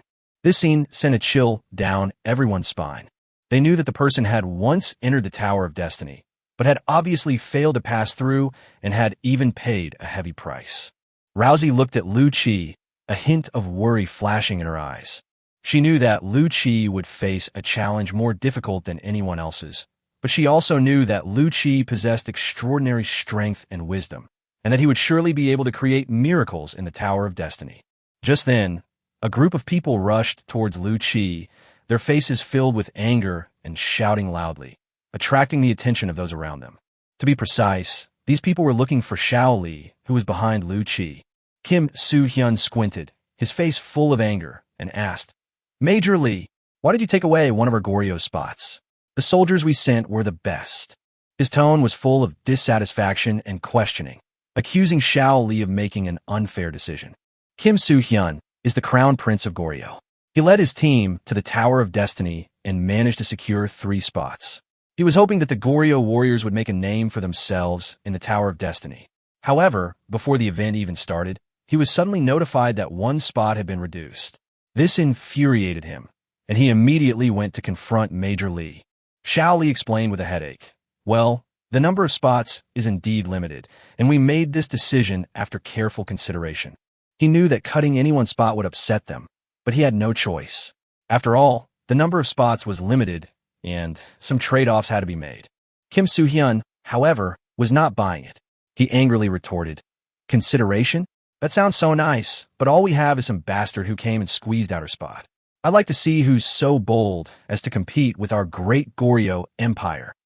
Xiao Li opened his mouth as if he wanted to explain something, but ultimately chose to remain silent. Lu Qi couldn't let Xiao Li take the bullet for him. He knew he had to handle this himself. Then he immediately said, "It's me." All eyes immediately turned to Lu Qi, including the furious Kim Soo-hyun. Kim Soo-hyun finally found an outlet for his anger, and he immediately shouted, "Who are you? What right do you have to steal our spots?" His voice was full of questioning and dissatisfaction, as if he wanted Lu Qi to give a reasonable explanation. Lu Qi knew he was in the wrong, since he had indeed infringed on other people's rights in this matter. He slowly said, "How about this? Next time I'll have Mengli give you an extra spot in the Tower of Destiny to make up for it." However, Kim Soo-hyun was completely unimpressed. He sneered, What a load of nonsense. Who do you think you are? How could the Empress of Wuhai listen to you? And Mengli? How dare you call the Empress of Wuhai by her name?" At this moment, someone next to Kim Soo-hyun recognized Lu Qi. He approached Kim Soo-hyun and whispered, "Prince, he is Yuming." Upon hearing this name, Kim Soo-hyun's eyes narrowed slightly. He had long heard of the currently infamous Yuming, but he never expected to encounter him here.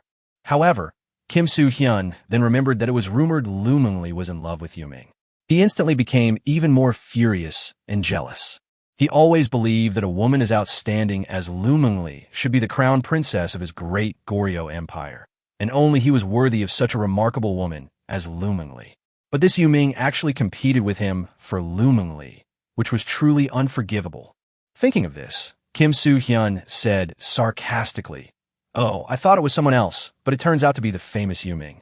He turned to his attendants and said, "Do you know? This Mr. Yuming only escaped the pursuit of the sea monsters of Wuhai because of the Empress when he was in the Dragon Kingdom."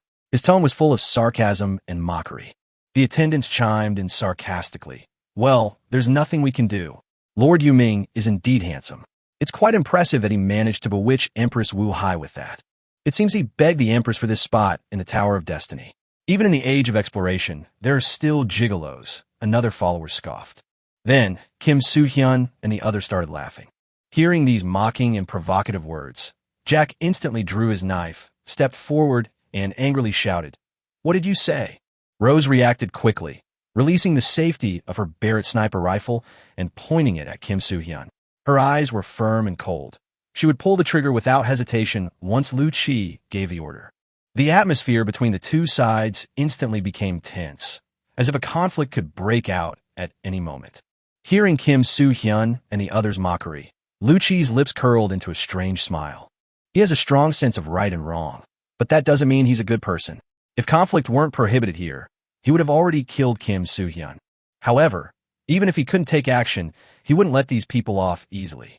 Lu Qi stepped forward, his right hand gripping Jack's longsword, and looked at Kim Soo-hyun and the others, saying, "Do you really think you're strong? Even if we give you this spot, how far can you go in the Tower of Destiny?" Kim Soo-hyun replied disdainfully, "Yuming, don't think you can do whatever you want in the Tower of Destiny just because you're strong. In the Tower of Destiny, everyone's strength is suppressed to the elite level, and the excellence of us Goryo warriors will far surpass yours." A glint of light flashed in Lu Qi's eyes, and he suggested, Since you were so confident in yourself, how about we make a bet? He started setting a trap. Kim Soo-hyun was taken aback and asked in confusion, "What are we betting on?" He had a bad feeling. Lu Chi continued, "How about we compare who can reach a higher level in the Tower of Destiny?" His eyes darted around, and he continued, "As for the stakes, how about 100,000 gold coins, plus kneeling down and kowtowing to apologize in public?" Kim Soo-hyun was terrified by the huge stakes. Even for the Crown Prince of Goryeo, producing 100,000 gold coins at once would be extremely difficult. He hesitated, unsure whether he should accept the bet. Seeing Kim Soo-hyun's hesitation, Jack immediately mocked. "Huh, is our great Goryeo prince chickening out? If you're chickening out, just admit it. We won't hold it against you." Hearing Jack's mockery, and with everyone watching him, Kim Soo-hyun's face flushed red and then turned pale. Chapter 132, Entering the Tower of Destiny. As the Crown Prince of Goryeo, Kim Soo-hyun is not stupid. On the contrary, he is quite shrewd. Although he had just shown disdain for Yu-ming, he was very clear about Yu-ming's strength and talent as the #1 on the prodigy ranking. However, he is now in a difficult position. If he backs down now, he will lose face and become a laughingstock. He quickly calculated in his mind. "At worst, I'll just give that thing to Kang Hyuk-ji," Kim Soo-hyun thought to himself, and then made up his mind. A disdainful smile appeared on his face. "Fine, it's settled then. I'll be waiting for you to kneel before Lu Mengli." A smug smile appeared on Lu Chi's face. Then he looked at Mu Wanting. Mu Wanting gave Lu Chi an okay sign, indicating that everything that had just happened had been recorded by the recording snail. Just then, someone shouted from afar, "The Tower of Destiny has opened." As the words fell, accompanied by a creaking sound, the 2 giant doors of the Tower of Destiny slowly opened. Lu Chi glanced at Kim Soo-hyun, a meaningful smile on his face, and then strode into the Tower of Destiny without hesitation. Kim Soo-hyun watched Lu Chi's figure disappear behind the door, took a deep breath, turned around, and said to the 2 people behind him, "Kang Hyuk-jae and Young Ji-suk, you 2 are the most outstanding talents among the younger generation of our Goryeo Empire. This time, as you enter the Tower of Destiny, you must give it your all and bring glory to our Goryeo kingdom." Upon hearing this, the 2 men immediately stepped forward and respectfully said, "Yes, Your Highness, we will certainly live up to your expectations." Kim Soo-hyun nodded, a sinister smile appearing on his face. He held a mysterious object in his hand and slowly handed it to Kang Hyuk-jae. Jeong Hee-zai took the item, his expression changing slightly, and asked in confusion, "Your Highness, what is this?" Kim Soo-hyun lowered his voice and said, "This is a treasure of our Goryeo kingdom, incomparably precious. Remember, when you encounter the Netherworld in the Tower of Destiny, you must use this item to kill it." Upon hearing this, a ruthless glint flashed in Jeong Hee-zai's eyes. He gripped the treasure in his hand tightly and said in a deep voice, "Yes, your subordinate understands." Kim Soo-hyun gave his final instructions. "Go, and try to make it as clean as possible." His voice was filled with murderous intent and scheming. Kang Hyuk-ji and Young Ji-suk exchanged a glance and nodded in unison. The moment Lu Chi stepped into the Tower of Destiny, it was as if he had entered a completely new world. The tower was dimly lit and mysterious, with only a faint blue glow emanating from the runes on the walls, filling the space with an atmosphere of mystery and eeriness. Huge stone pillars stood on both sides, carved with various mysterious patterns and runes, as if telling ancient stories and legends. Lu Chi's footsteps echoed in the silent space, each step leaving a mark in the long river of history. He looked around and found the tower to be vast, seemingly endless. In the distance, the outline of a staircase leading to higher floors was faintly visible. An indescribable sense of authority and pressure filled the air, as if an invisible force was scrutinizing him. 100 people followed Lu Chi into the Tower of Destiny, and they were all outstanding young talents on Blue Star. At this moment, everyone looked around curiously, examining this mysterious and vast space. Just then, a synthesized mechanical voice echoed within the tower. "The Tower of Destiny has been fully staffed with 100 participants. After a 10-second countdown, the first trial of the Tower of Destiny will begin. Each participant can teleport outside the tower at any time by crushing a token in their hand." As the voice faded, a token automatically appeared in everyone's hand. The tokens were made of an unknown metal, engraved with exquisite runes and patterns. They emitted a faint glow, as if whispering of their mystery and power. Looking at the token in their hands, everyone understood that this token would be the key item for them in the Tower of Destiny, and their last resort to save their lives. The 10-second countdown quickly ended, and the first trial of the Tower of Destiny officially began. The moment the trial began, the surrounding scenery changed rapidly, as if the whole world was rearranged and recombined before our eyes. Lu Qi felt a blur before his eyes, and the next moment, he found himself in a spacious hall. He surveyed his new surroundings. The walls of the hall were smooth as jade, inlaid with countless gems and runes, shimmering with a captivating light. The floor was paved with an unknown black material, hard and smooth, seemingly able to reflect one's shadow. Lu Qi felt his body. He clenched his fist, sensing that his strength was being bound by an invisible force. As expected, his strength was suppressed to the elite level. This suppression wasn't simply a reduction in strength. Rather, it made him feel that every cell and every drop of blood in his body became incredibly heavy, as if he needed to expend even more energy to make every movement. Roar! At that moment, a low, guttural roar came. Lu Qi immediately turned his head and saw two giant wolves slowly emerging from the dark corner. They were large, with gray-black fur that gleamed with a cold, hard luster in the dim light. Their eyes were bloodshot, flashing with a ferocious light, and thick saliva dripped from their mouths, making a dripping sound as it fell to the ground, accompanied by low, guttural growls. Lu Qi sensed that both giant wolves were elite level in strength. Upon seeing Lu Qi, the giant wolf opened its blood-red maw and let out a deafening roar before pouncing on him. Seeing this, Lu Qi showed no intention of dodging. With a gentle wave of his right hand, two transparent dimensional blades suddenly appeared in the air, tearing through space like lightning and accurately striking the two giant wolves. With two soft hissing sounds, the dimensional blades sliced the giant wolf in two, the cuts as smooth as a mirror, and the wolf's internal organs and blood instantly flowed onto the ground. Although he successfully killed the two giant wolves, Lu Qi's brows furrowed deeply. He sensed that the dimensional blade's power was significantly weaker than before, and its drain on his mental energy was also enormous. In his current state, he probably wouldn't be able to use his spatial ability many more times before his mental energy was exhausted. It seems I'll have to conserve my mental energy from now on, Lu Qi thought to himself. At this moment, the mechanical voice sounded again.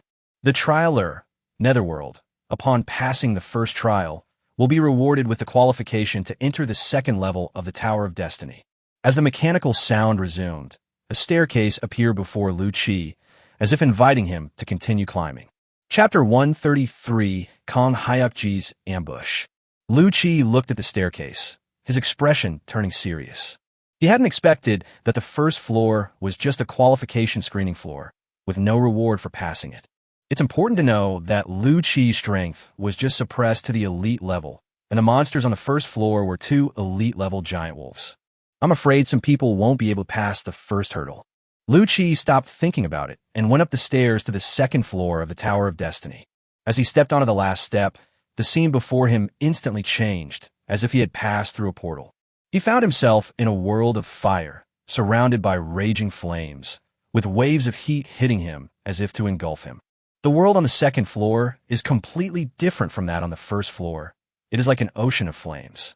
The ground was crimson red, radiating intense heat, as if it would burn through the soles of one's shoes. A burnt smell filled the air, seemingly telling of the cruelty and ruthlessness of this world. At that moment, a magical energy surged into Lu Qi's body. He felt this energy was like a sweet spring, warm and nourishing, permeating every cell of his body. He was then pleasantly surprised to find that the mental energy he had consumed on the first floor had been completely restored under the nourishment of this energy. It seems that I returned to my peak condition at each floor. Lu Qi looked at his palm, then clenched his fist, feeling the abundant power within his body. A satisfied smile appeared on his face. Since that's the case, I don't need to conserve my mental energy too much. Just then, Lu Qi's heart skipped a beat, and a sense of danger washed over him. He immediately teleported away from his original spot, reappearing dozens of meters away. Just as he stood there, a giant pillar of fire, tens of meters high, burst through the earth, radiating terrifying energy. Lu Qi stared at the pillar of flames, his eyes twitching. He knew that if he hadn't reacted in time and had been engulfed by the pillar of flames, he would have undoubtedly died instantly. It seems that danger lurks everywhere in the Tower of Destiny. It's best to be cautious, Lu Qi thought to himself. Then, Lu Qi began his careful exploration. As he stepped into what appeared to be a calm area, he suddenly felt a strong tremor coming from beneath his feet, as if it were the movement of some kind of creature. Lu Qi's heart skipped a beat, and his nerves instantly tensed. He immediately realized that it was the movement of some kind of creature. Without the slightest hesitation, he reacted quickly, leaping to the side to avoid the possible attack range. Just then, a gigantic elite-level lava worm suddenly sprang out from where Lu Qi had just been, then opened its blood-red maw and lunged at him. Lu Qi reacted quickly, dodging the lava worm's attack by sidestepping. The lava worm was reddish-brown, long and thin, covered in slime, and utterly repulsive. It opened its mouth to reveal a row of sharp teeth, and its eyes gleamed with hunger and ferocity. However, the lava worm did not give up its attack on Lu Qi. It twisted its body and launched another attack on Lu Qi. This time, it sprayed out a highly corrosive viscous liquid. Attempting to trap Lu Qi, the viscous liquid formed a huge net in the air, enveloping Lu Qi. Upon seeing this, Lu Qi immediately activated his telekinetic ability. All the slime, under his mental control, seemed to be pulled by an invisible hand, floating in the air, yet it did not cause any harm to Lu Qi. When the lava worms realized their attacks were ineffective, they became even more ferocious. It opened its enormous mouth and let out a deafening roar, then pounced on Lu Qi. This attack was faster and more powerful, as if it wanted to devour Lu Qi. Seeing this, Lu Qi remained calm and analyzed the lava worm's attack patterns, searching for weaknesses. Just as the lava worm was about to pounce on him, his eyes lit up. Now, in the blink of an eye, Lu Qi's entire right arm was instantly covered in silver snake scales, shimmering with a mysterious light. He let out a low shout, then slammed a punch into the lava worm, the force of which caused the surrounding lava to churn. A scream rang out as the lava worm was blasted away by his punch, crashing heavily into the distant rock wall. It struggled a few times and then stopped moving, clearly having lost its fighting ability. Lu Qi stepped forward and then stomped on his head until it was crushed. Because he didn't know how many monsters he would encounter on the second floor, Lu Qi deliberately avoided using his spatial abilities to conserve his mental energy. After a series of fierce battles, Lu Qi had killed 3 elite-level lava worms and 1 elite-level fire lizard. Just as he was preparing to continue his exploration, a cold, mechanical voice echoed from within the Tower of Destiny. Trialer, Netherworld, having completed the second level of the trial, please proceed to the stairs to select your reward. Lu Qi looked around, his brows furrowing slightly. The stairs were the stairs. He tried to find the entrance to the third level, but all he could see were crimson lava and rugged rock walls. However, the mechanical voice did not answer his question, as if silence was the answer. Lu Qi took a deep breath and guessed. Presumably, the location of the 3-story staircase needs to be found by the trial participants themselves. This should also be part of the trial. He knew that the Tower of Destiny wouldn't easily reveal all its secrets, and that he would have to face and solve some challenges on his own. At the entrance to the staircase, lava churned and heat waves rolled in. Kang Hyukji and Young Jisuk had already arrived here. As young experts carefully selected by the Goryeo Kingdom, they are quite powerful. Kang Hyukji whispered to Young Jiziuk beside him, "Jiziuk, you go to the 3rd floor first. I'll ambush Yuming here. After I kill Yuming, I'll go to the 3rd floor to find you. This time, we must get through the 5th floor." Kang Hyukji and Young Jisuk had already explored the Tower of Destiny once before. Young Jisuk looked at Kang Hyukjae with trust and nodded, saying, "Okay, I'll go up first. Be careful. Yoming's strength is not to be underestimated. If the sneak attack fails, you must immediately crush the token to save your life. Don't try to fight Yuming. He has multiple superpowers. Even if our strength is suppressed to the elite level, we are definitely no match for him." Kang Hyukji smiled confidently, indicating to Young Jisuk that he could rest assured. "If the sneak attack fails, I will immediately crush the token. At that time, all of Goryeo's hopes will rest on your shoulders." He spoke lightly, but Young Jisuk understood the weight of his words. After a brief exchange of plans, Young Ji-suk unhesitatingly stepped onto the stairs leading to the third floor. Kang Hyuk-jae, meanwhile, disappeared into the shadows, quietly awaiting his prey. The world on the second floor of the Tower of Destiny is not very large, so after exploring for a while, Lucci finally caught a glimpse of the staircase leading to the third floor, which stood in a relatively calm lava area. Chapter 134, Kang Hyuk-jae's Death. Lucci headed towards the stairs. He could sense the entrance to the third floor was right in front of him, almost within reach. However, he hadn't forgotten the dangers hidden on the second floor, and he walked cautiously with every step. When he was less than 10 meters away from the stairs, a powerful energy fluctuation suddenly came from the stairs. Lucci's alertness immediately spiked to its peak, every nerve ending becoming acutely sensitive. However, the opponent's attack speed was astonishingly fast. Before Lucci could even react, the surrounding space seemed to freeze, and time seemed to stand still at that moment. Time seemed to stand still at this moment. The churning lava and raging flames around them all paused at this instant, and Lucci was frozen in that moment. At this moment, Kang Hyuk-jae slowly peeked out from his hiding place. Seeing that Lucci had already fallen for the trap, he slowly walked out, a smug smile on his face, saying as he went, "Yuming, ranked first on the list of geniuses, is all talk and no action. But he's nothing special. He's going to die in my hands today, Jiang Hezai. It's just a pity that he wasted such a precious time scroll." Upon arriving in front of Lucci, Jiang Hezai didn't waste any more words. He knew very well that the time scroll's effect wouldn't last long, and time couldn't be wasted. He slowly drew the long sword from his waist, the blade tracing a silent path in the still air. Kang Hyuk-jae knew that although Yuming looked like a human, he was a member of the undead race. His heart wasn't his weakness, his head was. So he gripped his long sword tightly, gathering all his strength into the blade, and swung it towards Lucci's neck. The speed of the strike was so fast that it seemed to slice through the air, producing a sharp whistling sound. At this critical moment, a blue light suddenly burst forth like the brightest star in the night sky, illuminating the entire area. Immediately afterwards, a tremendous force, like an invisible iron fist, struck Kang Hyuk-jae hard, sending him flying. Kang Hyuk-jae tumbled several times in the air before crashing heavily to the ground some distance away, kicking up dust. He struggled to his feet, his face filled with disbelief and horror. What the hell? Time had stopped, so how could he still defend himself? His eyes were filled with confusion and bewilderment. He couldn't understand what had just happened. His gaze followed the source of the blue light, and he saw that the long sword in Yoming's hand was shimmering with a faint light, as if announcing its existence. This is... Kang Hyuk-jae's voice trembled slightly as he finally recognized the origin of the sword. The Empress's Ice Soul Sword. A look of sudden realization dawned on his face.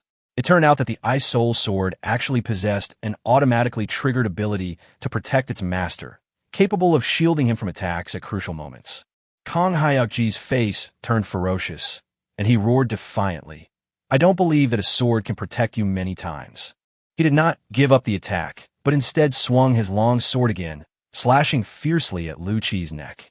This attack was even more fierce and ruthless than before, as if it wanted to vent all its anger and resentment on this one strike. Once, but that was enough. The sudden sound caused Kang Hyuk-jae's expression to change drastically. It's the voice of the underworld. Kang Hyuk-jae froze in midair, staring ahead in shock, his eyes filled with disbelief. You actually broke free from the time freeze so quickly." He understood that the assassination attempt had completely failed. Without the slightest hesitation, he immediately prepared to crush the token in his hand and activate his trump card for survival. However, no matter how hard he tried, his hand was as if fixed by steel, and he could not crush the token. An invisible force invaded from the outside, firmly controlling his hand. It was Lucci's telekinetic ability that, like an invisible hand, firmly grasped his destiny. Lucci slowly walked up to Jiang Hezai, the Ice Soul sword in his hand emitting a faint blue light. His gaze was cold and deep. "I admire you Koreans. You almost succeeded." Although Lucci possessed powerful silver bones for defense, he knew that if the Ice Soul sword hadn't actively protected its master, Jiang Hezai's strike, while not enough to sever his head, would have been enough to severely injure him. Lucci's voice was cold and ruthless, filling Jiang Hezai with even greater terror. He knew how cruel and murderous Yuming was, and he knew that this time he was truly doomed. Kong Hyukji roared in frustration. "Yu Ming, you will not have a good end if you oppose our Goryeo Empire." Lukizniud, a tiny place, dares to call itself an empire? How laughable. Then, he lightly swung the ice soul sword in his hand, and a flash of cold light appeared. Kong Hyukji only felt a chill on his neck before losing consciousness. His head slowly rolled to the ground, his eyes still wide open, as if expressing his resentment and anger. Ironically, Jiang Hezai originally intended to behead Lu Qi, but in the end, he was beheaded by Lu Qi instead. After killing Jiang Hezai, Lu Qi looked down at the ice soul sword in his hand, a rare tenderness appearing on his face. He gently stroked the sword, as if speaking to it. "This girl never told me that the ice soul sword had this ability." Perhaps, in Lu Mingli's heart, she hoped that Lu Qi would never have to use the ice soul sword's ability. At that moment, outside the Tower of Destiny, a cry of surprise broke the oppressive atmosphere. "Prince, look, Hyukji's name is now dark." The person behind Kim Soo-hyun pointed at the projection above the door, his voice filled with shock and disbelief. Upon hearing this, Kim Soo-hyun's expression changed. He understood that a name going dark meant the person was either dead or had been teleported out of the Tower of Destiny by crushing the token. Kong Hyukji's name had gone dark, but he hadn't appeared, meaning he was dead. Everyone realized this, and the atmosphere suddenly became incredibly tense. Everyone stood silently in place, their faces etched with heaviness and sorrow. They had lost a comrade, a powerful warrior. Did Hyukji fail? Kim Soo-hyun looked at the projection, and Yoming's name was still listed. It was very likely that Kong Hyukjae had just tried to ambush Yuming, but failed and was instead killed by Yuming. Damn it, the Netherworld. Thinking of this, Kim Soo-hyun gritted his teeth, his face full of anger. He hadn't expected that even with such a precious time scroll, Kong Hyukjae couldn't kill Yuming. However, no matter how angry and resentful they couldn't change what had already happened. Kong Hyukji was dead, while Yuming remained alive. This was a cruel and merciless fact. Chapter 135, entering the 4th floor of the Tower of Destiny. Just as Lu Qi was about to step onto the stairs, suddenly, the unique mechanical, synthesized voice from inside the Tower of Destiny rang out. "Trialer, Netherworld, you have passed the 2nd level of the trial. Please select the reward for passing." As the sound faded, 2 items appeared before his eyes, as if by magic. One was a dazzling, fiery crystal, and the other was a long, crimson sword, its blade radiating intense heat, as if capable of cutting through anything. Lu Qi glanced at the long sword briefly, then pointed at the flame crystal without hesitation. "I choose this one." His voice was firm and decisive, as if he had already made his decision. "The rewards have been distributed. Trial participants can proceed to the 3rd floor via the stairs." The synthesized mechanical voice sounded again, and then a flame crystal appeared out of thin air in front of Lu Qi. Lu Qi looked down at the flame crystal, his heart filled with anticipation. He was somewhat familiar with the effects of flame crystals. Flame crystals not only enhance a user's resistance to fire, but also subtly temper the body, improving overall strength. If the user possesses fire-based abilities, flame crystals can further amplify those abilities, making them even more powerful. Now that I'm in the Tower of Destiny, I have plenty of time. The more strength I gain, the better my chances of passing the 10th floor. Lu Qi pondered to himself. Then, without further hesitation, he used the flame crystal. He gripped the flame crystal tightly in his hand, then closed his eyes. Within him, a scorching power surged forth like a volcanic eruption, instantly spreading throughout his entire body. Lu Qi felt as if his body was being tempered by an invisible force, every cell groaning in pain.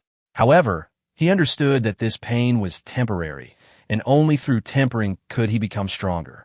After a short while, the intense heat finally subsided, and Lu Qi slowly opened his eyes sparkling with confidence. Lu Qi stepped onto the 3rd floor of the Tower of Destiny. In that instant, it felt as if he had traversed countless seasons, stepping from the scorching summer into the frigid winter. All around was a blanket of white frost, with icicles as sharp as arrows, and the ground covered with a thick layer of snow. A slight misstep could turn one into an ice sculpture by a sudden cold snap. In this icy world, there are low-level, boss-level ice spirits. They are enormous, exuding a chilling aura, as if they are the rulers of this icy world. Lu Qi scanned the area with his mental energy and locked onto a leader-level ice spirit. Although the boss-level ice spirit was quite powerful, it paled in comparison to Lu Qi after a few rounds. It was slain by Lu Qi's blade. Just then, that familiar mechanical voice rang out again. Trialer, Netherworld, having passed 3 trials, please select the reward for passing. As the voice faded, 2 items appeared before Lu Qi's eyes. One was a frost crystal radiating a chilling aura, and the other was a D-grade natural fruit emitting a faint glow. Lu Qi chose the frost crystal without hesitation. He understood that frost crystals and fire crystals were similar in that they could not only enhance the user's ice resistance, but also slightly temper the user's mental strength. While this level of tempering cannot compare to that of the Starry Sky Mind Flower, it's better than nothing. After all, treasures capable of tempering spiritual power are extremely rare in this world. With a thought, Lu Qi used the frost crystal without hesitation. A cold power surged from his body, sweeping over him like a biting north wind in winter. Lu Qi felt his mental energy gradually becoming more solid under the tempering of this cold power. He understood that although this change was subtle, it was a real improvement. After the frost crystallization effect completely disappeared, Lu Qi slowly opened his eyes, which seemed to sparkle with starlight. The Tower of Destiny must be a place used by some powerful force to cultivate new talents. Lu Qi pondered to himself, already vaguely guessing some of the origins of the Tower of Destiny. All the rewards here are treasures that can enhance the potential of the trial participants. However, he then remembered the powerful force behind the Tower of Destiny. Even a force capable of constructing such a wondrous structure as the Tower of Destiny could one day perish. Lu Qi's heart was filled with ganka, a sense of profound emotion. He understood that no matter how powerful a force may be, it cannot escape the test of time and the torrent of history. In this world, only strength matters. Only by constantly improving one's strength can one survive in this dangerous world. With that in mind, Lu Qi didn't delay any longer. He strode up the stairs and headed to the 4th floor. The moment he stepped onto the 4th floor, it felt as if he had entered a completely new world. It was pitch black here, filled with darkness. A suffocating and oppressive atmosphere permeated the air, as if trying to steal one's breath. Lu Qi frowned slightly, then slowly walked forward. Outside the Tower of Destiny, sunlight bathed the crowd, yet it couldn't dispel the tension and anticipation in their hearts. They huddled together, their eyes glued to the data displayed on the tower, engaged in a lively discussion. Of the 100 people who enter, only 12 make it to the 4th floor. One person shook his head and sighed. This elimination rate is truly terrifying. Not only that, another person added, of the 88 people eliminated, fewer than 40 were able to crush the tokens and escape. The rest all died inside. Upon hearing this number, a collective sigh rippled through the crowd. The Tower of Destiny is a place where opportunity and danger coexist. One careless move could mean being trapped there forever. Alas, although the opportunities within the Tower of Destiny are great, the dangers are also immense. No matter how talented you are, one careless move and you can die there. One person sighed. Who do you think will go the furthest this time? Another person asked curiously. Needless to say, it's Lu Xian of the Sky Empire. He already reached the 6th level last time, and this time he'll probably try to break through to the 7th level. It's different, one person said mysteriously. How so? The crowd asked curiously. Lu Xian is the 2nd-ranked genius on the list of geniuses, and the number 1 genius on the list is also on it. Number 1 on the prodigy ranking? You mean Yuming? Someone exclaimed in surprise. Yes, Yuming might set a new record for the Tower of Destiny this time. The crowd was abuzz with discussion, speculating about the behavior of the people inside the tower. At this moment, Lu Qi was having a terrible headache over the monster that had appeared before him. Because what appeared on the 4th level was actually a leader-level ghost race member. Chapter 136 Murder and Robbery.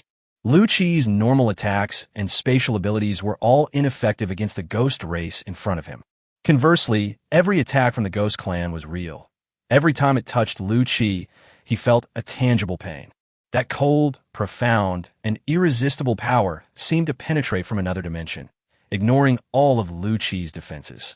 If I had known I would encounter the Ghost Clan, I should have asked Soul Eater beforehand what their weaknesses were. Lu Qi nimbly dodged to the right, avoiding another attack. He knew perfectly well that the wraiths were immune to physical damage, but his current predicament was that he had not yet found an effective way to harm them. Now I can understand how desperate those people were when facing the Soul Eater. Lu Qi smiled self-deprecatingly. This feeling of being able to only take the beating and not fight back was truly unpleasant. He tried to control the ghosts in front of him with his telekinesis, but the ghosts were like dust in the wind, and his telekinesis could not control them. Just then, a flash of inspiration struck Lu Qi, as if breaking free from some kind of fixed mindset. He muttered to himself, "Wait, who said that telekinesis can only be used to control objects? Can't you use telekinesis to attack directly?" He realized that his previous use of telekinesis seemed to have fallen into a misconception, limiting it too much to the control of objects. Now, he decided to make some changes. Lu Qi took a deep breath, concentrated his mind, and began to try to condense his mental energy into a needle shape. As time went by, a tiny bright spot gradually gathered and took shape in front of him. Then, Lu Qi suddenly shot the telekinetic needle forward. The needle traced an almost invisible path in the air, instantly piercing through the ghost's body. The moment the ghost was struck, a look of pain appeared on its face, as if it had been impacted by some invisible force. Upon seeing this, Lu Qi was overjoyed. Sure enough, telekinesis could harm the ghost clan. Having found an effective means of attack, Lu Qi's confidence soared. He continued to concentrate his mental energy, forming the shape of a long sword. Then, controlling this mental sword, he engaged in a fierce battle with the ghost race. Once the method was found, the ghost before him could no longer pose any threat to Lu Qi. He was quickly killed by Lu Qi using a long sword formed from his telekinetic power. After killing 2 more ghosts, a mechanical voice sounded, informing Lu Qi that he had passed the trial on this level. The reward for this level is either a soul refining crystal or a C-grade natural fruit. Low-grade natural fruits no longer hold any appeal for Lu Qi. On the contrary, soul tempering crystals are a much better option. Soul tempering crystals, as the name suggests, are capable of tempering the soul, making it stronger, thereby enhancing mental strength, reaction speed, and mental recovery ability. Lu Qi used the soul tempering crystal immediately after obtaining it. He then headed towards the 5th floor of the staircase. When he reached the vicinity of the stairwell, a figure suddenly came into view. That person was also heading towards the 5th floor. Their eyes met, and the man's expression changed drastically in an instant, as if he had seen some terrifying beast. He widened his eyes, quickly climbed the stairs, and his figure soon disappeared from Lu Qi's sight. Lu Qi narrowed his eyes slightly. He vaguely remembered that person. He should be from the Deep Sea Alliance. This person seemed really scared of me just now. Lu Qi shook his head, deciding not to think about it anymore, and then went up the stairs. Upon arriving on the 5th floor, Lu Qi immediately sensed something was amiss. Unlike the previous floors, this time he wasn't teleported to a random location, but instead found himself standing at the top of the stairs. He looked around and found that the space here was obviously abnormal, as if it were sealed off by some kind of force. The token in his hand also lost its vitality and became dull and lifeless. No wonder that person was so wary of me. Lu Qi instantly understood. It turned out that the location on the 5th floor was no longer random, and the token in his hand had also become invalid. Since everyone who could reach the 5th floor had already received generous rewards, there would inevitably be a bloodbath among the trial participants. His guess was quickly confirmed. The man he had just seen was now lying decapitated not far away, and 5 people were standing in front of him. Of these 5 people, 4 were from the Sky Empire, while the other was Zheng Zhishuo. Upon seeing Lu Qi, Zheng Zhishuo respectfully addressed a man. "Young Master Lu, Yuming has also arrived. Now all the trial participants in the Tower of Destiny are here." The man referred to as Young Master Lu slowly turned around, a playful smile appearing on his face. "We've been waiting for you, Ghost. You're really slow." Lu Xian had already intercepted and killed 3 members of the Deep Sea Alliance. At this moment, he was standing next to a headless corpse, the tip of his sword still dripping with blood, leaving glaring marks on the floor. Lu Xian was the first person on Blue Star to reach the 5th level of the trial. When he discovered that the Destiny tokens would become ineffective on the 5th floor of the Tower of Destiny, a cunning and ruthless idea began to germinate in his mind. That is, murder and robbery. After all, those who can reach the 5th floor have already received the rewards from the first 4 floors. This is the 2nd time the Tower of Destiny has been opened. Last time, he intercepted and killed members of the Deep Sea Alliance on the 5th floor and reaped a great harvest. This time, however, he actually caught an even bigger fish than Netherworld. This filled him with secret joy. Lu Xian, ranked second on the prodigy ranking, had long harbored resentment towards Yu Ming, who was above him. If he can kill Yu Ming this time, he can rise to the top of the list of geniuses. Lu Qi looked at Lu Xian ahead, his expression unchanged, but a cold glint flashed in his eyes. He said calmly, "It seems you already knew the secret that the 5th floor location is no longer random and will become invalid. What puzzled me was..." Lu Qi turned his gaze to Zhang Zhishaw. "How did this guy end up with you guys? He's still a member of the Deep Sea Alliance." Lu Xian laughed heartily, as if he had heard something amusing. "Zhang Zhishaw has long been serving our Sky Dome Empire. If we don't spread some false information, why would you be so foolish as to come here to your deaths, bringing me soul-refining crystals?" Previously, members of the Deep Sea Alliance had also wondered why, among those who entered the 5th floor last time, everyone except Zhang Zhishaw died. However, due to Zhang Zhishaw's concealment and misleading information, the members of the Deep Sea Alliance who entered the Tower of Destiny not only failed to unite, but also became wary of each other. This is why the person Lu Qi met at the stairwell was so wary of him. Meanwhile, Young Ji-suk stood to the side, his face showing not a trace of remorse, but rather a smug expression. Chapter 137, The Second Genius on the Prodigy Ranking. He crossed his arms, tilted his head slightly back, as if admiring his masterpiece, and said with a smug look on his face, "A wise bird chooses its tree to perch on, and now only the Sky Empire is worthy of my service. As for the Deep Sea Alliance, it's just some corrupt forces that were already decaying before the apocalypse, clinging to life." Lu Qi looked at Zhang Zhishaw, his eyes flashing with a deep light, mixed with a hint of undisguised disgust. He felt a wave of nausea, as if he were witnessing the darkest side of humanity. But he didn't react. He simply said calmly, "You guys are really bold. Who gave you the confidence to think you could kill me?" Upon hearing this, Lu Xian immediately let out a cold snort. A sinister smile appeared on his face, as if he had heard something laughable. He said slowly, "Yu Ming, I admit you're strong outside, but this is the Tower of Destiny, where everyone is at the elite level, and there are 5 of us. You are destined to die here today." Lu Qi shook his head slightly, unconcerned by Lu Xian's threat. He calmly said, "It seems you still don't understand me well enough. 5 people aren't enough." As soon as he finished speaking, Lu Qi vanished from his spot, leaving only a fleeting afterimage. Everyone was stunned for a moment, then a scream rang out. One of them was already lying on the ground, his body cleaved in 2 by a dimensional blade. The cut was as smooth as a mirror, clearly made by a powerful force in an instant. Upon seeing this, everyone gasped in shock. "Too arrogant. Kill him," Lu Xian roared. He immediately activated his supernatural ability, and a blazing meteorite fell from the sky, hurtling towards Lu Qi with the force of destruction. Lu Qi sneered, and his figure once again teleported away from the spot. Boom! The meteorite crashed to the ground with a loud thud, but it only struck the air. The next moment, he instantly appeared in front of another person, whose face changed drastically, his eyes widening as if he had seen death itself. He instinctively picked up the long sword in his hand, its tip trembling, and with all his might, he thrust it towards Lu Qi's heart. "No, don't stab his heart." Lu Xian's voice was urgent and tense. He knew perfectly well that Yoming's weakness was its head, not its heart. However, his warning came too late.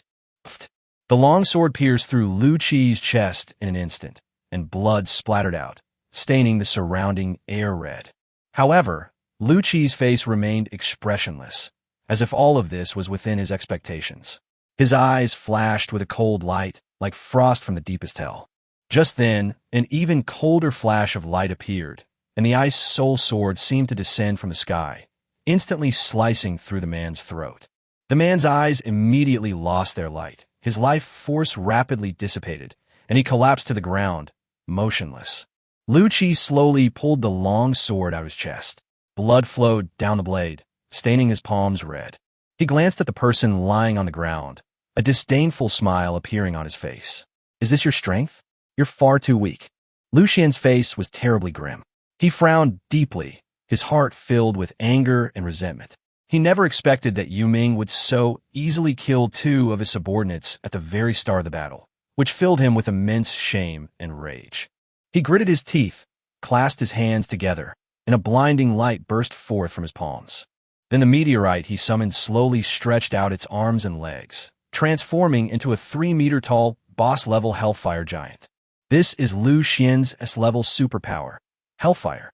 At the same time, green Hellfire flames ignited on Lu Xian's body, as if he were enveloped in a layer of scorching fire.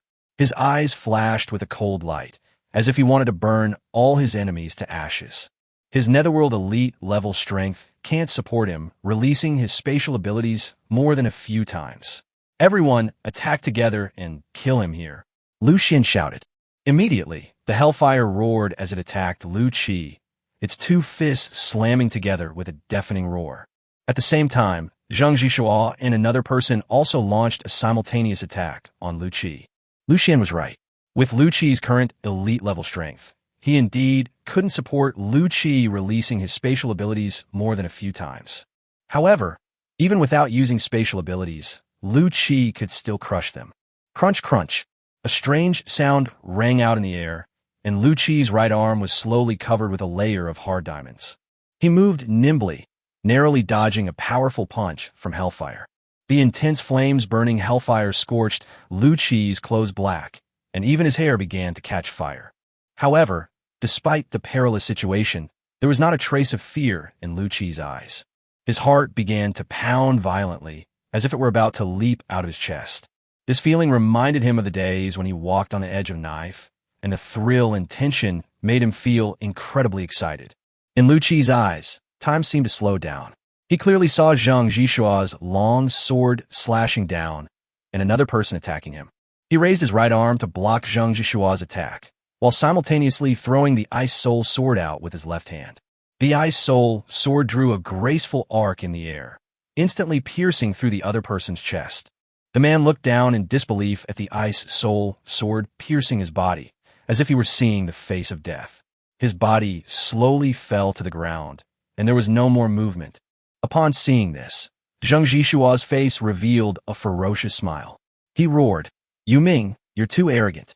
Don't you know that my ability is sharpening? You actually dared to use your body to block my blade." As soon as he finished speaking, a shattering sound rang out, like glass being smashed.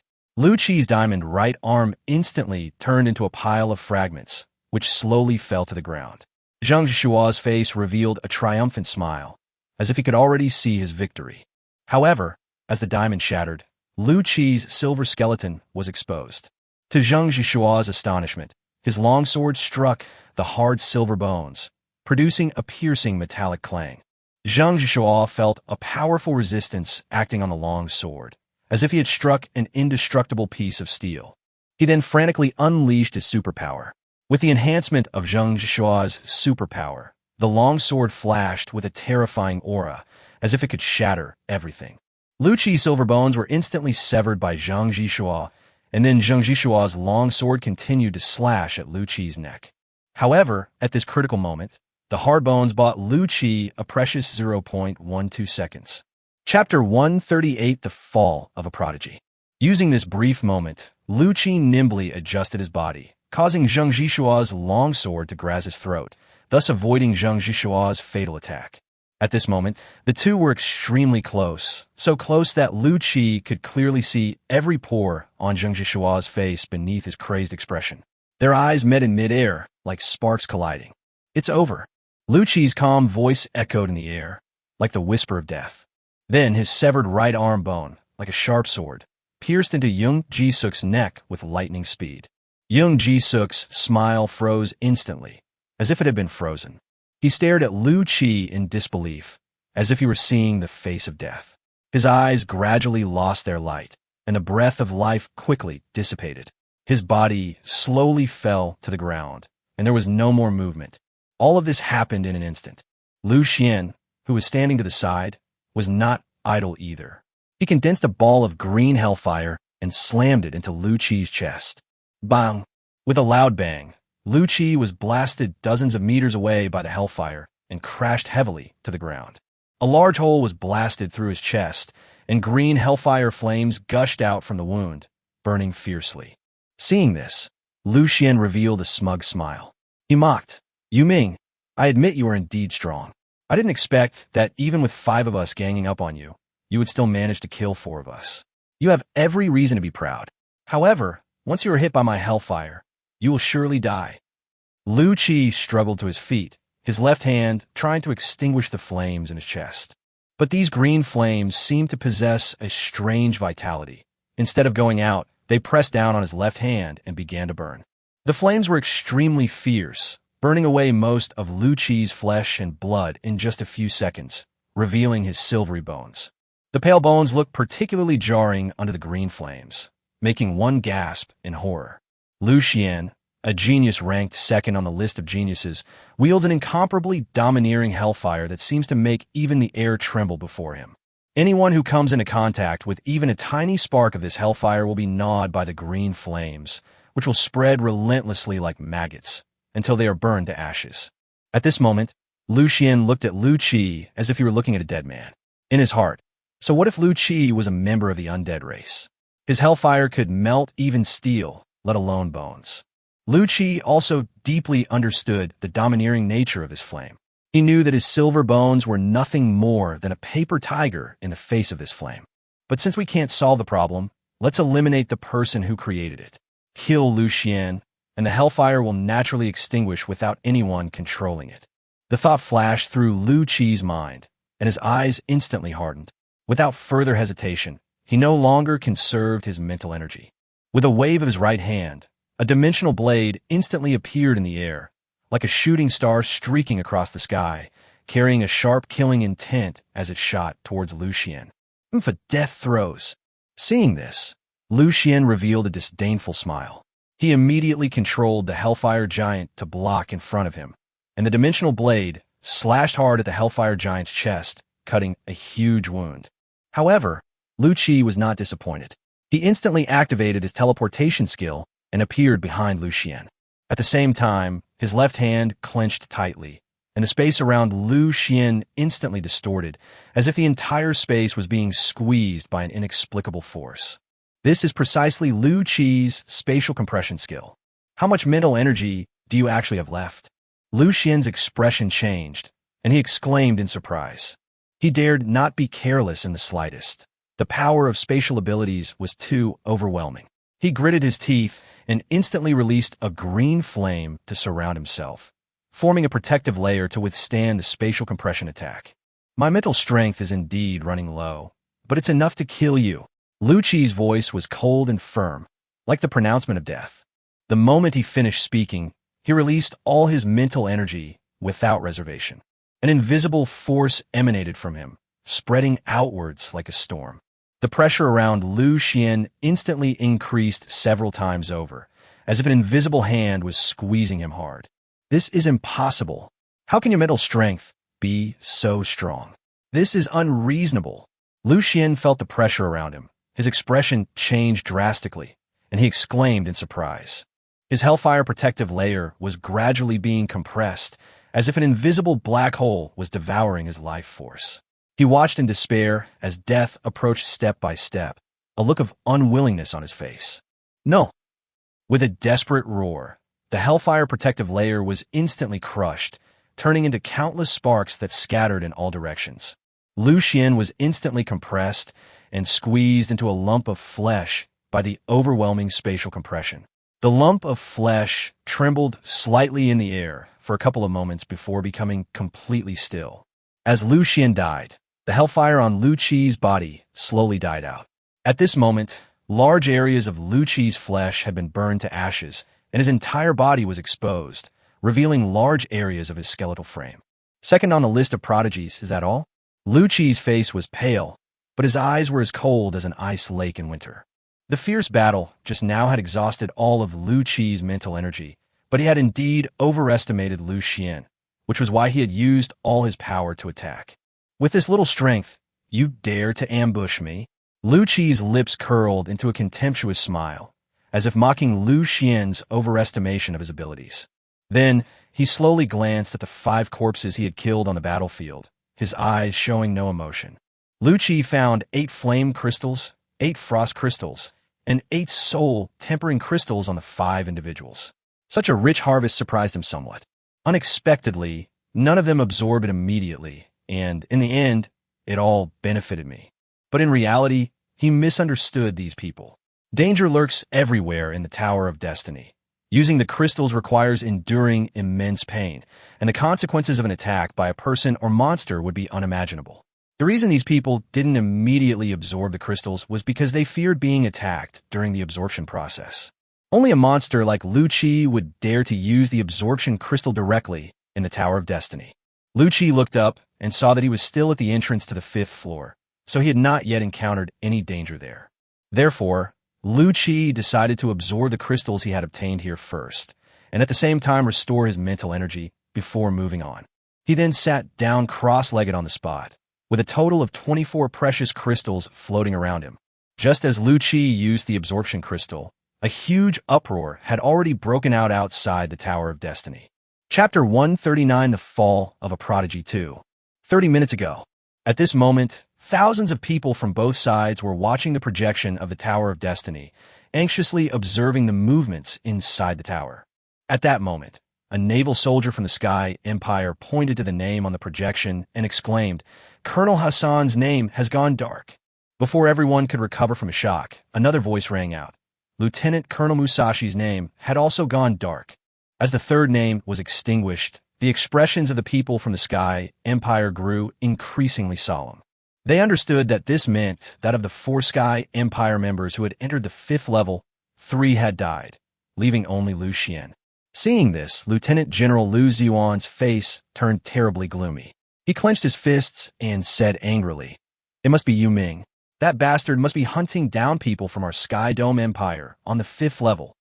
His guess might be correct, but the reality was not as he thought. These deaths were not caused by Lu Qi, but rather were the result of the self-inflicted suffering of those challengers who had courted their own demise. "Haha, you finally met your match. Well done, well done." Guo Changpeng laughed triumphantly.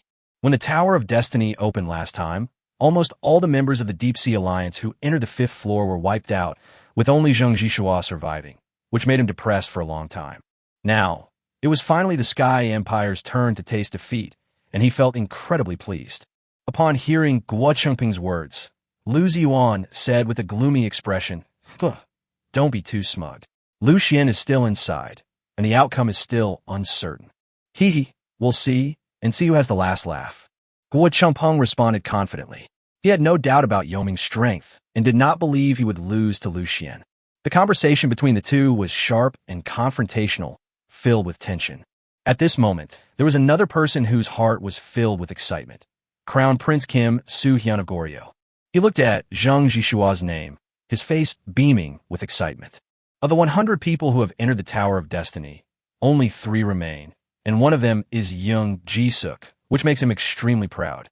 What he didn't expect was that his so-called pride had already betrayed him. My Goryeo warriors are incredibly powerful. Right now, I reckon Ji-suk is suppressing Yu Ming and Lu Xian inside the tower. He secretly speculated about the situation inside the tower. But before he could finish his fantasy, Zheng Jishua's name dimmed, and no one was teleported back from the doorway. Kim Su-hyun immediately realized that young Ji-suk was dead. He took 2 steps back helplessly, a look of frustration on his face. He wasn't sad for Zheng Jishua, but rather worried about the 100,000 gold coins he had bet with Yu Ming. At this moment, he wished even more than the Sky Empire that Lu Qi would die in the Tower of Destiny. At this moment, one person rubbed their eyes and then exclaimed in disbelief, Lu Xian is dead." Although his voice wasn't loud, everyone present could hear it clearly. For a moment, it seemed as if the air itself had frozen. Everyone stared wide-eyed at the name of Lu Xian, who represented the 2nd place on the Prodigy ranking, projected outside the Tower of Destiny. It had already dimmed and lost its luster. Lu Xian's name is renowned throughout the Sky Empire, and even the entire Blue Star. As the 2nd-ranked genius on the list of prodigies, his reputation had already spread far and wide. His strength might not be as terrifying as Lu Qi's, but it was enough to rival a beginner-level king-rank expert. However, this genius, admired by countless people, actually perished at this moment. Lu Ziyuan stared intently at the faded name, unable to believe what he was seeing. Lu Xian was the pride of the Sky Empire, hailed as a genius that appears only once in a millennium. How could he possibly perish in the Tower of Destiny like this? Then came an uncontrollable rage. He clenched his fist so tightly that it turned white, and his knuckles showed a faint bluish-purple tinge. His teeth were clenched together, making a clicking sound. The Netherworld. Lu Ziyuan squeezed out the name through gritted teeth, each word filled with murderous intent. My Lu family will make you pay for your crimes in blood. Lu Xian is Lu Ziyuan's nephew. Lu Ziyuan's face was grim as he glanced in the direction of Guochengpeng. Then he turned his head slightly and whispered a few instructions to the adjutant standing behind him. The adjutant initially maintained a calm expression, but as Lu Ziyuan's words reached his ears, his face gradually turned surprised. He stared wide-eyed at Lu Ziyuan, as if incredulous, as if trying to confirm whether he had misheard. After a brief moment of surprise, the adjutant nodded, then turned and walked away to carry out Lu Ziyuan's orders. At this moment, Lu Qi had finished refining and absorbing all the crystals. As he gently exhaled a breath of turbid air, he slowly opened his eyes, in which a sharp glint flashed, as if it could pierce through all illusions. Through the tempering of the flame crystals, his body and bones became more resilient, while the tempering of the frost crystals and soul-tempering crystals made his spiritual power more solid. It's time to move on. He stood up, his entire being like a drawn sword, unstoppable. He took a step forward, heading deeper into the 5th floor. Suddenly, a thick bolt of lightning struck down from the sky, hitting him squarely on the head. Lu Qi reacted quickly, dodging the fatal blow with a sidestep. However, before he could catch his breath, several bolts of lightning struck again, even more powerful than before. He frowned slightly, instantly understanding the purpose of these lightning strikes. This was the trial of the 5th level, a test from the Tower of Destiny for him. These lightning strikes might be deadly to others, but to Lu Qi, who possesses spatial abilities, they were nothing more than child's play. His figure flashed rapidly, easily dodging the attacks of lightning, and approached the stairs. However, just as he appeared in front of the stairs, a sudden change occurred. Hundreds of lightning bolts suddenly struck, their lightning intertwining to form a dense electric grid that filled the entire space. Lu Qi had nowhere to run, but he showed no fear. On the contrary, a glint of excitement flashed in his eyes. Bring it on. His body was instantly covered with silvery white snake scales, as if he were wearing a layer of silver armor. Immediately afterwards, a thunderous roar resounded, and Lu Qi was instantly engulfed by lightning. The blinding light illuminated the entire space, and the power of lightning raged wildly, as if it wanted to devour everything. However, as the lightning slowly dissipated, Lu Qi remained standing there. His clothes had all turned to ashes, and his body was covered in charred black, but his eyes remained as firm as ever. Trialer, Netherworld, having passed the 5th trial, is rewarded with 1 grade B nature fruit. At this moment, the mechanical voice sounded, indicating that Lu Qi had successfully passed the 5th level. Chapter 1, 40 Starfall. Although the price paid on the 5th level was extremely high, the rewards were equally abundant, mainly due to the crystallization contributed by Lu Xian and others, which allowed Lu Qi's strength to reach a new level. After storing the grade B natural fruit in his storage space, Lu Qi went up the stairs to the 6th floor. As Lu Qi stepped into the 6th level, a surge of energy instantly enveloped him. Under the healing power of this energy, Lu Qi recovered to his peak condition, and even his severed arm grew back. As the energy dissipated, Lu Qi immediately felt a gust of wind rushing towards him, carrying sharp blades that seemed to want to cut him into pieces. He squinted slightly, his expression grave as he surveyed the world amidst the raging winds. Just then, a dangerous aura swept over us. Lu Qi instinctively dodged to his right. An invisible blade sliced through the spot where he had been standing, severing a lock of his hair. He was startled, and his right hand moved swiftly, instantly unleashing a dimensional blade. However, the attackers were unharmed. It turned out that, in addition to the wind blades, there were also invisible wind spirits permeating the air. These wind spirits seemed to have no physical form, yet they were omnipresent. They could not be attacked. One could only avoid their attacks by skillful dodging. This level tests the trial participant's agility, requiring Lu Qi to remain calm and focused amidst the raging winds and sharp blades, accurately judge the trajectory of each wind spirit and react at the fastest speed. Lu Qi took a deep breath and slowly exhaled, allowing his mind to gradually calm down. He closed his eyes and focused on feeling the airflow and the sound of the wind around him, as if merging himself into this world of raging wind. Suddenly, a sharp blade sliced through the air, hurtling towards him. Lu Qi slightly shifted his body, easily dodging the attack. Immediately afterward, more blades and wind spirits rushed towards him, as if to completely engulf him in this raging world. But Lu Qi moved with the ease of fish in water, weaving through the gaps in the gale and the sharp blades. His figure flashed rapidly, each movement precise, as if he had anticipated the wind spirit's trajectory. Time seemed to stretch on endlessly at that moment, but Lu Qi maintained a steady pace and a calm demeanor. Finally, as the last wind spirit swept past him, Lu Qi knew he had passed this level of the test. He slowly breathed a sigh of relief, a tired yet satisfied smile appearing on his face. Trialer, Netherworld, having passed the 6th trial, is rewarded with 1 heart of storms. Lu Qi turned around and saw a storm heart, shimmering with dazzling light, silently floating in the air. He reached out and gently grasped the heart of the storm, feeling the immense power contained within. A satisfied smile spread across his face, for he knew that half of his purpose in coming to the Tower of Destiny had been achieved. Outside the Tower of Destiny, a large crowd thronged, their voices rising and falling in a cacophony of discussion. All eyes were focused on the enormous projection of the Tower of Destiny. Look, Yuming has passed the 6th floor. He has broken the record of the Tower of Destiny. An excited voice rang out from the crowd. Yuming truly lives up to his reputation as the #1 on the list of geniuses. He has indeed created another miracle. What is he going to do? Is he going to continue challenging the 7th floor?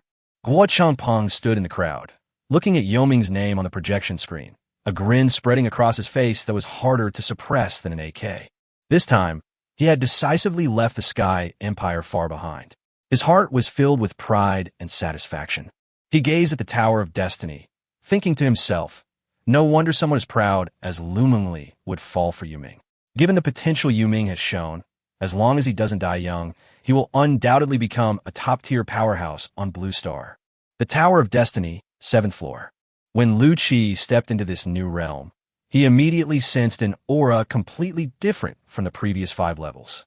There are no fierce flames, no icy frost, no deadly electric currents, no gales or sharp blades here. Instead, there's an indescribable tranquility here, as if time itself slows down and becomes heavy in this space. Welcome to the 7th level, trial participant. A mechanical voice rang in Lu Qi's ears. This level will test your control over supernatural abilities or elemental power. Lu Qi looked around and found himself in a huge space. In the center of the space was a huge crystal ball, which was slowly rotating and emitting a faint light. You need to use your special abilities or elemental power to make that crystal ball light up completely. The voice explained. However, you must be careful. If you cannot control your power precisely, the crystal ball will shatter and the stars in the sky will fall. A falling star? Lu Qi was taken aback and looked up. The enormous planet, like a dazzling pearl, hung high in the sky above the crystal ball. Its light was breathtaking, as if one would be drawn into it with just a glance. Lu Qi took a deep breath, slowly extended his right hand, palm facing the crystal ball, and began to gather his supernatural power. The air around us seemed to tense up, and every heartbeat and every breath became so clear. Time seemed to stretch out, each second becoming incredibly long. Lu Qi's brows furrowed deeper and deeper. His fingers began to tremble slightly, and a bead of sweat dripped from his forehead. As the beads of sweat touched the ground, a strange feeling suddenly welled up inside him. A tiny difference appeared between the frequency of Lu Qi's control over his supernatural abilities and that of the crystal ball. This difference was so small as to be almost negligible. Yet it was like a crack that instantly ripped open the tranquil night sky. Kakaka! A crack suddenly appeared in the crystal ball. Immediately, a deafening roar echoed through the sky, and the enormous star plummeted towards Lu Qi.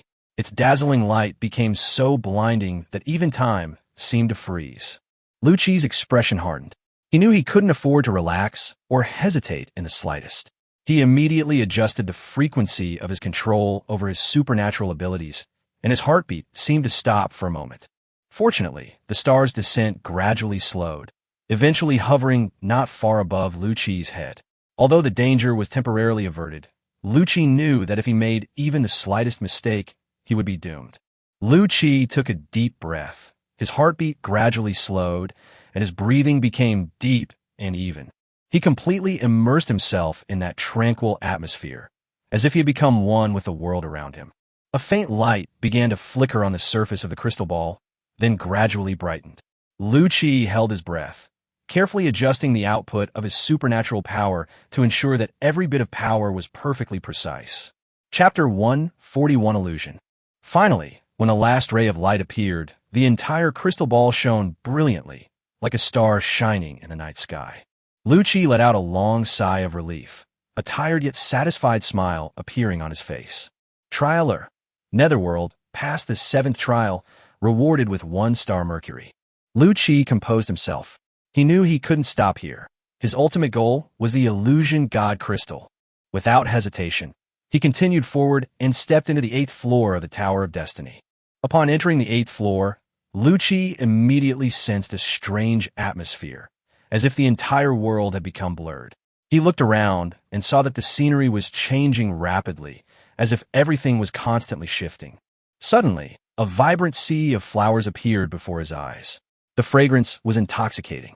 In this sea of flowers, he also saw mountains of gold and silver, and dazzling gems, and a dazzling array of treasures displayed before his eyes.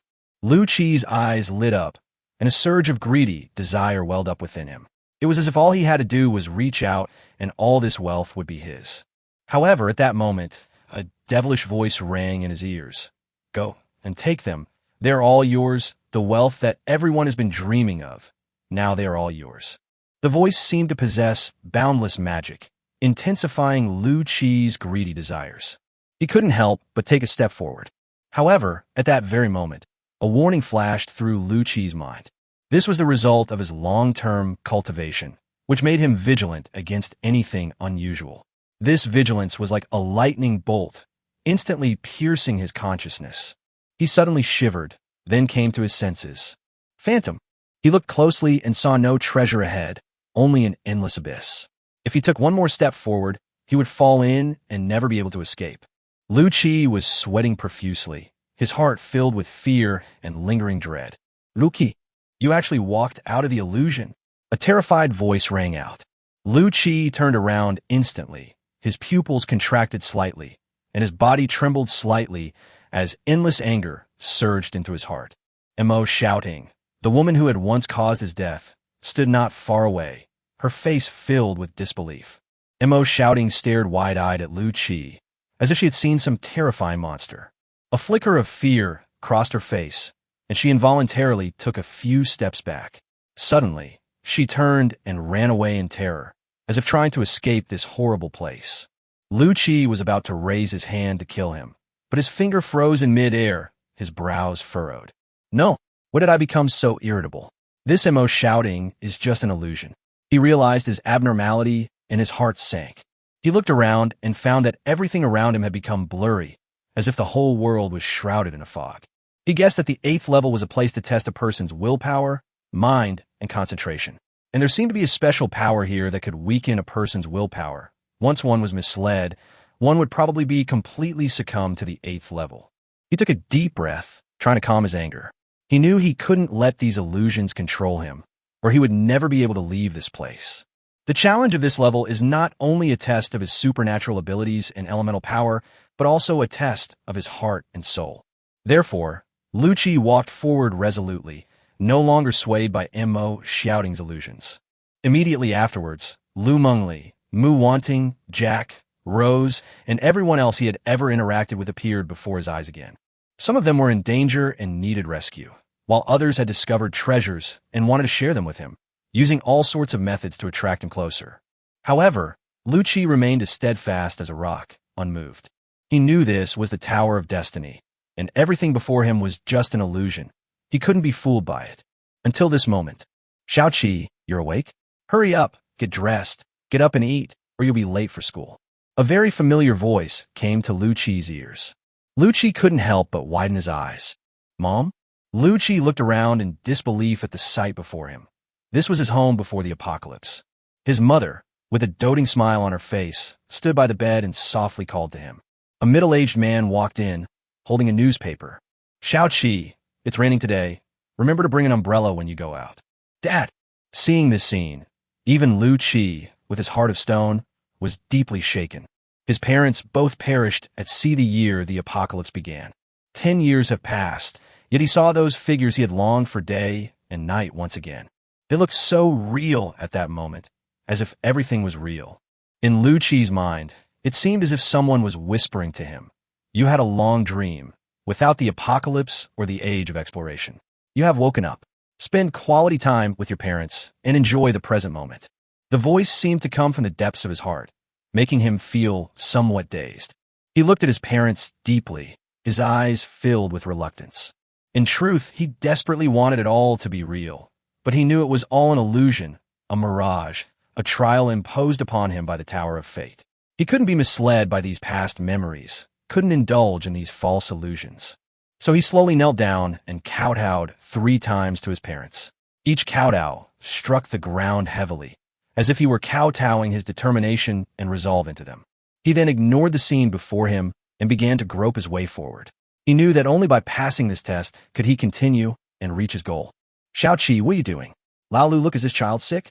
Seeing Lu Qi's strange behavior, Lu's mother looked worried and said. But Lu Qi seemed not to hear him and continued walking forward. He knew these were just illusions, not his real parents.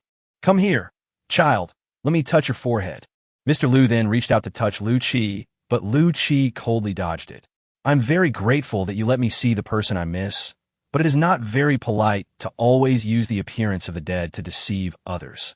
Upon hearing Lu Qi's words, Lu's parents' expressions gradually became ferocious. Disobedient children will be eaten. Then their bodies began to writhe and swell. Their skin became rough and grayish. Their eyes turned bloodshot. Their mouths became abnormally large. Sharp teeth were exposed, and an unknown liquid dripped from the corners of their mouths. Chapter 142, The Water Demons' Interference. They emanated a nauseating stench, as if it came from the depths of hell. Upon seeing this, Lu Qi's expression hardened, and he shouted in a low voice, "Bewitching beast!"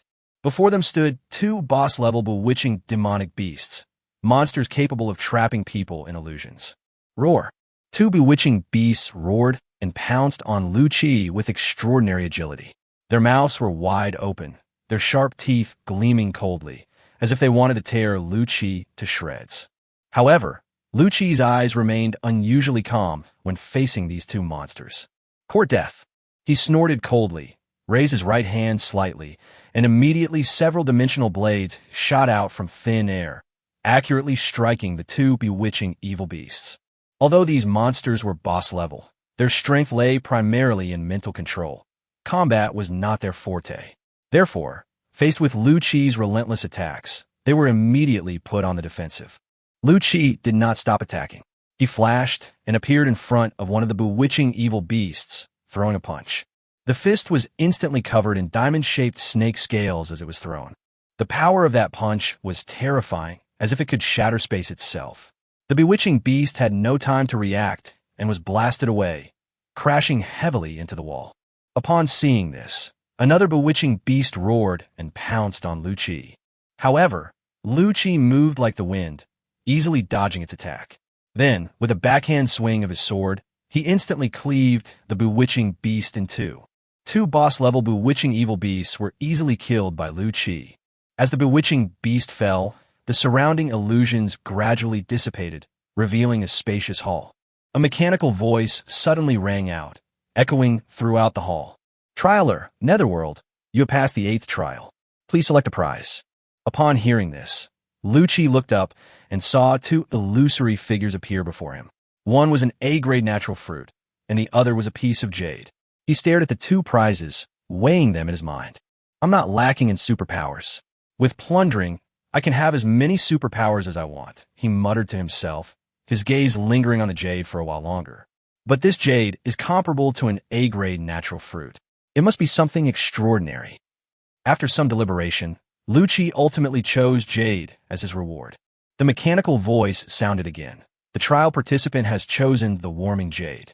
Immediately afterwards, a beam of light descended from the sky, enveloping Lu Qi's entire body. When the light dissipated, he found himself holding a warm, jade-like gemstone. This piece of warm jade is round and smooth, pure white, and emits a faint glow like a warm, lustrous piece of jade. Its size is just right to hold in the hand, and its texture is smooth and delicate, as if a warm energy emanates from it. Lu Qi carefully examined the jade in his hand, and through the system, he learned about the introduction and effects of the warming spirit jade. The effects of one Shun jade are wide-ranging and powerful. Firstly, it can nourish the wearer's soul and spirit, enhancing their spiritual strength. Secondly, when Shun jade also has the effect of warding off evil spirits and bringing good fortune. People who wear when Shun jade can be protected from evil spirits and malevolent ghosts. A look of joy gradually appeared on his face, and he murmured, "Good stuff." He knew that this piece of one Shun jade would become his powerful assistant in the future, helping him to enhance his spiritual strength. He put the one Shun jade into his pocket and then walked down the stairs to the next floor. Outside the Tower of Destiny, Yu Ming actually made it through the 8th level.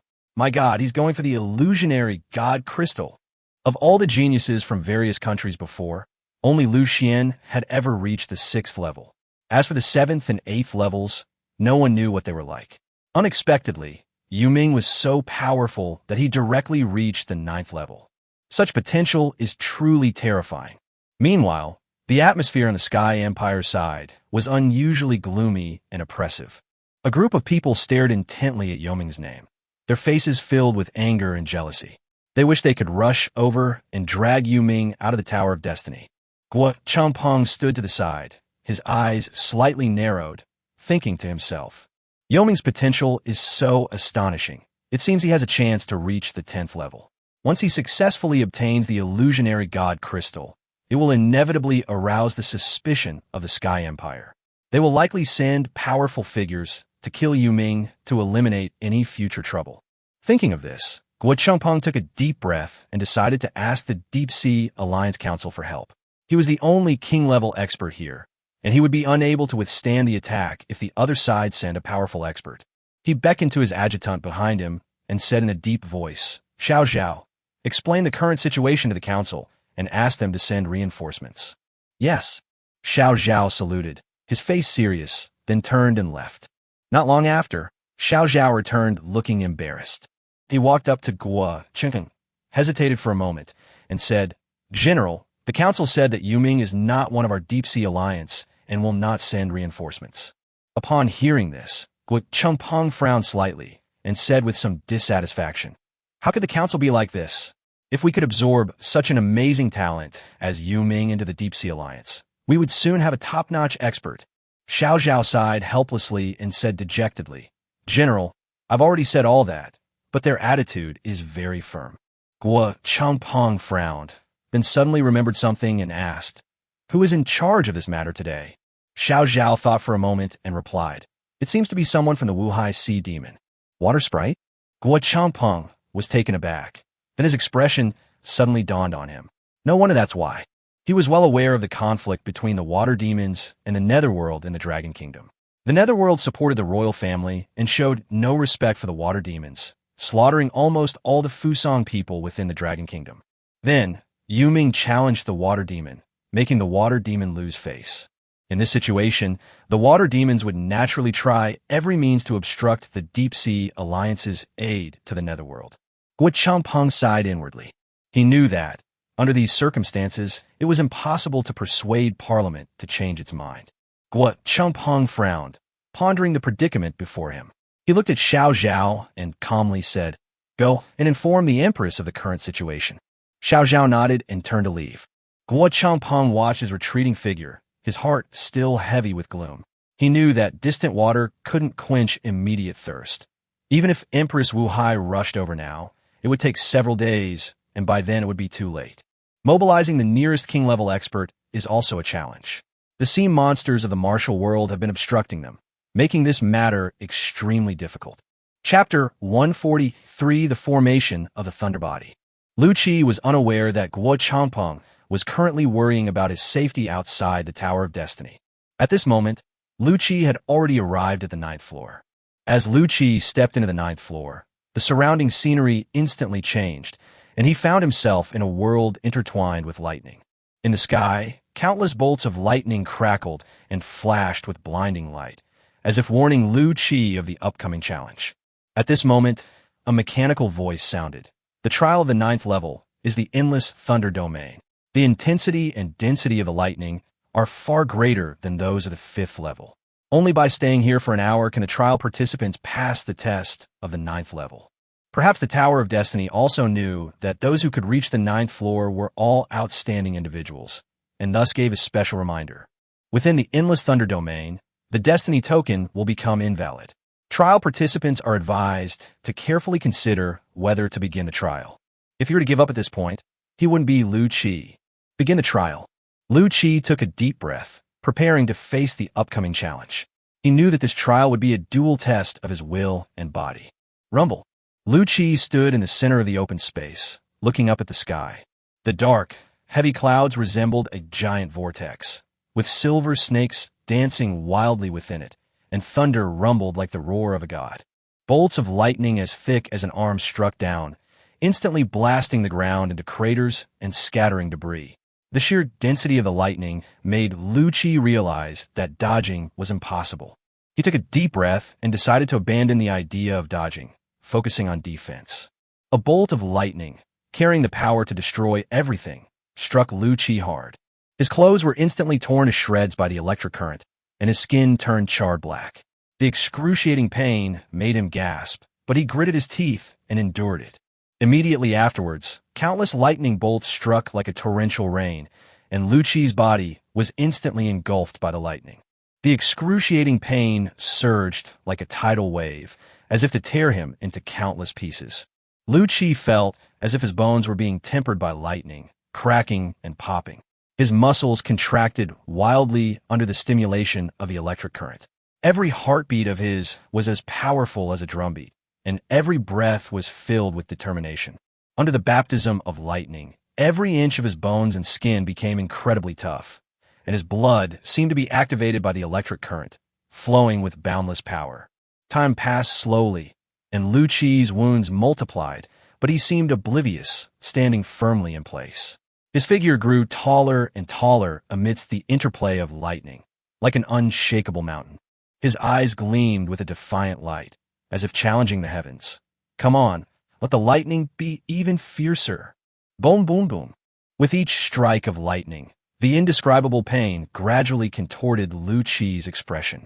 Although his body had been tempered before, it was barely able to withstand such pain. But his soul was like a candle flame in the wind, which could be extinguished at any moment. At this moment, the fire of Lu Qi's soul was growing weaker and weaker with each falling lightning. When the fire of his soul was extinguished, it would be the moment of Lu Qi's death. Lu Qi also sensed his own danger at this moment. His eyes widened, and he burst into maniacal laughter, as if he had gone mad. Haha, come on, I want to see if this so-called endless thunder domain can kill me, Lu Qi. His eyes held madness, resilience, and excitement, but no fear of death. He seemed to be engaged in a life-or-death struggle with lightning, determined to determine the victor. The fire of his soul, though faint as a candle flickering in the wind, burned eternally and never went out. The tiny flame flickered in the thunder and lightning, as if telling the story of Lu Qi's indomitable spirit and determination. Finally, as the last bolt of lightning struck Lu Qi hard, the entire endless thunder prison seemed to fall silent. The once raging lightning now subsided, as if paying tribute to this tenacious challenger. Only Lu Qi remained standing there, his figure appearing even taller in the afterglow of the lightning-studded sunset, like an unshakable mountain. I still won. Lu Qi collapsed to the ground, panting heavily, but then burst into laughter. He knew that he had successfully passed the test to the 9th level. Trialer, Netherworld. Having passed the 9th trial, please proceed to the 10th. Mechanical voices echoed in the empty thunder prison, but Lu Qi wore a puzzled expression. Strange, why is there no reward this time? He muttered to himself in confusion. He then looked down at his body and found that his body had been reborn under the tempering of endless lightning, becoming more resilient and stronger overall. He clenched his fist, feeling the terrifying power contained within his muscles, and a satisfied smile appeared on his face. Perhaps this lightning trial is the reward. It all depends on whether you have the ability to claim it. A confident smile curved Lu Qi's lips. He knew the benefits this trial would bring him were immeasurable. He didn't linger, struggled to his feet, and then headed towards the 10th floor of the Tower of Destiny. This is also the final floor of the Tower of Destiny. Once Lu Qi passes through this level, he will be able to obtain the supreme treasure that everyone dreams of, the illusionary God Crystal. Moreover, there's only one illusionary God Crystal in the Tower of Destiny. This means that once Lu Qi takes the illusionary God Crystal, there will be no 10th floor in the Tower of Destiny. Upon arriving at the 10th floor, Lu Qi looked around and found that this place was completely different from the previous floors. The open space was unobstructed, with only a black-robed figure standing in the center, as if he were the sole ruler of this space. The man in black robes gripped a long sword tightly in his hand, the blade gleaming with a cold light, as if even the surrounding air was being torn apart by its sharp blade intent. Lu Qi felt a chill rise from the bottom of his heart simply from the glance, as if every cell in his body was warning him that the person in front of him was extremely dangerous. This sense of danger was completely different from the powerful enemies Lu Qi had faced before, such as the water demon and the headless giant corpse. Although the man in black robes was only at the elite level, the aura he exuded was suffocating. However, what shocked Lu Qi even more was the strong, pungent smell of blood emanating from the man in black robes. The smell was irritating and chilling. The intense, almost tangible stench of blood made Lu Qi realize that the person before him had probably personally slaughtered countless lives. The man in black robes stood there silently, his eyes deep and cold. He spoke slowly, his voice hoarse and low, as if it came from the depths of hell. You've already proven your worth by coming here, but the real test is yet to come. Chapter 144, Obtaining the Illusionary God Crystal. Upon hearing this, Lu Qi felt a chill run down his spine and dared not be careless in the slightest. He instantly activated his Silver Serpent Transformation and Diamond Transformation abilities. In an instant, his body was tightly wrapped in diamond-like snake scales, each scale shimmering with a cold, hard light, as if he were wearing an invincible armor. Upon seeing this, the man in black slowly raised a long sword in his hand, the tip of the sword pointing at Lu Qi as if signaling him to come and fight. It's obvious this person is a master knife user. Lu Qi absolutely cannot let him get close. Thinking of this, Lu Qi waved his hands repeatedly, and several dimensional blades appeared out of thin air, cutting through the air like lightning and shooting towards the black-robed man with fierce attacks. However, the man in black robes remained expressionless as he faced the rapidly approaching dimensional blades. With a gentle flick of his long sword, the dimensional blades shattered like fragile glass, dissipating into starlight into the air. The man in black robes moved his feet and approached Lu Qi at an extremely fast speed. Upon seeing this, Lu Qi was shocked and couldn't help but exclaim, "Is this the speed of an elite-level being?" This time, he finally understood what it felt like to be a monster. Before, it was always others who called him a monster. However, the man in black robes did not stop in his tracks despite Lu Qi's shock. He instantly appeared in front of Lu Qi, his long sword drawing a strange arc in the air, as if even space itself was being torn apart by his sharp blade intent. Lu Qi felt as if his entire body was about to be torn apart by this terrifying sword intent, so he immediately used teleportation to dodge the attack from the man in black robes. However, the man in black robes seemed to be able to sense where Lu Qi had teleported to. After Lu Qi reappeared in the same spot, the man in black robes brought his long sword with him, the blade grazing Lu Qi's cheek and bringing a chill. "What kind of monster are you?" Lu Qi let out a shocked shout, then clenched his right hand, compressed space, and activated. The surrounding air began to fluctuate violently, as if trying to compress the entire space together. The man in black robes tensed up, realizing the terrifying power of the attack. He pushed off with his feet, quickly moving out of the compressed space and narrowly avoiding the blow. But before Lu Qi could catch his breath, the figure in black robes reappeared in front of him like a ghost, his long sword flashing with a cold light, and he slashed at Lu Qi with lightning speed. At this moment, Lu Qi had nowhere to dodge.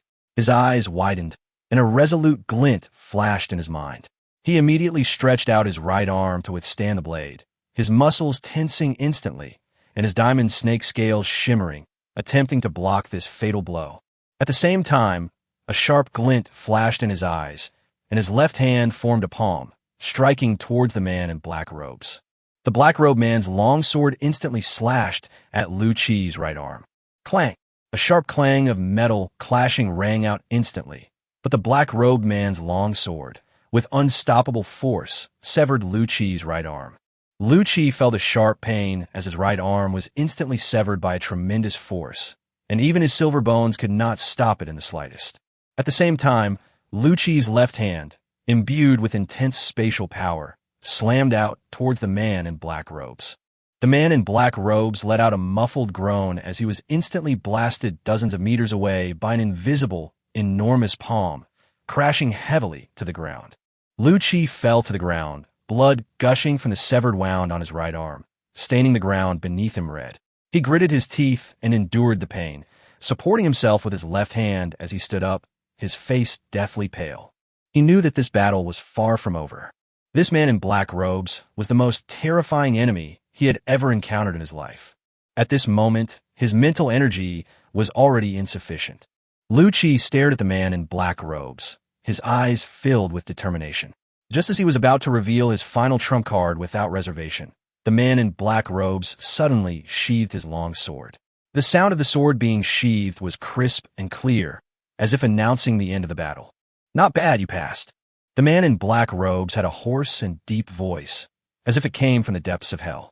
His face was covered by a black cloth, revealing only a pair of deep eyes, which now flashed with a hint of approval. What? This scene left Lu Qi somewhat bewildered. He stared wide-eyed at the man in black robes, puzzled. Was it really over? He couldn't believe his ears. This arduous battle was over just like that. Just then, a mechanical voice sounded. The trial participant, Yu Ming, passed the final trial of the Tower of Destiny and received the reward, the illusionary God Crystal. When the mechanical voice announced that Lu Qi had passed the final trial of the Tower of Destiny and received the reward of the illusionary God Crystal, a subtle ripple suddenly appeared in the air. Immediately afterwards, a faint light flashed in front of Lu Qi, as if a star had fallen from the sky. As time passed, the light gradually brightened until finally, a transparent and shimmering crystal appeared before Lu Qi. This crystal was oval-shaped, about the size of a fist, and emitted a faint golden light, as if it were formed from pure energy.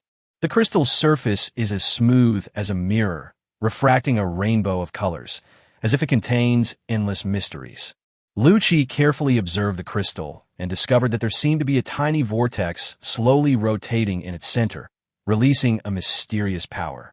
This is the illusionary God Crystal, a legendary and mysterious treasure said to possess boundless power. At this moment, it floats quietly in front of Lu Qi, awaiting his claim. Then, the mechanical voice spoke again. The trialer Yu Ming and the overseer Blackblade Bloodfiend extend an invitation to you. You may choose to join the overseer organization and become one of the overseers. Lu Qi stood there, momentarily stunned.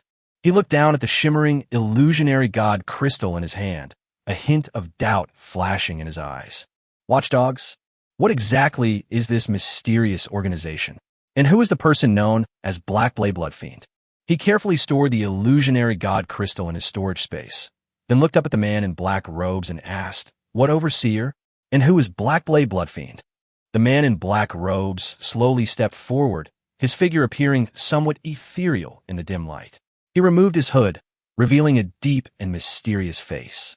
His eyes gleamed with a cold light, as if they could see into one's very soul. "I am Blackblade Bloodfiend," the man in black robes said in a low voice. Lu Qi's expression hardened. He was completely bewildered and asked, "You're asking me if I'll join? At least you should explain the situation to me first, right? I've never heard of any inspector." Blackblade Bloodfiend spoke up. "This tower was built to select inspectors, but it has been abandoned for hundreds of years. I never expected that someone would be able to pass through it today." His tone revealed a hint of surprise and approval. Chapter 145, The Temptation of an SSS Rank Natural Fruit. He paused for a moment, then continued. "As for the inspectors, They are mainly responsible for dealing with unstable entities that ordinary people cannot handle, yet which plunder the life cores of other worlds' mother trees. Upon hearing Black Blade Bloodfiend's answer, Lucci instantly realized what was going on. It turns out this tower was built by the Inspectorate to select inspectors, but it looks like it's been abandoned for a long time. As a result, they were connected to Earth through a spatial rift, discovered by the Earthlings, and ultimately benefited Lucci. However, upon hearing Black Blade Bloodfiend's introduction, Lucci instantly lost interest in the so-called inspector. Wasn't this just a cosmic policeman? Let Superman handle maintaining world peace. Lucci was incapable of it. He'd be lucky if he didn't wreak havoc on other planes, let alone be expected to do so. Compared to the observers, Lucci felt he was more likely to become the unstable entity Black Knife Bloodfiend spoke of. So Lucci shook his head. I'm sorry, but I have no interest in joining the Watchdog organization. I prefer a free life and don't want to be tied down to an organization. His tone was firm and resolute, as if there was no room for negotiation. Black Blade Bloodfiend seemed to have anticipated Lucci's reaction. He smiled and took out an item from his robes. It was a fruit that shimmered with an alluring light, its surface radiating a halo that revealed its extraordinary nature. Lucci was instantly captivated by this thing, his eyes widening as if they were about to pop out of their sockets. That was an SSS-level natural fruit. Black Blade Bloodfiend tossed the natural fruit up and down with his right hand and caught it. Lucci's eyes followed the natural fruit as it moved up and down, as if being pulled by an invisible force. Drooling unconsciously trickled from the corners of his mouth, revealing his inner excitement and longing. This is an SSS-level natural fruit.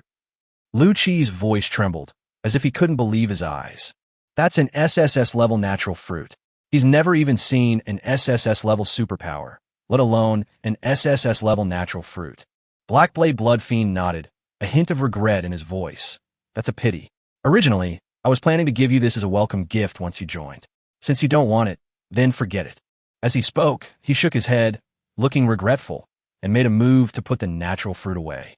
However, the moment his hand touched the fruit of nature, Lucci rushed forward and snatched the fruit from Black Blade Bloodfiend's hand. I believe that as a law-abiding citizen full of justice, joining the Watchers and maintaining universal peace is my inescapable responsibility and obligation. Lucci instantly looked righteous and spoke with a dignified air. Lucci is still unaware of just how powerful and terrifying the Overwatch organization truly is. The title of Overseer is a nightmare for many powerful individuals. Black Blade Bloodfiend tossed a black token to Lucci, who instinctively caught it. The token was pitch black and heavy in his hand. This is the inspector's order. From now on, you are an inspector. Also, don't let anyone see this token unless absolutely necessary. Inspectors have many enemies. Black Blade Bloodfiend's voice was deep and authoritative. Lucci flipped the token over in his hand. One side was engraved with mysterious runes, while the other side bore a grotesque skull, sending chills down one's spine. He raised an eyebrow, looked at Black Blade Bloodfiend, and asked, "How many enemies are there?" Black Blade Bloodfiend shook his head, a nonchalant look on his face. "I can't count them all. Just myself. I've killed hundreds of Supremes in the past few hundred years, and I can't even remember the god-level ones." Lucci was shocked. Although he had guessed that Black Blade Bloodfiend was extraordinary, he hadn't expected him to be this powerful. The highest level of strength he could currently encounter was only king level, while this person could kill god-level beings as easily as slaughtering dogs. The difference in strength was simply heaven and earth. How many of us are there in the inspectorate? Where's the headquarters? Lucci asked again. In Lucci's mind, the inspectorate must be an exceptionally large organization. Black Blade Bloodfiend glanced at him, a slight smile playing on his lips. So there were 6 people in total. With you, there are 7 now. Lucci was speechless upon hearing this. Was the space police really that poor? Only 7 people? All right. When you have free time, you can input your mental energy into the monitoring command. I've placed a soul clone inside, which will guide you through some combat techniques. Right now, you're too weak. Having said that, Black Blade Bloodfiend's figure slowly became transparent. Now that the Tower of Destiny has already selected an observer, there's no need for me to keep this clone any longer. Seeing this, Lucci hurriedly asked, "Then what do I need to do as an inspector?"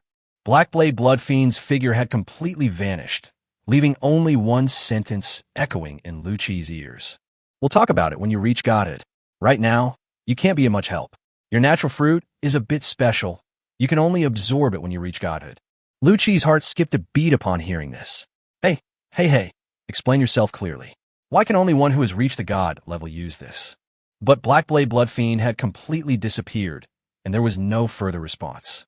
He only told him this when he was leaving. SSS-level natural fruits can only be used by god-level beings. That old geezer is really wicked. Lu Chi held the black token in his hands, the 3 words Inspector on it like a sharp blade, piercing deeply into his heart. He muttered to himself, the watchman. He looked up and asked the system, do you have any information about the monitors here? However, the system's response was a bucket of cold water for him. Ding. Host permissions are insufficient to view information related to the inspector. Hearing this answer, Lu Chi shrugged helplessly. It seemed that Blackblade Bloodfiend had not exaggerated. This overseer organization was indeed not simple, as he did not even have the authority to view relevant information. Lu Chi shook his head, temporarily suppressing his doubts. In any case, he would only be needed after reaching the god level. Right now, his top priority was to refine and absorb the illusion god crystal to enhance his strength. Lu Chi sat down quietly, and the surrounding environment seemed to fall into silence, with only him and the illusionary god crystal resonating with each other. He gently grasped the illusionary god crystal, feeling its cool touch. The illusionary god crystal was like a vibrant heart, beating with a faint yet firm rhythm. Lu Chi took a deep breath, slowly closed his eyes, and began to immerse himself completely in the process of refining and absorbing it. The primordial cosmic energy contained within the illusionary god crystal began to flow slowly, like a warm, clear spring seeping into Lu Chi's body from his palm. He could feel this energy coursing through his meridians, warm and powerful. Chapter 146, Lu Ziyuan's Anger. As time passed, the energy of the illusionary god crystal gradually spread throughout Lu Chi's body. His skin began to flush slightly, as if it were being gently scorched by an invisible flame.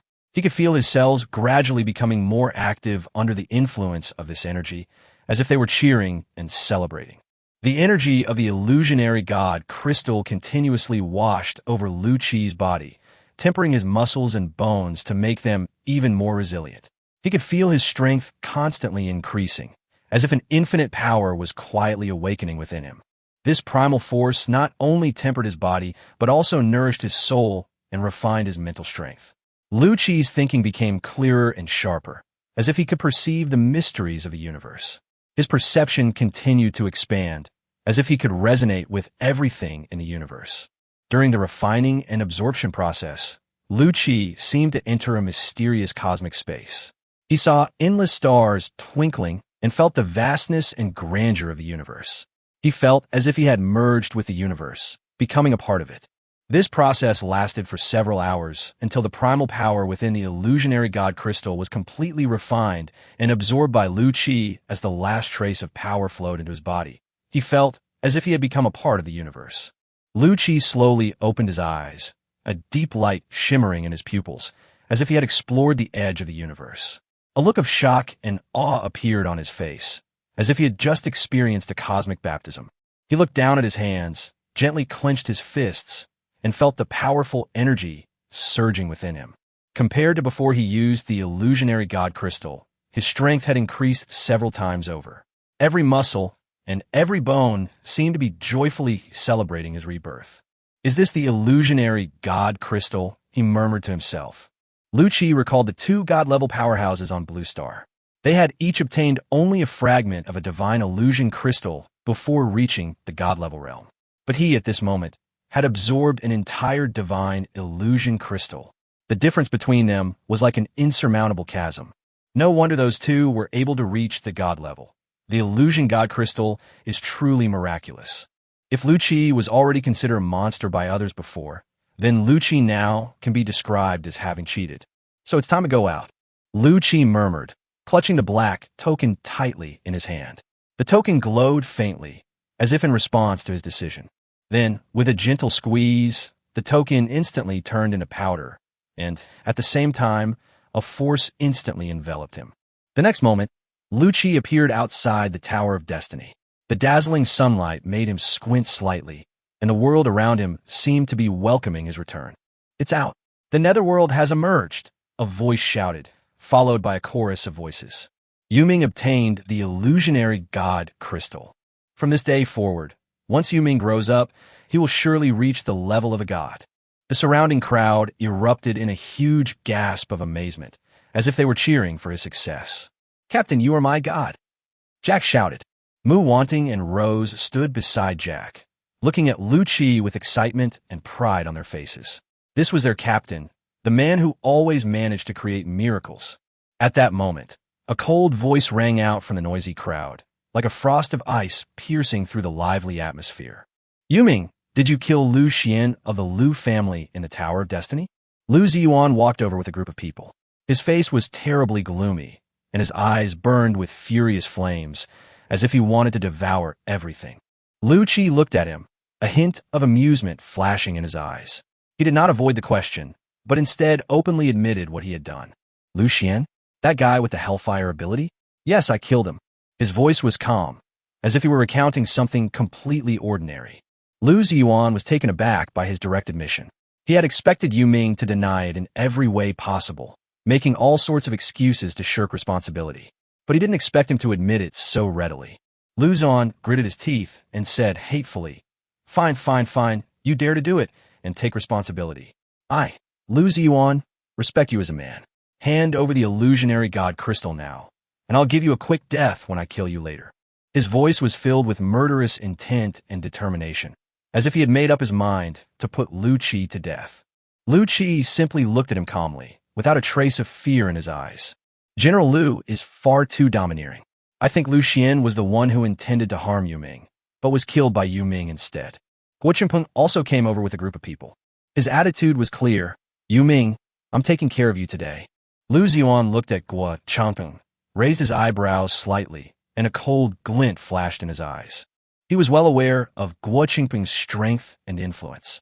"Lieutenant General Guo, as far as I know, Yuming shouldn't be a member of your Deep Sea Alliance. You'd better not get involved in this mess." Lu Ziyuan looked at Guo Chengpeng. The threat in his words was self-evident. Guo Chengpeng snorted coldly, showing no sign of backing down. Having been through countless battles and faced life-or-death situations, he was naturally not intimidated by Lu Ziyuan's few words. The conversation between the two was full of tension, as if a fierce battle could break out at any moment. The surrounding crowd was also affected by the tense atmosphere, holding their breath and waiting for what would happen next. Seeing that Guo Chengpeng showed no sign of backing down, a ruthless glint flashed in Lu Ziyuan's eyes. He understood that to deal with Yuming, he had to first deal with Guo Chengpeng, a formidable opponent. Lu Ziyuan coldly said to the air, "General Luo Chuan, it's time to make a move. You deal with Guo Chengpeng, I will personally kill this bastard who killed my Lu family's genius." A slight ripple seemed to emanate from the air, followed by a deep voice. It should have been done a long time ago. As soon as he finished speaking, Guo Chengpeng felt a chill run down his spine. He instinctively turned his head to look, only to be surprised to find that his shadow had come to life. The shadow quickly twisted and deformed, transforming into a sharp blade that stabbed fiercely towards Guo Chengpeng's neck. Guo Chengpeng's expression changed drastically, and he hurriedly activated his supernatural power. Countless iron wires emerged from his body, instantly weaving into an indestructible shield that blocked the shadow's attack. However, at that moment, another shadow appeared behind him as if by ghostly apparition. The shadow approached Guo Chengpeng silently and suddenly threw a punch. Guo Chengpeng reacted, but it was too late. With a muffled groan, his figure flew backward like a kite with a broken string, staggering backward until he barely managed to regain his balance. But his face was as pale as paper. Luo Chuan slowly emerged from the shadows, his eyes gleaming with a mocking light, as if he were laughing at Guo Chengpeng's utter weakness. Guo Chengpeng watched this scene with a gloomy expression, feeling extremely wary of Luo Chuan's strength. Chapter 147, Killing a Vice Admiral. Everyone present was shocked by the sudden outbreak of conflict. "This is Lieutenant General Luo Chuan of the Sky Empire. I never expected him to be here," one person exclaimed in disbelief. Alas, although General Guo and Luo Chuan are both at the mid-level of the king rank, Luo Chuan's ability is S-rank shadow manipulation, while General Gu's ability is C-rank Iron Wire ability. The difference in their strength is still quite large. Another person analyzed, their tone filled with worry. Then, without Guo Chengping's protection, wouldn't Yuming be in danger? Another person said worriedly, as if they had already foreseen Yuming's tragic end. Alas, who can argue with that? A peerless genius, just about to rise to prominence, is about to perish here. What a pity, what a pity. Many more shook their heads and sighed, feeling sorry for Yuming. The atmosphere instantly became tense and oppressive, as if a storm was about to break. All eyes were fixed on the center of the battlefield, awaiting the outcome. Ha ha ha, Netherworld. Now your backer is in dire straits. If you know what's good for you, hand over the illusionary god crystal. When Lu Ziyuan saw Guo Changpeng being defeated by Luo Chuan, he burst into laughter, a ferocious expression on his face. He glared fiercely at Lu Qi, as if he already considered the illusionary god crystal to be his for the taking. However, Lu Qi remained calm and composed in the face of his threat. He looked coldly at Lu Ziyuan, a mocking smile playing on his lips. The illusionary god crystal? I've already used it. If you're so capable, take it from me. Lu Ziyuan was enraged by his attitude, and the smile on his face gradually turned sinister and terrifying. Yuming, you have successfully chosen the most painful way to die. I will grind every inch of your bones to dust, he said through gritted teeth. As soon as he finished speaking, he strode towards Lu Qi. Every step he took seemed to weigh heavily on everyone's hearts, making them hold their breath in worry for Lu Qi. Just then, the system's voice rang in Lu Qi's mind. A mission has arrived. Ding. Congratulations, host. You have activated a selectable task. The task is a choice between two options. Mission A. Defeat Lu Ziyuan. Mission reward. Raise the strength of the escorting sea monsters to the initial king rank. Mission B. Safely escape the Tower of Destiny. Mission reward. Increase the success rate of looting to 100%, one chance. Lu Qi looked at the task issued by the system. A slight smile appeared on his lips, and he chose task A without hesitation. Originally, even if the system hadn't issued the task, he wouldn't have let Luo Chuan and Lu Ziyuan leave. The reward for completing the task was an unexpected surprise for Lu Qi. Captain, should we retreat first? Mu Wani said worriedly. She stood beside Lu Qi, her beautiful eyes filled with concern. Despite her absolute confidence in Lu Qi, the current situation was far too dire. While Lu Qi's strength was comparable to that of a low-level king, his opponent had two mid-level king-rank lieutenants, making the disparity in strength vast. The difference in strength between the initial and intermediate levels of the king rank is enormous. Lu Qi turned to look at her, then gently shook his head. These two are no threat to me. The captain has his own reasons. We just need to follow his lead. Rose spoke from his side, her voice soft yet firm. Compared to Mu Waning's rationality, Rose's confidence in Lu Qi was completely blind. Mu Waning nodded and said nothing more. She took a deep breath and prepared for battle, even though she knew her role in the fight would be very limited. Upon hearing Lu Qi's words, Lu Ziyuan sneered disdainfully. Did you damage your brain in the Tower of Destiny? Today I'll show you the strength of a mid-level king. With that, lightning crackled around him, and with a swift movement of his feet, he clenched his right fist and swung it at Lu Qi with immense power. Good timing. A glint flashed in Lu Qi's eyes. He didn't back down. Instead, his fighting spirit soared. He wanted to test the extent of his strength after refining the illusion god crystal. Lu Qi also clenched his right fist, and diamond-shaped snake scales instantly filled his right fist. He then swung it fiercely at Lu Ziyuan. The onlookers gasped in surprise at what they saw. Has Yuming gone mad? Instead of using his signature spatial abilities or necromancy, he's using his weaknesses to go head-to-head with Lu Ziyuan, someone exclaimed, an incredulous expression on their face. Yuming, ranked first on the prodigy ranking, has such a naive combat experience.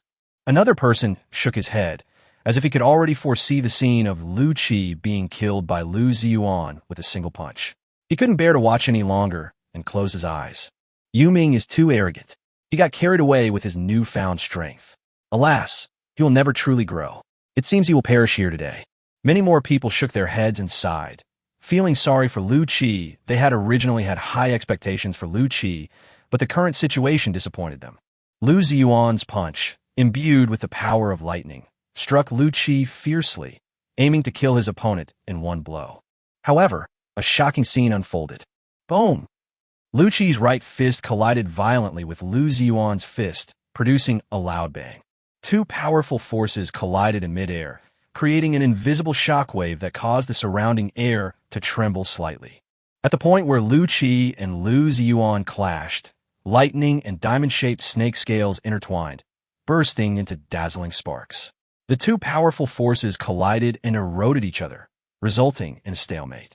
Lu Ziyuan's expression changed slightly. He hadn't expected Lu Qi to be able to go toe-to-toe with him without being at a disadvantage. Lu Qi, however, remained expressionless, as if all of this was within his expectations.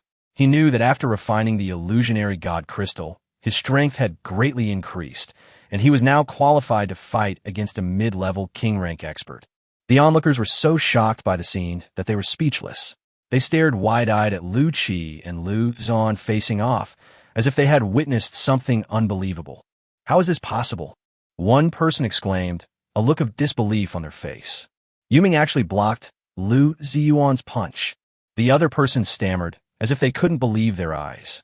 Many more people fell silent, as if they were so shocked by the scene that they lost the ability to speak. Just then, Lu Qi suddenly exerted his strength, and his right fist pushed forward, actually knocking Lu Ziyuan back several steps. Lu Ziyuan staggered, regained his balance, but his face had turned extremely pale. Your power has become so great. Lu Ziyuan's voice trembled slightly, and his eyes flashed with an unbelievable rage. Chapter 148, Summoning a Mid-Rank King-Level Undead, the Carrion Giant. He, a powerful mid-level king-rank expert and vice admiral of the Sky Dome Empire Navy, was actually defeated by a mere lord-level brat. This was an utter disgrace to him, even more unbearable than being trampled by 1,000 horses. Lu Qi looked at him, his smile widening, his hands still poised to repel Lu Ziyuan. So, isn't the illusionary god crystal incredibly useful? Even though you didn't get one, I can let you experience what it's like to be killed by a user of the illusionary god crystal. Lu Ziyuan's face instantly turned even uglier. His hands clenched and unclenched, as if he were desperately trying to suppress his anger. He knew he couldn't let anger cloud his judgment, or he would only embarrass himself further. At this moment, Luo Chuan, who was standing to the side, also showed a look of apprehension as he watched this scene.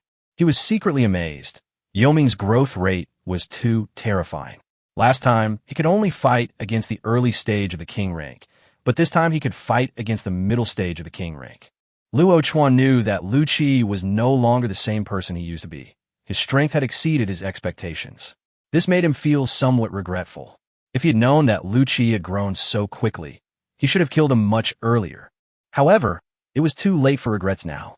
Luo Chuan decided that he would kill Lu Qi at all costs today.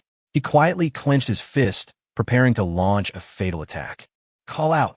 But just as he was about to make his move, a thin but incredibly strong iron wire blocked his path. Luo Chuan was startled and looked up to see Guo Changpeng standing in front of him with a smile. What's wrong, Lieutenant General Luo Chuan? Do you two mid-level kings intend to gang up on a lord? That's utterly shameless. Although Guo Changpeng's voice was gentle, it put Luo Chuan under tremendous pressure. Luo Chuan's expression changed slightly. He knew that Guo Changpeng was also very strong and a very difficult opponent. He never expected that, just moments ago, he was the one stopping Guo Changpeng from rescuing Lu Qi, but now it was Guo Changpeng who was stopping him from attacking Lu Qi. On the other side, Lu Ziyuan took a deep breath, tried to calm himself down. Then a cold glint flashed in his eyes, and he slowly spoke, his voice icy and deep. Yuming, don't think you can do whatever you want just because you have some power. I'll show you what a true strongman is. As soon as he finished speaking, Lu Ziyuan clasped his hands together, and tiny bolts of lightning began to flicker around his body, causing the surrounding air to tremble slightly. He was gathering his lightning power, preparing to unleash a powerful attack. Suddenly, a sharp glint flashed in Lu Ziyuan's eyes. He thrust his hands forward with a mighty shove, and a massive lightning dragon erupted from his hands, hurtling straight toward Lu Qi. The lightning bolt was deep blue, radiating intense light and heat. It traced a graceful arc through the air, dancing in its wake. Wherever it passed, the air was instantly heated, emitting a piercing hissing sound. The onlookers gasped in astonishment. They had never witnessed such powerful lightning abilities. Even those who had always had faith in Lu Qi began to worry for him. After all, the power of this attack was simply too great. Few could withstand it. Rumble. The lightning dragon drew a graceful arc in the air, carrying the power to destroy everything, and crashed into Lu Qi. With a deafening roar, the entire battlefield was illuminated by a blinding light. This was the light emitted by the exploding lightning dragon, as intense and dazzling as the sun. Everyone was blinded by the dazzling light, only able to feel the intense, violent heat wave rushing towards them. It was as if even the air itself had been instantly ignited by this force, becoming unbearably hot. Ha ha ha, Yu Ming, go and be buried with the genius of our Lu family. Upon seeing Lu Qi being hit, Lu Ziyuan burst into wild laughter. His voice was filled with pride and joy, as if he could already see the dawn of victory. But as the light faded, Lu Ziyuan's laughter abruptly stopped, as if something was stuck in his throat. He stared wide-eyed at the scene before him, as if he couldn't believe his eyes. The area where the thunder dragon exploded was now charred black, radiating an aura of destruction. It resembled a desolate wasteland, devoid of any sign of life. However, amidst those ruins, one figure stood unyielding. It was Lu Qi. Although all his clothes had been shattered by the immense power of the thunder dragon, he himself stood there completely unharmed. This is impossible. When Lu Ziyuan saw this scene, his eyes almost popped out of their sockets. He couldn't accept the fact that a mere Lord-level brat had withstood his full-force attack. Lu Qi took out a black robe from his storage space and put it on. A cold glint flashed in his eyes. You had a good time, didn't you? Now it's my turn. On the 5th and 9th floors of the Tower of Destiny, Lu Qi underwent repeated tempering by lightning. His body seemed to have been reshaped, and his resistance to lightning reached an astonishing level. Therefore, although Lu Ziyuan's all-out lightning attack seemed powerful to others, it did not pose much of a threat to Lu Qi. Lu Qi snapped his fingers, and an intense, almost tangible aura of death instantly emanated from his body. This aura seemed to emanate from the depths of hell, filled with endless resentment and despair. As this aura spread, the temperature of the entire battlefield seemed to drop several degrees, and even the air became icy and bone-chilling. Roar! Suddenly, a terrifying roar echoed through the air, as if some monstrous creature was tearing space apart. The air in front of Lu Qi ripped violently, as if an invisible giant hand was cleaving a rift in it. Then a rotting flesh giant, hundreds of meters tall, appeared out of thin air on the battlefield. This rotting giant exudes a suffocating stench. Its body is pieced together from the carcasses and rotting flesh of various creatures, resembling a demon crawled out of hell. Its eyes gleamed with a crimson light, filled with boundless violence and a bloodlust. Its appearance plunged the entire battlefield into a deathly silence, as if even time itself had stopped flowing. The moment the rotting giant appeared, Lu Ziyuan's expression changed drastically, becoming extremely grave. His eyes widened as if he had seen something unbelievable, and he exclaimed in shock. King rank, mid-level, undead, carrion giant. You actually managed to summon a king rank, mid-level, undead.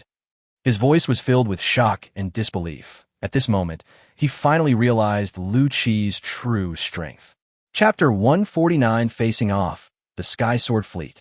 Lu Qi stood to the side, watching him coldly, a slight smile playing on his lips.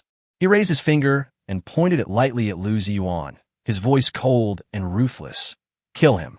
As Lu Qi gave the order, the colossal, rotting giant, as large as a mountain, roared and charged towards Lu Ziyuan. Each step it took caused the ground to tremble violently, as if it wanted to flatten the entire battlefield. Its enormous hands raised the rusty giant sword high and slashed fiercely at Lu Ziyuan. Lu Ziyuan's expression changed drastically as he sensed the terrifying aura and boundless killing intent emanating from the rotting flesh giant. He knew he was facing a mid-level king-rank undead creature, a terrifying being. Lu Ziyuan dared not be careless in the face of the carrion giant's attack. His feet crackled with electricity as he instantly dodged backward, trying to avoid the carrion giant's fatal blow.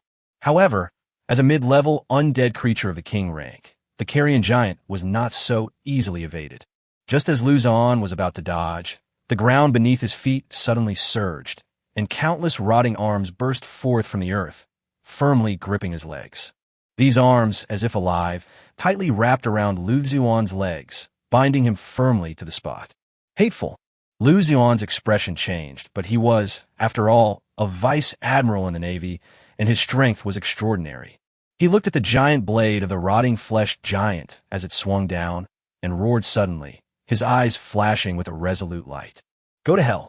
As Lu Xuan roared, his hands formed a slashing motion, and amidst flashes of lightning, they instantly transformed into a lightning blade tens of meters long. The blade radiated intense heat, as if it would ignite the entire battlefield. The rotting giant roared and swung its rusty giant blade, slashing fiercely at Lu Xuan. Bang! Two powerful forces collided in midair, producing a deafening roar. The enormous impact nearly deafened everyone, causing them to instinctively cover their ears. But Lu Xuan's sudden attack actually knocked back the massive rotting giant. The rotting giant let out a mournful howl, staggered back several steps, and then collapsed, kicking up a cloud of dust. Lu Xuan stood still, coldly watching the fallen, rotting giant, a slight smile playing on his lips. He thought that by successfully repelling the carrion giant, he had won the victory, but he was wrong about one thing. Compared to the carrion giant, he should have been more concerned about Lu Qi. Just as Lu Xuan was catching his breath, a cold voice rang out. "Space confinement." His expression changed, and he immediately tried to dodge, but it was too late. Lu Qi had already appeared behind him without him noticing. As Lu Qi's voice fell, the space around Lu Xuan instantly materialized, as if turning into an invisible wall that firmly trapped him within. He struggled with all his might, but no matter how much strength he used, he couldn't move an inch. Fear and despair surged into his heart instantly, and he realized that he was completely under Lu Qi's control. Lu Qi looked at him calmly, a hint of coldness flashing in his eyes. "Go keep Lu Xian company."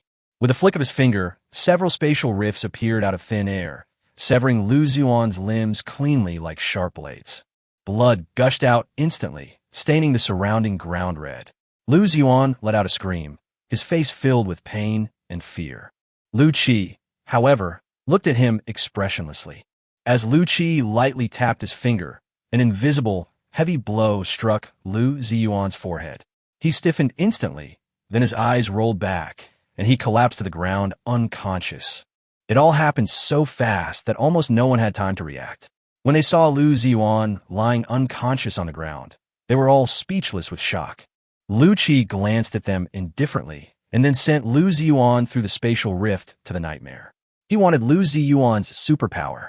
When Lu Qi's gaze swept over them, everyone unconsciously lowered their heads, their hearts filled with awe and fear. Because they witnessed firsthand the Netherworld's progress in strength, a progress that was unimaginably terrifying. At this moment, a system notification sounded in Lu Qi's mind. The mission to defeat Lu Xuan had been completed, and the Sea Fiend was beginning its evolution on the seabed outside the nightmare. Lu Qi looked at Luo Chuan. "Now it's your turn." Luo Chuan's face turned extremely ugly. He never expected that Lu Xuan, who was at the mid-level king rank, would be unable to defeat Yuming, who was still at the lord rank. He was filled with doubt and resentment, but also astonished by the miraculous effects of the illusionary god crystal. He truly couldn't believe that someone's strength could increase so rapidly in such a short time. Guo Chengpeng took a step back and said sarcastically, "Go ahead, I won't stop you this time." Luo Chuan remained silent, but his face was ashen. In his heart, he cursed. "That woman at home has actually brought such a terrifying enemy upon me." Luo Chuan understood that he could no longer pose a threat to Yuming today.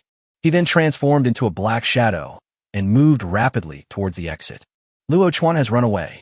Lu Qi snorted coldly, watching the dark figure disappear from sight, and said in a cold voice, "Trying to run away."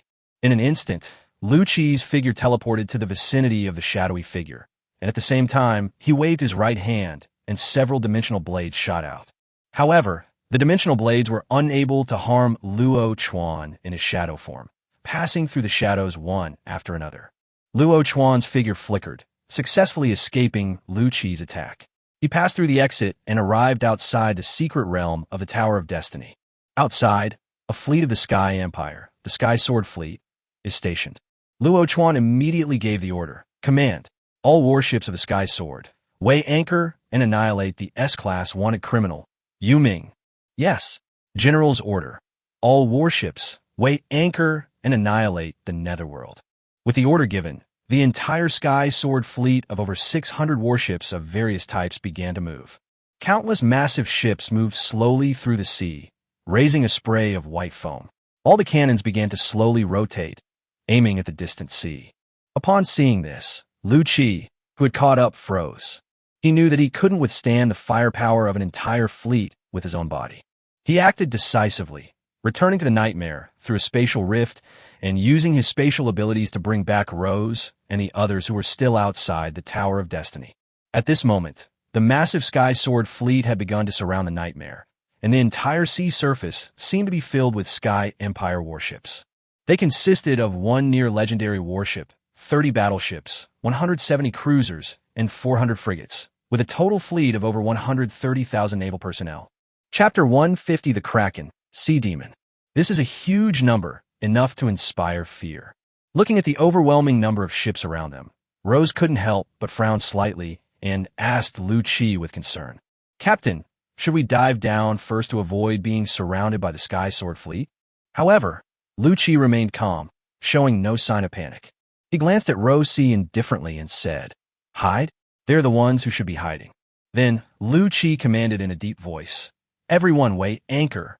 Raise the sails full speed ahead of the Sky Sword fleet. Today we're going to do something big." At this moment, the carrion giant had safely returned to the netherworld after Lu Qi deliberately severed the mental connection. This was also the first king-level undead summoned by Lu Qi to return to the netherworld alive. As Lu Qi gave the order, the 2,000 undead crew members on the Nightmare sprang into action. They skillfully maneuvered the anchor and rigging, and the Nightmare slowly awoke like a black behemoth. The Nightmare began to move slowly, its black hull gleaming coldly in the sunlight. The ship's weapons also began to rotate slowly, aiming at the Sky Sword fleet in the distance. Reporting, General, the Sky Sword fleet is surrounding the Nightmare. A naval soldier ran up to Guo Champong, panting, and reported urgently. Upon hearing this, Guo Champong snorted dismissively. You can't beat the netherworld in a one-on-one fight, so you're going to gang up on it?" But his expression immediately turned serious. "Pass on my order. The Third Fleet of the Deep Sea Alliance. Weigh anchor immediately and engage the Sky Sword." "Yes." The soldiers stood at attention and saluted, about to turn around and deliver the order. However, at that moment, a colonel rushed over and stopped the soldier. The colonel looked worried and said with a wry smile, "General, just 10 minutes ago, the council issued an order prohibiting you from mobilizing the fleet to support the underworld." Upon hearing this, Guo Chengpeng's face darkened, and he said angrily, "Yoming's potential is unprecedented. Now is the perfect time for us to bring him into our deep sea alliance. Are the people in the council all filled with shit?" The colonel reluctantly advised, "General, I understand your reasoning, but the council's executive officer right now is the sea demon of Wuhai, and everyone knows about his conflict with Yuming. If we act rashly, it might cause unnecessary trouble." He paused, seeing Guo Chengping's still unwilling expression, and again advised, "General, you mustn't act impulsively. If you disobey orders and mobilize the fleet, that's disobeying orders. You'll be considered a traitor." Guo Champong took a deep breath, then clenched his fist hard and sighed. Alas, short-sighted villains, how hateful. His face was filled with anger and resentment, but he also understood that the council's orders were not to be disobeyed. He could only watch helplessly as the Sky Sword fleet approached the Nightmare, his heart filled with helplessness and anxiety. At this moment, the situation at sea was extremely tense. Everyone knew that the Nightmare, the flagship of the Netherworld, was a speed-destroying alien ship. As long as the Netherworld wanted to escape, he had a high probability of escaping alive. The Deep Sea Alliance ships stationed in the distance were closely monitoring the situation at sea. Through their binoculars, they were surprised to see that the Nightmare had raised its sails to full capacity and was heading directly towards the Sky Sword fleet. The Nightmare has raised its sails to full. What are Yu Ming and the others going to do? Are they going to take on the entire Sky Sword fleet by themselves? On a battleship, a captain couldn't help but exclaim in surprise. His adjutant behind him exclaimed, "Yu Ming, what a man! That courage alone is enough to impress anyone. His tone was full of admiration and praise. However, the colonel put down his binoculars in disappointment, shook his head, and said, "It's a pity that the council forbids us from supporting the underworld. Otherwise, I would definitely support him."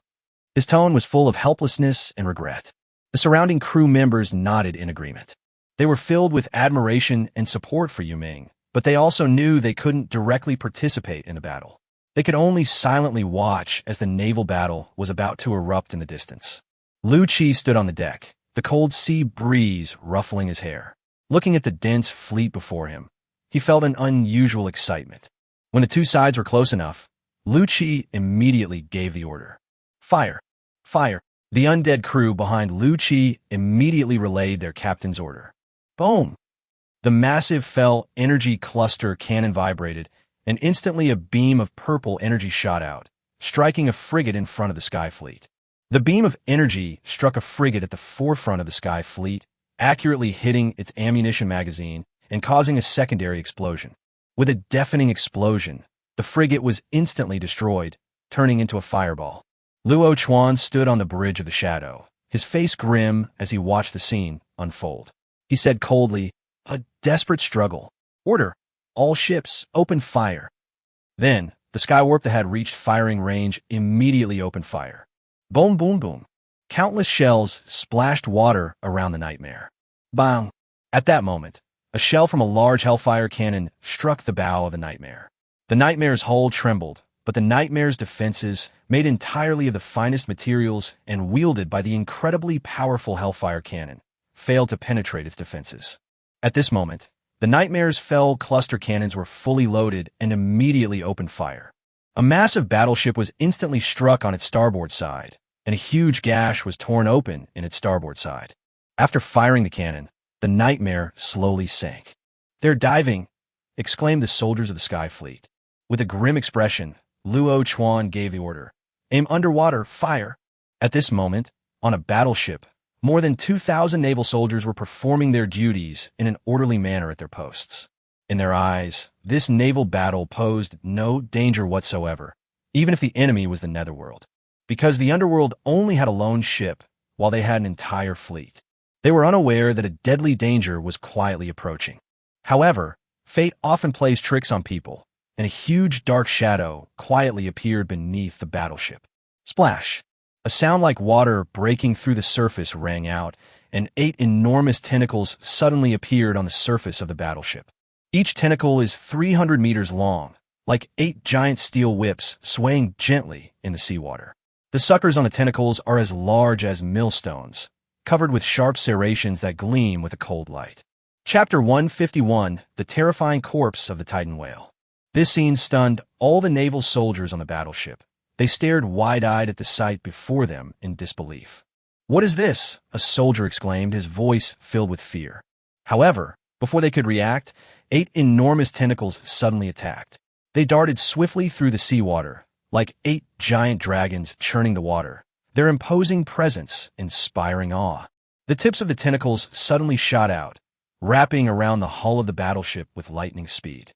The massive battleship, over 200 meters long, appeared somewhat tiny under the encirclement of the tentacles, like a helpless child tightly bound by the arms of a giant. Then the tentacles began to tighten, and the immense force caused the battleship's hull to creak and groan with terrifying noise. Then, the tentacles began to tighten, tearing the battleship's hull with tremendous force, causing it to creak and groan. The soldiers on board screamed in terror, trying to cut the tentacles with their weapons, but the tentacle's outer layer was as hard as iron, and they couldn't be cut at all. Faced with terrifying power, the battleship seemed like a lamb to the slaughter. When the 8 tentacles exerted their force simultaneously, the battleship's hull finally succumbed to the immense pressure, letting out a loud crash and breaking in two. Seawater rushed into the cabin, and the soldiers on board struggled in despair. The nearby warships all witnessed this terrifying scene. The sudden appearance of the terrifying sea monster, with its enormous body and immense power, filled everyone with immense shock and fear. A major pointed at the sinking battleship and exclaimed in a trembling voice, "The Kraken! How could there be a Kraken here?" The Kraken, also known as the Norwegian sea monster, is an extremely dangerous sea monster that only appears in the cold, treacherous waters near the Arctic. Its appearance undoubtedly dropped a bombshell on this naval battle, plunging everyone into panic. Fear spread rapidly through the fleet, like a virus eroding the hearts of every soldier. The soldiers, pale-faced, stared wide-eyed as the Kraken's enormous tentacles tore the battleship in two before it slowly sank to the bottom of the sea. Ding! Your fear level has reached 300,000, unlocking the Soul Reincarnation Altar Blueprint. A new blueprint will be unlocked at 1 million fear points. Due to the rapid increase in fear level, the ability to summon undead creatures is increased. En Karyongul, T till 30. 2. Carrion Shark, 10 to 30. 3. Corpse Sea Eagle, 3 to 10. 4. Corpse Titan Whale, 1 to 1. Upon hearing the system notification in his mind, Lucci showed a hint of surprise. He hadn't expected that all his hard work over the years hadn't been enough to push his fear value past 300,000. The evolved Sea Fiend caused immense panic with just one attack. With this in mind, Lucci decided that once this battle was over, he would release the sea demons out to scare people whenever he had free time. What's the panic? Luo Chuan shouted sharply, his voice booming like thunder over the fleet, calming the panicked soldiers down a little. Luo Chuan stood on the bridge, the wind whipping his clothes. His eyes, sharp as knives, swept across the faces of every soldier. It's just that sea monster guarding the ship of the Netherworld, nothing serious. Once it shows itself, focus fire on it, Luo Chuan shouted again. Although Luo Chuan appeared calm and collected, his heart was in turmoil. He hadn't expected that the octopus guardian sea beast of the Netherworld had evolved into such a terrifying being as the Kraken. This was indeed beyond his expectations, but he knew that this was a critical moment, and he couldn't show any weakness or wavering. Although the soldiers were still filled with fear, Luo Chuan's orders calmed them down somewhat. They began to act according to orders, preparing for the upcoming battle. Although Luo Chuan's orders temporarily stabilized the situation, the fear in the hearts of the fleet's naval soldiers continued to grow. Keep in mind, the enemy was underwater. They'd never fought such an absurd battle before. Bang! A deafening impact suddenly rang out, shaking the entire fleet. Suddenly, a massive battleship tilted violently without warning, as if it had been struck by an invisible force. Dozens of naval soldiers were thrown into the sea by the enormous impact. They briefly traced parabolic arcs in the air before crashing heavily into the turbulent waters. The soldiers struggled in terror, trying to swim back to the ship, but the relentless waves repeatedly swept them back to the bottom. When everyone looked over, they were shocked to find that the attacker was not the Kraken they had thought it was, but a carrion Titan whale that was over 100 meters long. The enormous, decaying Titan whale opened its massive mouth and let out a deafening roar, as if demonstrating its power to the entire fleet. Then it rammed into the battleship again, the enormous impact causing the battleship to tilt even more. Fire! Luo Chuan decisively issued the order. All the cannons immediately aimed at the rotting Titan whale and fired fiercely. The shells streaked across the sky, roaring in with long trails of flame. Countless explosions erupted on the rotting Titan whale's body, splattering flesh and filling the seawater with a nauseating stench. However, the carrion Titan whale seemed oblivious, continuing its frenzied ramming of the battleship. Each impact caused the battleship to list at an even greater angle, its hull groaning under the strain. Finally, after the fifth impact, the massive battleship tilted violently, and surging seawater instantly poured into the cabins along the deck. The captain of the battleship, gripping the railing tightly, felt the ship's violent rocking and the terrifying rush of seawater onto the deck. He roared desperately, "All men, abandon ship!" The captain's voice echoed through the gale, but no one objected. They knew the ship was beyond saving. At the captain's command, over 2,000 naval soldiers leaped into the sea, scattering like dumplings into the turbulent waves. At this moment, the rotting Titan whale had already sunk into the sea. Although the fierce bombardment made it scream in agony, it did not pose a fatal threat. Soon, as the carrion Titan whale submerged, the warship's cannons could no longer pose a threat to it. On the nightmare at sea, Lucci looked at the fleet on the surface of the ocean, a cold smile playing on his lips. This is just the beginning. It's time to show you the power of my navy. Then, 30 carrion sharks swam rapidly, lunging at the soldiers struggling in the water. These carrion sharks were enormous and terrifying, and their rotting flesh emitted a nauseating stench. Chapter 152, 4 King-rank Sea Beasts. No! A naval soldier shouted in despair, his eyes filled with fear and resentment. He struggled desperately to escape the attacks of the carrion sharks, but it was too late. He could even see the carrion sharks' ribs made of stark white bones, and their sharp teeth gleaming coldly in the sunlight. As the carrion shark's massive jaws closed, the naval soldier's voice abruptly ceased. Only a severed hand and the crimson sea remained on the surface, as if telling the story of the tragedy that had just occurred. The other soldiers watched this scene in horror. Fear and despair spread across the sea, making the entire battlefield even more cruel and merciless. Meanwhile, 10 enormous sea eagles soared in the sky, their wingspans reaching 30 meters, circling above the battlefield like a flock of aerial hunters. With each descent, they would extend their sharp claws and seize several unfortunate sailors. The soldiers screamed in terror, trying to break free from the grip of the carrion sea eagles, but it was too late. The carrion sea eagles then hurled the captured soldiers violently into the sea, leaving them to their deaths, their fates unknown. On the sea, the corpses of soldiers thrown down by the rotting sea eagles floated, their faces bearing the marks of fear and despair. There's something nearby. A naval soldier pointed in horror to the water below the ship's side, where a figure could be vaguely seen swimming in the dark water, its length seemingly reaching a terrifying several hundred meters. The captain rushed over upon hearing the noise, staring intently at the dark waters. "Is that the Kraken?" he asked in a deep voice. No, this thing has a shell. It's a different kind of creature." The soldier's voice was trembling, clearly shocked by the sight before him. The captain took a deep breath, trying to stay calm. "Whatever it is, aim and fire," he decisively gave the order. The cannons on one side of the warship began to fire fiercely at the underwater target. However, most of the shells exploded on the surface of the water, causing no harm to the underwater creatures. Instead, it seemed to have angered the unknown creature. Suddenly, a chilling roar rang out. Immediately afterwards, a giant centipede suddenly sprang out of the sea and landed on the deck of the warship. This centipede was an astonishing 200 meters long, covered in a hard carapace that gleamed with a cold, eerie light. Its legs on either side resembled countless sharp blades, exuding a chilling aura of killing intent. It emanated a dense aura of death, as if it were a demon crawling out of hell. Upon seeing this, the captain's face instantly turned deathly pale. A king-rank deep-sea centipede. It was Yuming. It was a king-rank undead summoned by Yuming. His voice was filled with fear and despair, for he knew they were utterly powerless against such undead creatures. Then, the deep-sea centipede's countless legs began to writhe wildly, as if sharp knives were slicing through the air, emitting a chilling hissing sound. Before the hundreds of naval soldiers on the deck could react, they were instantly cut to pieces by these walking legs.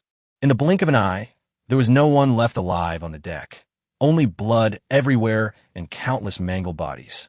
The air was thick with the stench of blood, as if even the sea breeze was weeping for these lost lives. The deep-sea centipede let out a low roar, as if mocking humanity's insignificance and powerlessness. Then, it opened its sharp jaws and bit down hard on the warship's deck. The hard deck was as fragile as paper under its bite, and a large hole was quickly torn in it. The deep-sea centipede burrowed into the ship's cabin through the large hole, leaving devastation in its wake. Its legs lashed wildly inside, slicing anything in its path to shreds. A few seconds later, the deep-sea centipede bit through the hull and returned to the sea. Its silhouette quickly disappeared into the sea, leaving behind only a battered cruiser slowly sinking. Luo Chuan's eyes widened in shock as he exclaimed, "Another king-level sea beast. That makes 3. The Netherworld actually has 3 king-level sea beasts." His heart was pounding, and his forehead was covered in cold sweat. Just then, a loud explosion was heard from a distant frigate, which then sank completely to the bottom of the sea. Immediately afterwards, another deep-sea centipede briefly surfaced, its dense aura of death chilling everyone present. After diving back into the sea, it disappeared into the darkness. There's one more. There are 4 king-level sea beasts here. 4 of them. A soldier, his face ashen, screamed in terror. His voice was filled with despair and helplessness, as if he had already foreseen his own doom. They attacked us from underwater, and we could only passively take the hits. The surrounding soldiers also began to panic, their hearts filled with fear and unease. Luo Chuan took a deep breath, trying to remain calm. He shouted, "These sea beasts were summoned by Yu Ming. As long as we deal with him, everything will be fine. The alien ship can't maintain its stealth for long." That's right. These two low-level king-rank deep-sea centipedes were summoned by Lu Qi using his SS-rank ability, Calamity Descends. Now, Lu Qi's mental power has been greatly enhanced, enough to support him in summoning two low-level king-rank sea beasts at the same time. That's right, the nightmare's stealth can't last long, but it seems your morale is about to collapse too. A fierce glint flashed in Lu Qi's eyes as he unleashed a full-force attack from underwater using a giant bone spear crossbow. Yes. Then, the underwater nightmare slowly opened its 300 cannon ports on both sides, like a demon bearing its fangs. Hidden within each cannon port is a massive bone spear crossbow, gleaming with a cold, pale white light. Swoosh, swoosh, swoosh. Then, countless bone spears and crossbows, trailing strings of foam, shot towards the sky Empire's naval vessels on the water surface. The bone spear crossbows attacked swiftly and powerfully, and many Sky Empire naval vessels were hit by the underwater attacks without warning. The sharp spearhead easily pierced the bottom of the ship, and surging seawater instantly poured into the cabin through the breach. Terrified screams echoed from inside the ship as soldiers frantically ran around, trying to find an escape route. However, with the hull breached, seawater rushed into the cabins, rendering all their efforts futile. Many ships began to slowly sink, listing and items rolling off the decks. The soldiers tried various methods to save the ships, but their efforts were futile in the face of the immense destructive force. Chapter 153, Luo Chuan instantly kills the deep-sea centipede. What kind of battle was this? Captain Amir Khan stood on the deck of the warship, looking at the horrific scene before him, and muttered to himself. On the sea, they could see no enemies. All the enemies came from underwater and from the sky. This feeling made him feel incredibly frustrated. He had never experienced such a battle since joining the Sky Empire. Suddenly, 8 enormous tentacles shot out from underwater, like 8 towering pillars, almost blocking out the sunlight above the warship. Amir Khan cried out in terror, "Kraken!" The surrounding soldiers turned pale, screaming in terror as they scattered and fled. However, the tentacles seemed to have eyes, quickly wrapping around the warship and causing it to rock violently. "Defense!" Amir Khan gave a loud command. The surrounding soldiers immediately opened fire on the tentacles with their cannons. However, the tentacles were extremely strong and only trembled slightly without being broken. The 8 enormous tentacles, like 8 long snakes, ravaged the warship, knocking countless soldiers into the sea or dragging them in by the tentacles. Amir Khan possessed peak, lord-level strength. Although this was insignificant compared to a king-level sea beast, he couldn't simply sit idly by and wait to die. He concentrated all his strength and slashed fiercely at a retracting tentacle. With Amir Khan's full force swing, the sharp longsword actually severed a section of the sea monster's tentacle. Although it was only a tentacle tip less than a meter long that was severed, it still caused the sea demon to feel pain. It was the first time it had felt pain in this war. Amir Khan, panting heavily, looked at his victory with a mixture of astonishment and joy. Before Amir Khan's smile had completely faded, a giant tentacle suddenly descended from the sky, violently grabbing him and lifting him into the air. His eyes widened in horror as he stared at the body of the Kraken. This giant sea monster had a body as large as a small mountain, and its green eyes, the size of millstones, gleamed with a bloodthirsty light. Sea Demon seemed very angry and decided to teach this guy who had caused it pain a lesson. The sea monster opened its enormous maw and let out a deafening roar. Roar! The violent sound waves, accompanied by copious amounts of sticky saliva, made Amir Khan's clothes flutter wildly in the wind. Amir Khan's eyes were filled with terror as he struggled desperately to break free of the sea monster's tentacles, but his efforts were clearly in vain. The sea monster opened its mouth even wider, revealing its dense array of sharp teeth. These teeth, like sharp daggers, gleamed with a cold light. Amir Khan's body was cruelly chewed up and then devoured by Haja. The whole process was so cruel and bloody that it was unbearable to watch. Sea mammals possess unparalleled fighting prowess in the ocean, as the sea is their true home ground. Their bodies blend seamlessly with the ocean, and every movement and attack is filled with boundless destructive power. Although the Sky Sword fleet possessed over 600 warships, its originally orderly formation began to crumble under the frenzied attacks of 4 king-level sea beasts. Fear spread rapidly through the fleet. Despite the soldiers' best efforts in firing, the sea monsters would always dive underwater immediately after each shot, rendering all attacks futile. The sea was now stained red with blood, with countless warship wrecks and mutilated corpses floating on the surface. These once brave soldiers had now become victims of the cruel slaughter by sea monsters. "General, this can't go on. Our losses are too great." The adjutant, his face full of worry, spoke to Luo Chuan, his voice filled with concern and anxiety, clearly too shocked to speak by the horrific scene before him. Luo Chuan gritted his teeth, his eyes flashing with determination. He had planned to wait for the nightmare to surface, then use the entire fleet's firepower to severely damage Yuming before finally killing it. However, to his surprise, Yuming actually possessed 4 king-level sea beasts. The strength of these sea beasts exceeded his expectations, plunging him into a tremendous predicament. Luo Chuan knew he couldn't wait any longer. If things continued like this, the fleet's morale would completely collapse, leading to a major defeat. And in that case, he would have no chance of winning against Yuming. Thinking this, Luo Chuan's shoulders trembled, and his white naval cloak slowly slid off. He took a deep breath, pushed off with his feet, and vanished from the spot as a black shadow. He knew that he had to take action himself to boost morale.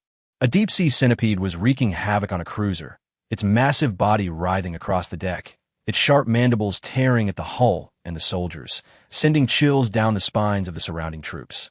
Then, a dark shadow slowly appeared beside the centipede. The shadow then transformed into the likeness of Luo Chuan. "General Luo Chuan, the general has made his move." Upon seeing this, the surrounding soldiers cheered. In their eyes, Luo Chuan, a mid-level king with S-rank superpowers, was an invincible being. Sensing the threat posed by Luo Chuan, the deep-sea centipede opened its ferocious mouth and let out a tremendous roar.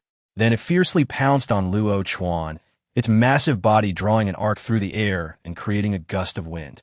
Luo Chuan sneered, and his figure flashed, instantly splitting into 2, then 4, then 8, and dozens of Luo Chuans appeared on the field, each one identical to the original.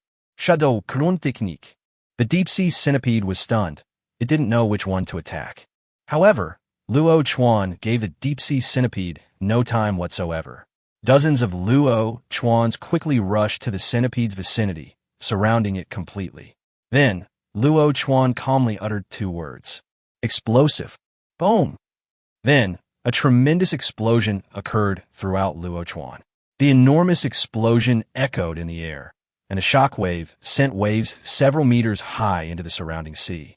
The cruiser was torn to pieces by the impact, and the deep-sea centipede, located at the epicenter of the explosion, suffered an even more gruesome fate.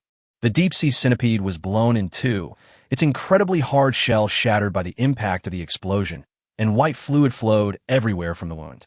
Then Luo Chuan slowly stepped forward, waved his right hand, and a huge shadow blade appeared, severing the head of the deep-sea centipede. A low-level king-rank deep-sea centipede was killed by Luo Chuan so easily. The surrounding soldiers erupted in deafening cheers upon witnessing this scene. Chapter 154, Lightning Ability Unleashed. A smile appeared on Luo Chuan's face. However, just as he was about to return to the shadow, a cold voice rang in his ear. "You think you can just leave after killing my little centipede?" Luo Chuan turned his head slightly and saw Lu Qi slowly appear beside him. Upon seeing Lu Qi appear, Luo Chuan narrowed his eyes and said in a chilling tone, "Do you really think I'm afraid of you?"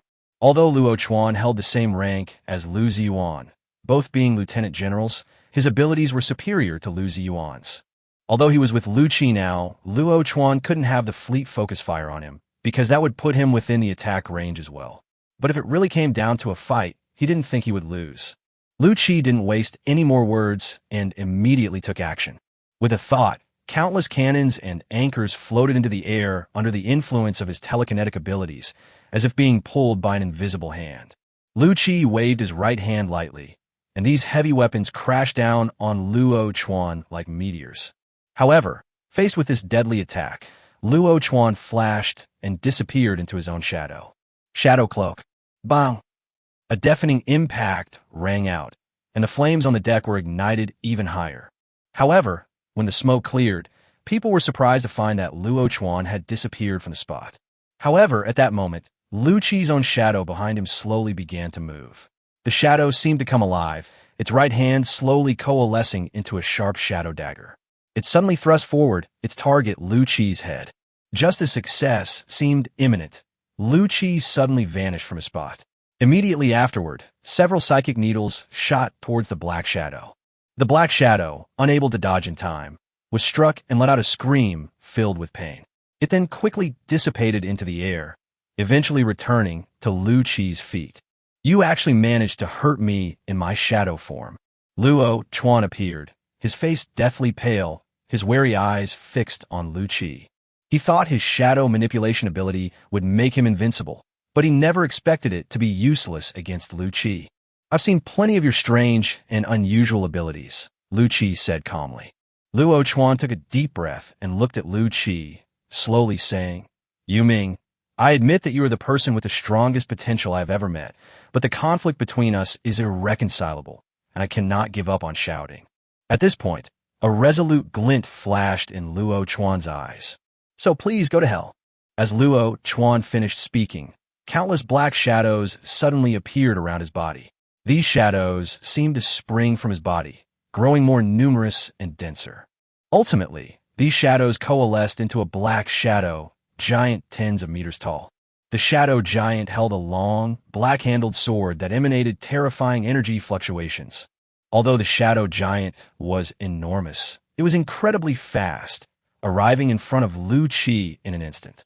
Its long-handled sword whistled as it struck, seemingly intent on cleaving the entire space in two.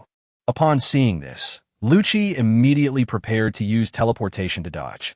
However, he discovered that his teleportation was unusable. At the same time, Luo Chuan laughed wildly.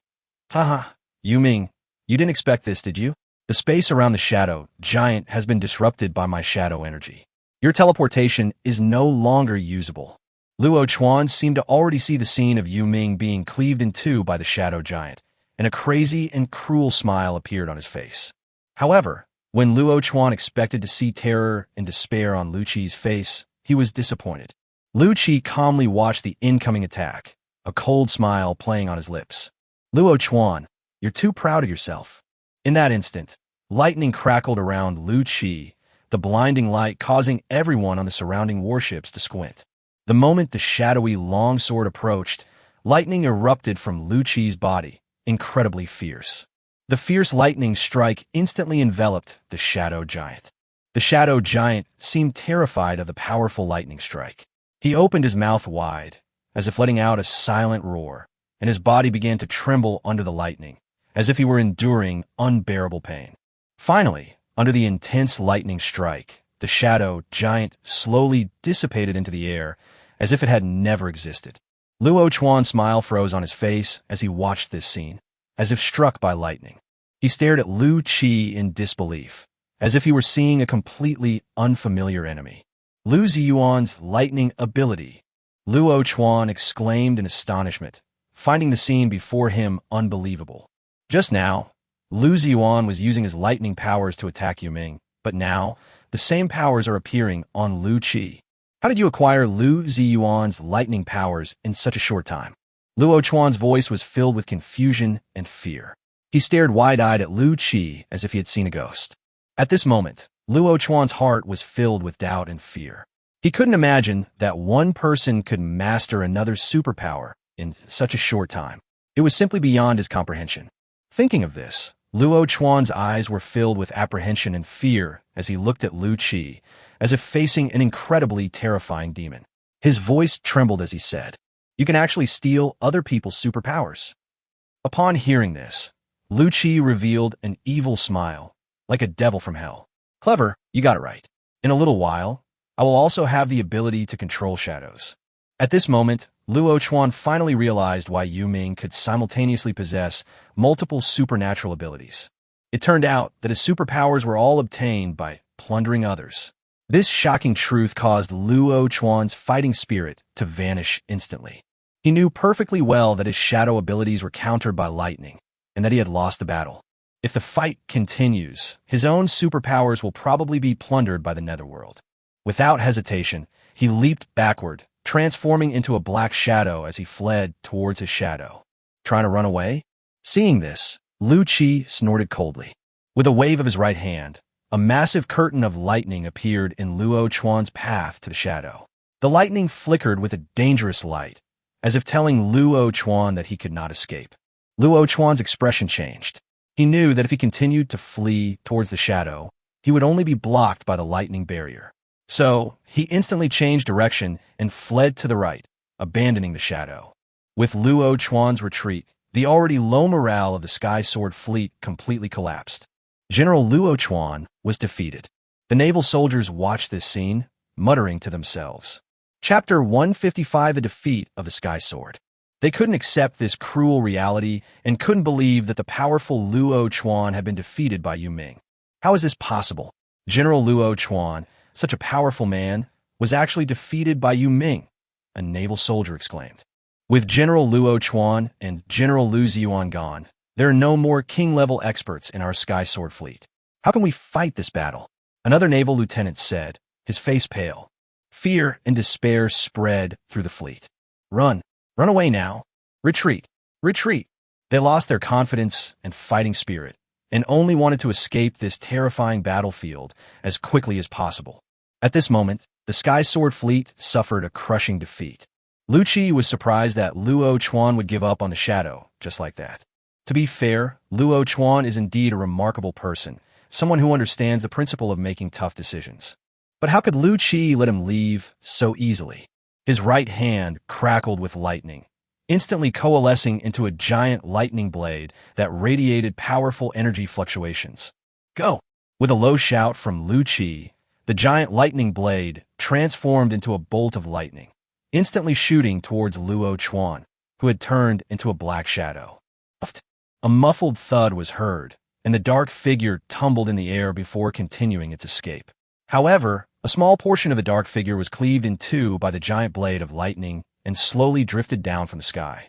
Without Luo Chuan's superpower enhancement, the small dark shape gradually revealed its true form, a right arm. Lu Qi's knife just now actually severed Luo Chuan's right arm. Although Lu Qi cut off his arm, Luo Chuan seemed not to feel any pain. His figure disappeared from the battlefield as quickly as a black shadow. Lu Qi frowned slightly as he looked in the direction where Luo Chuan had disappeared. He knew that with Luo Chuan's strength, if he was determined to escape, it would be very difficult for him to stop him. Therefore, Lu Qi abandoned the idea of continuing the pursuit and turned to look at the Sky Sword fleet that was collapsing on the sea. Watching the Sky Sword fleet, its sails billowing and rapidly crumbling on the sea, a bloodthirsty smile appeared on Lu Qi's face. He immediately took control of 3 terrifying king-level sea beasts, the Sea Fiend, the Corpse Titan Whale, and the Deep Sea Centipede, and relentlessly pursued the routed fleet. At this moment, the Nightmare slowly crept towards the shadow. By the way, Lu Qi really liked the shadow's shielding capabilities. At this moment, the colonel in the shadow was also terrified. He never expected that Luo Chuan, a mid-level king, would escape like this. He hurriedly took command of the shadow and shouted, "Quickly, raise the sails to full speed and retreat at full speed." At his command, the crew of the shadow sprang into action, hoisting the sails to full speed, adjusting course, and fleeing the hellish waters at full speed. However, just as they were about to leave, a terrifying event occurred.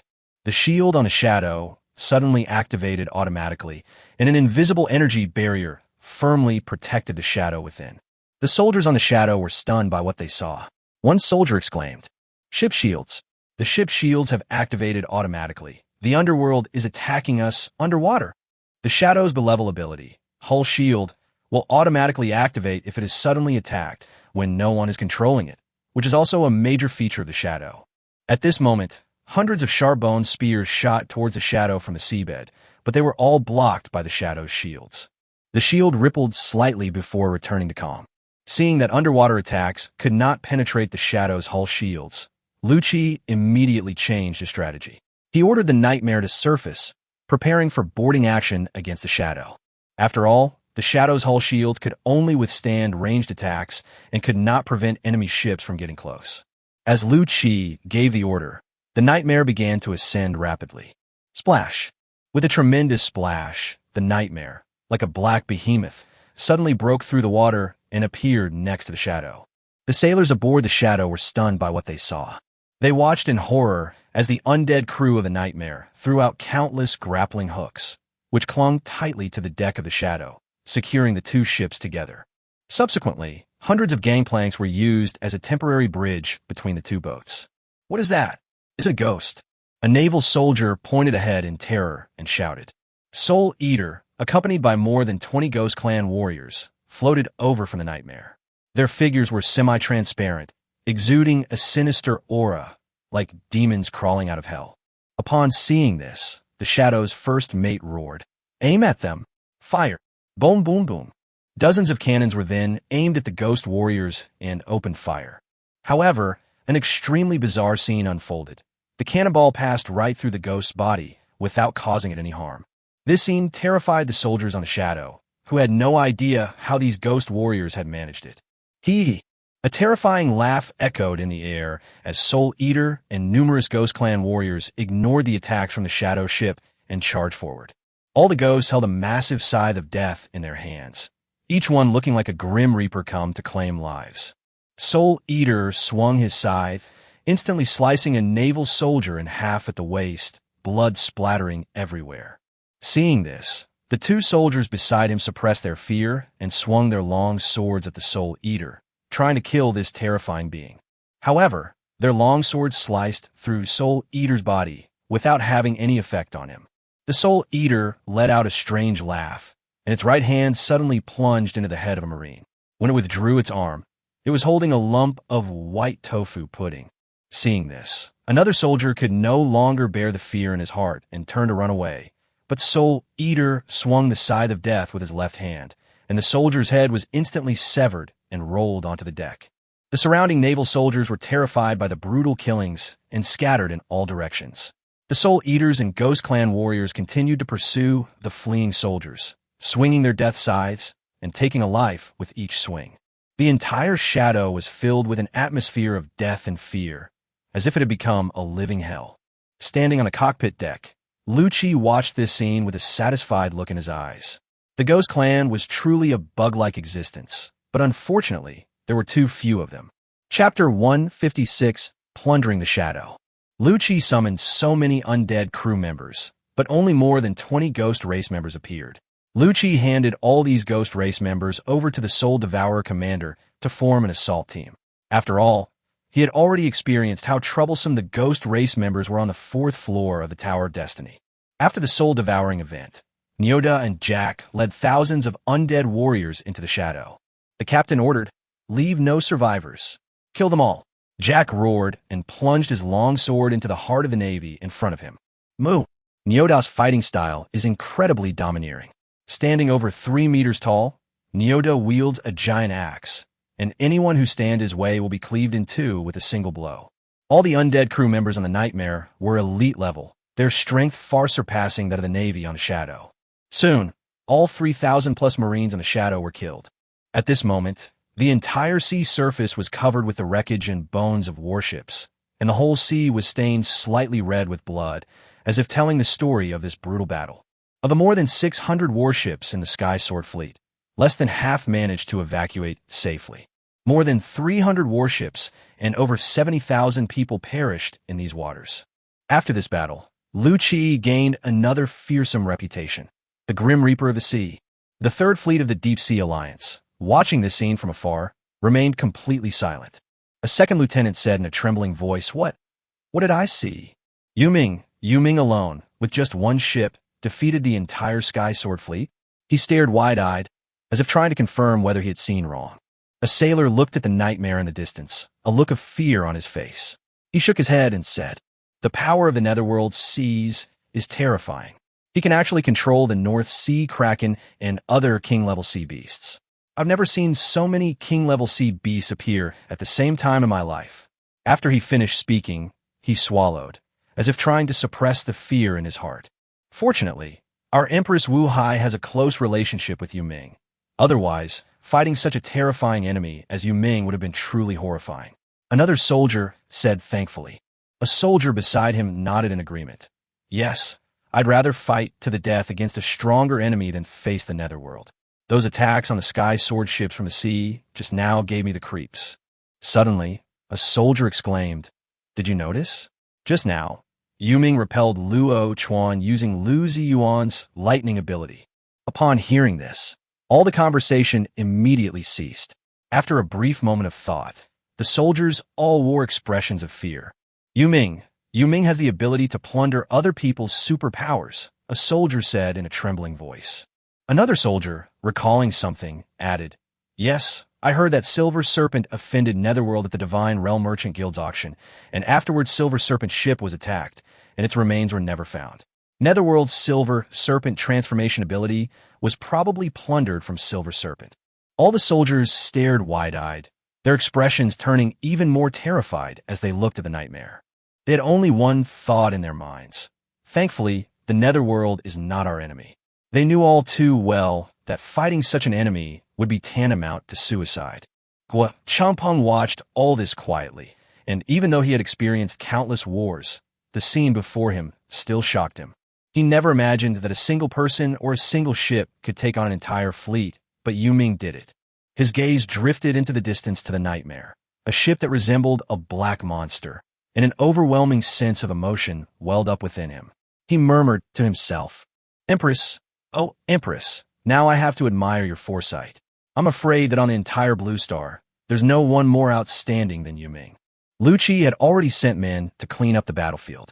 Due to the ferocity of the battle, many warships had sunk to the bottom of the sea. Therefore, Lu Qi obtained approximately 80,000 gold coins worth of various weapons and supplies. However, the biggest gainer was the near-legendary warship before them, the Shadow.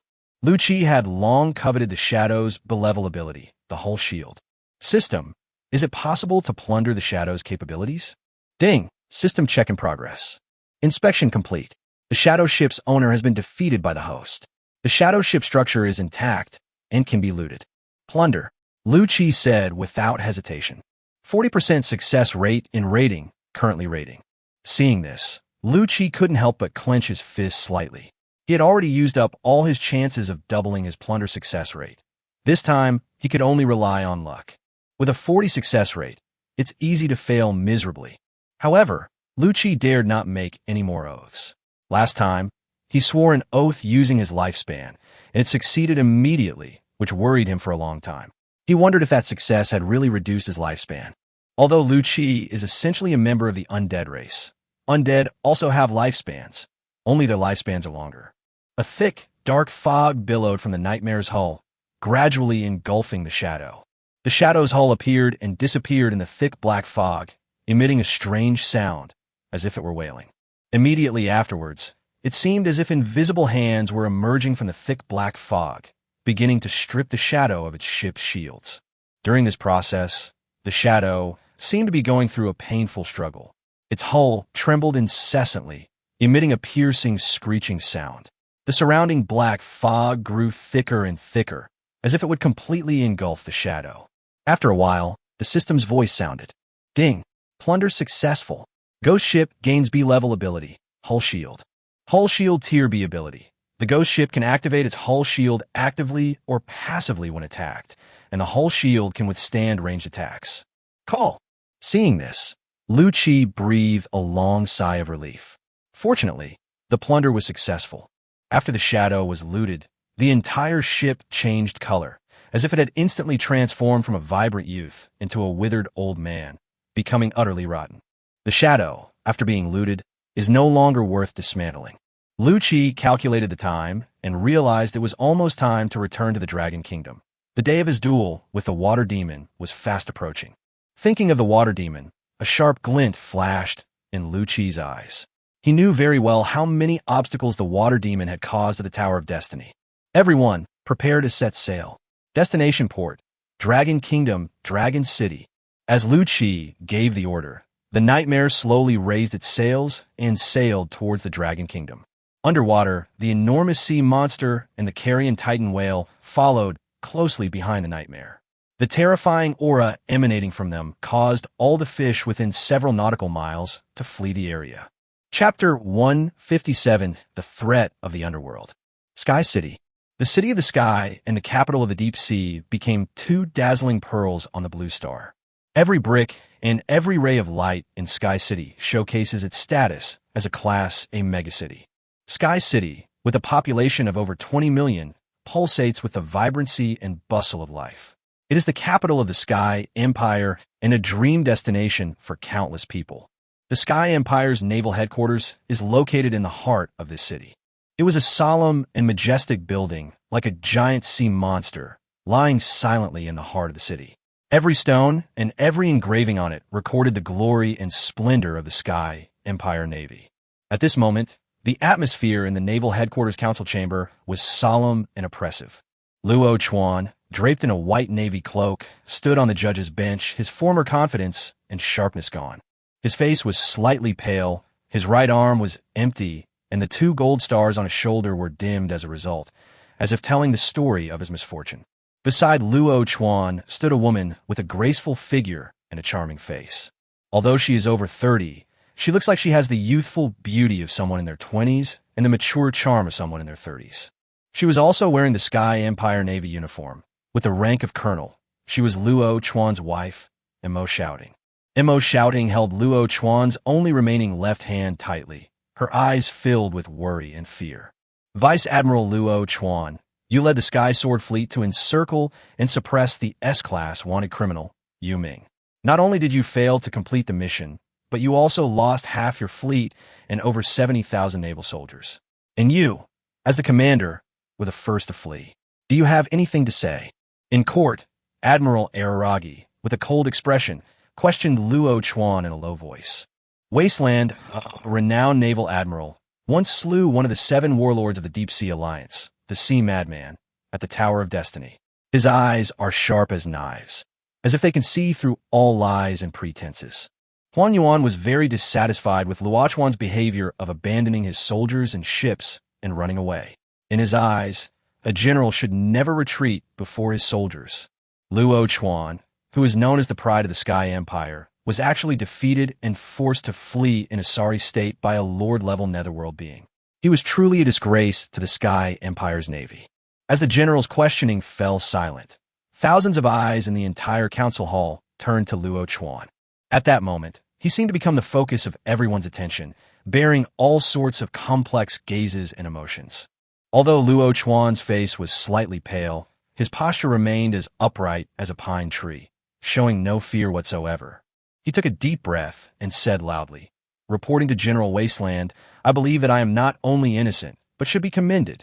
These words immediately caused an uproar in the council hall. Everyone was shocked, exchanging bewildered glances, utterly unable to comprehend why Luo Chuan dared to make such outrageous remarks. General Wasteland looked visibly displeased, his brows furrowed, but he still patiently said in a deep voice, "Explain yourself clearly." Luo Chuan nodded and gestured to Mo Shouting beside him. Mo Shouting understood and immediately took out a projection snail from behind her. She gently pressed the snail's head, and the sleeping snail slowly woke up, and the projection image appeared in midair. The scene depicts a segment about the underworld in the town of Bay.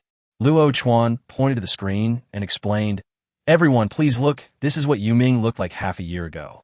At that time, his strength was only at the elite level. However, now, he can already kill a mid-level king rank expert." Upon hearing this, a collective gasp of astonishment erupted from the audience. To evolve from the elite level to the king-slaying level in just 6 months is utterly mind-blowing. Such speed is unprecedented and unheard of in human history. Upon hearing this, General Wasteland's expression also turned solemn.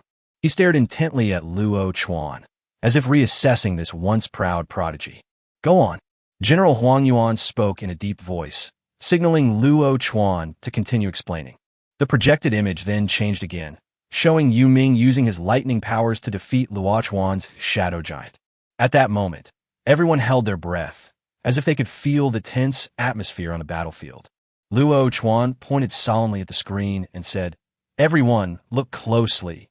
This is Yu Ming using his lightning ability. Just an hour ago, He didn't have this ability. The one who possessed the lightning ability was Lieutenant General Liu, but he has already been killed by Yuming. Upon hearing this, General Wasteland's expression suddenly changed. He stared intently at Luo Chuan and asked, "You mean that Yuming possesses the ability to plunder other people's supernatural abilities?" "That's right." Without hesitation, Luo Chuan answered loudly. "Xiao Ting and I investigated a lot of evidence and proved that Yuming does indeed have a way to plunder other people's superpowers, and the plundered superpowers can coexist with one's own superpowers." These words immediately caused an uproar in the room. The ability to plunder other people's superpowers and gain multiple superpowers for oneself. Everyone knows what that means. Quiet. General Huangyuan spoke calmly, and an invisible pressure instantly descended upon the entire audience, silencing everyone in an instant. Luo Chuan took a deep breath and continued. "According to my deduction, the reason why Yu Ming can plunder other people's secrets of superpowers lies in his alien ship, the Nightmare. The screen is currently showing footage of the Nightmare devouring other ships. This footage was unintentionally captured by a photography enthusiast using a camera snail from an extremely long distance. Although the image is somewhat blurry, it is sufficient as evidence. I suspect that the Nightmare possesses an extremely high-level ability, which is plunder. This ability can not only steal from ships, but also from people's supernatural abilities." Upon hearing this, even the general of the wasteland stood up. He knew very well how valuable the Nightmare ship would be if what Luo Chuan said was true. If this ability falls into the hands of the enemy, it will pose a huge threat to the entire Sky Empire. When Luo Chuan saw Huang Yuan stand up, he realized that his point of view had been accepted by him, and he felt as if a weight had been lifted from his heart. He composed himself, cleared his throat, and prepared to continue explaining his point of view. Everyone knows the relationship between Empress Wu Hai and Yu Ming. Yu Ming will inevitably fall into the arms of the Deep Sea Alliance in the future. He paused here, glancing around to see the solemn expressions on everyone's faces. He knew that what he was about to say would cause an even greater uproar. Moreover, he obtained the illusionary god crystal in the Tower of Destiny, which greatly enhanced his potential. If we do not eliminate him soon, in just half a year, unless the Blood Emperor returns, no one in our Sky Empire will be his match. The Blood Emperor is a god-level powerhouse of the Sky Empire. Chapter 158, Blackblade Blood Fiend's Guidance. Luo Chuan's voice echoed in the council hall, as if an invisible force was guiding everyone's thoughts. They were all shocked by his words, as if they saw a terrible future quietly approaching. However, at that moment, a chorus of doubts and discontent broke the silence. Someone stood up, his face full of disdain, and said, "Nonsense. My Sky Empire possesses half of the land on Blue Star and is full of experts. How could we be no match for a mere netherworld?" Another person chimed in, "Exactly. Lieutenant General Luo Chuan's claims are far too sensational." All right. Although Lieutenant General Luo Chuan has made a grave mistake, considering that he provided important intelligence and was wounded in battle, he will not be held accountable. His merits and demerits will cancel each other out. It is hoped that Lieutenant General Luo Chuan will remember this lesson. The Wasteland announced his judgment. Then his tone hardened, and he continued. "I hereby declare Yuming a Class SSS wanted criminal of the Sky Empire, with a bounty of 1 million gold coins. I hereby order the Navy headquarters to seize the Nightmare at all costs." Meeting adjourned. In the Sky Empire, SSS level wanted criminals are the highest level. At this moment, the Nightmare is sailing through the vast ocean, its black hull reflecting a sinister light under the sunlight. In the captain's cabin, Lu Qi lay on the soft bed, clutching the surveillance warrant tightly in his hand, his eyes revealing a hint of curiosity. The Blackblade Blood Fiend said he left a soul clone inside. Lu Qi murmured to himself, "It seems like it can guide my combat techniques from inside." Lu Qi dared not speak ill of Blackblade Blood Fiend's character, but his combat skills were undoubtedly the strongest he had ever seen.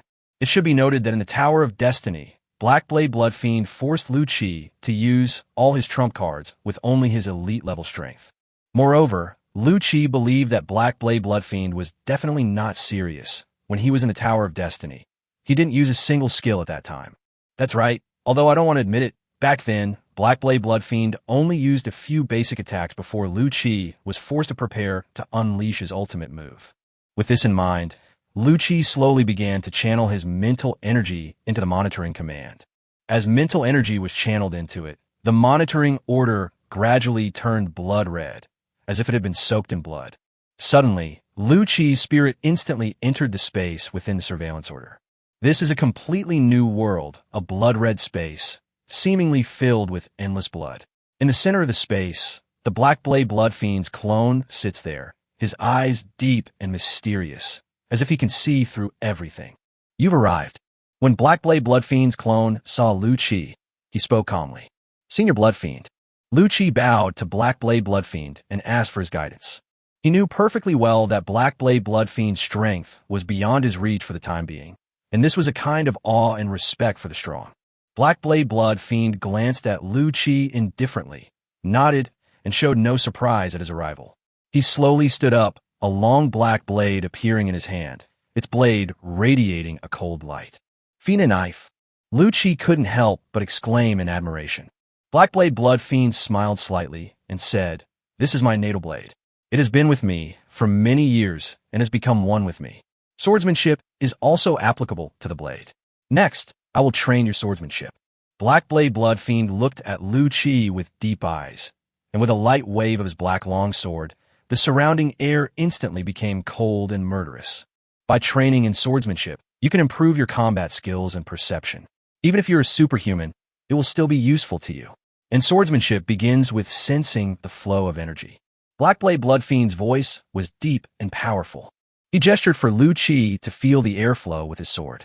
Lu Qi did as he was told, and with a gentle swing of his sword, he immediately felt a gentle airflow emanating from the tip of the sword, like a soft cloud. A hint of surprise flashed in Black Blade Blood Fiend's eyes. He hadn't expected that Lu Qi could sense the airflow on his first try. For beginners, just sensing the airflow would take months of practice, and for those with less talent, it could even take years. He nodded slightly and said, "Very good. You have already grasped the basics of swordsmanship. Next, I will teach you how to use swordsmanship in combat." As he spoke, the black longsword in his hand suddenly emitted a cold light, and a powerful current of air surged from the blade, as if it would devour everything around it. Black Blade Blood Fiend's figure suddenly vanished from his spot, leaving only an afterimage. The next moment, he appeared behind Lu Qi, his black longsword slashing down without hesitation. By the time Lu Qi realized what was happening, it was too late. He only had time to raise his sword to parry, but the sword seemed to be suppressed by an invisible force and could not move. Bang! With a loud bang, Lu Qi was knocked back several steps, and the sword in his hand almost flew out of his grasp. Black Blade Blood Fiend sheathed his sword and said calmly, "This is the application of swordsmanship in battle. The invisible force you just felt was my sword intent. You must not only master the techniques of swordsmanship, but also remain vigilant at all times and anticipate the enemy's movements." Lu Qi took a deep breath, his heart filled with shock and respect. Under the guidance of Black Blade Blood Fiend, Lu Qi began to diligently practice swordsmanship and combat skills. With every swing of his sword, every movement, and every parry, he gave it his all, constantly improving his strength. Time passed quietly, and Lu Qi's swordsmanship and combat skills continued to improve. Every strike he made became more accurate and powerful, and every defense became more solid and tight. Black Blade Blood Fiend observed Lu Qi's progress from the sidelines, maintaining a calm and indifferent expression on his face. Lu Qi was completely immersed in his sword practice. The sword in his hand was like an extension of his body, dancing according to his will, slicing through the blood-red space and leaving behind afterimages. His eyes were firm and focused, as if the whole world consisted only of him and his sword. Just then, Black Blade Blood Fiend's voice rang out in the space. "All right, that's enough for today." Upon hearing this, Lu Qi immediately stopped his swordplay, bowed respectfully to Black Blade Blood Fiend, and said, "Thank you for teaching me sword skills, Senior Blood Fiend." His voice was filled with gratitude and respect. He knew that without Black Blade Blood Fiend's guidance, his swordsmanship could not have improved so quickly. Black Blade Blood Fiend glanced at Lu Qi indifferently and said, "Time flows at only 1% of the speed outside. This avatar of mine will always be here. When you have free time, you can come and practice more to awaken your sword intent as soon as possible." Upon hearing Black Blade Blood Fiend's words, Lu Qi's previously steady heartbeat instantly accelerated. He hadn't expected that the surveillance order would have such a miraculous effect. Wouldn't that mean that practicing here for 100 days would only result in 1 day passing on Blue Star? This is practically cheating. He took a deep breath, suppressing his excitement, and bowed again to Black Blade Blood Fiend to express his gratitude. Thank you, Senior. I will definitely cherish this opportunity and strive to improve my swordsmanship. Chapter 159 Journey to Goryo. Black Blade Blood Fiend nodded and said nothing more. Then Lu Chi's figure slowly disappeared. Black Blade Blood Fiend stared at the spot where he had disappeared, muttering to himself. This kid, I never expected him to have such a high talent for swordsmanship. No wonder their mother tree went to such lengths to recommend him to me. Lu Chi felt a blur before his eyes, and his consciousness was pulled away from the monitoring order, returning him to the real world. He blinked, somewhat unable to believe what he had just experienced. He looked at the surveillance warrant in his hand, then looked around to make sure he was really back in reality. He glanced at the time and realized that the several days he had spent in the surveillance order had only amounted to a few hours in reality. A surge of joy welled up inside him. With this surveillance order, he could have much more time to cultivate and improve his strength. Having this is like adding wings to a tiger for me. Lu Chi sighed, carefully placing the monitoring token into his pocket. He decided that whenever he had time, he would enter the world within the monitoring token to cultivate. Oh, and I've unlocked a new blueprint. Lu Chi then remembered that a new blueprint was unlocked when his fear level reached 300,000. He immediately summoned the system panel to check it. Soul Reincarnation Altar. Special equipment. Only 8 keepable on ghost ships. Crafting requires 5 shadow crystals, 1 meteorite gold, and 1 peak king rank soul. It can reincarnate spirits that have been dead for no more than 1 day into another body. Nice one. Lu Chi's eyes lit up when he saw the newly unlocked blueprint. This thing was like an alternative resurrection scroll. However, it cannot be built yet. He will only be able to gather the materials when he kills a peak king-level expert. He walked to the porthole and looked out, discovering that the nightmare was currently very close to Korea. A cold glint flashed in his eyes as he thought of Kim Soo-hyun from Goryo. This guy escaped from the Tower of Destiny a long time ago, and Lu Chi couldn't find him to settle accounts with. Korea, there's a score we haven't settled with you yet, Lu Chi said with a cold smile. He turned away from the window, strode to the bridge, took the helm from the sailor, and skillfully maneuvered the nightmare. Under his control, the nightmare slowly turned 90 degrees to the right and headed towards Korea. Goryo. As a member state of the Deep Sea Alliance, Goryo had a population of over 5 million. Although it was a small country in terms of both population and land area, they believed that the Goryo Empire was a flagship member state of the Deep Sea Alliance and a force that could influence the world. This belief seems to have penetrated to the bone, filling every Korean with a mysterious confidence. Haeunhancheong, the capital of Goryo, Korea. Haeunhancheong was enveloped in a festive atmosphere, with laughter and celebratory music filling every corner of the city. The once simple streets were now adorned with colorful flags and lanterns, creating a picturesque scene, and the air was filled with the aroma of various delicacies. The reason is that Choi Min-ho, the #1 expert in Korea, officially announced today that his strength has advanced to the intermediate level of the king rank. In the eyes of the Koreans, this was an incredible achievement and news that made the entire country excited.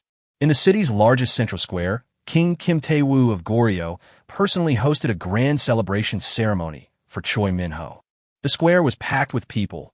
Tens of thousands of Koreans had gathered there, their eyes filled with admiration for Choi Min-ho. Kim Tae-woo looked at Choi Min-ho with a satisfied expression and praised him. "Miho, this time, after overcoming countless hardships, you have finally broken through to the intermediate king rank, truly entering the ranks of the world's top powerhouses. You are truly the pride of our Korean nation." Choi Miho's face was full of undisguised pride, but he still made a token gesture of humility and said in a pretentious manner, "Your Highness is too kind. I still have a lot to work on." Watching all this unfold, Kim Soo-hyun stepped forward and said, "Senior Choi Min-ho is far too modest. I believe you are fully capable of competing for a spot among the 7 warlords of the sea. There's still 1 vacancy in the Warlord's Sea, and your strength is more than sufficient." Kim Soo-hyun had only recently returned to Goryo from the Tower of Destiny. A colonel stepped forward and flattered. "That's right. Martial Sea masters like Thunder Swordsman, Dragon Slayer, Water Demon, and Empress are all mid-level king rank. I believe your strength is in no way inferior to theirs. This Martial Sea honor truly belongs to you. Haha, not all. I still have some things to learn from them. Upon hearing this, Choi Miho's face clearly showed joy and excitement. Although he spoke modestly, he genuinely believed that he was one of the next martial arts masters. Thinking of the immense power and endless glory of the 7 warlords of the sea, an irrepressible look of excitement appeared on his face. He believed that he had spent 2 whole years breaking through to the intermediate level of the king rank, and that this honor was well-deserved. Kim Tae-woo watched all this, patted Choi Min-ho on the shoulder, and said in a voice full of encouragement and expectation, "Min-ho, your future is limitless. I believe you can bring more honor and pride to the Korean people." Choi Miho took a deep breath, his eyes shining even brighter. "I will continue to work hard, Your Highness." At this moment, a deafening cheer erupted across the entire square, with everyone chanting Choi Miho's name in unison. Bang! Just then, a deafening roar suddenly rang out, making everyone's ears ring. Then, to everyone's astonishment, several soldiers were thrown dozens of meters by a powerful force, tumbling through the air like kites with broken strings, before crashing heavily into a crowd of onlookers, causing panic and screams. "Who is this?" Upon seeing this, nearby soldiers immediately shouted in alarm. They quickly surrounded the area, attempting to control the situation. The one who made the move was a towering zombie minotaur, easily 3 meters tall, with bulging muscles that seemed to exude explosive power. He wielded a massive battle axe, its blade gleaming coldly, sending chills down one's spine. Upon seeing this, 5 Goryeo soldiers immediately charged forward, brandishing their longswords. They howled, attempting to sever the Minotaur's head with their blades. However, a red light suddenly flashed across the Minotaur's body, and his muscles instantly swelled, as if containing terrifying power. Chapter 160. Choi Min-ho, the top martial artist in Korea. The Minotaur's giant axe, wielding immense power, slashed down at the soldiers charging at the forefront. The soldiers' faces paled as they watched the giant axe come crashing down, and they immediately raised their long swords to defend themselves. However, their once incredibly sturdy swords now seemed as fragile as plastic, easily shattered by the giant axe in an instant. The giant axe remained undeterred, instantly cleaving 5 soldiers in 2, turning the once joyous square into a cloud of blood mist. Upon seeing the horrific scene in the square, Kim Soo-hyun's face instantly darkened. His eyes were sharp as knives as he shouted, "Who are you, daring to run wild in my great Goryeo empire? Are you tired of living?" Just then, a group of people slowly emerged from behind the Minotaur. The leader said in a low voice, "Kim Soo-hyun, you have a debt to pay." Upon hearing that voice, Kim Soo-hyun's expression changed drastically. His eyes were filled with terror and disbelief, as if he had seen a ghost. His voice trembled as he said, "Yu Ming, you actually came back alive." Lu Chi smiled slightly, revealing a meaningful smile. He glanced at Kim Soo-hyun, raised an eyebrow, and said, "It seems Prince Kim Soo-hyun really doesn't want to see me." He then shrugged and said nonchalantly, "You'll be disappointed. Not only did I get out of the Tower of Destiny, but I also got a lot of good stuff." Upon seeing this, Kim Soo-hyun's face twisted into a ferocious expression. "Yu Ming, I admit that your potential is indeed very strong, but you are too arrogant. This is my great Goryeo empire. Do you think you can still leave?" Lu Chi looked at him calmly, as if he had expected all of this, and a mocking smile appeared on his lips. "It seems that you are not going to admit it? Acknowledge? What do you mean, acknowledge? I don't owe you anything," Kim Soo-hyun said with a roguish grin. Lu Chi gently shook his head and gave Mu Wanting a look. Mu Wanting immediately understood and took out the recording snail, displaying the bet agreement between the 2 parties in front of everyone. Kim Soo-hyun's face instantly turned ugly. He had forgotten that Lu Chi had recorded the incident, but it was absolutely impossible for him to pay 100,000 gold coins in compensation or kneel before Yu Ming. King Kim Tae-woo of Goryeo then spoke up. "All right, this was just a child's joke. It doesn't count. Here's what we'll do. Yu Ming, I won't pursue the matter of you killing my Goryeo soldiers. You may leave." Kim Tae-woo looked incredibly generous, as if he had already bestowed an immense favor upon Lu Chi. His tone was full of superiority and confidence, as if to say, "You should be grateful. You're all shameless in the same way. Since you won't admit it, I'll just have to take it myself, but the price you'll pay will be quite high." Lu Chi was not surprised at all by this. Bang! As Lu Chi finished speaking, a loud gunshot rang out. It was Rose C, hidden in the shadows, who aimed at Kim Soo-hyun's head and pulled the trigger of her Barrett sniper rifle. As the gunshot rang out, a bullet flew towards Kim Soo-hyun with lightning speed. However, just as the bullet was about to hit its target, a hand suddenly reached out and caught it precisely. Clang! The bullet struck the palm and made a sound like it had struck steel. It's Choi Miho. The Goryeo Empire is not a place for you to cause trouble, Choi Minho said sarcastically. Seeing that Choi Miho could catch a sniper bullet with his bare hands, Kim Tae-woo instantly became confident and said proudly, Haha, Yu Ming, I know your relationship with Empress Wu Hai is unusual. How about this? Since we're both in the Deep Sea Alliance, I'll give the Empress face and not pursue the matter further. A colonel standing nearby chimed in. Yu Ming, the king has already shown you great mercy. Why don't you get lost? You should know that Senior Choi Min-heo is already at the mid-level of the king rank. Killing you is as easy as slaughtering a dog. How noisy! Lu Chi frowned slightly, and with a casual wave of his right hand, a dimensional blade was instantly activated, piercing through the colonel's chest. The colonel's smile froze instantly, as if time had stood still. He looked down at his chest, staring at Lu Chi in disbelief. He couldn't understand how Yu Ming dared to attack him in front of Choi Min-heo. His clothes were slowly soaked with blood, and then his entire chest slid down along the smooth cut, splitting him in two. That's incredibly arrogant. Senior Choi Miho, teach him a lesson. A furious shout from the crowd ignited the emotions of the onlookers like gunpowder. Yes, don't let him leave Goryeo, another person shouted in agreement, their voice filled with hostility. Kill him. Although they now knew that the person in front of them was the infamous Yu Ming, they had absolute confidence in Choi Miho, the #1 expert in the great Goryeo Empire. Yu Ming, you asked for your own death, so don't blame me. Choi Miho's face twisted into a ferocious smile.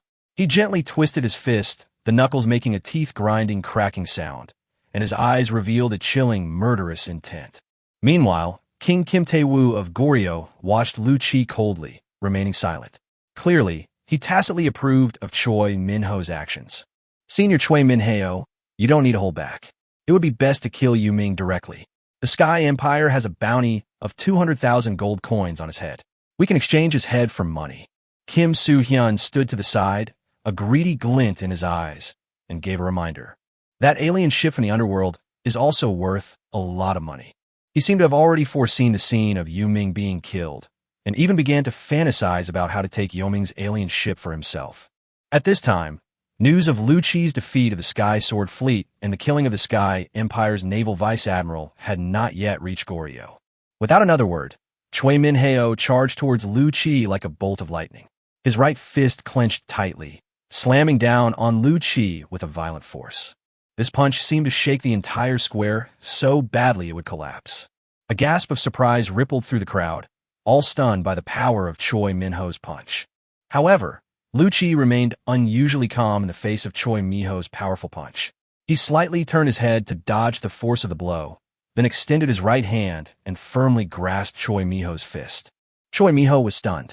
He felt as if his fist was being firmly pressed down by a mountain, unable to move an inch. His expression turned ferocious as he desperately tried to break free from Lu Chi's grasp. But no matter how hard he tried, he couldn't budge Lu Chi an inch. Chapter 161: The Collapse of Goryeo's Confidence. Ha, what powerful strength! Lu Chi looked at Choi Min-heo and smiled faintly. The crowd remained completely silent. They stared wide-eyed at the two men in the arena, as if they couldn't believe their eyes. It was simply unbelievable that Lu Chi had caught Choi Min-ho's fist so easily. Kim Soo-hyun's smile froze. He couldn't believe what he was seeing. He knew that Choi Min-ho's strength was unfathomable, and he had personally witnessed the power of his attacks. But Choi Min-ho's punch was caught just like that. What the hell was going on? Shouldn't a mid-level king rank fighting a lord rank be a one-punch blast? At this moment, Choi Min-heo's mind went blank. Who am I? Where am I? Am I a mid-level king? And the opponent is a lord level? At this moment, Lu Chi released Choi Min-heo's arm, and Choi Min-heo jumped backward, his face grim. I didn't use my powers just now. You must have used them at full power. After thinking for a long time, Choi Min-heo finally came up with a reason that he could accept and also gave himself a way out. Yes, Senior Choi Min-heo must have held back. Senior Choi Min-heo, Don't give the Empress any face. We're not afraid of her. The surrounding crowd immediately believed Choi Miho's words, thinking that Choi Miho was afraid of the Empress and had held back. Choi Miho stared at Lu Qi, his eyes flashing with a vicious light, as if he wanted to devour him alive. He clenched his fists, his muscles bulging as hard as steel. "You Ming, this time I won't hold back," Choi Minheo said fiercely, looking at Lu Qi. Lu Qi looked at him as if he were mentally challenged, and then said indifferently, "Choi Minheo, your superpower is sea-level ability, Iron Transformation, so I will only use sea-level ability, so as not to be accused of bullying you." Choi Miho's face turned ashen upon hearing Lu Qi's words. "Yu Ming, you are too arrogant. I have just advanced to the intermediate level of the king rank, and today I will celebrate with your blood." Choi Miho shouted, and then his entire body instantly turned into steel. His muscles tensed instantly, as if he were mobilizing every cell in his body, and a terrifying power was brewing within him. "Go to hell." With a loud shout, Choi Minheo vanished from his spot, leaving only a blur. The next moment, he appeared in front of Lu Qi, his steel-like fist slamming into his chest. The power of this punch seemed capable of destroying everything. The surrounding air was instantly compressed, forming an invisible shockwave that forced the onlookers to retreat continuously. Choi Miho's figure shot towards Lu Qi like a cannonball, his steel-like fist gleaming coldly, aiming to pierce Lu Qi's chest. The power of this punch was terrifying, as if it could destroy a mountain beyond imagination. However, Lu Qi remained unusually calm in the face of Choi Miho's all-out attack. A hint of disdain flashed in his eyes, as if mocking Choi Miho's overestimation of his abilities. Crunch, crunch. Lu Qi's right hand was covered in diamonds. Then, he threw a punch that collided violently with Choi Minheo's steel fist. Bang! A deafening roar erupted, and a terrifying surge of energy instantly swept across the entire plaza. The onlookers were thrown about by the aftershocks, and some of the weaker individuals were even blasted away, crashing heavily to the ground. The two fists collided, and Choi Miho's expression changed drastically. He felt as if his right hand had been struck by a mountain, an irresistible force instantly assaulting him. The power was so great that it seemed capable of shattering his arm. A flicker of terror flashed in Choi Miho's eyes.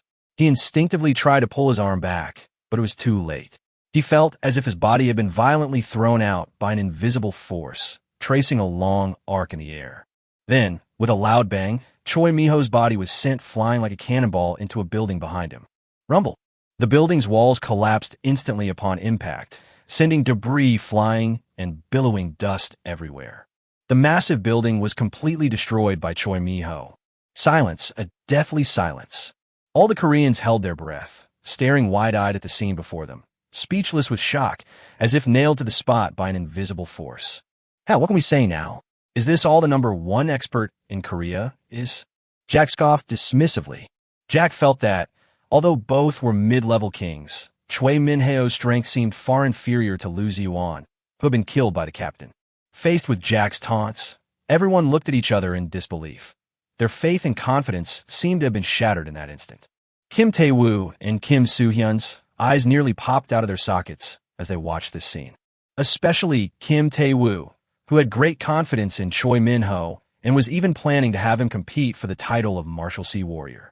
Unexpectedly, the #1 expert in Goryeo was so easily defeated by Yu Ming. Upon seeing this, Kim Soo-hyun's face showed not only disbelief, but also fear.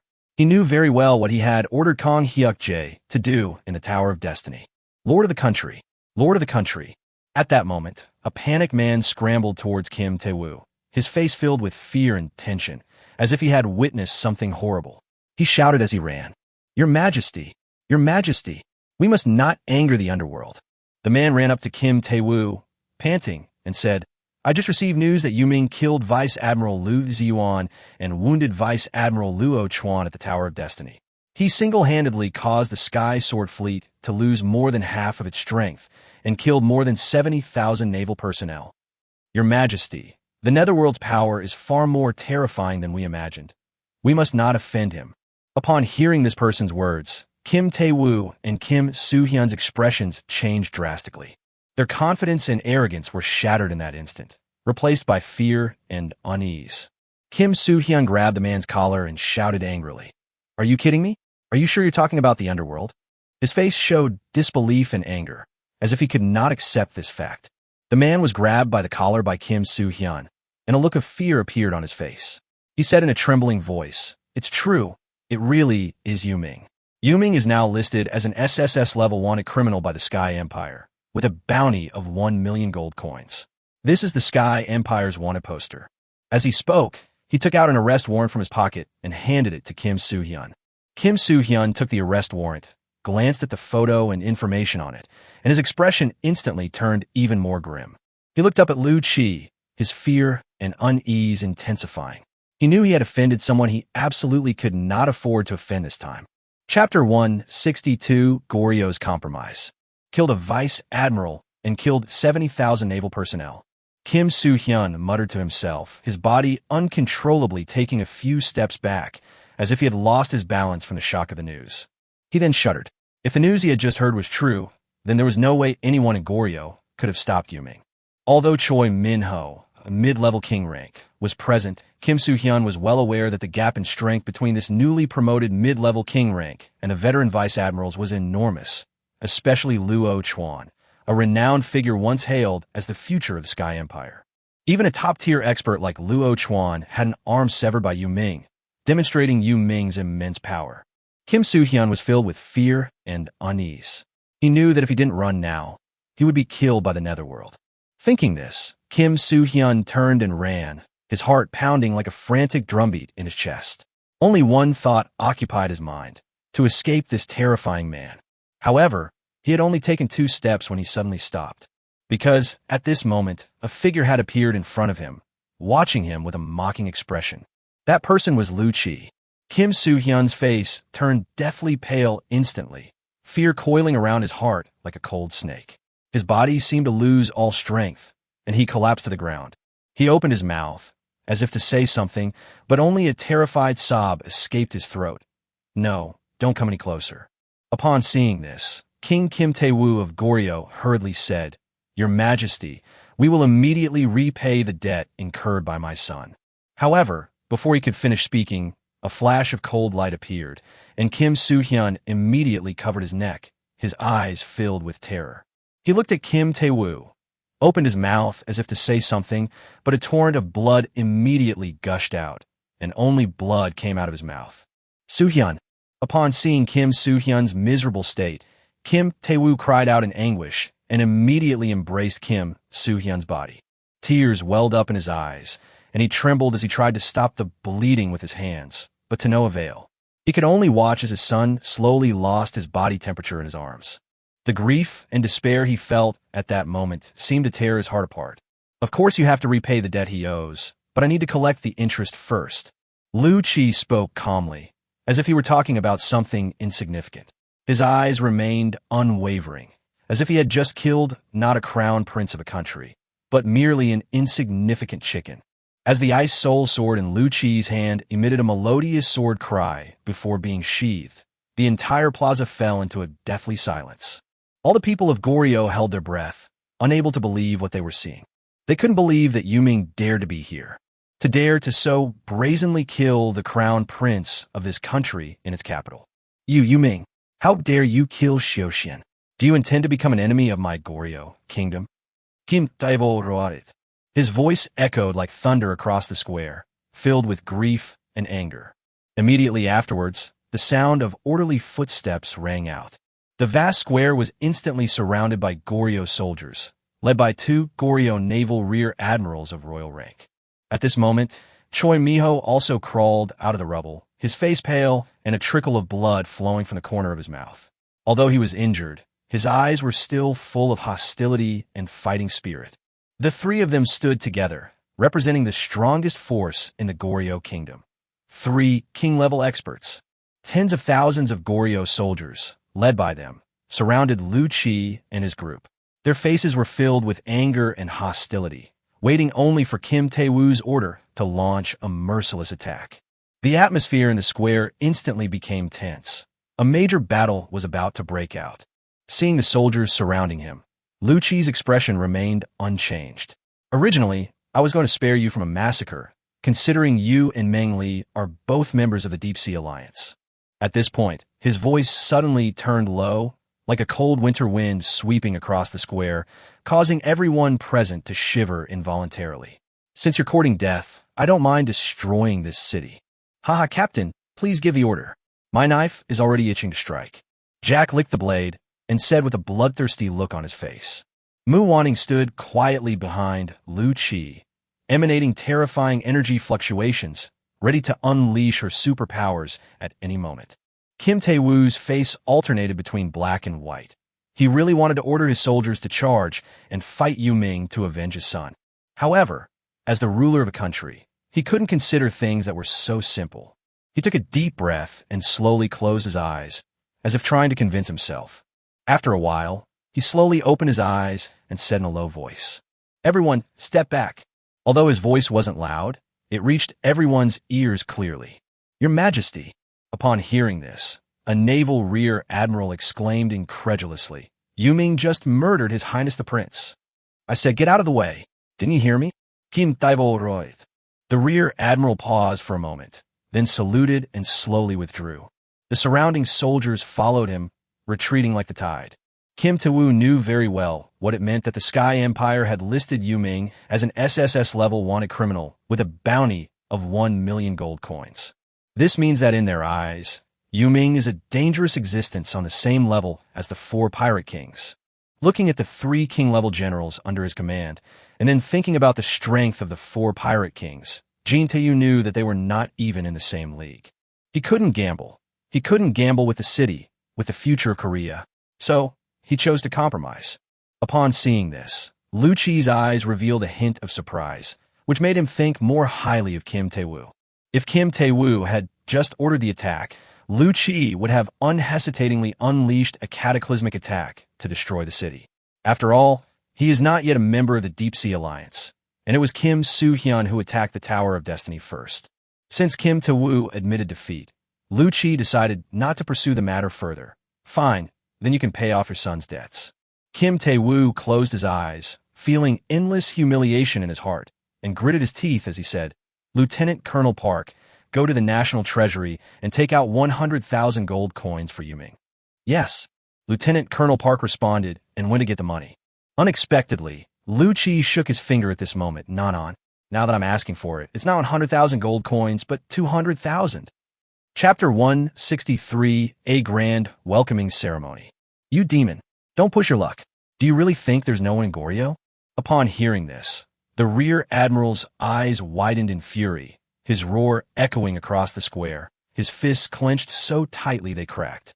But Lu Qi merely raised his eyes slightly, then clenched his right hand, and the surrounding air immediately began to distort. The rear admiral, a seasoned early-stage king-level expert, immediately sensed a terrifying spatial fluctuation emanating from his side. His expression changed drastically, and he immediately realized that this was Yu Ming's S-level spatial ability, so he turned around without hesitation to dodge. However, Lu Qi's spatial compression was not so easy to dodge. The naval rear admiral felt as if the surrounding air had suddenly become incredibly heavy, as if he were at the bottom of the ocean 10,000 meters deep.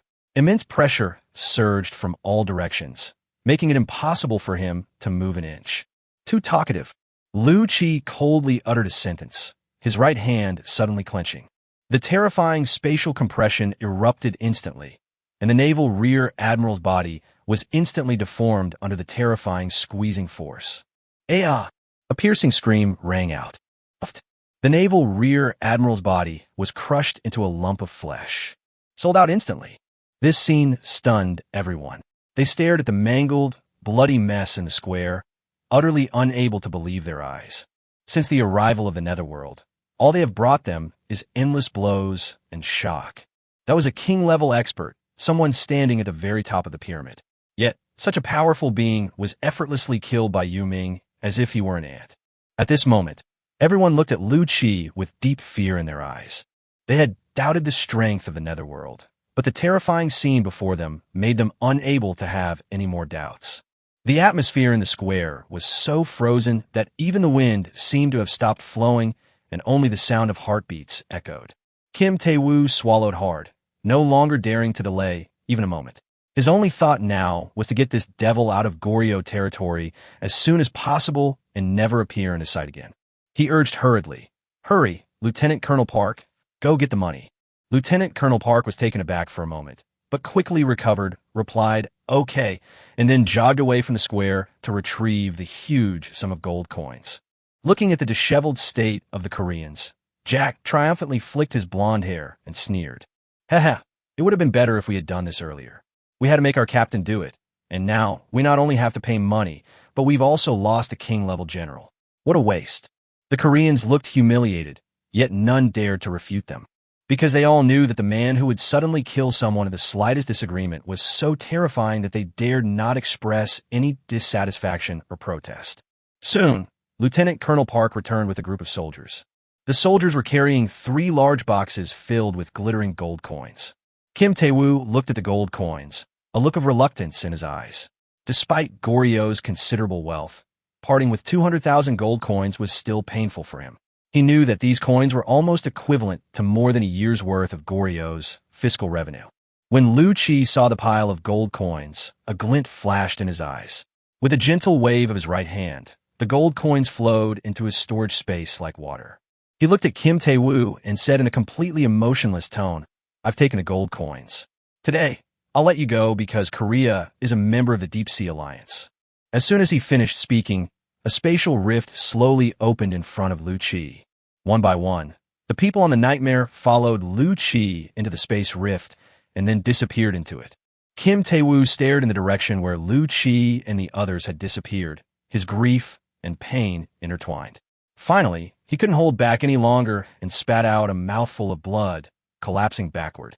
Fortunately, the soldiers behind him caught him in time, preventing him from falling directly to the ground. The doctor arrived quickly, examined the king, and said, "The king is just suffering from a heart attack due to blood stasis. He'll be fine after a rest." Kim Tae-woo waved his hand to indicate that he was all right, then slowly closed his eyes. He knew he needed time to recover, not just physically, but also emotionally. At this moment, Liu Qi, who had already returned to the Nightmare, was unaware that he had almost been driven to his death by the king of Goryeo. For him, this was just a minor incident on his journey to the Dragon Kingdom, but the 200,000 gold coins were still quite tempting. Next, the Nightmare sailed from Korea to China, a journey that took nearly 10 days. During this period, Liu Qi wasted no time. He immersed himself completely in the space of the Surveillance Order, practicing swordsmanship under the guidance of the Black Path Blood Fiend.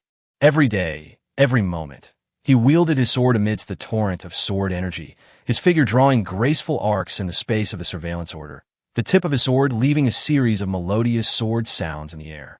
His swordsmanship has gradually become skillful and inspired, evolving from its initial awkwardness and clumsiness. Although only a few days have passed on Earth, several years have elapsed within the Monitoring Order. It's important to understand that within the Monitoring Order, time flows at only 1% of the rate it does outside. While one cannot increase mental strength through meditation within the Monitoring Order, the skills and state of mind gained through practice can indeed be brought back into reality. Liu Qi's swordsmanship has improved significantly during this period of diligent training, and every swing of his sword is full of power and confidence. Under the guidance of Black Blade Blood Fiend, he displayed exceptional swordsmanship talent. Sometimes, Liu Qi's unique insights and innovative thinking in swordsmanship even slightly shocked Black Blade Blood Fiend. Now, when Liu Qi wields his sword, the sword energy is like a rainbow, as if it can cut through the air. Every attack he makes becomes incredibly sharp and precise. When Liu Qi's consciousness returned to reality from the Surveillance Order, the Nightmare had already sailed to Dragon City. Seeing this, Liu Qi went from the room to the deck. Once on the deck, he found it completely silent. Liu Qi was slightly puzzled. Normally, with Jack, that chatterbox, around, it should be quite lively right now. Liu Qi looked around and found that everyone on the deck was staring blankly ahead, their faces displaying a variety of interesting expressions. So he broke the silence by speaking up and asked, Hey, what are you all looking at?" Everyone stunned. Upon hearing Liu Qi's voice, Jack slowly pointed forward and said blankly, "Captain, look." Liu Qi had just come up from the cabin and looked in the direction Jack was pointing. Upon seeing this, he immediately broke out in a cold sweat. On the vast port of the Dragon Kingdom, Dozens of warships were adorned with enormous banners of various kinds, which read, Chapter 160 for the New Martial Sea. Welcome, Master, to the Dragon Kingdom. Invincible in the Netherworld. Master will surely win. These are just some of the bold and unrestrained pronouncements. A giant poster of Lu Qi was hanging on a building in the port behind. At that moment, Wang Li on the port spotted the Nightmare's arrival and immediately shouted, The Master is back. Hurry, hurry, hurry. Let's get moving. As Wang Li's shouts rang out, the entire port erupted in cheers. Eye-catching fireworks burst in the sky, and thousands of bands played cheerful music. What's most astonishing is that Wang Li somehow found hundreds of young girls dressed in sexy cheerleading outfits and started a cheerleading welcome. Welcome, welcome, welcome. Wang Xiaonan, dressed in a fiery red dress, stood elegantly beside Wang Li. Looking at the lively welcoming ceremony at the harbor, she said somewhat awkwardly, Ali, are you sure your master will like your welcoming ceremony? Her tone revealed doubt and worry. Wang Li tossed her hair, a confident smile spreading across her face, and said, Don't worry, sis. How could my arrangements be wrong? His voice was full of pride and satisfaction. Then, he approached Wang Xiaonan mysteriously and whispered, Sis, remember this. Only men truly understand men. Then, Wang Li turned to the cheerleaders who were dancing and shouted, Dance more enthusiastically. Lift your shirts up. Show your waist. Oh, right, just like that. My master loves watching this kind of thing. His words shocked Wang Xiaonan, and she looked at Wang Li in disbelief. Wang Xiaonan took a deep breath, inwardly marveling. Senior Yoming's tastes are indeed unique. As the Nightmare slowly sailed into Dragon City port, Lu Qi looked at the scene before him and felt utterly ashamed. His toes dug a 3-bedroom apartment into the ground, and the expression on his face grew increasingly stiff. He truly hadn't expected Wang Li to prepare such an extravagant welcome ceremony for him, much less that hundreds of young women dressed in sexy cheerleading outfits would dance to welcome him at the harbor. Hard a port, we're not docking here. Lu Qi was interrupted by Jack halfway through his sentence. Jack laughed and said, Get back on course, the captain was just kidding. Then he earnestly advised, Captain, look how grand this is. Let's not go. Wang Li Bai has made the preparations. Mu Wanning was already laughing so hard she was doubled over. She managed to stop laughing and then advised, Captain, this is a gift from your apprentice. He'll be so sad if you don't come. After saying that, she continued to cover her mouth and laugh, a mischievous glint in her eyes. Nyota stared intently at the group of beautiful young women, his eyes seemingly filled with 2 large hearts, muttering to himself, I, Nyota, love watching those dancing girls. Shut up. Lu Qi turned around and angrily rebuked him. Mu. Nyota shut his mouth in a huff, his face full of grievance, but his eyes were still secretly looking at the girls. Amidst the laughter of the crowd, the Nightmare slowly docked at the berth in Dragon City. After docking, Wang Li rushed to the Nightmare's gangway, eagerly awaiting Lu Qi's arrival. When Lu Qi appeared on the gangway, Wang Li immediately opened her arms and shouted as she hugged him, Master, I miss you so much. However, the imagined heartwarming embrace did not materialize.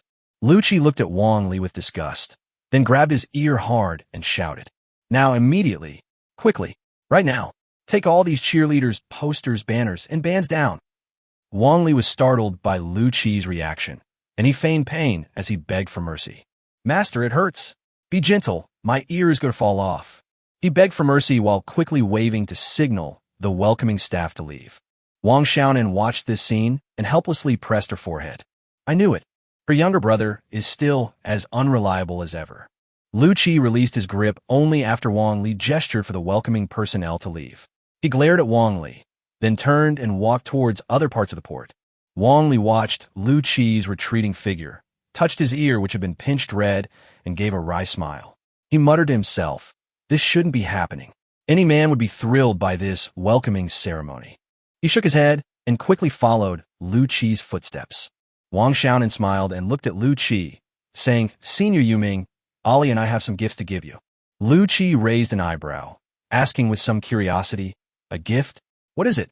He was initially a little curious, but when he realized Wang Li was also involved in giving him the gift, he became less interested. If things go wrong, they might just end up making a naked woman out of him. Wang Xiaonan smiled mysteriously, clapped her hands, and then several soldiers carried out 2 large boxes.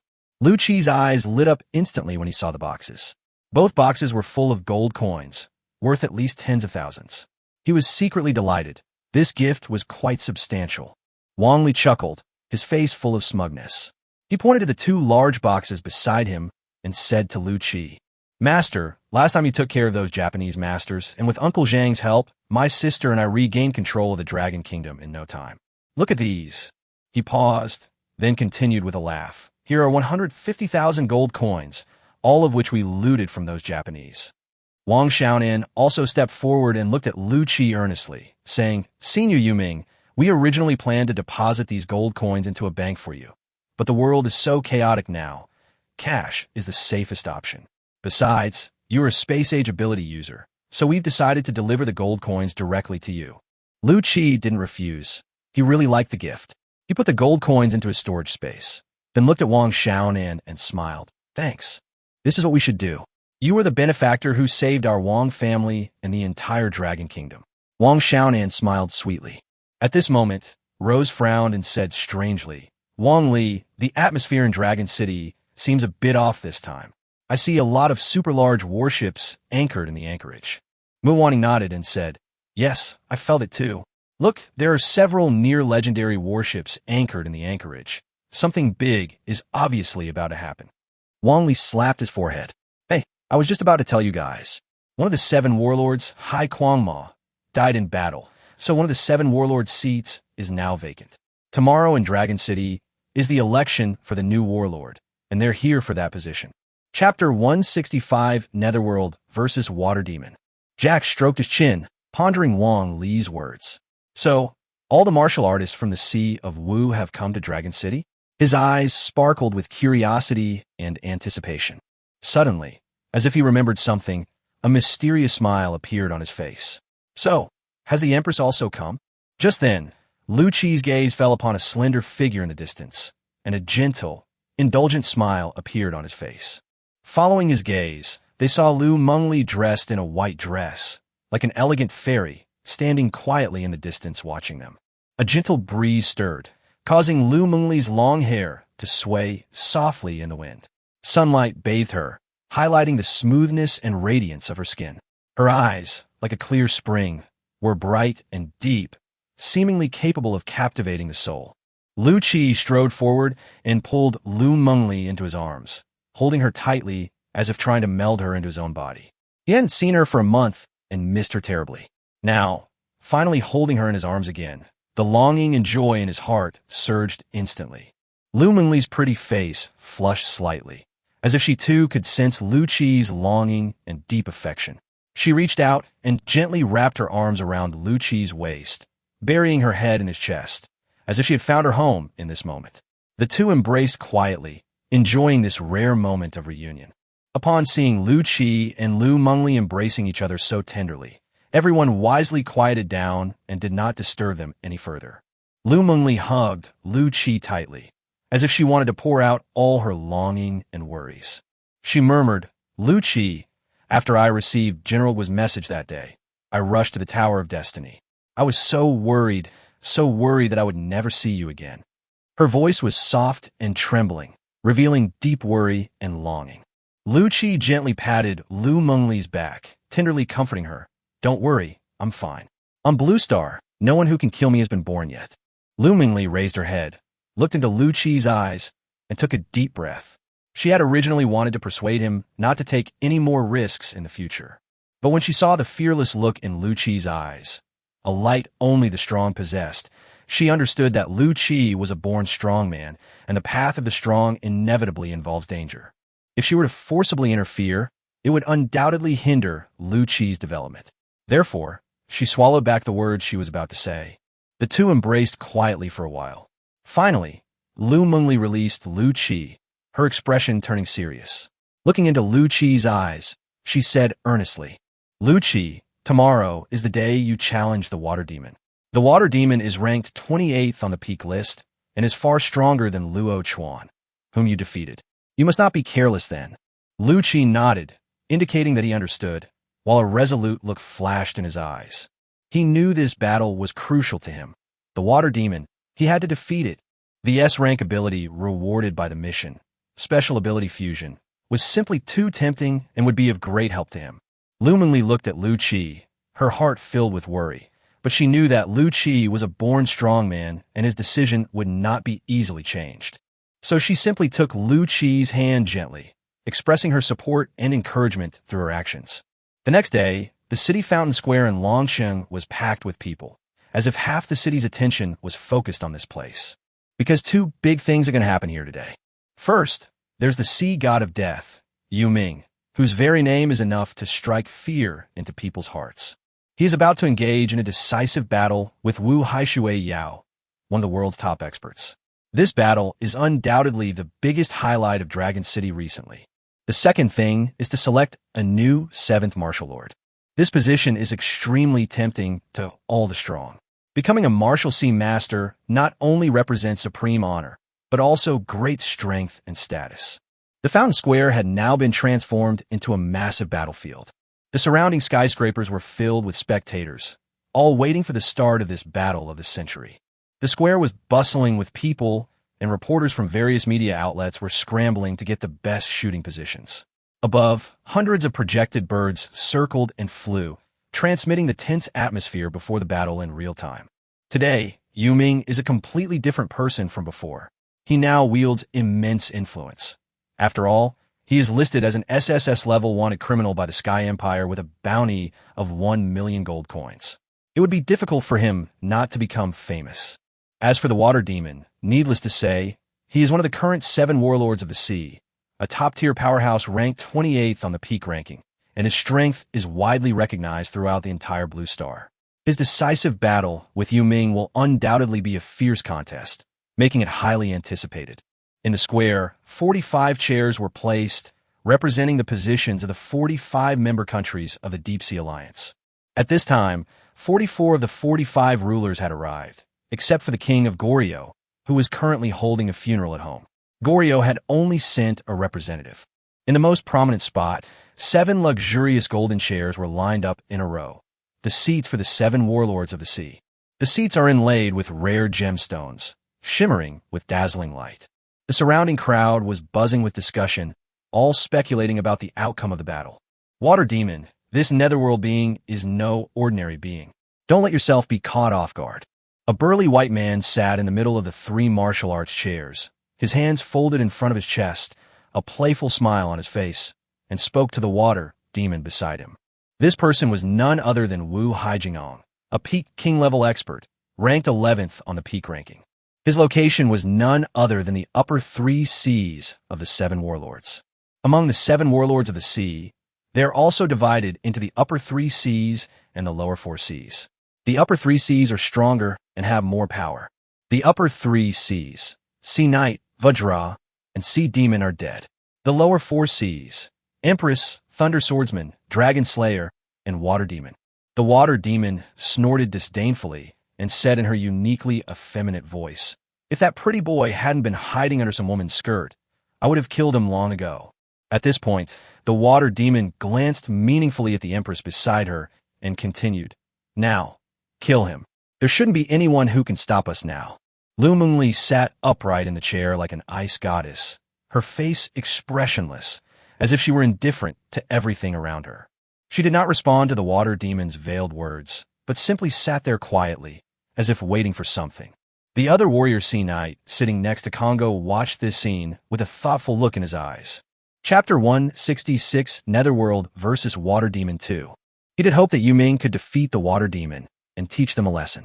Since the Deep Sea Alliance's god-level powerhouse, Wave Lord, went to another dimension a year ago, and there's been no news of him, King Kong and others have begun to get restless and start forming cliques to try to take control of the Deep Sea Alliance. Currently, Vajra, Water Demon, and Thunder Swordsman have clearly formed a faction, and the 3 are eyeing the vacant Martial Sea position, wanting to place someone from their own side in it. The Sea Knight possesses peak king-level strength and is currently ranked 4th on the peak list. The Deep Sea Alliance's only legendary warship is also his flagship. In the absence of the Wave Lord, the Sea Knights were the pinnacle of combat power in the entire Deep Sea Alliance. "Look, the underworld is here." A sharp voice suddenly rang out from the crowd in the square. The noise gradually subsided, and everyone's eyes turned to the entrance of the square. In the afternoon sunlight, a figure slowly walked into the square. Dressed in black, like the night, he gave off a heavy and oppressive feeling. What a terrifying aura. How many people must Yu Ming have killed? An onlooker couldn't help but whisper. He felt an unprecedented sense of oppression, as if the surrounding air had become heavier. It was like an invisible hand tightly gripping the heart of everyone present. Just then, the sea monster slowly rose from his chair. He wore a long blue robe, the hem of which fluttered gently like ocean waves. A playful smile played on his lips as he gazed at the distant netherworld, as if assessing his opponent. Hey, look! The water monster has stood up from its chair. I wonder who will win, an excited spectator shouted. I think that although Yu Ming is incredibly powerful, he's still far inferior to a veteran powerhouse like the water demon, another person said, shaking their head. Yes, the water demon is a top-tier expert on the leaderboard, someone nearby chimed in. They gazed at the water demon with awe and anticipation in their eyes.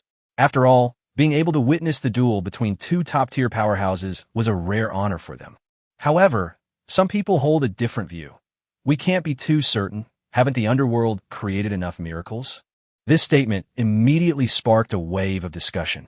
Indeed, the speed of Yu Ming's rise and the extent of his power have exceeded many people's expectations. His appearance was like a dazzling shooting star, shattering the tranquility of the starry sky. A ripple spread across the ground, and then a wave of water slowly lifted the water demon. The water demon crossed its arms and, with a mocking smile, came to stand before Lu Qi. Yu Ming, I didn't expect you to actually dare to come. This makes me think more highly of you. The water demon extended her delicate fingers and gently flicked a strand of hair from her forehead, her face full of provocation. Lu Qi looked at him calmly, his tone icy. What is there to be afraid of? Are you very strong? You only killed a mid-level king who couldn't even make it into the top ranks. You really think you're so great? The water demon mocked, his eyes full of disdain. Lu Qi chuckled and said, whether it's powerful or not, we'll find out soon enough. He was too lazy to waste words with this transvestite. Just fighting isn't too monotonous. How about we add some excitement? The water demon licked her lips, a sly smile spreading across her face. What kind of prize? Lu Qi raised an eyebrow. Oh dear, I'm really interested in Brother Yu Ming's alien ship. How about I use this to bet on how good your alien ship is? As he spoke, the water demon produced 2 scrolls that emitted a mysterious light. His face was full of confidence, as if he had Lu Qi completely under his control. Upon seeing what the water demon had taken out, Wu Hai Tu Long, who was sitting in a chair, had a bright look in his eyes. He immediately straightened up and said in a deep voice, the treasure map of the legendary weapon. So the remaining 2 maps are with the water demon. There are 3 treasure maps for this legendary weapon. One of them appeared at an auction held by the Divine Realm Merchant Guild and was later auctioned off by Silver Serpent, a subordinate of Poison Bee. However, the remaining 2 maps have never appeared before. Unexpectedly, they are both in the hands of the water demon. Lu Qi also saw the 2 treasure maps, a glint of light flashing in his eyes. He happened to have 1 treasure map in his hand. If he added the 2 in the water demon's possession, the treasure map would be complete. Thinking of this, he couldn't help but feel a surge of excitement. Legendary weapons. Those were treasures everyone dreamed of. However, the nightmare was his lifeline and could not be lost. No matter what, Lu Qi would not gamble with the nightmare. Those around him, seeing that Yu Ming remained silent, assumed he was afraid. Sigh. It seems Yu Ming still lacks confidence. These 2 treasure maps are worth almost 400,000 gold coins on the market. How much is a mutant battleship worth? At most 100,000 gold coins. He doesn't even dare to agree to the water demon's request. One person shook his head and sighed. However, it's understandable. After all, the water demon is indeed powerful, and it's normal for Yu Ming to be wary. Another person echoed. Seeing this, the Sea Knight said leisurely to Lu Mengli, Empress, it seems that Yu Ming still lacks confidence in himself. There was a hint of disappointment in his tone. Lu Mengli simply looked at Lu Qi quietly, her eyes shining with trust. Whatever decision he makes, he must have his reasons. Just as Lu Qi was about to refuse, a system notification sounded in his mind. Ding! Congratulations, host! You have activated a mission. Quest, win the treasure map. Quest reward. Reward.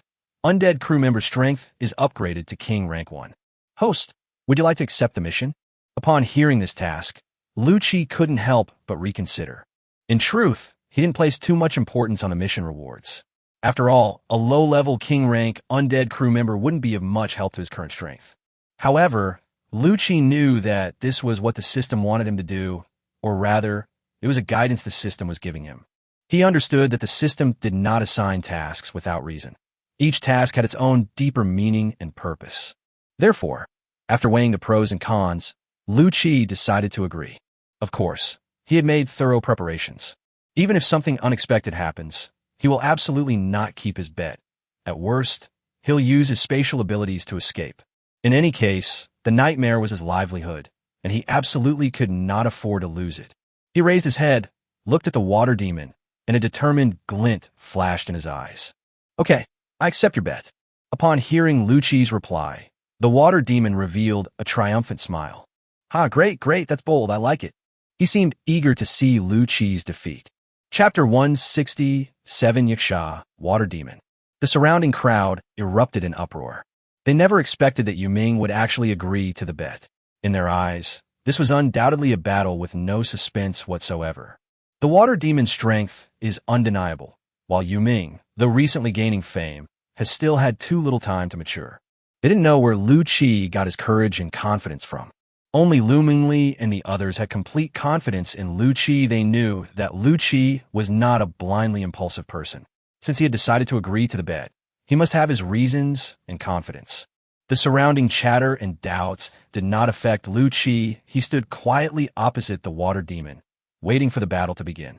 The water demon, on the other hand, wore a mocking smile, as if victory was already assured. Yu Ming, I must admit, I admire your courage somewhat.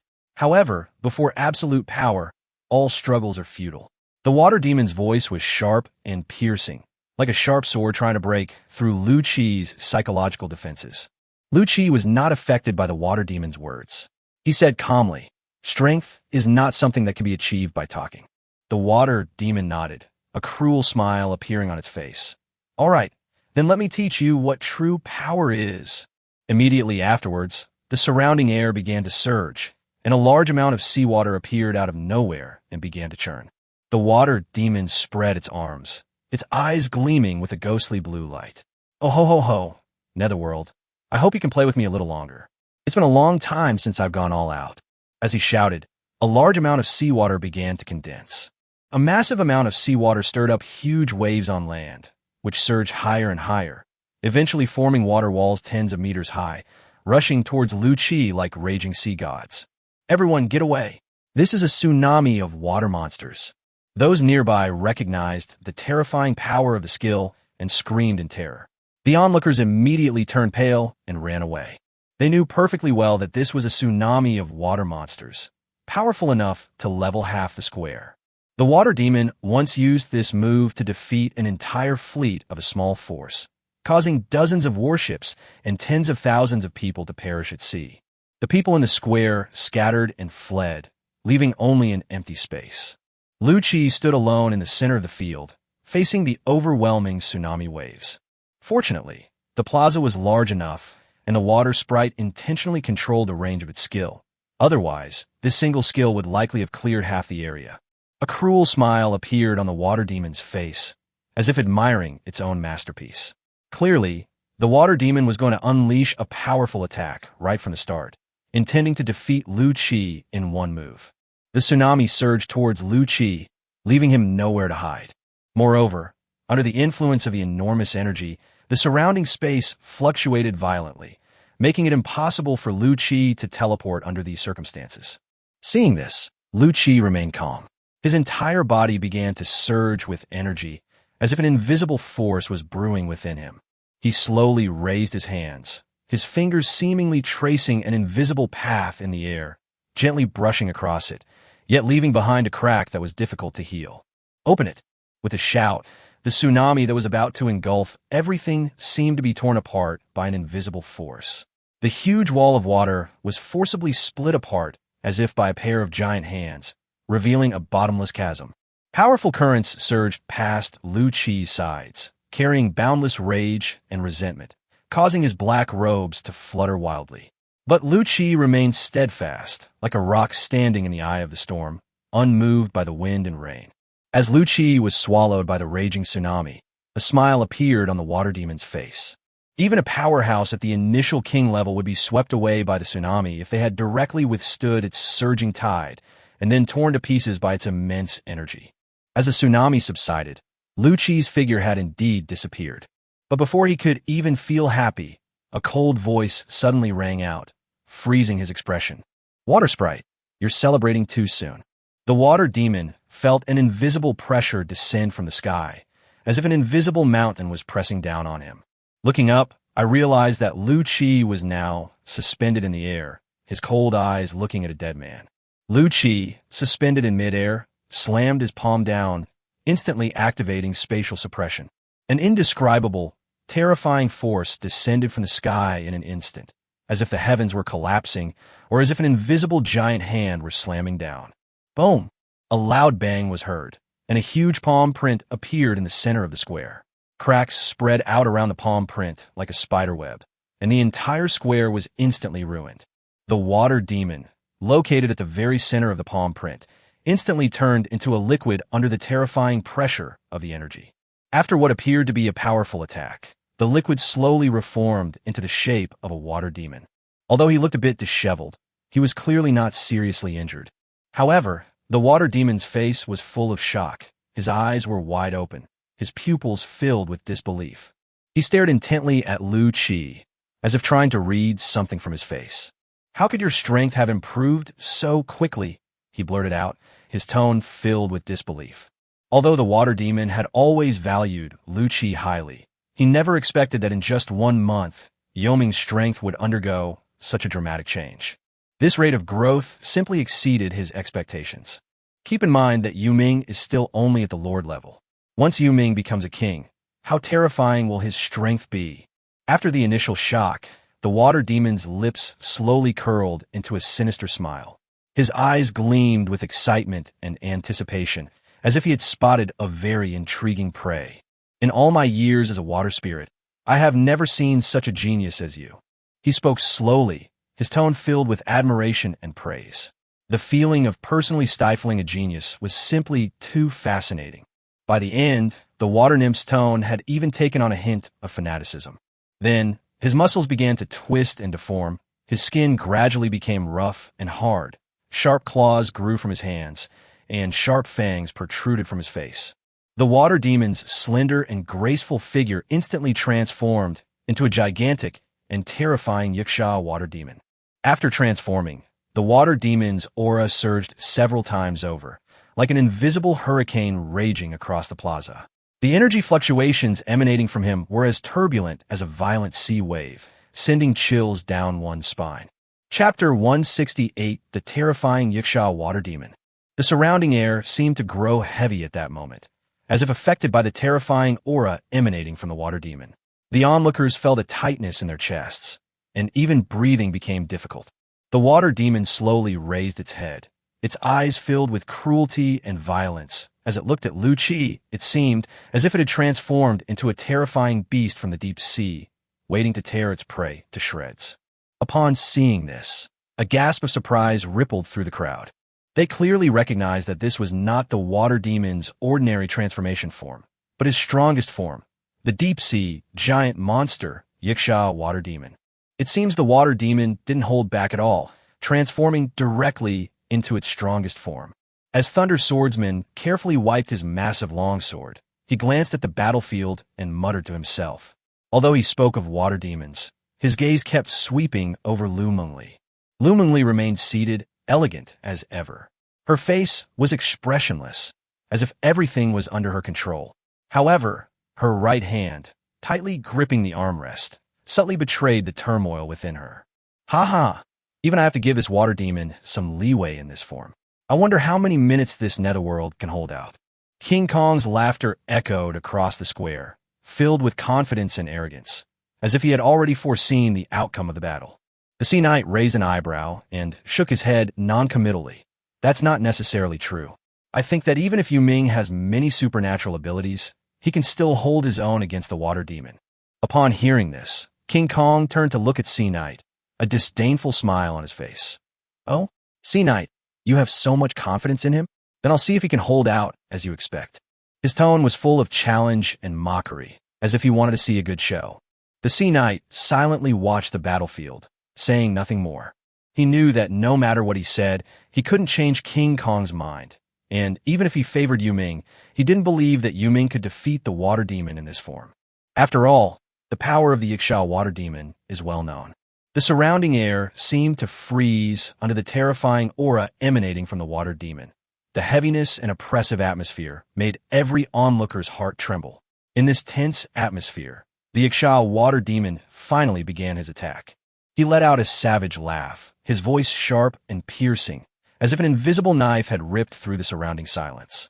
Then his massive body charged toward Lu Qi with a speed disproportionate to its size, like a hungry cheetah pouncing on its prey. He swung his claws, creating a whooshing sound as he grabbed at Lu Qi. If his claw struck, even the hardest rock would be torn to shreds. Lu Qi's expression was solemn, and his energy surged. In the instant the water demon's claws swung down, he vanished from his spot. Teleportation. Lu Qi instantly appeared behind the Ixia water demon, his left and right hands moving rapidly. 8-dimensional blades materialized out of thin air, shimmering with an eerie light, like mysterious weapons from another dimension. The dimensional blades shot towards the Ixia water demon with lightning speed, their speed astonishing, like shooting stars streaking across the sky, disappearing in an instant.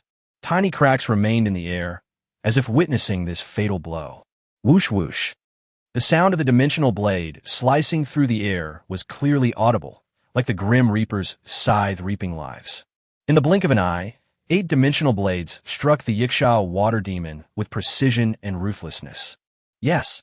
In the distance, Wang Li, witnessing this scene, waved his arms excitedly, his face beaming with an excited smile, as if he could already foresee the dawn of victory. The water demon was hit by her master's 8-dimensional blades in one go. Even if she didn't die, she would be seriously injured. He knew very well how terrifying his master's dimensional blade was. Wang Xiaonan, Mu Wanting, and others also showed expectant expressions in their eyes. They watched the battlefield nervously, as if waiting for a historic moment. However, things are not that simple. The Ixia water demon stared at the approaching dimensional blade with cold eyes. He didn't dodge, nor did he show any panic. Instead, he roared, his muscles tensing instantly, and his skin turning a deep blue. Those 8 indestructible dimensional blades only left 8 shallow white marks on the water demon's body, as if they were merely tickling it. Upon seeing this, Wang Li's waving arm froze in midair, a look of shock on his face. Master's dimensional blade didn't even break through the defense. His voice was filled with disbelief and confusion. He had seen Lu Qi fight countless times. Once the dimensional blade hit, it was either fatal or severely injured, extremely domineering. But this was the first time he had seen the dimensional blade fail to break through his defenses. Seeing this, King Kong, slumped in his chair, burst into laughter. His laughter was full of mockery and sarcasm, as if to say, "Look at this. Is this what you call the Grim Reaper of the sea?" A disdainful look appeared on his face, as if he had lost interest in the fight. The Sea Knight looked at the battlefield, his tone full of regret. The Ixia water demon's defense was too terrifying. Although the Netherworld's spatial abilities were very powerful, they were still no match for the Ixia water demon. His voice was filled with helplessness and disappointment. He had thought that Yuming could fight the water demon, but he did not expect that Yuming could not even break through the water demon's defense. Just then, the Ixia water demon suddenly launched an attack. He stomped his foot and instantly disappeared from his original spot, appearing in front of Lu Qi in the blink of an eye. His speed was so fast that it was impossible for the eye to catch it, as if he had traversed space. Lu Qi felt the terrifying power of the water demon's attack, and his expression turned solemn. He understood that he could not take this attack head-on, so he activated his spatial ability without hesitation, and his entire body teleported away from the spot once again. However, the water demon showed no surprise whatsoever, as if everything was within his expectations. The instant Lu Qi's figure appeared, a drop of water strangely appeared before his eyes. The drop of water instantly grew larger, transforming into the shape of a water demon. The water demon laughed maniacally, its claws suddenly emitting a blood-red light as it slashed down fiercely. This was one of its strongest killing moves, Dark Knight Blood Claws. Lu Qi frowned slightly. He knew he couldn't dodge this attack. With a low shout, his body instantly became covered with diamond-shaped snake scales, shimmering with dazzling light, as he prepared to withstand the water demon's attack. Bang! A deafening roar echoed across the battlefield. Chapter 169 Black Hole. The water demon's claws, carrying terrifying power, struck Lu Qi's chest hard. A sharp cutting sound rang out, and the sturdy diamond snake scales on Lu Qi's body were instantly shattered. With a burst of blood mist, Lu Qi was violently blasted hundreds of meters away, finally stopping only after crashing into a giant tree. Upon seeing this, Mu Wanting immediately covered her mouth, her beautiful eyes filled with worry, and her heart pounded. She stared anxiously at the area hidden by the giant tree, silently praying that Lu Qi would be safe and sound. The crowd gasped in shock. The audience was stunned by the terrifying power of the Yiksha water demon's attack. Some timid people even closed their eyes, unable to bear the bloody scene. King Kong chuckled sarcastically. Looks like the Netherworld's spatial abilities aren't all that great after all. His voice was full of mockery and disdain, as if he had already lost interest in the fight. He crossed his arms, waiting to see what would happen next. Is it over? One person looked at the fallen giant tree. Yoming's body was covered by the tree's dense canopy, and his fate was unknown. Alas, what a pity. Yuming is already very powerful, but the water demon's strength is still beyond his ability to contend with. The other person sighed, his tone filled with helplessness and regret. They didn't believe that Yuming could survive such a terrifying attack. After all, the strength of the Yiksha water demon was unfathomable. Look, the trees are moving. Yuming isn't dead yet. One person pointed at the fallen tree and shouted in surprise. The exclamation was like a pebble thrown into a calm lake, instantly drawing everyone's attention. They stared wide-eyed, holding their breath, as if awaiting a miracle. The fallen tree trembled slightly, as if it had come to life.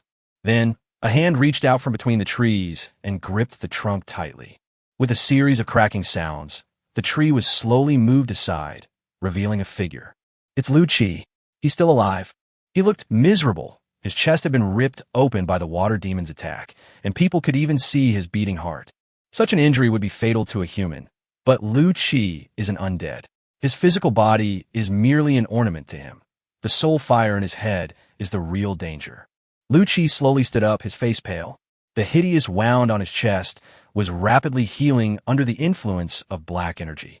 He frowned and said with some pain, "Ouch, that really hurts."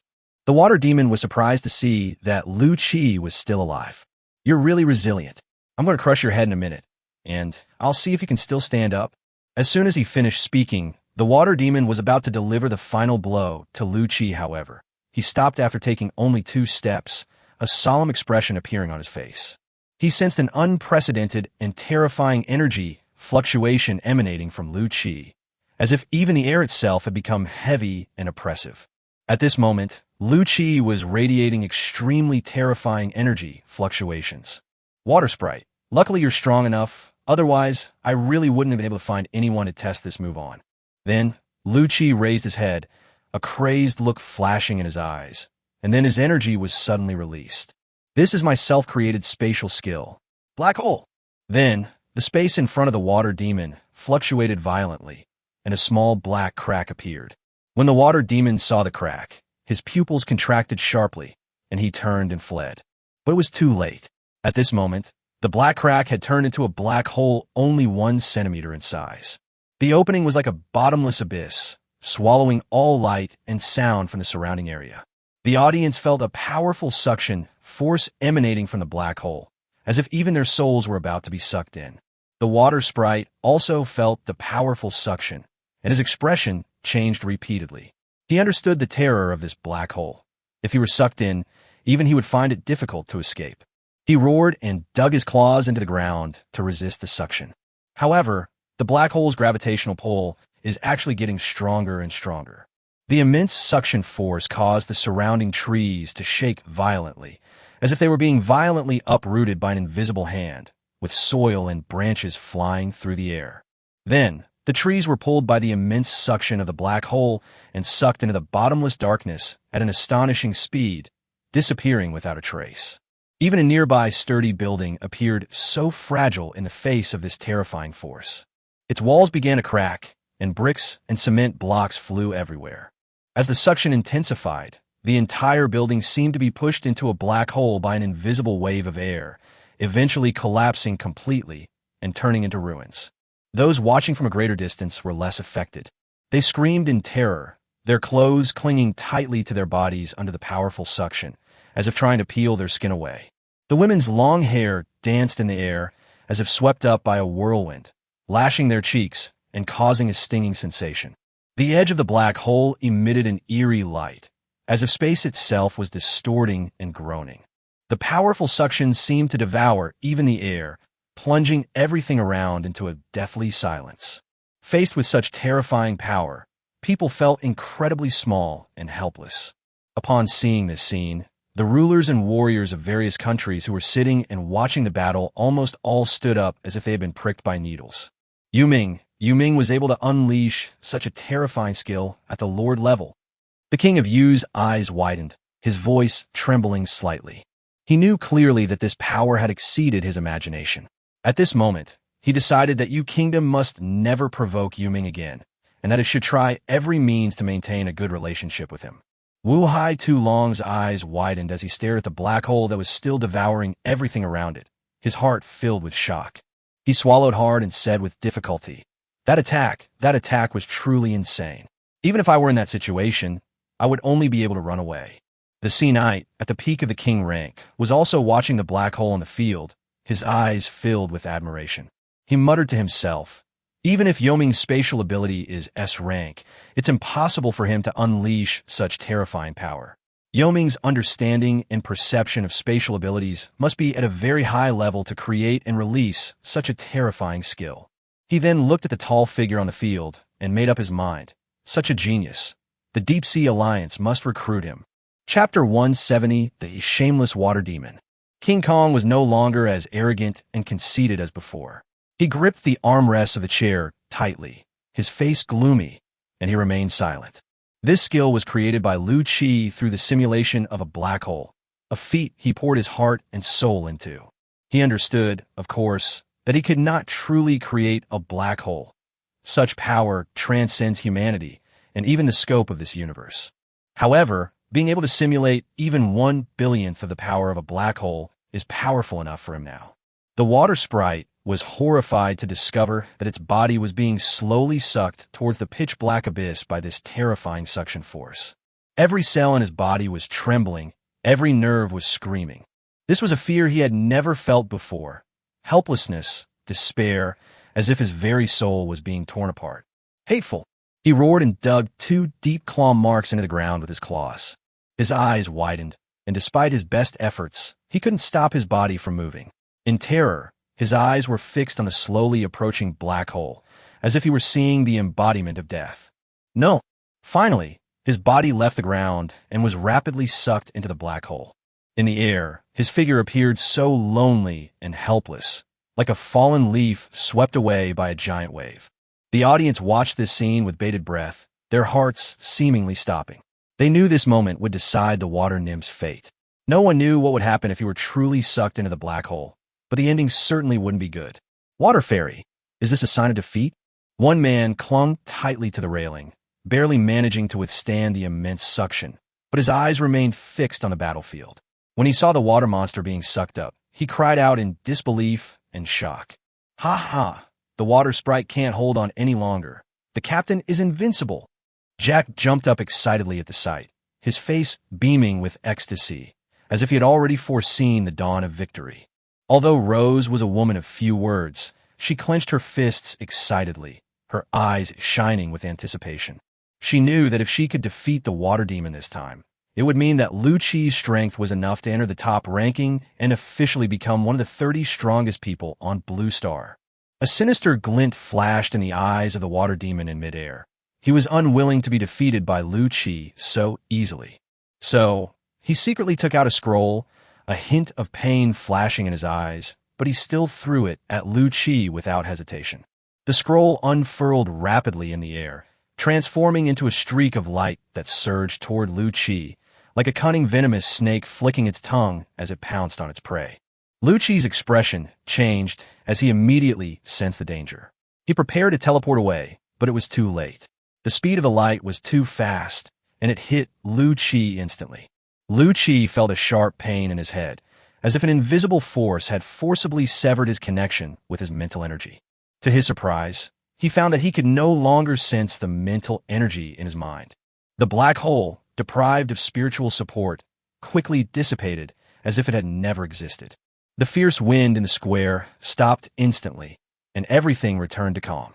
The water demon landed on the ground, looked at Lu Qi, and revealed a smug smile. Upon seeing this, Lu Mengli's face instantly darkened. She shouted, "Demon Sealing Scroll! Water Demon, you actually used a Demon Sealing Scroll in the duel." Her voice was filled with anger and dissatisfaction. King Kong, standing nearby, laughed shamelessly. "Haha, Empress, all's fair in war. Don't you understand such a simple principle?" Lu Mengli's heaving chest clearly indicated her extreme anger. She gritted her teeth and said bitterly, "Shameless." Then, with a quick movement of his feet, he was about to rush onto the field to end the battle.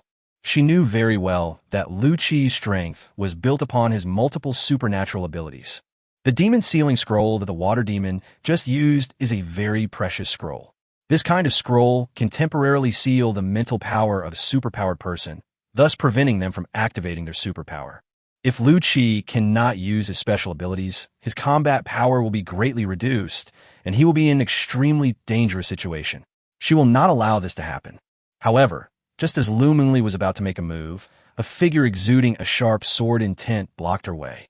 Lu Mengli looked at the person in front of her with a solemn expression and asked in a cold voice, "Thunder Swordsman, are you going to stop me?" Thunder Swordsman gripped his massive longsword tightly and said calmly, "I have no intention of being enemies with the Empress, but it would be best if we didn't interfere in the duel between the Water Demon and the Netherworld." Wu Hai Jingang, Shui Yao, and Lei Ting Jianhao form a faction. Seeing this, Lu Mengli stopped talking, but the energy in her body surged wildly. Clearly, she was preparing to attack Thunder Swordmaster.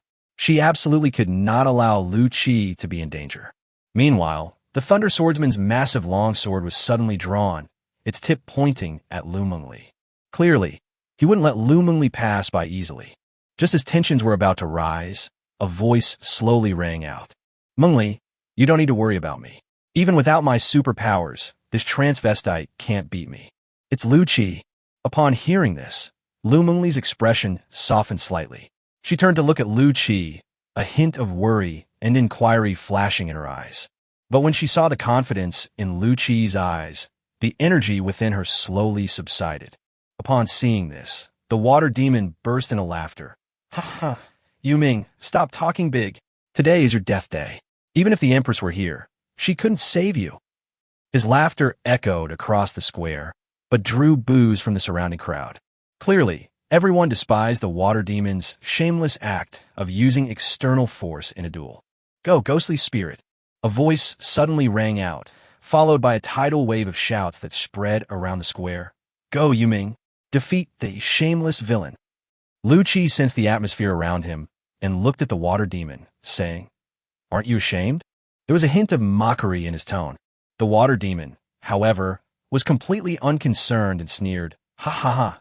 Netherworld, how many scornful looks and ridicules have I endured in my life? If I cared about that, I would have died 10 years ago." Lu Qi nodded, a hint of admiration flashing in his eyes. "Water Demon, there's indeed a reason why you can become a strong person. At least you have the right mentality, and you are shameless enough." Then, Lu Qi slowly drew the ice soul sword from his waist, its tip pointing at the Water Demon. "But I just had bad luck. Who told you that all I could do was use superpowers?" A sharp glint flashed in his eyes.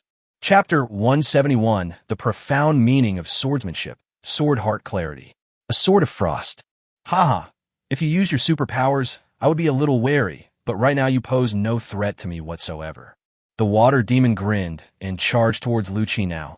"I'll see what you can do without spatial abilities." The sharp claws in his hand slashed down with terrifying force. Despite the Water Demon's attack, Lu Qi remained remarkably calm. The Ice Soul, sword in his hand, trembled slightly, as if responding to its master's fighting spirit. Cold salad. Lu Chi gave a soft shout, then swung his long sword and slashed at the water demon. Clang! The sword and claws clashed, producing a piercing metallic clang.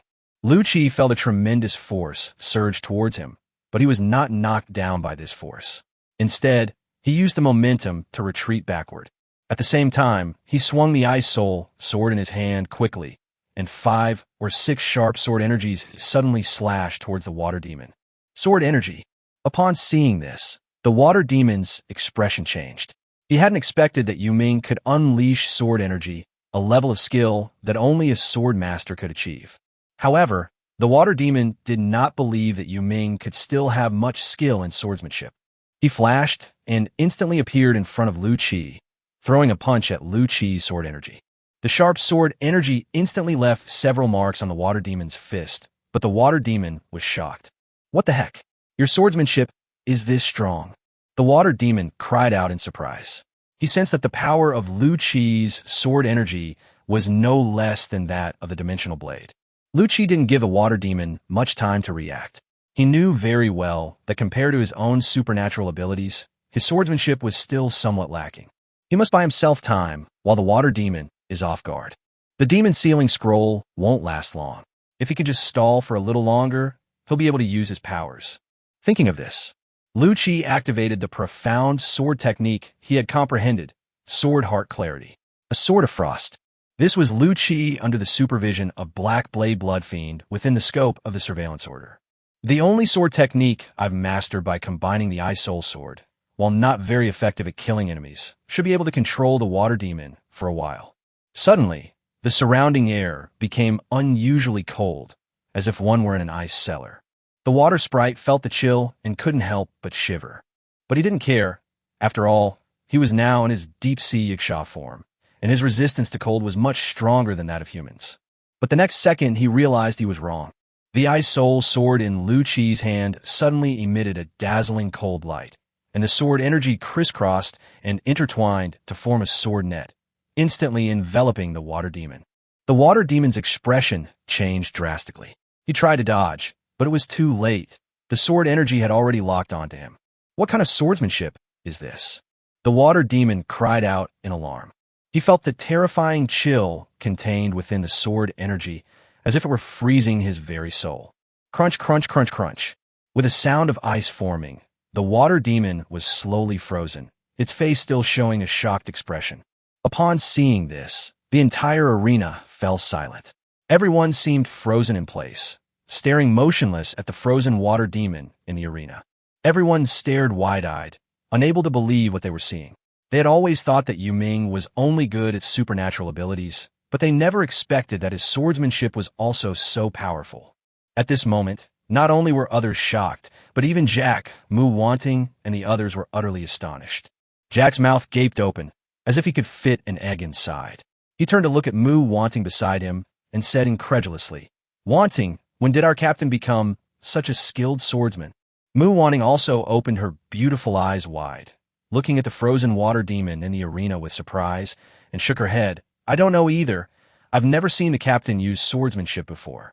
Wang Li stared in disbelief at the scene, secretly marveling at how well his master had kept things hidden. He figured if the water demon hadn't used the magic suppressing scroll, they probably wouldn't have known how long they'd been kept in the dark. However, 10 days ago, Lu Chi was completely ignorant of swordsmanship. This was largely thanks to the 100-fold time allotted by the surveillance order and the guidance of Black Blade Bloodfiend, which enabled Lu Chi's swordsmanship to improve so much in such a short period of time. Looking at Lu Chi on the field, Lu Mengli's lips curled up slightly, revealing a smile. This bastard, he even kept it from me. He didn't tell me about his amazing swordsmanship, which made me worry for a long time. The Sea Knight's admiration for Lu Chi's tall and imposing figure on the field deepened. A genius beyond compare, truly a genius beyond compare. The Sea Knight murmured to himself. At this moment, he decided that after the duel ended, he would spare no effort to keep Yu Ming in the Deep Sea Alliance. After a while, cracks gradually appeared on the ice layer on the water demon's body, and then it suddenly exploded, scattering fragments everywhere. The water demon's face grew even darker. He looked down at the shards of ice on his body, his heart filled with anger and resentment. He never expected that even after sealing Yoming's spiritual power, he would still fall for his trick. How embarrassing. So embarrassing. The water demon said through gritted teeth. He raised his head, roared, and exuded a powerful aura, preparing to continue his attack on Lu Qi. However, he soon discovered to his horror that Yuming had broken free from the demon's sealing scroll suppression of him. As Lu Qi felt his mental energy returning to his mind, the energy within his body began to fluctuate violently. He slowly raised his head, his eyes flashing with a sharp light, as if to say, "Your performance is over." The water demon knew that once Yuming regained his powers, he would have no chance of winning. The black hole skill that Yuming just unleashed was truly terrifying. He had absolutely no power to resist it. Thinking of this, the water demon decisively said, "I surrender." Lu Qi, who was about to activate his supernatural power, raised an eyebrow. He hadn't expected the water demon to admit defeat so readily. Shouldn't Wu Hai be tough and fight to the death? Why is he just admitting defeat like this? Haha, Master won. Wang Li was stunned for a moment, then burst into cheers like a firecracker had been lit. His face was beaming with excitement and pride, as if to say, "Look, this is my master. Isn't he amazing? The captain is invincible." Jack roared, his face filled with admiration and respect. A deafening cheer erupted across the entire square, as everyone celebrated witnessing the birth of a powerful figure. They clapped, screamed, and whistled, expressing their excitement in various ways. Meanwhile, at the headquarters of Apocalypse Corporation, the company's boss, watching the footage playing on the screen, slowly addressed his subordinates behind him. "Issue a notice to remove Yu Ming from the Prodigy ranking and place him on the Peak ranking, ranking him 28th. Yes. At that moment, a system notification sounded in Lu Qi's mind. "Ding! Congratulations, host, for completing the mission, showing off your brilliance. The ghost ship has gained an S-rank ability fusion." Chapter 172, Marshal C, Netherworld. Upon hearing the system's notification, Lu Qi was overjoyed. The S-rank plunder had made him incredibly powerful, and the S-rank ability fusion would likely be of similar great help to him. However, the system did not indicate that the other task had been completed. After admitting defeat, the water demon's body gradually shrank, reverting to its original effeminate human form. He turned to leave, but Lu Qi called him back. "Water Sprite, have you forgotten something?" Lu Qi stared at the water demon and spoke, a hint of coldness flashing in his eyes. The water demon's body stiffened slightly. He knew he couldn't avoid it and could only face it head-on. A look of pain flashed across his face, then a flash of light appeared in his hand, and 2 treasure maps appeared. After throwing it to Lu Qi, the water demon left without looking back. Watching his retreating figure, Lu Qi smiled coldly. "This time, I'll let you experience what it means to lose both your wife and your army." Only then did Lu Qi recall the system notification. "Ding! Congratulations, host, for completing the mission. You have obtained the ability to upgrade the undead crew's strength to the beginner level of King Rank 1. At this moment, the Sea Knight slowly stood up, his deep eyes sweeping around the room. He said in a deep voice, "You have all witnessed the strength of the Netherworld. Fortunately, almost all the Marshalsea warriors and lords of our Deep Sea Alliance are here. I have a suggestion." He paused slightly at this point, a glint of light flashing in his deep eyes. His gaze finally settled on Lu Qi, his voice revealing an irresistible authority. "I propose that Yuming be designated as the new Marshalsea of the Deep Sea Alliance, codename Yuming." These words were like a thunderbolt from the blue. The atmosphere in the room froze instantly, followed by a flurry of discussion, like a pot exploding. But immediately a dissenting voice rang out. It was King Kong. "I object." His voice, like thunder, echoed throughout the entire venue. The Sea Knight frowned slightly, looking at King Kong. What were his reasons for objecting? King Kong laughed heartily. "It's simple. Yuming isn't a member of our Deep Sea Alliance. Our Deep Sea Alliance's Wu Hai must at least be a member of the Deep Sea Alliance, right?" Upon hearing this, Lu Mungli's eyebrows furrowed, and she was about to retort when she was interrupted by the returning water demon. "Empress, even if you say that Yuming has joined your Moonshadow Kingdom, it's no use. Only one Marshalsea can exist within a country. That's the rule." At that moment, a clear voice rang out throughout the venue, attracting everyone's attention. "Yuming has been a member of our Dragon Kingdom for a month now. Therefore, he is fully qualified to serve as a marshal C. Wang Xiaonan, dressed in a red dress, sat gracefully on the chair representing the Dragon Kingdom, her red lips slightly parted, and spoke with elegance and determination. Haha, great, great, great. The Sea Knight's hearty laughter echoed across the square. In that case, there was no problem with Yu Ming taking on a role of Wu Hai. However, King Kong was still unwilling to give up. Their faction had always coveted the position of the new Martial Sea Master, and naturally, they were unwilling to relinquish it to Yu Ming so easily. He said in a deep voice, Yu Ming's performance just now was indeed outstanding. His strength is sufficient to qualify him for the position of Marshal C. However, the matter of the new Marshal C is of utmost importance. According to the rules, it requires a joint vote from all 6 of us Marshal C members to decide. The Sea Knight was also somewhat annoyed. He thought to himself, these despicable people, for their own little bit of benefit, actually pushed away a peerless genius like Yu Ming. They didn't care about the big picture at all for their own selfish interests. But he also understood that what King Kong said was true, and he couldn't refute it. He could only nod helplessly and say, okay, then let's do it by the rules and decide by voting. A tense atmosphere returned to the square. All eyes were focused on the upcoming vote, awaiting the results. The vote began, and Lu Mengli and the Sea Knight voted in favor without hesitation. King Kong, Thunder Swordsman, and Water Demon voted against it. The score is currently 2-3, and the situation has suddenly become very serious. All eyes turned to Tu Long in an instant. His vote would determine the final outcome. Tu Long glanced indifferently at the entire audience, his calm voice echoing throughout. I don't really like people like Yu Ming. His existence makes me feel a sense of crisis at all times. Upon hearing Dragon Slayer's words, King Kong's face instantly lit up with a smile, as if he had already foreseen the dawn of victory. He believed that Dragon Slayer would definitely vote against it. However, the Dragon Slayer did not end his speech as King Kong had expected. He paused, glanced at Lu Qi standing in the center of the room, a complex emotion flashing in his eyes, and then continued. However, it's much better to have such a person as a colleague than an enemy. I agree that Yu Ming should take over as the new Wu Hai. As soon as he finished speaking, the entire room fell silent. King Kong's smile froze on his face, as if he had been frozen by the words of the Dragon Slayer.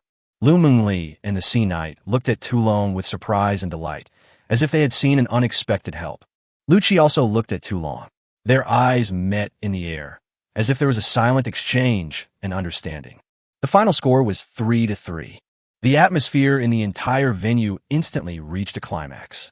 The Sea Knight cleared his throat and then said, all right, it's currently a 3-3 tie, so I hereby declare Yu Ming officially the position/role. Wait. King Kong interrupted the Sea Knight again. The Sea Knight frowned, looking at King Kong with some dissatisfaction, but he still patiently waited for King Kong to finish speaking. King Kong looked around, a sly smile on his face. Sea Knight, I know you really want Yu Ming to join the Deep Sea Alliance, but the vote is currently tied at 3-3. According to the rules, Yu Ming must accept a challenge from a Martial Sea warrior and win to qualify. Isn't it a bit premature for you to announce it now? Upon hearing this, Wang Xiaonan's eyebrows shot up, and she shouted, didn't Yu Ming just defeat the Water Demon? Why is he accepting another challenge? You've gone too far. Just now is just now, and now is now. Thunder Swordsman stepped forward, coldly staring at Yu Ming. Yu Ming, I, the Thunder Swordsman, formally challenge you. Only by defeating me can you assume the position of Martial Sea Master in the Deep Sea Alliance. His voice echoed across the square, causing an uproar. Wu Hai, Thunder Swordsman, ranked 14th on the peak list, is far stronger than the Water Demon. The Sea Knight frowned, understanding the importance of this challenge to Yu Ming. He gave Yu Ming a deep look, as if asking if he would accept the challenge. However, Lu Qi's answer surprised everyone. I refuse. He rejected Thunder Swordsman's challenge without hesitation, his voice firm and cold. Chapter 173 Battle, Wu Hai Kong On. The square immediately erupted in a cacophony of voices and discussions. Alas, it's not Yu Ming's fault. He just fought a battle with the sea monster of Wu Hai, so it's only natural that he would refuse now. An elder stroked his beard, his tone full of understanding. The person next to him nodded in agreement. Yes, and the Thunder Swordsman's strength is far superior to that of the Water Demon. Even someone as strong as the Empress is only ranked 17th on the peak list, while the Thunder Swordsman is ranked 14th. Some people lamented, "It's such a pity. I thought our deep-sea alliance was about to welcome another powerful warrior." Their voices revealed disappointment. However, some people agreed with Yoming's choice. A wise man submits to circumstances. I think Yuming did the right thing. It would be crazy for him to accept the challenge from Thunder Swordsman now. However, some jarring sounds kept echoing in the square. TSK, TSK, TSK. Yuming really backed down. I knew he wouldn't amount to anything. A young man in brocade robes curled his lip and mocked. The people around him chimed in. That's right, that's right. He's probably only become this strong because he's had a few lucky encounters. Upon seeing this, King Kong immediately burst into smug laughter. Ha ha. Very good, Yuming. It's rare that you have such self-awareness. The position of Wuhai is not something you can covet. Although the Thunder Swordsman remained silent, his expression towards Lu Qi was full of disdain, as if to say, "You don't even dare to accept a challenge. So what are you talking about becoming a martial arts master?" Meanwhile, the Sea Knight, who had always been optimistic about the underworld, sighed deeply. He understood Yoming's decision. After all, having just gone through a fierce battle, it was indeed asking too much of a man to immediately face the even more powerful Thunder Swordsman. But he still felt a sense of disappointment, as if his hopes had been dashed. The surrounding clamor surged like a tide, but Lu Qi stood firm like an island, completely unaffected. He looked at Thunder Swordsman indifferently and said, "I remember that the 7 warlords of the Deep Sea Alliance are divided into the upper 3 seas and the lower 4 seas, and you, Thunder Swordsman, should be one of the lower 4 seas, right?" Thunder Swordsman remained calm, though a hint of displeasure seemed to have been triggered by Lu Qi's words. He narrowed his eyes slightly, looking at Lu Qi. "So what if it is?" Lu Qi smiled. "In other words, even if I defeat you, I still won't reach the upper 3 seas, and I'd just like to get there in one step." Having said that, he suddenly pointed the Ice Soul sword at Vajra, its tip flashing with a sharp, cold light. "Therefore, I challenge you. Martial Arts Master Kong." The moment these words were spoken, the entire room fell silent, as if even the wind had stopped blowing. Everyone stared wide-eyed, as if they couldn't believe their ears. Did I hear that right? Yuming bypassed Thunder Swordsman and went straight to challenge Marshal C. Vajra? Someone exclaimed in surprise, their voice filled with disbelief. Wu Heijingang is at the peak of the king rank, one of the most powerful men on this planet. How dare Yuming do this? Some people whispered among themselves, seemingly shocked by Lu Qi's crazy actions. Some people even rubbed their eyes, exclaiming, "Oh my God, I must be hallucinating. Pinch me. Ouch, ouch, stop pinching me." Yuming, no matter what, is only a Lord-level being. For a Lord-level being to actively challenge a peak King-level being? My God, this world must be insane. At this moment, not only were others stunned, but even Mu Wanting and the others were dumbfounded upon hearing Lu Qi's words. Mu Wanting looked at Lu Qi in disbelief. "Captain, did you just say you're going to challenge King Kong directly? Right?" Jack also felt it was a bit unreal, but then he shook his head. "Who cares? Hasn't the captain created enough miracles? Since the captain has decided to challenge King Kong, he must be absolutely certain of success." Rose's trust in Lu Qi remains fervent and blind. The smile on King Kong's face froze instantly upon hearing Lu Qi's challenge, as if he had been struck by a heavy punch, leaving him completely stunned. Then he burst into laughter, a laugh that swept across the entire square like a storm, making everyone's eardrums buzz. "Haha, very good, very good. You're truly a newborn calf unafraid of tigers. It seems your journey, Netherworld, has been far too smooth. You don't know what true strength is." King Kong laughed loudly, his voice filled with contempt. As he spoke, King Kong suddenly ripped his clothes apart, revealing a muscular physique, each muscle sharply defined, as if sculpted from the hardest stone. A huge scar marred his chest, resembling the mark of a ferocious beast, sending chills down one's spine. Then he suddenly pushed off the ground, his entire body rising into the air like a cannonball, shooting straight into the sky. His figure drew an arc in the air, before crashing to the ground like a meteor. Bang! With a deafening crash, King Kong slammed down in front of Lu Qi. Spiderweb-like cracks appeared beneath his feet from the immense force, as if the entire plaza were about to collapse. His eyes gleamed with a fierce light, like a tiger about to pounce on its prey. King Kong snapped his fingers, grinning maliciously at Lu Qi. "I'll teach you a lesson in a bit. Yuming, I, King Kong, accept your challenge. If you can defeat me, you'll be one of the top 3 in the Deep Sea Alliance. He abruptly changed the subject, a cruel smile spreading across his face. However, this was something that would never happen. It seemed to him that Lu Qi had absolutely no chance of defeating him. Wu Hai Jingang, a peak king-level expert, is a beautiful Chinese with an S-class ability, metal manipulation, and is ranked 11th on the peak ranking.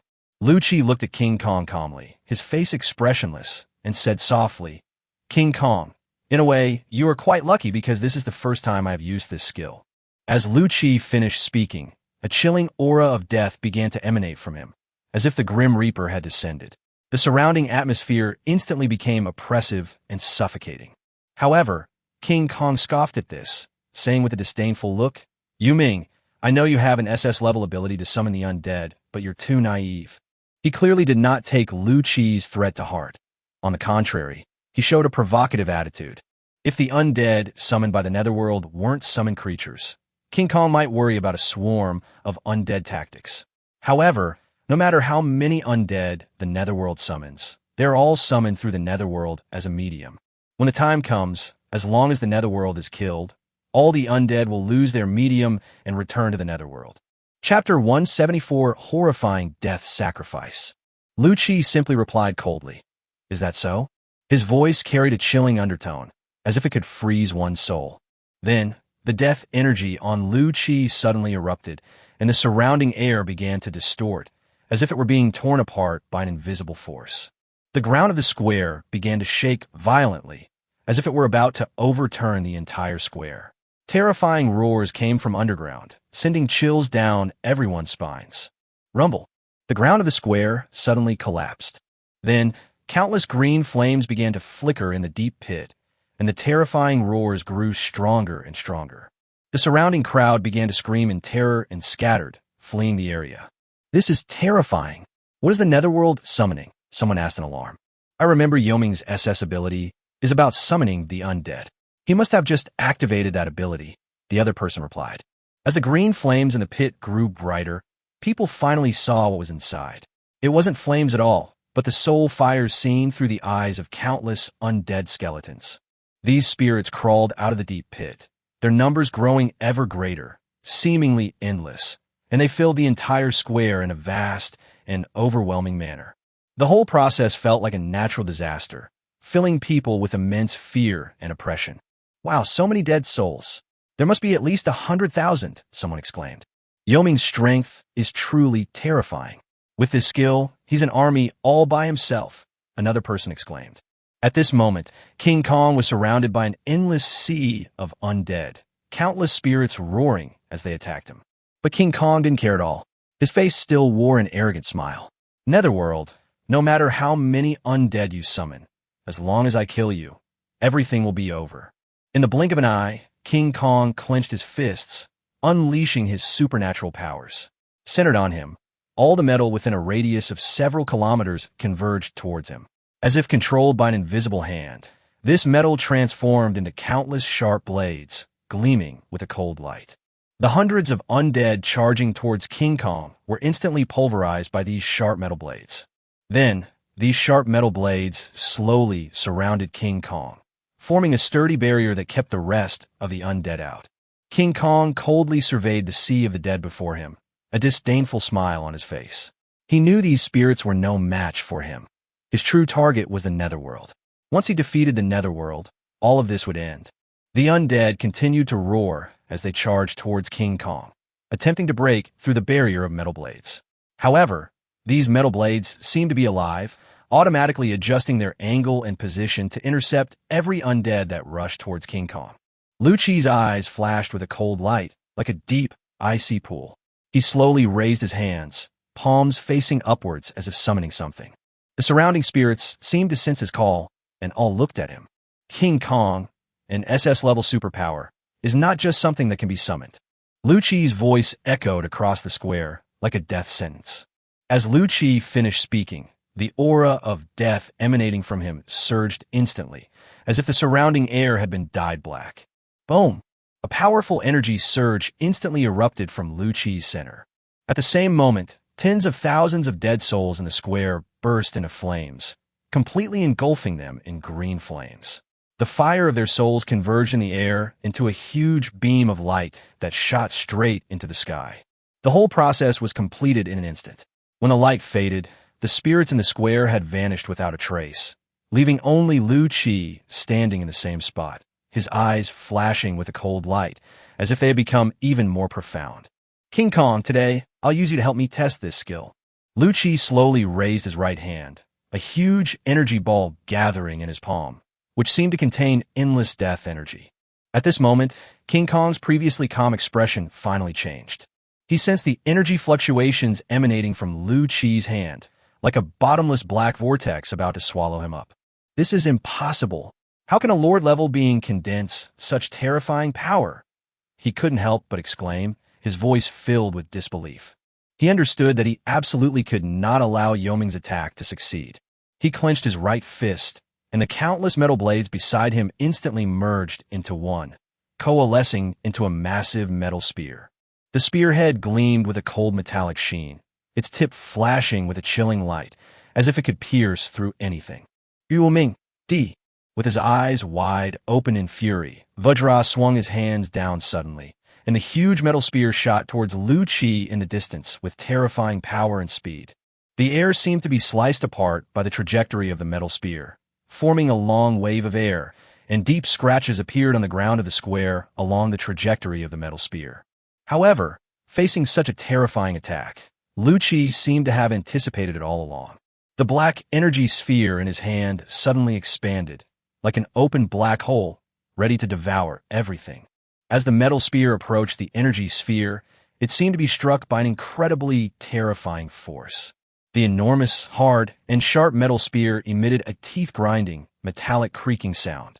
Then, under everyone's watchful eyes, the tip of the metal spear began to slowly deform and twist, until finally the entire spear turned to ashes and dissipated into the air.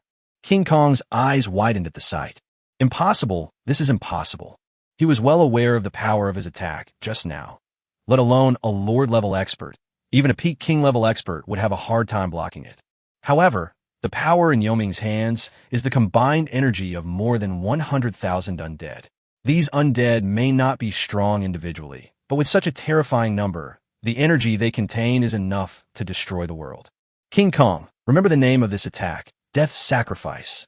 Lu Qi's voice seemed to come from hell. As soon as he finished speaking, the black energy ball in his hand instantly erupted, transforming into a jet-black beam of light that shot towards King Kong in the distance with lightning speed. The beam of light streaked through the air, leaving afterimages as if it had sliced through the barriers of space. The ground in the square began to crack under the impact of this force, spreading out like a spider web. The surrounding buildings also began to shake violently, as if they were about to collapse at any moment, as if the whole world was trembling in the face of this blow. King Kong's eyes widened like copper bells, as if they were about to jump out of their sockets. He stared intently at the black beam of light hurtling towards him, his expression gradually shifting from shock to madness. Chapter 175 Marshal C. Netherworld. Come on, Netherworld. Let me see if your attack can knock me down. King Kong roared, his voice echoing across the square like thunder. As he roared, the ground in the square began to shake violently, as if an earthquake had struck. Immediately afterwards, countless metal molecules surged from the earth, as if drawn by an invisible force, rushing toward the Vajra. These metallic molecules instantly coalesced on King Kong's body into a thick suit of steel armor, each plate seemingly meticulously crafted, gleaming with a cold light. At the same time, a huge steel shield also materialized in front of King Kong's hands. King Kong braced himself against the shield with both arms, his muscles tensing instantly, as if he were pouring all his power into the shield. The black beam of light, like a shooting star in the night sky, streaked across the heavens, carrying an aura of annihilation, and slammed violently into King Kong's shield. The terrifying energy contained within that beam seemed poised to devour the entire world. At the moment of impact, the seemingly indestructible steel shield became as fragile as foam, instantly pierced. The energy of the beam raged across the shield, triggering a massive, earth-shattering explosion. Boom! A deafening roar echoed across the square, as if it were tearing the entire space apart. The shockwave from the explosion spread outwards at an alarming speed, destroying everything in its path. The ground in the square was blasted into pieces, and dust and gravel flew in the air, shrouding the entire square in a gray haze. Once the dust settled, everyone gasped in shock. They stared in horror at the center of the square, where a crater tens of meters wide had been blasted out of the spot where King Kong had been. Scattered around the crater were fragments of broken steel, seemingly testifying to the horror of the attack that had just occurred. King Kong was also in a terrible state. His once indestructible steel armor was now tattered and mangled. His body was covered in wounds, some so deep that bone was visible, and he was covered in blood. Jin Gang struggled to lift his head and glanced at Lu Qi. Then he could no longer hold back and spat out a mouthful of blood. Clearly, this attack had seriously injured him. The surrounding audience was completely stunned by what they saw.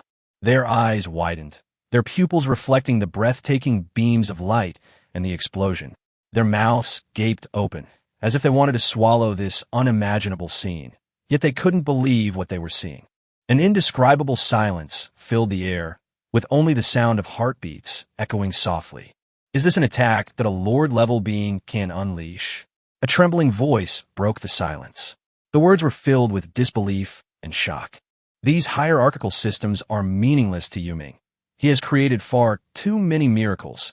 Another person sighed, their voice revealing deep admiration and helplessness. I never expected that Yuming's strength could be so terrifying, someone exclaimed, as if only now truly realizing how formidable Lu Qi was. Yes, who would have thought that he could actually injure a Vajra at the peak of the king rank? Someone echoed, their voices filled with disbelief and awe. Doesn't that mean that from now on, Yuming will be one of the top 3 Cs in the Deep Sea Alliance, instantly placing him at the pinnacle of power within the alliance? Upon hearing this, everyone realized that the terrifying, death-like man in the square would henceforth be the ruler of the Deep Sea Alliance. Upon seeing this scene, Lu Mengli's beautiful eyes sparkled with pride and joy. Although she had always known that Lu Qi was a man capable of creating miracles, she was still shocked and amazed when she witnessed his power firsthand. He really did it. Lu Mengli murmured to herself, her gaze fixed on Lu Qi, as if to confirm his safety. At this moment, Lu Qi caught a glimpse of Jin Gang's miserable appearance, raised an eyebrow slightly, and muttered to himself, "They didn't die. It seems the power of this death sacrifice wasn't strong enough." Although the words were spoken softly, they could be clearly heard in the quiet square. Upon hearing this, King Kong's anger surged instantly, and he almost coughed up blood again. Keep in mind, he was a peak king-level expert specializing in defense, a veteran of countless battles, and had never suffered such a severe injury. On the entire planet Blue Star, there were only a handful of people who could injure him like this with a single blow. Seeing that King Kong was not dead, a ruthless glint flashed in Lu Qi's eyes. With a wave of his right hand, several dimensional blades instantly condensed, gleaming with cold light as they flew towards King Kong. He planned to take advantage of King Kong's injury to finish him off. For Lu Qi, King Kong was a bastard who had hindered him at every turn. He wouldn't hesitate to settle old scores and new grudges.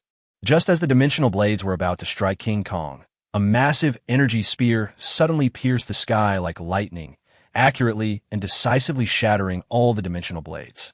Lu Qi's eyes narrowed, and his sharp gaze shot directly at the person who had made the move. A figure slowly rose from the golden chair. "They're Sea Knights. All right, the duel ends here." The Sea Knight's voice was deep and powerful, each word like a heavy hammer striking the hearts of everyone. The Deep Sea Alliance cannot afford to lose any more sea warriors. His words were filled with authority and unquestionable power. Then, he turned his gaze to King Kong, his eyes like those of a judge.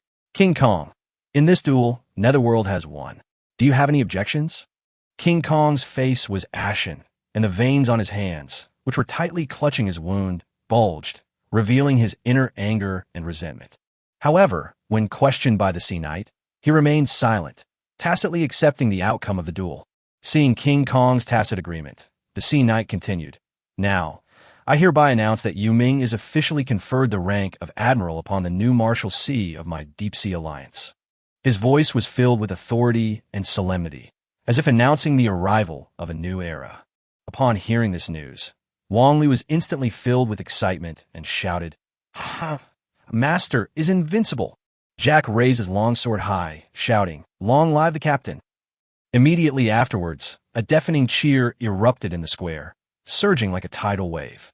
Everyone was celebrating wildly to witness this historic moment, waving their weapons and flags. In the distance, the prepared cannons roared in unison, their deafening roar echoing through the sky, celebrating the birth of the new warrior. The dazzling fireworks burst in the sky, as colorful as blooming flowers, making the entire square look like a painting. Chapter 176, King Rank Soul Devouring. Okay, you guys really don't need to follow me anymore. Looking at the large group of people behind him, Lu Chi's face showed a hint of helplessness. He originally just wanted to return to the nightmare, but he didn't expect to be followed by such a large group of people, which made him feel both amused and exasperated. A colonel in a pristine white uniform stepped forward, a hint of confusion on his face. "But General, we were sent by the military to assist you. How are we supposed to explain sending us back like this?" Lu Chi sighed softly. The group of people in front of him were assistants sent by the military after he was appointed as a Wu Hai. He looked around and saw at least 2,000 people in the dark mass of people. He didn't plan to bring so many people with him to the nightmare. On the nightmare, Wang Li and Mu Wanting were enough. Lu Chi turned to the colonel and said, "Colonel Wang, with my current authority, how many troops can I mobilize?" Colonel Wang pondered for a moment, then replied, "General, you are now the most powerful person in the Deep Sea Alliance. You can bypass the council and directly mobilize 3 fully fledged fleets, totaling approximately 300,000 men. Any larger numbers would require council approval." Lu Chi raised an eyebrow, clearly surprised by the answer. He hadn't expected the authority of the upper 3 seas to be so great, which gave him a deeper understanding of his own position. He made a decisive decision. "Okay, then you don't need to come with me. You can stay in Longsheng. If anything happens, I'll let you know by phone." Colonel Wang immediately stood at attention and gave a standard military salute. "Yes, Your Majesty." After returning to the nightmare, Lu Chi muttered to himself, 3 fully equipped fleets, 300,000 men, plus my own naval forces. Once I evolve the nightmare into a quasi-legendary warship, I will attack the Sky Empire. At this point, a sharp glint flashed in Lu Chi's eyes. Mo shouting, "When the time comes, we'll settle our scores properly." Master, please put on the general's uniform." Wang Li excitedly approached Lu Chi, holding a set of general's uniform in his hands. His eyes were fixed on the 3 glittering gold stars on the insignia, filled with longing and envy. "The general's uniform is so cool. When will I be able to wear it?" he muttered to himself, as if dreaming of the day he would wear the uniform. Lu Chi glanced at him, a faint smile playing on his lips. "If you like it, this dress is yours." Wang Li scratched his head and laughed somewhat embarrassedly. How could I possibly accept that? Besides, with my level of strength as a leader, no one would believe me even if I wore it. Lu Chi rolled his eyes and said irritably, "Good to know. Improving your own strength is more important than anything else.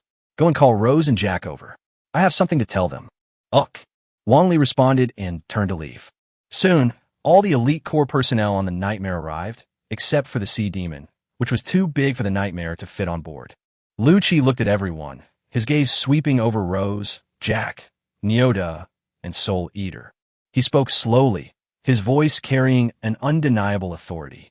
"Next, I will head to the Abyss to find the materials needed to evolve the Nightmare ship. Before that, I will use the Nightmare ship to upgrade one person's strength to the initial king rank." Upon hearing this, everyone immediately became excited. "Wow, finally, someone on our team is going to reach the king rank." Jack shouted excitedly. Wang Jie was something he didn't even dare to dream of. Before being summoned to the nightmare by Lu Chi, he was just a weak skeleton of ordinary level, a mere cannon fodder. Wang Li looked at everyone with envy and sighed. Being an undead on the nightmare is really wonderful. The strength increases so quickly. Mu Wanting covered her mouth and giggled. "Then you can become an undead, and the captain can summon you back." Her teasing made Wang Li look embarrassed. He scratched his head and laughed awkwardly. "Let's forget it. I'm afraid of getting hurt." Rose stepped forward and said, "Captain, I suggest that we upgrade Soul Eater to the king rank first. The racial characteristics of the Ghost Clan can sometimes have many unexpected effects." Lu Chi nodded in agreement. "All right, Soul Eater, I'll first raise your strength to the king rank." Soul Eater bowed respectfully to Lu Qi. I will follow the captain's orders. His voice revealed absolute loyalty and obedience to Lu Qi. Subsequently, Lu Qi used the system to select and use the reward given by the system to upgrade the strength of the undead crew to the initial king rank. Ding! Host, please select undead crew members to enhance your strength. Luki Koze, Sol Devuring. Successful selection. The undead crew member is evolving. Then, countless black energies, like countless long black snakes, slowly emerged from the hull of the nightmare. These black energies twisted in the air as if they were alive. After slowly circling around Soul Eater a few times, they all poured into Soul Eater's body. The Soul Eater's entire form was instantly shrouded in a thick fog formed by black energy. His figure appeared and disappeared within the black fog, as if undergoing a transformation. As time passed, the thick black fog began to slowly dissipate, revealing the figure of the Soul Eater. Soul Devourer had already advanced to the king rank. Although his appearance hadn't changed much, the energy surging around him was terrifying. His eyes gleamed with a deep, dark light, and the surrounding air seemed to become oppressive because of his presence. Wang Li stood beside Soul Eater, carefully sensing his aura, and a look of surprise appeared on his face. Did you all feel it? Although Soul Eater has just advanced to the early king rank, the aura he exudes is obviously much stronger than that of an ordinary early king rank expert. Mu Wanning pondered for a moment, then said, it must be because the nightmare has an undead enhancement device. So, everyone's bodies and potential have been enhanced without them even realizing it. Her words were like a morning bell and an evening drum, instantly awakening everyone, and they all nodded in agreement. Feeling the surging power within him, Soul Devourer respectfully said to Lu Qi, Captain, my strength has advanced to the king rank. Even in the Avicii Hell, I can still be of help to you. Why don't I accompany you to the Avicii Hell this time? However, Lu Qi shook his head. No, I need you to help me protect the nightmare on Blue Star. Chapter 177 Ability Fusion. S-Rank Ability, Thunder Dragon Transformation. His gaze swept across everyone's faces, and each person who met his eyes felt a heavy responsibility weighing on their heart. Upon hearing Lu Qi's words, everyone's expressions immediately turned serious. They stood tall and said in unison, Captain, please rest assured, as long as there is one person on the nightmare who can move, the nightmare will be safe. Lu Qi nodded in satisfaction, then continued, I have already informed General Gua that enough places have been reserved in the Tower of Destiny. Next, you will go to the Tower of Destiny to strengthen yourselves. He specifically instructed Wang Li. Wang Li, especially you, the flame crystals in the Tower of Destiny should be very useful to you. Upon hearing this, a determined glint flashed in Wang Li's eyes. Yes, Master, please rest assured, I will work hard. At this moment, his gaze fell on the Soul Eater beside him, and a flash of inspiration struck him. He asked, Soul Eater, do you ghosts have tears? Soul Eater was taken aback by Lu Qi's sudden question, but still respectfully replied, Captain, we Ghost Clan are all semi-ethereal beings, and we do not have tears. So here's the question. Lu Qi frowned, rubbed his chin, and looked troubled. How am I supposed to obtain a material like ghost tears? He had long since unlocked the blueprints for the Bone Dragon missile, but he had never even heard of the ghost tears needed to craft it. Hearing this, Soul Eater finally understood Lu Qi's confusion. He explained, Captain, in the realm of the dead, there are special locations known as Wells of Souls. These wells are usually related to the purification or transformation of souls, and they contain a large amount of ghost tears. Soul Eater paused, seemingly lost in thought. Then he continued, the Avicii Hell and the realm of the dead have many similarities. I think there should also be a well of souls in the Avicii Hell. Upon hearing Soul Eater's words, Lu Qi suddenly realized that he had previously thought ghost tears were the tears of ghosts. After explaining things to everyone, Lu Qi looked at the nightmare's newly acquired ability. Superpower Fusion S-Rank Ability. The ghost ship can fuse and enhance its own abilities or the host's multiple superpowers. Friendly reminder. Once you choose to fuse abilities, the fused ability may undergo unknown changes. Please use it with caution. If the level of the enhanced ability after fusion is higher than the fusion level, S-Rank, the probability of fusion failure will greatly increase. The fusion of superpowers sounds exciting, but also a little unsettling. Lu Qi glanced at the system notification, his heart filled with a mixture of anticipation and trepidation. He stroked his chin, imagining the possible changes after the fusion of superpowers, but also fearing that the losses would outweigh the gains. My spatial ability is my lifeline right now.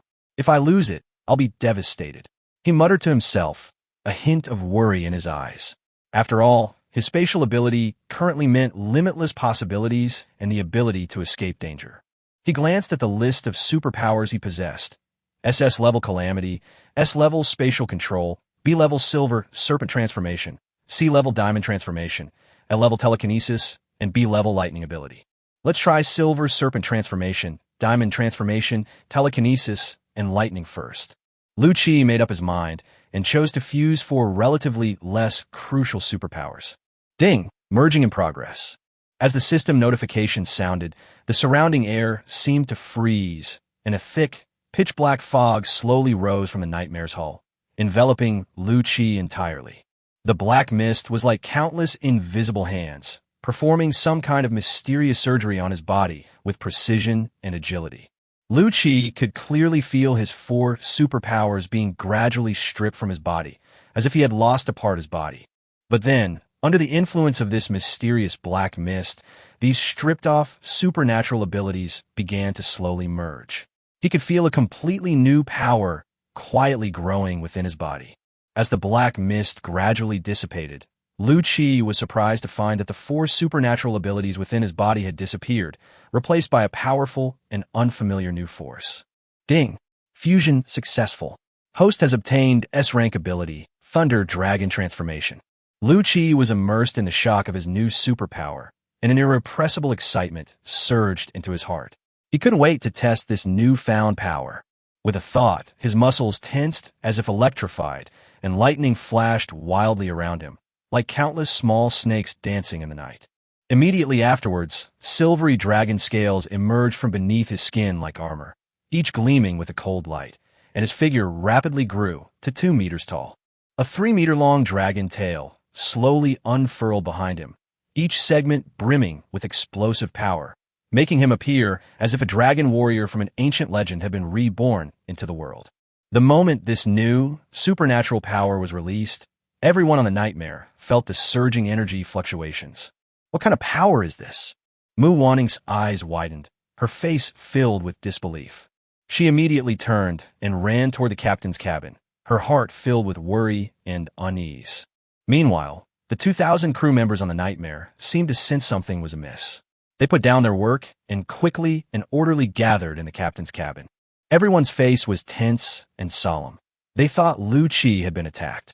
When everyone arrived at the captain's cabin, they saw a warrior enveloped in lightning and dragon scales, majestic and imposing, as if a thunder dragon warrior from mythology had descended to earth. "Who are you? Why are you a nightmare?" Rose spoke first, her voice filled with vigilance and hostility, her Barrett heavy sniper rifle already aimed at the dragon warrior's head, ready to pull the trigger at any moment. "How come this person has the aura of a captain, but the captain doesn't have such superpowers?" Mu Wanting frowned, her eyes filled with doubt and confusion. "Haha, Wanting is so smart. It's me. Everyone don't need to panic." With a thought, the lightning and dragon scales on his body gradually dissipated, revealing his original face. Upon seeing this, the crowd was initially stunned, then erupted in enthusiastic cheers. "Captain, you've gained a new superpower?" Jack looked at Lu Qi, his face full of excitement. Master's superpower transformation this time was so cool. Wang Li stood to the side, his face full of admiration and envy. He couldn't help but reach out and touch the lingering thunderous aura on Lu Qi's body. Mu Wanning stood to the side, quietly observing Lu Qi. She seemed to be deep in thought, muttering to herself, "This ability, I think I see echoes of many of the captain's previous abilities." Chapter 178, The Pirate King Poisoned Bee's Intentions. Upon hearing this, Lu Qi looked down at his body and smiled, saying, Wan Ting observed very carefully. "That's right, this new ability is something I evolved by fusing some of my previous abilities. It seems to be working quite well." The Thunder Dragon Transformation ability possesses some characteristics of Silver Serpent Transformation, Diamond Transformation, and Lightning abilities, but the A-level psychic power has completely disappeared. It seems this is the unknown change the system was alerting us to. Since that's the case, Lu Qi decided not to integrate the abilities on the nightmare for the time being, since every ability on the nightmare is extremely useful right now. Afterwards, Lu Qi and Lu Mingli said their goodbyes properly, and then Lu Qi activated his spatial ability, passing through a spatial rift and arriving at the sea surface where he had returned to Blue Star from the abyss. This place contains a spatial node leading to the Avicii Hell. Lu Qi then aimed his spatial ability at the spatial node and released it.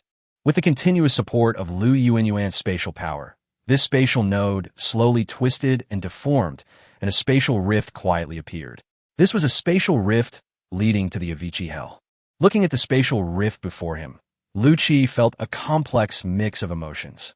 He recalled the days he spent with Lu Mengli in the Avicii Hell, when they did everything in their power to find a spatial node to return to Earth.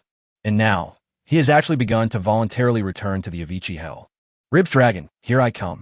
Lu Qi's lips curled into a chilling smile. Then he took a step forward and vanished from the spot. After he disappeared, the spatial rift leading to the Avicii Hell also lost its spatial energy. Like a vortex that had lost its power, it slowly dissipated into the air, eventually vanishing without a trace. The surrounding sea returned to calm, leaving only the lonely little wooden boat gently swaying in the waves, as if telling the story of the extraordinary events that had just occurred. Black Blood City. Black Blood City, a Class C city located on the edge of Blue Star. Every brick and every wall in the city seemed to be stained with deep darkness and endless blood, telling the story of the violence, killing, and chaos that filled this place. Because this is the location of the Pirate King, Poison Bee. Yes, this is a pirate city. In Black Blood City, the name Poisonous Bee represents absolute power and terror. He was not only the ruler of this pirate city, but also a demon and a god in the hearts of all pirates. His existence maintained a strange balance in Black Blood City amidst chaos and slaughter. Today, this pirate city welcomes a special guest. The venomous bee sat enthroned on the throne, looking down at Luo Chuan below, his voice cold and deep. Luo Chuan, I have never had any dealings with your Sky Empire. What brings you to my city and Black Blood City today?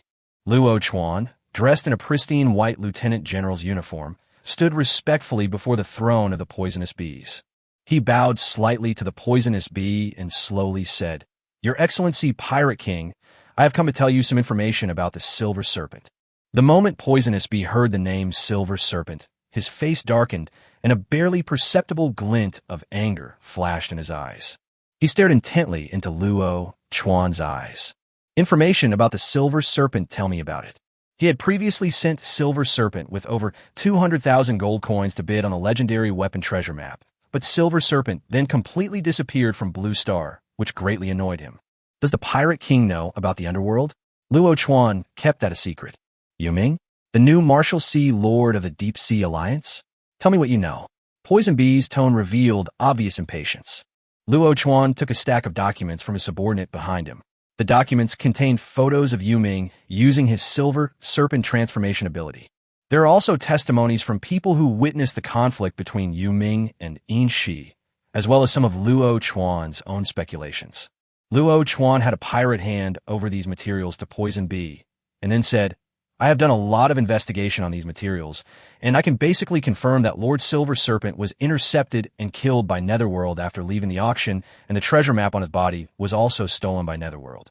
Poison Bee took the documents the pirate handed him, and his gaze gradually turned cold and sharp as he scanned them.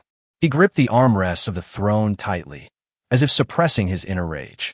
He had heard some rumors and speculations before, all pointing to Yuming, but Poison Bee had been hunting a peak-level sea beast for a while, so he put the matter of the Silver Serpent aside.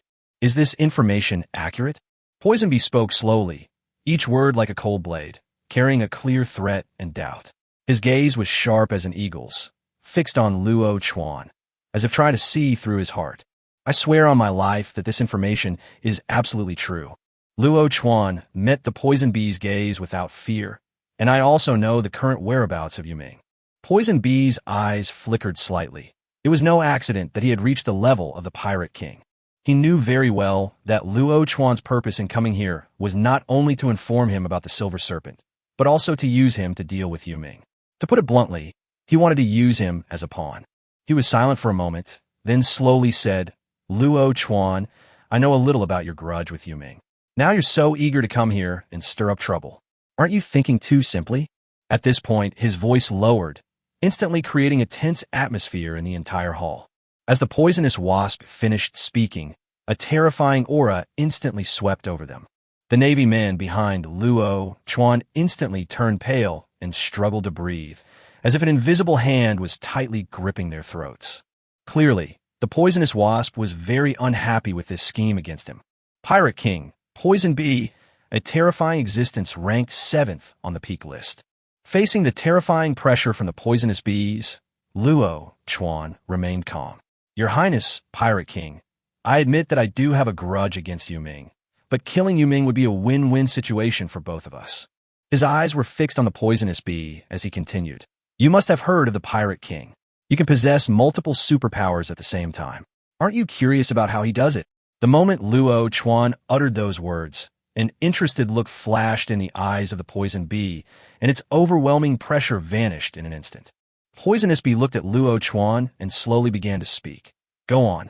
Luo Chuan smiled slightly, knowing he had successfully piqued the interest of the poisonous bees. He gathered his thoughts and slowly began to speak. The Nightmare. That's the alien ship from the underworld. That alien ship has an advanced ability to plunder the abilities of other ships and the abilities of superhumans. As soon as Luo Chuan finished speaking, the entire venue erupted in an uproar, with exclamations and discussions rising and falling, as if an invisible storm had been unleashed. Chapter 179, Returning to the Avicii Hell. Every pirate's face showed shock and greed. They knew that if Luo Chuan's words were true, then the value of Yoming's alien ship would be no less than that of a legendary warship. In an instant, all eyes were on Poison Bee, awaiting his decision. Poison Bee's expression also became extremely solemn. He gave Luo Chuan a deep look. At this moment, he knew that Luo Chuan was setting a trap to use him, but he still couldn't help but go in because the temptation of the nightmare ship was too strong. He knew that once he possessed the ability to plunder superpowers, he could instantly become the most powerful person on the entire planet. Of course, as long as the Blood Emperor and the Wave Lord don't return. In this tense yet expectant atmosphere, the poisonous wasp remained silent for a moment, as if weighing the pros and cons in its mind. Finally, he slowly spoke. Luo Chuan, your information is very interesting. Now, tell me the whereabouts of Yuming. Upon hearing this, Luo Chuan's face lit up with a victorious smile. The Nightmare, where Yuming was currently sailing towards the Tower of Destiny, which meant that Yuming was very likely to participate in the next exploration of the Tower of Destiny. Tower of Destiny. Poisonous Bee repeated the name in a low voice, a strange light flashing in his eyes. He then pondered and said, All right, I understand. I will take Netherworld's life for you. At this moment, a one-eyed pirate stepped forward and said to Poison Bee, Pirate King, Yuming is still an SSS-level wanted criminal of the Sky Empire, with a bounty of 1 million gold coins. His voice revealed a greedy tone. Upon hearing this, Poison Bee's lips curled into a smile. An unexpected delight. Luo Chuan, go back and tell your military to prepare the gold coins. I, Poison Bee, want Yuming's life. We have already prepared this 1 million gold coins, and are just waiting for you, Pirate King, to exchange them for the head of the underworld.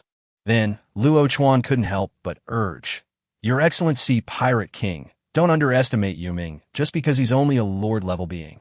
He was able to defeat Wu Haijin Gang and the Water Demon, and his strength is incomparably formidable. When you go there this time, be sure to bring enough people with you. Upon hearing this, the one-eyed pirate retorted angrily, He's just a nobody, Netherworld. So what if he once defeated King Kong? Our Poison Bee pirate gang can kill him like killing a dog. As soon as he finished speaking, the surrounding air seemed to ignite, and all the pirates burst into arrogant laughter. Ha! That's right. In a few days, I'm going to pee on the Nightmare. A burly pirate, his face flushed, brandished a broken bottle and shouted, Have you heard of that woman named Mu wanting on the Nightmare? They say she's as beautiful as a siren. Once we're on board, I'm going to be the first to taste her. Another pirate licked his lips greedily, drawing a burst of lewd laughter from those around him. Ha ha, let alone Mu wanting. As long as our pirate king makes a move, even the high and mighty empress will have to obediently surrender. A tall pirate puffed out his chest and proudly declared, as if he could already see victory in sight. Ha ha! The hall was instantly filled with filthy, vulgar laughter, and every pirate's face was beaming with the arrogance of impending victory. All right. The voice of the poisonous bee was exceptionally clear amidst the noise. He slowly stood up, his sharp gaze sweeping over everyone present. As soon as the poisonous bee spoke, the arena fell silent. He glanced at everyone and told his brothers, "Except for those guarding the base, everyone else will come with me tomorrow morning to conquer the Tower of Destiny." Yes, all the pirates responded in unison, their voices filled with greed and fanaticism, as if they could already see the fruits of victory. Luo Chuan stepped forward, a fawning smile plastered on his face. He pounded his chest with one hand in salute to Poison Bee. "Then I wish our pirate king a resounding victory and swift success." Poison Bee laughed heartily, his eyes full of confidence. "Don't worry on Blue Star. As long as Blood Emperor and Wave Lord don't come back, I've never been afraid of anyone." Seeing the pirates in the hall, their minds racing and their eagerness palpable, a hint of satisfaction flashed in Luo Chuan's eyes. In fact, the Sky Empire's military had already begun planning a hunt for the Netherworld. However, when the military learned that Yu Ming had become the new Marshal Sea Commander of the Deep Sea Alliance, the plan was immediately overturned. After all, if 2 members of the Deep Sea Alliance were killed within a year, a full-scale war between the 2 countries would inevitably break out. The Sky Empire is not yet prepared for a full-scale war. This news filled Luo Chuan with anxiety. He knew the potential of Yu Ming well. If it were allowed to continue growing, the entire Sky Empire might not be able to pose any threat to it. Therefore, Luo Chuan began to look for other solutions. Just then, a thought flashed through his mind. The Pirate King, Poison Bee. Luo Chuan was well aware of the pirates' greed and ambition. They craved strength, wealth, and power, and were unrestrained by any laws or morals. Given enough temptation, they might even challenge the entire empire. Thus, Luo Chuan began to meticulously plan a scheme to use pirates to hunt down Yu Ming. Now, looking at the pirates in the hall, all eager and ready to fight, Luo Chuan knew that his plan was half successful. A slight upturn of his lips revealed a smug smile. Lu Chi successfully arrived in the Avicii Hell through that spatial node on Blue Star. Because the spatial rift formed by the spatial node was too small to allow the nightmare to pass through, Lu Chi came over on his own. He looked around. This was the very place within the World Tree where he had obtained the SS-grade natural fruit and upgraded his spatial ability to S-grade. Seeing the familiar surroundings, the scene of him and Lu Mengli struggling to survive here seemed to reappear before his eyes. Lu Chi smiled slightly and walked out of the gap in the tree. He couldn't wait to find that rib-shaped dragon. After emerging from the gap in the trees, Lu Chi immediately took out the mysterious compass. Then, visualize the skeletal dragon Eidos in your mind and slowly channel your elemental energy into the Tao compass. When the compass needle stopped moving, a sharp glint flashed in Lu Chi's eyes. "Ribs Dragon, we found you." Then Lu Chi vanished from his spot in an instant. Deep within the Avicii Hell, a skeletal dragon, hundreds of meters long, is leisurely lying on a comfortable bed meticulously constructed from countless bones. The bone dragon's white bones were stacked in an interlocking pattern, resembling a magnificent mountain range of dragon bones, with sharp bone spikes gleaming coldly in the dim, hellish light. This enormous bone dragon is none other than Eidos, the skeletal dragon that previously hunted Lu Chi and Lu Mengli in the Avicii Hell. Chapter 180: Eidos: A Submission. To other beings, the environment of Avicii Hell is dark and eerie, filled with endless pain and torment. However, for Eidos, this eerie and mysterious place was his private paradise, a haven where he could indulge in solitude and power. Beside Eidos' enormous head, 5 or 6 beautiful, scantily clad succubi were busy at work. They massaged Eidos with their soft little hands, their every movement filled with awe and flattery. Eidos' massive body trembled slightly, as if it were enjoying this rare moment of tranquility. The fire of his soul flickered in his eyes, revealing a deep sense of satisfaction and languor. Its massive tail swayed gently, each sway causing a slight tremor. Seemingly feeling quite comfortable, Eidos took a deep breath, intoxicated by the atmosphere of death and despair in the abyss. Roar! He exhaled sharply, accompanied by a deep and powerful dragon roar. Upon hearing this dragon's roar, The surrounding undead all kept their distance, daring not to approach this powerful being. In this dark and gloomy world, Eidos is the supreme ruler. Suddenly, the air around Eidos seemed to freeze, followed by a powerful spatial fluctuation. Before Eidos' enormous body, a man in black appeared out of thin air. Eidos' enormous dragon eyes widened in disbelief, and for a moment he was unable to react. What's going on? Shouldn't all the creatures here run away the moment they see me? Why are they actually coming to me willingly? However, when Eidos' gaze fell on the man in black, a strange sense of familiarity welled up inside him. The man before her seemed familiar. She felt a strange unease about him, a sense of disgust towards him. The man in black spoke slowly, his voice revealing a hint of amusement and mockery. Long time no see, spare ribs, dragon. These three words struck Eidos like a bolt from the blue, instantly exploding in his mind. It's that despicable man. It will never forget the words rib dragon for the rest of its life. That was its shame, its anger, and its hatred. Eidos straightened up abruptly, its massive dragon eyes blazing with the fire of its soul, seemingly about to burst forth. It's you lowly crawler. How dare you come back? Eidos roared, his voice shaking the surrounding area, and the entire Avicii hell seemed to tremble in his rage. Last time, Eidos' Lord-level follower climbed the world tree, but failed to find Lu Chi's whereabouts. Unwilling to give up, Eidos waited by the tree for a whole month, but finally had no choice but to give up. He never expected that this lowly reptile that had once escaped his grasp would actually return to his sight. It's me. Looks like you miss me a lot. Lu Chi smiled faintly, the curve of his lips full of teasing. What a coincidence. I miss you too, and I need your help with something. Help? Lu Chi was a bit confused by Eidos. What help would he offer? I need to borrow some dragon bones from you. Lu Chi's lips curled up, a hint of mockery flashing in his eyes. Eidos realized instantly that he had been tricked. You lowly reptile, how dare you mock the great Eidos? I will devour you alive. He roared, his massive body charging towards Lu Chi like a bolt of lightning, his sharp bone spikes gleaming coldly, determined to tear this reptile that dared to mock him to shreds. 2 minutes later. Brother, I was wrong. Please don't break my bones. Eidos' massive body lay limp on the ground, its limbs severed, its body covered in deep, bone-revealing wounds, looking utterly wretched. Its once majestic and invincible dragon eyes were now filled with pleading and fear. Lu Chi seemed not to hear Eidos' pleas. He walked to Eidos' side, knelt down. Snap! He reached out and ripped another huge section of dragon bone off Eidos' body. As the sound of bones breaking rang out, Eidos' body trembled involuntarily. Lu Chi looked at the dragon bone in his hand with a smile, as if admiring a work of art. He looked up at Eidos, a hint of mockery in his voice. See, I tried to reason with you, but you insisted on forcing me. Now you're much more obedient. A flicker of anger and despair crossed Eidos' eyes, but more so, fear and helplessness. He knew he was powerless to resist and could only submit to the control of this human he had once regarded as a lowly reptile. Brother, please stop taking it apart. If you keep doing that, I'm going to die. Eidos never expected that the man before him would grow stronger so quickly. It's only been a little over a month. You have to understand, last time he was only a slightly stronger leader-level fighter. How could he possibly crush me now? Thinking about this, Eidos began to doubt the existence of dragons.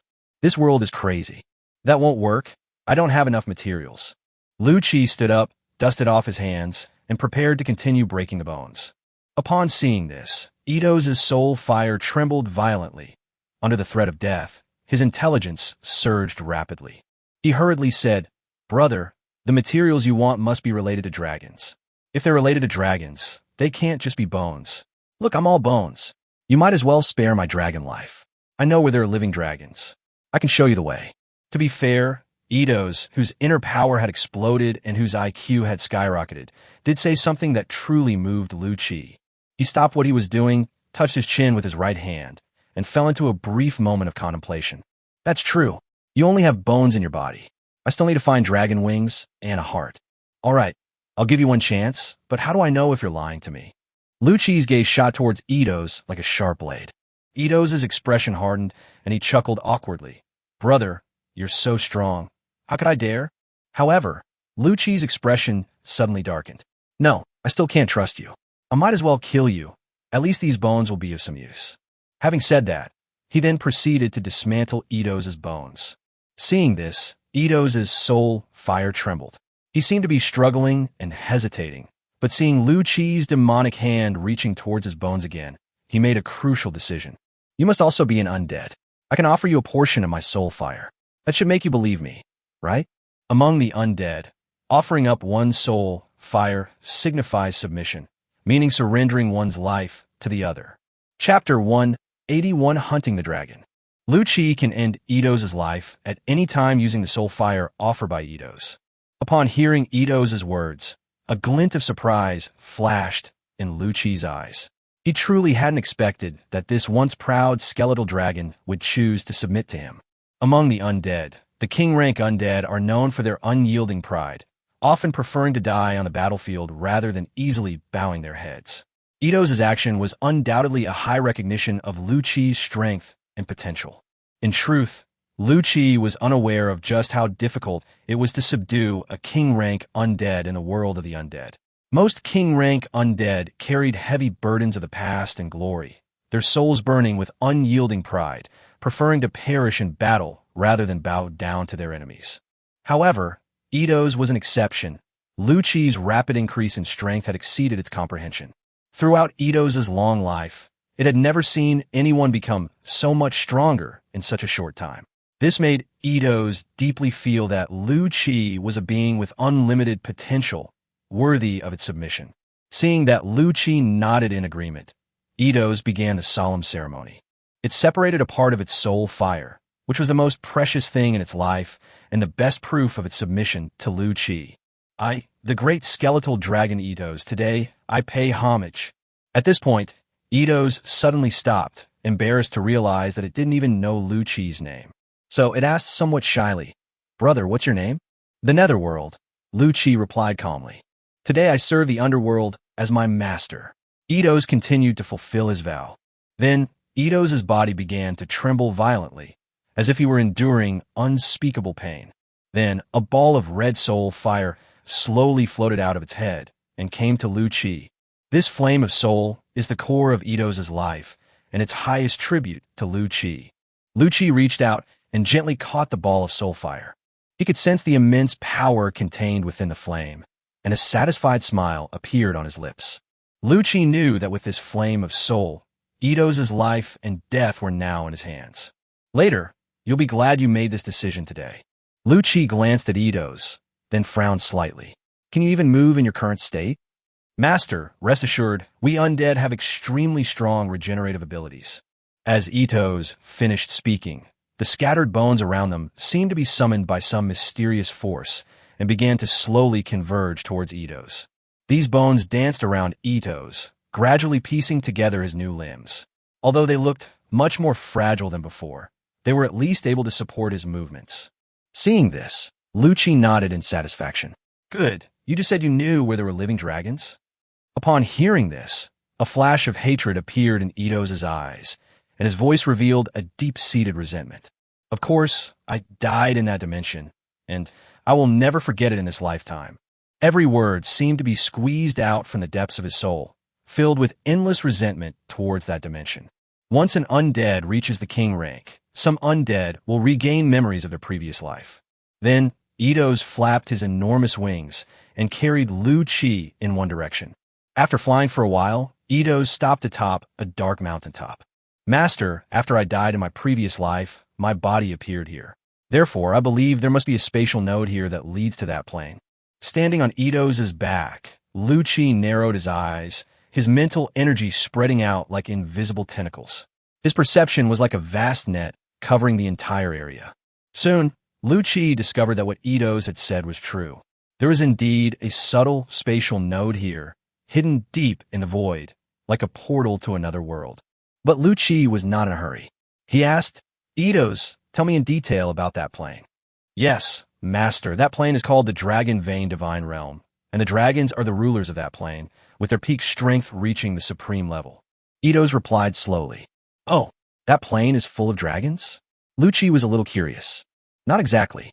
There are other races in the Dragon Vein Divine Realm, such as orcs, humans, and elves. But in that planet present, the dragon race is the most powerful. Eidos then provided a detailed account of the Dragon Vein divine realm, including its terrain, climate, creatures, and power system. As Lu Qi listened to Eidos' narration, he gradually gained a general understanding of the Dragon Vein divine realm.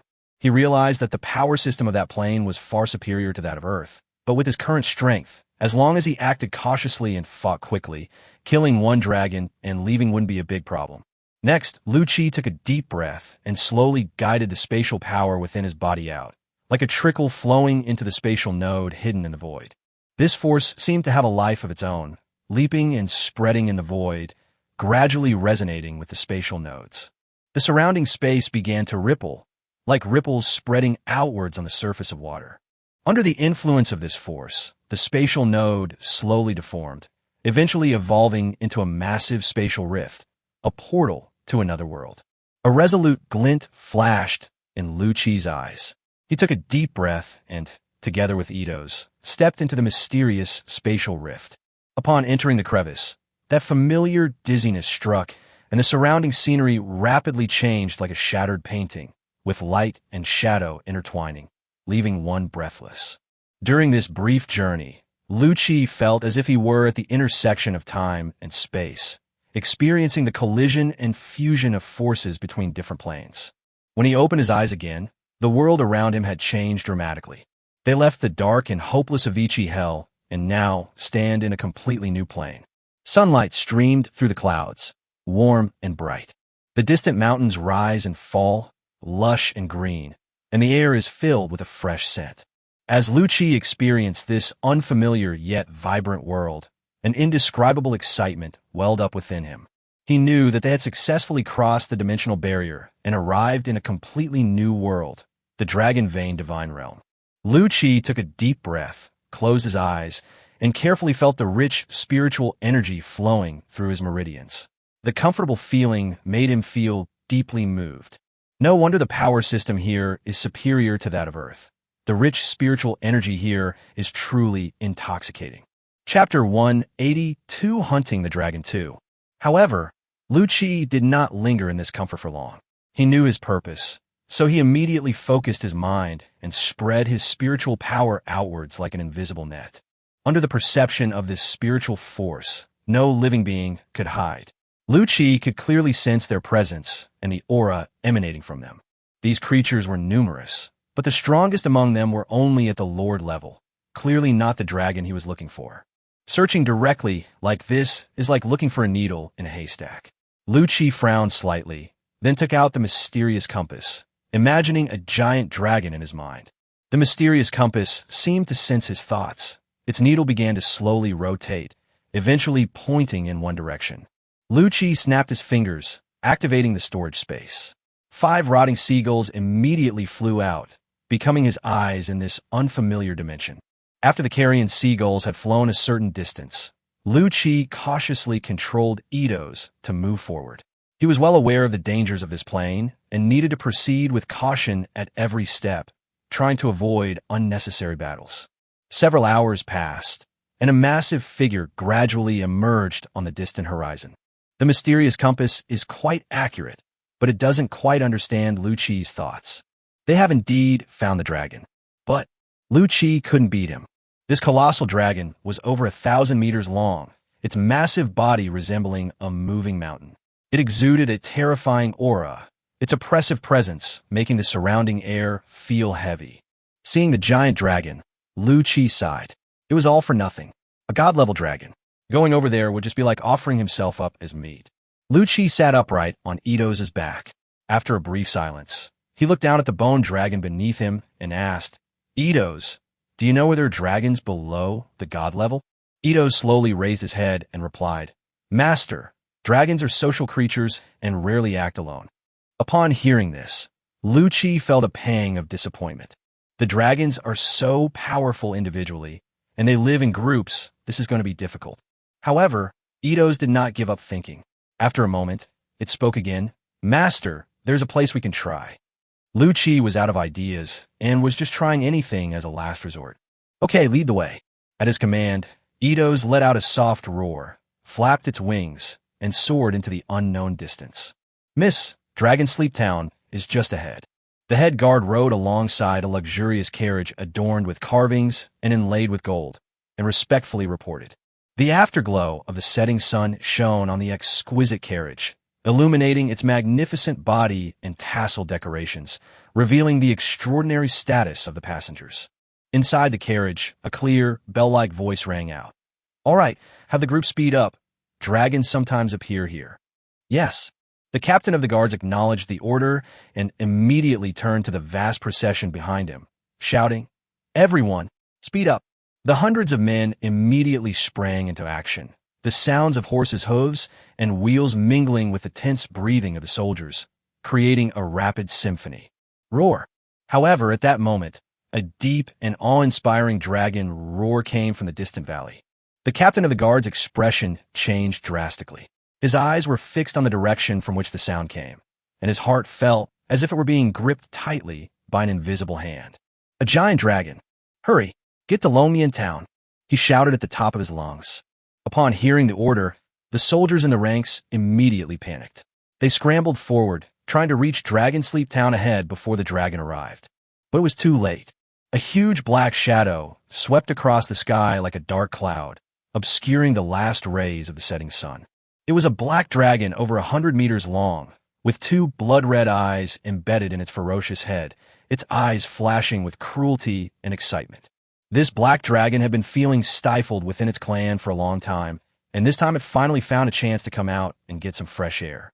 It looked down at the panicked crowd, a cruel smile creeping across its lips. These humans would provide it with some amusement, allowing it to savor its long-lost freedom and power. Imagine stepping on ants out of boredom as a child. The black dragon opened its enormous mouth, and a blazing flame suddenly descended from the sky. Dozens of guards were instantly engulfed in flames, screaming as they turned to ashes. As the captain of the guard watched his companion turn to ashes in the black dragon's flames, an indescribable grief and indignation welled up within him. He gritted his teeth, his inner energy surging wildly like a raging torrent. He concentrated all his strength and hurled his longsword fiercely at the black dragon. The longsword pierced through the air, transforming into a dazzling meteor that instantly struck the black dragon's massive body. However, the black dragon's scales were incredibly tough, like the hardest armor in the world, and even the sharpest sword could not pose the slightest threat to it. The black dragon's enormous eyes slowly turned to the head guard, its gaze as disdainful and mocking as an ant looking down from a high mountain. Then, its enormous dragon tail descended from the sky, slamming down on the captain of the guard with devastating force. Bang! The captain of the guard appeared so small and helpless in the face of this power. He didn't even have a chance to dodge before being smashed into a pile of minced meat by the giant tail. Blood and entrails splattered everywhere, staining the surrounding land and vegetation red. Then, the black dragon slowly turned its gaze to the woman.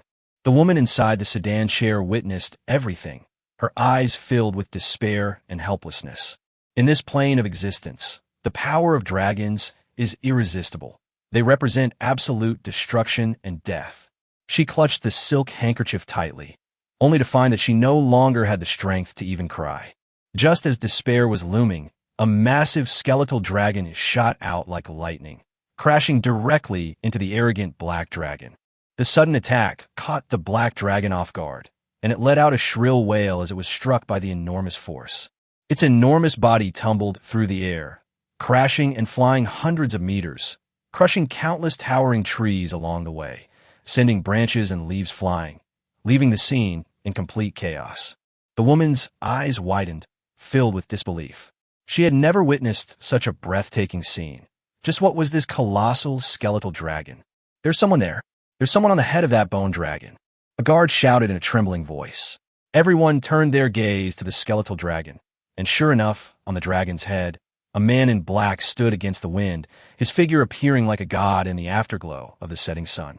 What happened next left them speechless. Chapter 183: The Crisis of the Nightmare. The man in black moved his feet and vanished from his spot in an instant, appearing next to the black dragon the next moment. At this moment, he had transformed into a thunder dragon warrior, clad in thunder armor, his entire body shimmering with dazzling light.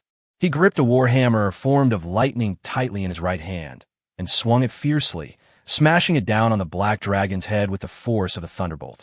Before the dazed black dragon could react, it was struck again with tremendous force. Bang! A deafening roar resounded as the black dragon's entire head was slammed into the ground.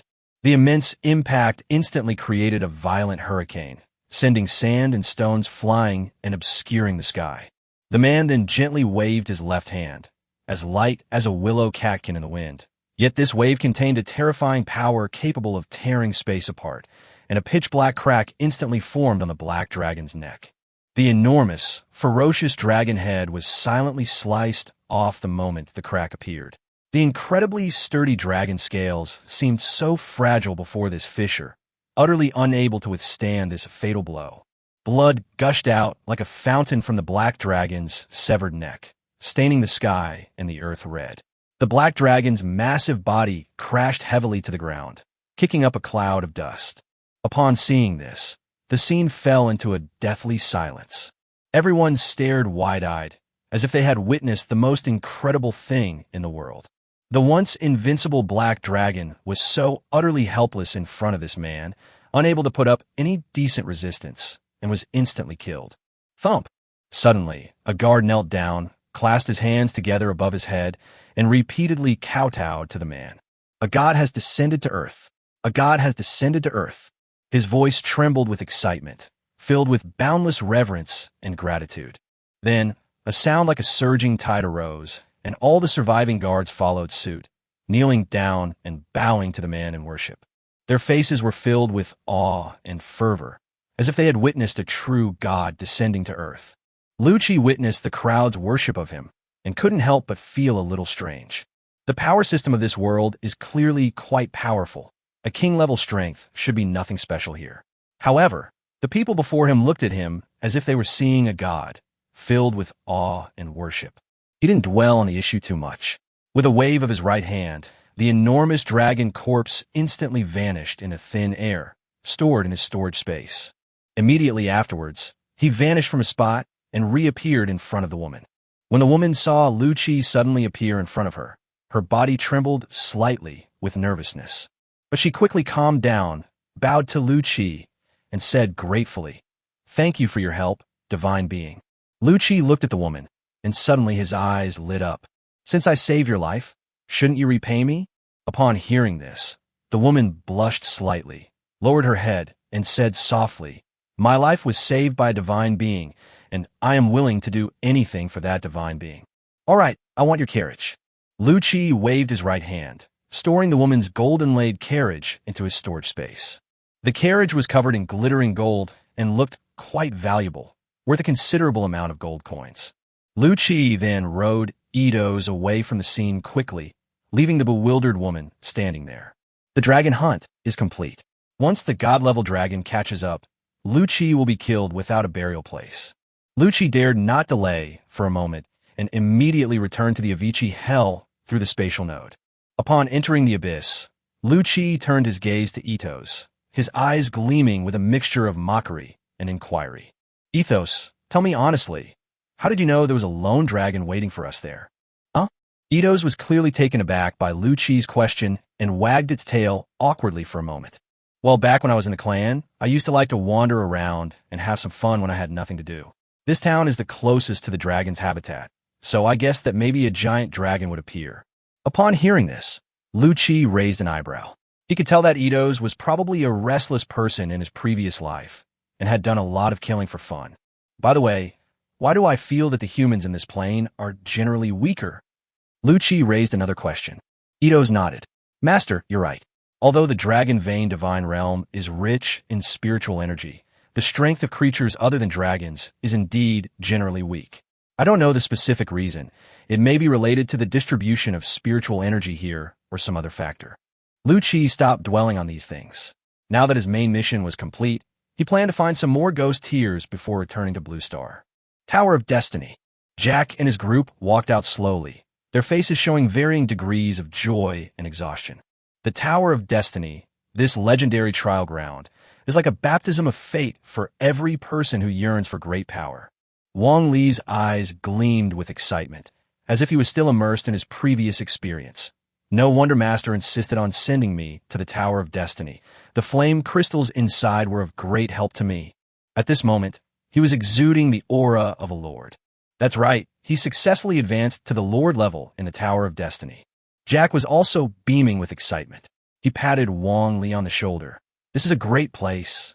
Every reward can improve our strength. It's just too difficult. Rosie glanced at Mu Wanting and said with slight surprise, Wanting is amazing. She actually made it past the 8th level. Mu Wanting covered her mouth and smiled. It's all right. I'm a mental ability user, so the illusion on the 8th level is very easy for me. As she spoke, she thought of Lu Qi, however. The 9th level was not a level of difficulty that ordinary people could pass. I dare not even imagine how difficult the 10th level would be. Captain, you are truly a peerless genius who appears only once in 1,000 years. Wang Li laughed and said, Wanting, you are already super outstanding. On the entire Blue Star, apart from Master, you're the only one who has passed the 8th level. Master is a monster. Don't compare yourself to him. He was born to put people down. Jack, who had somehow produced the recording snail, joked, All right, the evidence is ready. You said the captain is a pervert. When the captain comes back, I'll tell him. His actions drew laughter from the crowd. Upon hearing this, Wang Li looked immediately dejected. You can't just tattle like that. Nyota then said in a simple and honest voice, I think Sister Wanting should be included in the list of prodigies. Chapter 184 Legendary Weapon, Dragon Breath Cannon. Nyoda's words were met with agreement from everyone. Wang Li said, Yes, with Wanting's current qualifications, it's inevitable that she will enter the prodigy ranking. It's just a matter of whether she can take over her master's position and become the new number 1 on the prodigy ranking. The group returned to the nightmare from the Tower of Destiny, chatting and laughing. However, before they could fully immerse themselves in this relaxed and pleasant atmosphere, Wang Li was the first to notice the unusual atmosphere around them. He frowned, looked around, and vaguely sensed an inexplicable oppressive atmosphere spreading. Something feels off about the atmosphere. Wang Li muttered to herself, a hint of doubt showing between her brows. Rose also sensed something was wrong. She stared into the distance, her voice icy. No, something's not right. We're surrounded. As she finished speaking, everyone was startled. They looked around and saw countless warships rapidly converging on the Tower of Destiny from all directions. As the warships approached, the crowd gradually came to see the flag fluttering above them, a pirate flag with a poisonous bee pattern billowing in the wind and exuding a chilling aura. It's Pirate King Poison Bee. Mu Wanting's expression changed slightly as she immediately recognized the iconic flag, and she exclaimed in surprise. Wang Li looked grave. It seems they're up to no good. The Deep Sea Alliance's 3rd Fleet is stationed here. Do they dare to make a move here? 3rd Fleet Commander Guo Changpeng also noticed the encirclement by the Poison Bee pirate group. His eyes narrowed, and he immediately gave the order. All troops prepare for battle. At the same time, he sent flag signals to the enemy, ordering them to stop advancing. If they continue to advance, it would be considered an attack on the Deep Sea Alliance. Yes, the lieutenant behind him acknowledged the order and jogged off to relay Guo Changpeng's command. In an instant, the more than 600 warships of the 3rd Fleet seemed to be infused with life. The anchor was quickly hoisted, and the sails fluttered in the wind. On deck, all the naval soldiers stood ready, gripping their weapons tightly, their eyes resolute and sharp. A tense and ominous atmosphere, as if a great battle was about to begin, filled the air. The flag signalers waved standard flag signals, warning the other side to halt its advance. However, the opposing ships seemed to completely disregard the Deep Sea Alliance's warnings and continued to approach them. At this moment, the foremost warships moved to the sides, revealing a massive super warship. Upon seeing this super battleship, Guo Changpeng's expression changed drastically. He gripped the railing tightly and exclaimed in shock. A legendary warship, the Black Sea Overlord. It's the Pirate King Poison Bee himself has come. Poisonous Bee, the Pirate King who made the entire sea tremble, was standing on the deck of his legendary warship, the Black Sea Overlord. He was tall and wore a black cloak that fluttered in the sea breeze. His face was covered with a crazy and cruel smile, and his maniacal laughter echoed across the entire sea. Men, kill everyone here. As soon as Poison Bee gave the order, the surrounding sea instantly boiled. Thousands of warships of various types, and nearly 200,000 members of the Poison Bee pirate crew, like a powder keg that had been lit, fiercely opened fire on the Third Fleet of the Deep Sea Alliance. Dense artillery fire drew fiery arcs through the air, turning the sky into a sea of fire. However, among these countless warships, the most eye-catching is undoubtedly the legendary warship, the Black Sea Overlord. This enormous warship was like a monster in the darkness, exuding a suffocating aura of power. Its legendary weapon on its deck, the Dragon Breath Cannon, is like a long dormant dragon, gathering its destructive power. As the Dragon Breath Cannon roared deafeningly, fiery red shells shot out of the barrel, instantly transforming into a massive fire dragon in the air. The fire dragon, engulfed in scorching flames, let out a deafening roar before lunging at a deep-sea Alliance battleship. Rumble! With a deafening explosion that echoed through the sky, the massive battleship was instantly disintegrated under the impact of the fire dragon. Flames flew everywhere, debris flew everywhere, and the more than 2,000 people on board only had time to let out a scream before they were all buried in the sea of fire. The entire sea was dyed crimson, the color of blood and fire. Guo Changpeng stood on the deck of the Nightmare and witnessed everything. His eyes were wide open, filled with rage. He clenched his fists so tightly his nails dug deep into his flesh, yet felt no pain.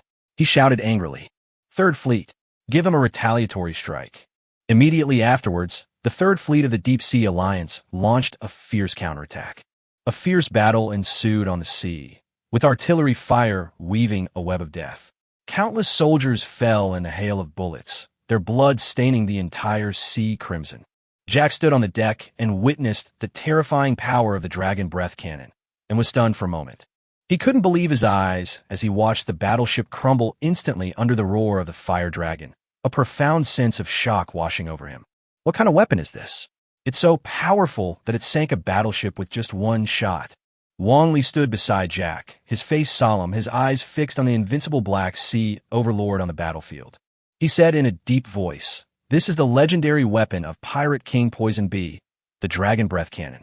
Each attack of this weapon is comparable to the breath of a dragon, possessing devastating power." At this point, the Black Sea Overlord truly lived up to its name, becoming the Overlord of the Sea. Each strike of the Dragon's Breath Cannon was like a death sentence, accurately sinking one warship after another. No warship was ever able to withstand its attack, which caused the Third Fleet to suffer huge losses in a short period of time. Guo Changpeng stood on the command platform, his teeth clenched, his angry voice echoing across the entire battlefield. "Poison Bee, what are you doing? Do you think our Deep Sea Alliance is easy to bully?" Upon hearing Guo Changpeng's question, Poison Bee, standing on the deck of the Black Sea Overlord, laughed loudly. "This has nothing to do with you. I'm here for Yu Ming and his ship. You still have a chance to escape. Otherwise, I'll take you all down with me." Upon hearing Poison Bee's words, Guo Changpeng's heart sank. He then realized that Poison Bee had made such a big fuss for Netherworld. At this moment, he realized that this matter was unlikely to be resolved peacefully, so Guo Changpeng turned to the people behind him and asked, "Have you asked the Council for help?" "General, the Council says reinforcements have been dispatched and should arrive within 3 hours." The second lieutenant behind him saluted in response. 3 hours? I don't know if I can last." Guo Changpeng muttered to himself, watching the fierce battle. However, he couldn't help when Yu Ming faced the Sky Sword fleet alone last time, so he won't stand idly by this time.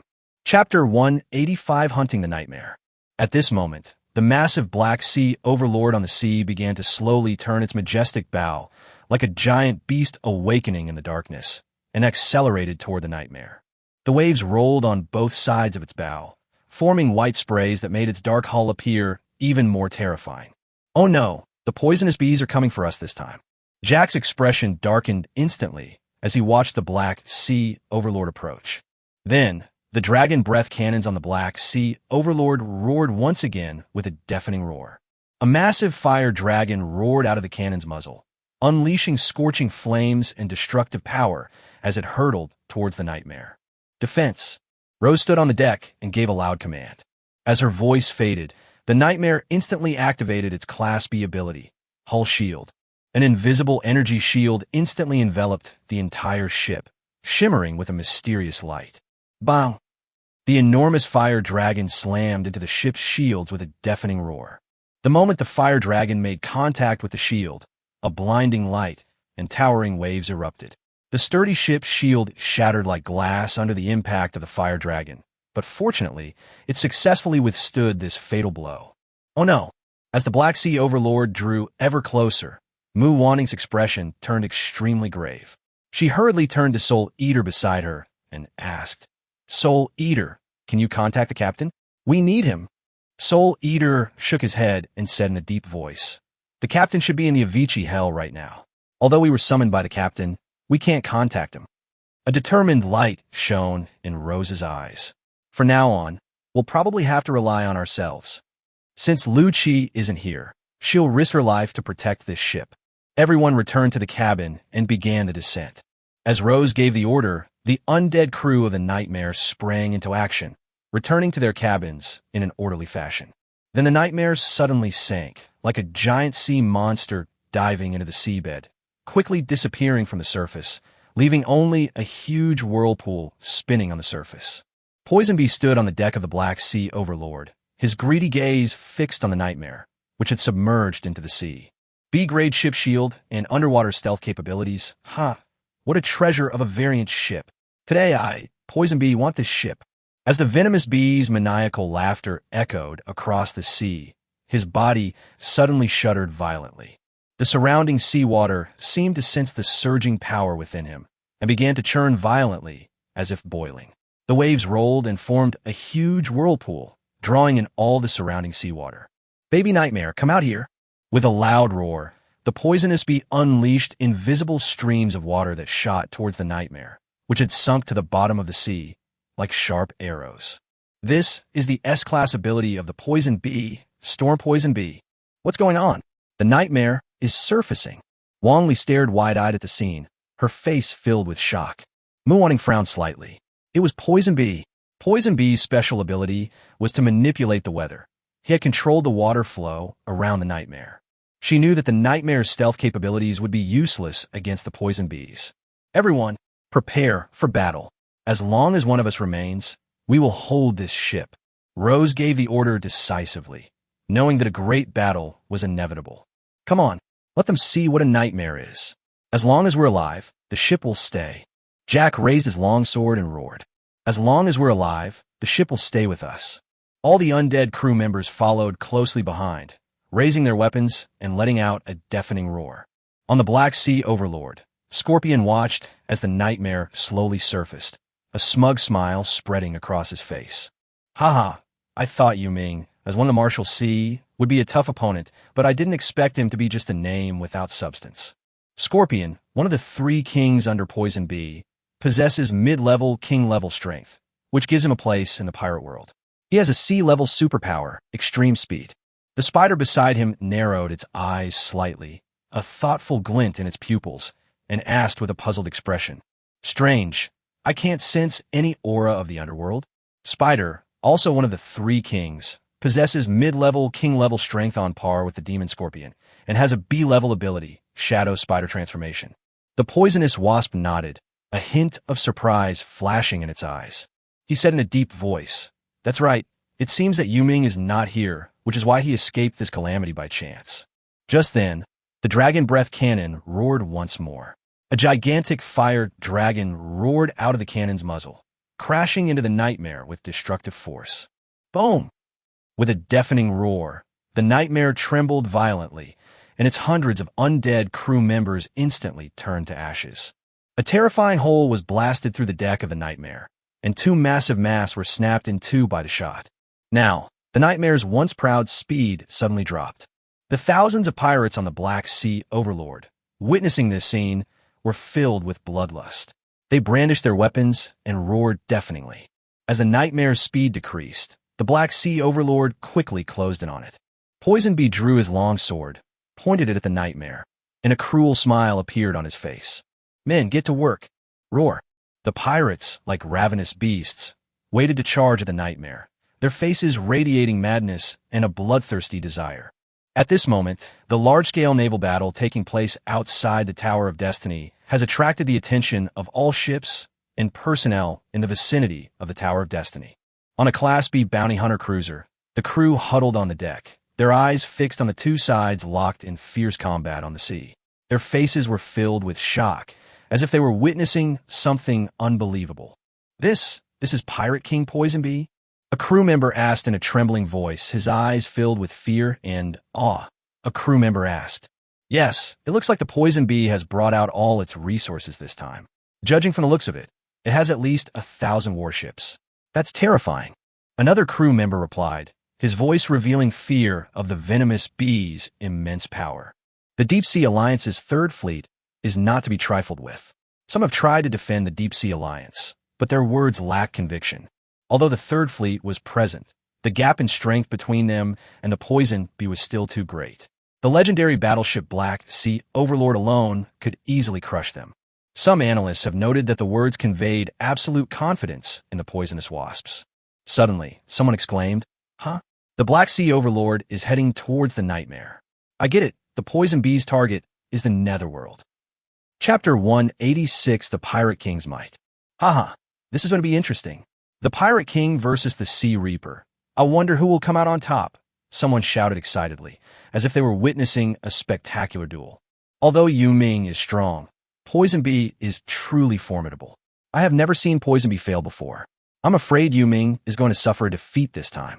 On the battlefield at this time. Bang! A tremendous impact resounded, and as the Black Sea Overlord approached the nightmare, it suddenly tilted violently to the right. The immense impact caught the pirates on deck off guard, and several were thrown into the churning sea. There's something in the sea. The Scorpion immediately sensed the attack coming from underwater and shouted sharply.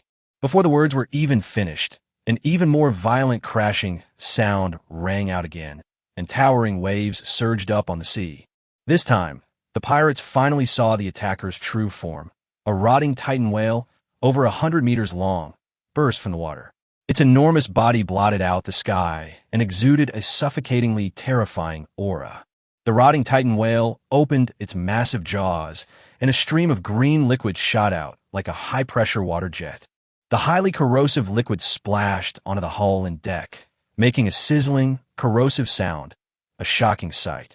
Dozens of unfortunate pirates were directly hit by the green liquid. They screamed and fell to the ground, instantly corroded into pools of nauseating liquid. Yes, upon seeing this, Wong Li excitedly waved his fist. "It's a corpse titan whale. Go corpse titan whale." Jack brandished his longsword, shouting at the top of his lungs, "Titan whale, sink them." A sharp glint flashed in the venomous bee's eyes. Court death. He pushed off with his feet and instantly leaped into the air. In midair, he clenched his right fist and swung it fiercely at the rotting titan whale. As he threw that punch, a gigantic phantom of a storm bee appeared behind him. This phantom emitted terrifying energy fluctuations, as if it could devour everything. Then, something shocking happened. Poisonbee's seemingly ordinary punch contained immense power. When his fist made contact with the massive body of the corpse titan whale, time seemed to stand still for a moment. Then, the seemingly indestructible body of the corpse titan whale shattered under that powerful punch. Rotting flesh, broken bones, and seawater intertwined, creating an apocalyptic scene. Fragments of rotting flesh, like black snowflakes, scattered across the sky and ocean, each piece carrying the aura of death. Wong Li was stunned to see the rotting titan whale shatter into pieces under the attack of the poisonous bees. His pupils reflected the countless flying fragments of rotting flesh, as if the whole world had frozen in time. His waving fist froze on the spot, his expression shifting from excitement to shock. His lips parted slightly, as if he wanted to say something, but in the end, he only murmured, "Corpse titan whale." Wong Li's heart was like a surging sea. He had never imagined that the incomparably powerful king-level corpse titan whale would collapse so easily under the attack of the poisonous bee. He felt both shocked and a sense of indescribable loss. However, Wong Li had no time to dwell on these emotions. The Black Sea Overlord was rapidly approaching, and the urgency of the battle forced him to pull himself together. He shook his head vigorously, trying to shake off the shock and disappointment from his mind. Then, he raised his head and looked firmly at the approaching giant ship. "Bring it on," he roared. "You think you can eat us? Let's see if your teeth can handle it." His eyes blazed with the fury of war. Even if it meant death, he would try to knock out one of the poisonous bee's teeth.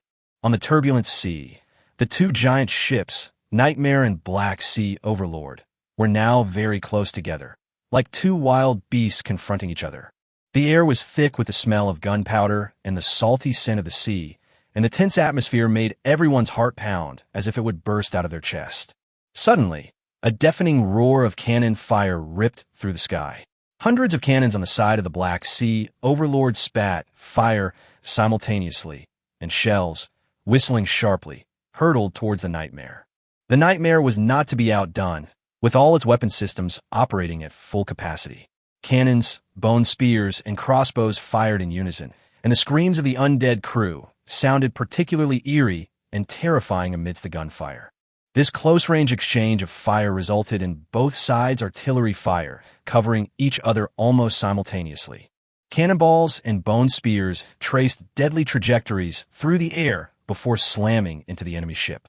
Explosions, shattering sounds, and screams rose and fell, each one seeming to tear at the eardrums. In an instant, hundreds of pirates and undead crew members were hit, their lives extinguished by the cannon fire.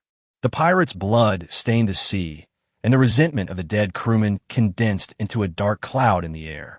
Limbs and fragments of the ship were scattered all over the deck, and both ships were shrouded in smoke and the aura of death. The ferocity of this exchange of fire makes one lament the fragility of life and the cruelty of war. Neither side intended to cease their attack. Countless gangplanks were suddenly erected between the two ships, and then over 2,000 pirates charged towards the Nightmare, howling as they went. The two sides immediately engaged in a fierce hand-to-hand combat. Just as the poisonous bee was about to make his move, suddenly, several sharp iron wires moved like nimble snakes, drawing shimmering trails in the air and precisely blocking his attack route. "It's Guo Chumpung." He stood on the wire, his face grave, his eyes fixed on the poisonous bees. Faced with Guo Chumpung's obstruction, Poison Bee curled his lips into a disdainful sneer. "A mere mid-level king-rank lieutenant general is nothing more than an ant. Who gave you the audacity to block my path?"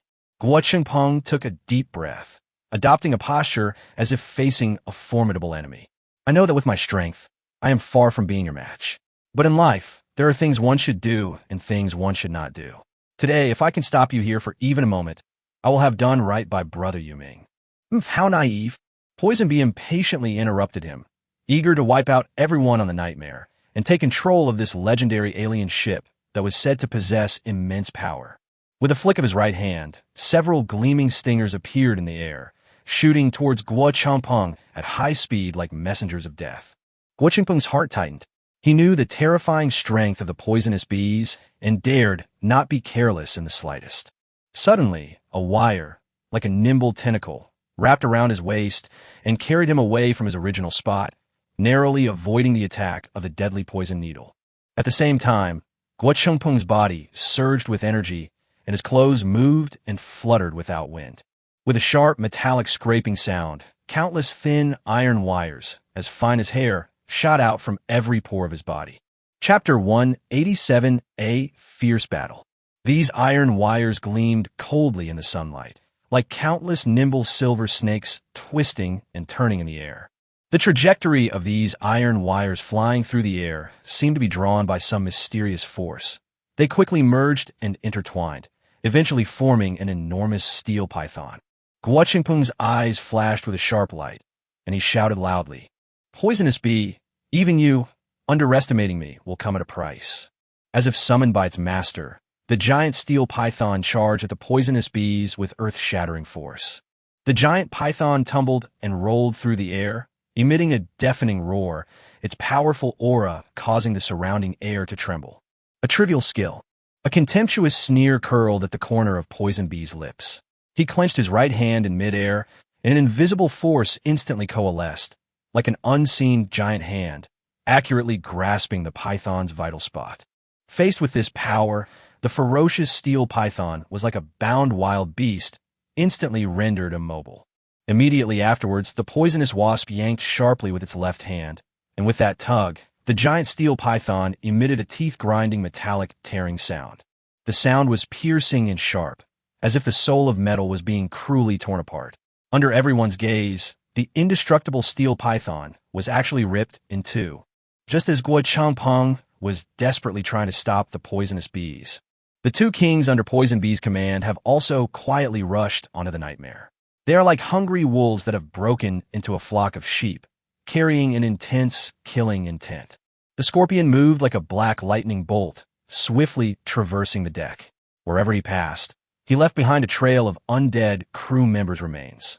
Those elite undead warriors were like fragile straws before the scorpion, easily cut down. Soul Eater watched this scene with cold eyes. He moved swiftly and instantly appeared in front of the demon scorpion. The Grim Reaper's scythe in his hand gleamed with a cold, eerie light, and with an aura of death, it slashed fiercely at the scorpion. There's actually a king-level expert on this ship? Scorpion was slightly surprised. He hadn't expected that besides Netherworld, there were other powerful individuals with the strength of a king-level expert hidden on this ship. However, he reacted extremely quickly, dodging Soul Devourer's fatal blow by sidestepping to the side. At the same time, he swung his long sword out suddenly, unleashing a sharp blade of light that slashed towards Soul Eater. However, when the longsword sliced through Soul Eater's body, it was as if it were slicing through air, causing him no harm whatsoever. Incorporeal body. The scorpion's pupils contracted. He finally understood how troublesome the Soul Eater was. Its ethereal form had no physical body and was immune to physical attacks, which undoubtedly greatly increased the difficulty of the battle. The mid-level king-rank scorpion was temporarily blocked by the Soul Devourer. However, at the same time, another mid-level king-rank powerhouse, Spider, was running rampant on the nightmare, as if it were his own backyard. The spider was enormous, its 8 long legs resembling 8 incredibly sharp spears, gleaming coldly in the sunlight. With each swing of its legs, it could easily reap the life of an undead warrior. Faced with the spider's slaughter, the undead crew did not back down. They knew it was a dead end, but they still charged towards the spiders one after another. They knew that the nightmare could not be lost. Bang! Suddenly, a deafening gunshot rang out. The spider's massive body trembled violently, and its head snapped back as if struck by a hammer. A flattened bullet was embedded in his right cheek, leaving a bloody mess and a horrifying sight. Sniper? The spider's gaze, sharp as a cold blade, instantly slashed in the direction from which the bullet had come. There, a solitary mass stood, empty and desolate, as if nothing existed there. However, for a master like Spider, intuition told him that the attacker was there. His eyes narrowed, a dangerous glint in his pupils. A vast amount of mental energy was released instantly, spreading outwards like a tidal wave.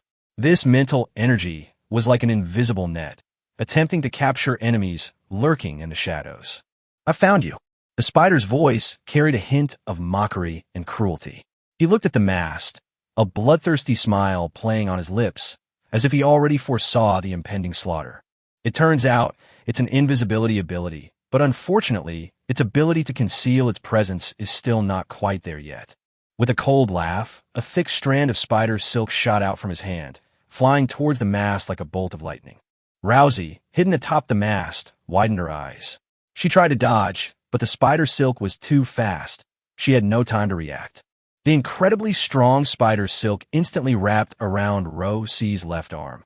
She felt a tremendous force come over her, and her left arm went numb and went out of control. The spider wore a ferocious smile, and its silk tightened instantly. Rousey felt her body being pulled towards the spider by a tremendous force. Meanwhile, the spider's 8 incredibly sharp legs, like the Grim Reaper's scythe, awaited to tear the silken threads to pieces. In a critical moment, Rose decisively drew the long sword from her waist. She aimed at the tough spider silk and slashed down fiercely.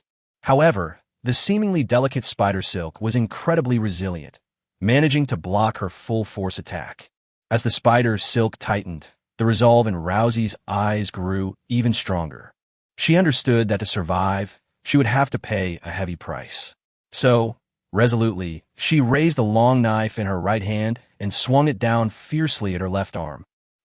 With a muffled thud, blood splattered in the air, and Rousey's left arm was severed. Her face was pale, but the determination in her eyes remained undiminished. It was this ruthlessness and decisiveness that temporarily saved her from danger. Spider's eyes flashed with surprise at the sight. He clearly hadn't expected this woman to be so ruthless and cruel towards him. He couldn't help but feel a growing sense of apprehension towards Rose. Just then, the spider suddenly turned around. Nyoda's muscles bulged as he swung his giant axe at the spider. Spider clenched his right fist and threw a punch that sent Nyoda flying dozens of meters away. Bang!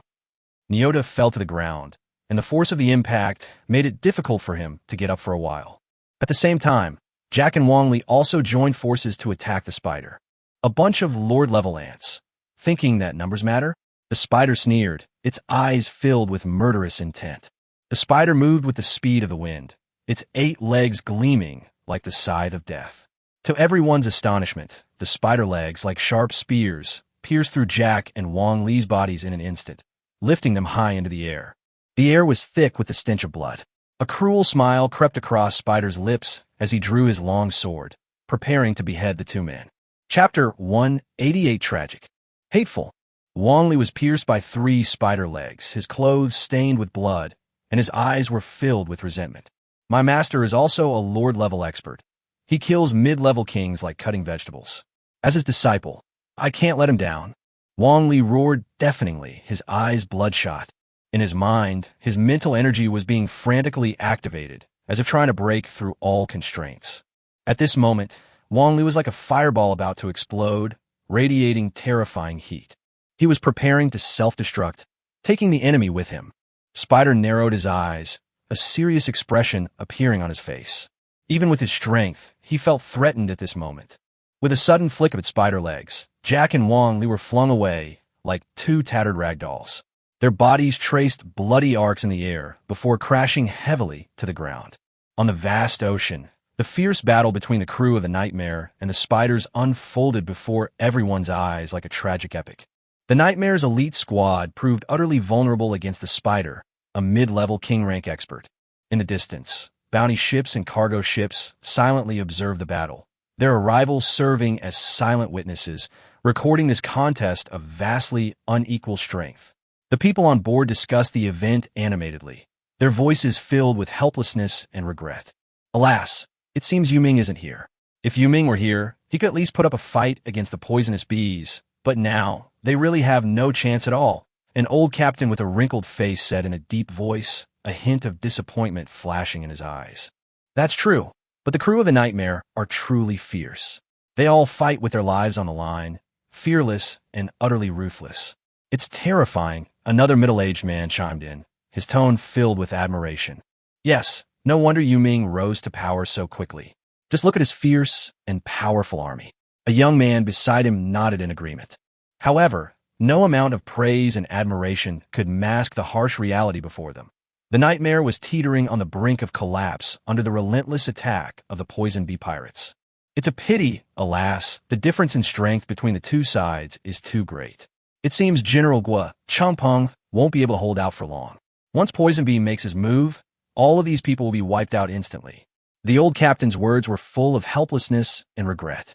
At this moment, the energy on the poisonous bee surged like a raging torrent.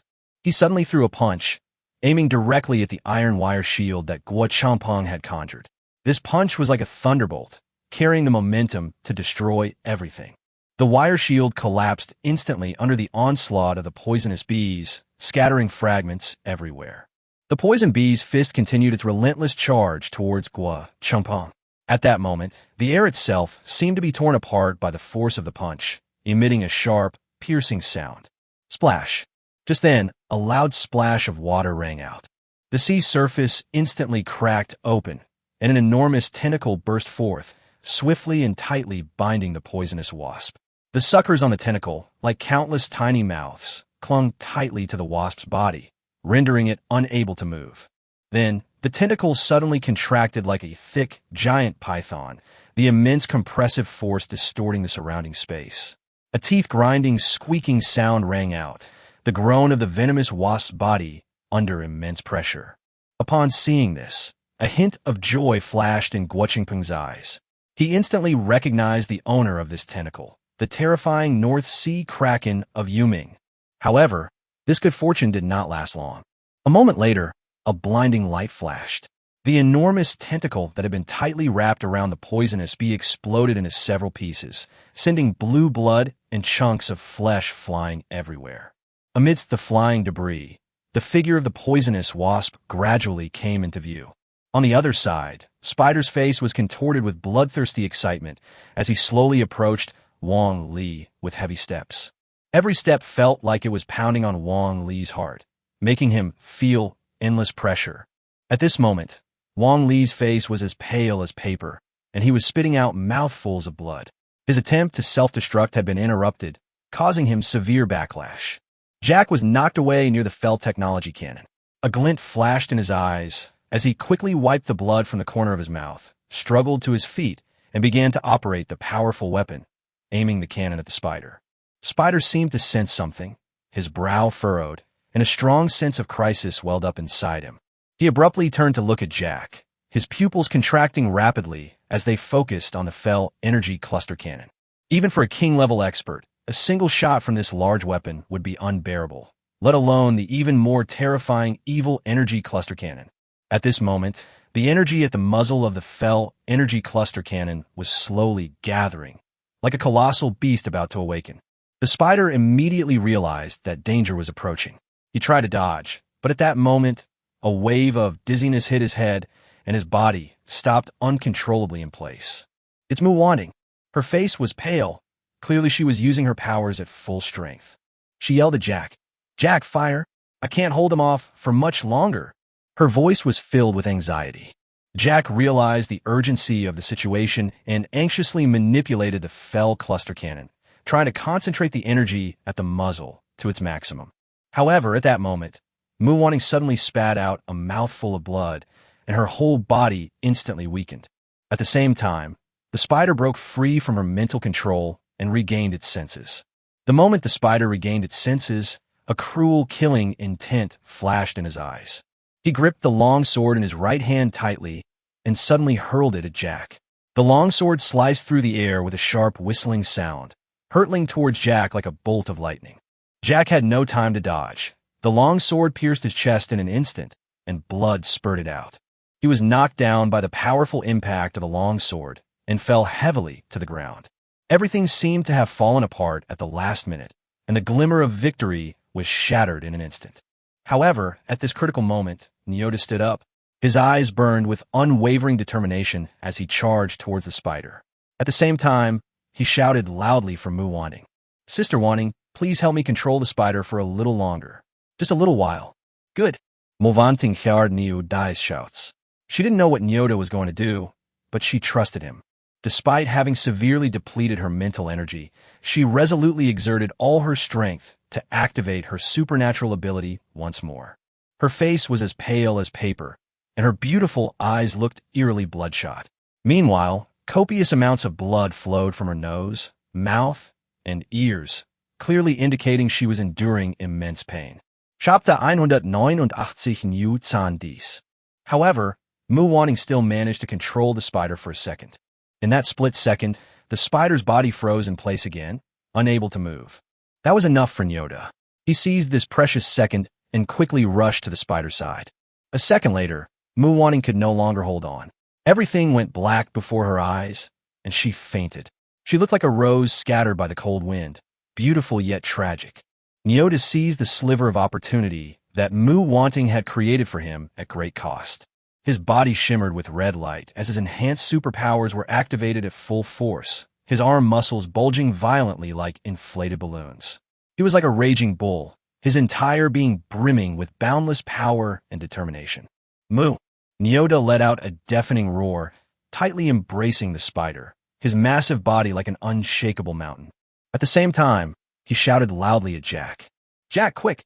Use the Fel cluster cannon." His voice was filled with determination.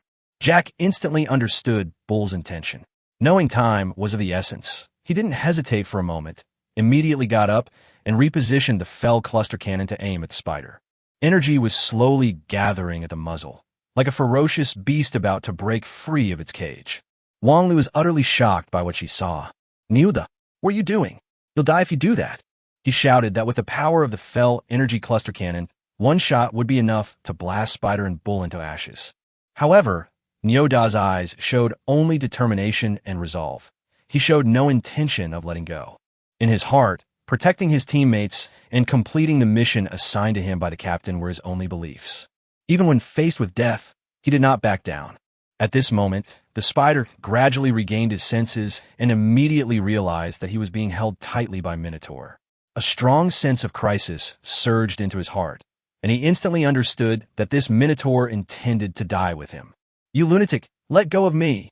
The spider roared in terror, its 8 legs lashing out at Nyoda.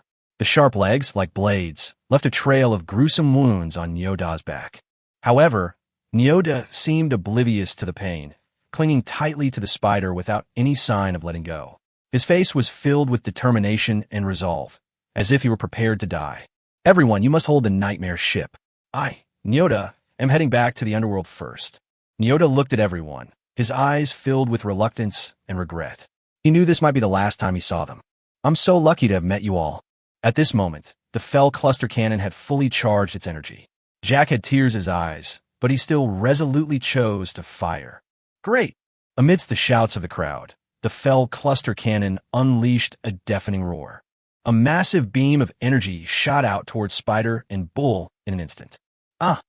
The spider stared at the beam of energy hurtling towards it like a meteor, its eyes filled with terror and despair.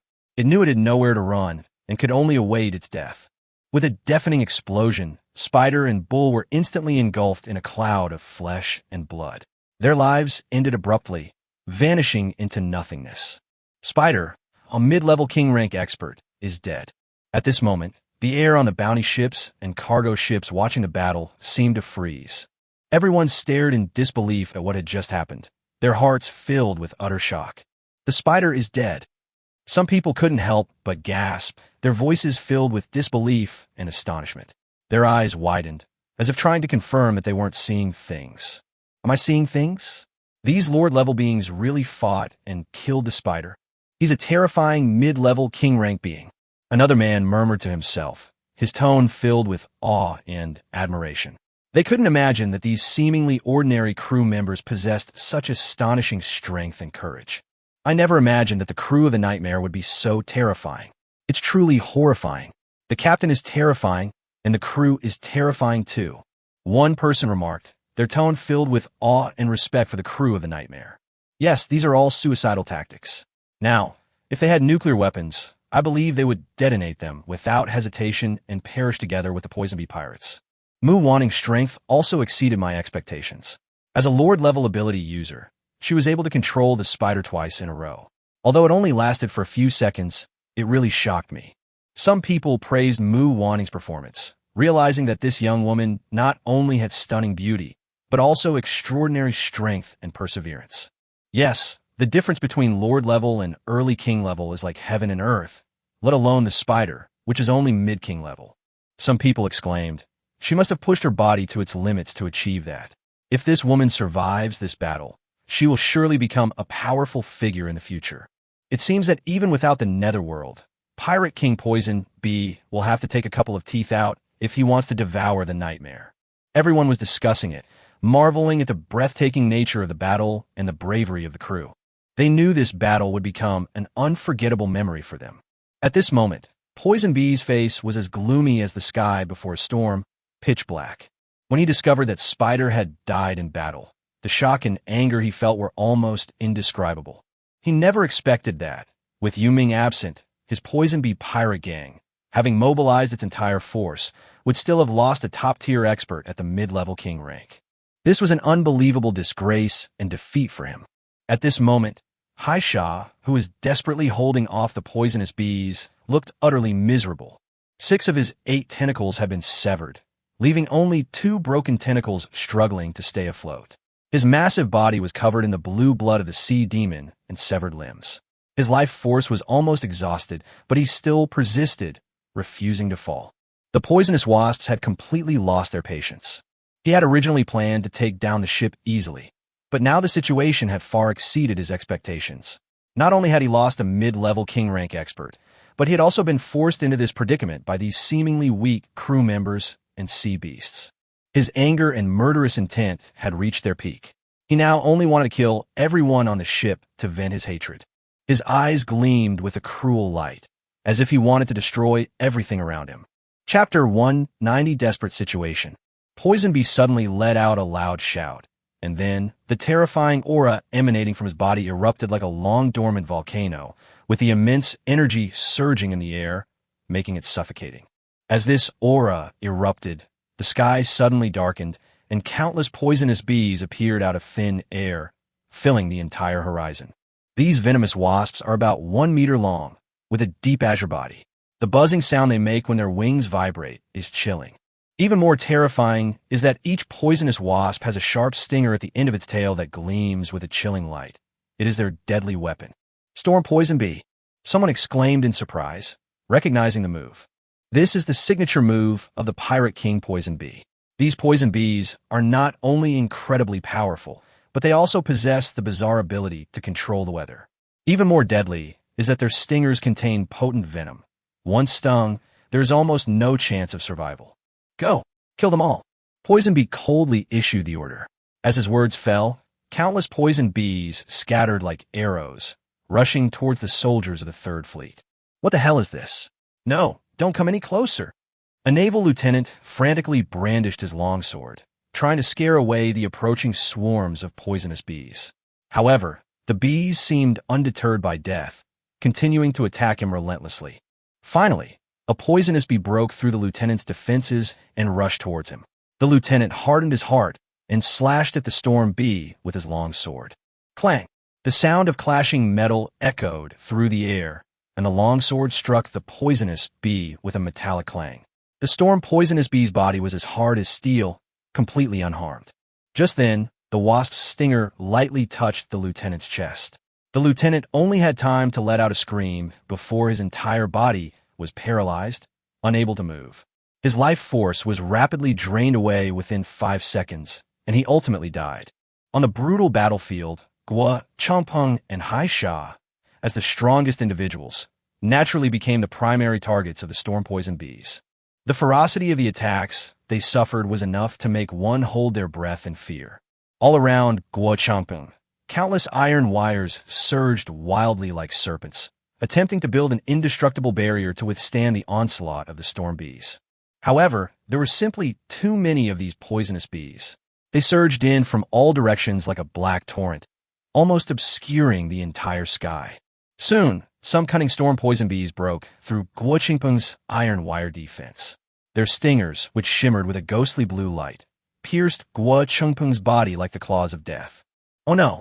Guo Changpeng's face instantly turned a deep blue, like the sting of a poisonous bee, a sign of the invasion of a deadly poison. His body gradually became numb, and the once nimble iron wire became sluggish and full of holes. Soon, he was surrounded by a dense swarm of storm bees, his steel-like body swallowed up by a deep blue, and he fell silent. The situation of the sea demon was even more tragic. Its enormous body became the most conspicuous target on the battlefield, attracting the attention of a large number of storm bees. They attacked the sea demon like a frenzied swarm of bees, countless stingers piercing its body, each piercing accompanied by a sharp pain. The sea monster let out a deafening roar, its mournful voice filled with endless pain and rage. However, its struggles and resistance seemed so pale and powerless in the face of such a large number of storm bees. Meanwhile, Soul Eater, who was battling the poison scorpion, was also being swarmed by countless storm poisonous bees. Soul Eater initially didn't take these tiny poisonous bees seriously. After all, as members of the Ghost Clan, they were born with immunity to physical attacks. His figure flickered across the battlefield like a ghost, launching fierce attacks on the scorpion. However, as the stingers of the storm poison bees pierced his body one after another, Soul Eater's expression changed drastically. What? These poisonous bees actually managed to hurt me? Soul Eater's tone was filled with disbelief and shock. The scorpion laughed arrogantly. The boss's storm venomous bees are also called soul-eating bees. No creature with a soul can escape their attacks. You'd better think about how you're going to die later. Soul Devourer dared not be careless any longer, but his translucent body had now been tinged with a hint of green. Even the Soul Eater has been poisoned. These are all the storm poison bees I've been saving up for years. You can all go to hell now. As the poisonous wasp watched all this unfold, a smug and cruel smile spread across his face. His laughter echoed across the battlefield, mingling with the buzzing of the storm wasps, creating a symphony of death. On the bounty ship watching from afar, everyone was filled with terror as they gazed at the apocalyptic scene on the battlefield. Is this the true power of Pirate King Poison Bee? My God, this is absolutely terrifying. Someone spoke in a trembling voice, their tone filled with terror and awe.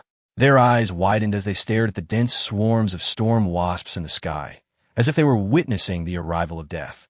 It is said that the Pirate King Poison Bee's superpowers were initially very weak. He was merely a queen of a storm poison bee.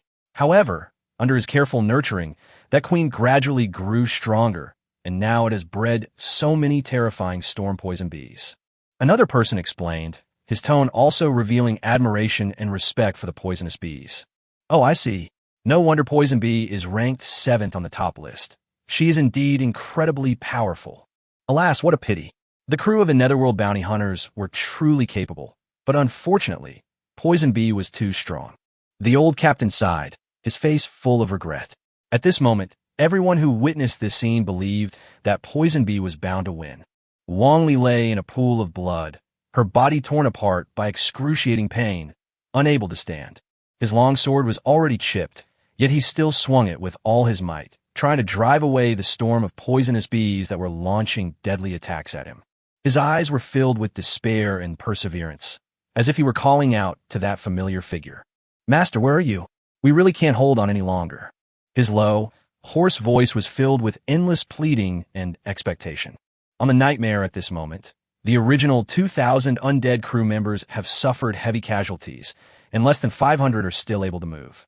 On the deck and inside the cabins, there were fallen figures and scattered weapons everywhere. The ferocity of the battle was unbearable to witness. Just then, a deafening dragon roar pierced through the clouds. Roar! Chapter 191, Luki Arrives. The sound, like thunder, echoed across the battlefield, making everyone's eardrums ache. Huh, what's that sound? The scorpion was startled by the sudden dragon roar. He looked around in confusion, trying to find the source of the sound. Boss Scorpion, up there, up there! A pirate pointed tremblingly to the sky, his voice filled with terror. The scorpion raised its head, its pupils suddenly contracting. Above his head, a colossal skeletal dragon, hundreds of meters long, coiled in the sky. Its massive skeleton, seemingly composed of countless undead, gleamed with a chilling light. The dragon's wings spread, blocking out the sunlight and shrouding the entire battlefield in shadow. What the hell is this thing? Scorpion cried out in alarm.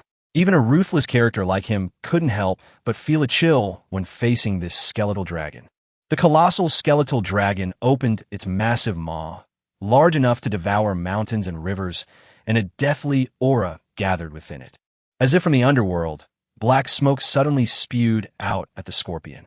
Scorpion's expression changed drastically as he sensed the destructive power contained in the dragon's breath.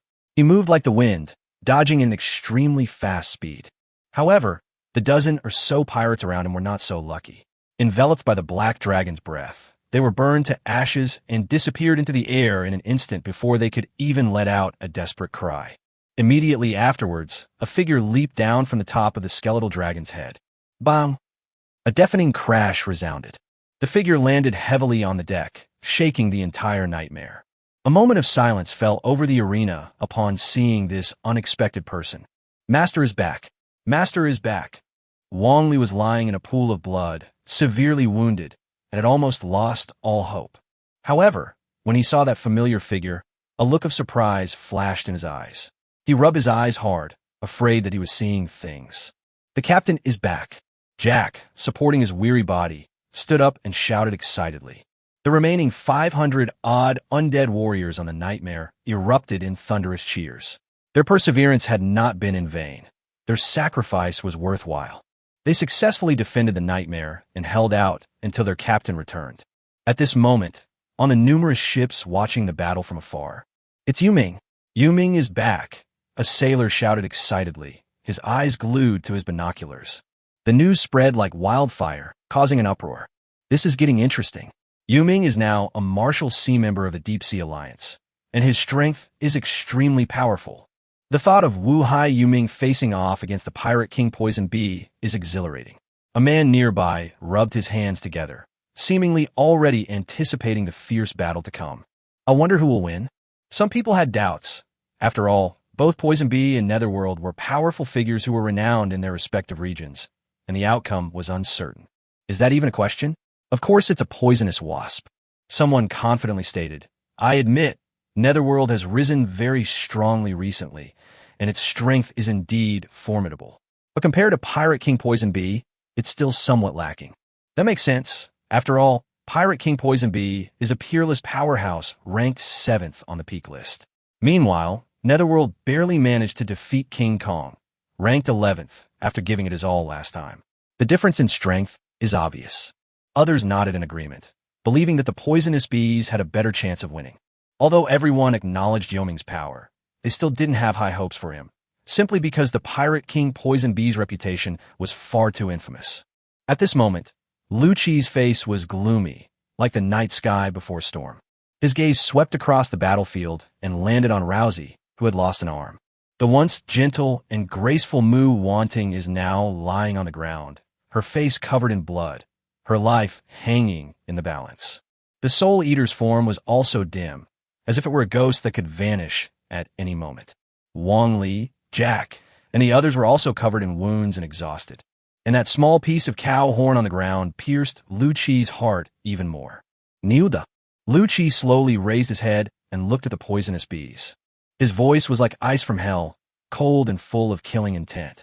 Poisonous bees, very well. If I do not destroy you today, I, Yuming, swear I will never be human again.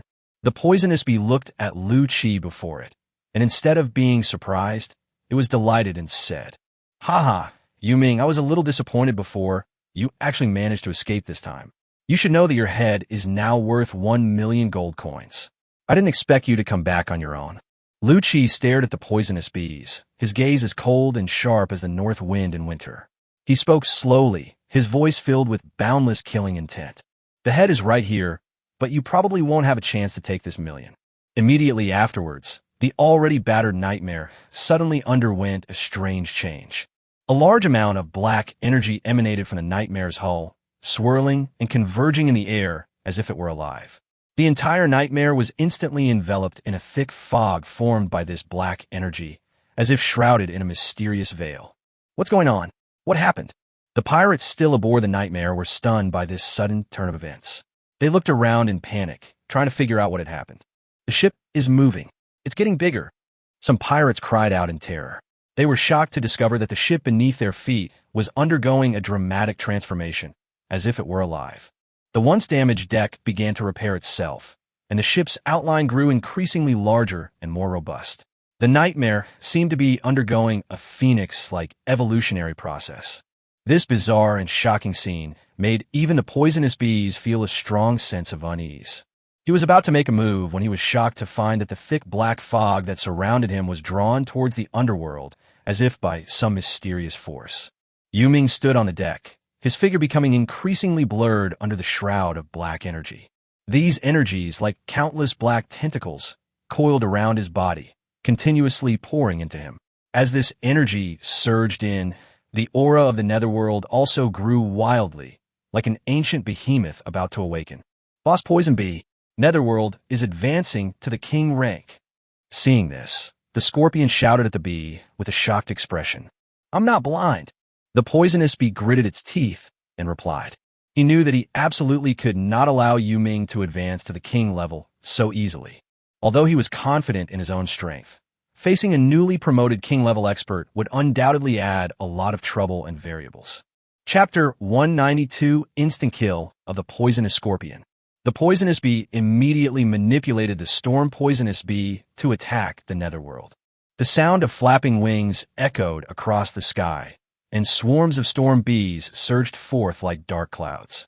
But then, accompanied by a dragon's roar, a powerful burst of dragon breath suddenly erupted, blocking all the storm poison bees that were attempting to attack Lu Qi. Idos in the air. The master is evolving, and with the great Idos by his side, you will not be able to disturb the master. Poison Bee's eyes narrowed, a sharp and resolute glint in them. He keenly sensed the urgency of the situation. Immediately, he issued a sharp command to the scorpion closest to Yuming. "Scorpion, quick! Interrupt Yuming's evolution." "All right, boss." With a sudden stomp of its foot, the scorpion's body sliced through the air like lightning, hurtling towards the netherworld shrouded in black mist at an astonishing speed. However, it was all too late. When the scorpion rushed into the black mist, he was horrified to discover that Lu Qi had successfully evolved and advanced to the king rank. As the thick black fog slowly dissipated, a breathtaking scene unfolded before everyone's eyes. Poison Scorpion, one of the 3 kings of the Poison Bee pirate crew, a powerful figure at the mid-level of the king rank, was now like a helpless lamb in the hands of Netherworld. Yuming easily grabbed his neck and lifted him into the air, as if displaying his spoils. How could this happen? The scorpion's eyes were filled with disbelief. He couldn't understand how Yuming, with his astonishing speed, could capture his figure and subdue him so precisely. He struggled desperately, but his attack methods, which usually struck fear into the hearts of his enemies, were completely unable to budge Lu Qi's rock-solid arm at this moment. The air around them seemed to freeze. Everyone held their breath, witnessing this incredible scene. The members of the Poison Bee Pirates showed fear and unease in their eyes. They had never seen such a powerful enemy before. The scorpion, which they thought was invincible, was actually so incredibly powerful. Lu Qi's gaze shifted to the poisonous bees, his eyes filled with coldness. This is just the beginning. Immediately afterwards, Lu Qi clenched his right hand tightly, and a powerful force erupted instantly. Crack! A crisp, chilling sound of bones breaking echoed through the air, sending shivers down one's spine. The scorpion's face still held the unbelievable expression from before, but as life slipped away, his eyes gradually became empty and lifeless. King rank, intermediate level, poison scorpion, dead. Lu Qi coldly tossed the scorpion's corpse aside. Bang! The sound of the body hitting the ground echoed in the air. That heavy, resounding sound was like an invisible hammer, striking the hearts of every member of the Poison Bee pirate crew. Their eyes widened, as if they couldn't believe what was happening before their eyes. "Lord Scorpion is dead, just like that?" a pirate asked in a trembling voice, his eyes filled with terror and disbelief. A mid-level king rank warrior should be very powerful, so how come he's so fragile in front of Yuming? Another pirate muttered to himself, his voice filled with deep fear and unease. They had once thought the scorpion was an indestructible force, but the scene before them had completely shattered their perception. Seeing this, Poison Bee looked at Lu Qi with a serious expression. He knew very well the strength of Poison Scorpion. Even someone as powerful as him wouldn't dare say he could kill the scorpion with a single blow. Poisonous Bee understood that the Netherworld was now far more powerful than he had imagined. The poisonous wasps dared not hold back any longer. "Yuming, I admit I underestimated you before, but even if you advance to the king rank, your fate will be the same." As Poison Bee finished speaking, the air seemed to freeze. Immediately afterwards, an enormous, gigantic storm poison bee queen slowly appeared behind the poison bees. The mother insect's body was enormous and terrifying, each of its carapaces shimmering with a cold, eerie light, as if it were a creature crawling out of the depths of hell. "This is my partner. I haven't been able to bring myself to use him in battle for so long. Netherworld, today, I will feed my queen with your flesh and blood." Then, the atmosphere on the battlefield suddenly changed. The mother insect emitted a unique and mournful cry, a sound that seemed to pierce through the air and directly strike the soul. With this cry, all the storm poison bees began to emit a red glow, an eerie and intense light like burning blood. "Yuming, beware of this mother insect." Guo Changpeng struggled to sit up, his voice weak and hurried. At this moment, his entire body had turned a deep green, clearly indicating that he had been severely eroded by toxins. Before he could finish speaking, he began to cough violently, each cough seeming to drain the last of his life force. "Cough, cough, cough, be very careful. The poison of the queen wasp." Lu Qi glanced back at Guo Champa. "General Guo, rest assured." His voice was soft, but it was full of undeniable power. "These things are no threat to me." "Di, Nitavaut." Pirate King Poison Bee let out a deafening roar, his figure merging with the sky-covering swarm of bees as he launched a final charge towards Lu Qi. The buzzing of flapping wings echoed through the sky, mingling with the roar of the poisonous bees to create a symphony of death. Lu Qi's figure was instantly swallowed up by the endless swarm of bees, as if he had disappeared into the dark ocean. However, immediately afterward, a burst of intense light suddenly erupted from the swarm, so dazzling that everything around it paled in comparison. Then, endless lightning suddenly spread out, emitting a deafening roar. All the storm poison bees that attacked Lu Qi were instantly charred by this lightning force, their bodies emitting blue smoke as they fell to the ground. However, Lu Qi at this moment had completely changed. His body was covered in silver dragon scales, which shimmered with a ghostly blue light, as if they were formed from pure lightning power. His arms became even thicker and more powerful, and a thick dragon tail stretched out from behind him, also flashing with lightning, as if containing the power to destroy everything. 2 dragon wings sprouted from his back, and Lu Qi had now completely transformed into a dragon warrior. He stood on the deck, exuding an aura of both ferocity and majesty. The surrounding swarm of bees scattered under this aura, as if they dared not approach this thunder godlike being. With a slight movement of his dragon wings, Lu Qi shot up like an arrow, instantly leaping into the air and hurtling towards the enormous poisonous bee queen. Chapter 193: The Fall of the Pirate King. Squeak! Facing Lu Qi's charge, the mother insect let out a sharp roar. Its tail stinger, like a sharp sword gleaming with cold light, pierced towards Lu Qi with lightning speed. The stinger contains deadly venom and destructive power, enough to kill any peak-level king with a single blow. However, Lu Qi showed no intention of dodging. With his palm facing upward, a violent bolt of lightning gathered in his hand, forming a massive ball of lightning. The ball of lightning shimmered with a ghostly blue light, like a beating heart, containing the power to destroy everything. With a low shout, Lu Qi sent the lightning ball hurtling towards the mother insect with lightning speed, like a cannonball. Wherever it passed, the air was ionized and hissed, as if even space itself was being torn apart by this force. Boom! The lightning ball exploded on the mother beetle, unleashing a deafening roar and blinding light. A powerful shockwave then spread outwards, instantly engulfing the surrounding swarm of bees. The enormous queen beetle, under this terrifying blow, developed countless cracks in its carapace, from which foul-smelling white fluid oozed out, and its massive body began to sway precariously. Just then, Pirate King Poison Bee attacked from beside Lu Qi. His attack was like a black lightning bolt, rushing towards Lu Qi with deadly intent. But Lu Qi paid no attention to the poisonous bee's attack. He waved his hands, and countless terrifying dimensional blades instantly formed, like spinning sharp razor blades, attacking the mother beetle. Bang! The venomous bee's fierce punch struck Lu Qi, sending him plummeting into the sea like a shooting star. However, as he fell into the sea, the dimensional blade also sliced the mother insect into several pieces. As the queen beetle died, all the storm poison bees on the battlefield let out mournful cries and fell to the ground. They lost their leader, and their lives faded away. Pirate King Poison Bee also suffered a huge backlash. He suddenly spat out a mouthful of blood, and his whole body was severely injured due to the death of the mother beetle. His face was as pale as paper, and his breathing became rapid and disordered. Is it over? The venomous wasp stared intently at the sea, its eyes flashing with complex emotions. In that last strike, he unleashed all his power without reservation, and there was no trace of the Netherworld's aura left on the sea surface. He silently calculated the gains and losses in his mind. As long as we can kill Yu Ming and obtain his alien ship, all the sacrifices we made today will be worthwhile. Even though the mother insect is dead and all her king-level warriors are killed, if he could possess the ability to plunder like Yu Ming, he could gain a new superpower and become even stronger.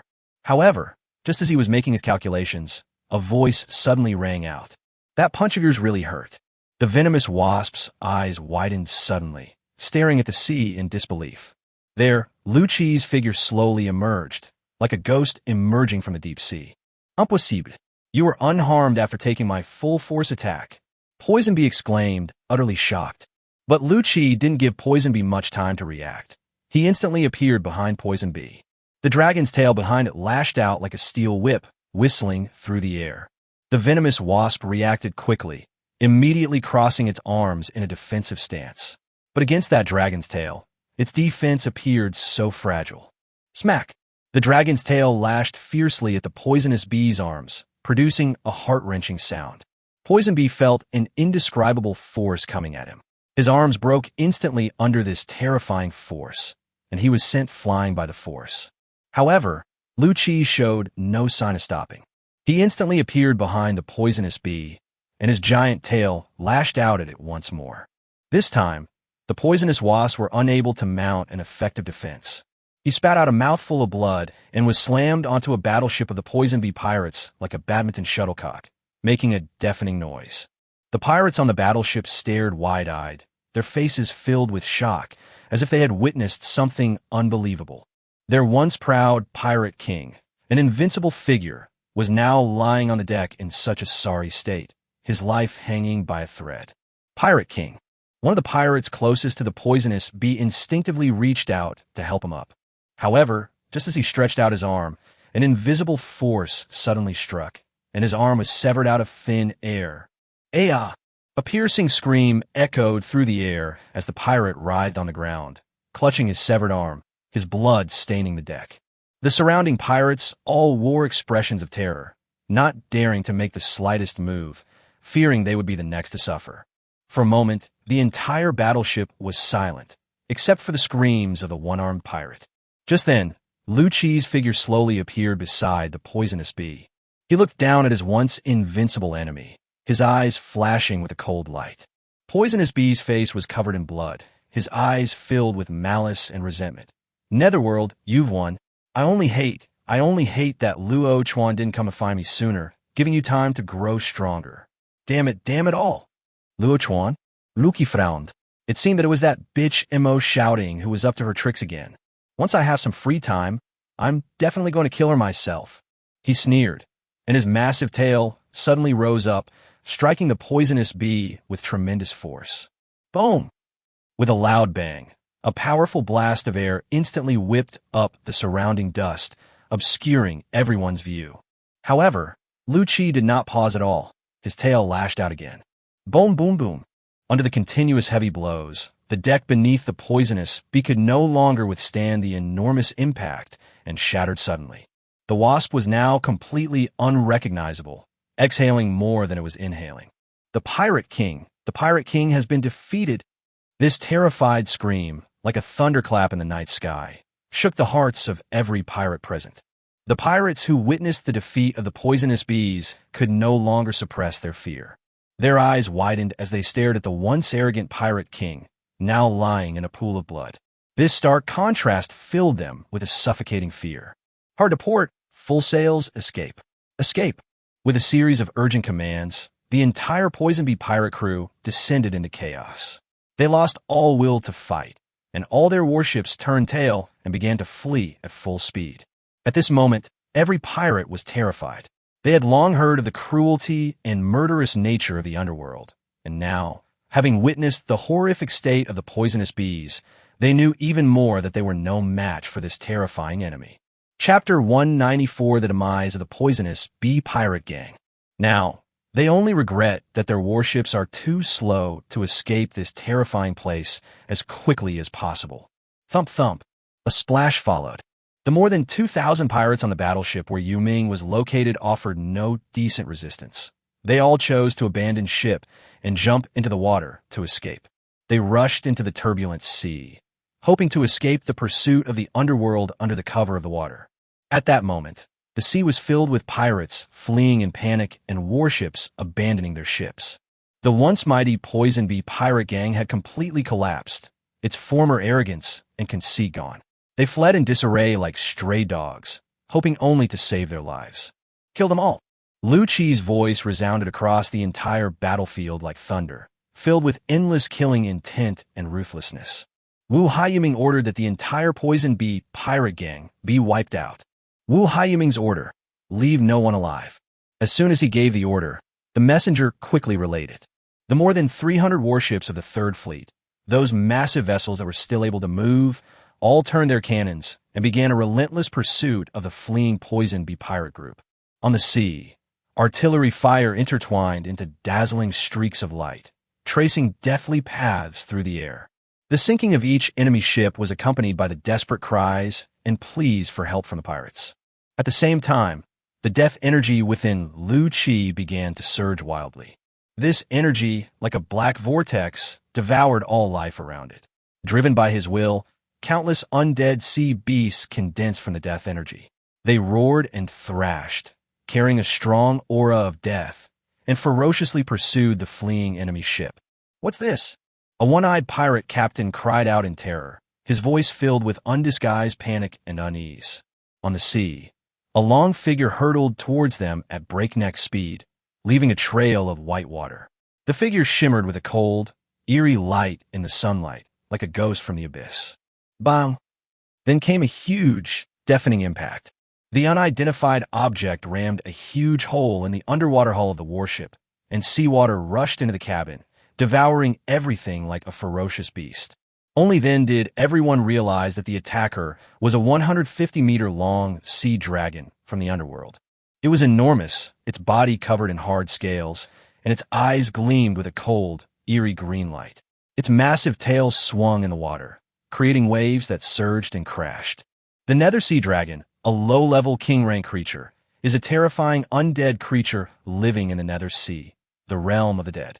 Known for their immense strength and deadly venom, they're the nightmare of all sea creatures. Now, there are a full 20 Nether Sea Dragons in the sea, frantically attacking the ships of the Poison Bee pirates. They thrashed and leaped in the water, opening their huge mouths to reveal sharp fangs, and bit down hard on the pirates' ships. The pirates were terrified by the sudden attack. They screamed and fled in all directions, trying to escape the onslaught of these horrible undead creatures. But where could they possibly escape to on this vast ocean? In an instant, the sea was filled with wails and screams, and the seawater was dyed bright red. The once invincible members of the Poison Bee pirate gang are now as helpless and desperate as lambs to the slaughter. On the ships watching from afar, sailors stared wide-eyed at the hellish scene before them, unable to believe their eyes. Their bodies trembled involuntarily, as if they could feel the intense aura of death and endless fear emanating from the battlefield. The power of the Netherworld King was beyond anyone's imagination. Someone exclaimed in astonishment, their voice filled with awe. Who could have imagined that the infamous Pirate King, Poison Bee, couldn't even withstand a few moves from him? The Grim Reaper of the Sea truly lives up to his name. "It seems," another man said in a trembling voice, his eyes filled with fear and unease. "It looks like Yu Ming intends to leave the entire Poison Bee pirate crew here." "The Netherworld has truly risen," the third person said in a deep voice, his tone filled with undisguised shock and awe. "From this day forward, even the most vicious person will likely feel fear upon hearing the name of the underworld." "My God, am I seeing things?" someone exclaimed, his voice filled with disbelief and terror. A king-level undead sea beast, Yu Ming, summoned more than 20 with a single skill. More than 20. I'm afraid all the powerful people in many countries combined don't even have 20 of them. The people on the ship fell silent, stunned by the harsh reality. They gazed at the distant battlefield, watching the undead sea monsters thrashing and leaping on the surface, frantically attacking the fleeing enemy ships. The sinking of each enemy ship was accompanied by desperate cries and screams. Only at this moment did they truly realize the power and terror of the Netherworld. His existence was like an insurmountable chasm, clearly separating life and death, strength and weakness. Before him, the arrogance and conceit of the Poison Bee pirates seemed so laughable and utterly vulnerable. Ding! Due to the rapid increase in fear value to 900,000 points, the host is awarded a special reward. Plunder success rate increased to 100% with 3 additional attempts. With the sinking of the last ship of the Poison Bee pirates, a system notification also sounded in Lu Qi's mind. His fear value had unknowingly risen to 900,000, and he only had less than 100,000 fear points left to unlock the next blueprint. Lu Qi carried the unconscious Poison Bee back to the nightmare. Master Niudata. When Wang Li saw Lu Qi return, her eyes reddened slightly, and her voice revealed an unconcealable sadness. Lu Qi glanced at Wang Li, his tone steady. "I know everything. Don't worry, Nyoda won't die." His words were brief and powerful, each one seemingly designed to dispel the gloom in everyone's hearts. You should know that Lu Chi has the blueprint for the Soul Reincarnation Altar. Soul Reincarnation Altar, special equipment, only 8 keepable on ghost ships. Crafting requires 5 shadow crystals, 1 meteorite gold, and 1 peak king rank soul. All the necessary materials, except for peak level king rank souls, are now available. As for the soul of a peak king level being, the poisonous bees beneath their feet would come in handy. Really? A flicker of joy flashed in Wang Li's eyes, as if he had seen a glimmer of hope. However, in his excitement, he accidentally aggravated his wound. Chapter 195 Nightmare Advances to Quasi-Legendary Warship. It hurt so much. He gasped in pain, a look of agony on his face. Jack, Rose, and Soul Eater also gathered around. When they heard Lu Chi say that Nyoda could be resurrected, they all breathed a long sigh of relief. During their time together on a nightmare, Nyoda had become an indispensable member of their family. His every simple smile and every brave step he took to protect everyone is deeply etched in everyone's hearts. Lu Chi nodded without saying much. He knew that at this moment, comfort and reassurance would give everyone more strength than any words. 2 undead crew members carried a stretcher on which lay the unconscious Mu Wanting. Her face was pale, and there were traces of blood around her tightly closed eyes, marks left from her battle with the spider-like ability user.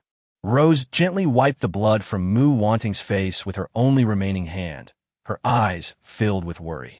"Captain, please look at Wanting." Rose said anxiously that she had just used her powers to control the spider and then passed out, and there was still no sign of her waking up. Upon hearing this, Lu Chi strode forward. He looked down at Mu Wanting, and the fragility revealed on her pale, yet beautiful face made his heart ache. Mu Wanting was one of the first human crew members to follow him, having boarded the Nightmare when he was still an elite-class crew member. "What level of strength does that spider possess?" Lu Chi asked in a deep voice. "Master, Wanting is amazing." Wang Li looked at Mu Wanting with admiration. The spider was a mid-level king rank, and Wanting, with her lord-level strength, actually controlled the spider twice. It was truly unbelievable. Intermediate king rank? Lu Chi was also shocked upon hearing this. Don't be fooled by his ability to kill mid-level kings as easily as killing chickens when he was a lord-level cultivator. That's because he had the help of a system, possessed multiple supernatural abilities, and had many extraordinary encounters. His body and mental strength had been tempered by countless treasures, which made him who he was, enabling him to fight against mid-level kings. However, Mu Wanting didn't have so many extraordinary encounters. She was just an ordinary lord-level ability user. Lu Chi was well aware of the vast difference between the strength of a lord-level expert and the strength of a beginner king-level expert. It was an immeasurable gap. Moreover, it's at the mid-level of the king rank. Thinking of this, Lu Chi felt even more sorry for her. He wondered what kind of perseverance and determination this silly girl had to push herself so hard. He crouched down and slowly probed Mu Wanting's body with his spiritual energy to check on her condition. After a moment, he raised his head and said to the crowd, "Wanting is also unharmed. This could be considered a blessing in disguise for her. To survive such terrifying mental strain means her strength will likely increase significantly when she wakes up." Hearing Lu Chi's words, everyone breathed a long sigh of relief. Their hearts finally settled down, and relieved smiles appeared on their faces. Rose was so excited that her eyes reddened, and she held Mu Wanting's hand tightly, as if conveying silent comfort and encouragement. "Ha ha, Brother Yuming. Oh no, I should call you Commander now." Supported by 2 naval soldiers, Guo Champeng walked over slowly. Although his body still had a hint of green, his smile was so radiant, as if the spring sunshine had spread across the earth. Lu Chi smiled slightly and replied, "Commander Guo, you flatter me. I will remember your selfless help today. I will do my utmost if needed in the future." "Ha ha ha, Wuhai. You're too kind. This is simply my duty and obligation." Guo Champeng laughed heartily. Having said that, he turned his gaze to the Pirate King at Lu Chi's feet and couldn't help but shake his head. "TSK, TSK, TSK. Pirate King Poison Bee. What a terrifying person. I never thought I'd witness the fall of a Pirate King today. It's all worth it." Wu Hai, nicknamed Poison Bee, is one of the 4 great pirate kings. He's a notorious villain with countless enemies. A bounty of 1 million is on his head. Remember to exchange his head for the bounty. Lu Chi clasped his hands in a fist salute to Guo Chumpeng. Thank you, Commander Guo, I've got it. Upon hearing this, Guo Chumpeng waved to Lu Chi, laughed, and returned to his flagship. Ha ha, the younger generation is truly formidable. May God bless our deep-sea alliance. His voice echoed in the night sky, filled with pride and ambition. At this moment, Jack approached Lu Chi and reported the battle losses to him.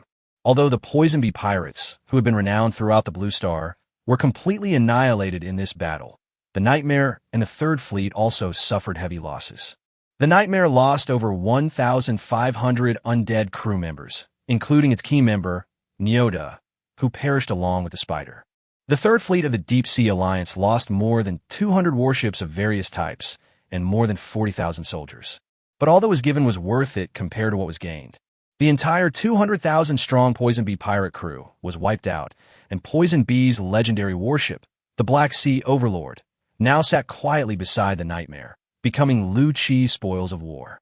The more than 400 undead crew members who were still alive at this time were all wounded, some missing limbs or arms. Lu Chi used the Nightmare to expend his life force and heal the undead crew members.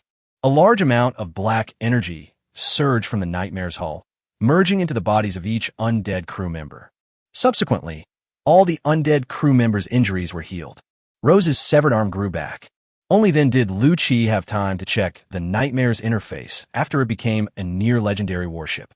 Ghost Ship Quasi-Legendary Battleship Class 7-masted sailboat. Captain, Lu Chi. Crew, 483-4000. Can summon undead crew members. Boss level, 0-200. Standard grade, 477-3800. Weapons, legendary weapons 0-1. Large weapons 1-3, medium weapons 15-50, small weapons 300-1000. Special equipment slots 1-3. Speed 40 knots. Special abilities: Undead Repair, rank B, Plunder, rank S, with a 100% success rate. Wind Maneuvering, rank C+, Underwater Stealth, rank B, and Ability Fusion, rank S. The Ghost Ship evolves to the next stage as a legendary battleship. Equip legendary weapons, gain legendary abilities. Absorbed Life Force, 498,700 to 500,000. Fear level, 903,200. 1,000,000 points unlocks a new weapon blueprint. Summon undead creatures. In Kadungul, T-30. 2. Carrion Shark, 2-30. 3. Corpse Sea Eagle, 1-10. 4. Corpse Titan Whale, 0-1. Chapter 196, The Ox of Breaking the Army, Nyoda. The Evolved Nightmare has doubled its firepower. The number of slots for large weapons has also increased to 3, and more importantly, the Nightmare, a near-legendary battleship, now has 3 special equipment slots. Moreover, the Evolved Nightmare has become much larger, with a terrifying length of 300 meters and a ship length of 500 meters. 2 more masts have been added, and the sails on the 7 huge masts seem capable of blotting out the sky. Even before the apocalypse, this ship's length and width will be considered very large. Meanwhile, the number of undead crew members that can be summoned on the Nightmare has increased to 4,000. However, this time it's different. It can directly summon 200 undead crew members of the boss level. Lu Chi didn't have time to study the Nightmare's data in detail. He remembered that the soul reincarnation altar could only resurrect the dead who had been dead for no more than 1 day. Therefore, he must hurry. Lu Chi first led the poisonous bees to the captain's cabin. System: plunder this person's superpowers. Ding, scanning in progress. Scan complete. Target: poisonous bee. Status: severely injured. Ability: S-rank ability. Storm poisonous bee can be looted. Whether to plunder the target's ability. The target dies immediately after plundering. Plunder success rate, 5%. Lu Chi immediately chose to use the opportunity with a 100% success rate in plundering. The Poison Bee's ability was quite good. Looting in progress. As the system's voice faded, the poisonous bee was gradually drained of its life force by the black energy emanating from the ship, and thus the life of a pirate king came to an end. Ding! Plunder successful. Host has obtained S-rank ability, Storm Poison Bee. There should be a peak king level soul by now, right? Just killed it, still fresh in our minds. Lu Chi dared not delay and immediately chose to create a soul reincarnation altar. Ding, currently constructing the soul reincarnation altar. The surrounding air began to move, and a mysterious force gathered in the void. The shadow, crystal, and meteorite gold began to merge under the influence of energy, gradually forming a complex and mysterious altar. The soul of the poisonous bee floated above the altar, emitting a faint but mournful cry. Ding! Successfully crafted. Consumed 5 shadow crystals, 1 meteorite gold, and 1 peak king rank soul. At this moment, a new option appeared on the system panel, the soul reincarnation altar. After clicking through, Lu Qi found that it displayed resurrectable undead, and he immediately spotted Nyoda. To resurrect Nyoda, one more thing is needed, a body. Lu Qi pinched his chin and muttered to himself. The system, the soul rebirth device, what is the highest level of body it can resurrect the dead into? Each use of the soul reincarnation device requires the consumption of 1 soul. The strength of the body chosen for resurrection cannot exceed the strength of the soul consumed. Lu Qi nodded, a flash of understanding in his eyes. I understand. The poisonous bee's strength is at the peak of the king rank, which means I can use Nyo Da's soul to reincarnate into a peak king rank undead. I'll have to choose carefully. Then, Lu Qi unleashed the calamity, his immense spiritual power surging forth like a tidal wave as he began to sense the endless undead within the netherworld. After a long search and comparison, Lu Qi finally found a suitable unlucky guy. You're the one. Subsequently, a large amount of Lu Qi's spiritual energy was extracted, triggering the natural disaster. Immediately afterwards, the surrounding air began to vibrate, and an incredibly terrifying power emanated from it. Accompanied by violent energy fluctuations, a towering figure gradually emerged from the darkness. The figure was as majestic as a mountain, its entire body shrouded in a ghostly blue light, like a messenger from hell. Lu Qi summoned the king-rank peak undead, the Bull of Breaking Army. When the Bull of Destruction was fully revealed, the terrifying power emanating from it instantly attracted the attention of everyone on the nightmare. The crew members felt the oppressive aura and quickly gathered around. They stared wide-eyed at the scene before them in disbelief. It was a 5-meter-tall, majestic zombie minotaur warrior. His armor was thick and sturdy, covered with the marks of battle and the ravages of time. These marks, far from diminishing his majesty, made him appear even more terrifying and invincible. The Ox of the Broken Army gripped a massive double-edged battle axe in both hands, its blade gleaming with a cold light, seemingly capable of cleaving through any obstacle. He stood there like an insurmountable mountain, inspiring awe and fear in all who beheld him. This is a king-level peak-tier breaking army bull. Rose stared at the minotaur before her, her heart pounding. She had never seen such a powerful undead. Its terrifying aura made her feel suffocated. Captain, what do you want? Jack looked at the broken army ox and asked thoughtfully. Lu Qi nodded. That's right, I'm going to use his body to revive Nyoda. Lu Qi then used his incredibly powerful law to directly obliterate the soul of the broken army bull. The Ox of the Broken Army was an incomparably powerful being in the netherworld, but he was summoned to Blue Star by Lu Qi under the suppression of the power of the laws. Lu Qi could decide the life and death of the summoned creature at any time. The Ox of the Broken Army, Beast. Skeleton King, +1. Batman, exactly. In theory, the undead summoned by Lu Qi's calamity would immediately dissipate and return to the underworld after death. This also makes it impossible to intentionally kill summoned undead to obtain materials. However, Lu Qi could use his immense strength to preserve the body of the Broken Bull for a short while. However, as long as Nyo Da's soul is reincarnated into the body of Po Jun Nyo, that body can be preserved. Without a moment's hesitation, Lu Qi immediately activated the soul reincarnation altar. In the center of the altar, a deep black hole slowly emerged, as if it were a mysterious passage connecting life and death. Just then, the soul of the poisonous wasp slowly emerged, drawn by the black hole. It howled in agony, its voice shrill and desperate. Then, the poisonous wasp soul was slowly torn apart by an invisible force, each fragment transforming into specks of starlight that surged into the altar below like shooting stars. These starlight converged within the altar, forming a dazzling vortex that served as the medium for this rebirth. Under the vortex of starlight, Pajunji Nyo's eyelids trembled slightly, and everyone's eyes were focused on him, anticipating the miracle that was about to happen. Finally, under everyone's watchful eyes, he slowly opened his eyes. Moo, I remember I died? A deep and familiar voice came from the mouth of the broken army ox. Chapter 197 Preparing to Attack the Sky Empire. The voice sent a chill down the spines of everyone present. It was Nyoda. Nyoda scratched his head, revealing a sad expression. Wang Li, Brother Jack, Sister Rose, Soul Eater, are you all dead? Sigh. He looked around, seemingly searching for a familiar figure. However, when he saw Lu Qi, he was stunned. Captain. A flicker of surprise and joy flashed in his eyes. Although Nyoda was somewhat simple-minded, he realized what was happening at that moment. Am I not dead? He asked excitedly, an expression of disbelief on his face. Silly cow, of course you're not dead. Not only are you not dead, you've gotten stronger. Wang Li strode forward, excitedly patted Nyoda's leg, his face beaming with undisguised joy. As for why he hammered the bull's legs, it's because the bull was over 5 meters tall, and Wang Li could only touch its legs.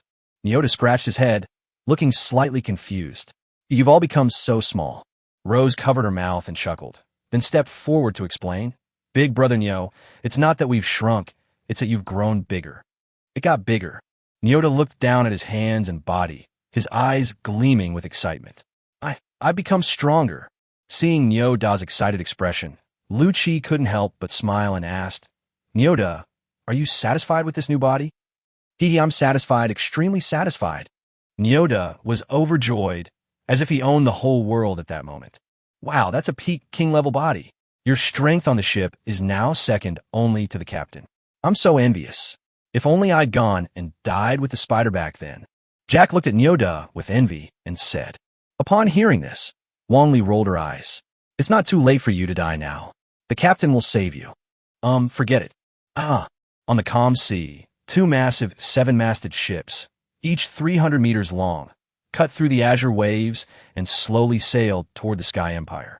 They are like floating castles, majestic and solemn, displaying an unparalleled domineering aura and an unpredictable mystery. One of the giant ships exuded an aura of dominance, resembling a supreme ruler of the seas. The ship's hull was as solid as a mountain, adorned with ferocious sea beasts and intricate magical runes. But the most awe-inspiring feature was the enormous and terrifying dragon breath cannon at the bow. It resembled a lurking dragon, its cannon muzzle flashing with eerie blue light, as if it could unleash a destructive dragon's breath at any moment. A single glance was enough to stir the soul and inspire awe. It was the legendary warship, the Black Sea Overlord. The other giant ship, however, appeared far more bizarre. The entire ship was shrouded in a thin black mist, as if shrouded in the shadow of death. The mist swirled, sometimes coalescing into eerie shadows, sometimes transforming into mournful howls. Those were the cries and wails of those who died on this ship, echoing in the black mist, telling of endless pain and sorrow.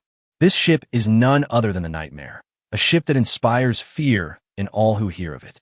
The Black Sea Overlord and the Nightmare, 2 once dominant behemoths, are putting on a visual and spiritual feast on this calm sea. Their destination is the powerful Sky Empire. At this moment, Lu Qi and his group stood on the high bridge deck of the Nightmare, the sea breeze blowing gently, making their clothes flutter.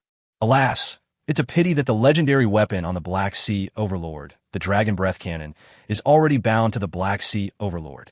Otherwise, it would have been so much better to equip the Nightmare with the Dragon Breath Cannon. Wang Li looked at the Black Sea Overlord sailing alongside, its eyes filled with intense disappointment. All right, I believe that it won't be long before the Nightmare will also have its own legendary weapon, Mu Wanting said softly, trying to comfort her. After recovering from her injuries, Mu Wanting's strength was greatly enhanced, and she has now reached the peak of the Lord level. Jack looked at the 2 giant ships with an excited smile on his face. Well, this is good too. Our Netherworld bounty hunters now have another ship, and it's a legendary warship. Just thinking about it is exciting. That Soul Eater is probably having a great time right now, serving as the captain of the Black Sea Overlord. Wang Li looked at the Black Sea Overlord beside him, searching for the Soul Eater's figure. The Black Sea Overlord, as one of only 8 legendary warships on Earth, possesses unparalleled power.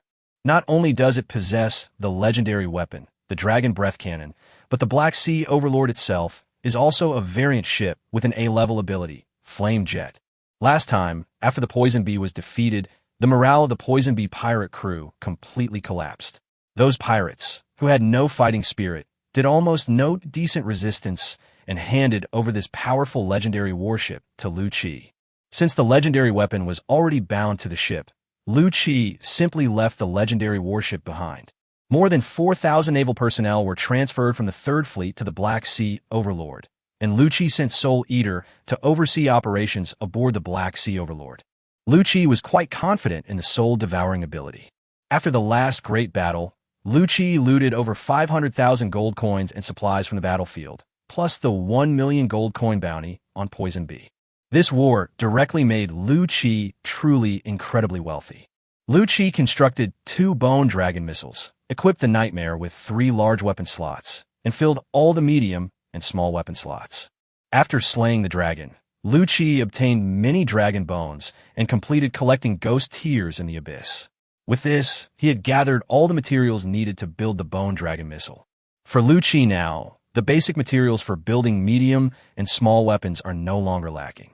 At the same time, Lu Chi also replenished all the undead crew members on the Nightmare. Currently, the Nightmare has a total of 4,000 undead crew members, including 200 powerful boss-level undead.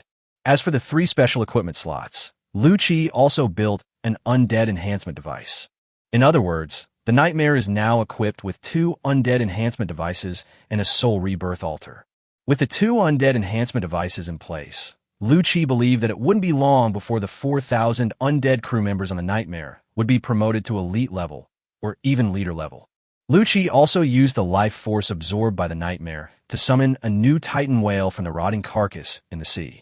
In the battle with the poisonous bees, Haisha was seriously injured, with 6 of its 8 tentacles broken. However, as a king-level sea beast with A-rank potential, Haisha has an incredibly strong regenerative ability and can quickly regrow its tentacles given enough energy. Captain. At this moment, Rose, holding a snail-shaped telephone, came up behind Lu Chi. Lu Chi turned around, took the phone from Rose C, and dialed Colonel Wang's number in Longchen. Currently, the authority of Wu Hai Yuming is nominally located in Dragon City. Chapter 198 MO Shouting Sphere. General. The call was quickly connected, and Colonel Wang's respectful voice came through. Colonel Wang, can you help me figure out which 3 fleets of the Deep Sea Alliance are closest to Sky City? Ugh. Colonel Wang asked no further questions and immediately began to carry out the orders. A flurry of activity came from the other end of the phone, a mixture of sounds like people searching for documents and running around. General, the 3 fleets closest to Sky City are the 28th, 14th, and 6th fleets. Colonel Wang said respectfully. All right, now, order these 3 fleets to replenish their personnel and equipment, and then immediately set sail to rendezvous with me. Lu Chi said calmly. Colonel Wang was startled upon hearing this order. General, is this a declaration of war against the Sky Empire? However, as a soldier, he deeply understood the importance of obeying orders.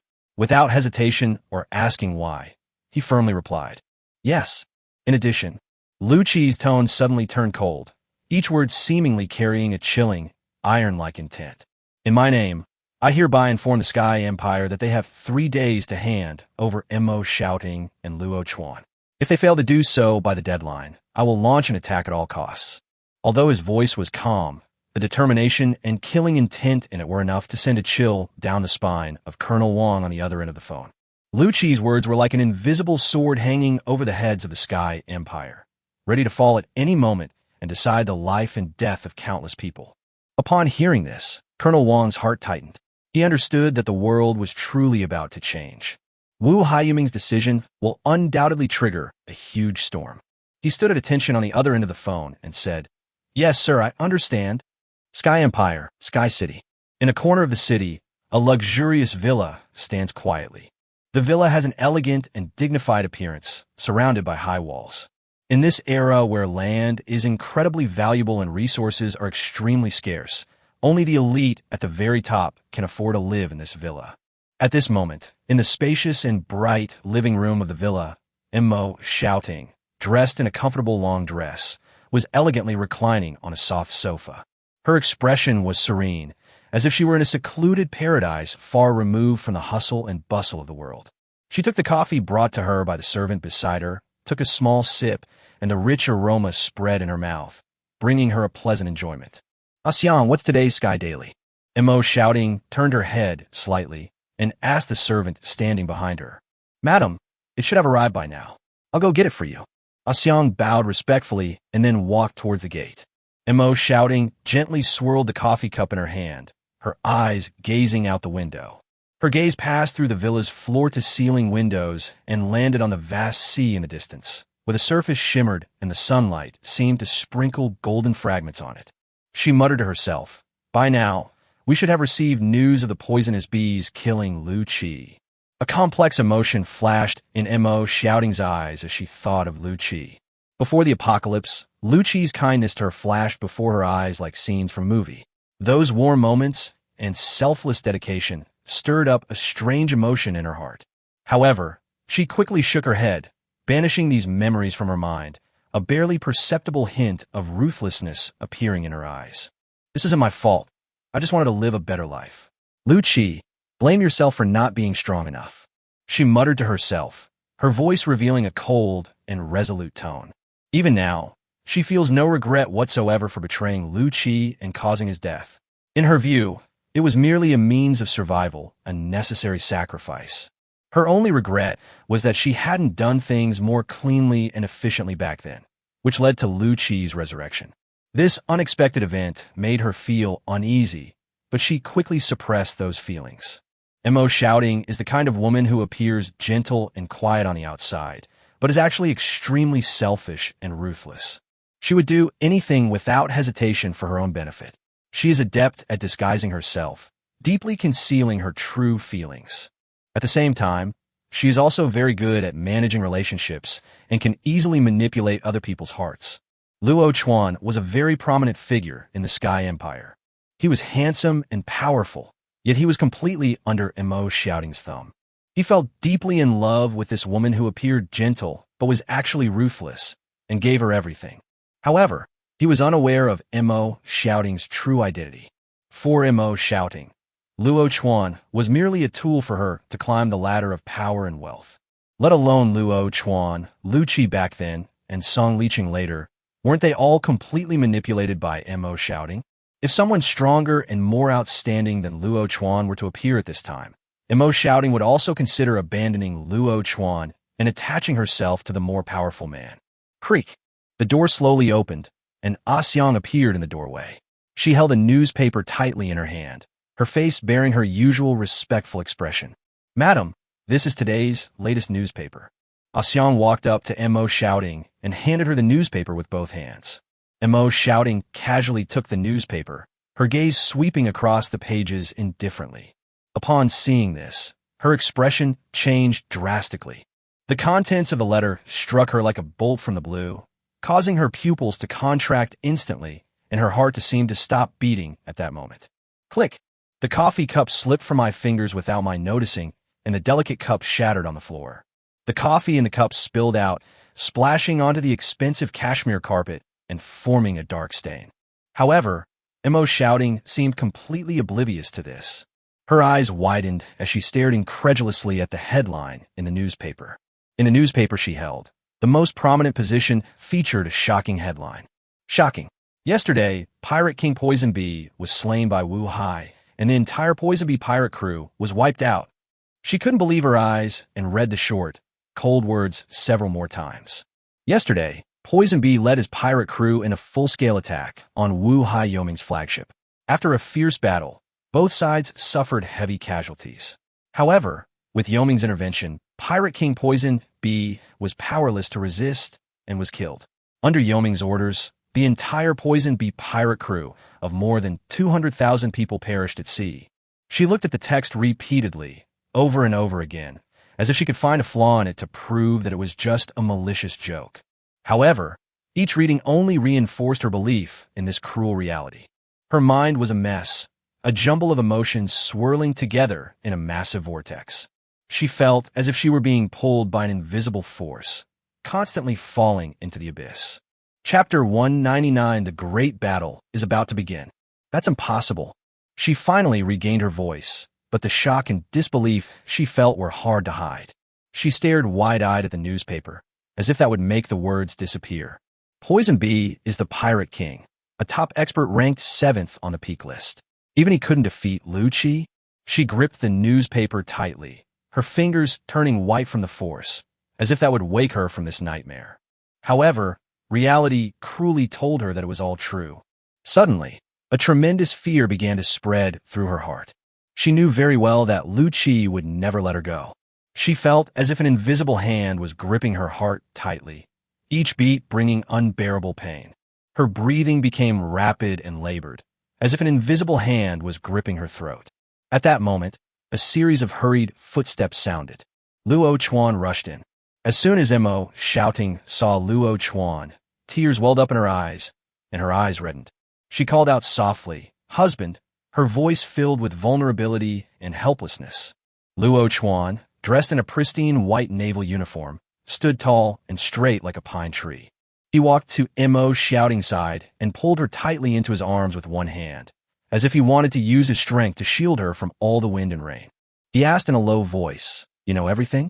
Mo, shouting, nodded, her face buried in Luo Chuan's chest, her voice trembling with tears. "Yes, I saw the newspaper. The poisonous bees are no match for the netherworld. I'm so scared. What should I do?"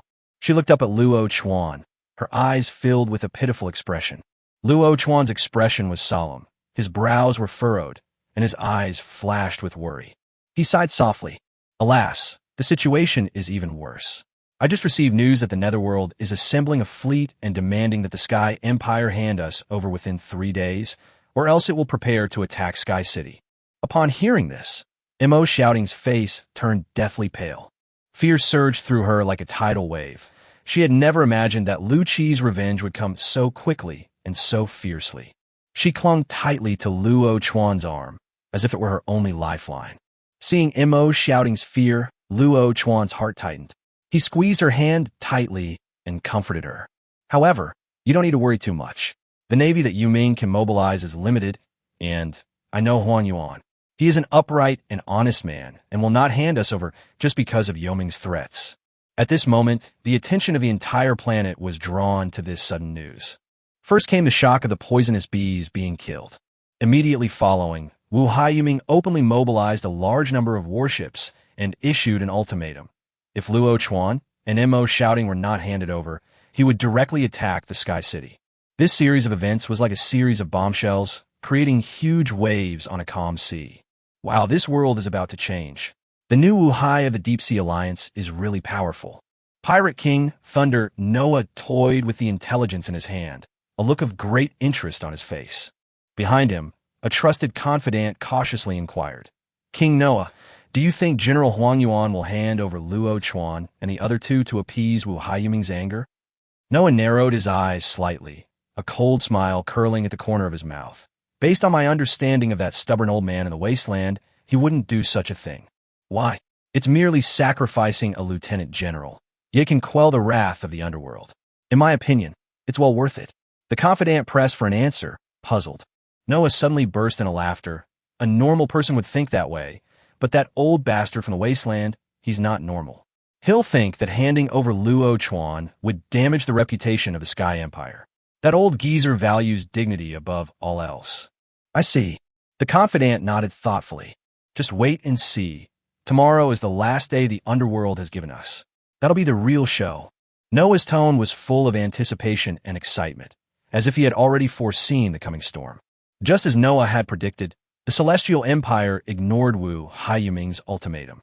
Instead of compromising, they urgently assembled their troops and prepared for war.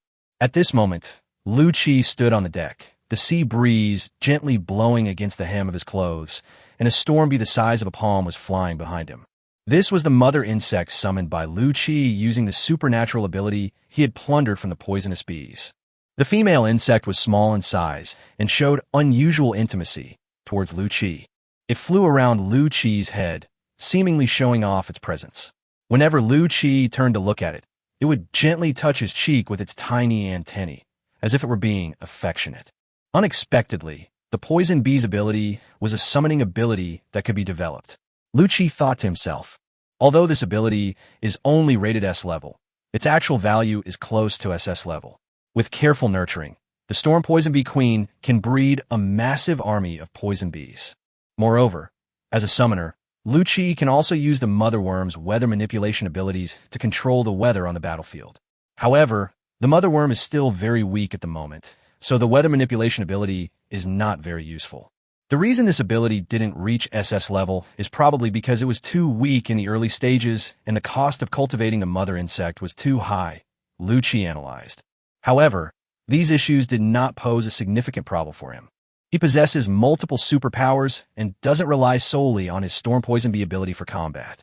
As for resources, his storage space is filled with millions of gold coins, enough to support him in cultivating powerful poison bee queens. Lu Chi originally planned to fuse this ability with the Thunder Dragon transformation, but since both abilities were S rank, the success rate of the fusion enhancement was greatly reduced. Moreover, the Storm Poison Bee ability is quite good. Therefore, Lu Chi kept this special ability. Captain, the 6th fleet has just arrived, and now all 3 fleets have assembled. Rousey stood behind Lu Chi and reported respectfully. Lu Chi nodded, his gaze sweeping across the vast sea, locking onto the direction of the Sky Empire, a sharp glint flashing in his eyes. It seems the Sky Empire isn't going to hand them over willingly. In that case, I'll just go and take them myself. Just as Lu Chi was about to issue the order, 2 massive fleets suddenly appeared from behind. This is the royal fleet of the Moonshadow Kingdom. Jack exclaimed in surprise as he looked at the flags fluttering on a fleet behind him.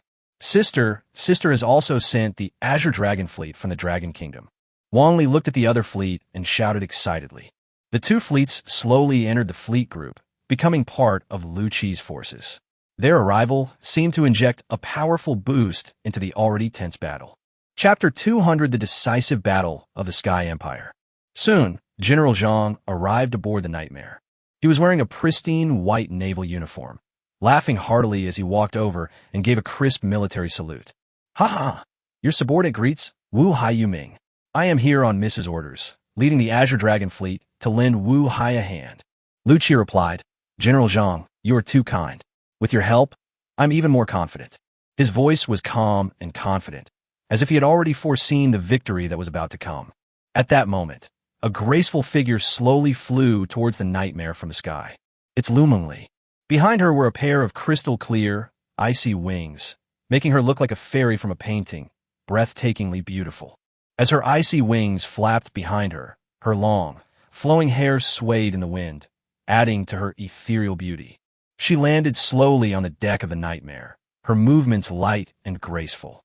With a soft thud as she landed, a faint chill spread out, making people feel the icy aura emanating from her. "Why didn't you tell me about something this big?" Lu Mengli looked at Lu Chi, a hint of reproach flashing in her beautiful eyes. Lu Chi smiled slightly awkwardly. He had been scolded several times for being a kept man, so he was now trying his best not to use Lu Mengli's influence. However, he felt somewhat at a loss for words when faced with Lu Mengli's questioning. Lu Mengli's phoenix eyes flickered, and she immediately discerned Lu Chi's thoughts. She gave Lu Chi a slight bow, her red lips parted slightly. "Lower-ranking Marshal C. Empress, greets upper-ranking Marshal C. Please give your orders, Commander of the Underworld." Well, since Lu Mengli is like this, he's not going to pretend anymore. He picked Lu Mengli up in front of everyone and then kissed her hard on the red lips. He even made me give orders. He's gone bad. Lu Mengli's pretty face turned bright red instantly. She punched Lu Chi's chest and said coquettishly, "Who told you to be so distant with me and keep everything from me?" "Haha, order. All warships, advance toward Sky City." Lu Chi laughed loudly, then gave the order. As soon as he gave the order, more than 3,000 warships of various types, carrying more than 500,000 soldiers, like vast ocean behemoths, raised their huge sails and sailed forward through the waves. The massive fleet spread out on the sea like a moving steel forest, advancing towards the Sky City. Soon, Lu Chi's line of sight came into view of the Sky Empire's warships. In order to resist the attack of the Netherworld, General Wasteland urgently summoned all the surrounding naval forces, totaling 4 fleets and more than 400,000 men. The remaining fleets were too far away, and the incident happened so suddenly that they could not come to provide support in a short time. This was a battle fought with all their might, the forces of both sides converging on the sea, creating immense momentum. At the same time, the Wasteland also dispatched two legendary ships of the Sky Empire, the Sky Dome and the Hell. At this point, the warships of both sides almost covered the entire sea area. Thousands of projection birds are flying in the sky, transmitting real-time images of the battlefield. The world's attention is focused on this sea area, watching the impending naval battle. In the distance, thousands of ships from various factions silently watch the standoff. They were well aware that once this naval battle broke out, it could very well change the landscape of the planet, and every detail and every development was on the minds of countless people. Wasteland stood on the deck of the flagship Sky Dome, wearing a white naval cloak, the 3 gold stars on his shoulders gleaming brightly in the sunlight. His gaze was deep and unwavering, fixed on a massive netherworld fleet ahead. Yu Ming, let's stop here. This war between our two countries is meaningless. The Wasteland's deep, powerful voice drifted on the sea breeze, echoing throughout the entire ocean. His tone revealed a calm and rational approach, an attempt to defuse the impending conflict through dialogue. However, Lu Qi did not respond to his kindness. His voice, though calm, seemed to resonate in everyone's ears. I have already given you a chance, but you chose war. These words, like an invisible sword, pierced the calm of the sea. The atmosphere between the two sides instantly became extremely tense, and the air was thick with the smell of gunpowder. Yu Ming, the Blood Emperor and the Wave Lord have not yet returned. You cannot bear the responsibility of starting a war.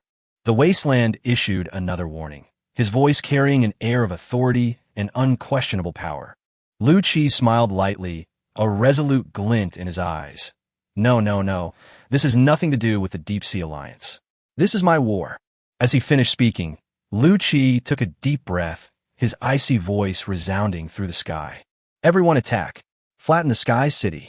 The moment the order was given, the Netherworld fleet erupted like a powder keg, unleashing a deafening roar.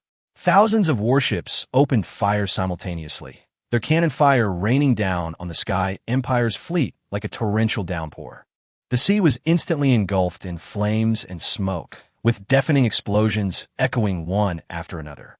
The Sky Empire's fleet reacted swiftly, their cannons firing in a deadly barrage. A fierce artillery battle ensued on the sea, the massive warships teetering on the brink of destruction, their surfaces littered with severed limbs and burning debris. The war has really started. Lu Qi really dares to attack Sky City. Mo shouting stared intently at the battlefield livestream that Tianqi Company was forwarding, her eyes filled with fear. Seeing her expression, Luo Chuan, who was standing nearby, spoke up to comfort her. It's all right. My Sky Empire has 3 generals and more than a dozen lieutenant generals. They will definitely stop the Netherworld's attack. His voice was calm, but also revealed a hint of worry. Mo shouting nodded. This was all she could hope for now. She closed her eyes and silently prayed that the Sky Empire's army could withstand Lu Qi's attack. At this moment, the hatred that had accumulated between the two sides on the battlefield for many years was completely released. Once the firing began, the battle quickly escalated to a fever pitch. Every shot and every shell seemed to carry endless fury and hatred, crashing down on the enemy's ships. The nightmare was like an ancient behemoth awakening, displaying its ferocious side on the battlefield. The entire ship unleashed its firepower in an instant, and 2 massive bone dragon missiles, roaring with destruction, broke free from their launch tubes and soared into the sky. After the missiles were launched, they streaked across the sky like 2 brilliant shooting stars, locking onto a distant battleship at an astonishing speed. To the horror of the crew aboard the battleship, the missile pierced the sturdy deck without hindrance, followed by a deafening explosion. Rumble.